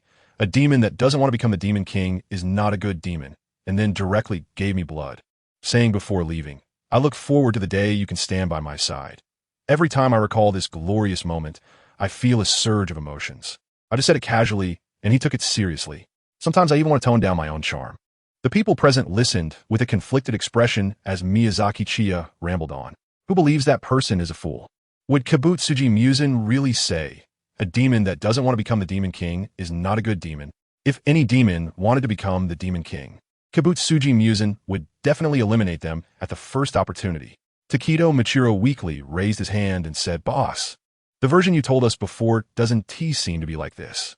You said you would rather die than yield, showing your manly spirit, and Kibutsuji Muzan appreciated you. So he gave you blood. Miyazaki Chiya glared at Taketo Michiro, thinking that this guy was specifically here to sabotage her. It's precisely because I am neither humble nor arrogant, showcasing the true essence of a man, that he appreciates me so much. Got it? If you don't understand, just keep it to yourself. Shinjuku took a deep breath. Chiya Miyazaki has been a demon for only about 10 years, having undergone blood granting 3 times, and was even awarded the blood exchange battle, replacing an upper moon and becoming one himself. In the hundreds of years since Tamayo became a demon, there has never been a case like Chiya Miyazaki's. Although Chiya Miyazaki often talks nonsense, it is evident that Kibutsuji Muzan truly appreciates him. Otherwise, he wouldn't have granted him blood 3 times. Tamayo said to Chiya Miyazaki, Mr. Miyazaki, what was the important matter you mentioned before? Miyazaki Chiya frowned slightly and glanced at Tanjiro. What could be such a big deal? Of course, it was the meeting after Tanjiro dealt with Hyuka and then eliminated Lower Moon 5. If he were still Lower Moon 6 at that time, he would definitely have been eliminated. Miyazaki Chiya was weighing the pros and cons in her mind. Tanjiro already knew of their existence, and this was an irreversible situation. Therefore, all previous plans had to be completely overturned and changed. Chapter 120. Plans can't keep up with changes. Plans can't keep up with changes, as Tanjiro's sudden return had completely disrupted Miyazaki Chiya's plans. Miyazaki Chiya is currently contemplating what to do next. According to Tamayo, it would take at least 2 months to transform him. During this 2-month period, Lower Moon 5 Rue would definitely have been killed. Even if Tanjiro doesn't go, Lower Moon 5 Rue is certainly doomed in Mount Natagomo. After all, the disturbances caused by Lower Moon 5 Rue in Mount Natagomo were too significant. Rue holds a special significance for Kibutsuji Muzan, as Muzan rarely shows any sympathy and allowed Rue's actions in Mount Natagomo to overlap with his own past. When the personnel meeting begins, if an enraged Kibutsuji Muzan sees that he still has lower moons, he might be disappointed and no longer favor him, leading to his dismissal. Therefore, it seems necessary to find a replacement for a lower moon. The only options available for Miyazaki Chiya are the siblings Jotaro and Daki. This is because only Jotaro and Daki have fixed positions and can definitely be defeated. Thus, the next course of action must be to replace Jotaro and Daki as the new Upper Moon 6 before Tanjiro heads to Mount Natagomo. However, another question arises. After replacing Jitaro and Daki, where should Tanjiro go? Should he be fought? Miyazaki Chiya glanced at Tanjiro. Tanjiro suddenly felt a chill run down his spine.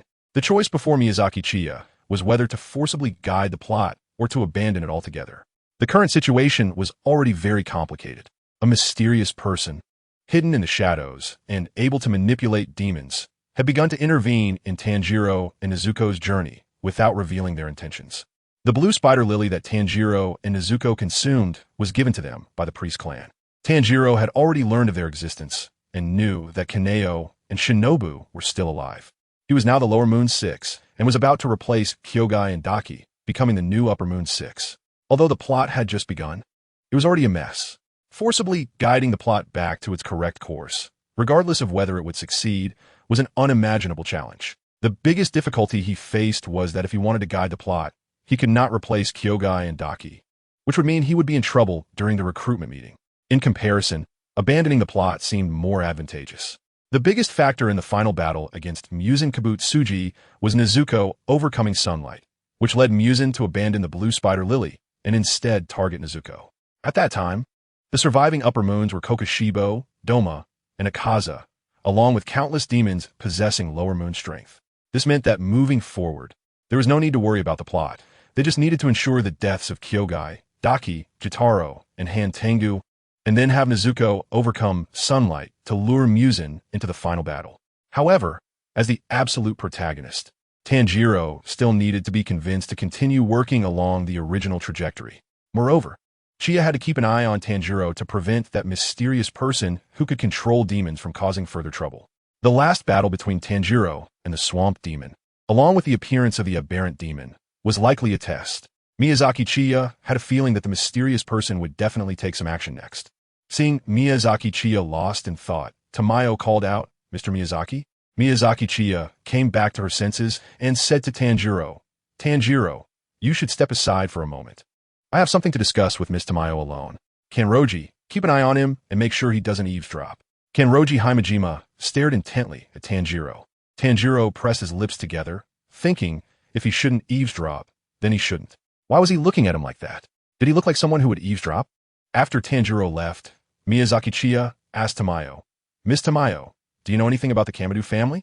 Tamayo looked at Miyazaki Chiya in surprise, not expecting her to know about the Kamadu family.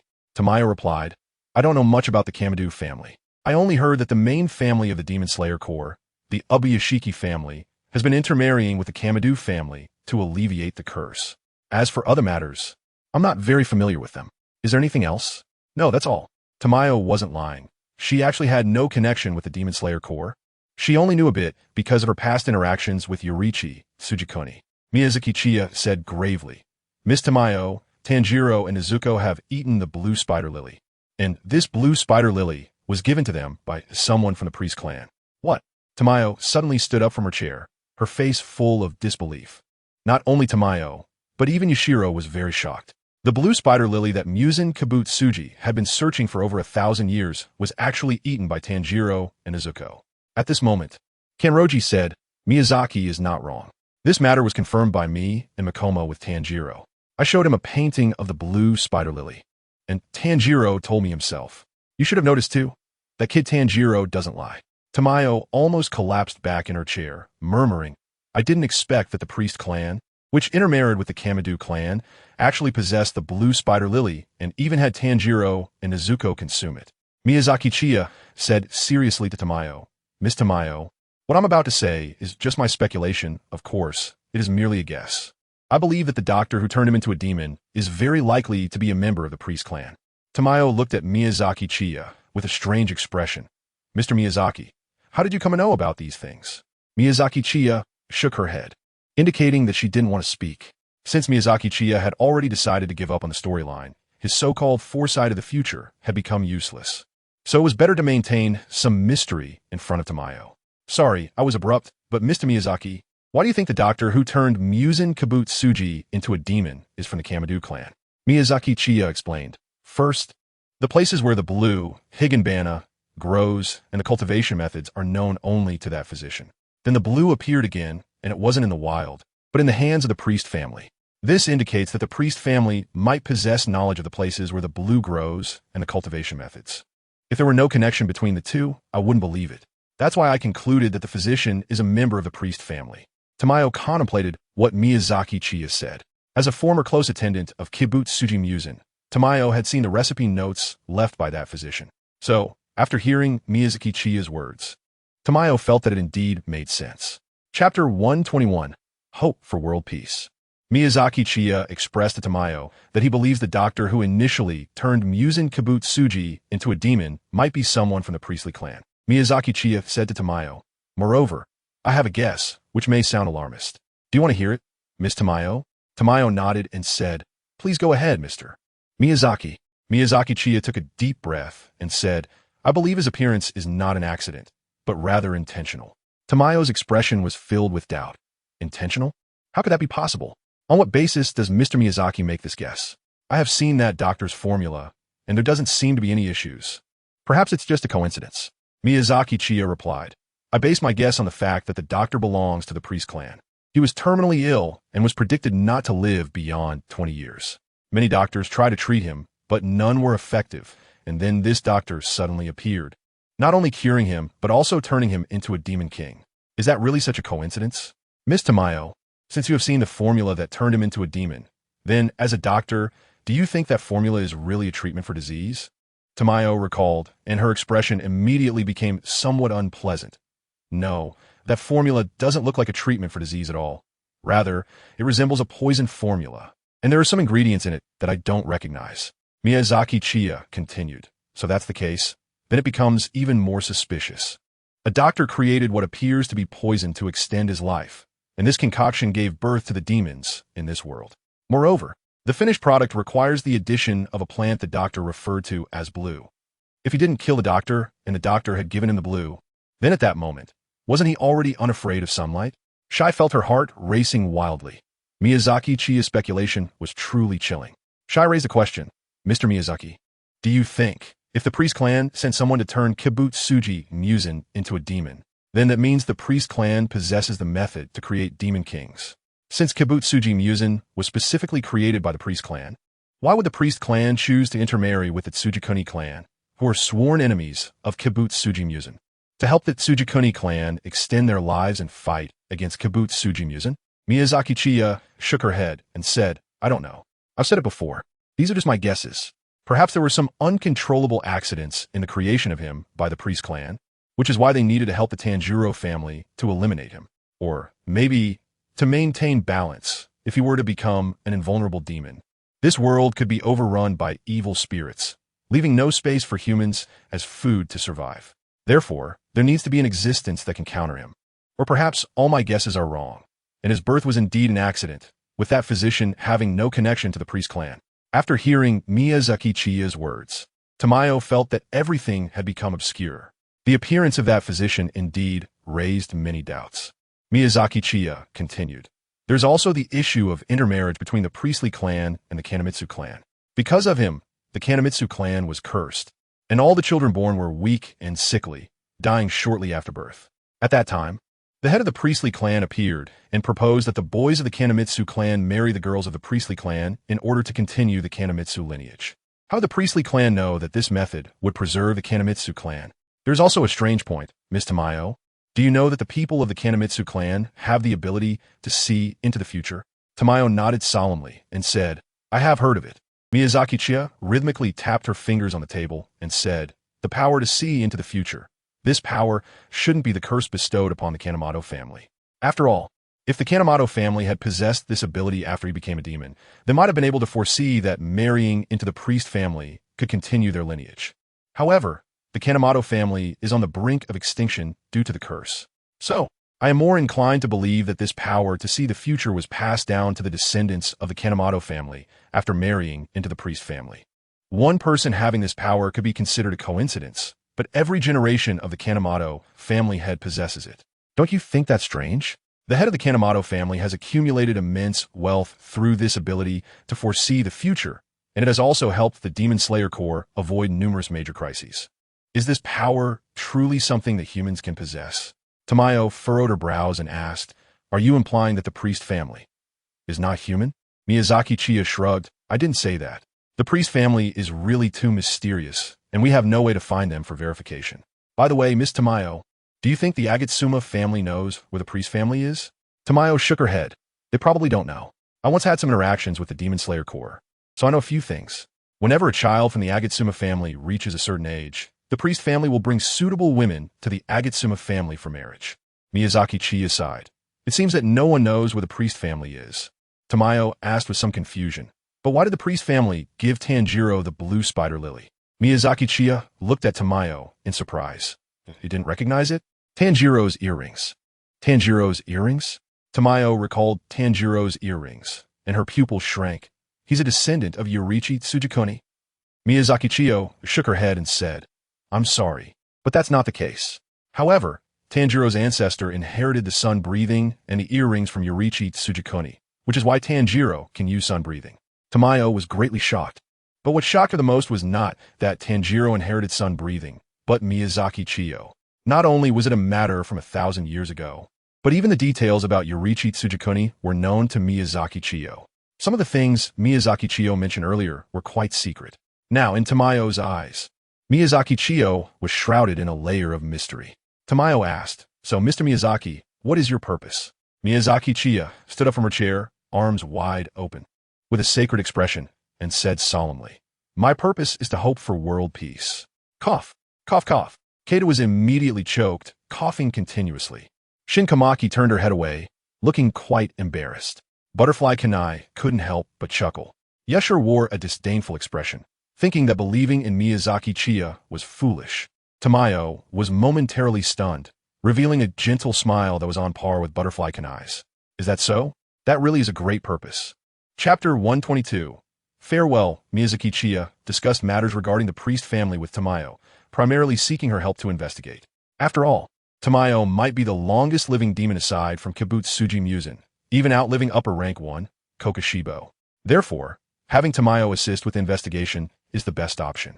Additionally, it seems that Tamayo has begun to trust him a bit. The current Miyazaki Chiya is quite different from before. With 4 Hashira as bodyguards and having been modified, he doesn't need to stick with Tamayo even as an escapee. Most importantly, there have been too many strange occurrences lately, and Miyazaki Chiya is worried that the final battle might go awry, so it's better to clarify things and have a solid understanding in his mind. Miyazaki Chiya requested Tsukiyo.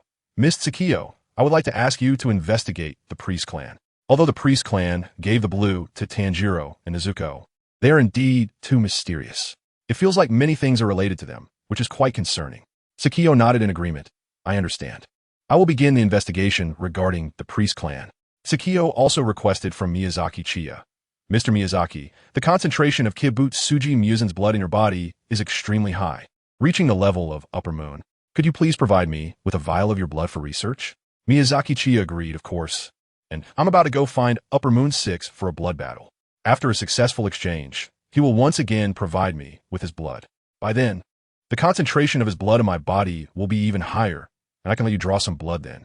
That would be perfect. Tamayo took out a syringe and drew a vial of blood from Miyazaki Chiya.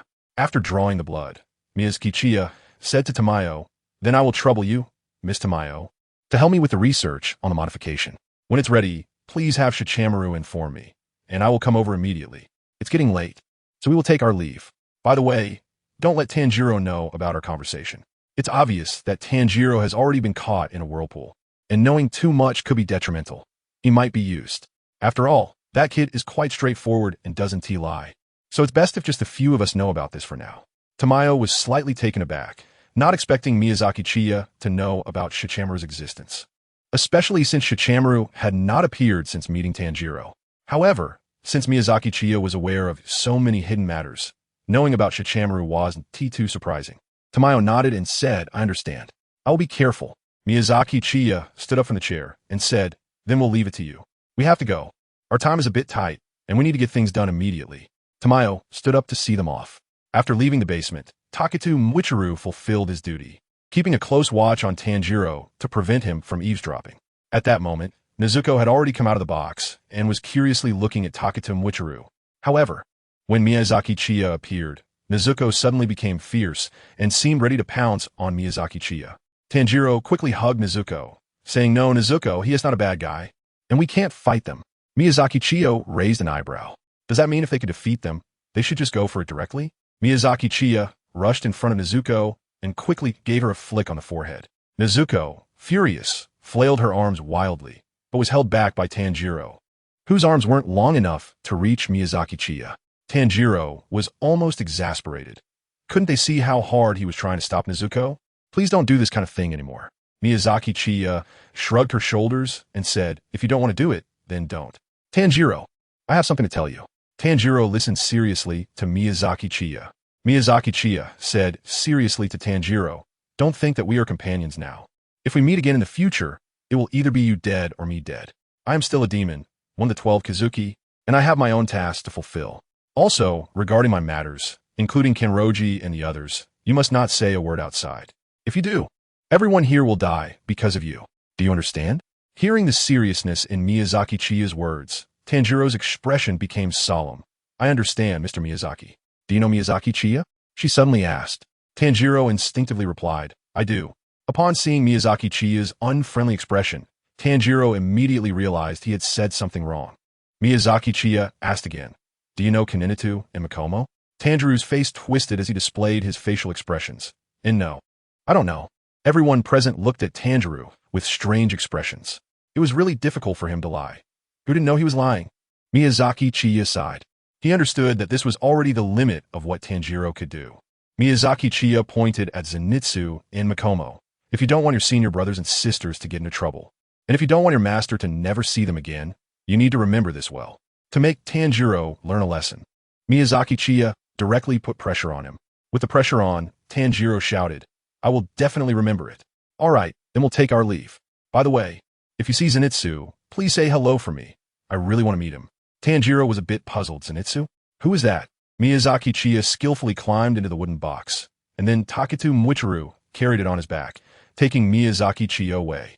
Kenroji Mitsuri and Makomo bid farewell to Tanjiro, saying, see you next time, Tanjiro. Kochu Kane slightly bowed to Tamayo, saying, I'm counting on you for Chiya. Tamayo also bowed in response, saying, I will do my best. After watching Miyazaki Chiya and the others leave, Yashiro frowned and asked, Lady Tamayo, can we really trust him? Tamayo slightly nodded and said, for now, we can trust him, because he has no reason to do this. If Miyazaki Chiya was sent by Muzan Kibutsuji to find her, then there would be no need for him to say so many blasphemous things against Muzan. Moreover, he wouldn't let her draw blood and then leave so straightforwardly. Although Tamayo doesn't know what Miyazaki Chiya's intentions are, she judges that for now, Miyazaki Chiya is a companion walking the same path as them. The next destination for Miyazaki Chiya and her group is naturally the Yoshiwara Pleasure District. Shortly after they left, Tanjiro also took his leave and soon received a new mission from the Demon Slayer Corps. The target of the mission is the demon known as Hyokai. Chapter 123. Someone asked me to send you a greeting. Asakusa is still quite far from the Yoshiwara Pleasure District, so by the time Miyazaki Chiya arrives, Tanjiro might have already taken care of Hyokai. At this moment, Tanjiro encounters one of his future comrades, Zenitsu Agatsuma, on the road. Please, please, please, marry me. I don't know when I'll die, so please marry me. Zenitsu is crying while holding onto a girl's leg. Tanjiro is taken aback. What's going on? What the? Zenitsu sparrow, no, it should be called a crow, Chuduru, flies into Tanjiro's palm, chirping as if trying to say something. Tanjiro seems to understand what Chuduru is saying and keeps nodding. Is that so? I understand. I'll find a way. Zenitsu is still holding the girl, tears and snot streaming down his face. Help me. Marry me, please. Tanjiro pulls Zenitsu back by the collar. What are you doing in the middle of the road? That girl looks unwilling. And don't disturb the sparrow. Zenitsu sees Tanjiro's uniform and recognizes him. Ah, the uniform. You're from the final selection. Tanjiro roars. I don't know someone like you. I don't know you. Zenitsu's face turns pale. Huh. We met before, right? It's just your memory that's the problem. The two stare at each other for a long time. And then Tanjiro suddenly lets go and approaches the girl, saying, all right, it's fine now. You can go home safely. The girl sincerely bows to Tanjiro, thanking him. Okay, thank you very much. Zenitsu explodes. Hey, don't interfere. That girl was going to marry me. She likes me. The girl slaps Zenitsu's cheek, leaving a bright red handprint. She keeps hitting Zenitsu on the head. Ah, it hurts, it hurts. Stop it. Tanjiro quickly pulls the girl away. Please calm down. The girl yells at Zenitsu. When did I ever say I like you? I just spoke to you because you looked like you were feeling unwell sitting on the ground. Zenitsu seems unable to accept this, incredulously saying, you weren't worried about me because you liked me? I already have a fiancé, so it's absolutely impossible. Since you're fine, go home. The girl angrily turns to leave. Zenitsu tries to stop her, and Tanjiro helplessly tells Zenitsu, just stop. Zenitsu questions, why are you interfering with me? It has nothing to do with you. Seeing Tanjiro's disgusted expression, Zenitsu gets mad again. What kind of expression is that? Don't look at me. Why are you looking at me like I'm some other creature? Zenitsu points at Tanjiro. You have to take responsibility. It's all your fault. I couldn't get married. Tanjiro's expression of disdain has turned into disgust. Say something. Listen up. I'm going to die soon. During my next mission. I'm really weak. Don't underestimate me. You have to protect me until I can get married. Tanjiro pats his chest. My name is Kamado Tanjiro. Zenitsu grabs Tanjiro's arm. Is that so? I'm sorry. My name is Agatsuma Zenitsu. Help me, Tanjiro. Tanjiro is momentarily stunned. Your name is Zenitsu? Tears start flowing from Zenitsu's eyes again. You don't even have good hearing? I'm really so unlucky. Tanjiro shakes his head. No, my hearing is good. It's because someone asked me to send you a greeting. Zenitsu asks in confusion. Someone asked you to greet me? Who? But didn't you just say you didn't know me? Don't ask that. Why did you call for me to save you? Why do you want to be a swordsman? Why are you so shameless? The clever Tanjiro quickly changes the subject. Zenitsu retorts, that's too much. I was tricked by a woman and ended up in debt. The old man who helped me pay off the debt is a trainer. Every day is like hell. I might as well just die. I thought I would die in the final selection, but I survived by a fluke. So now every day feels like I'm in hell. So scary, so scary. I'm definitely going to be eaten by a demon soon. Before I die, my brain will be sucked out through my ears. No, I don't want to. Help me. Zenitsu suddenly goes into a frenzy, crying out to Tanjiro. Once he calms down, Zenitsu walks alongside Tanjiro. Tanjiro asks, how are you feeling now? Zenitsu, looking pitiful, replies, well, now that I've calmed down, I'm hungry. Did you bring any food? No. Tanjiro pulls out a rice ball from his pocket and hands it to Zenitsu. Here, take this. Do you want to eat? Thank you. Zenitsu takes the rice ball, takes a bite, but seeing that Tanjiro isn't eating, he asks, aren't you eating, Tanjiro? It's just a little bit. Zenitsu breaks the rice ball in half and offers Tanjiro. Here, you eat half. Is that okay? Thank you. Tanjiro takes Zenitsu's half of the rice ball and starts eating. As he walks, he says, I can understand Zenitsu's feelings about how scary demons are, but you can't disturb the sparrow. Zenitsu asks in surprise, the sparrow disturbed you? How do you know? Zenitsu has always been reluctant to work and immediately tries to flirt with girls, and the sparrow is particularly noisy, which is very annoying. That's what it said. Tanjiro points at Chutaru in his palm. Zenitsu is startled. Did it talk? You can understand bird talk. Yeah, you're lying, right? You're trying to trick me. At that moment, Tanjiro's crow circles in the sky. Run, run. Tanjiro and Zenitsu run together to the next place. Run, run. Tanjiro, Zenitsu. Zenitsu's expression suddenly turns to one of sheer terror. Kai-Kai's old acquaintance, Kai-Kai, now has a headache. After a lot of effort, Kai-Kai managed to capture a rare blood human, preparing to enjoy it in the House of Demons. But the scent of the rare blood quickly attracted other demons on the way. 2 demons broke into the House of Demons, fighting with Kai-Kai for the right to enjoy the rare blood human. During the struggle, Kai-Kai was injured, and even had one of his drums forcibly ripped off his back by the 2 demons. Meanwhile, the rare blood human took advantage of the chaos between Kai-Kai and the 2 demons, snatched the fallen drum, and began to beat it, altering the room's position and successfully escaping. More importantly, a strange wild boar also barged into the House of Demons, rampaging everywhere. Chapter 124. Inosuke Kai couldn't help but wonder if he had committed some great sin. Ever since Kai acknowledged his writing, Kai reignited his passion for creating. Now, Kai no longer dreams of returning to the 12 Kazuki. He intends to continue being a humble creator. He no longer captures humans to increase his power, only doing so when he is starving. Therefore, Kai sought a quiet, creative environment, moving the House of Demons to a mountain forest. When Kai was desperately hungry, he was forced to go to town to capture humans. However, unexpectedly, his luck turned around, and he encountered a rare blood human this time. Although he no longer pursued power, the scent of the rare blood human was simply too enticing. So he captured the rare blood human. Yet, Kai's luck took a turn for the worse again. While capturing the rare blood human, he accidentally injured him, causing the scent of rare blood to attract other demons. And 2 demons invaded his house of demons.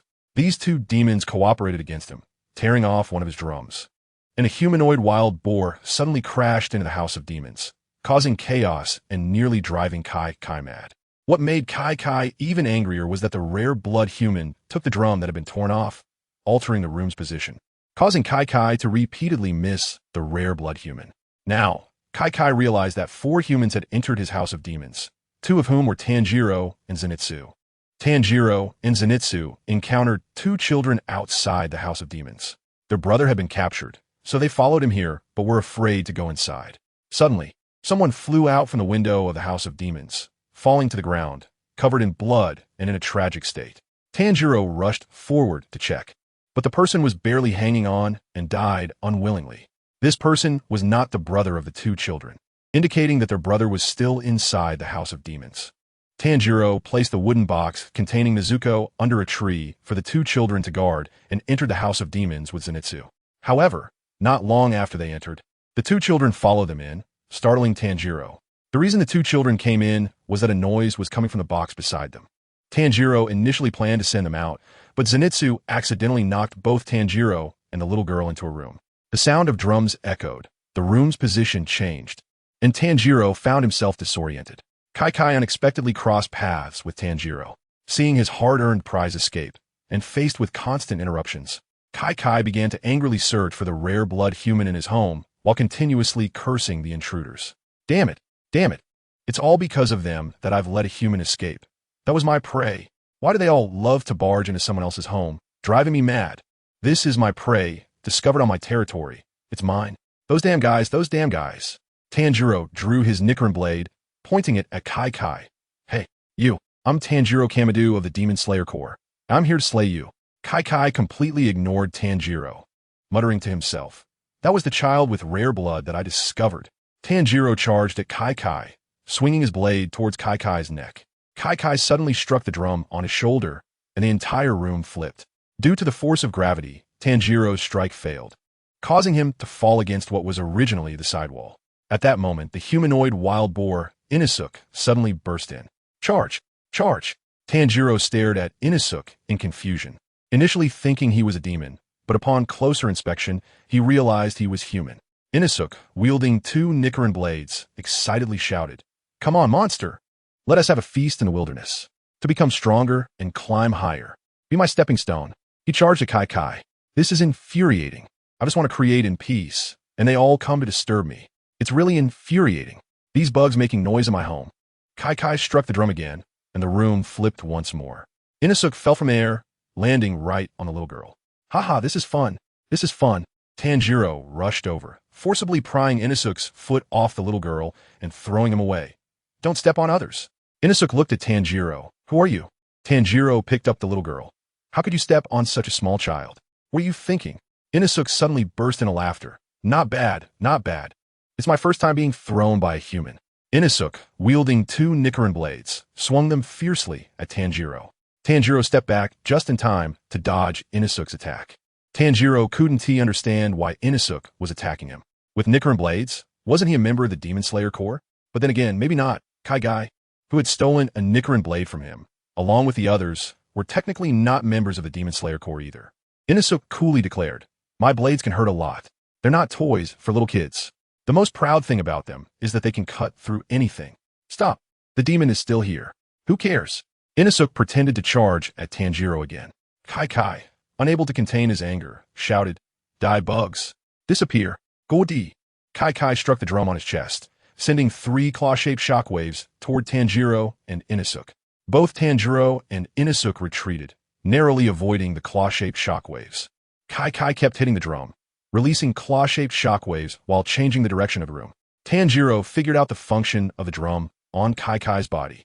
But just then, another drumbeat sounded, and Tanjiro and the little girl suddenly found themselves in an unfamiliar room, with Kai and Inosuke nowhere to be seen. Tanjiro was very puzzled. Kai hadn't just struck the drum, so why did the room suddenly change again? Tanjiro was searching based on scents, and among these smells, he detected a unique scent of blood that he had never encountered before, though the amount of blood was not much. Meanwhile, Zenitsu and a little boy were being chased by a crawling demon, and the two were fleeing in all directions. Chapter 125. The battle in the demon house. Zenitsu and the little boy were forced into a room by a crawling demon. Zenitsu was so scared that his legs went weak, unable to stand. The little boy tugged at Zenitsu's hand. "Mr. Zenitsu, please stand up." Zenitsu was trembling all over. "I'm already on my knees. The terror is overwhelming. We don't have time for that. The demon is coming." No, don't worry about me. You run first." Zenitsu cried as he looked at the little boy. What a good child. Even though his voice was filled with fear, he had to do something. If he didn't protect this child, it would be too pitiful. Dying at such a young age is just too much. But he was so weak. He didn't have the strength to protect him.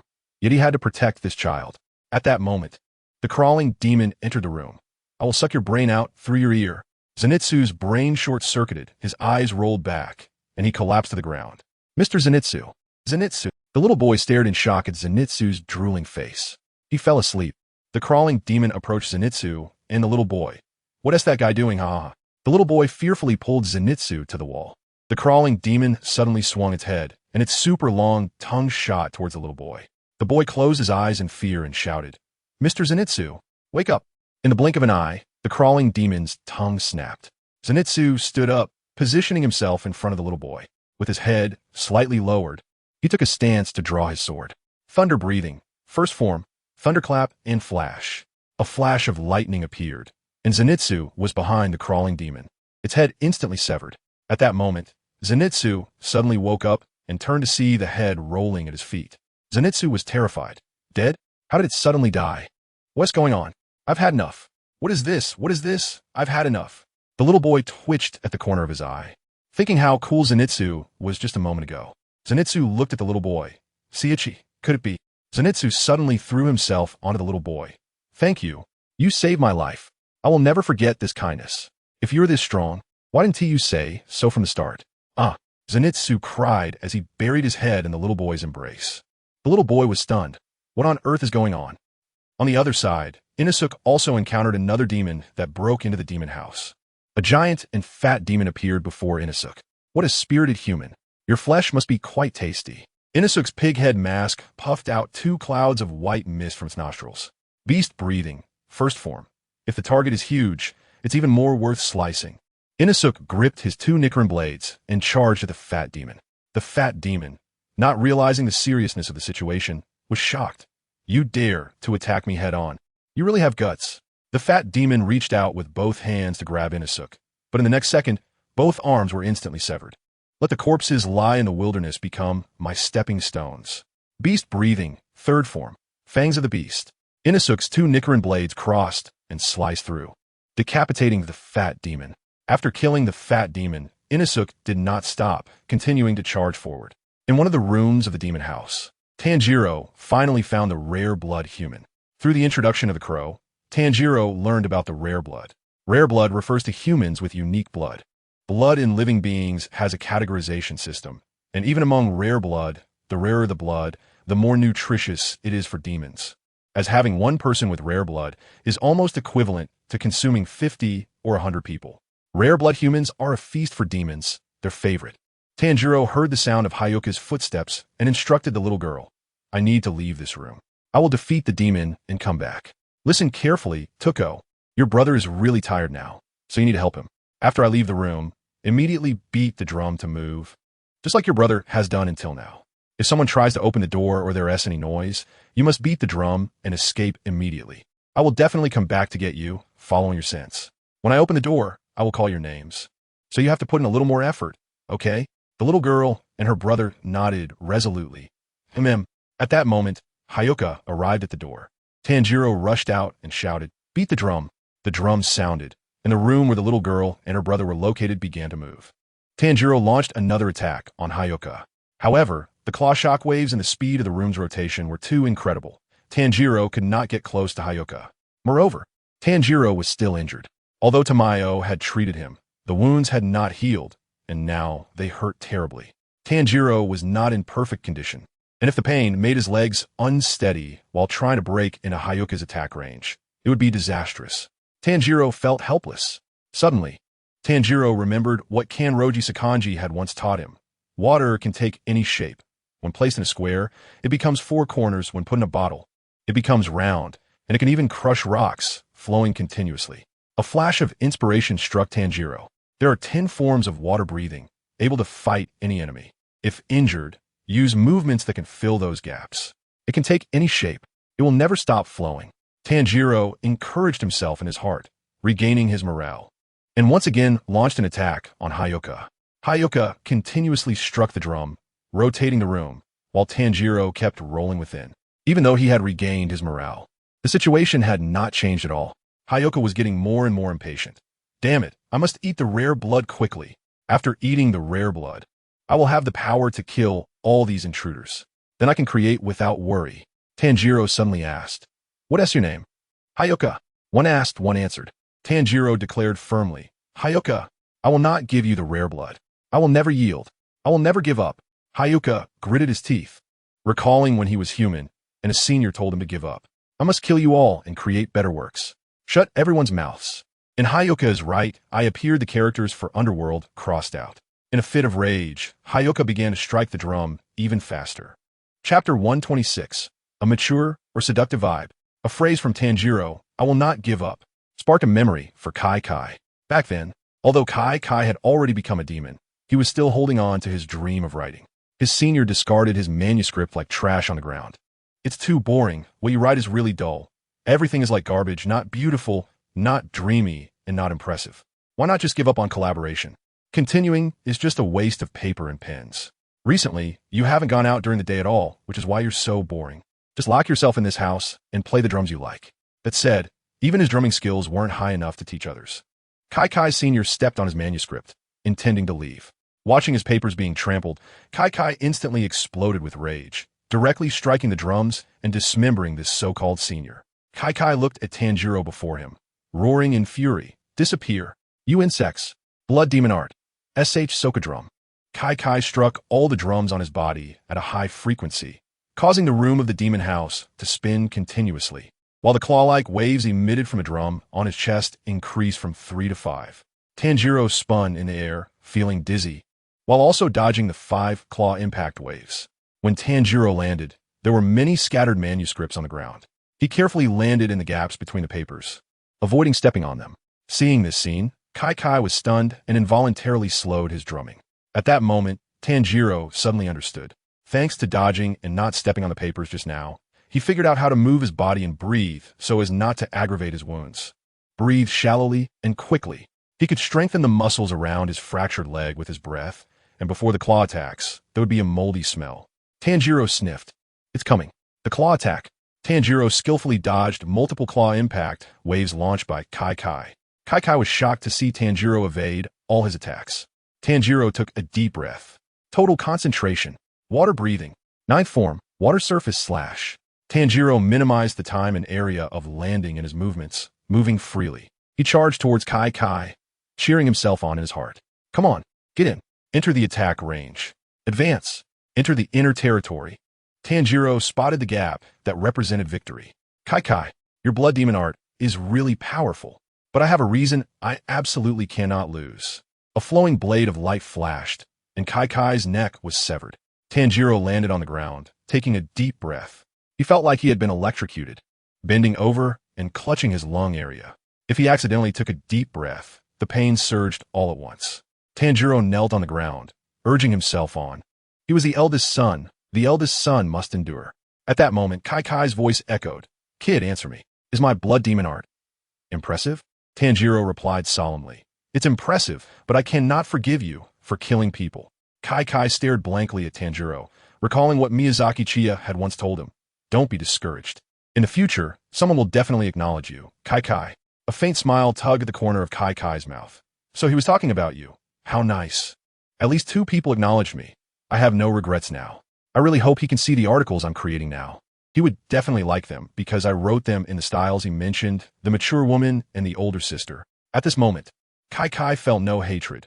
What he wrote was not garbage, at least not for Tanjiro and Miyazaki Chiya. Kai Kai's head turned to ashes and disappeared. Tanjiro tilted his head. "Older sister style? Mature woman style? What is that?" "Right, I need to collect blood." Tanjiro took out a blood collection device and shot it at Kai Kai's still present body. The device automatically collected Kai's blood. Tanjiro stepped forward, pulled out the blood collection device, and looked at it in surprise. It really collects blood automatically once you stab it. Mr. Yusher really has skilled hands. At that moment, a cat's meow sounded. Shichamaru appeared next to Tanjiro. Hey, cat, can you take this to Miss Tamayo for me? Shichamaru nodded its cute cat head. Good, thanks. Tanjiro placed the blood collection device in the bag on Shichamaru's back and rubbed its chin. That should do it, be careful. Shichamaru walked forward, using Yusher's blood demon art to vanish and leave. Tanjiro found the little girl and her brother again. Meanwhile, Zenitsu passed by Tanjiro and entered the room where Tanjiro had just fought. Zenitsu called out for Tanjiro several times, but received no response. That's strange. I clearly heard him here, just now.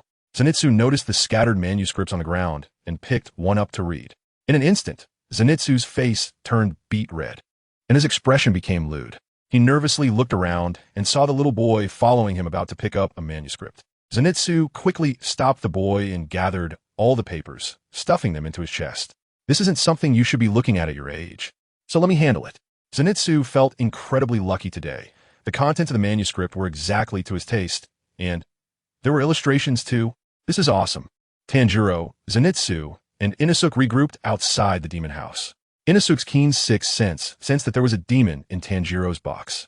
However, Zenitsu protected the wooden box because it was something more important to Tanjiro than his life. After an angry roar from Tanjiro, he directly punched Inosuke in the abdomen, breaking his ribs.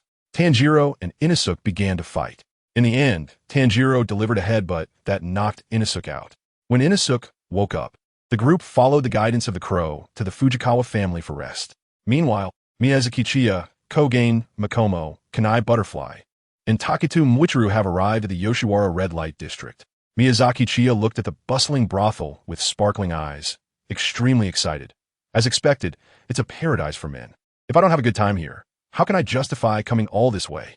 Chapter 127, The Fallen Princess. After Miyazaki Chiya arrived at the Red Light District, she was very excited. With so many establishments, she wanted to experience them all. However, the reality was far from her expectations. Kaido and Taketu Muichiro flanked Miyazaki Chiya on either side. Kaido ominously whispered in her ear, "Don't even think about it. We've already learned from Sister Kane what kind of place this is. From now on, Muichiro and I will stick to you like glue." Miyazaki Chiya looked at Kanroji and Taketu Muichiro in disbelief. "Are you guys even men? This is a paradise for men. It's heaven." Shinobu scoffed. "I don't know if it's a paradise for men, but I do know that if you go, Miyazaki, it will be your hell." Miyazaki Chiya angrily said, "Hey, you can't be like this." Makoto disdainfully replied, "What about me? We're here to take care of business, not for you to have fun. You clearly know that time is tight, yet you're still thinking about this kind of stuff. I really want to crack open your skull and see what's going on in that head of yours." The five of them entered the entertainment district amidst the noise. The entertainment district was bustling, as bright as daytime, and extremely luxurious. A handsome guy downstairs called out, "Come play, you can do whatever you want." A beautiful woman from a brothel winked at Miyazaki Chiya downstairs. Miyazaki Chiya nodded vigorously and said, Sure. However, the next second, both of Miyazaki Chiya's ears hurt. Takedo and Kanai pulled on her ears from either side, while Zenitsu and Taketu Muichiro held her arms, forcibly dragging her forward. "No, just let me experience it, just for a little while." Miyazaki Chiya still wanted to struggle, but ultimately an individual's strength is insignificant. Surrounded by the four members of the Ketsuban, Miyazaki Chiya had no right to resist. The four of them dragged Miyazaki Chiya into a deserted alley. Ketsuban crossed her arms and looked down at the frustrated Miyazaki Chiya squatting on the ground, asking, "Miyazaki, you said you know the location of the Upper Moon 6. So where is it?" Miyazaki Chiya said in a muffled voice, "Kayagakuya. What is the specific location?" Miyazaki Chiya said unhappily, "How would I know? It's my first time here too." Takeda Muichiro said, "Then I'll go look for it." Kochu Kine nodded. "All right, Muichiro, we'll leave it to you. We'll wait for you here." Okay. Akaza, Kanroji Mitsuri, and Kochi Kane were discussing how to fight against the Upper Moons. There's no doubt about the strength of the Upper Moon demons. Even though there are 4 Hashira-level demon slayers here, they still need to be cautious. However, Miyazaki Chiya did not join this discussion, as she was still sulking. Soon, Taketu Muichiro returned. He confirmed the location of the Kayagaku house. It's just on the next street. Akaza stretched lazily. "All right, then let's set off. Target, Upper Moon 6. Akaza, Kanroji Mitsuri, Kochu Kane and Taketu Mwichuru walked forward, but soon realized something was off. Miyazaki Chiya didn't catch up. Miyazaki Chiya was still squatting on the ground, angry. K2 and Taket Mucher directly carried Miyazaki Chiya forward. They arrived at the entrance of Kai Goku's house. Miyazaki Chiya was no longer angry and decided to wait until the battle was over to get mad. After all, the important matters were at hand. Standing in front of the four, she took a deep breath and shouted loudly, "Daki, come out." Daki, who was applying makeup in the Kayagaka house, trembled her hand, causing her makeup to smudge. The veins on Daki's face bulged, looking very angry, and she jumped directly out of the window, appearing in front of Miyazaki Chiya and the others. Daki had a crescent moon etched in her left eye and a 6 in her right eye, with pink tattoos on the left side of her face and the right side of her forehead. Miyazaki Chiya's eyes lit up when she saw Daki. Not only was she beautiful, but her outfit was also quite revealing. Isn't this just a clear benefit? Miyazaki Chiya now wished her eyes could be on Daki. Makomo spat and whispered, "What a woman who truly lacks self-love." Daki noticed the lower moon in Miyazaki Chiya's left eye and narrowed her eyes. "Oh, so you're the lower moon 6 of the 12 Kazuki." In the next moment, Daki suddenly erupted, her silk ribbons as sharp as blades slashing towards Miyazaki Chiya. "Who allowed you, a mere lower moon, to act so disrespectfully?" For flashes of blade light appeared. Kaneo, Makomo, Butterfly Shinobu, and Taketu Mwichuru simultaneously shattered the silk ribbons that were attacking Miyazaki Chiya. "Demon Slayer? So you are the strange demon favored by that person, who manipulates demon slayers in battle. But even if you're favored by that person, it doesn't justify your disrespect." Blood Demon Art. 8-fold ribbon slash. Daki unleashed 8 razor-sharp silk ribbons from her body, attacking Kaneo and the others. Taketu Mwichuru stepped forward, exhaling a mist-like breath. Mist breathing. 6th form, Morning Mist Spiral Strike. Taketu Mwichuru was enveloped in mist, moving and slashing at incredible speed within the dense fog, once again severing all of Daki's ribbons. After cutting them, Taketu Mwichuru dissipated the mist, did not continue the attack, and returned to Miyazaki Chiya's side. Their current persona was that of puppets controlled by Miyazaki Chiya with no consciousness. So they had to maintain their persona properly. Miyazaki Chiya said to Daki, "Let your brother Kibutsuji Taro come out. I have received permission from that esteemed person to engage in a positional blood battle with you." Daki's eyes narrowed. That esteemed person actually granted you the qualification for a positional blood battle again. Miyazaki Chiya shrugged her hands. "So isn't this coming to you two siblings?" Daki laughed in anger. "A mere lower moon 6 dares to directly challenge the upper moons? You're really not afraid of death. My brother doesn't even need to intervene. I can kill all of you by myself." Miyazaki Chiya raised an eyebrow. "Oh, underestimating me? Huh? Yuikairu. Go up and have some fun with her. Let her know our strength." Shinazugawa Yuikairu's lips couldn't help but curl up. He was genuinely thrilled that he could fight alone against an upper moon demon.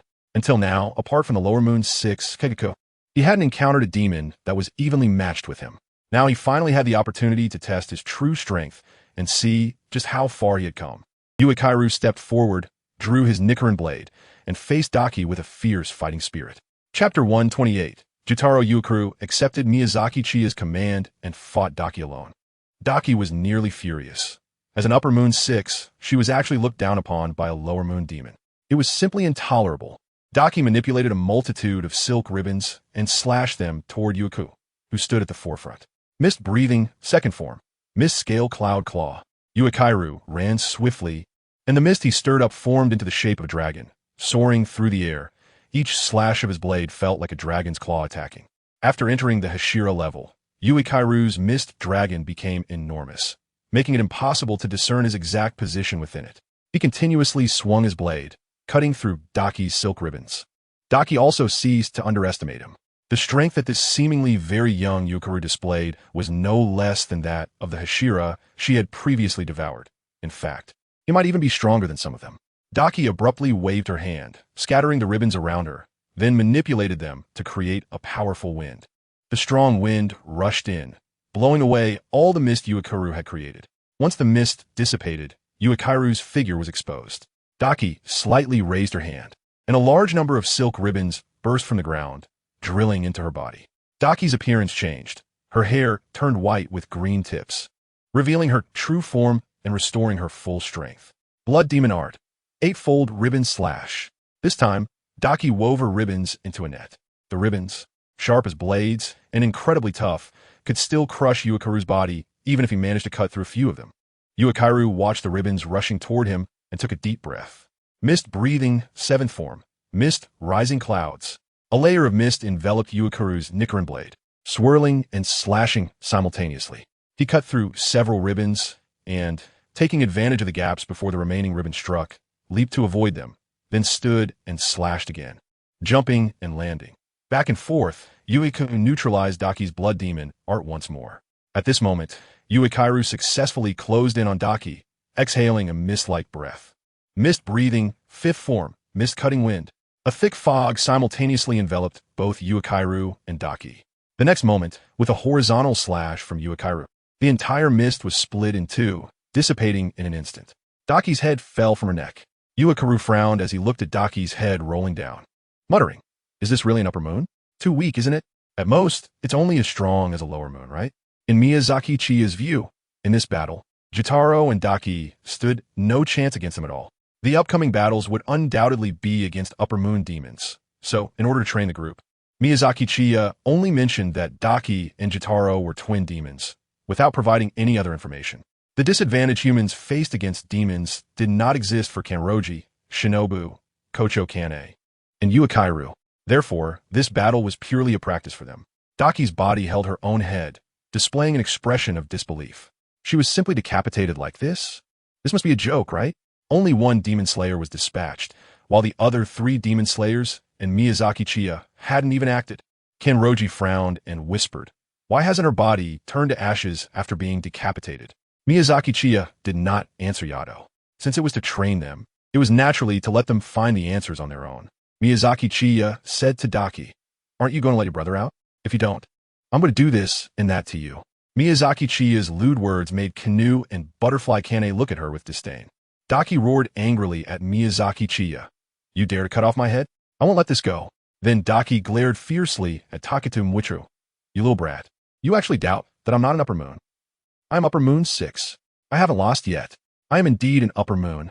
Taketu Mwichuru thought to himself that this was bad. He originally wanted to maintain his persona of being unaware, but Daki had heard his subconscious mumbling. His persona was collapsing. Since the persona was collapsing, there was no need to hide it anymore. Taketu Mwichuru believed that his boss would definitely have a solution. After all, maintaining the persona was his own decision, and Miyazaki Chiya hadn't mentioned in advance, so it might not be important. Taketu Mwichuru sarcastically remarked, "So weak. That lower moon 6, Kaigaku, who fought with me back then, is probably stronger than you." Daki seemed very shocked, staring blankly at Taketu Mwichuru. This little brat actually compared him to a lower moon. Suddenly, Daki burst into tears. "I am upper moon 6. I have been given a number. I'm very powerful.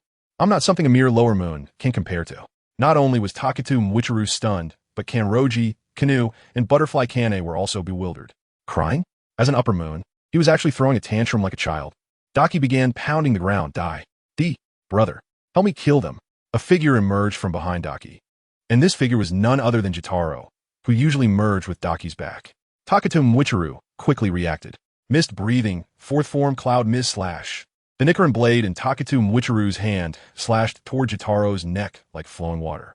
However, the next second, Taketu Mwichuru missed the strike. Jotaro had already moved with Daki to a spot about 10 steps away from Taketu Mwichuru. Not only Taketu Mwichuru, but also Kanroji, Kanu, and Butterfly Kane felt shocked. Jotaro's speed was too fast. Their eyes couldn't keep up with him at all. Jotaro was stroking Daki's head. "Don't cry. It won't help. Just turn your head back, and you can attach it again. You're so stubborn." Daki's head was already reattached, and she angrily said, "Brother, help me kill them. You must kill them." Taketu Mwichuru instantly dashed toward Jotaro, swinging his blade again at him. Jotaro turned to look at Taketu Mwichuru, and 2 scythes appeared in his hands, swinging faster than Taketu Mwichuru's knife strike. Taketu Mwichuru dodged one scythe, but couldn't avoid the second one.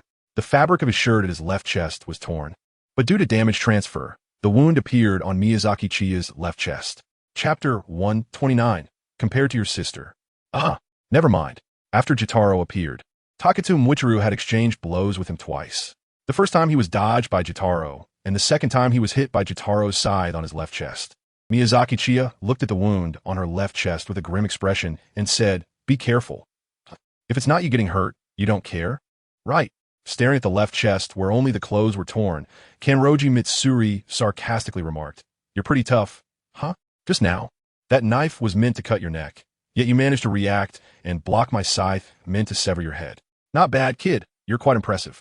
Although you look young, you have quite a nice appearance, good skin, no blemishes, no marks, no scars, unlike me, who can't even grow flesh.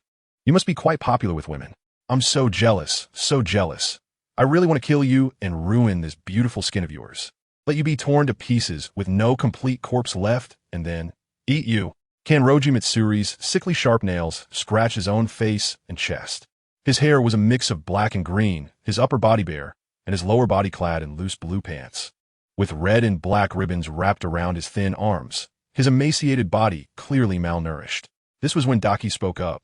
"Brother, these demon hunters are being manipulated by that demon. That demon was granted the blood battle by that adult, seeking to replace us. What's worse is that they actually questioned whether I am an upper moon." Kanroji Mitsuri turned his gaze to Miyazaki Chiya. "Oh, so it's lower moon 6, huh? So confident to directly challenge an upper moon. Truly unforgivable. My lovely sister, with her foolish head, is working hard to kill everyone who bullies her. I won't let a single debt go unpaid. Whatever grievances I've suffered, I'll make sure to get it all back." Miyazaki Chiya crossed her arms and mocked. "Your sister is cute. She's just a bit pretty, a bit sexy, a bit flirty. Look at this gorgeous lady beside me." Miyazaki Chiya pointed to the butterfly kunai and said, "Look, she's prettier than your sister. She's sexier than your sister. Although her clothes are loose and don't show much. She's also gentler than your sister. But your sister is indeed more provocative. However, just my kunai smile, like the warm spring sun, makes my heart flutter. Can your sister do that?" The butterfly kunai blushed at Miyazaki Chiya's words and hurriedly said, "Stop it. All right, let's not talk about my sister anymore. Let's talk about her." Miyazaki Chiya pointed at Makomo and said, "Take another look at her. She's not really pretty, but she's very cute. She's not sexy either, quite short, and also very violent. Compared to your sister, never mind." Miyazaki Chiya suddenly sighed and shook her head in disappointment. Makoto's forehead bulged with several veins. "What does that mean? She can't do it?" Frustrated, Makoto stepped on Miyazaki Chiya's foot. Miyazaki Chiya cried out in pain, directly hiding behind Butterfly Kane, and peeked out at Jotaro, saying, "In any case, your sister can't compare to my Kane one bit. And you want to collect a debt for me? I no toriesli stingvi. Dream on." Jotaro glared at Miyazaki Chiya. "No one can say anything bad about my sister. So when you die, make sure to count how much debt you owe. My name is Jotaro." Jotaro suddenly swung two scythes at Takatu Mwichiru. The two scythes spun and charged toward Takatu Mwichiru. Takatu Mwichiru exhaled a mist-like breath, using his breathing technique to slash and deflect one scythe. But the other scythe rushed straight toward Miyazaki Chiya. Water breathing, first form, water surface slash. The swift rabbit quickly swung his sword from a flat surface, also deflecting the scythe that was heading for Miyazaki Chiya. The two deflected scythes spun back into Jotaro's hands. Jotaro scratched his face again. "Not bad. Your reaction speed is really fast." Miyazaki Chiya sneered. "I know you're jealous that I'm better looking than you. Don't be jealous. It's a dream you'll never achieve in your lifetime. Ugly monster. My name is Musho Tsuniko. Remember it. You all attack together and beat this ugly monster." Jigiro Taro seemed to be hit at a painful spot and shouted in fury, "Unforgivable. I won't let you off. Blood demon technique. Flying blood scythe." Jigiro Taro transformed his blood into razor-thin blades and launched them. Following Miyazaki Chiya's command, Kanroji Mitsuri, Shinobu Kocho, and Tsugikuni Yorichi joined the battle simultaneously.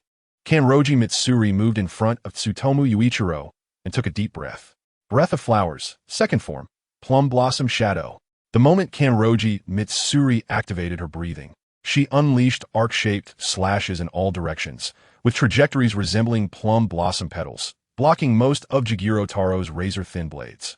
A small portion, however, altered its flight path according to Jigiro Taro's will and rushed straight toward Miyazaki Chiya. Miyazaki Chiya bled a lot from the wound on her chest, so she didn't waste it. Blood demon technique, shield. Miyazaki Chiya manipulated her own blood to form a shield, blocking the thin blade that was coming towards her. Before she could feel pleased with herself, a thin blade struck her from behind, leaving a wound. Miyazaki Chiya touched her back and found it covered in blood, angrily saying, "Hey, you bastard, that is not how martial ethics work. Using a sneak attack like that. Is this even considered upper moon?" The four of them, Kanroji Mitsuri, Shinobu Kocho, and Takedo Michiro, simultaneously activated their breathing styles and struck towards Jotaro. Breath of Flowers, 4th form, Red Flower Attire. Breath of Water, 2nd form, Water Wheel. Breath of Water, 8th form, Waterfall Basin. Breath of Mist, 1st form, Mist Dispersal. Led by Kocho Shinobu, the attacks of Kanroji, Shinobu, and Takedo Michiro fell at the same time. In an instant, a huge cloud of dust was created. The four of them quickly retreated from the dispersing dust. Kanroji, full of fighting spirit, said, "As expected, they're upper moon demons. They're on a completely different level from the demons we encountered before." In front of them, Jotaro and Daki were protected by a large number of silk ribbons. Although their attacks had severed the ribbons, thin blades quickly emerged from within to counterattack. This meant that their attacks did not cause any harm to Jotaro and Daki. As the ribbons scattered, Jotaro and Daki reappeared, with Daki now on Jotaro's back. Jotaro wore a sickly smile as he said, "We are one body." Chapter 130, Pure Love War God. Do you understand the value? Daki, perched on Jotaro's back, looked invincible. Miyazaki Chiya disdainfully shook her head. Although the Jianghu calls you sixth brother, it's merely because of your sibling bond. Indeed, your sibling relationship is very good and touching, but I'm currently shipping another pair of siblings that is even better than you two. If you compare yourselves to third brother, you're quite lacking. Have you ever heard the saying? We are pure love, the gods of pure love. Do you understand the value of that? Miyazaki Chiya said a lot of things that not only Jotaro and Daki couldn't understand, but even Yahaba and the others looked confused. Jotaro scoffed. It's just the lower moon 6 after all. How dare you speak such arrogant words? It's really annoying. You're just a demon slayer with the strength of the 4 Kazuki. Do you really think you can shake my and my sister's upper moon positions? Miyazaki Chiya sarcastically said, have you ever had the experience of fighting against 4 pillars at once? That's impossible, right? I think at most it's 2 or 3. That esteemed person granted me the qualification for 2 positional blood battles. If I didn't have that talent and strength, would that esteemed person be so fond of me? That esteemed person believes my strength is already on par with the upper moons, which is why they granted me the qualification for positional blood battles. To devour and replace you eliminated ones. You two can't kill them, and your toxins have no effect on me as a demon. The 5 of us combined are invincible. Miyazaki Chiya disdainfully gave a thumbs down towards Kayotaro and Daki. Kayotaro's expression darkened. Although it seemed earlier that Kayotaro had everything under control, he wasn't a fool. When Kanroji, Shinobu, Taketa Michiro, and Kocho Kane attacked simultaneously, Kayotaro was already certain that these 4 had the strength of Hashira. Just as Miyazaki Chiya said, they had only encountered 2 Hashira so far. Moreover, it was only because the other side was unaware of their mechanism, not knowing that they had to be decapitated simultaneously to be killed, that they had managed to defeat them. Kayotaro had clearly seen just now that the wound his scythe made on Taketu Michiro's chest transferred to Miyazaki Chiya. If the same was true for the other 3 demon slayers besides Taketu Michiro, then this battle would be difficult. If the damage would transfer to Miyazaki Chiya, then it meant these 4 demon slayers with Hashira-level strength were equivalent to having immortality. Facing 4 demon slayers, it was already very difficult to win. And with the added factor of immortality, how could they fight? Kayotaro felt that Muzan Kibutsuji had taken an interest in Miyazaki Chiya, likely because Chiya could manipulate 4 demon slayers equivalent to immortality. Kayotaro took the initiative to attack, hoping to seize the advantage. Since Miyazaki Chiya was controlling the 4 demon slayers and remained in the back without attacking, it suggested that Chiya might be weaker than the demon slayers. No, she was definitely weaker than these demon slayers. As long as he dealt with Miyazaki Chiya, he could lift the immortality from these demon slayers and then kill them one by one. Once the blood battle began, neither side could escape until one was devoured. Blood Demon Art, Flying Blood Scythe. Kayotaro transformed his blood into razor-thin blades and launched them all out. Most targeted Kanroji and the others, while a small portion was manipulated by Kayotaro's trajectory towards Miyazaki Chiya. However, now Miyazaki Chiya had directly sat down, looking completely unafraid. Miyazaki Chiya is very confident. Since the thin blade of Jotaro injured him just now, then Kanroji and the others will definitely help him block this attack. Water breathing, 6th form, Raging Whirlpool, double. Kanroji and Shinobu simultaneously create a powerful whirlpool through intense twisting. The resulting whirlpool pulls all of Jotaro's thin blades into it. Meanwhile, Taketu Michiro and Kocho Shinobu have already closed in on Jotaro. mist breathing, 7th form, mist rising, and clouds roiling. Taketu Muichiru's sword form is very similar to water breathing. 10th form, constant flux, slashing while tumbling, with its power gradually increasing. Flower breathing, 5th form, no fruit peony. Kocho Shinobu strikes from all directions with a 9-hit combo, stabbing toward the same point like the petals of a peony. Jotaro raises his hands, aiming at Taketu Muichiru and Kocho Shinobu. Blood Demon Art, circular / spiral. Flying Blood Scythe. Jotaro wraps a spiral blood slash around his hands and clashes it with the Nichiren blades of Taketu Muichiru and Kocho Shinobu. The immense power directly nullifies their attacks, and the slash continues toward Taketu Muichiru and Kocho Shinobu. Water breathing, 3rd form, flowing dance. Kanroji and Shinobu move their bodies at high speed like flowing water, appearing on either side of Jotaro in the blink of an eye, aiming to sever Jotaro's arms. After Kanroji and Shinobu sever Jotaro's arms, Taketu Muichiru and Kocho Shinobu immediately swing their blades toward Jotaro's neck. To them, Jotaro is the most threatening person, and beheading him is the wisest choice. Blood Demon Art, 8-fold binding slash. Daki releases 8 razor-sharp silk ribbons from her body, attacking the enemy while blocking their path. The 4 of Kanroji continuously cut through Daki's ribbons, trying to gain the upper hand. However, just as they dealt with Daki's ribbons, Jotaro's gloomy voice echoed. Blood Demon Art. Arc Leap. Jotaro surrounds himself with blood slashes for full defense. Due to the suddenness of the attack, the 4 of Kanroji are unable to break through Jotaro's defense. And instead, Miyazaki Chiya receives several new wounds. Miyazaki Chiya pouted, feeling very angry and wronged, but this time he didn't disturb Tanuki and the others. Both sides were now focused on the battle, and his interruption could easily lead to mistakes for Tanuki and the others. After all, in the end, he would bear the pain alone, so it wasn't necessary. Kibutsuji's hands had long since regrown, and now he was looking at Tanuki and the other 3 with a troubled expression. These demon hunters were cooperating too well, leaving him almost no breathing room. If the opponent had known his blood demon technique, he could have been in danger just now. Kibutsuji directed his gaze at Miyazaki Chiya, who was watching the battle not far away. It was too dangerous for him and Daki to continue fighting together. They had to separate, or else it would be disastrous if they were decapitated simultaneously. Moreover, one of them had to attack Miyazaki Chiya, otherwise it would be a slow death. Chapter 131, Water Breathing, Secret Art. Water falls back to the trench. Kibutsuji could control Daki while fighting and integrate the information they've both gained to make wiser judgments. He skillfully utilized this ultimate technique, and it was his excellent senses that allowed him to rank among the upper moons. Now, having Daki continue fighting with him would only be a burden. Facing the 4 demon hunters, Daki was of no use at all. If they acted separately, it would force the 4 demon hunters to split up, significantly reducing his pressure. As long as they weren't decapitated at the same time, they would be fine. Daki. Hearing Kibutsuji's call, years of understanding made Daki instantly grasp his meaning. Blood Demon Technique. Bathed in blood, Kibutsuji once again wrapped his body in blood, launching another attack to push back Tanuki and the others. At the same time, Daki separated from Kibutsuji and charged toward Miyazaki Chiya. The closest to Daki were Takedo Michiro and Kochu Shinobu, who tried to stop her but were blocked by Kibutsuji's blood blades. However, Kochu Shinobu still chased after Daki. Takedo Michiro intended to follow as well, but was stopped by Kibutsuji. Kibutsuji looked seriously at the pursuing Kochu Shinobu. It was already his limit to hold off the 3 demon hunters. If Daki couldn't deal with Miyazaki Chiya, they would need to think of another way. For example, have Daki run. As long as he was still here, the blood battle would continue. This also meant he had no way to deal with Miyazaki Chiya and the others. Miyazaki Chiya couldn't decapitate them all at once either, so they would just have to stalemate. Seeing Daki successfully approaching him, Miyazaki Chiya scoffed disdainfully.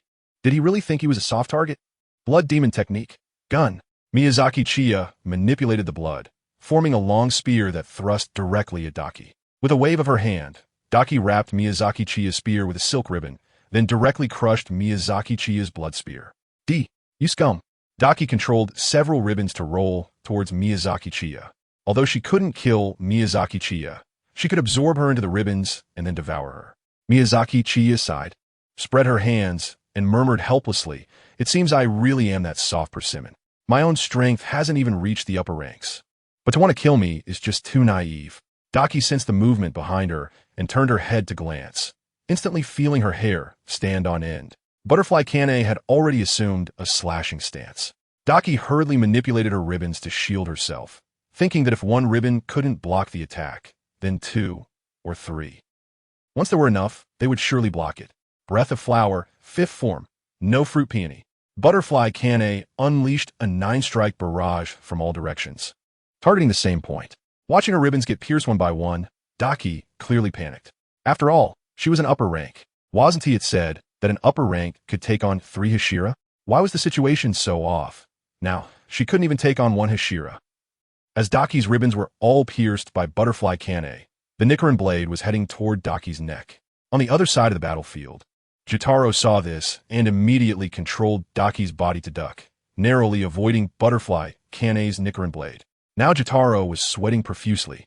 Not only was he facing the fierce attacks of Kanroji, Shinobu, and Takadu Muichiro, but he also had to multitask to control Daki's fighting. There simply wasn't enough time. Just then, Kanroji launched a sword strike toward Jotaro. Breath of Water, 10th form, constant flux. Kanroji spun like a dragon, twisting and turning. The more he spun, the stronger the strike became, causing Jotaro to retreat several steps. Meanwhile, Shinobu and Takatu Muichiro had appeared behind Jotaro, their Nichiren blades slashing toward his neck. Jotaro directly used the blades of his sickles to clamp down on the Nichiren blades of Shinobu and Takatu Muichiro. At the same time, he activated his Blood Demon Art. Blood Demon Art, circular/reversal, flying blood scythe. Jotaro entwined a spiral-shaped blood slash around his hands and struck at Shinobu and Takatu Muichiro. The distance was too close. Complete evasion was impossible. Kanroji exhaled a breath like water. Breath of Water, secret art. Water returning to the trench. Kanroji's unique technique was quite similar to Ju Tomioka's unique 10th form, Calm. The difference was that Ju's Calm entered a state of tranquil stillness, nullifying all techniques within range of his blade.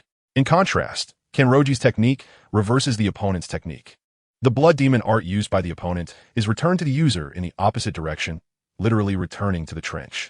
However, this was Kanroji's first time using this technique in battle, and he was still not proficient. Compared to nullifying techniques, reversing the opponent's technique was far more difficult.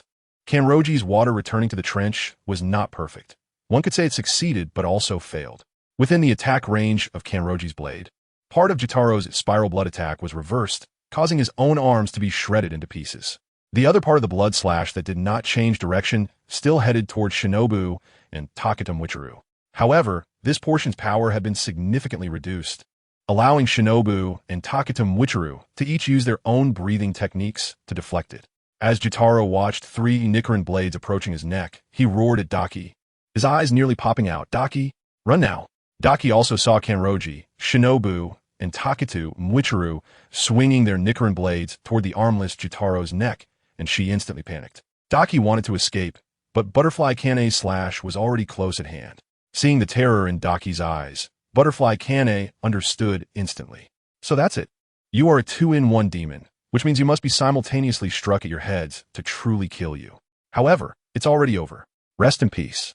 In your next life, don't be a demon again. Breath of Flower, 3rd form, full blooming fragrance.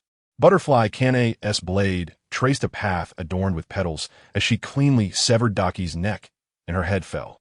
Jotaro, witnessing Daki's head being cut off, was filled with regret. If he had known, he wouldn't have let Daki attack Miyazaki Chiya, but would have just run away. At the same time, Jotaro was extremely furious. As an upper rank, how could he so easily lose everything to this lower rank before him?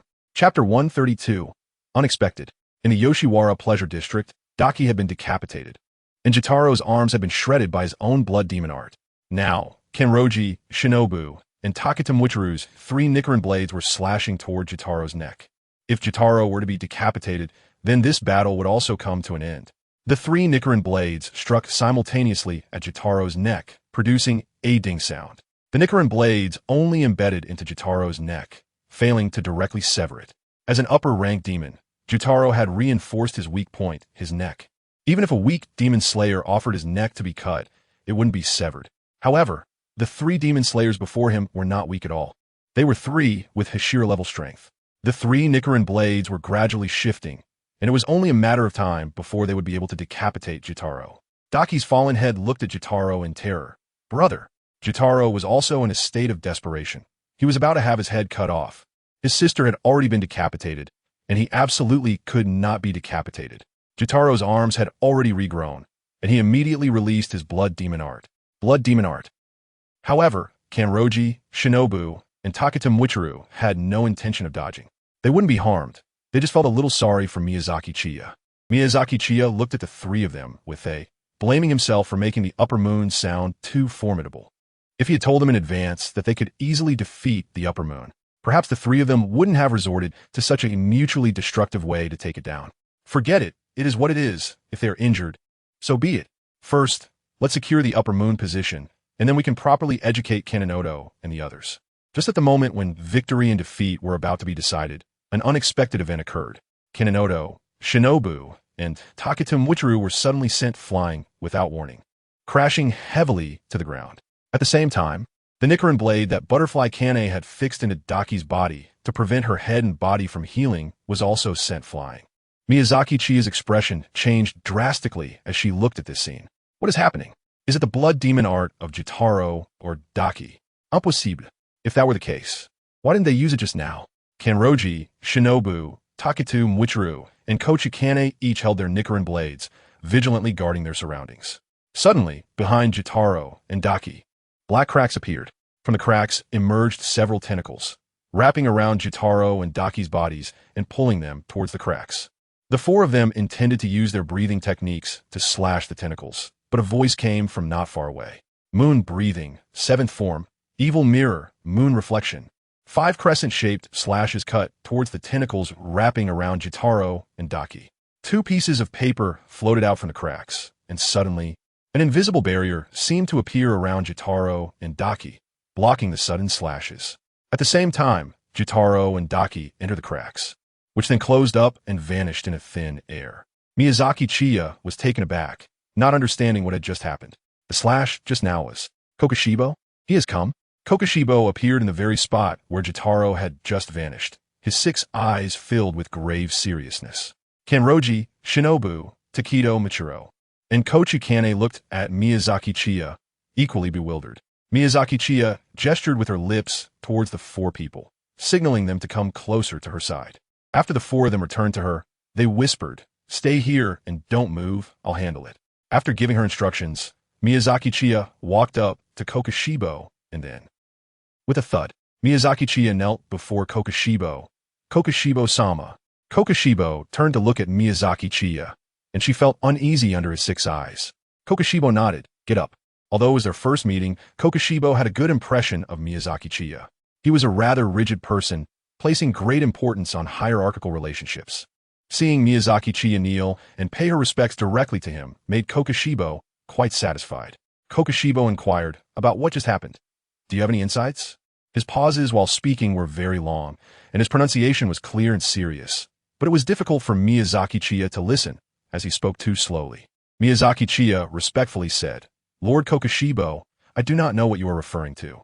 I was ordered by that esteemed lord to find Kibutsuji in Daki for the blood battle. I was just as surprised by this sudden incident." Kokushibo did not continue speaking, but instead picked up a piece of paper from ground. This paper had just floated out from the crack. It depicted strange patterns, which Miyazaki Chiya also saw, but could not recognize. It was just a demon's drawing. Miyazaki Chiya looked at the silent Kokushibo and couldn't help but curiously ask, "Lord Kokushibo, what are you doing in the Pleasure District?" Kokushibo slowly replied, "That lord has noticed that you and the brother-sister duo of Jotaro and Daki have already begun the position exchange blood battle, and has ordered me to come here to supervise. You've done well. If it weren't for that recent accident, you would have already been the victor of the position exchange blood battle." Miyazaki Chiya worriedly said, but Jotaro and Daki suddenly disappeared. "My position as Upper Moon. There's no need to worry. I will report truthfully to you. Upper Moon 6 is still yours." Upon hearing Kokushibo's assurance, Miyazaki Chiya breathed a sigh of relief. Now, Tanjiro might already be resting at the Fujikage house and is about to head to the Spider Mountain to deal with Lower Moon 5. Rue. With such little time, it's impossible to find another Upper Moon. As for the current Kokushibo, Miyazaki Chiya would only think about engaging in a blood battle with Kokushibo if he had lost his mind. Kokoshibo's 6 eyes turned toward Kanroji Mitsuri and the others behind Miyazaki Chiya, then fixed his gaze on Takedo Michiro. The oppressive aura from Kokoshibo's 6 eyes was overwhelming. Even Kanroji Mitsuri, facing Kokoshibo's imposing presence along with those 6 eyes, couldn't help but feel a surge of fear in her heart. Kokoshibo asked, "Do they seem to have their own consciousness?" Miyazaki Chiya had already devised a plan to respond to Kokoshibo's question. Miyazaki Chiya respectfully deceived, "That's right.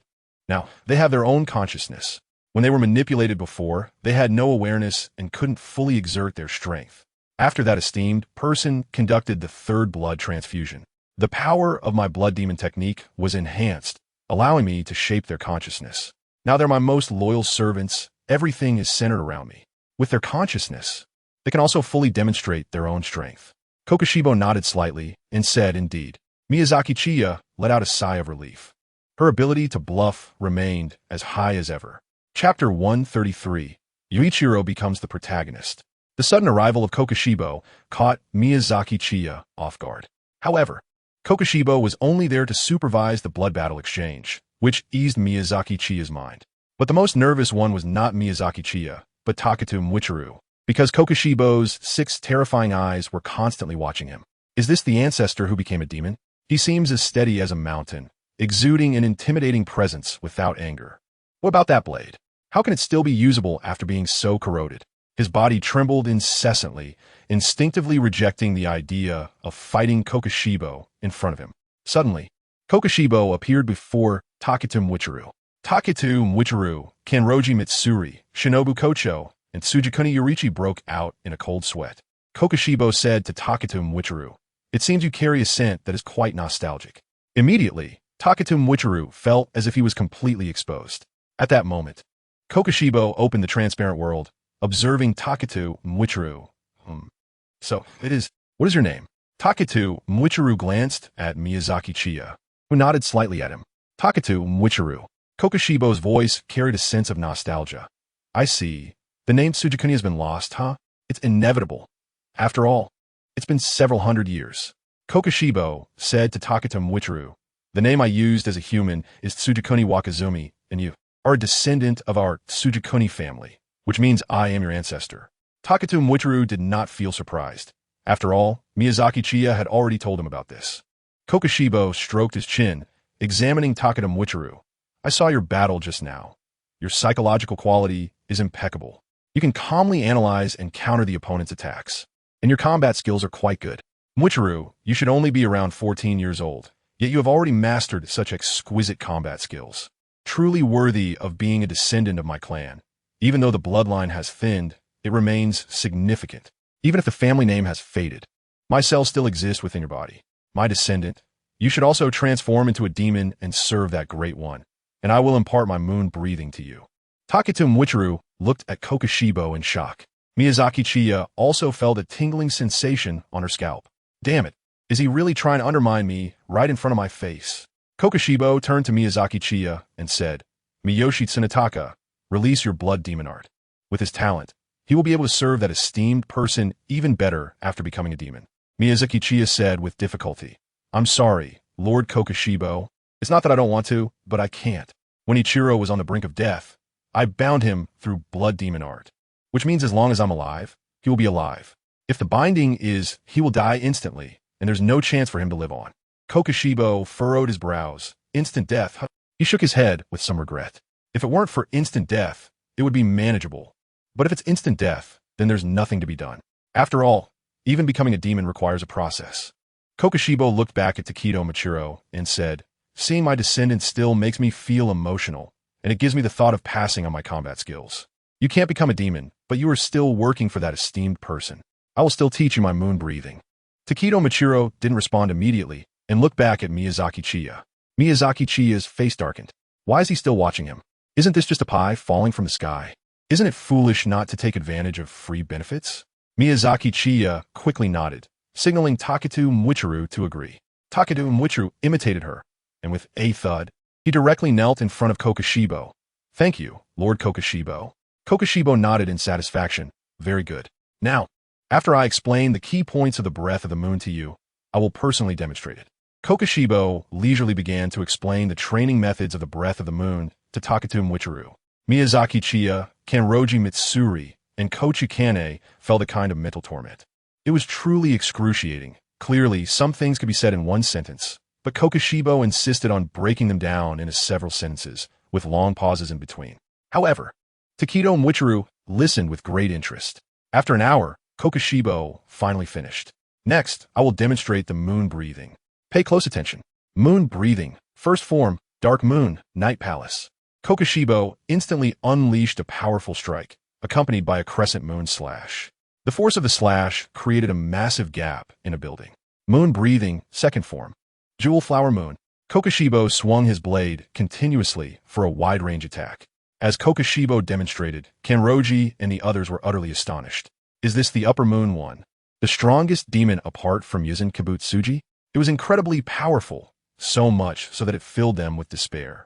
Kanroji Mitsuri and Kochi Kane had no idea how they could possibly defeat Kokoshibo.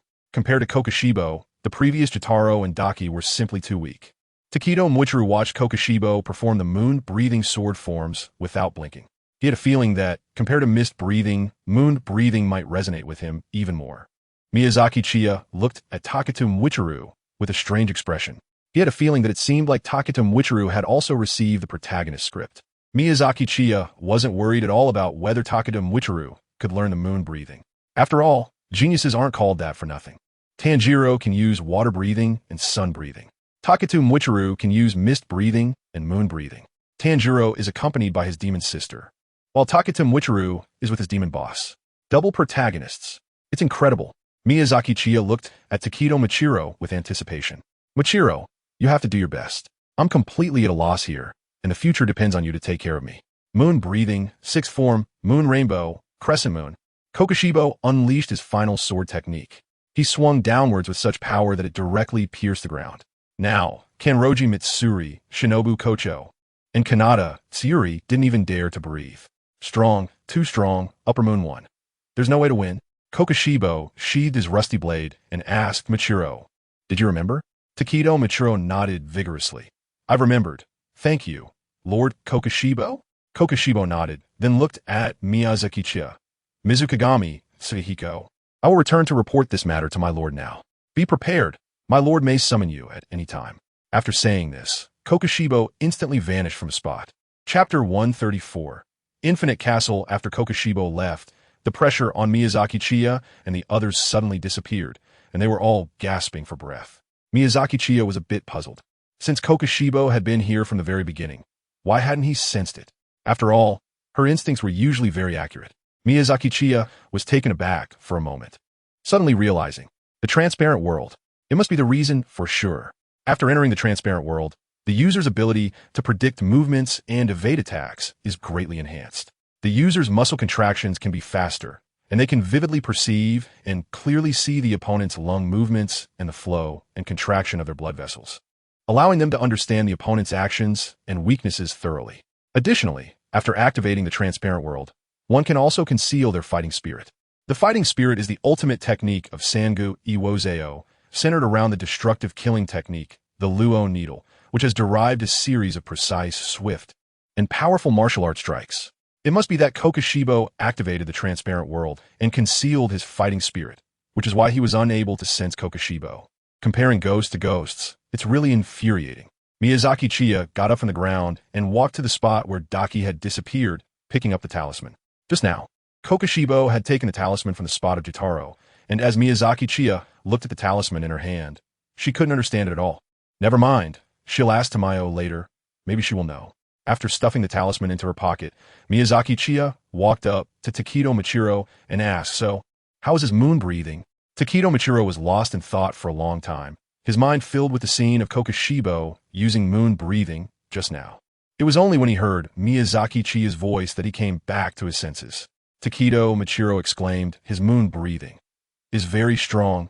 Miyazaki Chiya tapped Shido Yuichiro on the head, and instead, she covered her own head, angrily saying, "I didn't ask you if you're strong. Just look at this mess. It's obvious you're strong. I'm asking if you remembered." Shido Yuichiro excitedly replied, "I remembered. I feel like the breath of the moon really suits me." Miyazaki Chiya nodded in satisfaction. Since Taketu Mwichiro himself said that it was very suitable for him, it should be settled.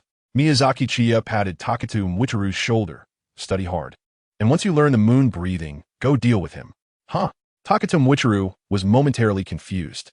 After learning the moon breathing, go directly to confront the one who created it, Kokoshibo? Are you serious? Miyazaki Chiya said unhappily. What kind of expression is that? The new generation pushes the old generation, and the old generation gets knocked down on the beach. You need to have confidence in yourself, understand? Taketu Mwichiro seemed to sense Miyazaki Chiya's confidence in him and responded loudly. Yes, boss. Well, good. Now you're also the main character, so work hard. However, there are a few things I need to tell you next, so gather around. Kanroji Mitsuri, Shinobu Kocho, Taketu Mwichiro, and Kane Kocho surrounded Miyazaki Chiya. Miyazaki Chiya said, Let me explain to you first. My ability to foresee the future has failed, and the future has changed. Butterfly Kanahu frowned and said, Is it because of the unexpected event this time? Miyazaki Chiyo shook her head. No, the future actually changed a long time ago.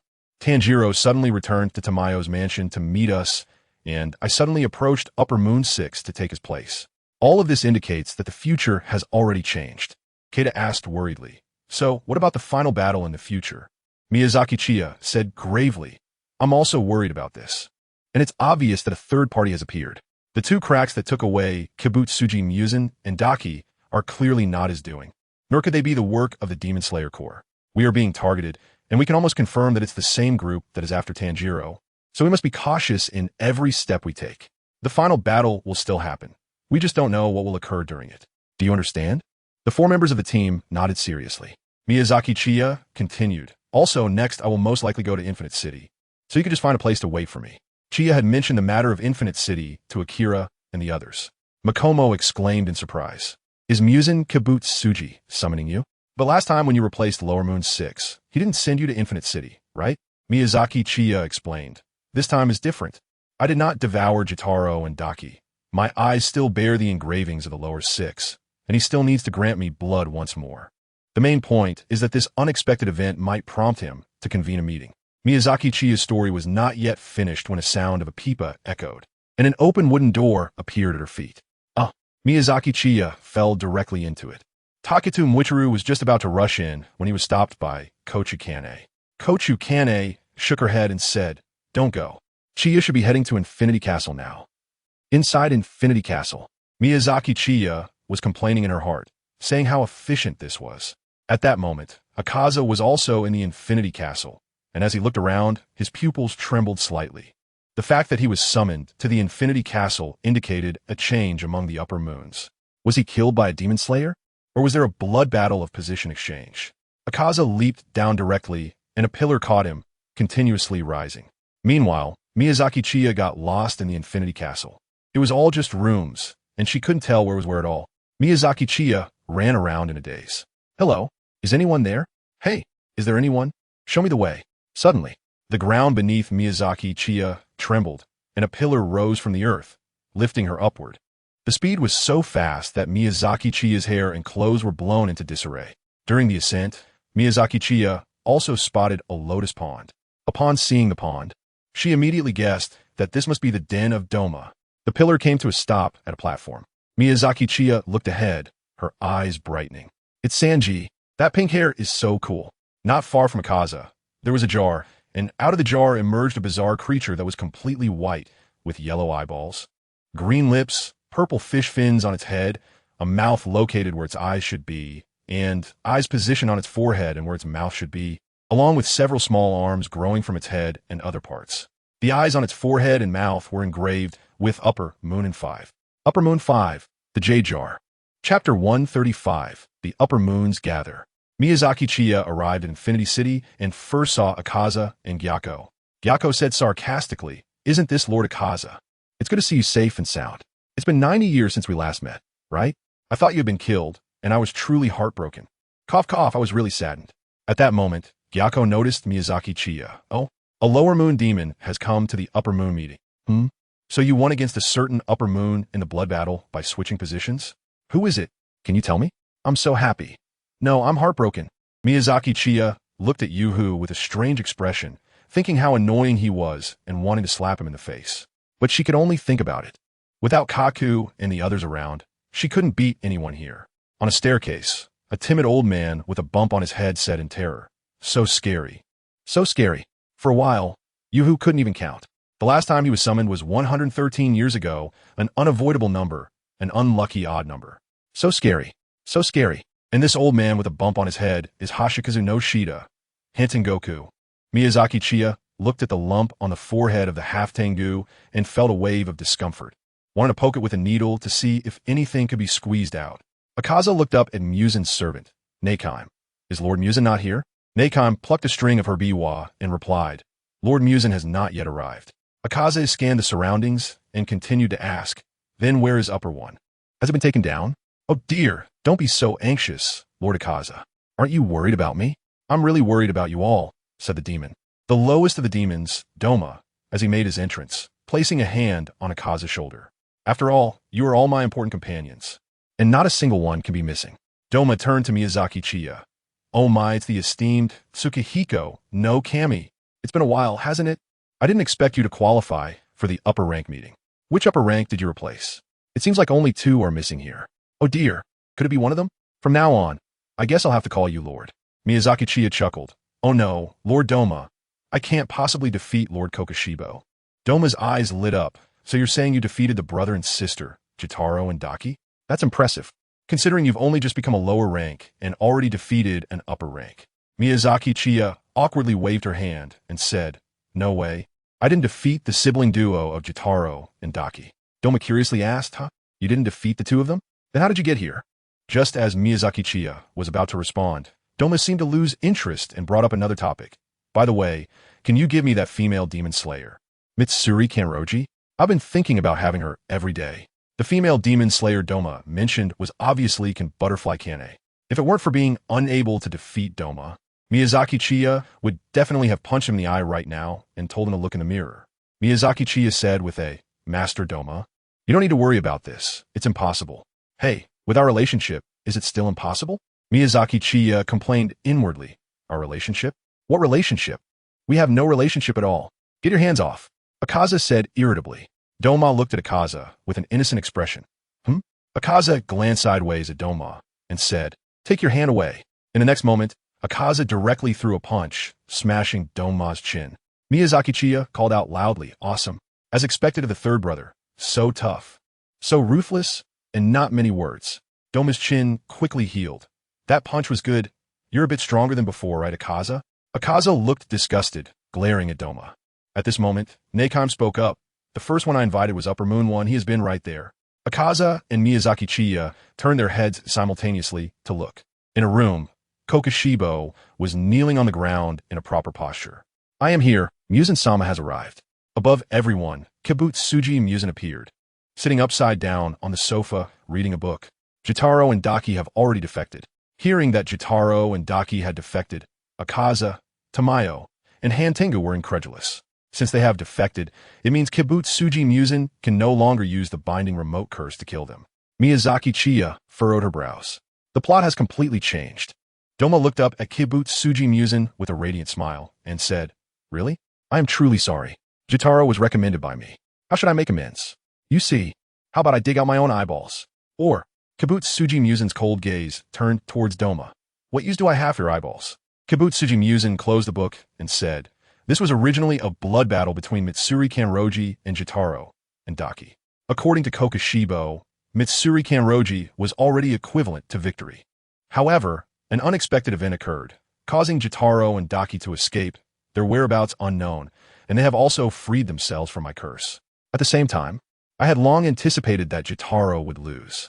Sure enough, Daki is a burden, thinking that becoming an upper moon was the end.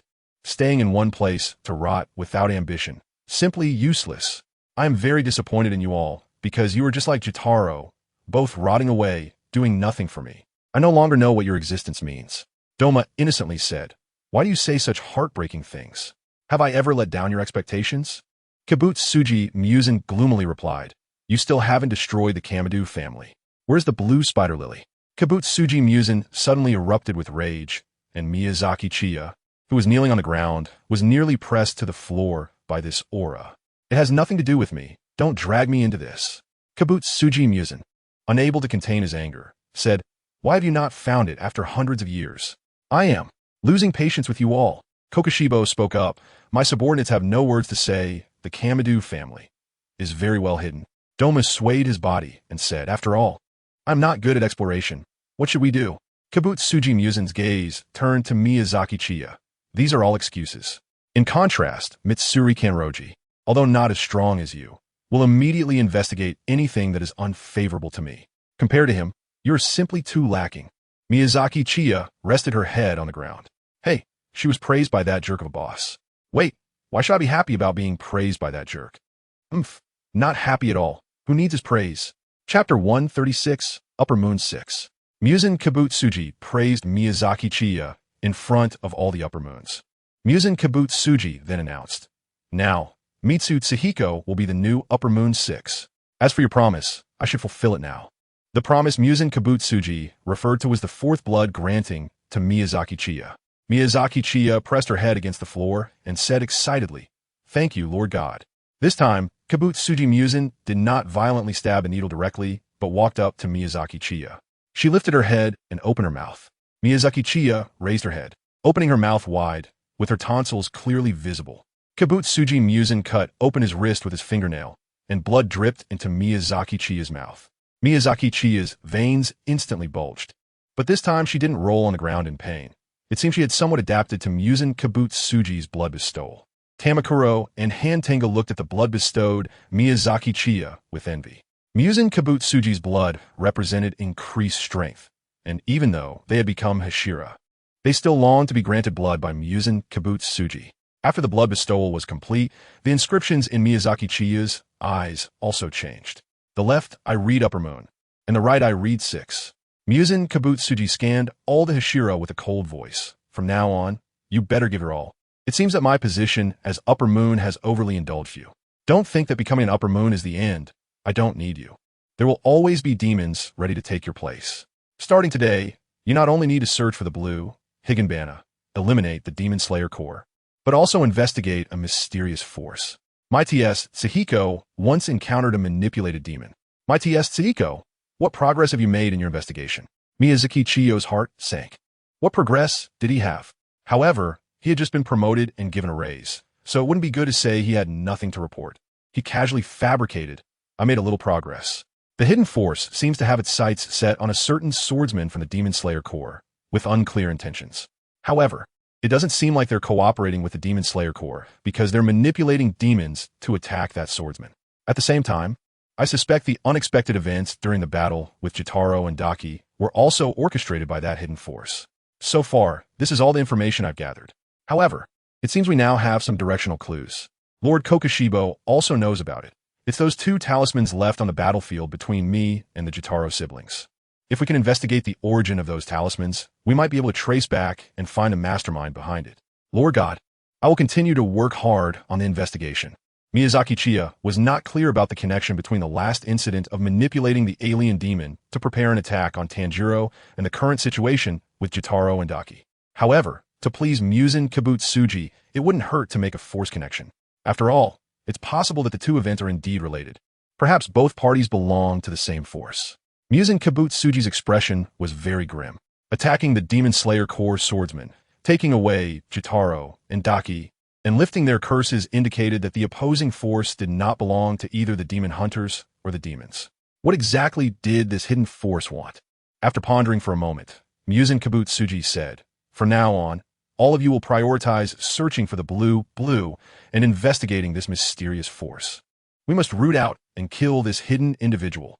Compared to the openly existing Demon Slayer Corps, the hidden force made Muzan Kibutsuji even more uneasy. Moreover, the ability to open a spatial passage like the Infinity Castle and lift the curses on Jotaro and Daki posed a greater threat than the Demon Slayer Corps. Jotaro and Daki are at least Upper Moons. If they could lift the curses on Jotaro and Daki, it is highly likely they could do the same for the other Upper Moons. If all the Upper Moons' curses are lifted, Muzan Kibutsuji would become isolated. Additionally, there was a report from Kokoshibo that his attack was blocked by an invisible barrier formed by 2 talismans, indicating that the opponent's strength should not be underestimated. Although Muzan Kibutsuji verbally expressed disdain for the current Upper Moons, Having these upper moons working for him was his trump card. Yes, Lord Muzan, Lord God. Remember, do not let me down again. As the sound of the biwa echoed, Muzan Kibutsuji disappeared from the spot. After Muzan Kibutsuji left, Doma approached Miyazaki Chiya and put his arm around her shoulder. Hey, Miyazaki, last time I invited you to visit my Eternal Paradise cult. Why haven't you come? Miyazaki Chiya really wants to leave now. Everyone here is insane. She doesn't want to stay here. Lord Doma has been quite busy lately, truly has no time. Doma tightened his grip on Miyazaki Chiya's shoulder. Hey, since that's the case, isn't this a good time? Bring your demon hunters and come with me to the Eternal Paradise Church. Miyazaki Chiya rolled her eyes. She could hear that calculation clearly. Still thinking about his sister Kanaho. After going to the Eternal Paradise sect, how could Butterfly Kanaho end up well? As Miyazaki Chiya was contemplating how to refuse Doma, Akaza walked up behind Doma and with a wave of his hand, directly knocked off half of Doma's head. Doma's blood splattered onto Miyazaki Chiya's face. Akaza coldly said, "Did you not hear Lord Muzan's orders clearly? Let us conduct an investigation. Get lost." Suddenly, Akaza's right hand was severed. Unbeknownst to him, Kokoshibo had appeared beside Akaza. "Akaza, you have gone too far." Doma, with only half a head left, was still speaking. It's fine, Lord Kokoshibo, I don't mind at all." In an instant, the half of Doma's head that was knocked off had restored itself. Akaza sheathed his sword. "I am not defending you. I am concerned about the disruption of order, especially the distinction between high and low." Doma snapped his fingers. I understand." In reality, Doma didn't understand at all. He just felt that the current scene seemed quite interesting. Miyazaki Chiyo was covered in goosebumps. "You guys are arguing. Let me go. Besides, isn't Sanji doing great? If he's strong enough, he should just take off Doma's head." Kokoshibo didn't even glance at Akaza and continued. "Akaza, if you're not convinced, just apply to replace the upper rank like Munehiko did." Doma said sarcastically. "Oh, but you see, Lord Kokoshibo, even if he applies, Lord Akaza still can't defeat us. Moreover, I became a demon later than Lord Akaza, yet I've risen to prominence earlier. He must have some grievances in his heart, so just try to understand him." Miyazaki Chiya was mentally mocking Doma. Truly, he loved to stir up trouble. Chapter 137, Relying on Oneself. Doma sat on the ground, speaking in a sarcastic tone. Akaza was furious and really wanted to kill that dog Doma. However, Kokoshibo intervened to stop him from going too far. Doma, not content with the chaos, crawled up to Akaza and Kokoshibo, smiling as he said, "I deliberately didn't dodge, just playing with him. This is how we strengthen our bond. The higher-ups need not be angry with the lower ones. Maintain your composure." Kokoshibo actually found Doma quite displeasing and didn't want to listen to his nonsense. So he sternly called out Akaza's name again. Akaza's muscles bulged with anger, his fists clenched tightly. "Do you understand what I'm saying?" "I understand." Akaza turned to Kokoshibo with a fierce glare. "I will definitely kill you. Is that so? Then do your best." Akaza had once challenged Kokoshibo to a blood battle for position, and naturally, he lost. According to the rules of the blood battle, the loser would be devoured by the winner. However, Kokoshibo did not devour Akaza because he greatly appreciated Akaza's courage and strength and looked forward to his further growth. Nevertheless, Akaza's audacious nature greatly displeased Kokoshibo. After speaking, Kokoshibo turned to Miyazaki Chiya. "You, very good, keep it up, and serve Lord Muzan well." Miyazaki Chiya didn't expect to be praised again. Kokoshibo instantly disappeared from the spot. Seeing Kokoshibo leave, Doma happily said goodbye. "Goodbye, Lord Kokoshibo, goodbye." Doma looked at Akaza and sighed. "I feel like I haven't joined your conversation. Am I overthinking it? Lord Akaza." Akaza suppressed the urge to punch Doma in the head and also left Infinity Castle. Seeing Doma looking at her, Yashiro shivered and hurriedly shouted to Neikime, "Please teleport me away." A sound of a pipa echoed, and Yashiro disappeared. I want to go too," the timid Han-Tengu said tremulously. The sound of the pipa rang out again, and Han-Tengu also disappeared. Now only Doma, Miyazaki Chiya, and Neikime were left. Doma sighed. "So it's just us left. It's been so many years since we last met. Wouldn't it be nice to chat? Everyone is so cold. Maitsu Tsukihiko. Do you think they dislike me?" Miyazaki Chiya suppressed the urge to roll her eyes. "Doesn't she know how much she hates it?" Miyazaki Chiya said with a smile that didn't reach her eyes. "How could that be? Lord Doma is very popular. But Lord Maijitsu Tsukihiko is much better. Willing to talk with me. Honestly, I really hope you can come to my Infinite Paradise sect as a guest. Come on, let's go together." Doma suddenly started to act coy with Miyazaki Chiya. Miyazaki Chiya only felt a chill rushing up her spine to the crown of her head. I'm sorry, Lord Doma, but I'm in a hurry to help the deity. Next time for sure. Miss Najiko, quickly send me away. As the sound of the biwa began, Miyazaki Chiya finally left the infinite city. Hey, what's going on? All right, we can investigate together. Miss Biwa, can you send me to the location of Lord Mayuzu Tsuhiko? Doma waved his hand to call Najiko. I must refuse. Najiko directly plucked the strings of the biwa, forcibly sending Doma away from the infinite city. Miyazaki Chiya returned to the pleasure district. Kanin, Makomo, Takatu Mwichiru, and Kochikane were still waiting for him at the same spot. When they saw Miyazaki Chiya coming back, the four hurriedly surrounded him. Upon seeing the upper moon in 6 in Miyazaki Chiya's eyes, Takatu Mwichiru exclaimed, Boss, you really have become an upper moon. Miyazaki Chiya puffed out her chest. Is there really any doubt? All right, let's not talk about it here. It's almost dawn. Let's find it in first. In a room at an inn in the Yoshiwara Pleasure District, Miyazaki Chiya told the four about what would happen in the Infinite City. So, does this mean that Muzan Kibutsuji has also started investigating? Is this a good thing for us? The situation is very chaotic right now, Kanto asked with some concern. Miyazaki Chiyo nodded and said, Of course it's a good thing. Whoever took away Jutaro and Daki, it can almost be certain that they are our enemy. They chose to act just as we were about to determine the victor, neither too early nor too late. I can't believe it's a coincidence, because this is clearly saving the brother and sister duo of Jutaro. Shinsabaki asked seriously. So, is there really a connection between Tanjiro's incident and this one? Miyazaki Chiya sighed. I don't know. Right now, there are too few clues. Let's take it step by step. Butterfly Kanaho asked, Chiya, where are we going next? Miyazaki Chiya rhythmically tapped her fingers on the table. Now that I have become an upper rank, the upcoming layoff meeting has nothing to do with me. Next, we need to welcome a new companion. But this companion won't be easy to deal with and may not become one of us. Butterfly Kane understood. Chiya, you mean Kaijiro Rengoku, right? Yes. Sister Kane, you have worked with Rengoku Kaijiro, so you should know his personality, right? Butterfly Kane nodded. I do know him. Kaijiro is a person full of spirit and is very cheerful. He loves to take care of others and is like an older brother to his juniors. At the same time, Kaijiro remains steadfast in any environment and possesses a sound mind. As a member of the Demon Slayer family, the Rengoku family, it's really difficult to get him to join our team and follow Chiya.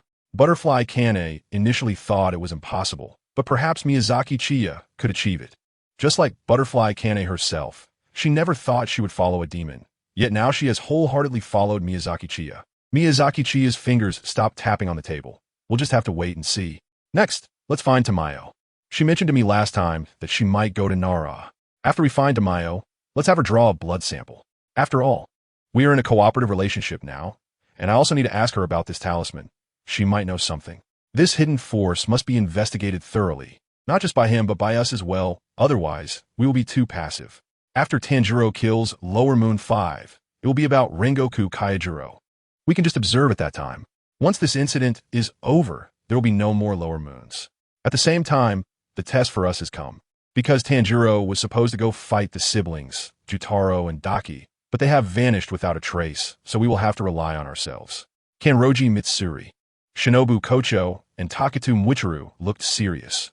Miyazaki Chiya's ability to foresee the future has disappeared, so now they can only rely on themselves. Chapter 138, Meeting Tamayo in Nara. Now that Miyazaki Chiya has become Upper Moon 6, she is heading to Nara with her subordinates. Shortly after arriving in Nara, Shichamaru suddenly appeared in front of Miyazaki Chiya. Miyazaki Chiya followed Shichamaru to a very discreet villa in the bustling city. Upon entering the villa, they saw Tamayo and Yashiro already waiting for them. I didn't expect to meet so soon, Mr. Miyazaki. It seems everything has gone smoothly for you. Tamayo noticed the engravings in Miyazaki Chiya's eyes, indicating she had already entered the upper ranks. Miyazaki Chiya and Yato sat down with a few people. Miyazaki Chiya said to Tamayo, Miss Tamayo, I came this time to fulfill my promise. After all, I promised you that once I became an Upper Moon, I would let you draw blood for research. Tamayo smiled and replied, Mr. Miyazaki, you really are a person who keeps your promises. I have also been working on a plan to modify you these past few days. And thanks to Nezuko's blood, I have gained new inspiration. Once the plan is ready, perhaps the modification won't even take 2 months. Since Miyazaki Chiya is so honest, Tamayo must also make him feel her sincerity. Miyazaki Chiya nodded and said, that would be great. This time when we went to find Upper Moon 6 for the blood battle, a very serious accident occurred, and he is taking it very seriously. I don't know how things will change in the future, so it's better to cut ties with him as soon as possible. Tamayo asked curiously, Mr. Miyazaki, could you tell me what happened? Miyazaki Chiya told Tamayo about what happened during the battle with Jotaro and Daki. Tamayo exclaimed in surprise.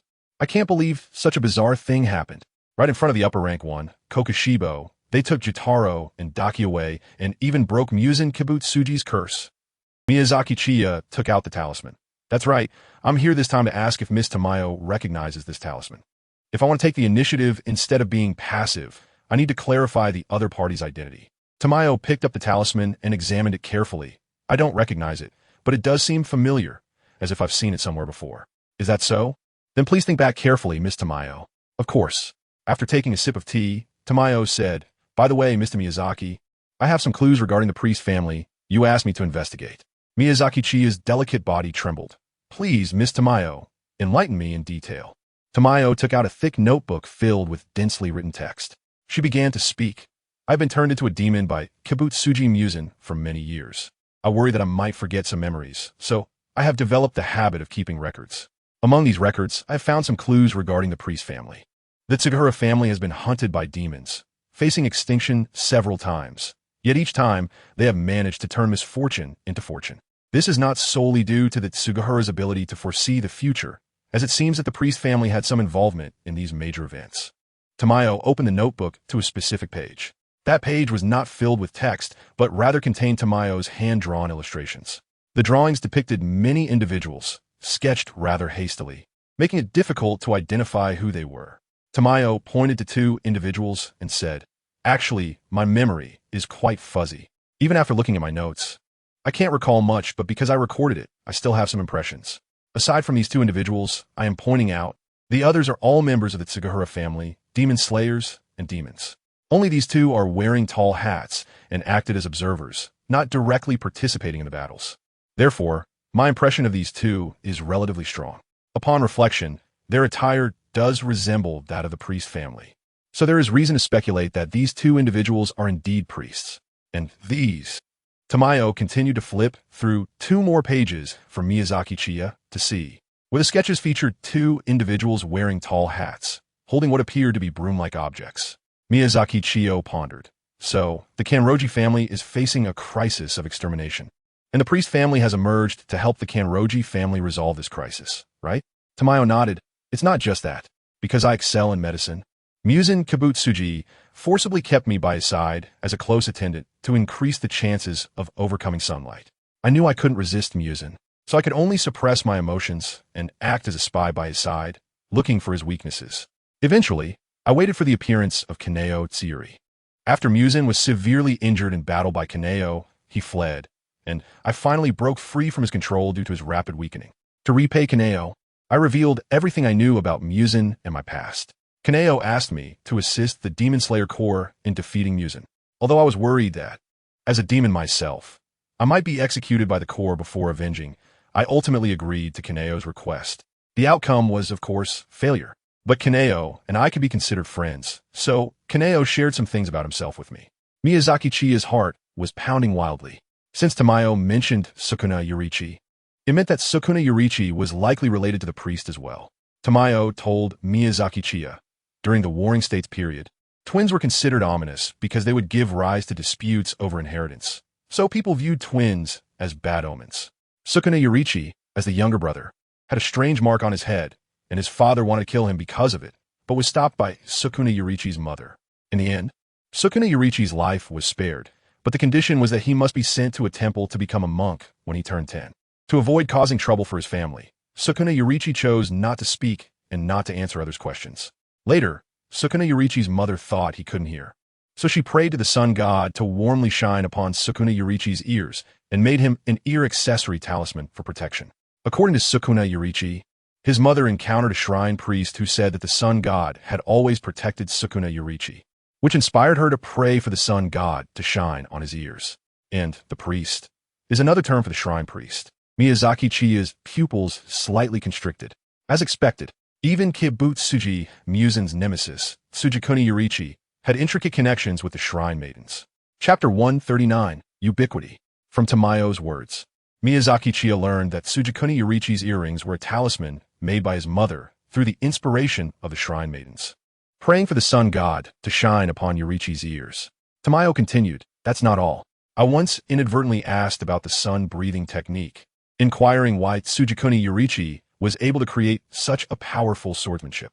At that time, Yorichi answered me that it could be considered something he created, but it could also not be considered his creation. He also created the original breathing, sun-breathing, due to inspiration provided by others. I was surprised that someone could inspire a genius like Tsugikuni Yorichi, so I asked who provided the inspiration. Yorichi said, they are the intermediaries between gods and humans. So it's like inspiration given to me by the deities. Miyazaki Chiya's breathing was somewhat heavy. In the Shinto belief, the priest serves as a medium between the gods and humans. To think that the amazing sun breathing created by Kokushibo also involves the priests. These guys are really everywhere, aren't they? Tamayo said somewhat awkwardly. The priests are indeed very mysterious. Their shadows can be seen in every major event, yet they remain incredibly low-key. When I found this out, I felt an unsettling sense of dread. Miyazaki Chiya said, with a somewhat unpleasant expression. If he was created by the priest clan and is capable of guiding Kunekuni Yorichi to create such powerful sword techniques like the sun breathing, then the priest clan definitely has the ability to kill him. What exactly do they want to do? Everyone in the room fell silent. No one knew what the priest clan was really after. There were many contradictions regarding the priest clan. Since they created Kibutsuji Muzan, if it was a mistake, why not find a way to kill him?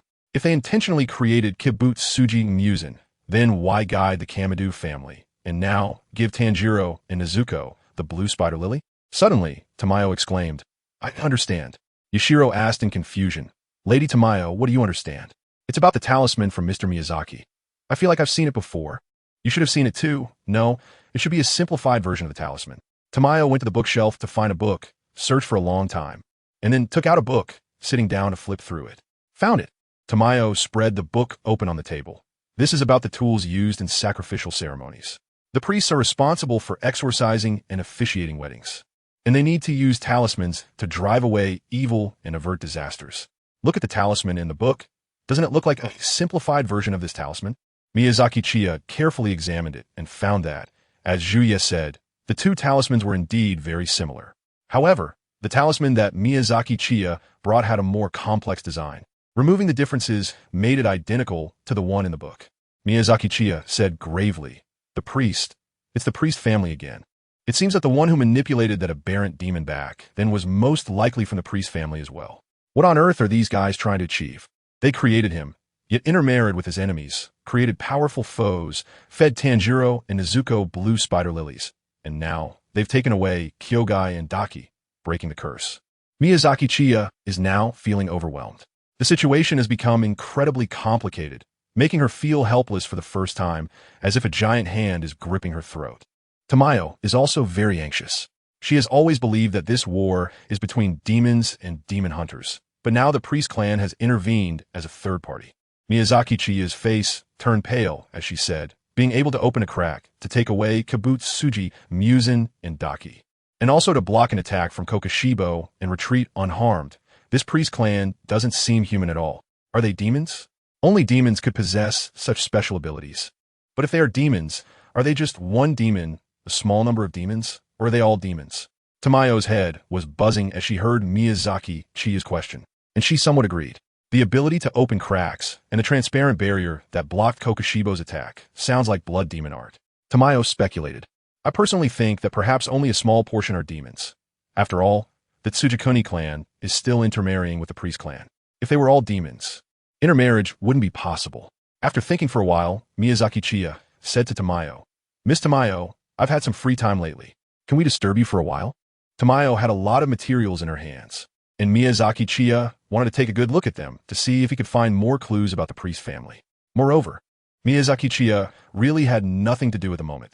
The next step was to wait for Tanjiro to kill the Lower Moon 5, and for Muzan Kibutsuji to start the employee reduction meeting. Until the Infinity Train incident began, he was quite idle. Yashiro looked terrified, shaking his head desperately, pleading with Tamayo not to agree. Tamayo shook her head and said, Mr. Miyazaki, I may not be able to agree to let you stay here. You are an Upper Moon, and Muzan Kibutsuji can locate your position. If you are discovered, not only will I have to continue fleeing, but you will also be in danger. Yashiro instantly changed his expression, putting on a happy smile. Miyazaki Chiya nodded and said, I don't live here. I will find a place to stay temporarily in Asakusa. When you need me, or I need you, I will come back to visit. I mainly want to borrow Miss Tamayo's book to see if there are any other clues about the priest family. Tamayo nodded and said, okay. After chatting with Tamayo for a while, Miyazaki Chiyo left and found an inn in Asakusa to stay temporarily. On the other side, at Nateda Spider Mountain, Tanjiro was already in a bitter battle. Zenitsu successfully killed Spider Brother, but fell into a poisoned unconsciousness, unable to fight anymore. Inosuke was engaged in a fierce battle with Spider Father, struggling hard. Nezuko was hanging in midair, ensnared by the sharp spider threads. Tanjiro's Nichiren blade had broken, and he was covered in wounds of various sizes. Lower Moon 5 Rue was fighting Tanjiro with a playful attitude. Rue noticed something different about Nezuko. The deep bond between Nezuko and Tanjiro made Rue envious, so he wanted Tanjiro to give up Nezuko, to let her be his sister, and in return, he would spare Tanjiro. But how could Tanjiro agree to that? Nezuko, entangled in the sharp spider threads, struggled frantically while howling. Rue coldly looked at Nezuko. Shut up. Be quiet for a moment. Rue manipulated the spider threads to tighten, embedding them into Nezuko's body, with blood continuously dripping to the ground. Stop it. Tanjiro glared at Rue with bloodshot eyes. Your brother belongs to me. Stop shouting all the time.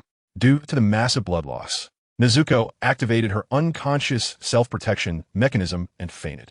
Rue was somewhat surprised. She passed out? Is she asleep? What a unique kind of demon. Seems like she is different from us. Chapter 140, Dance of the Fire God. Inside Nateda Spider Mountain, Nezuko was unconscious, and Tanjiro was also locked in a fierce battle. Injured, Tanjiro gripped his broken Nichiren blade, his head slightly lowered. Focus. Adjust your breathing. Release the ultimate form with the highest precision. Total concentration. Tanjiro powered his legs and charged fiercely at Rue. Rue looked at Tanjiro, rushing towards him, his mood unfazed. Don't you understand that this is meaningless? Rue moved his hands, sending spider threads towards Tanjiro. Water breathing, 10th form, constant flux.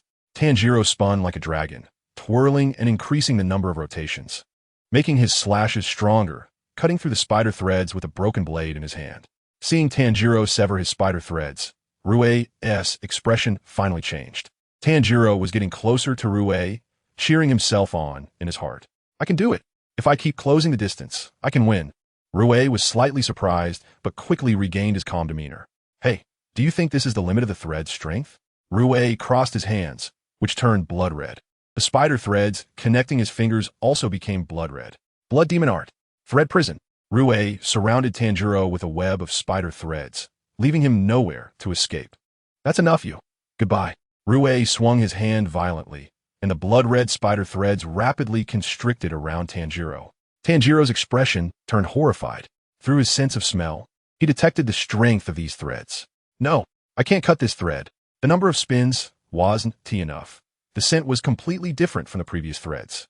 He absolutely couldn't lose. I'm going to die. I'm going to lose. Tanjiro saw his life flashing before his eyes. Among the countless fragments of memories, he saw himself playing with his sister Nezuko. Tanjiro's father, Tanjiro, was sitting at the entrance, watching them gently. Tanjiro, you need to breathe, adjust your breathing, and completely become the fire god. The scene shifted. Young Tanjiro stood next to his mother, who was carrying the still young Nezuko on her back. Tanjiro, look, it's Father's dance. Because in our family, we work with fire to avoid injury and disasters. We always offer a dance to the fire god at the beginning of the year to pray. Tanjiro danced joyfully in the snow, dressed lightly. Young Tanjiro asked Mom, why can Dad dance for so long in this heavy snow when he is so weak? I feel like my lungs are freezing. The scene changed again. Young Tanjiro lay on Tanjiro's lap. Tanjiro gently stroked young Tanjiro's hair. There's a method to breathing. No matter how you move, there's a way to breathe that won't tire you out. Young Tanjiro asked in confusion, breathing? That's right. As long as you can breathe correctly, Tanjiro can dance forever, and the cold will become nothing. Tanjiro, you must inherit this dance and the earrings. Don't let it be interrupted. We promise. Returning to reality, Tanjiro's expression became incredibly resolute. Tanjiro breathed deeply, and the 10th form, constant flux of water, was replaced by a fire dragon. Dance of the Fire God. Waltz. Tanjiro slashed forward with a fiery arc, easily severing the blood-red spider threads. Tanjiro's sudden burst of power took Rue by surprise. My threads! Rue waved his hands again, and the blood-red spider threads lunged towards Tanjiro once more. As Tanjiro slashed and ran forward, he thought, don't stop. Keep running. If I stop now, the side effects of forcibly switching from water breathing to the dance of the fire god will hit me. If that happens, I'll probably be immobilized. So I must take advantage of this moment. Run. I need to protect Nezuko. Tanjiro roared as his movements accelerated, successfully closing in on Rue. Rue's eyes widened, no longer the composed figure from before, continuously retreating. Tanjiro pressed hard on Rue, constantly severing the spider threads. In this process, Tanjiro finally saw the line of hope. I see it. The line of opportunity. I must defeat him now, even if it means we'll perish together. At this moment, Tanjiro was completely unguarded. Even if he killed Rue, he would also be shredded by the spider threads. In her sleep, Nezuko seemed to hear her mother's voice. Nezuko, Nezuko, wake up, Nezuko. You need to help your brother. Right now, you can do it, come on. Please. Nezuko, if this continues, even your brother will die. Nezuko, who was unconscious, suddenly opened her eyes and unleashed her blood demon art. Blood demon art. Explosive blood. A powerful flame ignited on the spider threads, burning them to ashes. With Nezuko's help, Tanjiro's broken blade successfully struck Rue's neck. Rue, in disbelief, couldn't he believe his threads had been burned through. The bond between me and Nezuko. No one can sever it. Waltz. A fiery arc flashed, and Rue's head was successfully severed. Tanjiro and Rue, both beheaded, collapsed to the ground. Nezuko also fell from midair to the ground. Tanjiro struggled to look at Nezuko. Nezuko, I won. I won. It was Dad who helped me with the family's inherited dance. I don't know why I was able to use sword techniques, but it saved me and I won. Tanjiro endured the excruciating pain and got up, but his vision was blurry, and he couldn't even see Nezuko's figure clearly. Was it because he had overused his breathing techniques? Suddenly, Tanjiro clutched his chest in agony and collapsed onto the ground again. A ringing filled his ears, and his whole body was in immense pain. Tanjiro slowly crawled toward Nezuko. He had to regain his strength quickly because the battle wasn't over yet, and he still needed to help Inosuke. As he crawled, Tanjiro's expression suddenly changed. The smell of blood became stronger. Come to think of it, he hadn't smelled that ash-like scent. Could it be? Rue's headless body stood up and approached Tanjiro step by step. Tanjiro couldn't believe it. He had clearly severed its neck. Rue pulled his head over with spider silk. Did you think you won? How pathetic. Do you feel happy having such a sad delusion? I cut off my own neck with my own threads before you did it. That's enough. I will kill both you and your sister. I haven't been this angry in a long time. Tanjiro wanted to stand up, but couldn't manage it. He could only crawl faster towards Nezuko. Chapter 141. Tomioka Rue was not killed by Tanjiro. However, Tanjiro was now exhausted and unable to stand, unable to fight anymore. Rue reattached his head to his neck. Why didn't you burn? The flames from earlier clearly reached you. Only I and my threads were burnt. I don't know if it's your sister's power, but thank you for making me so furious. I can tear you apart without mercy. Rue pulled with both hands, and blood-red spider silk appeared. Blood demon art. Kill site cage. Rue wove a spider silk net that could bind enemies from all directions and attack Tanjiro. The spider silk net tightened suddenly, and many wounds appeared on Tanjiro's body. Just as Tanjiro was about to be strangled, a figure rushed toward him, the flow of water reversing, cutting through the spider silk. You managed to hold on until I arrived? Well done. Leave the rest to me. Tanjiro was surprised to see Tomioka had come to his aid, giving him a sense of security. Rue, furious, shouted, one after another. Just a bunch of trash getting in my way. Blood demon art. Marked line rotation. Rue used the hardest silk to weave a giant swirling cocoon. Total concentration. Water breathing. 11th form. Nagi. Tomioka entered a state of tranquil stillness. The 11th form? Tanjiro couldn't believe it. He hadn't learned it. Rue angrily retorted. What's wrong with the 11th form? Rue launched his marked line rotation at Tomioka. However, the spider silk was all dispelled as it entered Tomioka's blade's attack range. Rue's eyes widened. What happened? What did he do? The threads scattered the moment they entered his attack range. Not a single one touched him. Even the hardest silk was cut. Impossible. Rue raised both hands again, ready to unleash his blood demon art. Tomioka walked toward Rue, and at the moment Rue was about to release his blood demon art, he suddenly accelerated and struck down with his blade. Rue's head fell again, but his gaze was fixed on Tanjiro, who had crawled to Nezuko's side. Kill them. Kill them. That brother and sister must be killed. However, Rue was beyond saving, his head lying on the ground, blankly watching Tanjiro holding Nezuko, memories flashing in his mind as his long-buried human memories resurfaced. He had never run. Even walking was painful. Until Muzan Kibutsuji appeared. How pitiful. Let me save you. Rue was turned into a demon by Muzan Kibutsuji, regaining his health. But his parents did not feel joy, for with his strong body, he could not bask in the sun and had to eat humans. One time, while he was eating a person, his parents caught him. What have you done? What have you done, Rue? His father questioned him, while his mother knelt on the ground, crying. He had heard a wonderful story about a father who sacrificed his life to save a child drowning in a river. He was deeply moved. What kind of parental love and bond that was. The father who died in the river fulfilled his duty as a father splendidly. But why did his parents want to kill him? His father raised a knife, while his mother merely cried beside him, not protecting him as he was about to be killed. He killed his parents. Looking at the moon in the sky, he felt everything was false. Their bond was not real. I'm sorry for not allowing you to be born in a healthy body. After saying this, his mother passed away. It's okay, Rue. I will die with you. His father said this as he raised a knife, and the anger for being killed made him unable to understand those words until now. Now he understood. His father wanted to die with him, bearing the sin of murder together. In that instant, Rue suddenly realized the true bond was cut off by him that night. By his own hands. Even so, Muzan Kibutsuji still encouraged him. It was all your parents' fault for not accepting you. Be proud of your strength. He could think of nothing else. He could not bear what he had done, even knowing it was all his fault.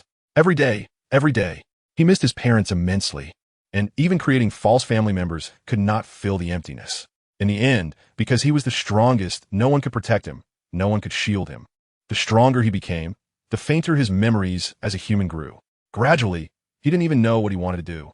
Pursuing a bond that he could never obtain again, no matter how desperately he reached out his hand, he could not touch it. Rue collapsed beside Tanjiro and gradually turned to ashes. Tanjiro smelled an overwhelming sadness that was unbearable. Tanjiro placed his hand on Rue's back. Rue's gaze stared blankly at Tanjiro.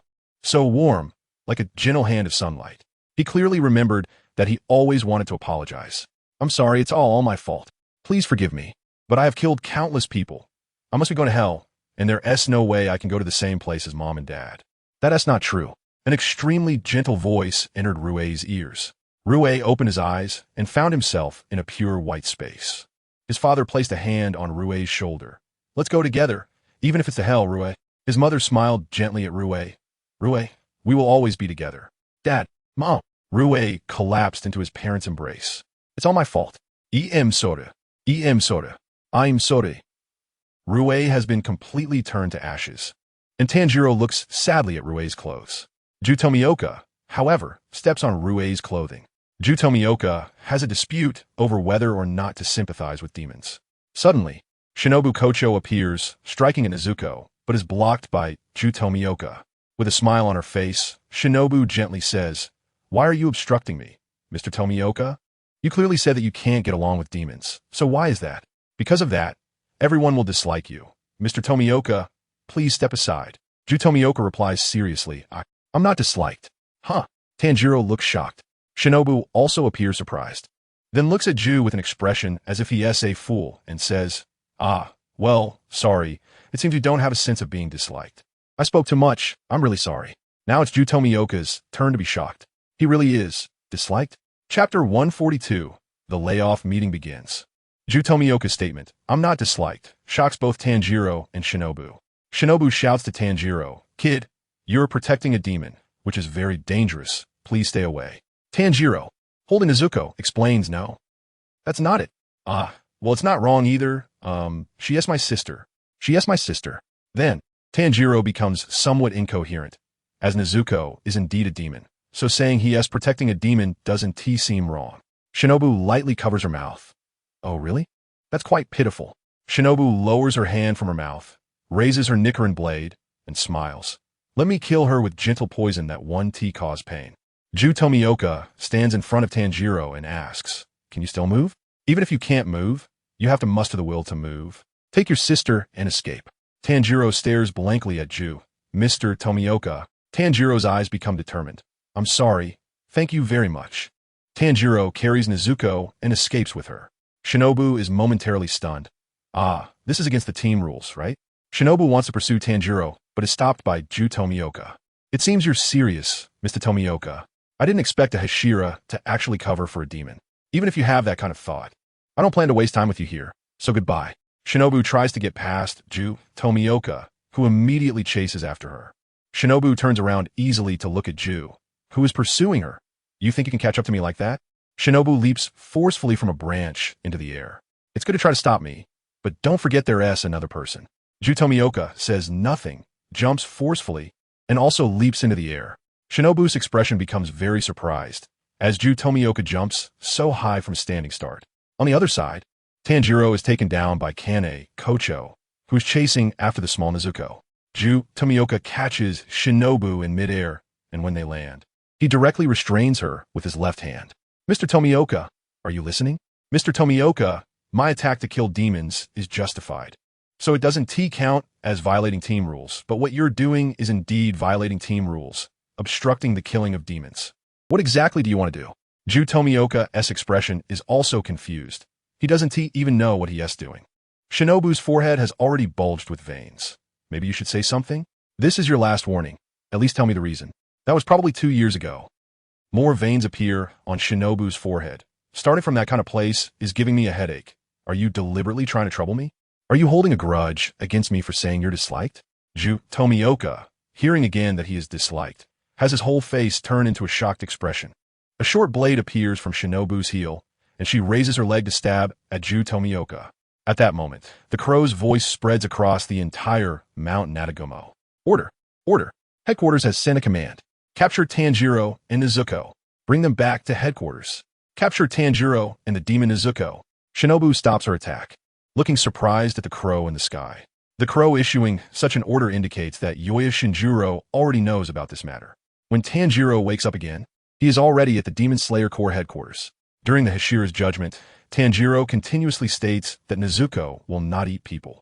However, since demons eating people is a common occurrence, most of the Hashira members completely disagree with allowing Nezuko to live and demand the execution of Tanjiro for favoring a demon.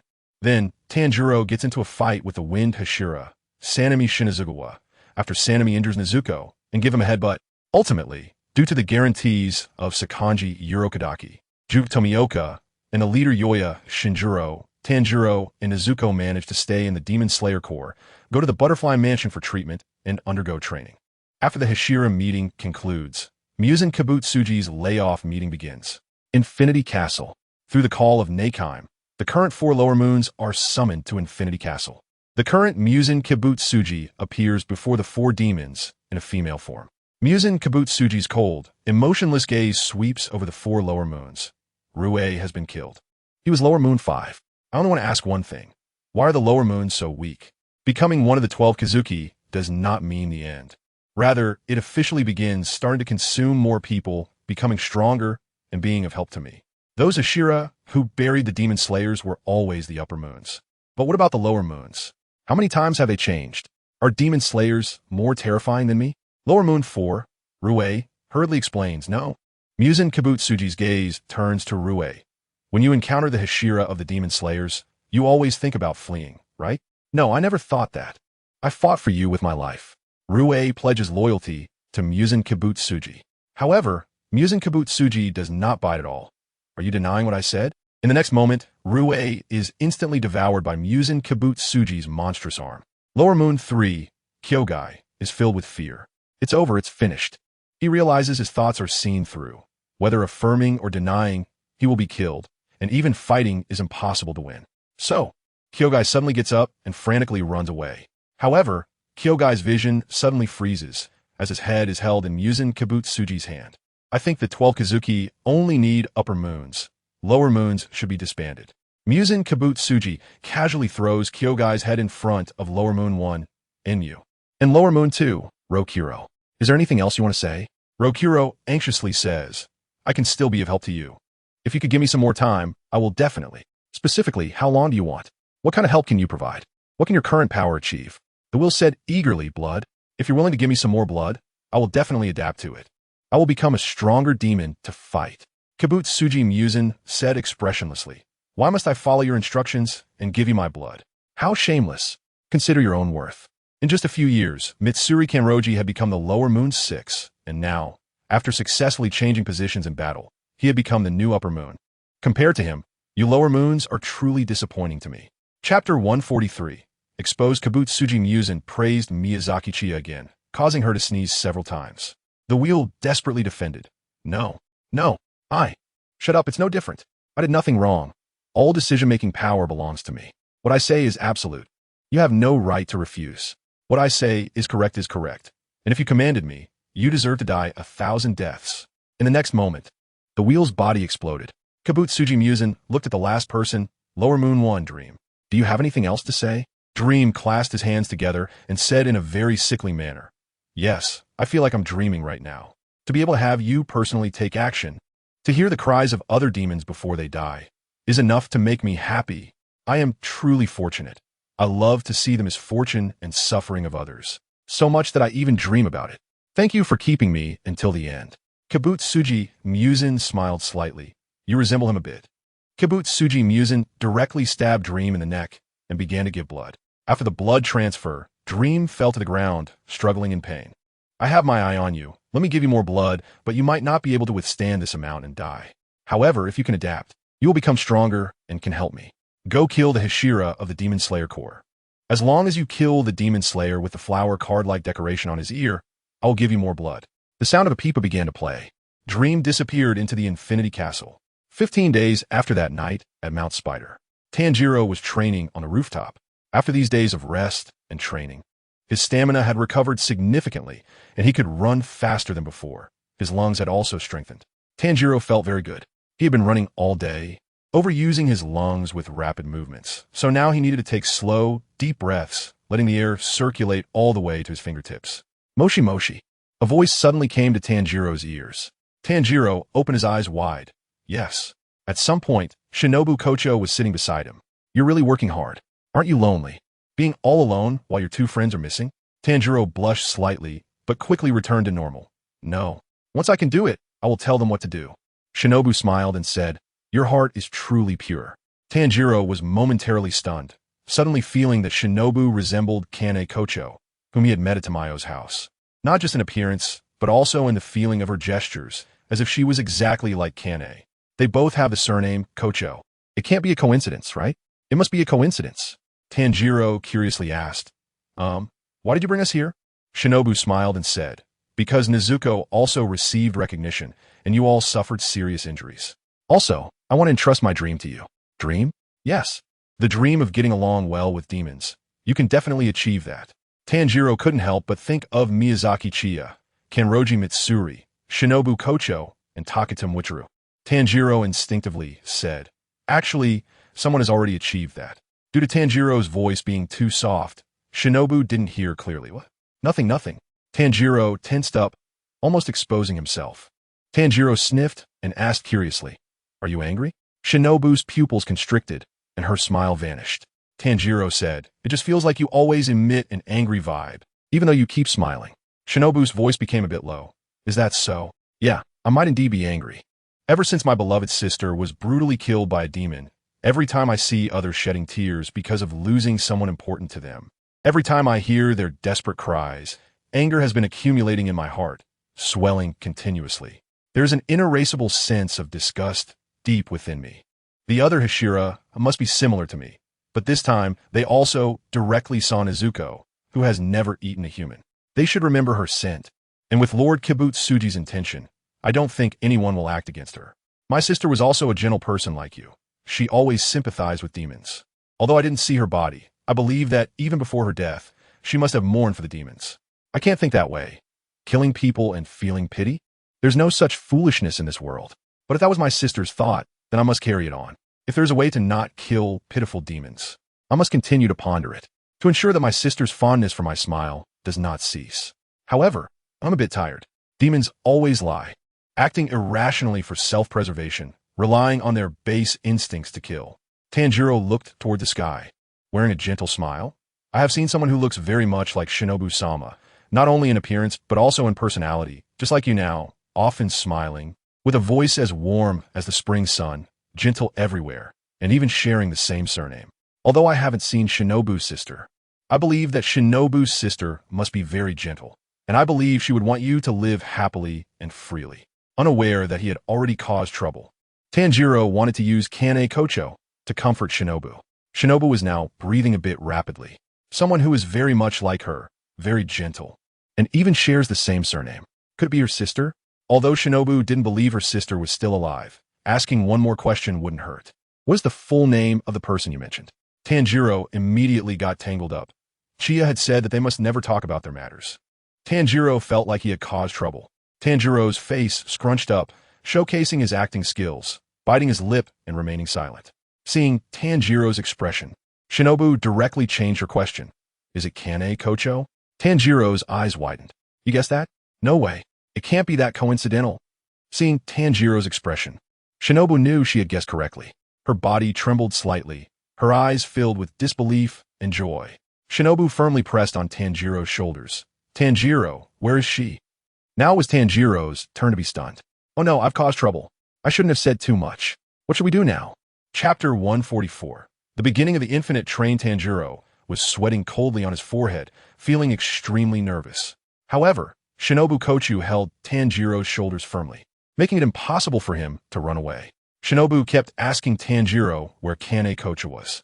Tanjiro didn't dare to answer at all, because Chiya Miyazaki had said that he must not say a word about his matters, including about Kaneo and the others. If he did, everyone here would die because of him. Tanjiro was truly at a loss, and upon hearing Shinobu say that her sister was dead, he couldn't even think of connecting Kane Kochu to Shinobu. Now it was bad. Tanjiro pleaded, please tell me, where's my sister? Shinobu's body trembled as she spoke in a low voice, sobbing. Tanjiro's heart softened instantly. Just as he was about to lose control, Chiya Miyazaki's voice echoed in his mind. Everyone will die because of you. Tanjiro shook his head vigorously and said, I'm sorry, Miss Shinobu, I really can't say.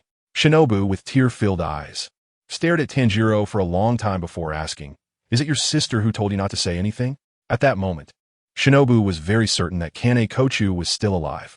Tanjiro felt a bit troubled. It was Chiya Miyazaki who forbade him to speak, which should also be considered Kane's intention, right? Tanjiro nodded, I guess so. Shinobu stopped crying and smiled.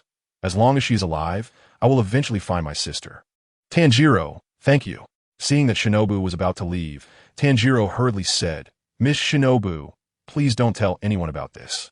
I made a mistake by letting something slip, and I can't let anyone know. After pausing for a moment, Shinobu agreed, okay, I won't let a third person know about this. Also, Tanjiro, you are really not good at lying. Tanjiro, you need to work hard. Please be sure to protect Nezuko. You are as kind as your sister, and just thinking about you cheering on my behalf makes me feel more at ease and lifts my spirits a bit. Also, your total concentration breathing has stopped. After Shinobu left, Tanjiro sat on the ground with a bitter expression. The next morning, it's getting cold. Get up. The number of victims on the infinite train has increased, with over 40 people missing. Gather with Kyujuru Rengoku at the scene. Head west immediately. Nara. Miyazaki Chiya has become increasingly confused about the priests through the literature preserved by Tamayo.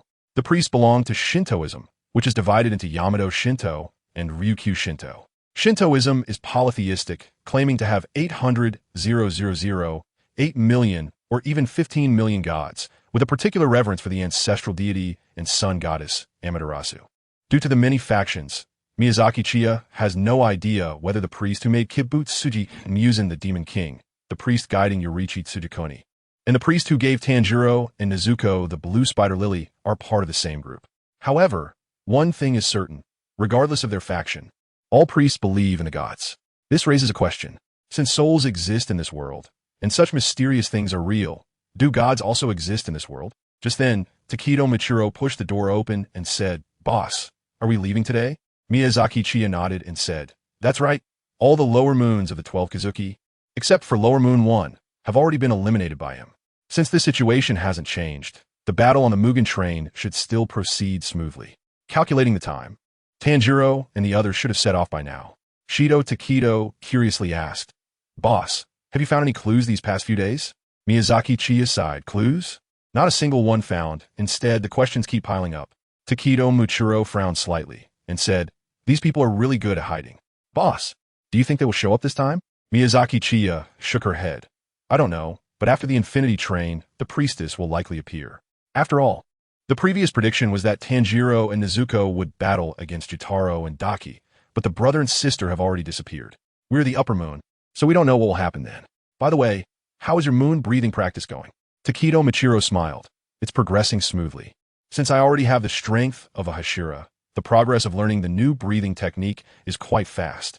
The main reason is that moon breathing resonates very well with me. Miyazaki Chiya was very satisfied. She finally heard some good news. That's great, with Ichiro around. The boss can now rely on you all to support him, and you are now someone who possesses the protagonist template. Tru Aikir proudly puffed out his chest. Yes. Boss, you can rest assured and rely on us. Miyazaki Chiya asked. What about the Iron Rabbit and the others? Taketu Mwichiro replied. They're already waiting at the door. Miyazaki Chiyo stood up from the chair. Then let's return the book to Miss Tamayo and set off right away. Miyazaki Chiya squeezed into the wooden box, and Takedo Aikaru skillfully carried it on his back. He met with Kanata, Shinmoko, and Kanai, who were also carrying large boxes at the entrance. The large box that Kanata was carrying contained the works of Hayukai. Because Miyazaki Chiya had initially made the situation sound too serious, they had not been discovered until now. Although there were a few close calls, they managed to get through thanks to Miyazaki Chiya's cleverness. This was Miyazaki Chiya's only form of entertainment. At the Tamayo residence, Tamayo saw Miyazaki Chiya coming to return the books and asked, Mr. Miyazaki, are you leaving? Miyazaki Chiya nodded and said, yes. This time his battle with the Demon Slayer Corps has truly begun. The upper moons will appear one by one next. I'll go take a look. The priestess might also show up. Tamayo also brought good news to Miyazaki Chiya. Miyazaki-san, it should be about time when you return. Miyazaki Chiya's eyes lit up. Miss Tamayo is talking about modification? That's right, the experimental evidence has confirmed it. I will finalize the modification plan, and it can start as soon as you return. The initial estimated time for the modification is 45 days. A month and a half? All right. There should be a period of rest after the Infinity Train, so I should be able to undergo the modification without worries. Thank you, Miss Tamayo. No need to thank me. It's what I should do. After all, this is part of the deal. All right, then we'll take our leave. See you next time, Miss Tamayo. Chiyo Miyazaki, Kanen Rabbit, Makomo, Kane Kocho, and Shinobu Kocho embarked on their journey to the Infinity Train. Chapter 145, Boarding the Train. A few days later, in the evening, Tanjiro, Zenitsu, and Inosuke finally arrived at the platform of the Infinity Train. Looking at the steel beast before them, Inosuke was completely stunned. What is this creature? This guy must be the master of this land, the ruler of this territory. The length, the intimidation, there's no mistake. It looks like it's sleeping now, but don't let your guard down. Zenitsu helplessly said, No, it's a train, didn't you know? Inosuke slapped Zenitsu's face. Calm down. I'll take the lead. Inosuke assumed an attack stance, both hands on the hilt of his Nichiren blade. Tanjiro stopped him. Wait, Inosuke. It might be the guardian of this land. And attacking suddenly isn't good. Zenitsu, looking exasperated, emphasized again, No, I already said it's a train, right? A train, do you understand? It's a means of transportation, carrying people, you two country bumpkins. Tanjiro's eyes became tiny, looking very wise. A train? Is that what the crow was talking about? While Tanjiro was talking to Zenitsu, Inosuke had distanced himself from the train. Zenitsu wondered, what is wrong with that guy? Oh! Inosuke let out 2 puffs of white breath from the pig mask. Charge! Inosuke accelerated and crashed his head into the train. Zenitsu was sweating. Stop. This is so embarrassing. The train staff noticed the situation. What are you doing? Oh, these guys have swords. Officer. Go call the officer. This is bad. Bad. Run. Zenitsu was about to explode, directly grabbing Tanjiro and Inosuke and running forward. After shaking off the staff, Zenitsu roared at Inosuke. It's all because of you, Inosuke, that we're in big trouble. Apologize. Inosuke defiantly replied. Huh? Why do we have to avoid the officer? Zenitsu explained to Inosuke. We Demon Slayer Corps aren't a government-recognized organization. We can't just walk around with swords. Even if we tell them about demons, they won't believe us. And it'll cause chaos. Tanjiro was conflicted. We're trying so hard. Zenitsu sighed. There's nothing we can do. Just hide the swords behind our backs for now. Huh. Inosuke stood up from the ground, with 2 Nichiren blades already tucked behind his back, but Inosuke was shirtless. So it was like he hadn't hidden them at all. Zenitsu was in despair. It's completely visible. Hurry and put on some clothes, you idiot. At this moment, the train had already sounded its horn. Zenitsu anxiously said, "Oh no, the train is leaving. Are there any officers? Even if there are, we can only leave now." Inosuke rushed out first. "Let us settle this. Master of the land." Zenitsu was almost numb. "Ah, idiot. Let's go too." Tanjiro immediately followed out. Zenitsu had no choice but to keep up. Tanjiro and Inosuke successfully jumped onto the train, but Zenitsu fell behind. Tanjiro, Inosuke. Zenitsu was on the verge of tears. Tanjiro and Inosuke worked together to pull Zenitsu onto the train, and the three of them finally boarded the Infinity Train. Once on the train, Inosuke was very excited, running around everywhere. Zenitsu felt so embarrassed, grabbing Inosuke and looking for Kaijiro Rengoku, with Tanjiro inside the Infinity Train.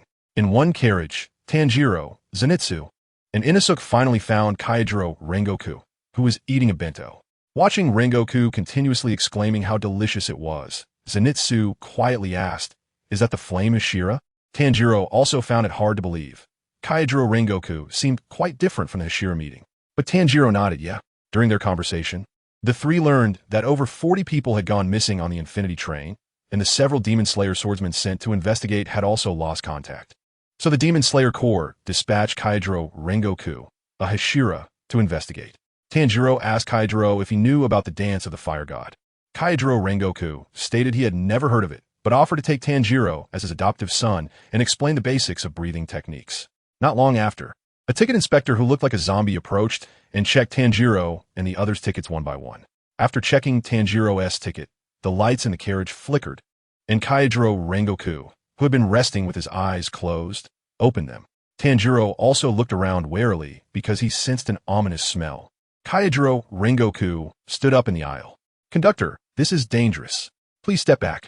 It's an emergency. And please don't pursue the matter of us carrying swords."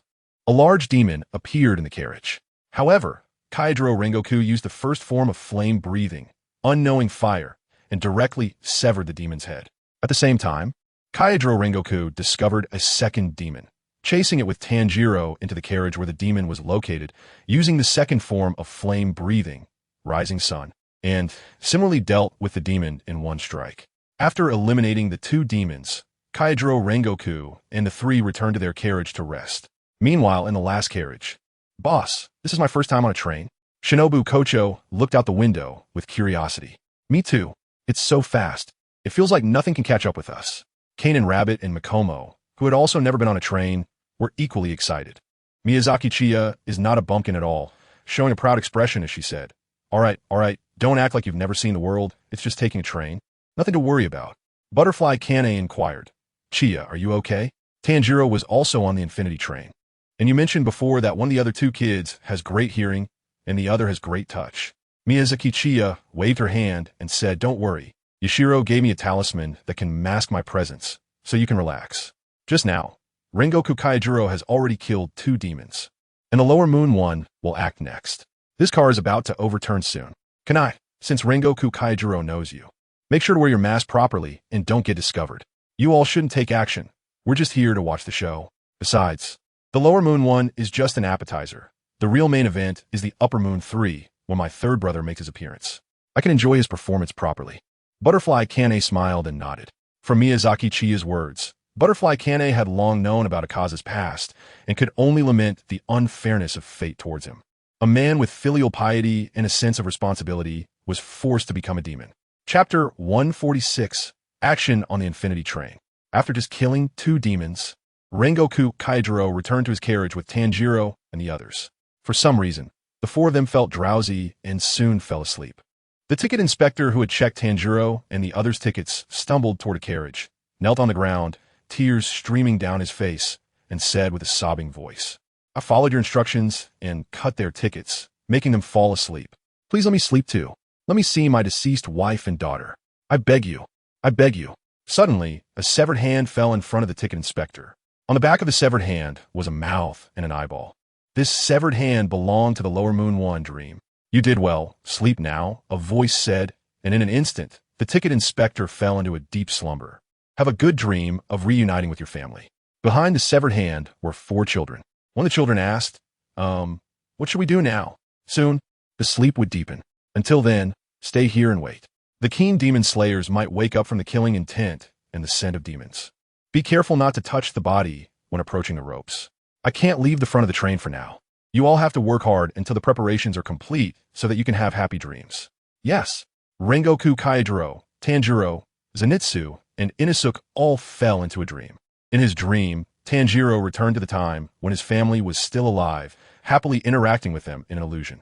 Zenitsu dreamed of running happily with the talking Nezuko in a peach orchard and carrying Nezuko, who couldn't swim, across a river.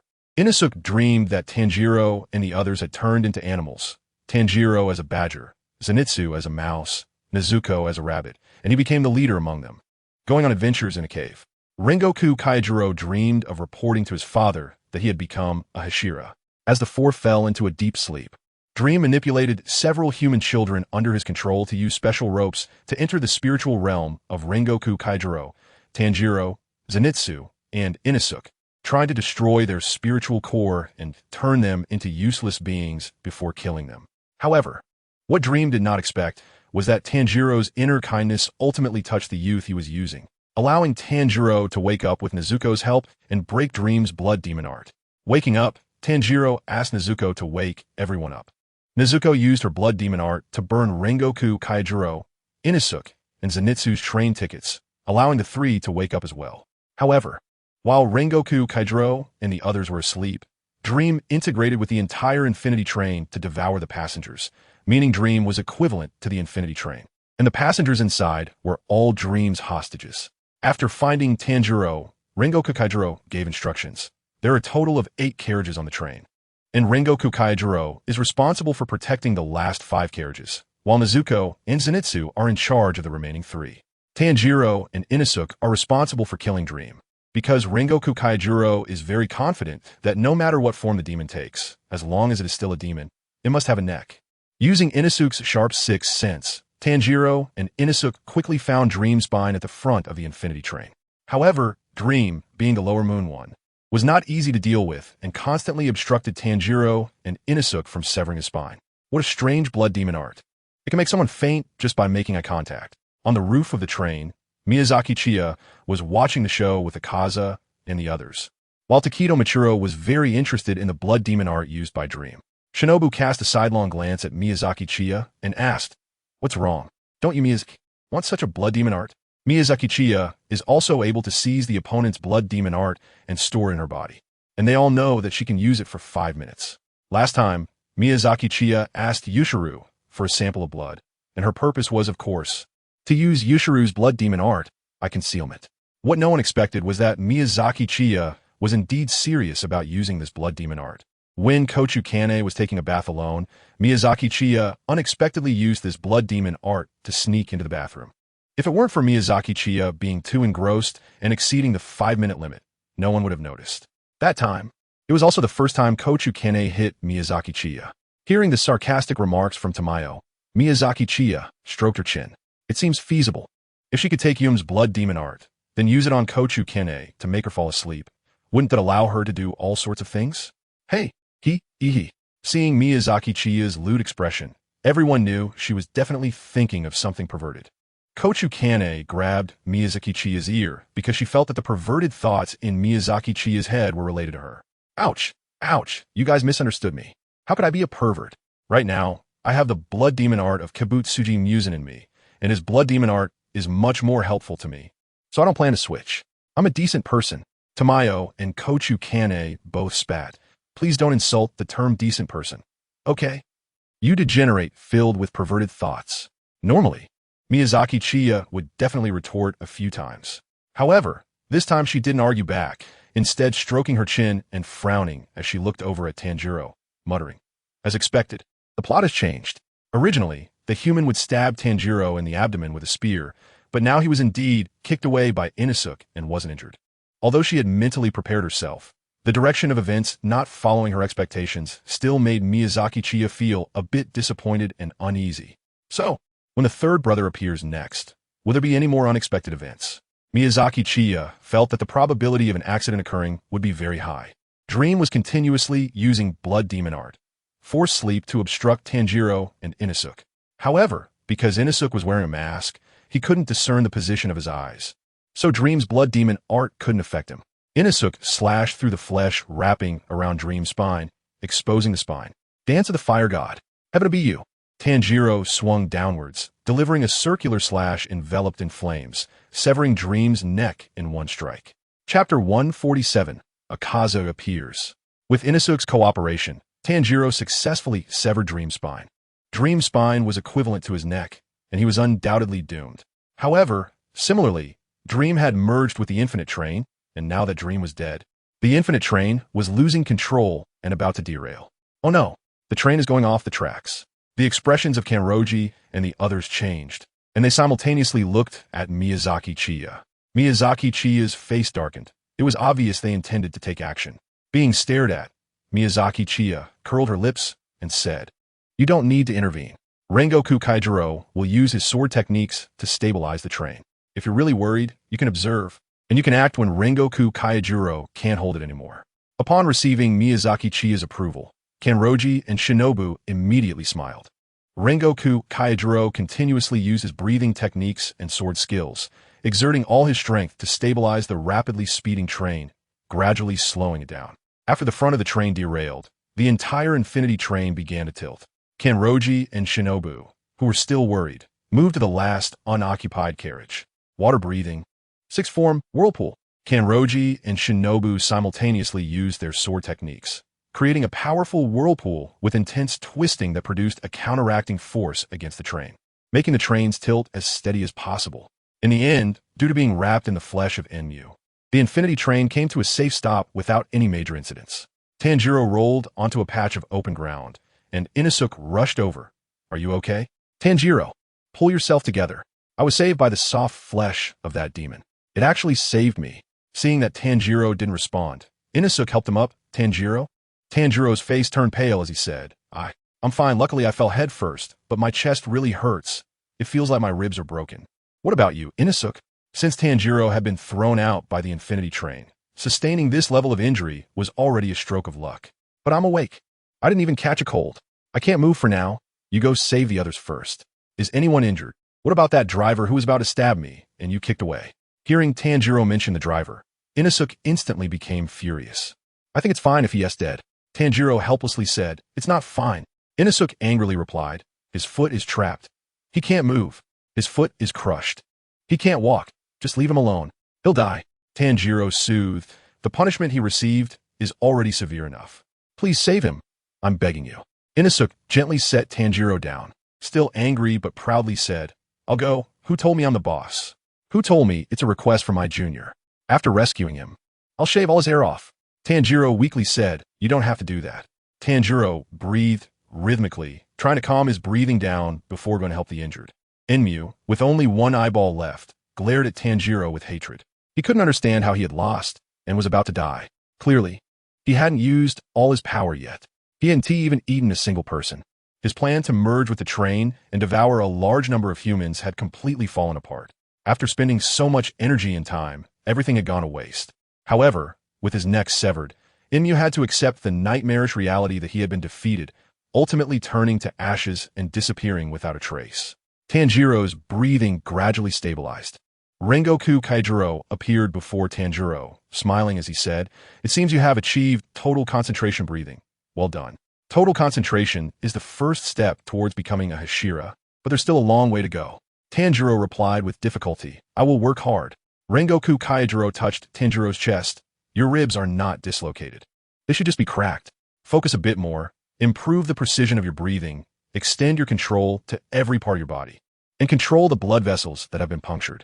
Under Rengoku Kaijiro's guidance, Tanjiro effectively controlled the bleeding blood vessels near his ribs. It seemed the bleeding had been successfully stopped. By maximizing his breathing, he could accomplish various things. Although not omnipotent, he could surely become stronger than yesterday. Yes. Rengoku Kaijiro showed Tanjiro a bright smile. "Everyone is fine. Although there are many injured, none are in life-threatening danger. You don't have to push yourself. Rest well." Then, Rengoku Kaijiro looked at the Infinity Train, muttering in confusion. "But what exactly just happened?" "What happened, Mr. Rengoku?" "Just now the train lost control, and I exerted all my strength to slow it down, just as the train was about to topple. It seems someone at the rear of the Infinity Train also performed a slash, making the trains tilt more stable." Did they?"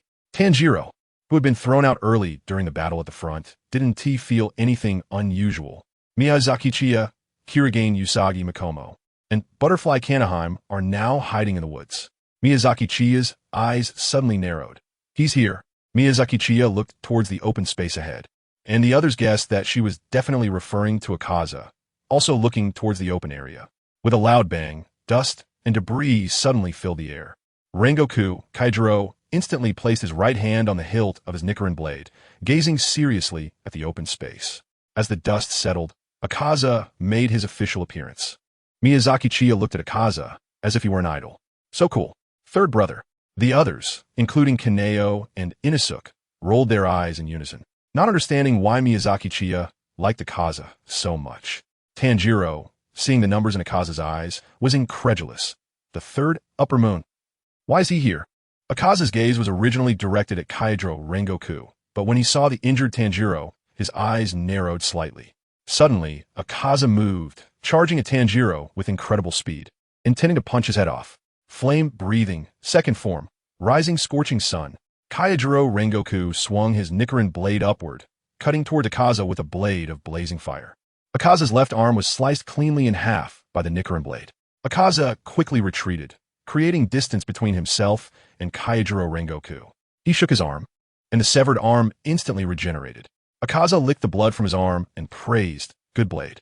Kaijiro Rengoku looked at Akaza with a serious expression. The regeneration speed is too fast, and this oppressive feeling an intense demonic aura. This is what being an upper moon is.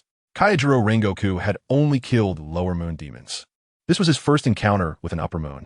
Chapter 148. Fierce battle. As soon as Akaza appeared, he brought unparalleled pressure to Kaijiro Rengoku and Tanjiro. Kaijiro Rengoku asked seriously, "Why did you choose to attack the injured one first?" "I can't understand." To Kaijiro Rengoku's question, Akaza was happy to answer. "I just thought he would interfere with my conversation with you. What do we possibly talk about? Although it's our first meeting, I already hate you. Is that so? I also hate weak humans. Seeing the weak makes me want to vomit." Kaijiro Rengoku said earnestly, "It seems that our standards for evaluating things are very different." Akaza smiled and invited Kaijiro Rengoku. "Then I have a great proposal. Would you like to become a demon?" Kaijiro Rengoku refused without a moment's hesitation. "Impossible." In response to Kaijiro Rengoku's refusal, Akaza was not angry. Instead, he excitedly stared at Kaijiro Rengoku and said, "I can tell at a glance that you are strong. You're a Hashira, right? The fighting spirit in your body has been honed, approaching the ultimate realm. I am the Flame Hashira, Kaijiro Rengoku. I am Akaza. Let me tell you why you cannot step into the ultimate realm. Because you are human. You will age and die. Become a demon, Kaijiro. Then you could train for 100 or 200 years and become even stronger." Akaza extended his hand towards Kaijiro Rengoku, inviting him once again. Tanjiro looked horrified at Akaza, cold sweat breaking out on his forehead. Among all the demons he had encountered so far, Akaza had the strongest aura of Muzan Kibutsuji. Kaijiro Rengoku once again ignored Akaza's invitation. Aging and dying are also the beautiful aspects of human life. It is precisely because we age and die that humans are so lovely, so sacred. The so-called strength is not just a term used to describe the body. This boy is not weak. I won't allow you to insult him. Tanjiro stared blankly at Kaijiro Rengoku, feeling a surge of heat in his heart. Kaijiro Rengoku continued, "I will say it again, our values are vastly different. No matter the reason, I will never become a demon." Zenitsu, Nezuko Kaneo, and Taketu Muichiro all looked at Miyazaki Chiya. They could all feel Kaijiro Rengoku's unwavering will. Would someone like him really follow Miyazaki Chiya? In fact, Miyazaki Chiya was not only uncertain now, he had also been very unsure when he wanted to recruit Kaijiro Rengoku before. The reason the elder brother is undoubtedly due to his powerful strength and convincing charisma. Now, seeing Kaijiro Rengoku so firmly say, "No matter the reason, I will never become a demon," Miyazaki Chiya understood that even if he saved Kaijiro Rengoku, he would not follow him. Because he is a demon, no matter the reason. As a human and proud to be human, Kaijiro Rengoku would never follow him. Akaza also sensed Kaijiro Rengoku's determination, narrowing his eyes. "Is that so?" Akaza suddenly took a step forward. Technique unleashed. Destruction kill. Compass needle. 12 pointed snowflake formations appeared beneath Akaza's feet. This was the core of Akaza's blood demon art. capable of sensing the opponent's fighting spirit like a compass, making his attacks and evasive movements as precise as if attracted by a magnet. Since you won't become a demon, I'll kill you. Akaza launched the first attack, rushing towards Kaijiro Rengoku with a punch aimed at his head. Kaijiro Rengoku instantly lowered his head to dodge Akaza's punch, and then swung his blade in response. Akaza nimbly leaped backward, easily dodging Kaijiro Rengoku's attack. Akaza charged at Kaijiro Rengoku again, and the two engaged in close combat. Tanjiro was shocked watching the battle between Kaijiro Rengoku and Akaza. His eyes couldn't keep up with their movements. So far, I haven't killed an upper moon yet, and no one has accepted my invitation. Why is that? As a fellow martial artist, I truly cannot understand. Only the chosen ones can become demons. Akaza appeared quite relaxed, fighting Kaijiro Rengoku while speaking. Akaza threw a powerful punch towards Kaijiro Rengoku's face, but Kaijiro Rengoku swiftly countered with a blade that severed Akaza's arm. However, Akaza's regeneration speed was astonishing, and in the blink of an eye, the severed arm had completely regenerated and continued to strike towards Kaijiro Rengoku. Kaijiro Rengoku raised his Nichiren blade horizontally, blocking Akaza's attack. Those with outstanding abilities continually become ugly and old, which saddens me and is unbearable. While still young and strong, you should die quickly. Kaijiro Rengoku gritted his teeth and swung his blade fiercely once more. Akaza leaped into the air, hanging upside down. Destruction kill. Air style. Akaza swung a punch at Kaijiro Rengoku. Kaijiro Rengoku looked around, alert to Akaza's attack. Akaza wouldn't strike at him for no reason while in midair. Suddenly, Kaijiro Rengoku's Nichiren blade seemed to be struck by something, causing him to take a step back. Akaza kept throwing punches in midair, and the invisible attacks forced Kaijiro Rengoku to retreat repeatedly. Kaijiro Rengoku also realized that Akaza's attacks were made by striking the air to create shockwaves. Flame breathing, fourth form. Burning swirl. Kaijiro Rengoku centered himself and unleashed a swirling flame-like sword technique to counter Akaza's attack, neutralizing it. Akaza fell to the ground, locking eyes with Kaijiro Rengoku.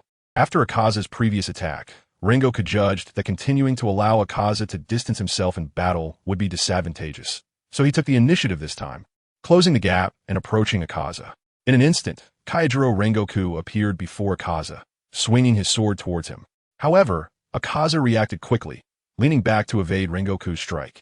The two then engaged in a dazzling exchange of blows once again. What remarkable reaction speed. This outstanding swordsmanship will vanish along with you. Kaijiro, are you not sad? Everyone is the same. As humans, it should be this way. At this moment, Inosuke finished his rescue and returned to Tanjiro's side.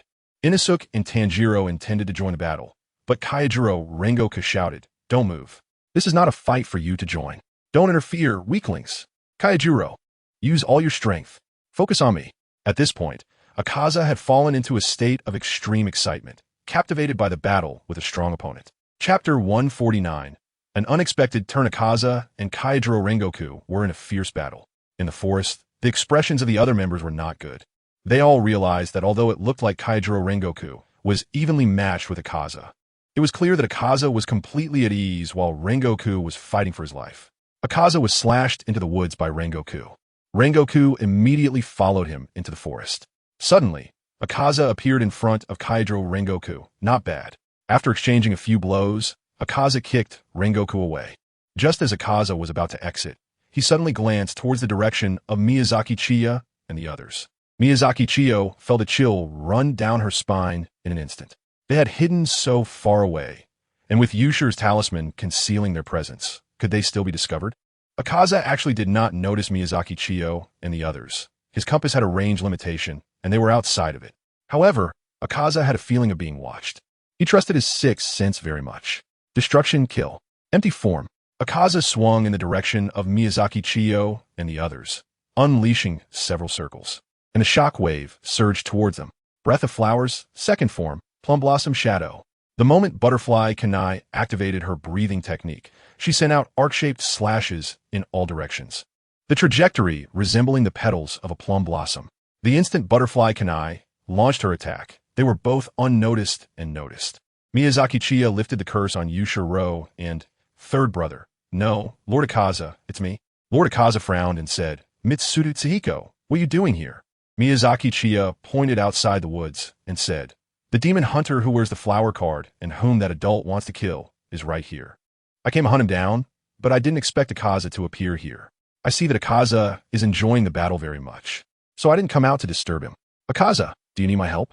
Akaza arrogantly replied, no need. This is my battle with Kaijuro. You don't need to intervene. Just watch. Miyazaki Chiya let out a light sigh. Yes. Lord Akaza. Just as Akaza was about to leave, he turned to Miyazaki Chiya and said, by the way, since your target is that demon slayer, why not go kill him now? An angry Kaijuro might just become even stronger. Miyazaki Chiya had a black line on her forehead. Where did all this anger buff come from? Wait, what if Akaza explodes with power and awakens his patterns? But she couldn't disobey Akaza's orders. After all, the higher-ups hold absolute authority. I understand, Lord Akaza. After Akaza stepped out of the woods, Miyazaki Chiya quietly said to the most likely to be exposed, Kochukane, hide yourself well, just act a bit, don't expose yourself. Kochukane nodded. Now, Kochukane had her hair in a ponytail, wore a pure white mask, and was not dressed in the Demon Slayer Corps uniform. Most importantly, after spending so many years with this shameless person, her temperament had changed significantly from before. Let's go then. Miyazaki Chiya, accompanied by Kanin, Makomo, Kochukane, and Takatu Mwitru, followed Akaza out of the woods. Rengoku Kyujuru's pupils suddenly constricted when he saw Miyazaki Chiya, especially her upper moon eyes. Another upper moon had appeared. Just dealing with Akaza was already overwhelming for him. And now there was Miyazaki Chiya as well. Rengoku Kyujuru solemnly said to Tanjiro and Inosuke behind him, you guys get ready to find a chance to escape. Tanjiro was staring blankly at Miyazaki Chiya, unable to believe she was here. To prevent Tanjiro from revealing any information, Miyazaki Chiya spoke first. I've finally found you, the demon slayer with the flower cards. I'll take you down today. Tanjiro trembled all over, remembering what Miyazaki Chiya had said before. Don't think we're allies now. If we meet again, it will be a situation where either you die or I die.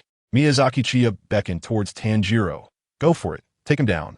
Kaneo, Shinobu, Kanamori, and Takatu Mwitru simultaneously drew their swords and charged towards Tanjiro and Inosuke. Inosuke crossed his dual blades to block the initial attack from Takatu Mwitru. Santaro, what's going on? Aren't these guys human? Why are they obeying a demon's orders? Have they betrayed us? Tanjiro stood up from the ground and drew his Nichiren blade. Inosuke, they are enemies. After saying that, Tanjiro took the initiative to attack. Tanjiro and Inosuke were no match for any of Kaneo's group. However, having trained alongside Miyazaki Chiya for many years, the four had developed excellent acting skills. They could pressure Inosuke and Tanjiro, but couldn't quickly take them down. While they were acting, Akaza and Rengoku Kyujuru were having another conversation. Become a demon, Kyujuru, and fight with me endlessly, becoming stronger together. You have that potential. I refuse. I'll say it again, I hate you. I won't become a demon. Flame breathing. Third form, raging flames. Rengoku Kyujuru charged at Akaza, swinging down with a slash enveloped in fierce flames. Akaza excitedly spread his arms and said, excellent, beautifully done. Destruction kill. Void style. Akaza unleashed a punch shockwave, sending Rengoku Kyujuru flying far back. Just as Rengoku Kyujuru steadied himself, he charged at Akaza once more. The battle between Akaza and Rengoku Kyujuru intensified. Don't you understand yet? Continuing to attack is equivalent to self-destruction. Kyujuru. Rengoku Kyujuru did not respond to Akaza and continued to slash at him. During the attack, Akaza's fist grazed Rengoku Kyujuru's forehead. Flame breathing. First form. Unknown fire. Rengoku Kyujuru swiftly turned his blade and slashed, severing Akaza's arms. In the next moment, Akaza's arms instantly regenerated. It's such a pity to kill you now. Your body hasn't reached its peak yet. During the exchange, Akaza landed a punch on Rengoku Kyujuru's chest, breaking several of his ribs. Rengoku Kyujuru gritted his teeth through the pain and continued to swing his sword. Flame breathing. Second form. Rising flame heaven. Rengoku Kyujuru swung the Nichiren blade from below, aiming to strike Akaza with a blade like roaring flames. However, the slash was once again easily dodged by Akaza. In another year or two, your techniques will be even more refined with higher precision. Just as the attacks of Akaza and Rengoku Kyujuru collided, a crack appeared between them. Miyazaki Chiya, who had been sitting on the ground watching the fight, suddenly stood up. As expected, it has come. Chapter 150. Kibutsuji Muzan and Daki's return. Just as Rengoku Kyujuru and Akaza were about to engage in battle again, a fissure opened between them. Come back. A call from Miyazaki Chiya brought Kanata, Tanjiro, and Inosuke, who were acting, back to her side. Miyazaki Chiya squinted at the crack. The last time the crack appeared, it took away Kyogai and Daki. Now that it has appeared again, who does want to take this time? Akaza or Rengoku Kaijiro? However, Miyazaki Chiya guessed wrong this time. This time, the crack was not for taking someone away. Two figures emerged from the crack. Miyazaki Chiyo and Akaza's pupils narrowed. It was actually Jotaro and Daki. Oh, what a lively scene. Akaza, you're here too. Jotaro held a scythe, showing no respect towards Akaza, seemingly disdainful. The engravings in the eyes of Jotaro and Daki had disappeared. Have they already betrayed Muzan Kibutsuji? Miyazaki Chiya frowned tightly. The disdain that Kyogai and Daki showed toward Akaza indicates that the two of them might have gained the power to contend with Akaza. Daki looked at Miyazaki Chiya and angrily said, Mizukami, Suhiko, today, I will definitely kill you and turn you into ashes. Kanto whispered, Boss, what's the situation now? Miyazaki Chiya said, How would I know? But the situation is a bit chaotic right now, with demon hunters, demons, and the two siblings, Jotaro and Daki, as a third force whose allegiance is unclear. Akaza snorted coldly and instantly appeared in front of Jotaro. Destruction killing, foot technique, flowing flashing light. Akaza delivered several rapid, fierce kicks to the same spot with one foot, like bursts of light. When the light faded, Jotaro remained standing in place, completely unharmed, and instead grabbed Akaza's ankle. Akaza looked at Jotaro in disbelief. The former Upper Moon Six was able to catch his kicks so easily. Ha ha!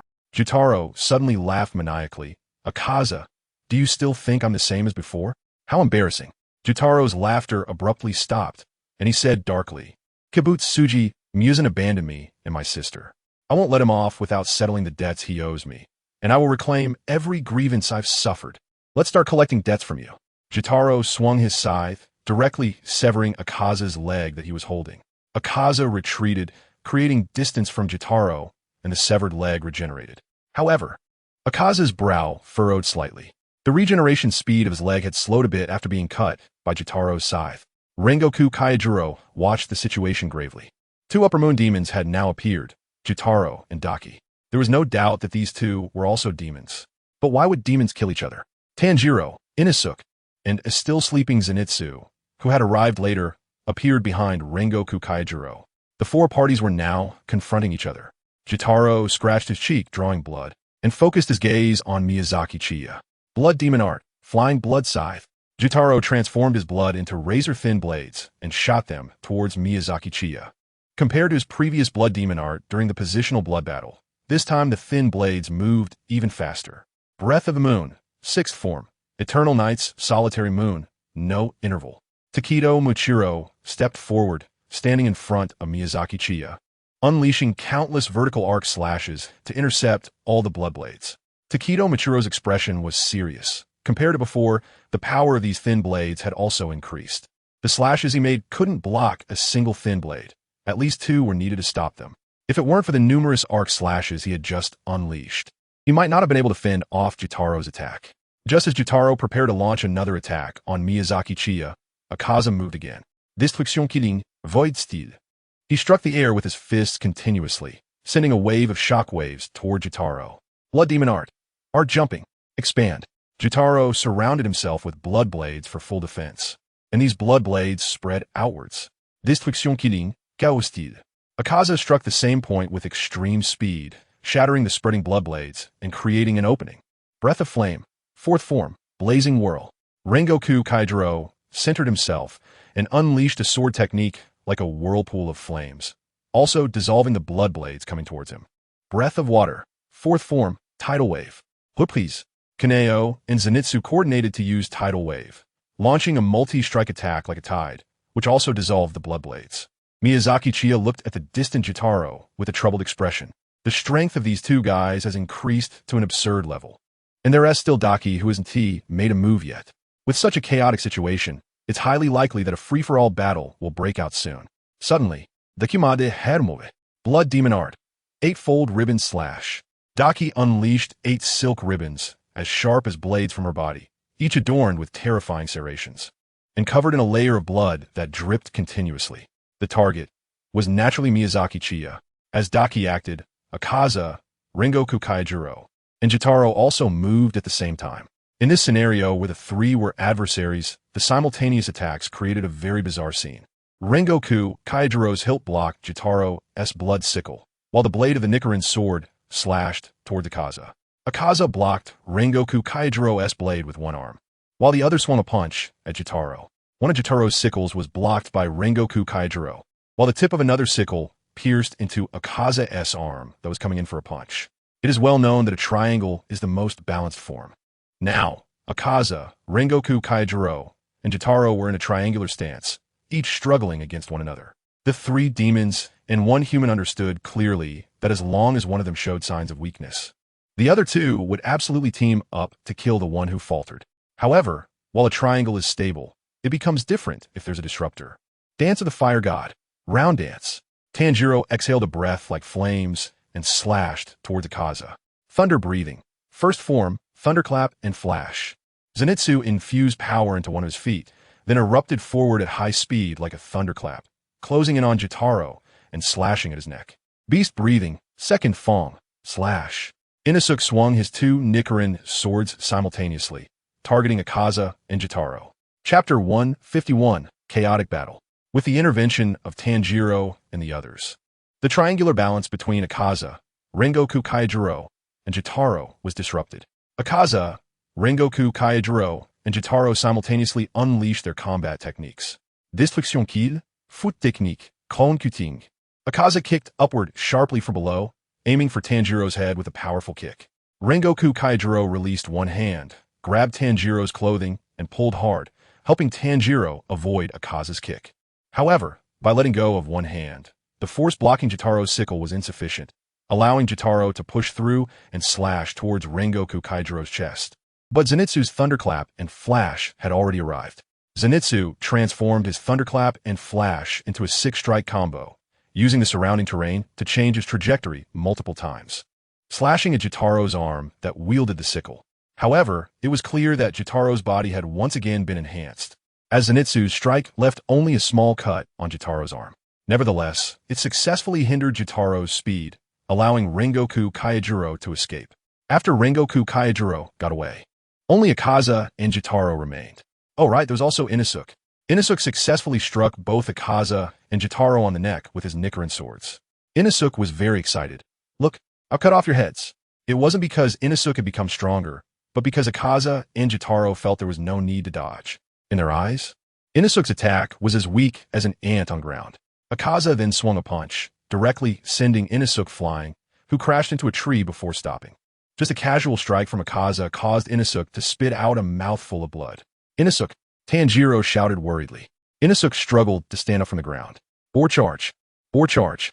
Inosuke didn't know what fear was, still thinking about charging into battle. Rengoku Kaijiro yelled at Tanjiro, Tanjiro, stop him. You guys support. In this situation, fighting alone was definitely not advantageous. Although Tanjiro, Zenitsu, and Inosuke were slightly weaker, with him holding the front line, the three of them should be able to help him. Akaza, Rengoku Kaijiro, and Jotaro engaged in battle once again. At first, Tanjiro, Zenitsu, and Inosuke couldn't intervene at all. But practical combat is the best teacher. The three of them were also geniuses, gradually adapting to the rhythm of battle. Although they couldn't help much, they alleviated some of Rengoku Kaijiro's pressure. However, the main point was that Akaza and Jotaro did not prioritize Rengoku Kaijiro as their main target, so the pressure on Rengoku Kaijiro was significantly reduced. But it was still considerable. After all, humans do not have the advantage in fighting demons. Meanwhile, on the other side, Daki and the four were already engaged in battle. Daki used her blood demon art, eightfold ribbon slash, sending 8 silk ribbons towards Miyazaki Chiya. Moon breathing. Third form, waning moon, erosion. Takedo Machiro swung his blade wide, executing a double slash accompanied by countless crescent blades. However, the strength of Daki's ribbons was beyond imagination, and Takedo Machiro's slashes failed to sever Daki's ribbons. Water breathing. Third form, flowing dance. Shinobu moved her body like water, weaving through Daki's 8 ribbons and gathering them all together with her Nichiren sword. Water breathing. Seventh form, drop ripple thrust. Kanroji Mitsuri came from an angle, thrusting her sword in a straight line, pinning all 8 ribbons to the ground at once. Butterfly Kane approached Daki closely. Flower breathing. Seventh form, flowery dance. Butterfly Kane sheathed her Nichiren sword, taking a stance to draw the sword. Petals swirled around the hilt of the Nichiren sword. In the moment Butterfly Kane drew her sword, the blade was accompanied by a multitude of flower petals. Facing Butterfly Kane's attack, Daki sneered. Blood demon art, silk cover. Several ribbons emerged from Daki's body, wrapping tightly around her, as if she were a mummy. Butterfly Kane's slash landed on the ribbons, producing a metallic clashing sound, and Daki's ribbons remained unscathed. Following that, Daki used this mummy-like form to battle against Kanroji Mitsuri and the others. Although Daki's blood demon art had significantly enhanced her abilities, her own combat power did not increase much. Against the combined attacks of the four, she was still being pressured. However, due to Daki's ribbons, Kanroji Mitsuri and the others found it impossible to break through her defenses, no matter how they attacked. Miyazaki Chiya looked up at the sky. Dawn was just around the corner, and there was no time to waste. Moreover, Tanjiro and the others had also joined the battle this time, and if there was a mistake, it would be disastrous. Jotaro had become very strong, but Daki's strength was limited. The breakthrough point lay with Daki. Miyazaki Chiya has always had an idea about her ability to manipulate her own blood, and she decided to test it on Daki. Miyazaki Chiya sliced open her wrist, and a large amount of blood flowed out. Blood demon technique. Blood control. Miyazaki Chiya manipulated her own blood, sweeping towards Daki. Daki was being pressed hard by the four members of the Demon Slayer Corps, struggling to fight back. Daki felt a bit frustrated. It was clear that her strength was significantly greater, so why was she still being held down by these demon hunters? In contrast, her brother Jotaro was fighting equally with Upper Moon, 3 Akaza, and the Hashira of the Demon Slayer Corps. Was she really that weak? But didn't team matter? These demon hunters couldn't break through her defenses anyway, so she could just hold on. Once Jotaro dealt with his side of things, he would come to help her, as he always did. Huh? Why is it sticky? Is this blood? Whose blood? Miyazaki Chiya covered the mummified Daki with her blood. No matter how tightly her silk ribbons were wrapped, there would definitely be gaps. The blood seeped through these gaps and entered inside. Daki paid no attention to this blood. However, Miyazaki Chiya manipulated the blood and forcefully entered it into Daki's body through her mouth. Daki was instantly startled, as it was obvious that this blood was being controlled. And it was clear who was in control: Miyazaki Chiya. During the blood battle, when they switched places, Miyazaki Chiya had already manipulated her blood to fight. Feeling her blood enter Daki's body, Miyazaki Chiya revealed a wicked smile. K2, Shinmatsu, Kanene, Aikir, come back. Watch me perform. K2 and the others returned behind Miyazaki Chiya. Blood demon art. Needles. Miyazaki Chiya manipulated the blood that entered Daki's body, transforming it into sharp blood needles that pierced inside her. The indescribable pain made Daki scream out loud. Chapter 152, Recruitment.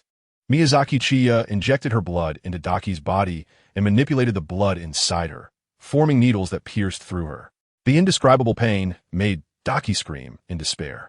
Daki. Jotaro glared at Daki with bloodshot eyes. However, this distraction allowed Akaza and Rengoku Kyujuru to launch an immediate attack. Destruction kill, annihilation style. Akaza delivered a devastating punch, creating a massive explosion. Jotaro, concerned for Daki, couldn't react in time and had a large hole blown through the left side of his body. Flame breathing. 8th form, Rengoku. Rengoku Kyujuru charged forward with the power of Hellfire, aiming directly for Jotaro's neck. Jotaro was alarmed. If he were struck, his neck would definitely be severed. Blood demon art. Circular/reversal. Blood spiral/shield. Jotaro's scythe in his right hand spun continuously, blocking Rengoku Kyujuru's flames. However, as Rengoku Kyujuru's strongest killing move, it could instantly inflict extensive damage on demons, and Jotaro couldn't completely block all the flames. In an instant, Jotaro suffered severe burns all over his body, while Rengoku Kyujuru broke through Jotaro's defense.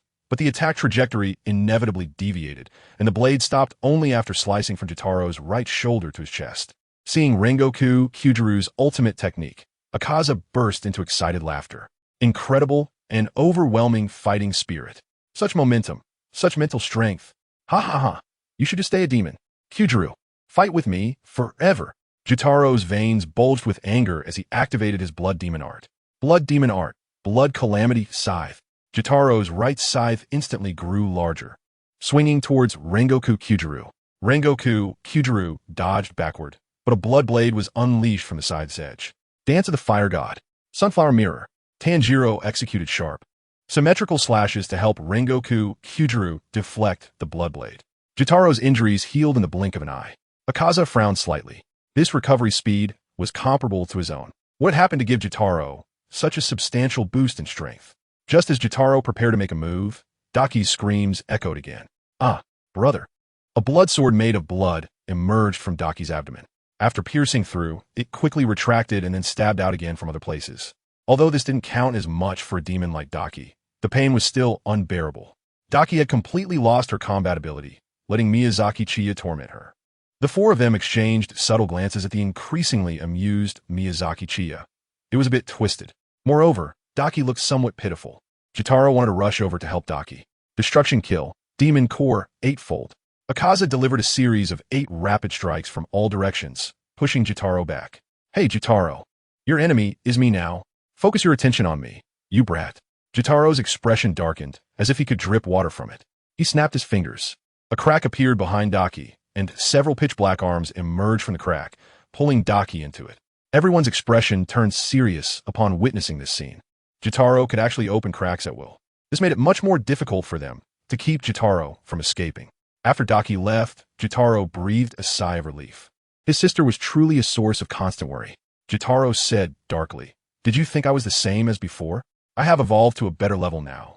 Breaking through to a higher tier like Muzan Kibutsuji. The limits of demons are no longer my weakness. Now I am a perfect being, just like Muzan Kibutsuji." Hearing Jitaro's words, Akaza and Miyazaki Chiya were incredulous. Breaking through the limits of demons? So, the neck is no longer Jitaro's weakness? How is that possible? How did this happen? Miyazaki Chiya and Akaza do not think that Jitaro is lying because there is no need for it. Miyazaki Chiya looked deeply at Jitaro. If the person behind Jitaro is from the priest clan who can help demons break their limits and lift their curses, that would indeed be terrifying. However, Miyazaki Chiya must clarify one thing now. Miyazaki Chiya mocked, "Perfect being? Have you overcome the sunlight? Just looking at you, it's clear you haven't. If you had, you'd have bragged about it by now. With your current state, what do you have to compare with that adult? You found a new master and immediately started biting your old one. You really have a big backbone for a dog." Kibutsuji Taro glared at Miyazaki Chiya in a fit of rage, wanting to attack her again, but was once more stopped by Akaza. Now Miyazaki Chiya was certain that Kibutsuji Taro had not overcome the sunlight. But just overcoming the limits of being a demon was already troublesome. To kill Kibutsuji Taro, she would have to drag it out until morning. Kibutsuji Taro looked at Akaza. "Akaza, Kibutsuji Muzan is definitely not a good thing. He has never trusted us, never regarded us as companions, only as tools for him to achieve his goals. Knowing we wouldn't betray him, he still cursed us." Miyazaki Chiya felt something was off as soon as she heard Jitaro's words. This guy is trying to undermine Kibutsuji Muzan. No way. Sanji absolutely cannot be taken away. Although Miyazaki Chiya knows Akaza won't agree to Jitaro, what if? Right now, Jitaro and Daki are already a huge problem, and if Akaza joins in, can we even continue? Miyazaki Chiya immediately retorted sarcastically, "Knowing that we won't betray him? Then what's your situation? Aren't you the one betraying? Shut up." The mist Hashira, Kokoshibo, swung his large scythe, sending a bloodblade straight at Miyazaki Chiya. Breath of Flowers, second form, Shadow Plum. Butterfly Kane instantly unleashed arc-shaped slashes in all directions, blocking the bloodblade from Kokoshibo.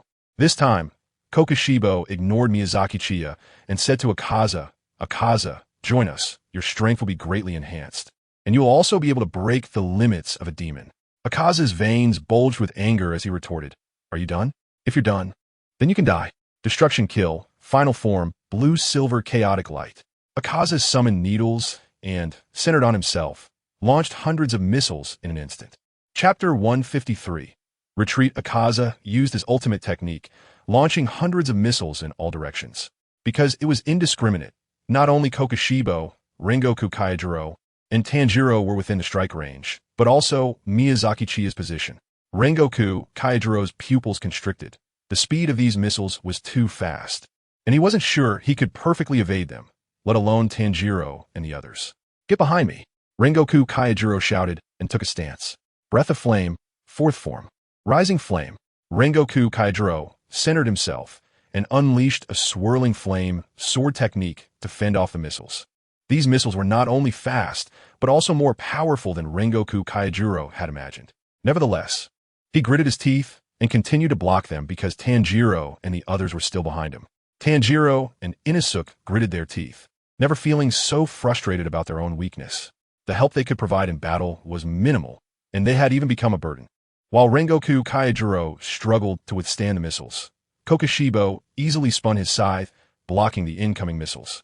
Meanwhile, on Miyazaki Chiya's side, Kanroji Mitsuri, Taketo, Muichiro, Butterfly Kane, and Tsugikuni Yorichi formed an impenetrable defense, with Miyazaki Chiya standing safely behind them.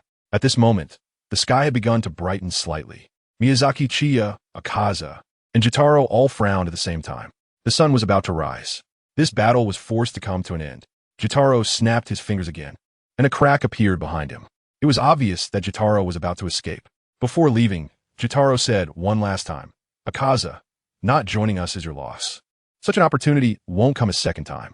And for Mitsuri Kanroji, next time, I will definitely kill you." After finishing his harsh words, Jotaro took a step back and jumped into the crack, which then closed.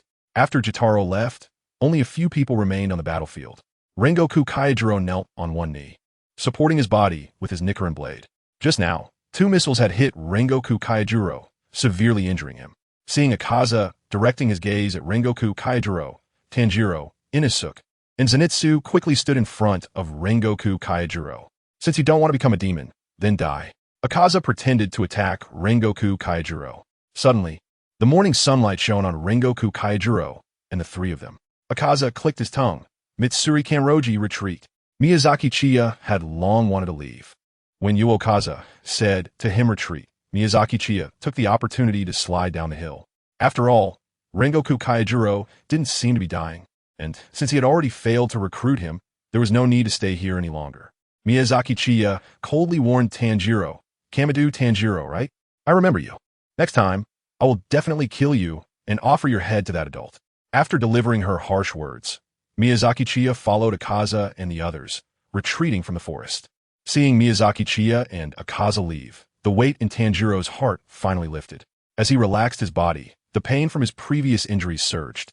Tanjiro gritted his teeth against the pain and turned to Rengoku Kyujiro. "Mr. Rengoku, are you okay?" Rengoku Kyujiro spat out a mouthful of blood. "I'm fine. Nothing vital was hit. I won't die." Lying flat on the ground, Rengoku focused on his breathing and then turned his gaze to Tanjiro, Inosuke, and Zenitsu, offering a warm smile. "Kamado boy, boar-headed boy, blonde boy, you all performed exceptionally well in this battle. Kamado, I believe in your sister. I recognize her as a member of the Demon Slayer Corps. I saw her fighting fiercely in the carriage, protecting humanity, willing to risk her life to battle demons. No matter what others say, she is a member of the Demon Slayer Corps. You must hold your head high and live on. No matter the setbacks from your own weakness and helplessness, you must ignite your spirit." Tears streamed down Tanjiro, Inosuke, and the now-awakened Zenitsu. "Do not cry. Grit your teeth and push forward. Even if you stop in fear, time will not stop for you, nor will it carry your burdens. Do not feel sad about tonight's defeat, nor feel guilty for not being able to do more in battle. Your courage has already proven yourselves. I am a Hashira, and I am willing to be a strong shield for my juniors. We are Hashira. Anyone would make the same choice. And we will never let demons take away new sprouts. From now on, I will guide your training and help you continue to grow. In the future, you will become the pillars supporting the Demon Slayer Corps. I believe in you. I trust you. Big brother." Tanjiro, Inosuke, and Zenitsu cried on Rengoku's body. Rengoku smiled and comforted the 3. In a daze, Rengoku seemed to see his mother's figure, his pupils slightly dilating. "Mother." Rengoku was sure he wasn't mistaken. "Mother, have I fulfilled my duties? Have I done what I was supposed to do? Am I disappointing you?" Rengoku's mother, Rengokuruka, looked at Tanjiro, Inosuke, and Zenitsu, who were leaning on Rengoku, and gently smiled. "Kyujiro, you have always done well. I am proud to be your and Senjuru's mother, and I will always bless you." Rengoku Ruka's spirit faded, and Rengoku Kyujiro beamed a radiant smile. The hidden members of the Demon Slayer Corps finally arrived and immediately began to check Rengoku Kyujiro's condition. Rengoku's injuries were extremely severe. Both arms were fractured, multiple ribs were broken, and his internal organs had varying degrees of damage. Fortunately, Rengoku had been focusing on his breathing, suppressing the spread of his injuries, preventing them from worsening. Inosuke and Zenitsu were unharmed under Rengoku's protection. Tanjiro's injuries were only for being thrown to the ground when the Infinity Train overturned. In the battle against Upper Moon and Jotaro, under Rengoku's protection, Tanjiro and the others sustained no injuries. After performing first aid on Rengoku, the hidden members immediately transported him to the Butterfly Mansion for treatment. Tanjiro and the others were completely exhausted and were carried to the Butterfly Mansion by 3 hidden members. Meanwhile, Miyazaki, Chiya, and Akaza could only hide in the woods to avoid the sunlight.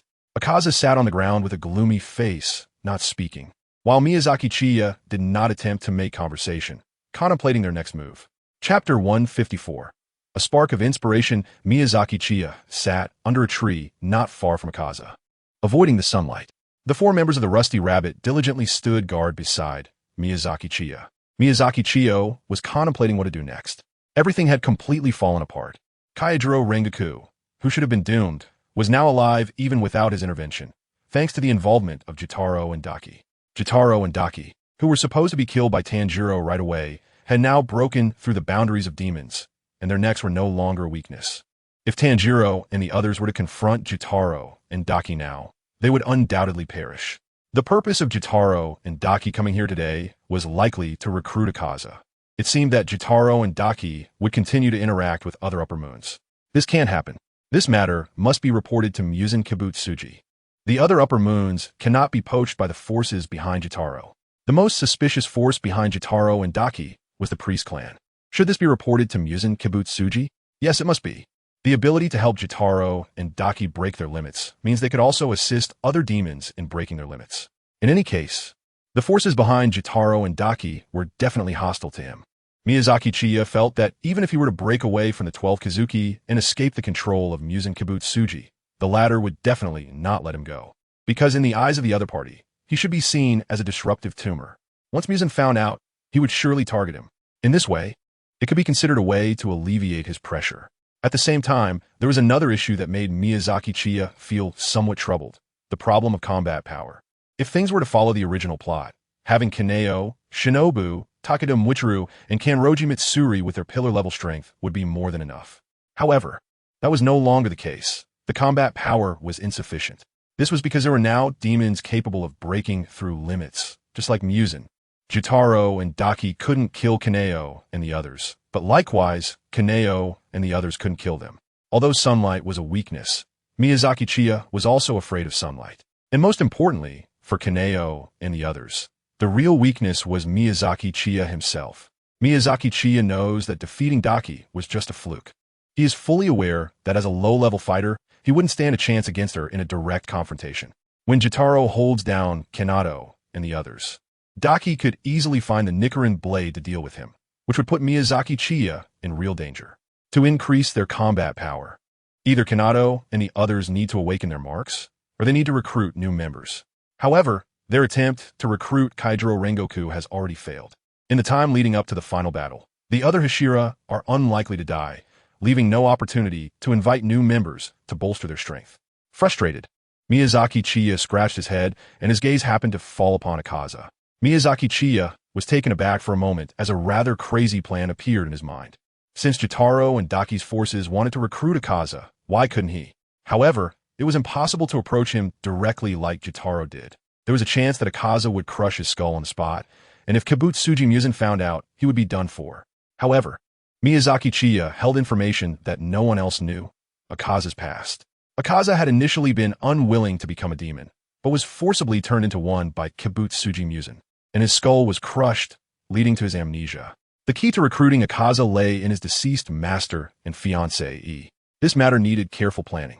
Kibutsuji Muzan could read memories, and as soon as he dared to recruit him, it would definitely be known to Muzan. After all, Miyazaki Chiya could alter his own memories, but Akaza could not. Akaza noticed Miyazaki Chiya's gaze upon him and frowned slightly, feeling that Chiya's eyes seemed somewhat fiery. At this time, it was already dusk, and the sun was about to set. Akaza got up from the ground, preparing to leave as soon as it got dark. Just as the sun completely set and Akaza was about to leave, both Miyazaki Chiya and Akaza received a command from Kibutsuji Muzan in their minds. Muzan ordered Miyazaki Chiya and Akaza to meet him now. Miyazaki Chiya curled the corner of her mouth. Sure enough, Kibutsuji Muzan not only asked Akaza to find him, but also wanted him to meet with him. Akaza ignored Miyazaki Chiya and leaped away directly. Miyazaki Chiya said to Yen Rabbit and the others, "I'll go see him for a moment. You guys find a place to wait for me, and I'll come back to find you later." Miyazaki Chiya quickly followed the direction of Akaza. Currently, Kibutsuji Muzan was not acting as a scapegoat, but was instead playing the role of a son.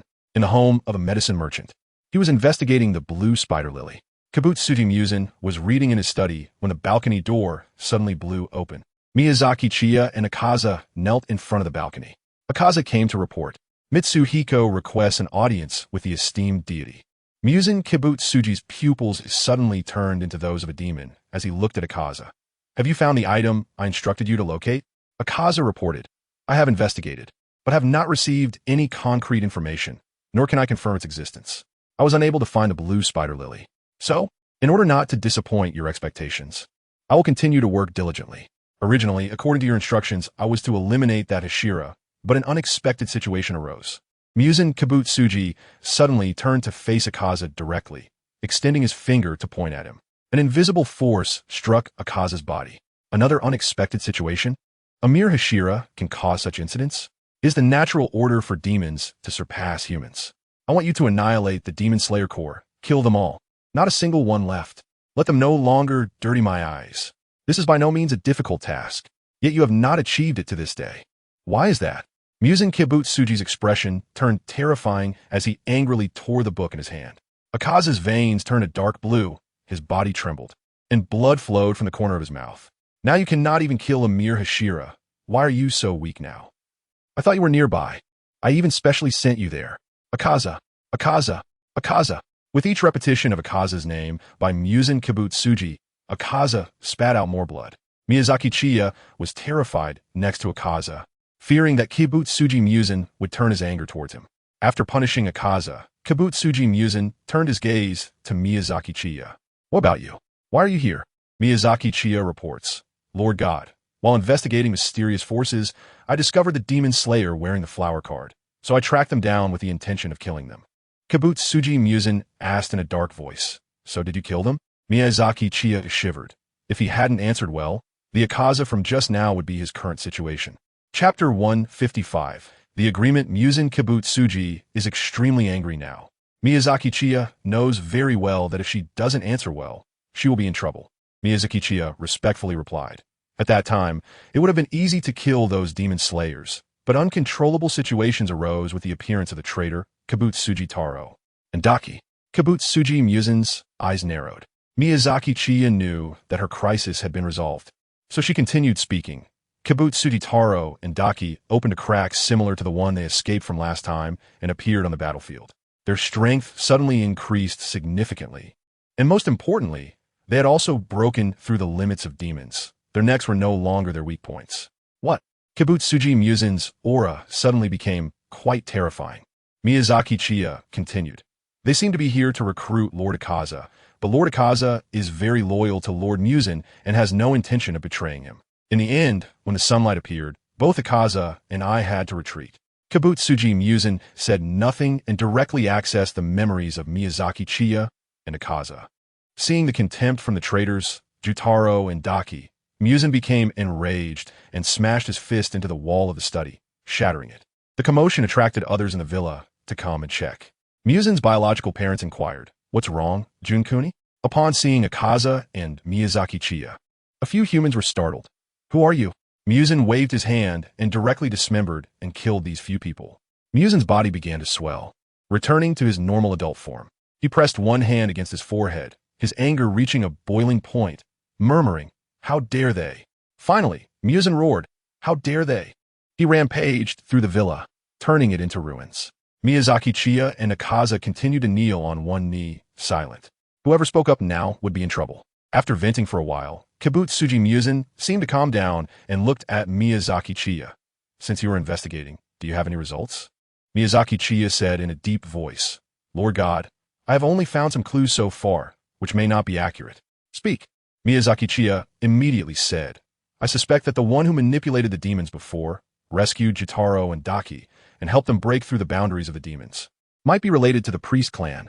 Miyazaki Chiya clearly saw Muzan Kibutsuji's pupil's contract. Miyazaki Chiya was a bit puzzled. Does Kibutsuji Muzan know about the priest family? Well, you should know. The priest family, which has helped prolong the existence of the Kamadu family for 1,000 years. Muzan should have heard of them. Why do you think it is related to the priest family? Miyazaki Chiya replied, because when I was manipulating that alien demon, it said it wanted to eat people while wearing a tall hat. Lord God, you should know that among the 4 demon hunters I control, one was once a Hashira. Thanks to the blood bestowed by you, Lord God, they regained their sanity, but they are 100% loyal to me. This subordinate of mine has studied the history of the Demon Slayer Corps, and every time something significant happens, there are always a few people wearing tall hats and holding sacred tokens appearing. Based on these characteristics, I have investigated and found that the identity of the other party is very likely a priest. However, it is still in the investigation phase, so I'm not sure if it is indeed a priest causing trouble. Kibutsuji Muzan's gaze was dim, and he lowered his head, seemingly deep in thought. Soon, Kibutsuji Muzan lifted his head again and said to Miyazaki Chiya, Miyazaki Chiya, continue your investigation and inform me directly as soon as you have any news. Yes, Lord God. After that, Kibutsuji Muzan looked at Akaza. Akaza, you will proceed to cleanse all the priests of this country's shrines along with Tamayo and Han Tengu. Whether or not they are involved, the priest clan that assists the Ubuyashiki clan must be punished. Akaza nodded and replied, Yes, Muzan-sama. I'll take my leave. Miyazaki Chiya and Akaza left the villa. Just as Akaza was about to leave, Miyazaki Chiya called out to him, Lord Akaza, I have something I want to discuss with you. Akaza frowned. He had just been reprimanded by Muzan Kibutsuji and was already in a bad mood. However, since Miyazaki Chiya did not interfere in his battle and addressed him as Lord Akaza, Akaza's impression of Miyazaki Chiya was not bad. Miyazaki Chiya and Akaza entered a dimly lit alley. Miyazaki Chiya said to Akaza, Lord Akaza, during my investigation, I came across some information about you. I wonder if you'd like to know? Akaza gazed at Miyazaki Chiya. Miyazaki Chiyo said that the investigation into him must be about events before he became a demon, not after. It must be something from his time as a human. Akaza has always wanted to know what his past was, feeling that he has forgotten something very important. The blood demon art he created also feels like it was in memory of someone. Akaza asked, What did you find out? Miyazaki Chiya said word by word, Suryu, Dojo, Kuai's Rin Setsu. Akaza's pupils trembled violently, and he muttered to himself, Suryu Dojo, Kuai's, Rin Setsu, Rin Setsu, Rin Setsu. Who are they? Akaza clutched his head with his right hand, seemingly trying to remember who they were. He felt that these 3 names were very familiar, as if they were an indispensable part of his life. But he had forgotten. Akaza grabbed Miyazaki Chiya's shoulders with both hands, exerting so much force that she felt her bones might break. Tell me, who are they? Miyazaki Chiya cried out in pain. Lord Akaza, please calm down. Akaza did not release Miyazaki Chiya, but instead tightened his grip even more. Answer me, Mayatatsu Sahiko. Lord Akaza, I only know this for now. Since it seems to be related to you, I told you. If you want to know more, I can continue to help investigate. Miyazaki Chiya replied. Akaza finally let go of Miyazaki Chiya, but inside, the unsettled Akaza was panting heavily. Miyazaki Chiya curled the corner of her mouth. Akaza was already hooked. Miyazaki Chiya exclaimed, Seeing these 3 names is very important for Lord Akaza. I will definitely do my best to help Lord Akaza. After taking a deep breath, Akaza said, I'm counting on you. Miyazaki Chiya extended her palm towards Akaza. Lord Akaza, let's make a promise. I will definitely investigate everything clearly, and in the future, regardless of whether we are still companions or not, I hope you can calmly listen to my explanation and not resort to violence. Akaza looked at Miyazaki Chiya's hand, thinking she would assume he would accept the solicitation from Kyogai. I will not betray you. Miyazaki Chiya didn't say anything and just looked at Akaza. In the end, Akaza high-fived Miyazaki Chiya. The deal was settled. Chapter 156 Thoughts after Akaza left. Miyazaki Chiya found Kanroji and the others to meet up. Kanroji asked Miyazaki, How did it go?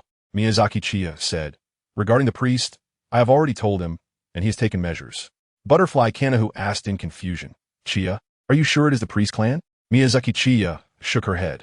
I'm not sure, but the suspicion is quite strong, isn't it? As long as there is suspicion. That's enough. Right now, there are no other leads, and the priest clan is the most suspicious. Our current situation is very grim. Kibutsuji and Daki hate us to the core, and they will definitely come looking for a fight next time. That ability to open a rift at any moment is, to be honest, too overpowered. However, there should be some limitations. Otherwise, they would have already come to attack us. Miyazaki Chiya sighed and said, "Next, I need to ask Tamayo to transform my body. Once the transformation is complete, we will become characters that everyone wants to hunt down. Him, the Demon Slayer Core, and that mysterious force. The road ahead won't be easy." The expressions of K2 and the others were also extremely serious. Indeed, once Miyazaki Chiya's transformation is complete, he will become a fugitive, hunted by demons. They will face a situation of being attacked from 3 sides. Miyazaki Chiya cautiously asked everyone, "There's something I want to discuss with you and seek your opinion on." "What is it?" The 4 of them were very curious about what Miyazaki Chiya wanted to say. Generally speaking, Miyazaki Chiya usually makes decisions on her own, and they just execute them.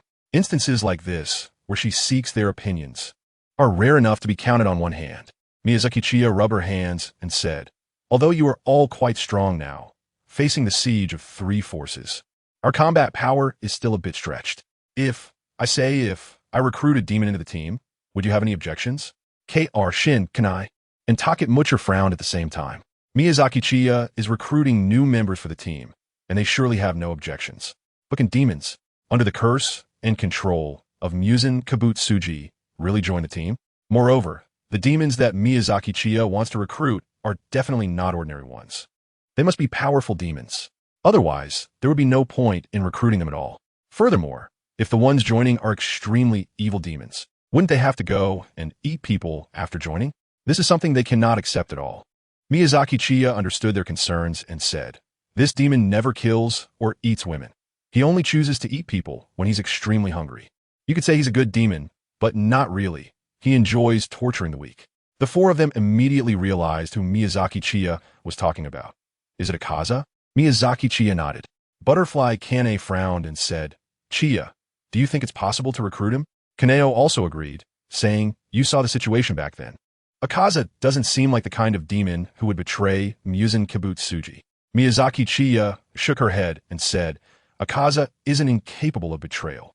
He simply doesn't know what he's fighting for. The leverage I have is something Akaza absolutely cannot refuse." Takedo speculated, "Is it the fiancé E from Akaza's human days that you mentioned before, Miyazaki?" Miyazaki Chiyo explained, "That's right.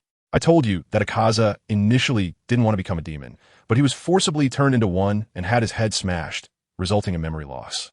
Although he lost his memories, Akaza's love for his fiancé E never changed. Akaza's fiancé E is a very gentle and kind person. After Akaza regains his memories, he might feel guilty for being a demon and choose to end his own life." Taketo Muichiro asked curiously, "Boss, why are you so certain that Akaza's feelings for his fiancé E are so deep?" Miyazaki Chiya pointed to her head and said, "Although the future has changed due to various factors, in the past, I saw an unchanging future regarding Akaza, where the final battle was fought by Ju Tomioka and Tanjiro against Akaza. Kaneo and Shinobu were taken aback, not expecting that one of the main characters would actually be Ju and his disciple Tanjiro." Mizuki Chiya narrates, "Akaza greatly dislikes Tanjiro. At first, Akaza thought his hatred for Tanjiro was because Tanjiro was weak. However, when Tanjiro said, 'Everyone has had weak moments. Everyone has received help from others at some point. It is the natural order for the strong to protect the weak, and then for the weak to grow stronger and protect others,' Akaza understood. It wasn't because he was weak at that moment, but because every word Tanjiro spoke stirred memories of his human past that he had long forgotten, filled with unfulfilled promises and delusions. His unfulfilled promise was to protect Koyuki and his master with his life, vowing to become stronger than anyone else and to protect Koyuki for eternity. Since both Koyuki and his master were poisoned and killed by the weak, Akaza harbors a deep hatred for the weak. At the same time, due to his obsession with Koyuki, Akaza does not kill or consume women." Miyazaki Chiyo shook her head regretfully at this point. If it weren't for the poisoning of her beloved master and her dear love, Yukisuki, Akaza would never have become a demon. Among all the Upper Moon demons, only Akaza was forced to become a demon.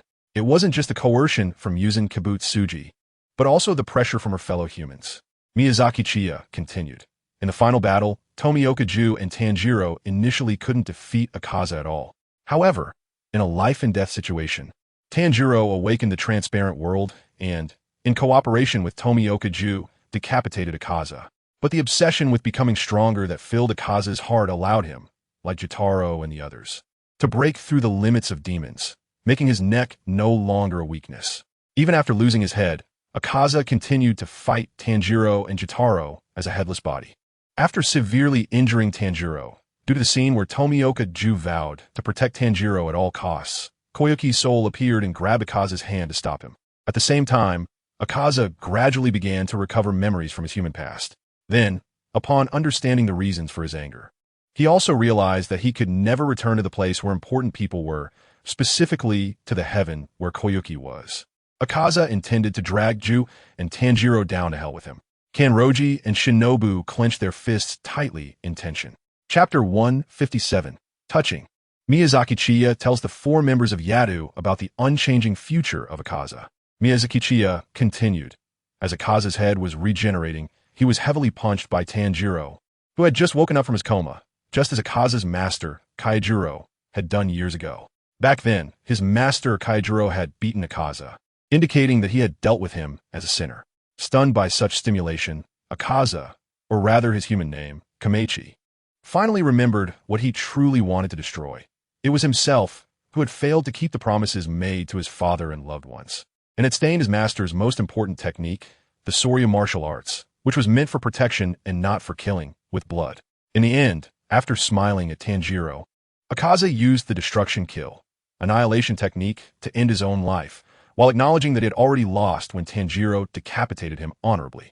In his final moments, having reverted back to Kamechi, Akaza engaged in a conversation with his father and master in a hallucination, where they expressed their approval of him. However, immediately after, the last demon in Akaza's heart appeared and forced him to regenerate and fight again.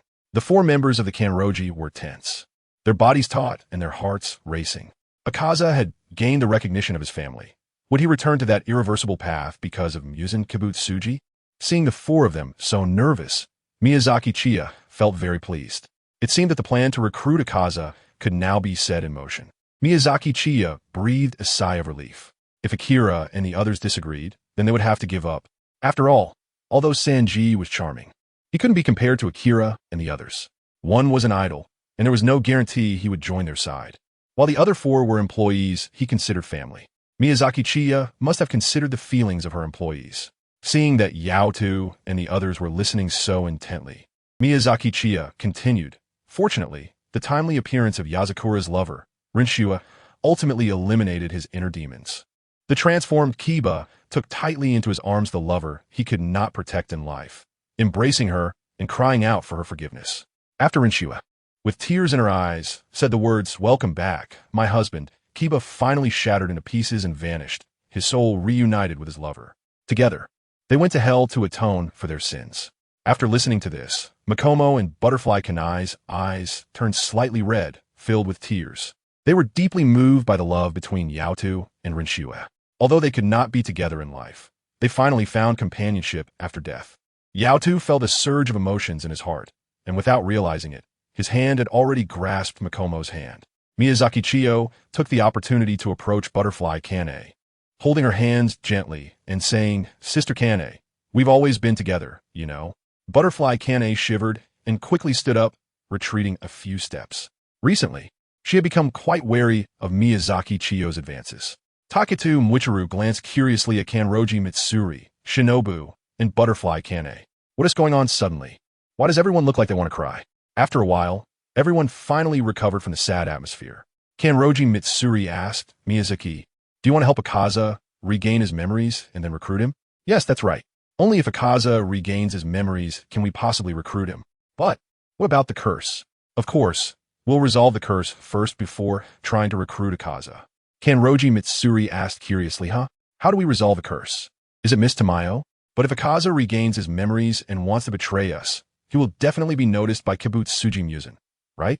And if Akaza hasn't regained his memories, he won't obediently let Miss Tamayo transform him, right?" Miyazaki Chiya smiled and said, "Yatu, you underestimate Miss Tamayo too much. The title of best support isn't given for nothing. As long as she can modify me, there will definitely be a way to develop a drug that can temporarily break free from the curse. In any case, the next step is to find Tamayo first and have her modify me, then we will lie low. If Miss Tamayo develops a drug that can temporarily break free from the curse, we will take action. If she doesn't develop such a drug, Then we will just wait and see how things unfold with the trouble she causes for the priest clan. Once the plan is confirmed, Miyazaki Chiya and her companions arrived in Nara. As soon as they stepped into Nara, Shichamaru came before Miyazaki Chiya. In Shichamaru's small bag, there was a letter. The letter explained that Miyazaki Chiya could now personally seek him out. Tamayo, using Nezuko's blood and Yashiro's blood demon art, enhanced the effectiveness of the talisman. As long as Miyazaki Chiya did not use her own blood demon art abilities, she would not be detected by Muzan Kibutsuji. After reading the letter, Miyazaki Chiya headed straight to Tamayo's residence. Upon entering Tamayo's residence, Tamayo was dressed like a doctor. Miyazaki Chiya asked, "Miss Tamayo, can we proceed with the modification soon?" Tamayo nodded slightly and said, "Yes, everything is ready. We can start right away." It seems that Tamayo had already prepared everything on the way to the mansion. "All right, then let's not delay. Mr. Miyazaki, please follow me." Miyazaki Chiya followed Tamayo to the basement. As soon as she arrived at the operating table in the basement, Miyazaki Chiya turned pale. The shelves were filled with surgical instruments. Moreover, Miyazaki Chiya saw a hammer and a saw. Miyazaki Chiya stiffly smiled and said, "Miss Tamayo, these tools shouldn't be needed, right?" Tamayo shook her head and replied, "All of these tools will be used. This surgery needs to be performed on your heart, which is the main organ for supplying blood. All the blood in the body must flow through the heart. Mr. Miyazaki, you are the upper moon demon, with exceptionally strong physical attributes. There can be no mistakes during the surgical procedure, so it is necessary to saw through the ribs near your heart to perform the surgery." Miyazaki Chiya covered her heart with both hands and took a few steps back with a pale face. "Miss Tamayo, you're not joking, are you? Is there really no gentler way?" Tamayo said seriously, "Mr. Miyazaki, this plan is the best option I have come up with after careful consideration." Miyazaki Chiya's lips began to tremble. "Do you have anesthetic?" Tamayo looked at Miyazaki Chiya with a puzzled expression. "Mr. Miyazaki, you are a demon, and a high-ranking one at that. Do you think anesthetic would be useful to you?" Miyazaki Chiya's legs went soft, and she sat directly on the ground. Kanen Makomo, Butterfly Kane, and Takedo Machiro looked at the despairing Miyazaki Chiya with pity. The most pain-averse Miyazaki Chiya was about to face some pain. Chapter 158, Transformation. At Tamayo's mansion, there were screams like that of a slaughtered pig. Kanen, Makomo, Butterfly Kane, and Takedo Machiro waited outside the mansion. They simply did not have the courage to go in. The scene inside was too horrific to bear. Yashiro was Tamayo's assistant. Yashiro used a scalpel to cut open the skin on Miyazaki Chiya's chest, then began using a saw and a large hammer. At the same time, due to Miyazaki Chiya's self-healing abilities as an upper moon demon, Yashiro had to repeat this operation periodically. According to Tamayo, the transformation would take a month and a half. That means Miyazaki Chiya would have to endure such pain for a month and a half. Just thinking about it made Kanen and the others shiver in unison. It was simply too terrifying. While Miyazaki Chiya and the others underwent transformation, Rengoku Kaijiro and Tanjiro were receiving treatment at the Butterfly Mansion. Tanjiro's injuries were not severe. He had a serious rib fracture that was nearly broken and needed some time to recover. Zenitsu and Inosuke had exhausted their stamina, but after resting for a day, they had already recovered. Rengoku Kaijiro's injuries were the most severe. He was almost in a near-death state. Fortunately, these injuries did not directly hit vital points. If they had, Rengoku Kaijiro might have died on the way to the Butterfly Mansion. Moreover, as a Hashira, Rengoku Kaijiro was very proficient in the use of breathing techniques and managed to suppress the spread of his injuries as much as possible. After careful treatment by Shinobu Kocho, Rengoku Kaijiro was no longer in danger. However, after sustaining such serious injuries, even Rengoku Kaijiro would have to lie in bed for a long time. A week later, Rengoku Kaijiro woke up and his condition had stabilized. He just needed to rest to recover. Tanjiro and the others came to visit Rengoku Kaijiro's room and, upon seeing him awake, rushed over. "Big brother." Seeing that Tanjiro and the others were fine, Rengoku Kaijiro smiled. After chatting a bit with Tanjiro and the others, he asked, "Tanjiro, do you know those 4 demon slayers from back then?" Tanjiro's face instantly twisted in an incredibly distorted manner. "No, I don't know them." Rengoku Kaijiro, unaware that Tanjiro's face would twist whenever he lied, thought he truly didn't know them. That is strange. Those 4 demon slayers displayed strength comparable to a Hashira when facing that ribbon demon. Yet when they fought against you, it was a draw. Furthermore, one of the demon slayers used the flower-breathing technique. Her sword-drawing action reminded me of someone I'm quite familiar with. Rengoku Kaijiro frowned. seemingly pondering who it could be. Zenitsu also said, "Yeah, they do seem a bit strange. I heard their voices, and it seems they have no ill intent towards us. It's really odd, but why would those 4 demon slayers take orders from a demon? And although that demon said it wanted to kill Tanjiro, it didn't seem to harbor any killing intent. Tanjiro didn't dare say a word, fearing that if he spoke too much, he would end up in a situation like Shinobu S. Maybe it's just a coincidence." Rengoku Kaijiro decided not to dwell on this matter further and told Tanjiro and the others, "Although my injuries haven't healed, I should be able to guide your training. Let us start training tomorrow, shall we?" "Yes, big brother." Now Tanjiro, Zenitsu, and Inosuke were filled with admiration for Rengoku Kaijiro and were full of motivation. At the Demon Slayer Corps headquarters, Kaneo Tsuyuri looked at a report in her hand. The report clearly stated that Jotaro and Daki did not belong to the demon camp, but were a third-party force, seemingly trying to recruit the Upper Moon 3, Akaza. The second report detailed that most shrines in the country had experienced massacres by demons over the past few days. Kaneo Tsuyuri handed the second report to Kanroji Mitsuri. "Mitsuri, what do you think of this?" Kaneo Tsuyuri believed that Muzan Kibutsuji definitely did not simply want to kill and eat people. This time, it was possible that Muzan Kibutsuji wanted to exterminate the shrine priest clan that had intermarried with the Tsuyuri family, leaving the Tsuyuri family without successors. Kanroji Mitsuri looked at the report, her brow furrowed. "I'm not sure what Muzan Kibutsuji really wants." Kaneo Tsuyuri said to Kanroji Mitsuri, "Let us inform the shrine master about this." Kanroji Mitsuri shook her head. "Kaneo, I don't know where the shrine master is. The priest clan relocates from time to time. I've already married into the Tsuyuri family, and I haven't been in contact with them for many years, so I can't reach them. However, the priest clan I belong to doesn't have any shrines, so Muzan Kibutsuji should not be able to find them." Kaneo Tsuyuri's expression also became serious. Now, in addition to demons, a third-party force has emerged, recruiting demons. I don't know what the future holds. Cough cough. Kaneo Tsuyuri suddenly coughed violently. Kanroji Mitsuri quickly patted Kaneo Tsuyuri's back and asked the child to prepare hot water. Kaneo Tsuyuri coughed up blood, which he had grown accustomed to. Kaneo Tsuyuri was very aware of his condition. He might not have long to live. Days passed. The shrines in the country suffered severe blows, with 10 out of 10 being destroyed and countless priests dead. Even though the Demon Slayer Corps sent Demon Slayers to protect them, it was a drop in the bucket. The Demon Slayer Corps, which had not been formally recognized by the government, had a limited number of members, and shrines were spread all over the country, making it impossible to protect them all. At the same time, the Demon Slayers sent to protect the priests also suffered heavy losses. There were only so many Hashira, and swordsmen below the Hashira level faced great danger when dealing with a group of demons. Moreover, according to reports, 3 of the Upper Moons were involved. This forced Kaneo Tsuyuri to choose to give up and consolidate the Demon Slayers. If a Hashira encountered an Upper Moon alone, the chances of winning were almost non-existent. Kaneo Tsuyuri was puzzled about what had happened. Why did Muzan Kibutsuji suddenly massacre the priests of shrines? Suddenly, a flash of inspiration struck Kaneo Tsuyuri. Traitors! Those 2 demons, named Jotaro and Daki, from what Rengoku Kaijiro had heard, seemed to have defected from Muzan Kibutsuji. Did Muzan Kibutsuji's sudden slaughter of the priests have anything to do with these 2 demons' defection? Did the priests cause Jotaro and Daki to defect?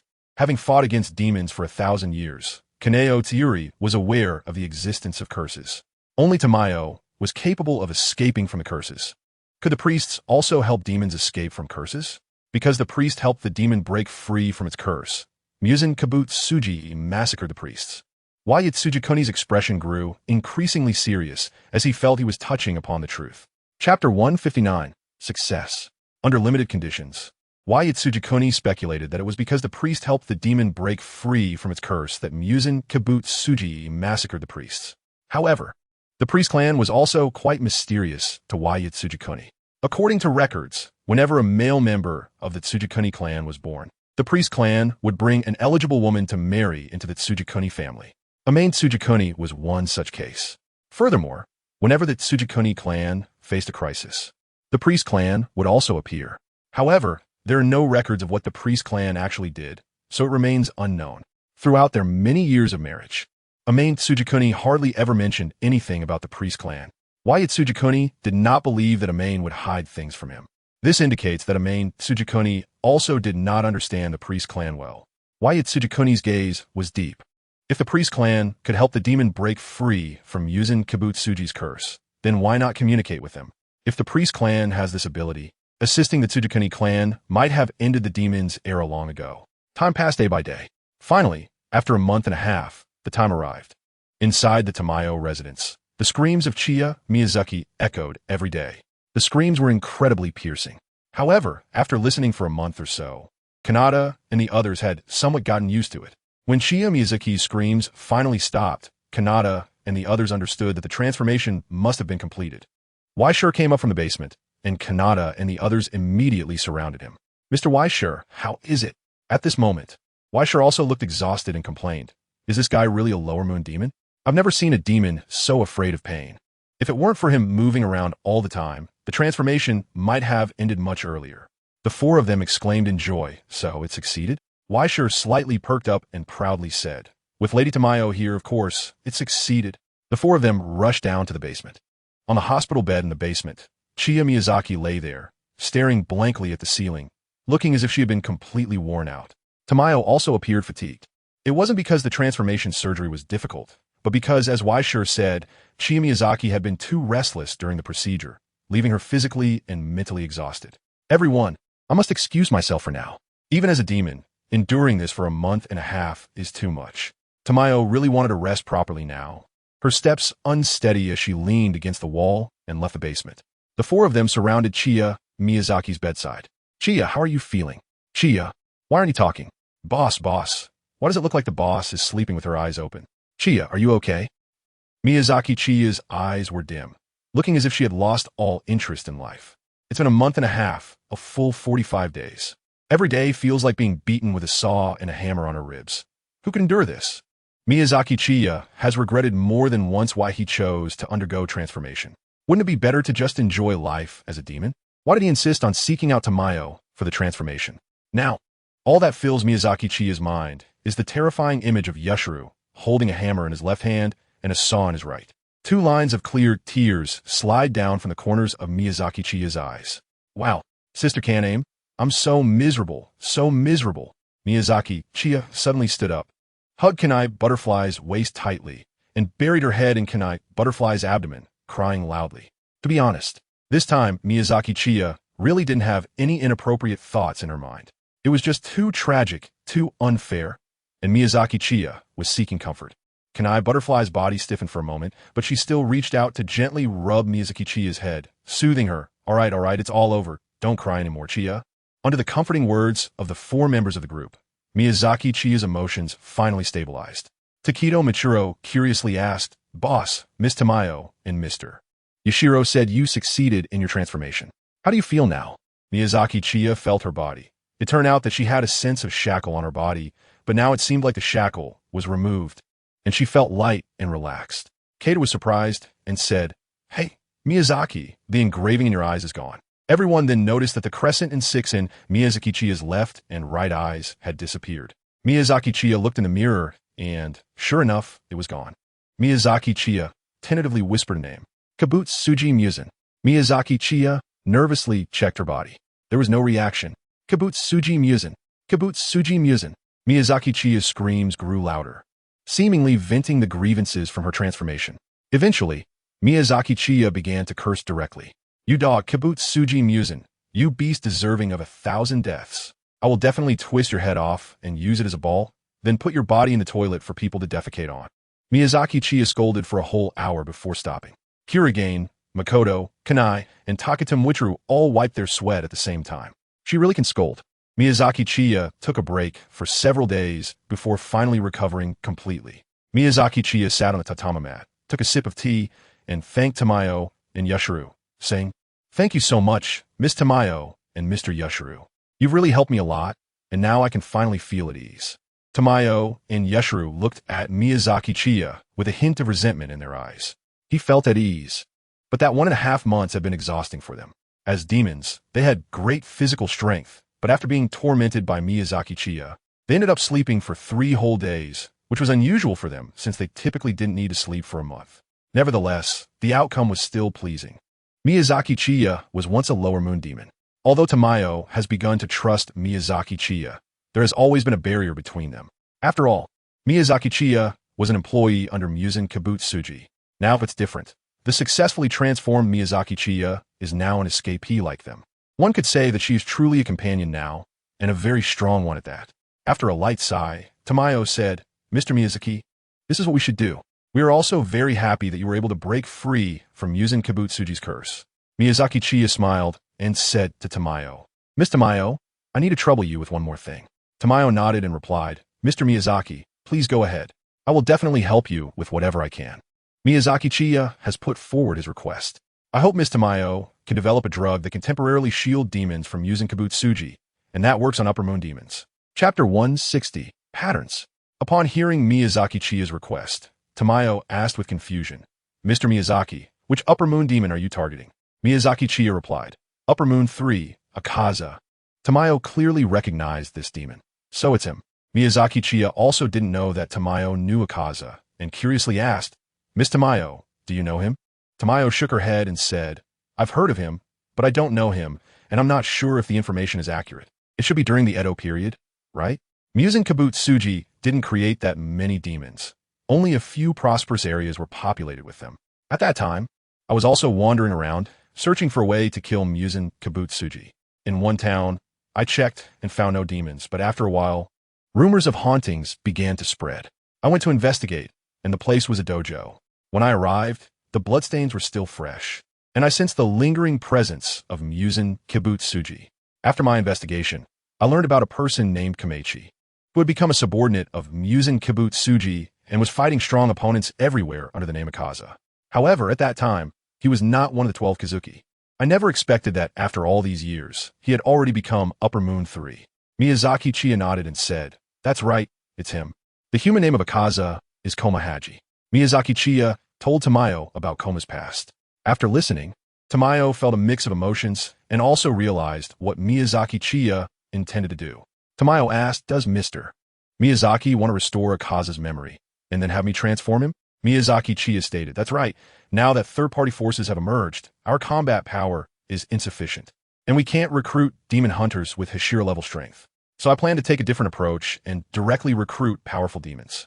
Among the demons, it's meaningless to target anyone other than the Upper Moons, so I set my sights on Akaza, as he is the most likely demon to be recruited after recovering his memories. Even if Akaza refuses my offer after regaining his memories, he will no longer serve Muzan Kibutsuji, so this deal is definitely worth it. After thinking for a moment, Tamayo said, It does seem feasible. Regardless of how Akaza chooses after regaining his memories, we will avoid having a powerful enemy against us. The development of this drug should progress quickly, especially since even Mr. Miyazaki has succeeded in his modifications. After all, the temporarily blocked agent is relatively simple. Miyazaki Chiya smiled upon hearing Tamayo's agreement. Now he could say he was on the same boat as Tamayo and Yashiro. As long as his requests were reasonable, Tamayo would most likely not refuse. Miyazaki Chiya continued. There is one more thing that needs help. Before Tamayo could say anything, Yashiro was already glaring at Miyazaki Chiya with gritted teeth. This was treating his lady Tamayo as a tool. If Tamayo continued to research, he would have much less time with her. Miyazaki Chiya raised an eyebrow at Yushiro, looking as if to say, If you don't like me, come and fight me. Yushiro clenched his fists. If it weren't for the 4 members of Kanin guarding Miyazaki Chiya's back, he would have thrown a punch. Tamayo, not witnessing the clash of glances between the two, nodded and said, Mr. Miyazaki, please feel free to speak. Miyazaki Chiya's expression became serious. I think Miss Tamayo must have heard of the patterns, right? Tamayo nodded and said, I have a little understanding. After all, the one who first activated the patterns was Sukuna Yorichi. He once mentioned to me that because of the existence of the patterns, his physical abilities are stronger than those of ordinary people. Miyazaki Chiya said, That's right, Tsugikuni Yorichi was born with the mark. Whenever a person with the mark appears, others around them will resonate and also develop the mark. To activate the mark, one's body temperature needs to reach 39 degrees Celsius, and their heart rate must exceed 200 beats per minute. Moreover, aside from Tsugikuni Yorichi, any swordsman who activates the mark does not live past 25 years old. Yes, that's indeed the case, but now there are no more marked swordsmen. Tamayo expressed some regret. Once a demon slayer activates the mark, their power greatly increases, allowing them to even fight one-on-one against upper-ranked demons. Miyazaki Chiya shook her head. No, There are still the striped swordsman. The first striped swordsman has already appeared. Tamayo asked in surprise. Who is it? Tanjiro. Tamayo frowned. Tanjiro? Are you talking about the scar on his forehead? That doesn't seem to be a stripe. It's just a burn scar. Miyazaki Chiya said seriously. No, the mark on Tanjiro's forehead is indeed a pattern. Miss Tamayo, you and Tanjiro haven't seen each other for a while, but I recently met with Tanjiro and the scar on his forehead has changed. It should be a sign that the pattern was about to awaken when he fought against the Lower Moon 5. It's already a certainty that Tanjiro will awaken the pattern. After the first pattern swordsman appears, those around him will resonate and also develop patterns. I'm not bragging, but Kanroji, Jinya, Kane, and Yuikaru all have remarkable talents and the qualifications to awaken patterns. In my opinion, it's a sure thing that they will awaken patterns in the future. Tamayo guessed what Miyazaki Chiya was concerned about. Mr. Miyazaki is worried about the side effects of the pattern, right? Miyazaki Chiya nodded solemnly and said, Sister Kanaho is already over 20 years old, and Reito and Makoto are also close to 20. If they awaken the patterns, they can only live for a few more years, and I can't accept that. Although they are connected to me, I don't know if I can withstand the side effects of the patterns. So I hope Miss Tamayo can research the patterns to see if there's a way to eliminate the side effects. Tamayo thought for a moment and replied, I studied the side effects of the patterns years ago. It's equivalent to overextending the body's cells, with a heart rate exceeding 200 and a body temperature reaching 39 degrees. For ordinary people, this is already life-threatening. Therefore, to eliminate the side effects, it requires replenishing or replacing the overextended cells. However, every cell in a person's body has a lifespan, making replenishing or replacing them very difficult. I can only say I'll do my best. Tamayo then stood up and said, Then I won't waste any time. I'll go study the drug to shield against Muzan Kibutsuji now. Miyazaki Chiya thanked her, saying, Thank you.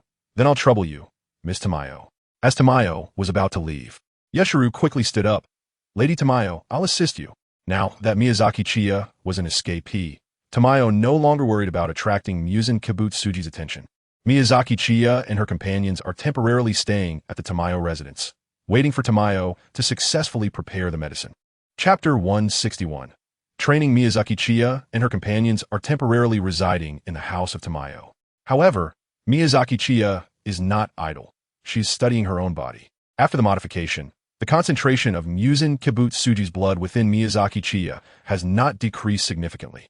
However, because the heart, an important organ for blood circulation, has been modified, this has led to changes in how Miyazaki Chiya can use her blood demon art.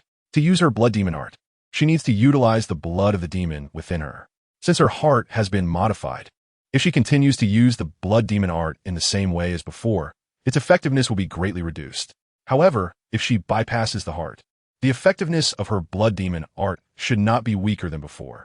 After all, the total amount of Muzan Kibutsuji's blood within Miyazaki Chiya has not changed. Miyazaki Chiya has been researching ways to change the method of using blood demon arts these days. Meanwhile, Kanato, Makomo, Kane Kochu, and Sanemi Shinazugawa are preparing to unlock the mark. The conditions for unlocking the mark require a body temperature of 39 degrees Celsius and a heart rate exceeding 200. It's not too difficult, yet not too easy either. It's somewhat unrealistic to achieve a body temperature of 39 degrees and a heart rate exceeding 200 through training. However, Miyazaki Chiya thought of a different method, taking a sauna inside the walls of Tamayo's residence. Miyazaki Chiya had Kanito and the others build 4 sauna rooms, allowing the 4 of them to train while steaming in the sauna. Under such temperatures, it was relatively easy to reach a body temperature of 39 degrees Celsius, with heart rates exceeding 200. However, the 4 of them could only endure it for a short time, as it felt too torturous, especially for Tachibana Kane. Every time Miyazaki Chiya enters the sauna for training, she secretly sneaks in as well. She claims that since the sauna is built, she, as a demon, doesn't need to activate her mark, so she comes to enjoy it. Butterfly Kanai's face turns extremely red because of the high temperature, and she's not wearing much clothing. Every time she feels Miyazaki Chiya's naked gaze on her, Butterfly Kanai really wishes she could throw Miyazaki Chiya out. Several days have passed, and the 4 of them are spending more and more time training in the sauna, getting used to it. However, the mark has not yet been activated. The prerequisite for the mark to be activated is that someone must activate it first. Tanjiro has not yet fully awakened his mark. Only when Tanjiro awakens his mark will the 4 of them resonate and activate their marks. This training is meant to help them directly reach their peak combat power in the future without needing an adaptation process when they activate their marks. At night, after the four of them finish training, Miyazaki Chiya sits around the dining table with them. Tamayo and Yashiro are researching in the basement and have not come out, and they also do not eat. Miyazaki Chiya narrowed her eyes at the wine and said, "You should already know about the patterns. Next, let me talk about the realm after the patterns are activated." The four members of the K-to group put down their chopsticks and listened attentively. It was the first time they had heard Miyazaki Chiya speak about the realm after the patterns. They had always thought that once the patterns were activated, there was nothing more to it. Miyazaki Chiya told the four of them, "The opening of the patterns can significantly enhance your physical abilities, and beyond the patterns, there's another realm called Transparent World. Opening the patterns is a prerequisite for entering the Transparent World. To unlock the Transparent World, the key lies in the precision of your breathing and movements, as well as the ability to exert maximum strength with minimal motion. In this way, your mind will gradually become transparent. Once you enter the Transparent World, the user's ability to predict movements and evade attacks will be greatly enhanced. The user's muscle contractions can also occur faster, and they will have a clearer perception of the opponent's lung movements and the flow and contraction of their blood vessels, allowing them to see their opponent's actions and weaknesses clearly." Shido Hikari's eyes sparkled as if they were about to shine. "Boss, is it perspective? As long as the breathing and movements are precise, can one unlock it by exerting maximum strength with minimal motion?" Miyazaki Chiya nodded. "It's like a form of clairvoyance, but it's very difficult to activate. I only learned the way to open the Transparent World after seeing the future. By the way, your ancestor Kurozetsumaru was a patterned swordsman and could open the Transparent World at any time. He learned that you are his descendant through the Transparent World. However, he didn't awaken the pattern after becoming a demon. He awakened the pattern, opened the Transparent World, and then became a demon. At first, you need to pick up the movements and sensations, and as your five senses open up, you must recognize every blood vessel in your body. This stage can be quite painful for the user. After remembering and absorbing many things, you then close off the unnecessary parts of the movements, leaving only what is needed for that action. Over time, the opening and closing of the blood vessels and muscles in your body will become as quick and simple as blinking, and at that point, light will appear and the path will open. Once your mind becomes transparent, you will begin to see a transparent world. But this is a realm that can only be reached through exhausting effort and painful struggle." The four of them, the rusty rabbits, listened in confusion.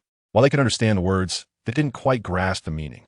After Miyazaki Chiyo poured herself another glass of wine, she said, "You don't need to think about how to open the transparent world right now. That's something you'll deal with after awakening your patterns.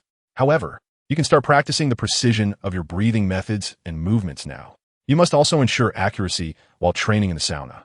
The four members of the KT Bunny nodded in unison and said, "I understand." KT asked Miyazaki, "So the next step is to wait for Miss Tamayo to develop the medicine, and then focus on Akaza, right? But we don't know where Akaza is. How can we find him?" Miyazaki Chiya shook her head. "Actually, it's not really the case. I just wanted to try to recruit Akaza. If I can recruit him, that would be great. If not, we won't lose much by having one less strong competitor. Now, Muzan Kibutsuji must already know that I've become an escapee, and he should send people to look for me everywhere. However, my threat is far less than that of the mysterious force, so after a while of not finding me, he will temporarily give up on me. We just need to wait and see. Let Muzan Kibutsuji and that mysterious force exhaust each other for a bit. Once we have a clearer understanding of the situation, we can take action. As for Akaza, I'll go to a place to wait for him once Miss Tamayo has developed the medicine." Butterfly Kane immediately thought of a place. "Chiya, the place you're talking about to wait for him is the Sorya Dojo, right? As expected of Sister Kane, you're smarter than the three idiots, Kaneo, Zenitsu, and Inosuke." Chiyo Miyazaki directly took advantage of the situation to praise Kanai Butterfly. Akaza, Shinobu Kocho, and Takedo Machiro glared at Chiyo Miyazaki with gritted teeth. Chapter 162. A chaotic situation in Infinity Castle. Muzan Kibutsuji's eyes were filled with disbelief. He felt that Chiyo Miyazaki, as an upper moon, had broken free from his curse. That loyal sycophant, Mitsuri Kanroji, who always thought of him and had him on his mind, actually betrayed him. How dare you? How dare you, Mitsuri Kanroji? Damn it! Damn it! Muzan Kibutsuji was furiously destroying his surroundings in Infinity Castle. Currently, Nakheim was in Infinity Castle. Watching the furious Muzan destroy everything, Nakheim shrank her head in fear. After Muzan had been destroying things for a while, he finally calmed down a bit. However, the venom in his eyes showed just how much he hated Chiya Miyazaki now. Every time Muzan saw Chiya Miyazaki, he would read his malicious thoughts, but without exception, Chiya Miyazaki was very loyal to him. How could such a loyal demon suddenly betray him? Muzan immediately thought of Jotaro and Daki. Could it be that Chiya Miyazaki was also captured by them and then forcibly released from the curse? The more Muzan thought about it, the more plausible it became in his mind. Because in Muzan's eyes, Chiya Miyazaki was just too loyal to him, so loyal that if Muzan ordered him to die, Chiya Miyazaki would not hesitate to do so. The Priest Clan. Muzan gritted his teeth and directly blamed everything on the Priest Clan, which was still unconfirmed as a third-party force. Since Chiya Miyazaki had already broken free from the curse, Muzan would not show any mercy. One could say that Muzan had no emotions at all. He was simply angry because of Chiya Miyazaki's betrayal. Now that he had figured it out, Muzan shifted his anger towards the Priest Clan, but he would not let Chiya Miyazaki go either. At this moment, all the demons received Muzan's orders. Find the former Upper Moon Mitsuri Kanroji and kill him. At the same time, accelerate the cleansing of the Priest Clan and kill anyone related to the Priest Clan. After Muzan's orders were issued, it was like opening a slaughter fest akin to Night Parade of 100 demons. Ordinary humans were unaware of the demons, and Muzan kept a low profile, restraining his subordinates from causing chaos. But now it was different. Humans who were not part of the Priest Clan were also within the range of the demon's pursuit. This meant that anyone who had visited a shrine could also be killed and eaten by demons. Moreover, Muzan was now creating demons on a large scale to deal with a mysterious third-party force. The entire Japan was plunged into chaos. The Demon Slayer Corps had a limited number of members, and now the evil demons were rampaging everywhere, leaving Yoya Shinjiro in a state of panic. As he was overwhelmed and his health deteriorated due to exhaustion, Akaza, who had just killed everyone at Shrine, frowned. He did not expect that Chiya Miyazaki would betray him. He wanted to learn about Kaijiro, Kaneo, and the Soria Dojo from Chiyo. Now that Chiyo had become an enemy, he could only rely on his own investigation. Days passed. The entire Japan was engulfed in panic. The existence of demons gradually entered people's sight. They only appeared at night and could not be killed, and now everyone was terrified of demons. As night fell, aside from some large cities, small towns and villages tightly closed their doors, fearing that demons would come knocking. The Demon Slayer Corps was struggling, but because of this situation, they gained recognition from the government. The government sent representatives to negotiate with Yoya Shinjiro. The Demon Slayer Corps would officially be incorporated into the military, unrestricted in recruiting and training demon hunters. At the same time, they would exploit Crimson Sand Iron and Crimson or on a large scale to manufacture weapons. Well-trained soldiers joined the Demon Slayer Corps and could quickly become combat-ready after learning the breathing techniques. In the initial period, humanity suffered heavy casualties. But as the number of demon hunters increased, they were able to put up a fight. In the Tamayo residence, Miyazaki Chiya looked at the newspaper. The newspaper reported that the Demon Slayer Corps had slain a demon, and Miyazaki Chiya sighed. Everything has become chaotic. I never expected that because of my betrayal, Kibutsuji Muzan would directly go to war with humanity. I didn't realize I was so important in Kibutsuji Muzan's heart. And what's even more outrageous is that the Demon Slayer Corps has actually been established. Miyazaki Chiya had a bit of a headache. He completely couldn't understand the situation that followed. After taking a sip of tea, the Rusty Rabbit said, "But that third-party force really knows how to hide. Even after all this, they still haven't shown up." Miyazaki Chiya's expression was slightly unpleasant. Yes, it's completely like a shrinking turtle, not even putting up a fight. Could it be that the target is wrong, and it's not the Priest Clan? Makoto worriedly said, "If it's not the Priest Clan, then with the priests being slaughtered on a large scale now, isn't it our responsibility?" Miyazaki Chiya shook her head. "I still believe in my feelings. The priest family must play an unspeakable role in this. And what does it have to do with us that Kibutsuji Muzan kills people?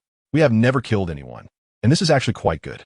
The strength of the Demon Slayer Corps is also growing stronger, which will be a great help in the future. To completely eradicate the demons, sacrifices are inevitable. If we sacrifice more now, we will sacrifice less in the future. This is unavoidable. What we need to do now is find a way to end all of this, and that can be considered as avenging them." Miyazaki Chiya doesn't want the mindset of Yado and the others to be affected. Miyazaki Chiya is not a pushover either.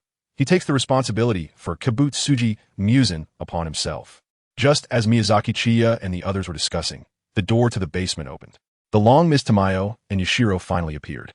Tamayo handed 3 syringes to Miyazaki Chiya. Mr. Miyazaki, we succeeded. As long as this injection is administered, it can temporarily block Kibutsuji Muzan. 1 syringe lasts about 3 hours, and 3 syringes will last 9 hours. That should be enough, right? Miyazaki Chiya exclaimed in surprise. That's enough, more than enough. Juya smiled and said, thanks to Miss Nezuko's blood. Many things that were previously impossible have been made possible through the blood of Miss Nezuko, who has consumed the blue. Miyazaki Chiya looked at the syringe in her hand and took a deep breath. Next, it all depended on her persuasion skills. If she could persuade well, her team would gain a very strong combat power. If she failed, Kibutsuji Muzan would lose a general, although neither side would suffer. It would be best if Akaza could join. Chapter 163. Goodbye, Akaza. After Miyazaki Chiya received all the medicines developed by Tamayo, she set off immediately. The location of the original Tsurudo dojo had changed over the many years, although Miyazaki Chiya did not know where it was. Such things could be found out with a little investigation.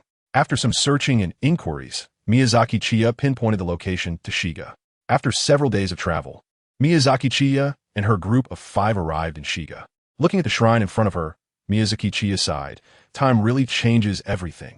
The former Tsurudo dojo has actually turned into a shrine. Miyazaki Chiya entered the shrine, where the smell of blood was very strong, and there wasn't a single living person inside. It was clear that this shrine had also been cleansed by demons. The bodies were either eaten or removed by others. The shrine now looked more like a haunted house. However, there was no Akaza inside. Takedo Michiro asked, Boss, what should we do if Akaza doesn't come? Miyazaki Chiya confidently said, he will definitely come here, as long as he wants to know the truth. However, he is currently living for that missing memory, so there's no need to worry. It's just a matter of time.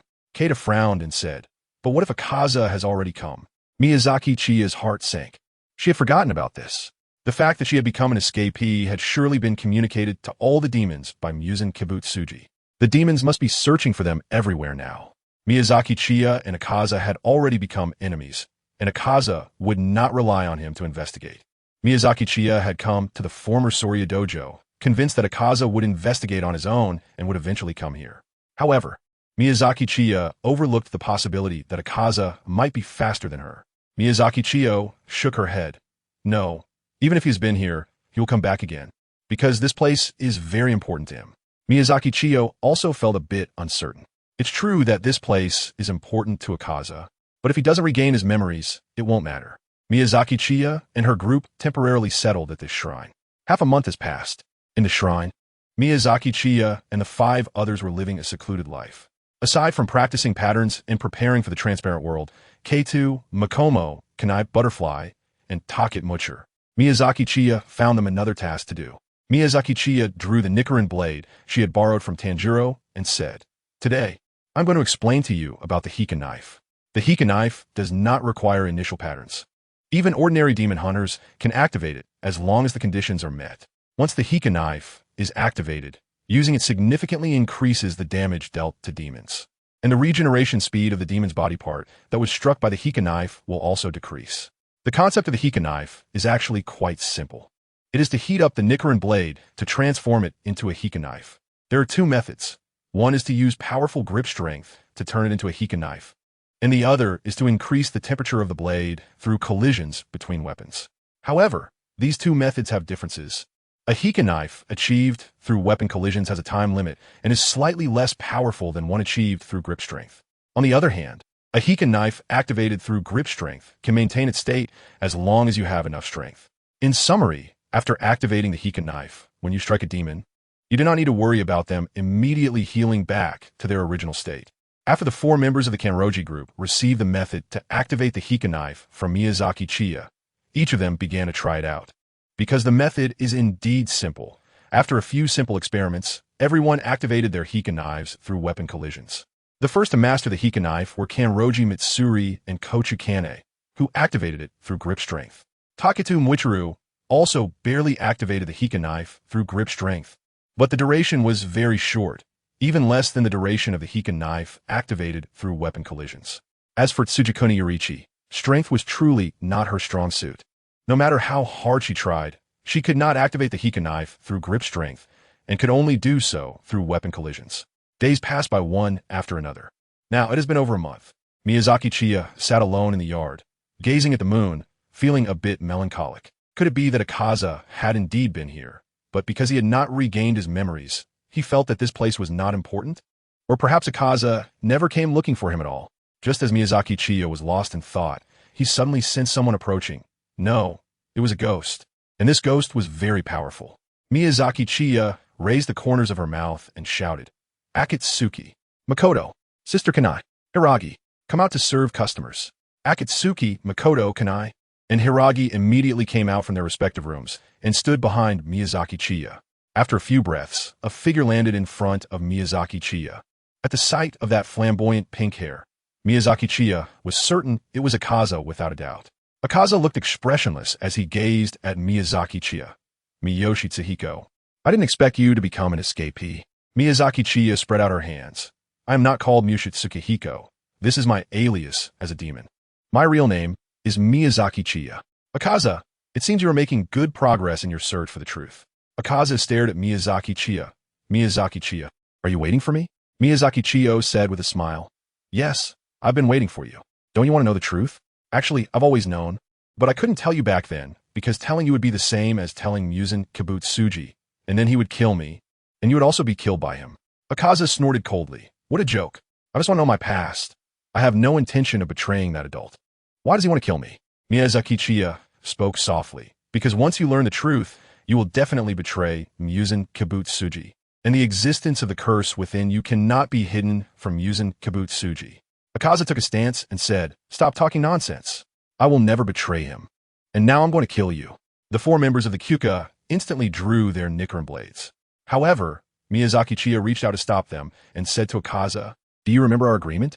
In the future, regardless of whether we are still comrades, I hope you can listen to me calmly and not make a move." Akaza replied coldly, "So what? You are a traitor now, and that master has given the order to kill you." After a moment of silence, Miyazaki Chiya revealed a radiant smile. "You really are insincere, Akaza. Deep down, you actually want to know the truth, right? Otherwise, you wouldn't be here talking to me so much. With your personality, you would have attacked long ago." Miyazaki Chiya threw a syringe at the feet of Yuzora. "As long as you inject this syringe, I will tell you everything." Chapter 164. The truth. Miyazaki Chiya threw the syringe at Akaza's feet and promised that as long as Akaza injected the syringe, he would tell him the truth. Akaza looked at the syringe on the ground, but did not move. Miyazaki Chiya used the chicken sauce technique. "Master Akaza, are you afraid this injection will kill you?" "No way, right? You're so timid, aren't you?" "Don't worry. This injection will only temporarily block your connection with Muzan Kibutsuji. Because once you learn the truth later, you might end up cursing Muzan, or he might notice something unusual about you. If you want to know the truth, you have to do this, and then I will tell you. Otherwise, just wait and see. I'm not in a hurry. You are." Miyazaki Chiya sat directly on the ground, appearing nonchalant. Akaza furrowed his brows. He really wanted to know about his past. Ever since he learned the name Koi Yuki from Miyazaki Chiya, a vague figure kept appearing in his mind, and his eyes would become moist, leaving him feeling constricted in his chest. Akaza picked up the syringe from the ground, inserted it directly into his arm, and injected it into his body. After casually tossing aside the empty syringe, he coldly said to Miyazaki Chiya, "Can we talk now?" Miyazaki Chiya's playful and smiling face instantly became serious as she warned Akaza, "Once you learn the truth, you may not be able to return to the 12 Kazuki. Your body is still under the curse, so you must control your emotions and not trigger the curse." Akaza impatiently urged, "Hurry up and say it." Miyazaki Chiya began to recount. "When you were still human, you were born in Edo. Born with sharp fangs, you were called the child of the demon and named Komaharu. At the age of 11, your relatives passed away one after another, leaving only your father as your remaining family. However, your father was gravely ill, and due to extreme poverty, you could only resort to stealing to obtain money for his medicine. Your father felt great pain from your continuous criminal actions and believed that his illness was a burden on you. In order to allow you to become a good person and start over, he chose to end his life by hanging himself. You were then exiled from Edo, and thus, you found yourself wandering alone outside." Akaza shuddered, and a blurry face in his mind began to gradually become clearer. Miyazaki Chiya continued, "In order to vent your grief over your father's death and your hatred for the world, you took it upon yourself to physically attack 7 adults who had angered you. However, at that moment, you encountered an important person in your life, your future master, Keizo.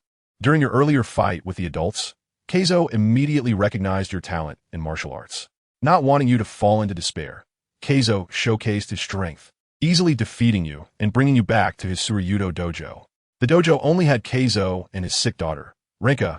Since Keizo had to work to sustain his livelihood and manage the dojo, he couldn't find the time to care for the ill Rinka and planned to ask you to look after her. When you met Rinka, you noticed that her experience with illness was similar to your father's, and in order to prevent the tragedy that befell you from repeating itself with Rinka, you ultimately decided to stay at the dojo and take care of her. During this time, as you cared for Rinka, your gentle nature began to shine through, and she gradually developed feelings for you as you spent time together. Since you always considered yourself a sinner and never thought anyone could like you, you remained oblivious to Rinka's feelings for you. As Akaza listened to Miyazaki Chiya's narrative, his heart began to ache. Some missing memories began to surface. The layout of the Tsurudo dojo vividly appeared in Akaza's mind. Miyazaki Chiya paused for a moment, looking at Akaza's clenched fist, and a smile appeared at the corner of her mouth, as if she had recalled something. Miyazaki Chiya continued to tell Akaza, at the age of 18, due to the constant troubles caused by the Kendo dojo near the Soria dojo, the dojo had not been able to recruit any students besides you over the years. However, during your daily interactions with Renyuki and Keizo, you gradually returned to the original self who fought solely to protect others. One day, Keizo called you to his bedroom and asked whether you would be willing to inherit his dojo and marry Renyuki, who had always liked him.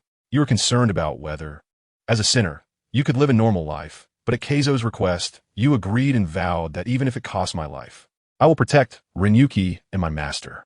Shortly after you and Renyuki confirmed your relationship, you went together to see the fireworks, something she had never been able to do due to her frail health since childhood.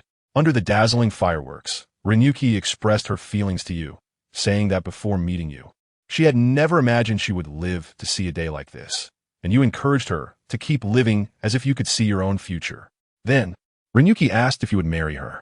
Without hesitation, you confessed your feelings to Renyuki and promised her that you would become stronger than anyone else and protect her for life. However, fate played a cruel trick on you, marking a significant turning point in your life as a coma.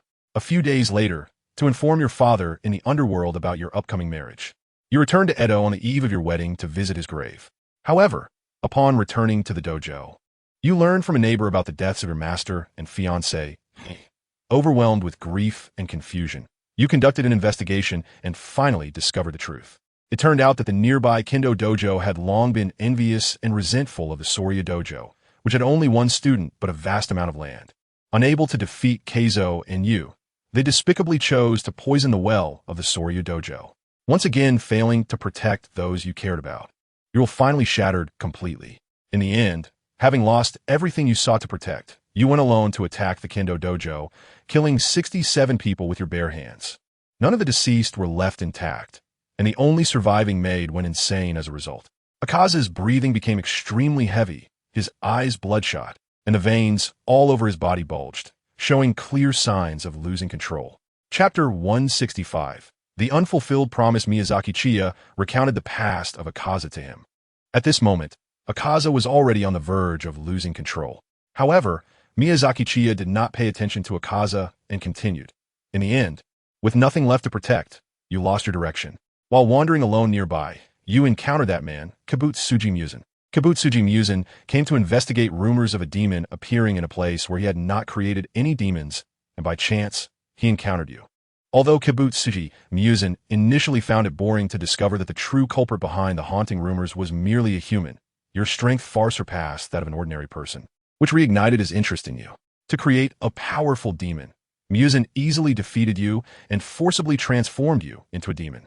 After suffering a severe head injury, you lost part of your memory, and after becoming a demon, you gradually lost all memories, leaving only the obsession to become stronger, renaming yourself Akaza.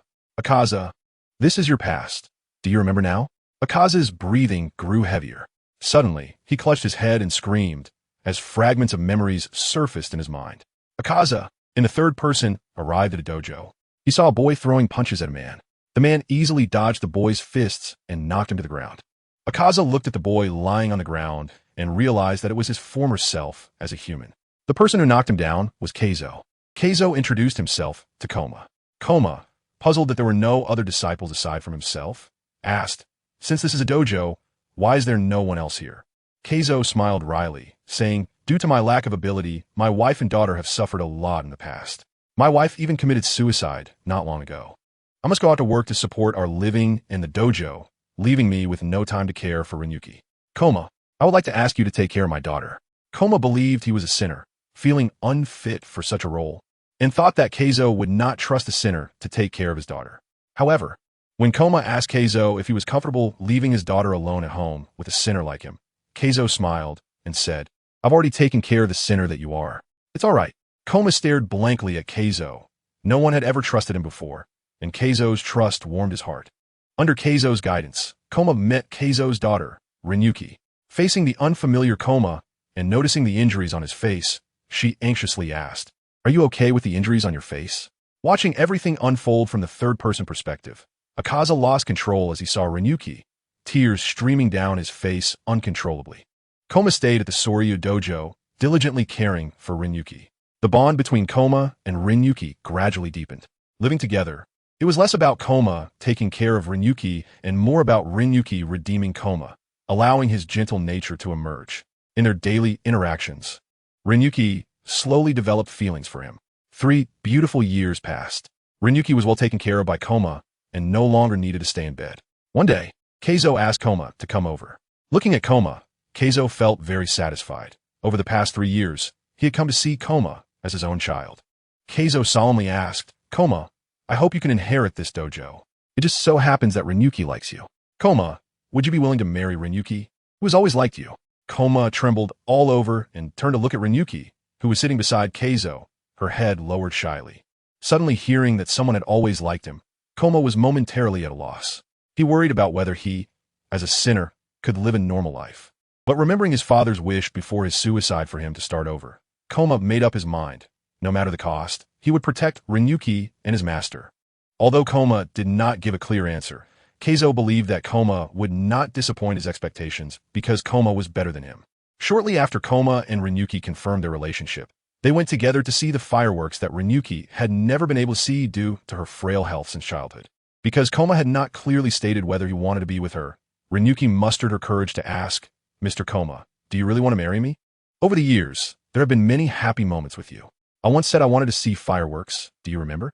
You told me that even if we couldn't see this year's fireworks, we could come next year or the year after. At that time, I thought I couldn't hold on any longer and had no future. I believe my mother chose to commit suicide because she didn't want to see me die.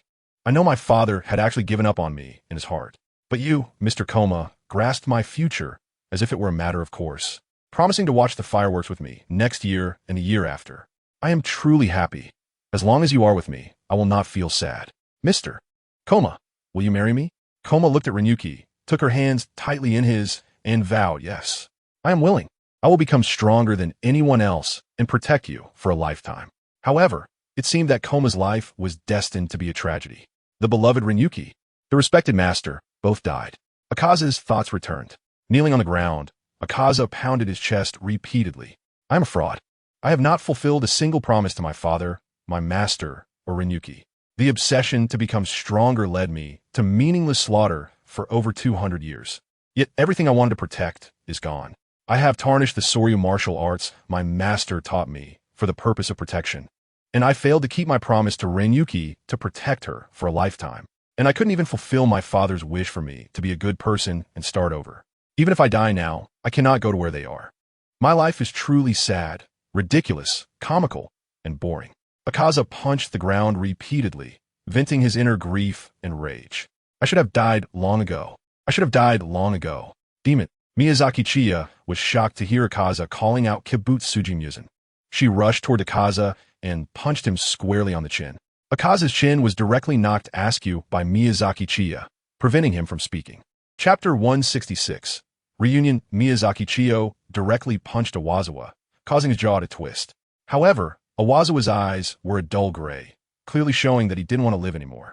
Miyazaki Chiya felt that she needed to find a way to help Akaza regain his confidence. Hey, Akaza, what else with this state you're in? Do you want to die? Your fiancé, father, and master must be in heaven, and if you die, you'll end up in hell. The one who prevents you from going to heaven is Kibutsuji Muzan. There's a reason for every grievance. If you kill Kibutsuji Muzan and end the era of demons, you might just be able to go to heaven.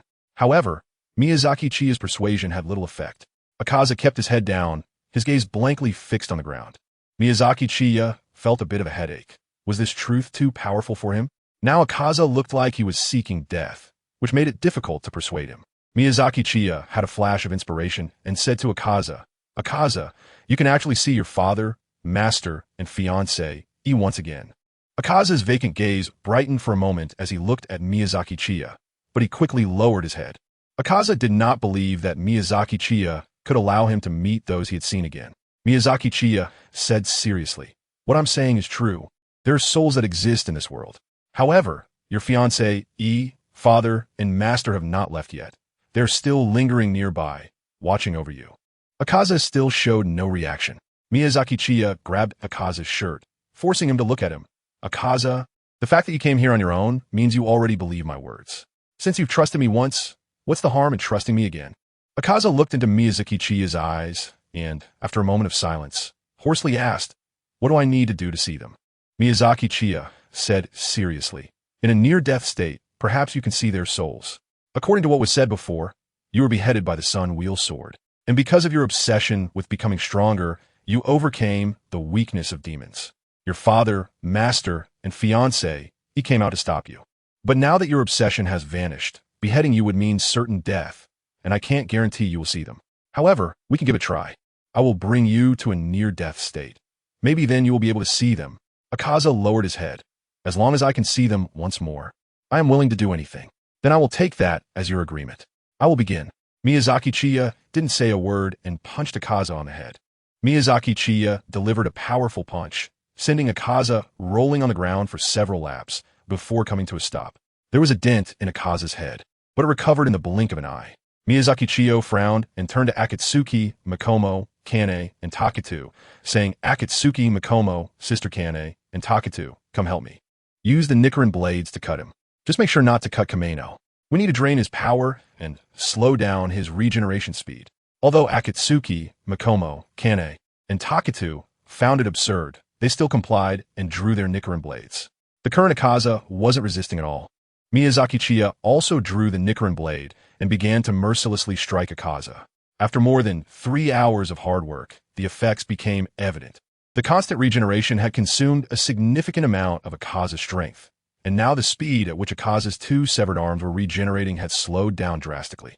The bruises on his face had not disappeared immediately. Just as Taketu Mwichiru was about to strike Akaza's thigh, Miyazaki Chiya stopped him. "Wait." Taketu Mwichiru halted his movement. Miyazaki Chiya noticed a glimmer in Akaza's eyes, and his expression turned dazed. Miyazaki Chiya guessed that it might have succeeded. Akaza felt like his hair was being stroked, and when he looked up, it was his father. Instinctively, Akaza asked, "Father, are you okay? Are you still feeling unwell?" Akaza's father looked at him and said with guilt, "Kobachi, I'm not unwell. It's me who has let you down. Thank you for everything you've done for me."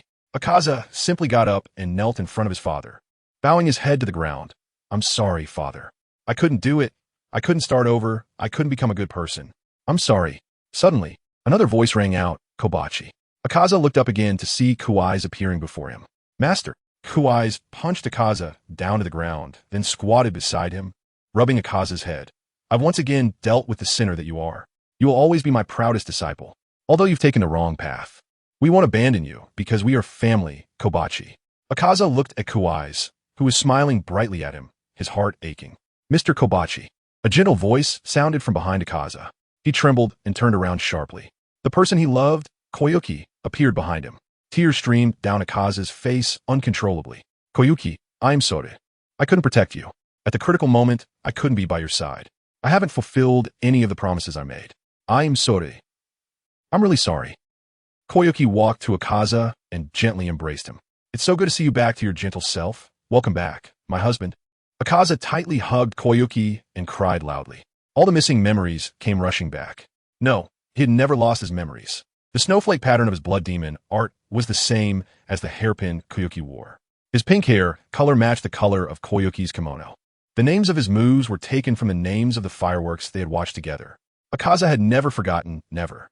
It seemed like he sensed that Koyuki was about to leave, and he pleaded in fear. "Koyuki, don't go. Don't leave me again. Please. Akaza held Koyuki tightly, unwilling to let her go. Koyuki said gently, Husband, I'm truly happy to have your love. No matter where you go, I will always be with you, walking together. Even if it's hell, we will always be together. Akaza's father said to him, Kobachi, if I believed in you back then, perhaps these things wouldn't have happened. The one who should apologize is me. Kobachi, I will believe in you, believe that you can do anything. Kuai smiled and said to Akaza, It is my honor to be your master, Kobachi. Protect what needs to be protected. Even if you can't see us, we will always be by your side. The souls of Akaza's father, Kuai's, and Koyuki gradually became transparent until they disappeared. Chapter 167, Cooperation. The souls of Akaza's father, master, and fiancé vanished. Akaza sat on the ground, staring blankly at the sky. Miyazaki Chiya walked up to Akaza and asked, You must have seen it, right? Akaza replied with a hoarse voice, I saw it. Miyazaki Chiya bluntly said, So what is your choice? To continue helping Kibutsuji Muzan to commit suicide, or to join me? You should have guessed that I do all this in hopes that you will join me. Akaza did not answer Miyazaki Chiya immediately. Instead, he repeatedly recalled the past he had with Koyuki in his mind. After a long time, Akaza finally said, Only death is my final destination. I cannot escape him. Miyazaki Chiya pointed at herself and said, Since I came to invite you, I am already prepared. Look at me. I have lifted the curse and freed myself from him. Right? Akaza looked at Miyazaki Chiya and asked, How did you do it? When Miyazaki Chiya saw Akaza ask this question, she understood that recruiting Akaza was already a done deal. I have undergone modifications, and the person who modified me, you should have heard of, is Tamayo. Akaza's eyes flickered for a moment. That escapee? Akaza had also participated in the pursuit of Tamayo, but she had hidden too well and could not be found at all. That's right, it's Tamayo. She helped me modify my body and freed me from Muzan Kibutsuji's curse. The potion I just gave you is to shield against Muzan Kibutsuji surveillance, in case he suddenly comes looking for you. This potion can last for 3 hours. You have already used one, and I have 2 more left.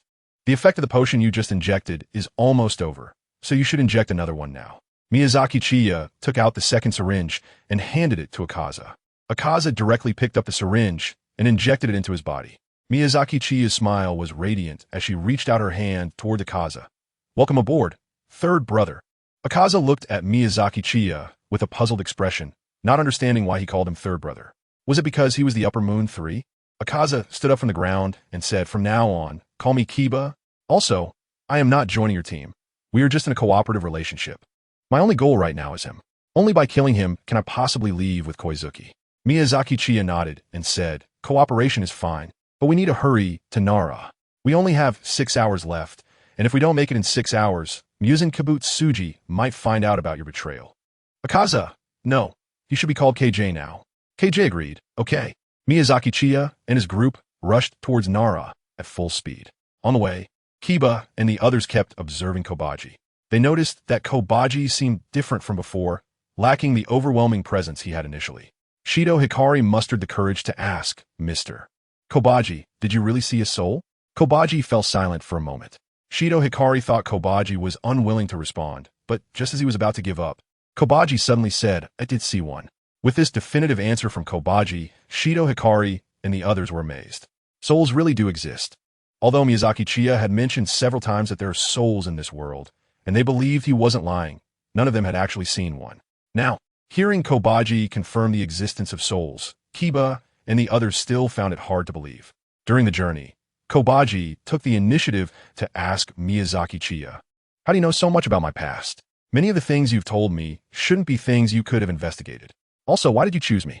When it comes to strength, as much as I hate to admit it, there are 2 who are stronger than me. Miyazaki Chiya guessed that Kiba Haru would ask him, and replied, Kiba Haru, I know a lot about the past. I can see through the past, and I used to be able to foresee the future. However, because the future has changed too much, I have lost the ability to predict it. As for your past, you shouldn't have become a demon. Every demon in the 12 Kazuki, except for you, committed many evils when they were still human, while you were forced into wrongdoing after losing your memory as a demon. Even if I try to recruit them, there is a high probability I would be betrayed. As for you, I believe that after you regain your memory, even if you're unwilling to travel with me, you won't work for Muzan Kibutsuji anymore. Kiba Haru asked, What was my future like before? Miyazaki Chiya replied, Your original future was suicide. You were beheaded by 2 demon slayer swordsmen. However, you overcame the weakness of beheading due to your obsession with becoming stronger and continued to fight without a head. During this process, the souls of your father, master, and fiancé appeared, pulling you back from the abyss. In the end, you chose to commit suicide, reuniting your soul with Rinshua, and together, accompanied by Rinshua, you went to hell to atone. Akaza's body trembled slightly, and his eyes were filled with sadness. Will Rinshua accompany me to hell to atone? Miyazaki Chiya comforted. Komaji, the future has changed. As the most evil demon in this world, Kibutsuji Muzan, as long as you kill him, I believe you should be able to join Koyuki in heaven. After taking a deep breath, Akaza continued to ask, so what is your plan? No plan. Akaza frowned. No plan? Miyazaki Chiya said truthfully, Kiba, you know about that mysterious force. The entire situation is exceptionally chaotic right now. I suspect that the priest is not acting without purpose. I want to create a conflict between Kibutsuji Muzan and that mysterious force. And then we can act based on the situation. Kagaya proposed. Miyazaki, since the situation is already completely chaotic, why don't we cooperate with the Demon Slayer Corps? Kagaya's suggestion brightened the eyes of Makomo, Butterfly Kane, and Taketu Mwichiru. Miyazaki Chiya said seriously, absolutely not, at least not now. Taketu Mwichiru asked eagerly, why boss? Because if it's the Shrine Priest family, their relationship with the Demon Slayer Corps is quite close. We don't know whether the Demon Slayer Corps is aware of the actions of the Shrine Priest family. If we rashly make contact with the Demon Slayer Corps, and something unexpected happens, we will fall into a passive position. Although we have the powerful combat force of Kiba, we are not invincible. We need to at least clarify the relationship between the Demon Slayer Corps and the Shrine Priests before we can make contact with them. Upon hearing Miyazaki Chiya's words, Kanroji Mitsuri and the others felt somewhat disappointed, but as long as they could clarify the relationship first, they had something to look forward to. Chapter 168. Sorry. Dear readers, I am truly sorry. The author of this book is unable to continue and plans to end the story. Let me share the upcoming outline. I'm really sorry. Akaza accepts Tamayo's transformation and successfully joins Miyazaki Chiya's team. During the transformation process, Jotaro and Daki attack. A battle ensues between the two sides. Miyazaki Chiya, through indirect hints, confirmed that the ones who helped Jotaro and Daki break free from their curse were the Priest clan. At the same time, Jotaro and Daki's strength had become even greater compared to the last time. Miyazaki Chiya and his group are engaged in a fierce battle. During this process, Tanjiro and his companions appear in Nara and also join the fray. In the course of the battle, Tanjiro successfully awakens his mark. At the same time, Kaneo and the others have been training with their marks, and after Tanjiro activates his mark, Kaneo and the others also awaken their marks in resonance. Unable to kill Jotaro and Daki through decapitation, Miyazaki Chiya and his group work together to subdue Daki. Jotaro attempts to save Daki, but a rift appears and forcibly takes Jotaro away. The rift that wants to take Daki is shattered by the combined efforts of Kaneo and Tanjiro's group. After leaving Daki behind, the group discusses whether to expose Daki to sunlight to burn her. Miyazaki Chiyo suggested that Tamayo conduct some research. After Akaza's transformation was successful, Tamayo began her research on Daki. There were no obvious changes in Daki's body, but a rather peculiar power emerged. This power allowed Daki to break free from Muzan Kibutsuji's curse, but also became a new form of bondage. In other words, Daki remained subject to humans. The reason Tanjiro and his companions appeared here was due to a task from Kanroji Yoya. Kanroji Yoya, through various inquiries, confirmed that Tamayo was in Nara. Since Tanjiro was familiar with Tamayo, he was asked to go to Nara to find her. Tanjiro brought a letter from Kanroji Yoya. The letter invited Tamayo to join the Demon Slayer Corps at their headquarters, hoping for collaboration and sharing of all information to jointly combat Muzan Kibutsuji. However, unsure of the relationship between the Demon Slayer Corps and the Kanji family, Tamayo declined, but agreed to exchange information through letters with Shichamaru. The Demon Slayer Corps, in collaboration with the government, has been growing more powerful, while the demons created by Muzan Kibutsuji have fallen into decline. Miyazaki Chiya discovered during her investigation that the priest family always appears first in the Kochi region. In order to prevent being found by the Demon Slayer Corps, Tamayo changed her location again, while Miyazaki Chiya and her group also headed to the Kochi region to search for traces of the priest family. After some investigation, Kochu Kene accidentally discovered that a deep mountain in the Kochi region had been sealed with a talisman similar to the one used on Yashiro. Miyazaki Chiya and others infiltrated, but were discovered by the priests, leading to a battle. During the conflict, Miyazaki, Chiya, and the others found that a majority of the priests were able to use blood demon techniques. Miyazaki, Chiya, and the others were no match for the priest, and they escaped safely without any danger. Miyazaki, Chiya revealed the priest clan in the Kochi region to Muzan Kibutsuji through the demons. Muzan Kibutsuji summoned the demons under his command to attack the priest clan. The two sides were evenly matched, but after Muzan Kibutsuji joined the battle, the priest clan began to show signs of defeat. The God Master appeared, and Muzan Kibutsuji discovered that the God Master was a being just like him. Both were demon kings. The demons of the priest clan were created by the God Master. Muzan Kibutsuji recognized that this God Master was the physician who had turned him into a demon king. The God Master became a demon king even earlier than Muzan Kibutsuji, and, unlike Muzan, this demon king was not afraid of sunlight. The God Master told Muzan Kibutsuji that even if he overcame sunlight, he would not be a perfect being. The true goal of the God Master was to become a god. Becoming a demon that is not afraid of sunlight is a prerequisite for becoming a god. Once the prerequisite is met, the key to becoming a god is the soul. Only by mastering the soul can one become a god. The powers of the soul were infused into Kibutsuji Muzan's subordinates, Jutaro and Daki, freeing them from Muzan's control and significantly enhancing their strength. Additionally, there is a curse associated with becoming a demon king, which pertains to the soul. After becoming a demon king, the soul becomes incomplete. Both Muzan Kibutsuji and the God Master have incomplete souls. Therefore, neither the God Master nor Muzan Kibutsuji possesses human emotions. The key to becoming a god is the soul. And since the God Master's soul is incomplete, he created Muzan Kibutsuji as an experiment. The God Master possesses blue, but intentionally did not give it to Muzan Kibutsuji, wanting him to act with the goal of overcoming sunlight, gradually allowing him to regain emotions. Initially, when Muzan Kibutsuji first became a demon king, he had no emotions. Later, he became extremely violent, with a fiery temper and an unusual cowardice, fearing death. This indicates the success of the experiment. The God Master invited Muzan Kibutsuji to become gods together. Muzan Kibutsuji agreed to collaborate, and both began to cleanse the Demon Slayer Corps. Although the Demon Slayer Corps had now joined the government and significantly developed their strength, they suddenly faced many upper moons and fell into a state of decline once again. Miyazaki, Chiya and her companions are also fighting against the demons under the command of the priest and Kibutsuji Muzan. Both sides are engaged in a stalemate and brutal war. Miyazaki, Chiya and her companions, including Tamayo, all joined the Demon Slayer Corps. Following the plot, Tamayo created a drug capable of killing Muzan Kibutsuji, and she also began researching souls together with Shinobu Kocho and Kane Kocho. The final battle between the two sides commenced. All the Hashira activated their marks and opened the transparent world.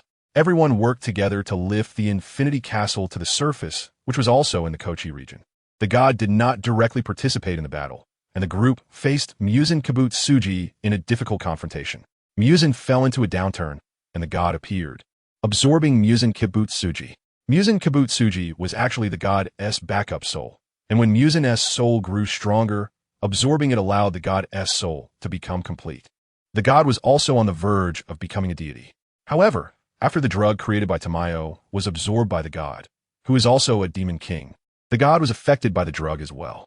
At the same time, through their research on souls, Tamayo, Shinobu Kocho, and Kane Kocho allowed the powerful souls of individuals like Yorichi Tsugikuni to possess humans, granting them the strength they had in life to fight against the god. However, the battle was still overwhelmingly one-sided, and they were no match for the god. At a critical moment, Miyazaki Chiya used her ability What's Yours is Mine to acquire the goddess power. She also used her ability Kneel and Don't Kill to disrupt the goddess emotions, causing the memories of Muzan Kibutsuji and the god to appear in the goddess mind. Together, they managed to kill the significantly weakened god. The battle ended with humanity victorious. Akaza chose to commit suicide and reincarnate with Koyuki in heaven. After taking the drug to become human again, Tamayo and Yashiro left. Miyazaki Chiya also took the transformation potion and traveled with Butterfly Kane. Synopsis: Miyazaki Chiya has become a demon. However, right after becoming a demon, he faces a dilemma. In front of him stands Muzan Kibutsuji. But Muzan Kibutsuji can read memories, and if he discovers Chiya's memories, wouldn't that be a spoiler? Miyazaki Chiya unleashed a smooth combo of moves.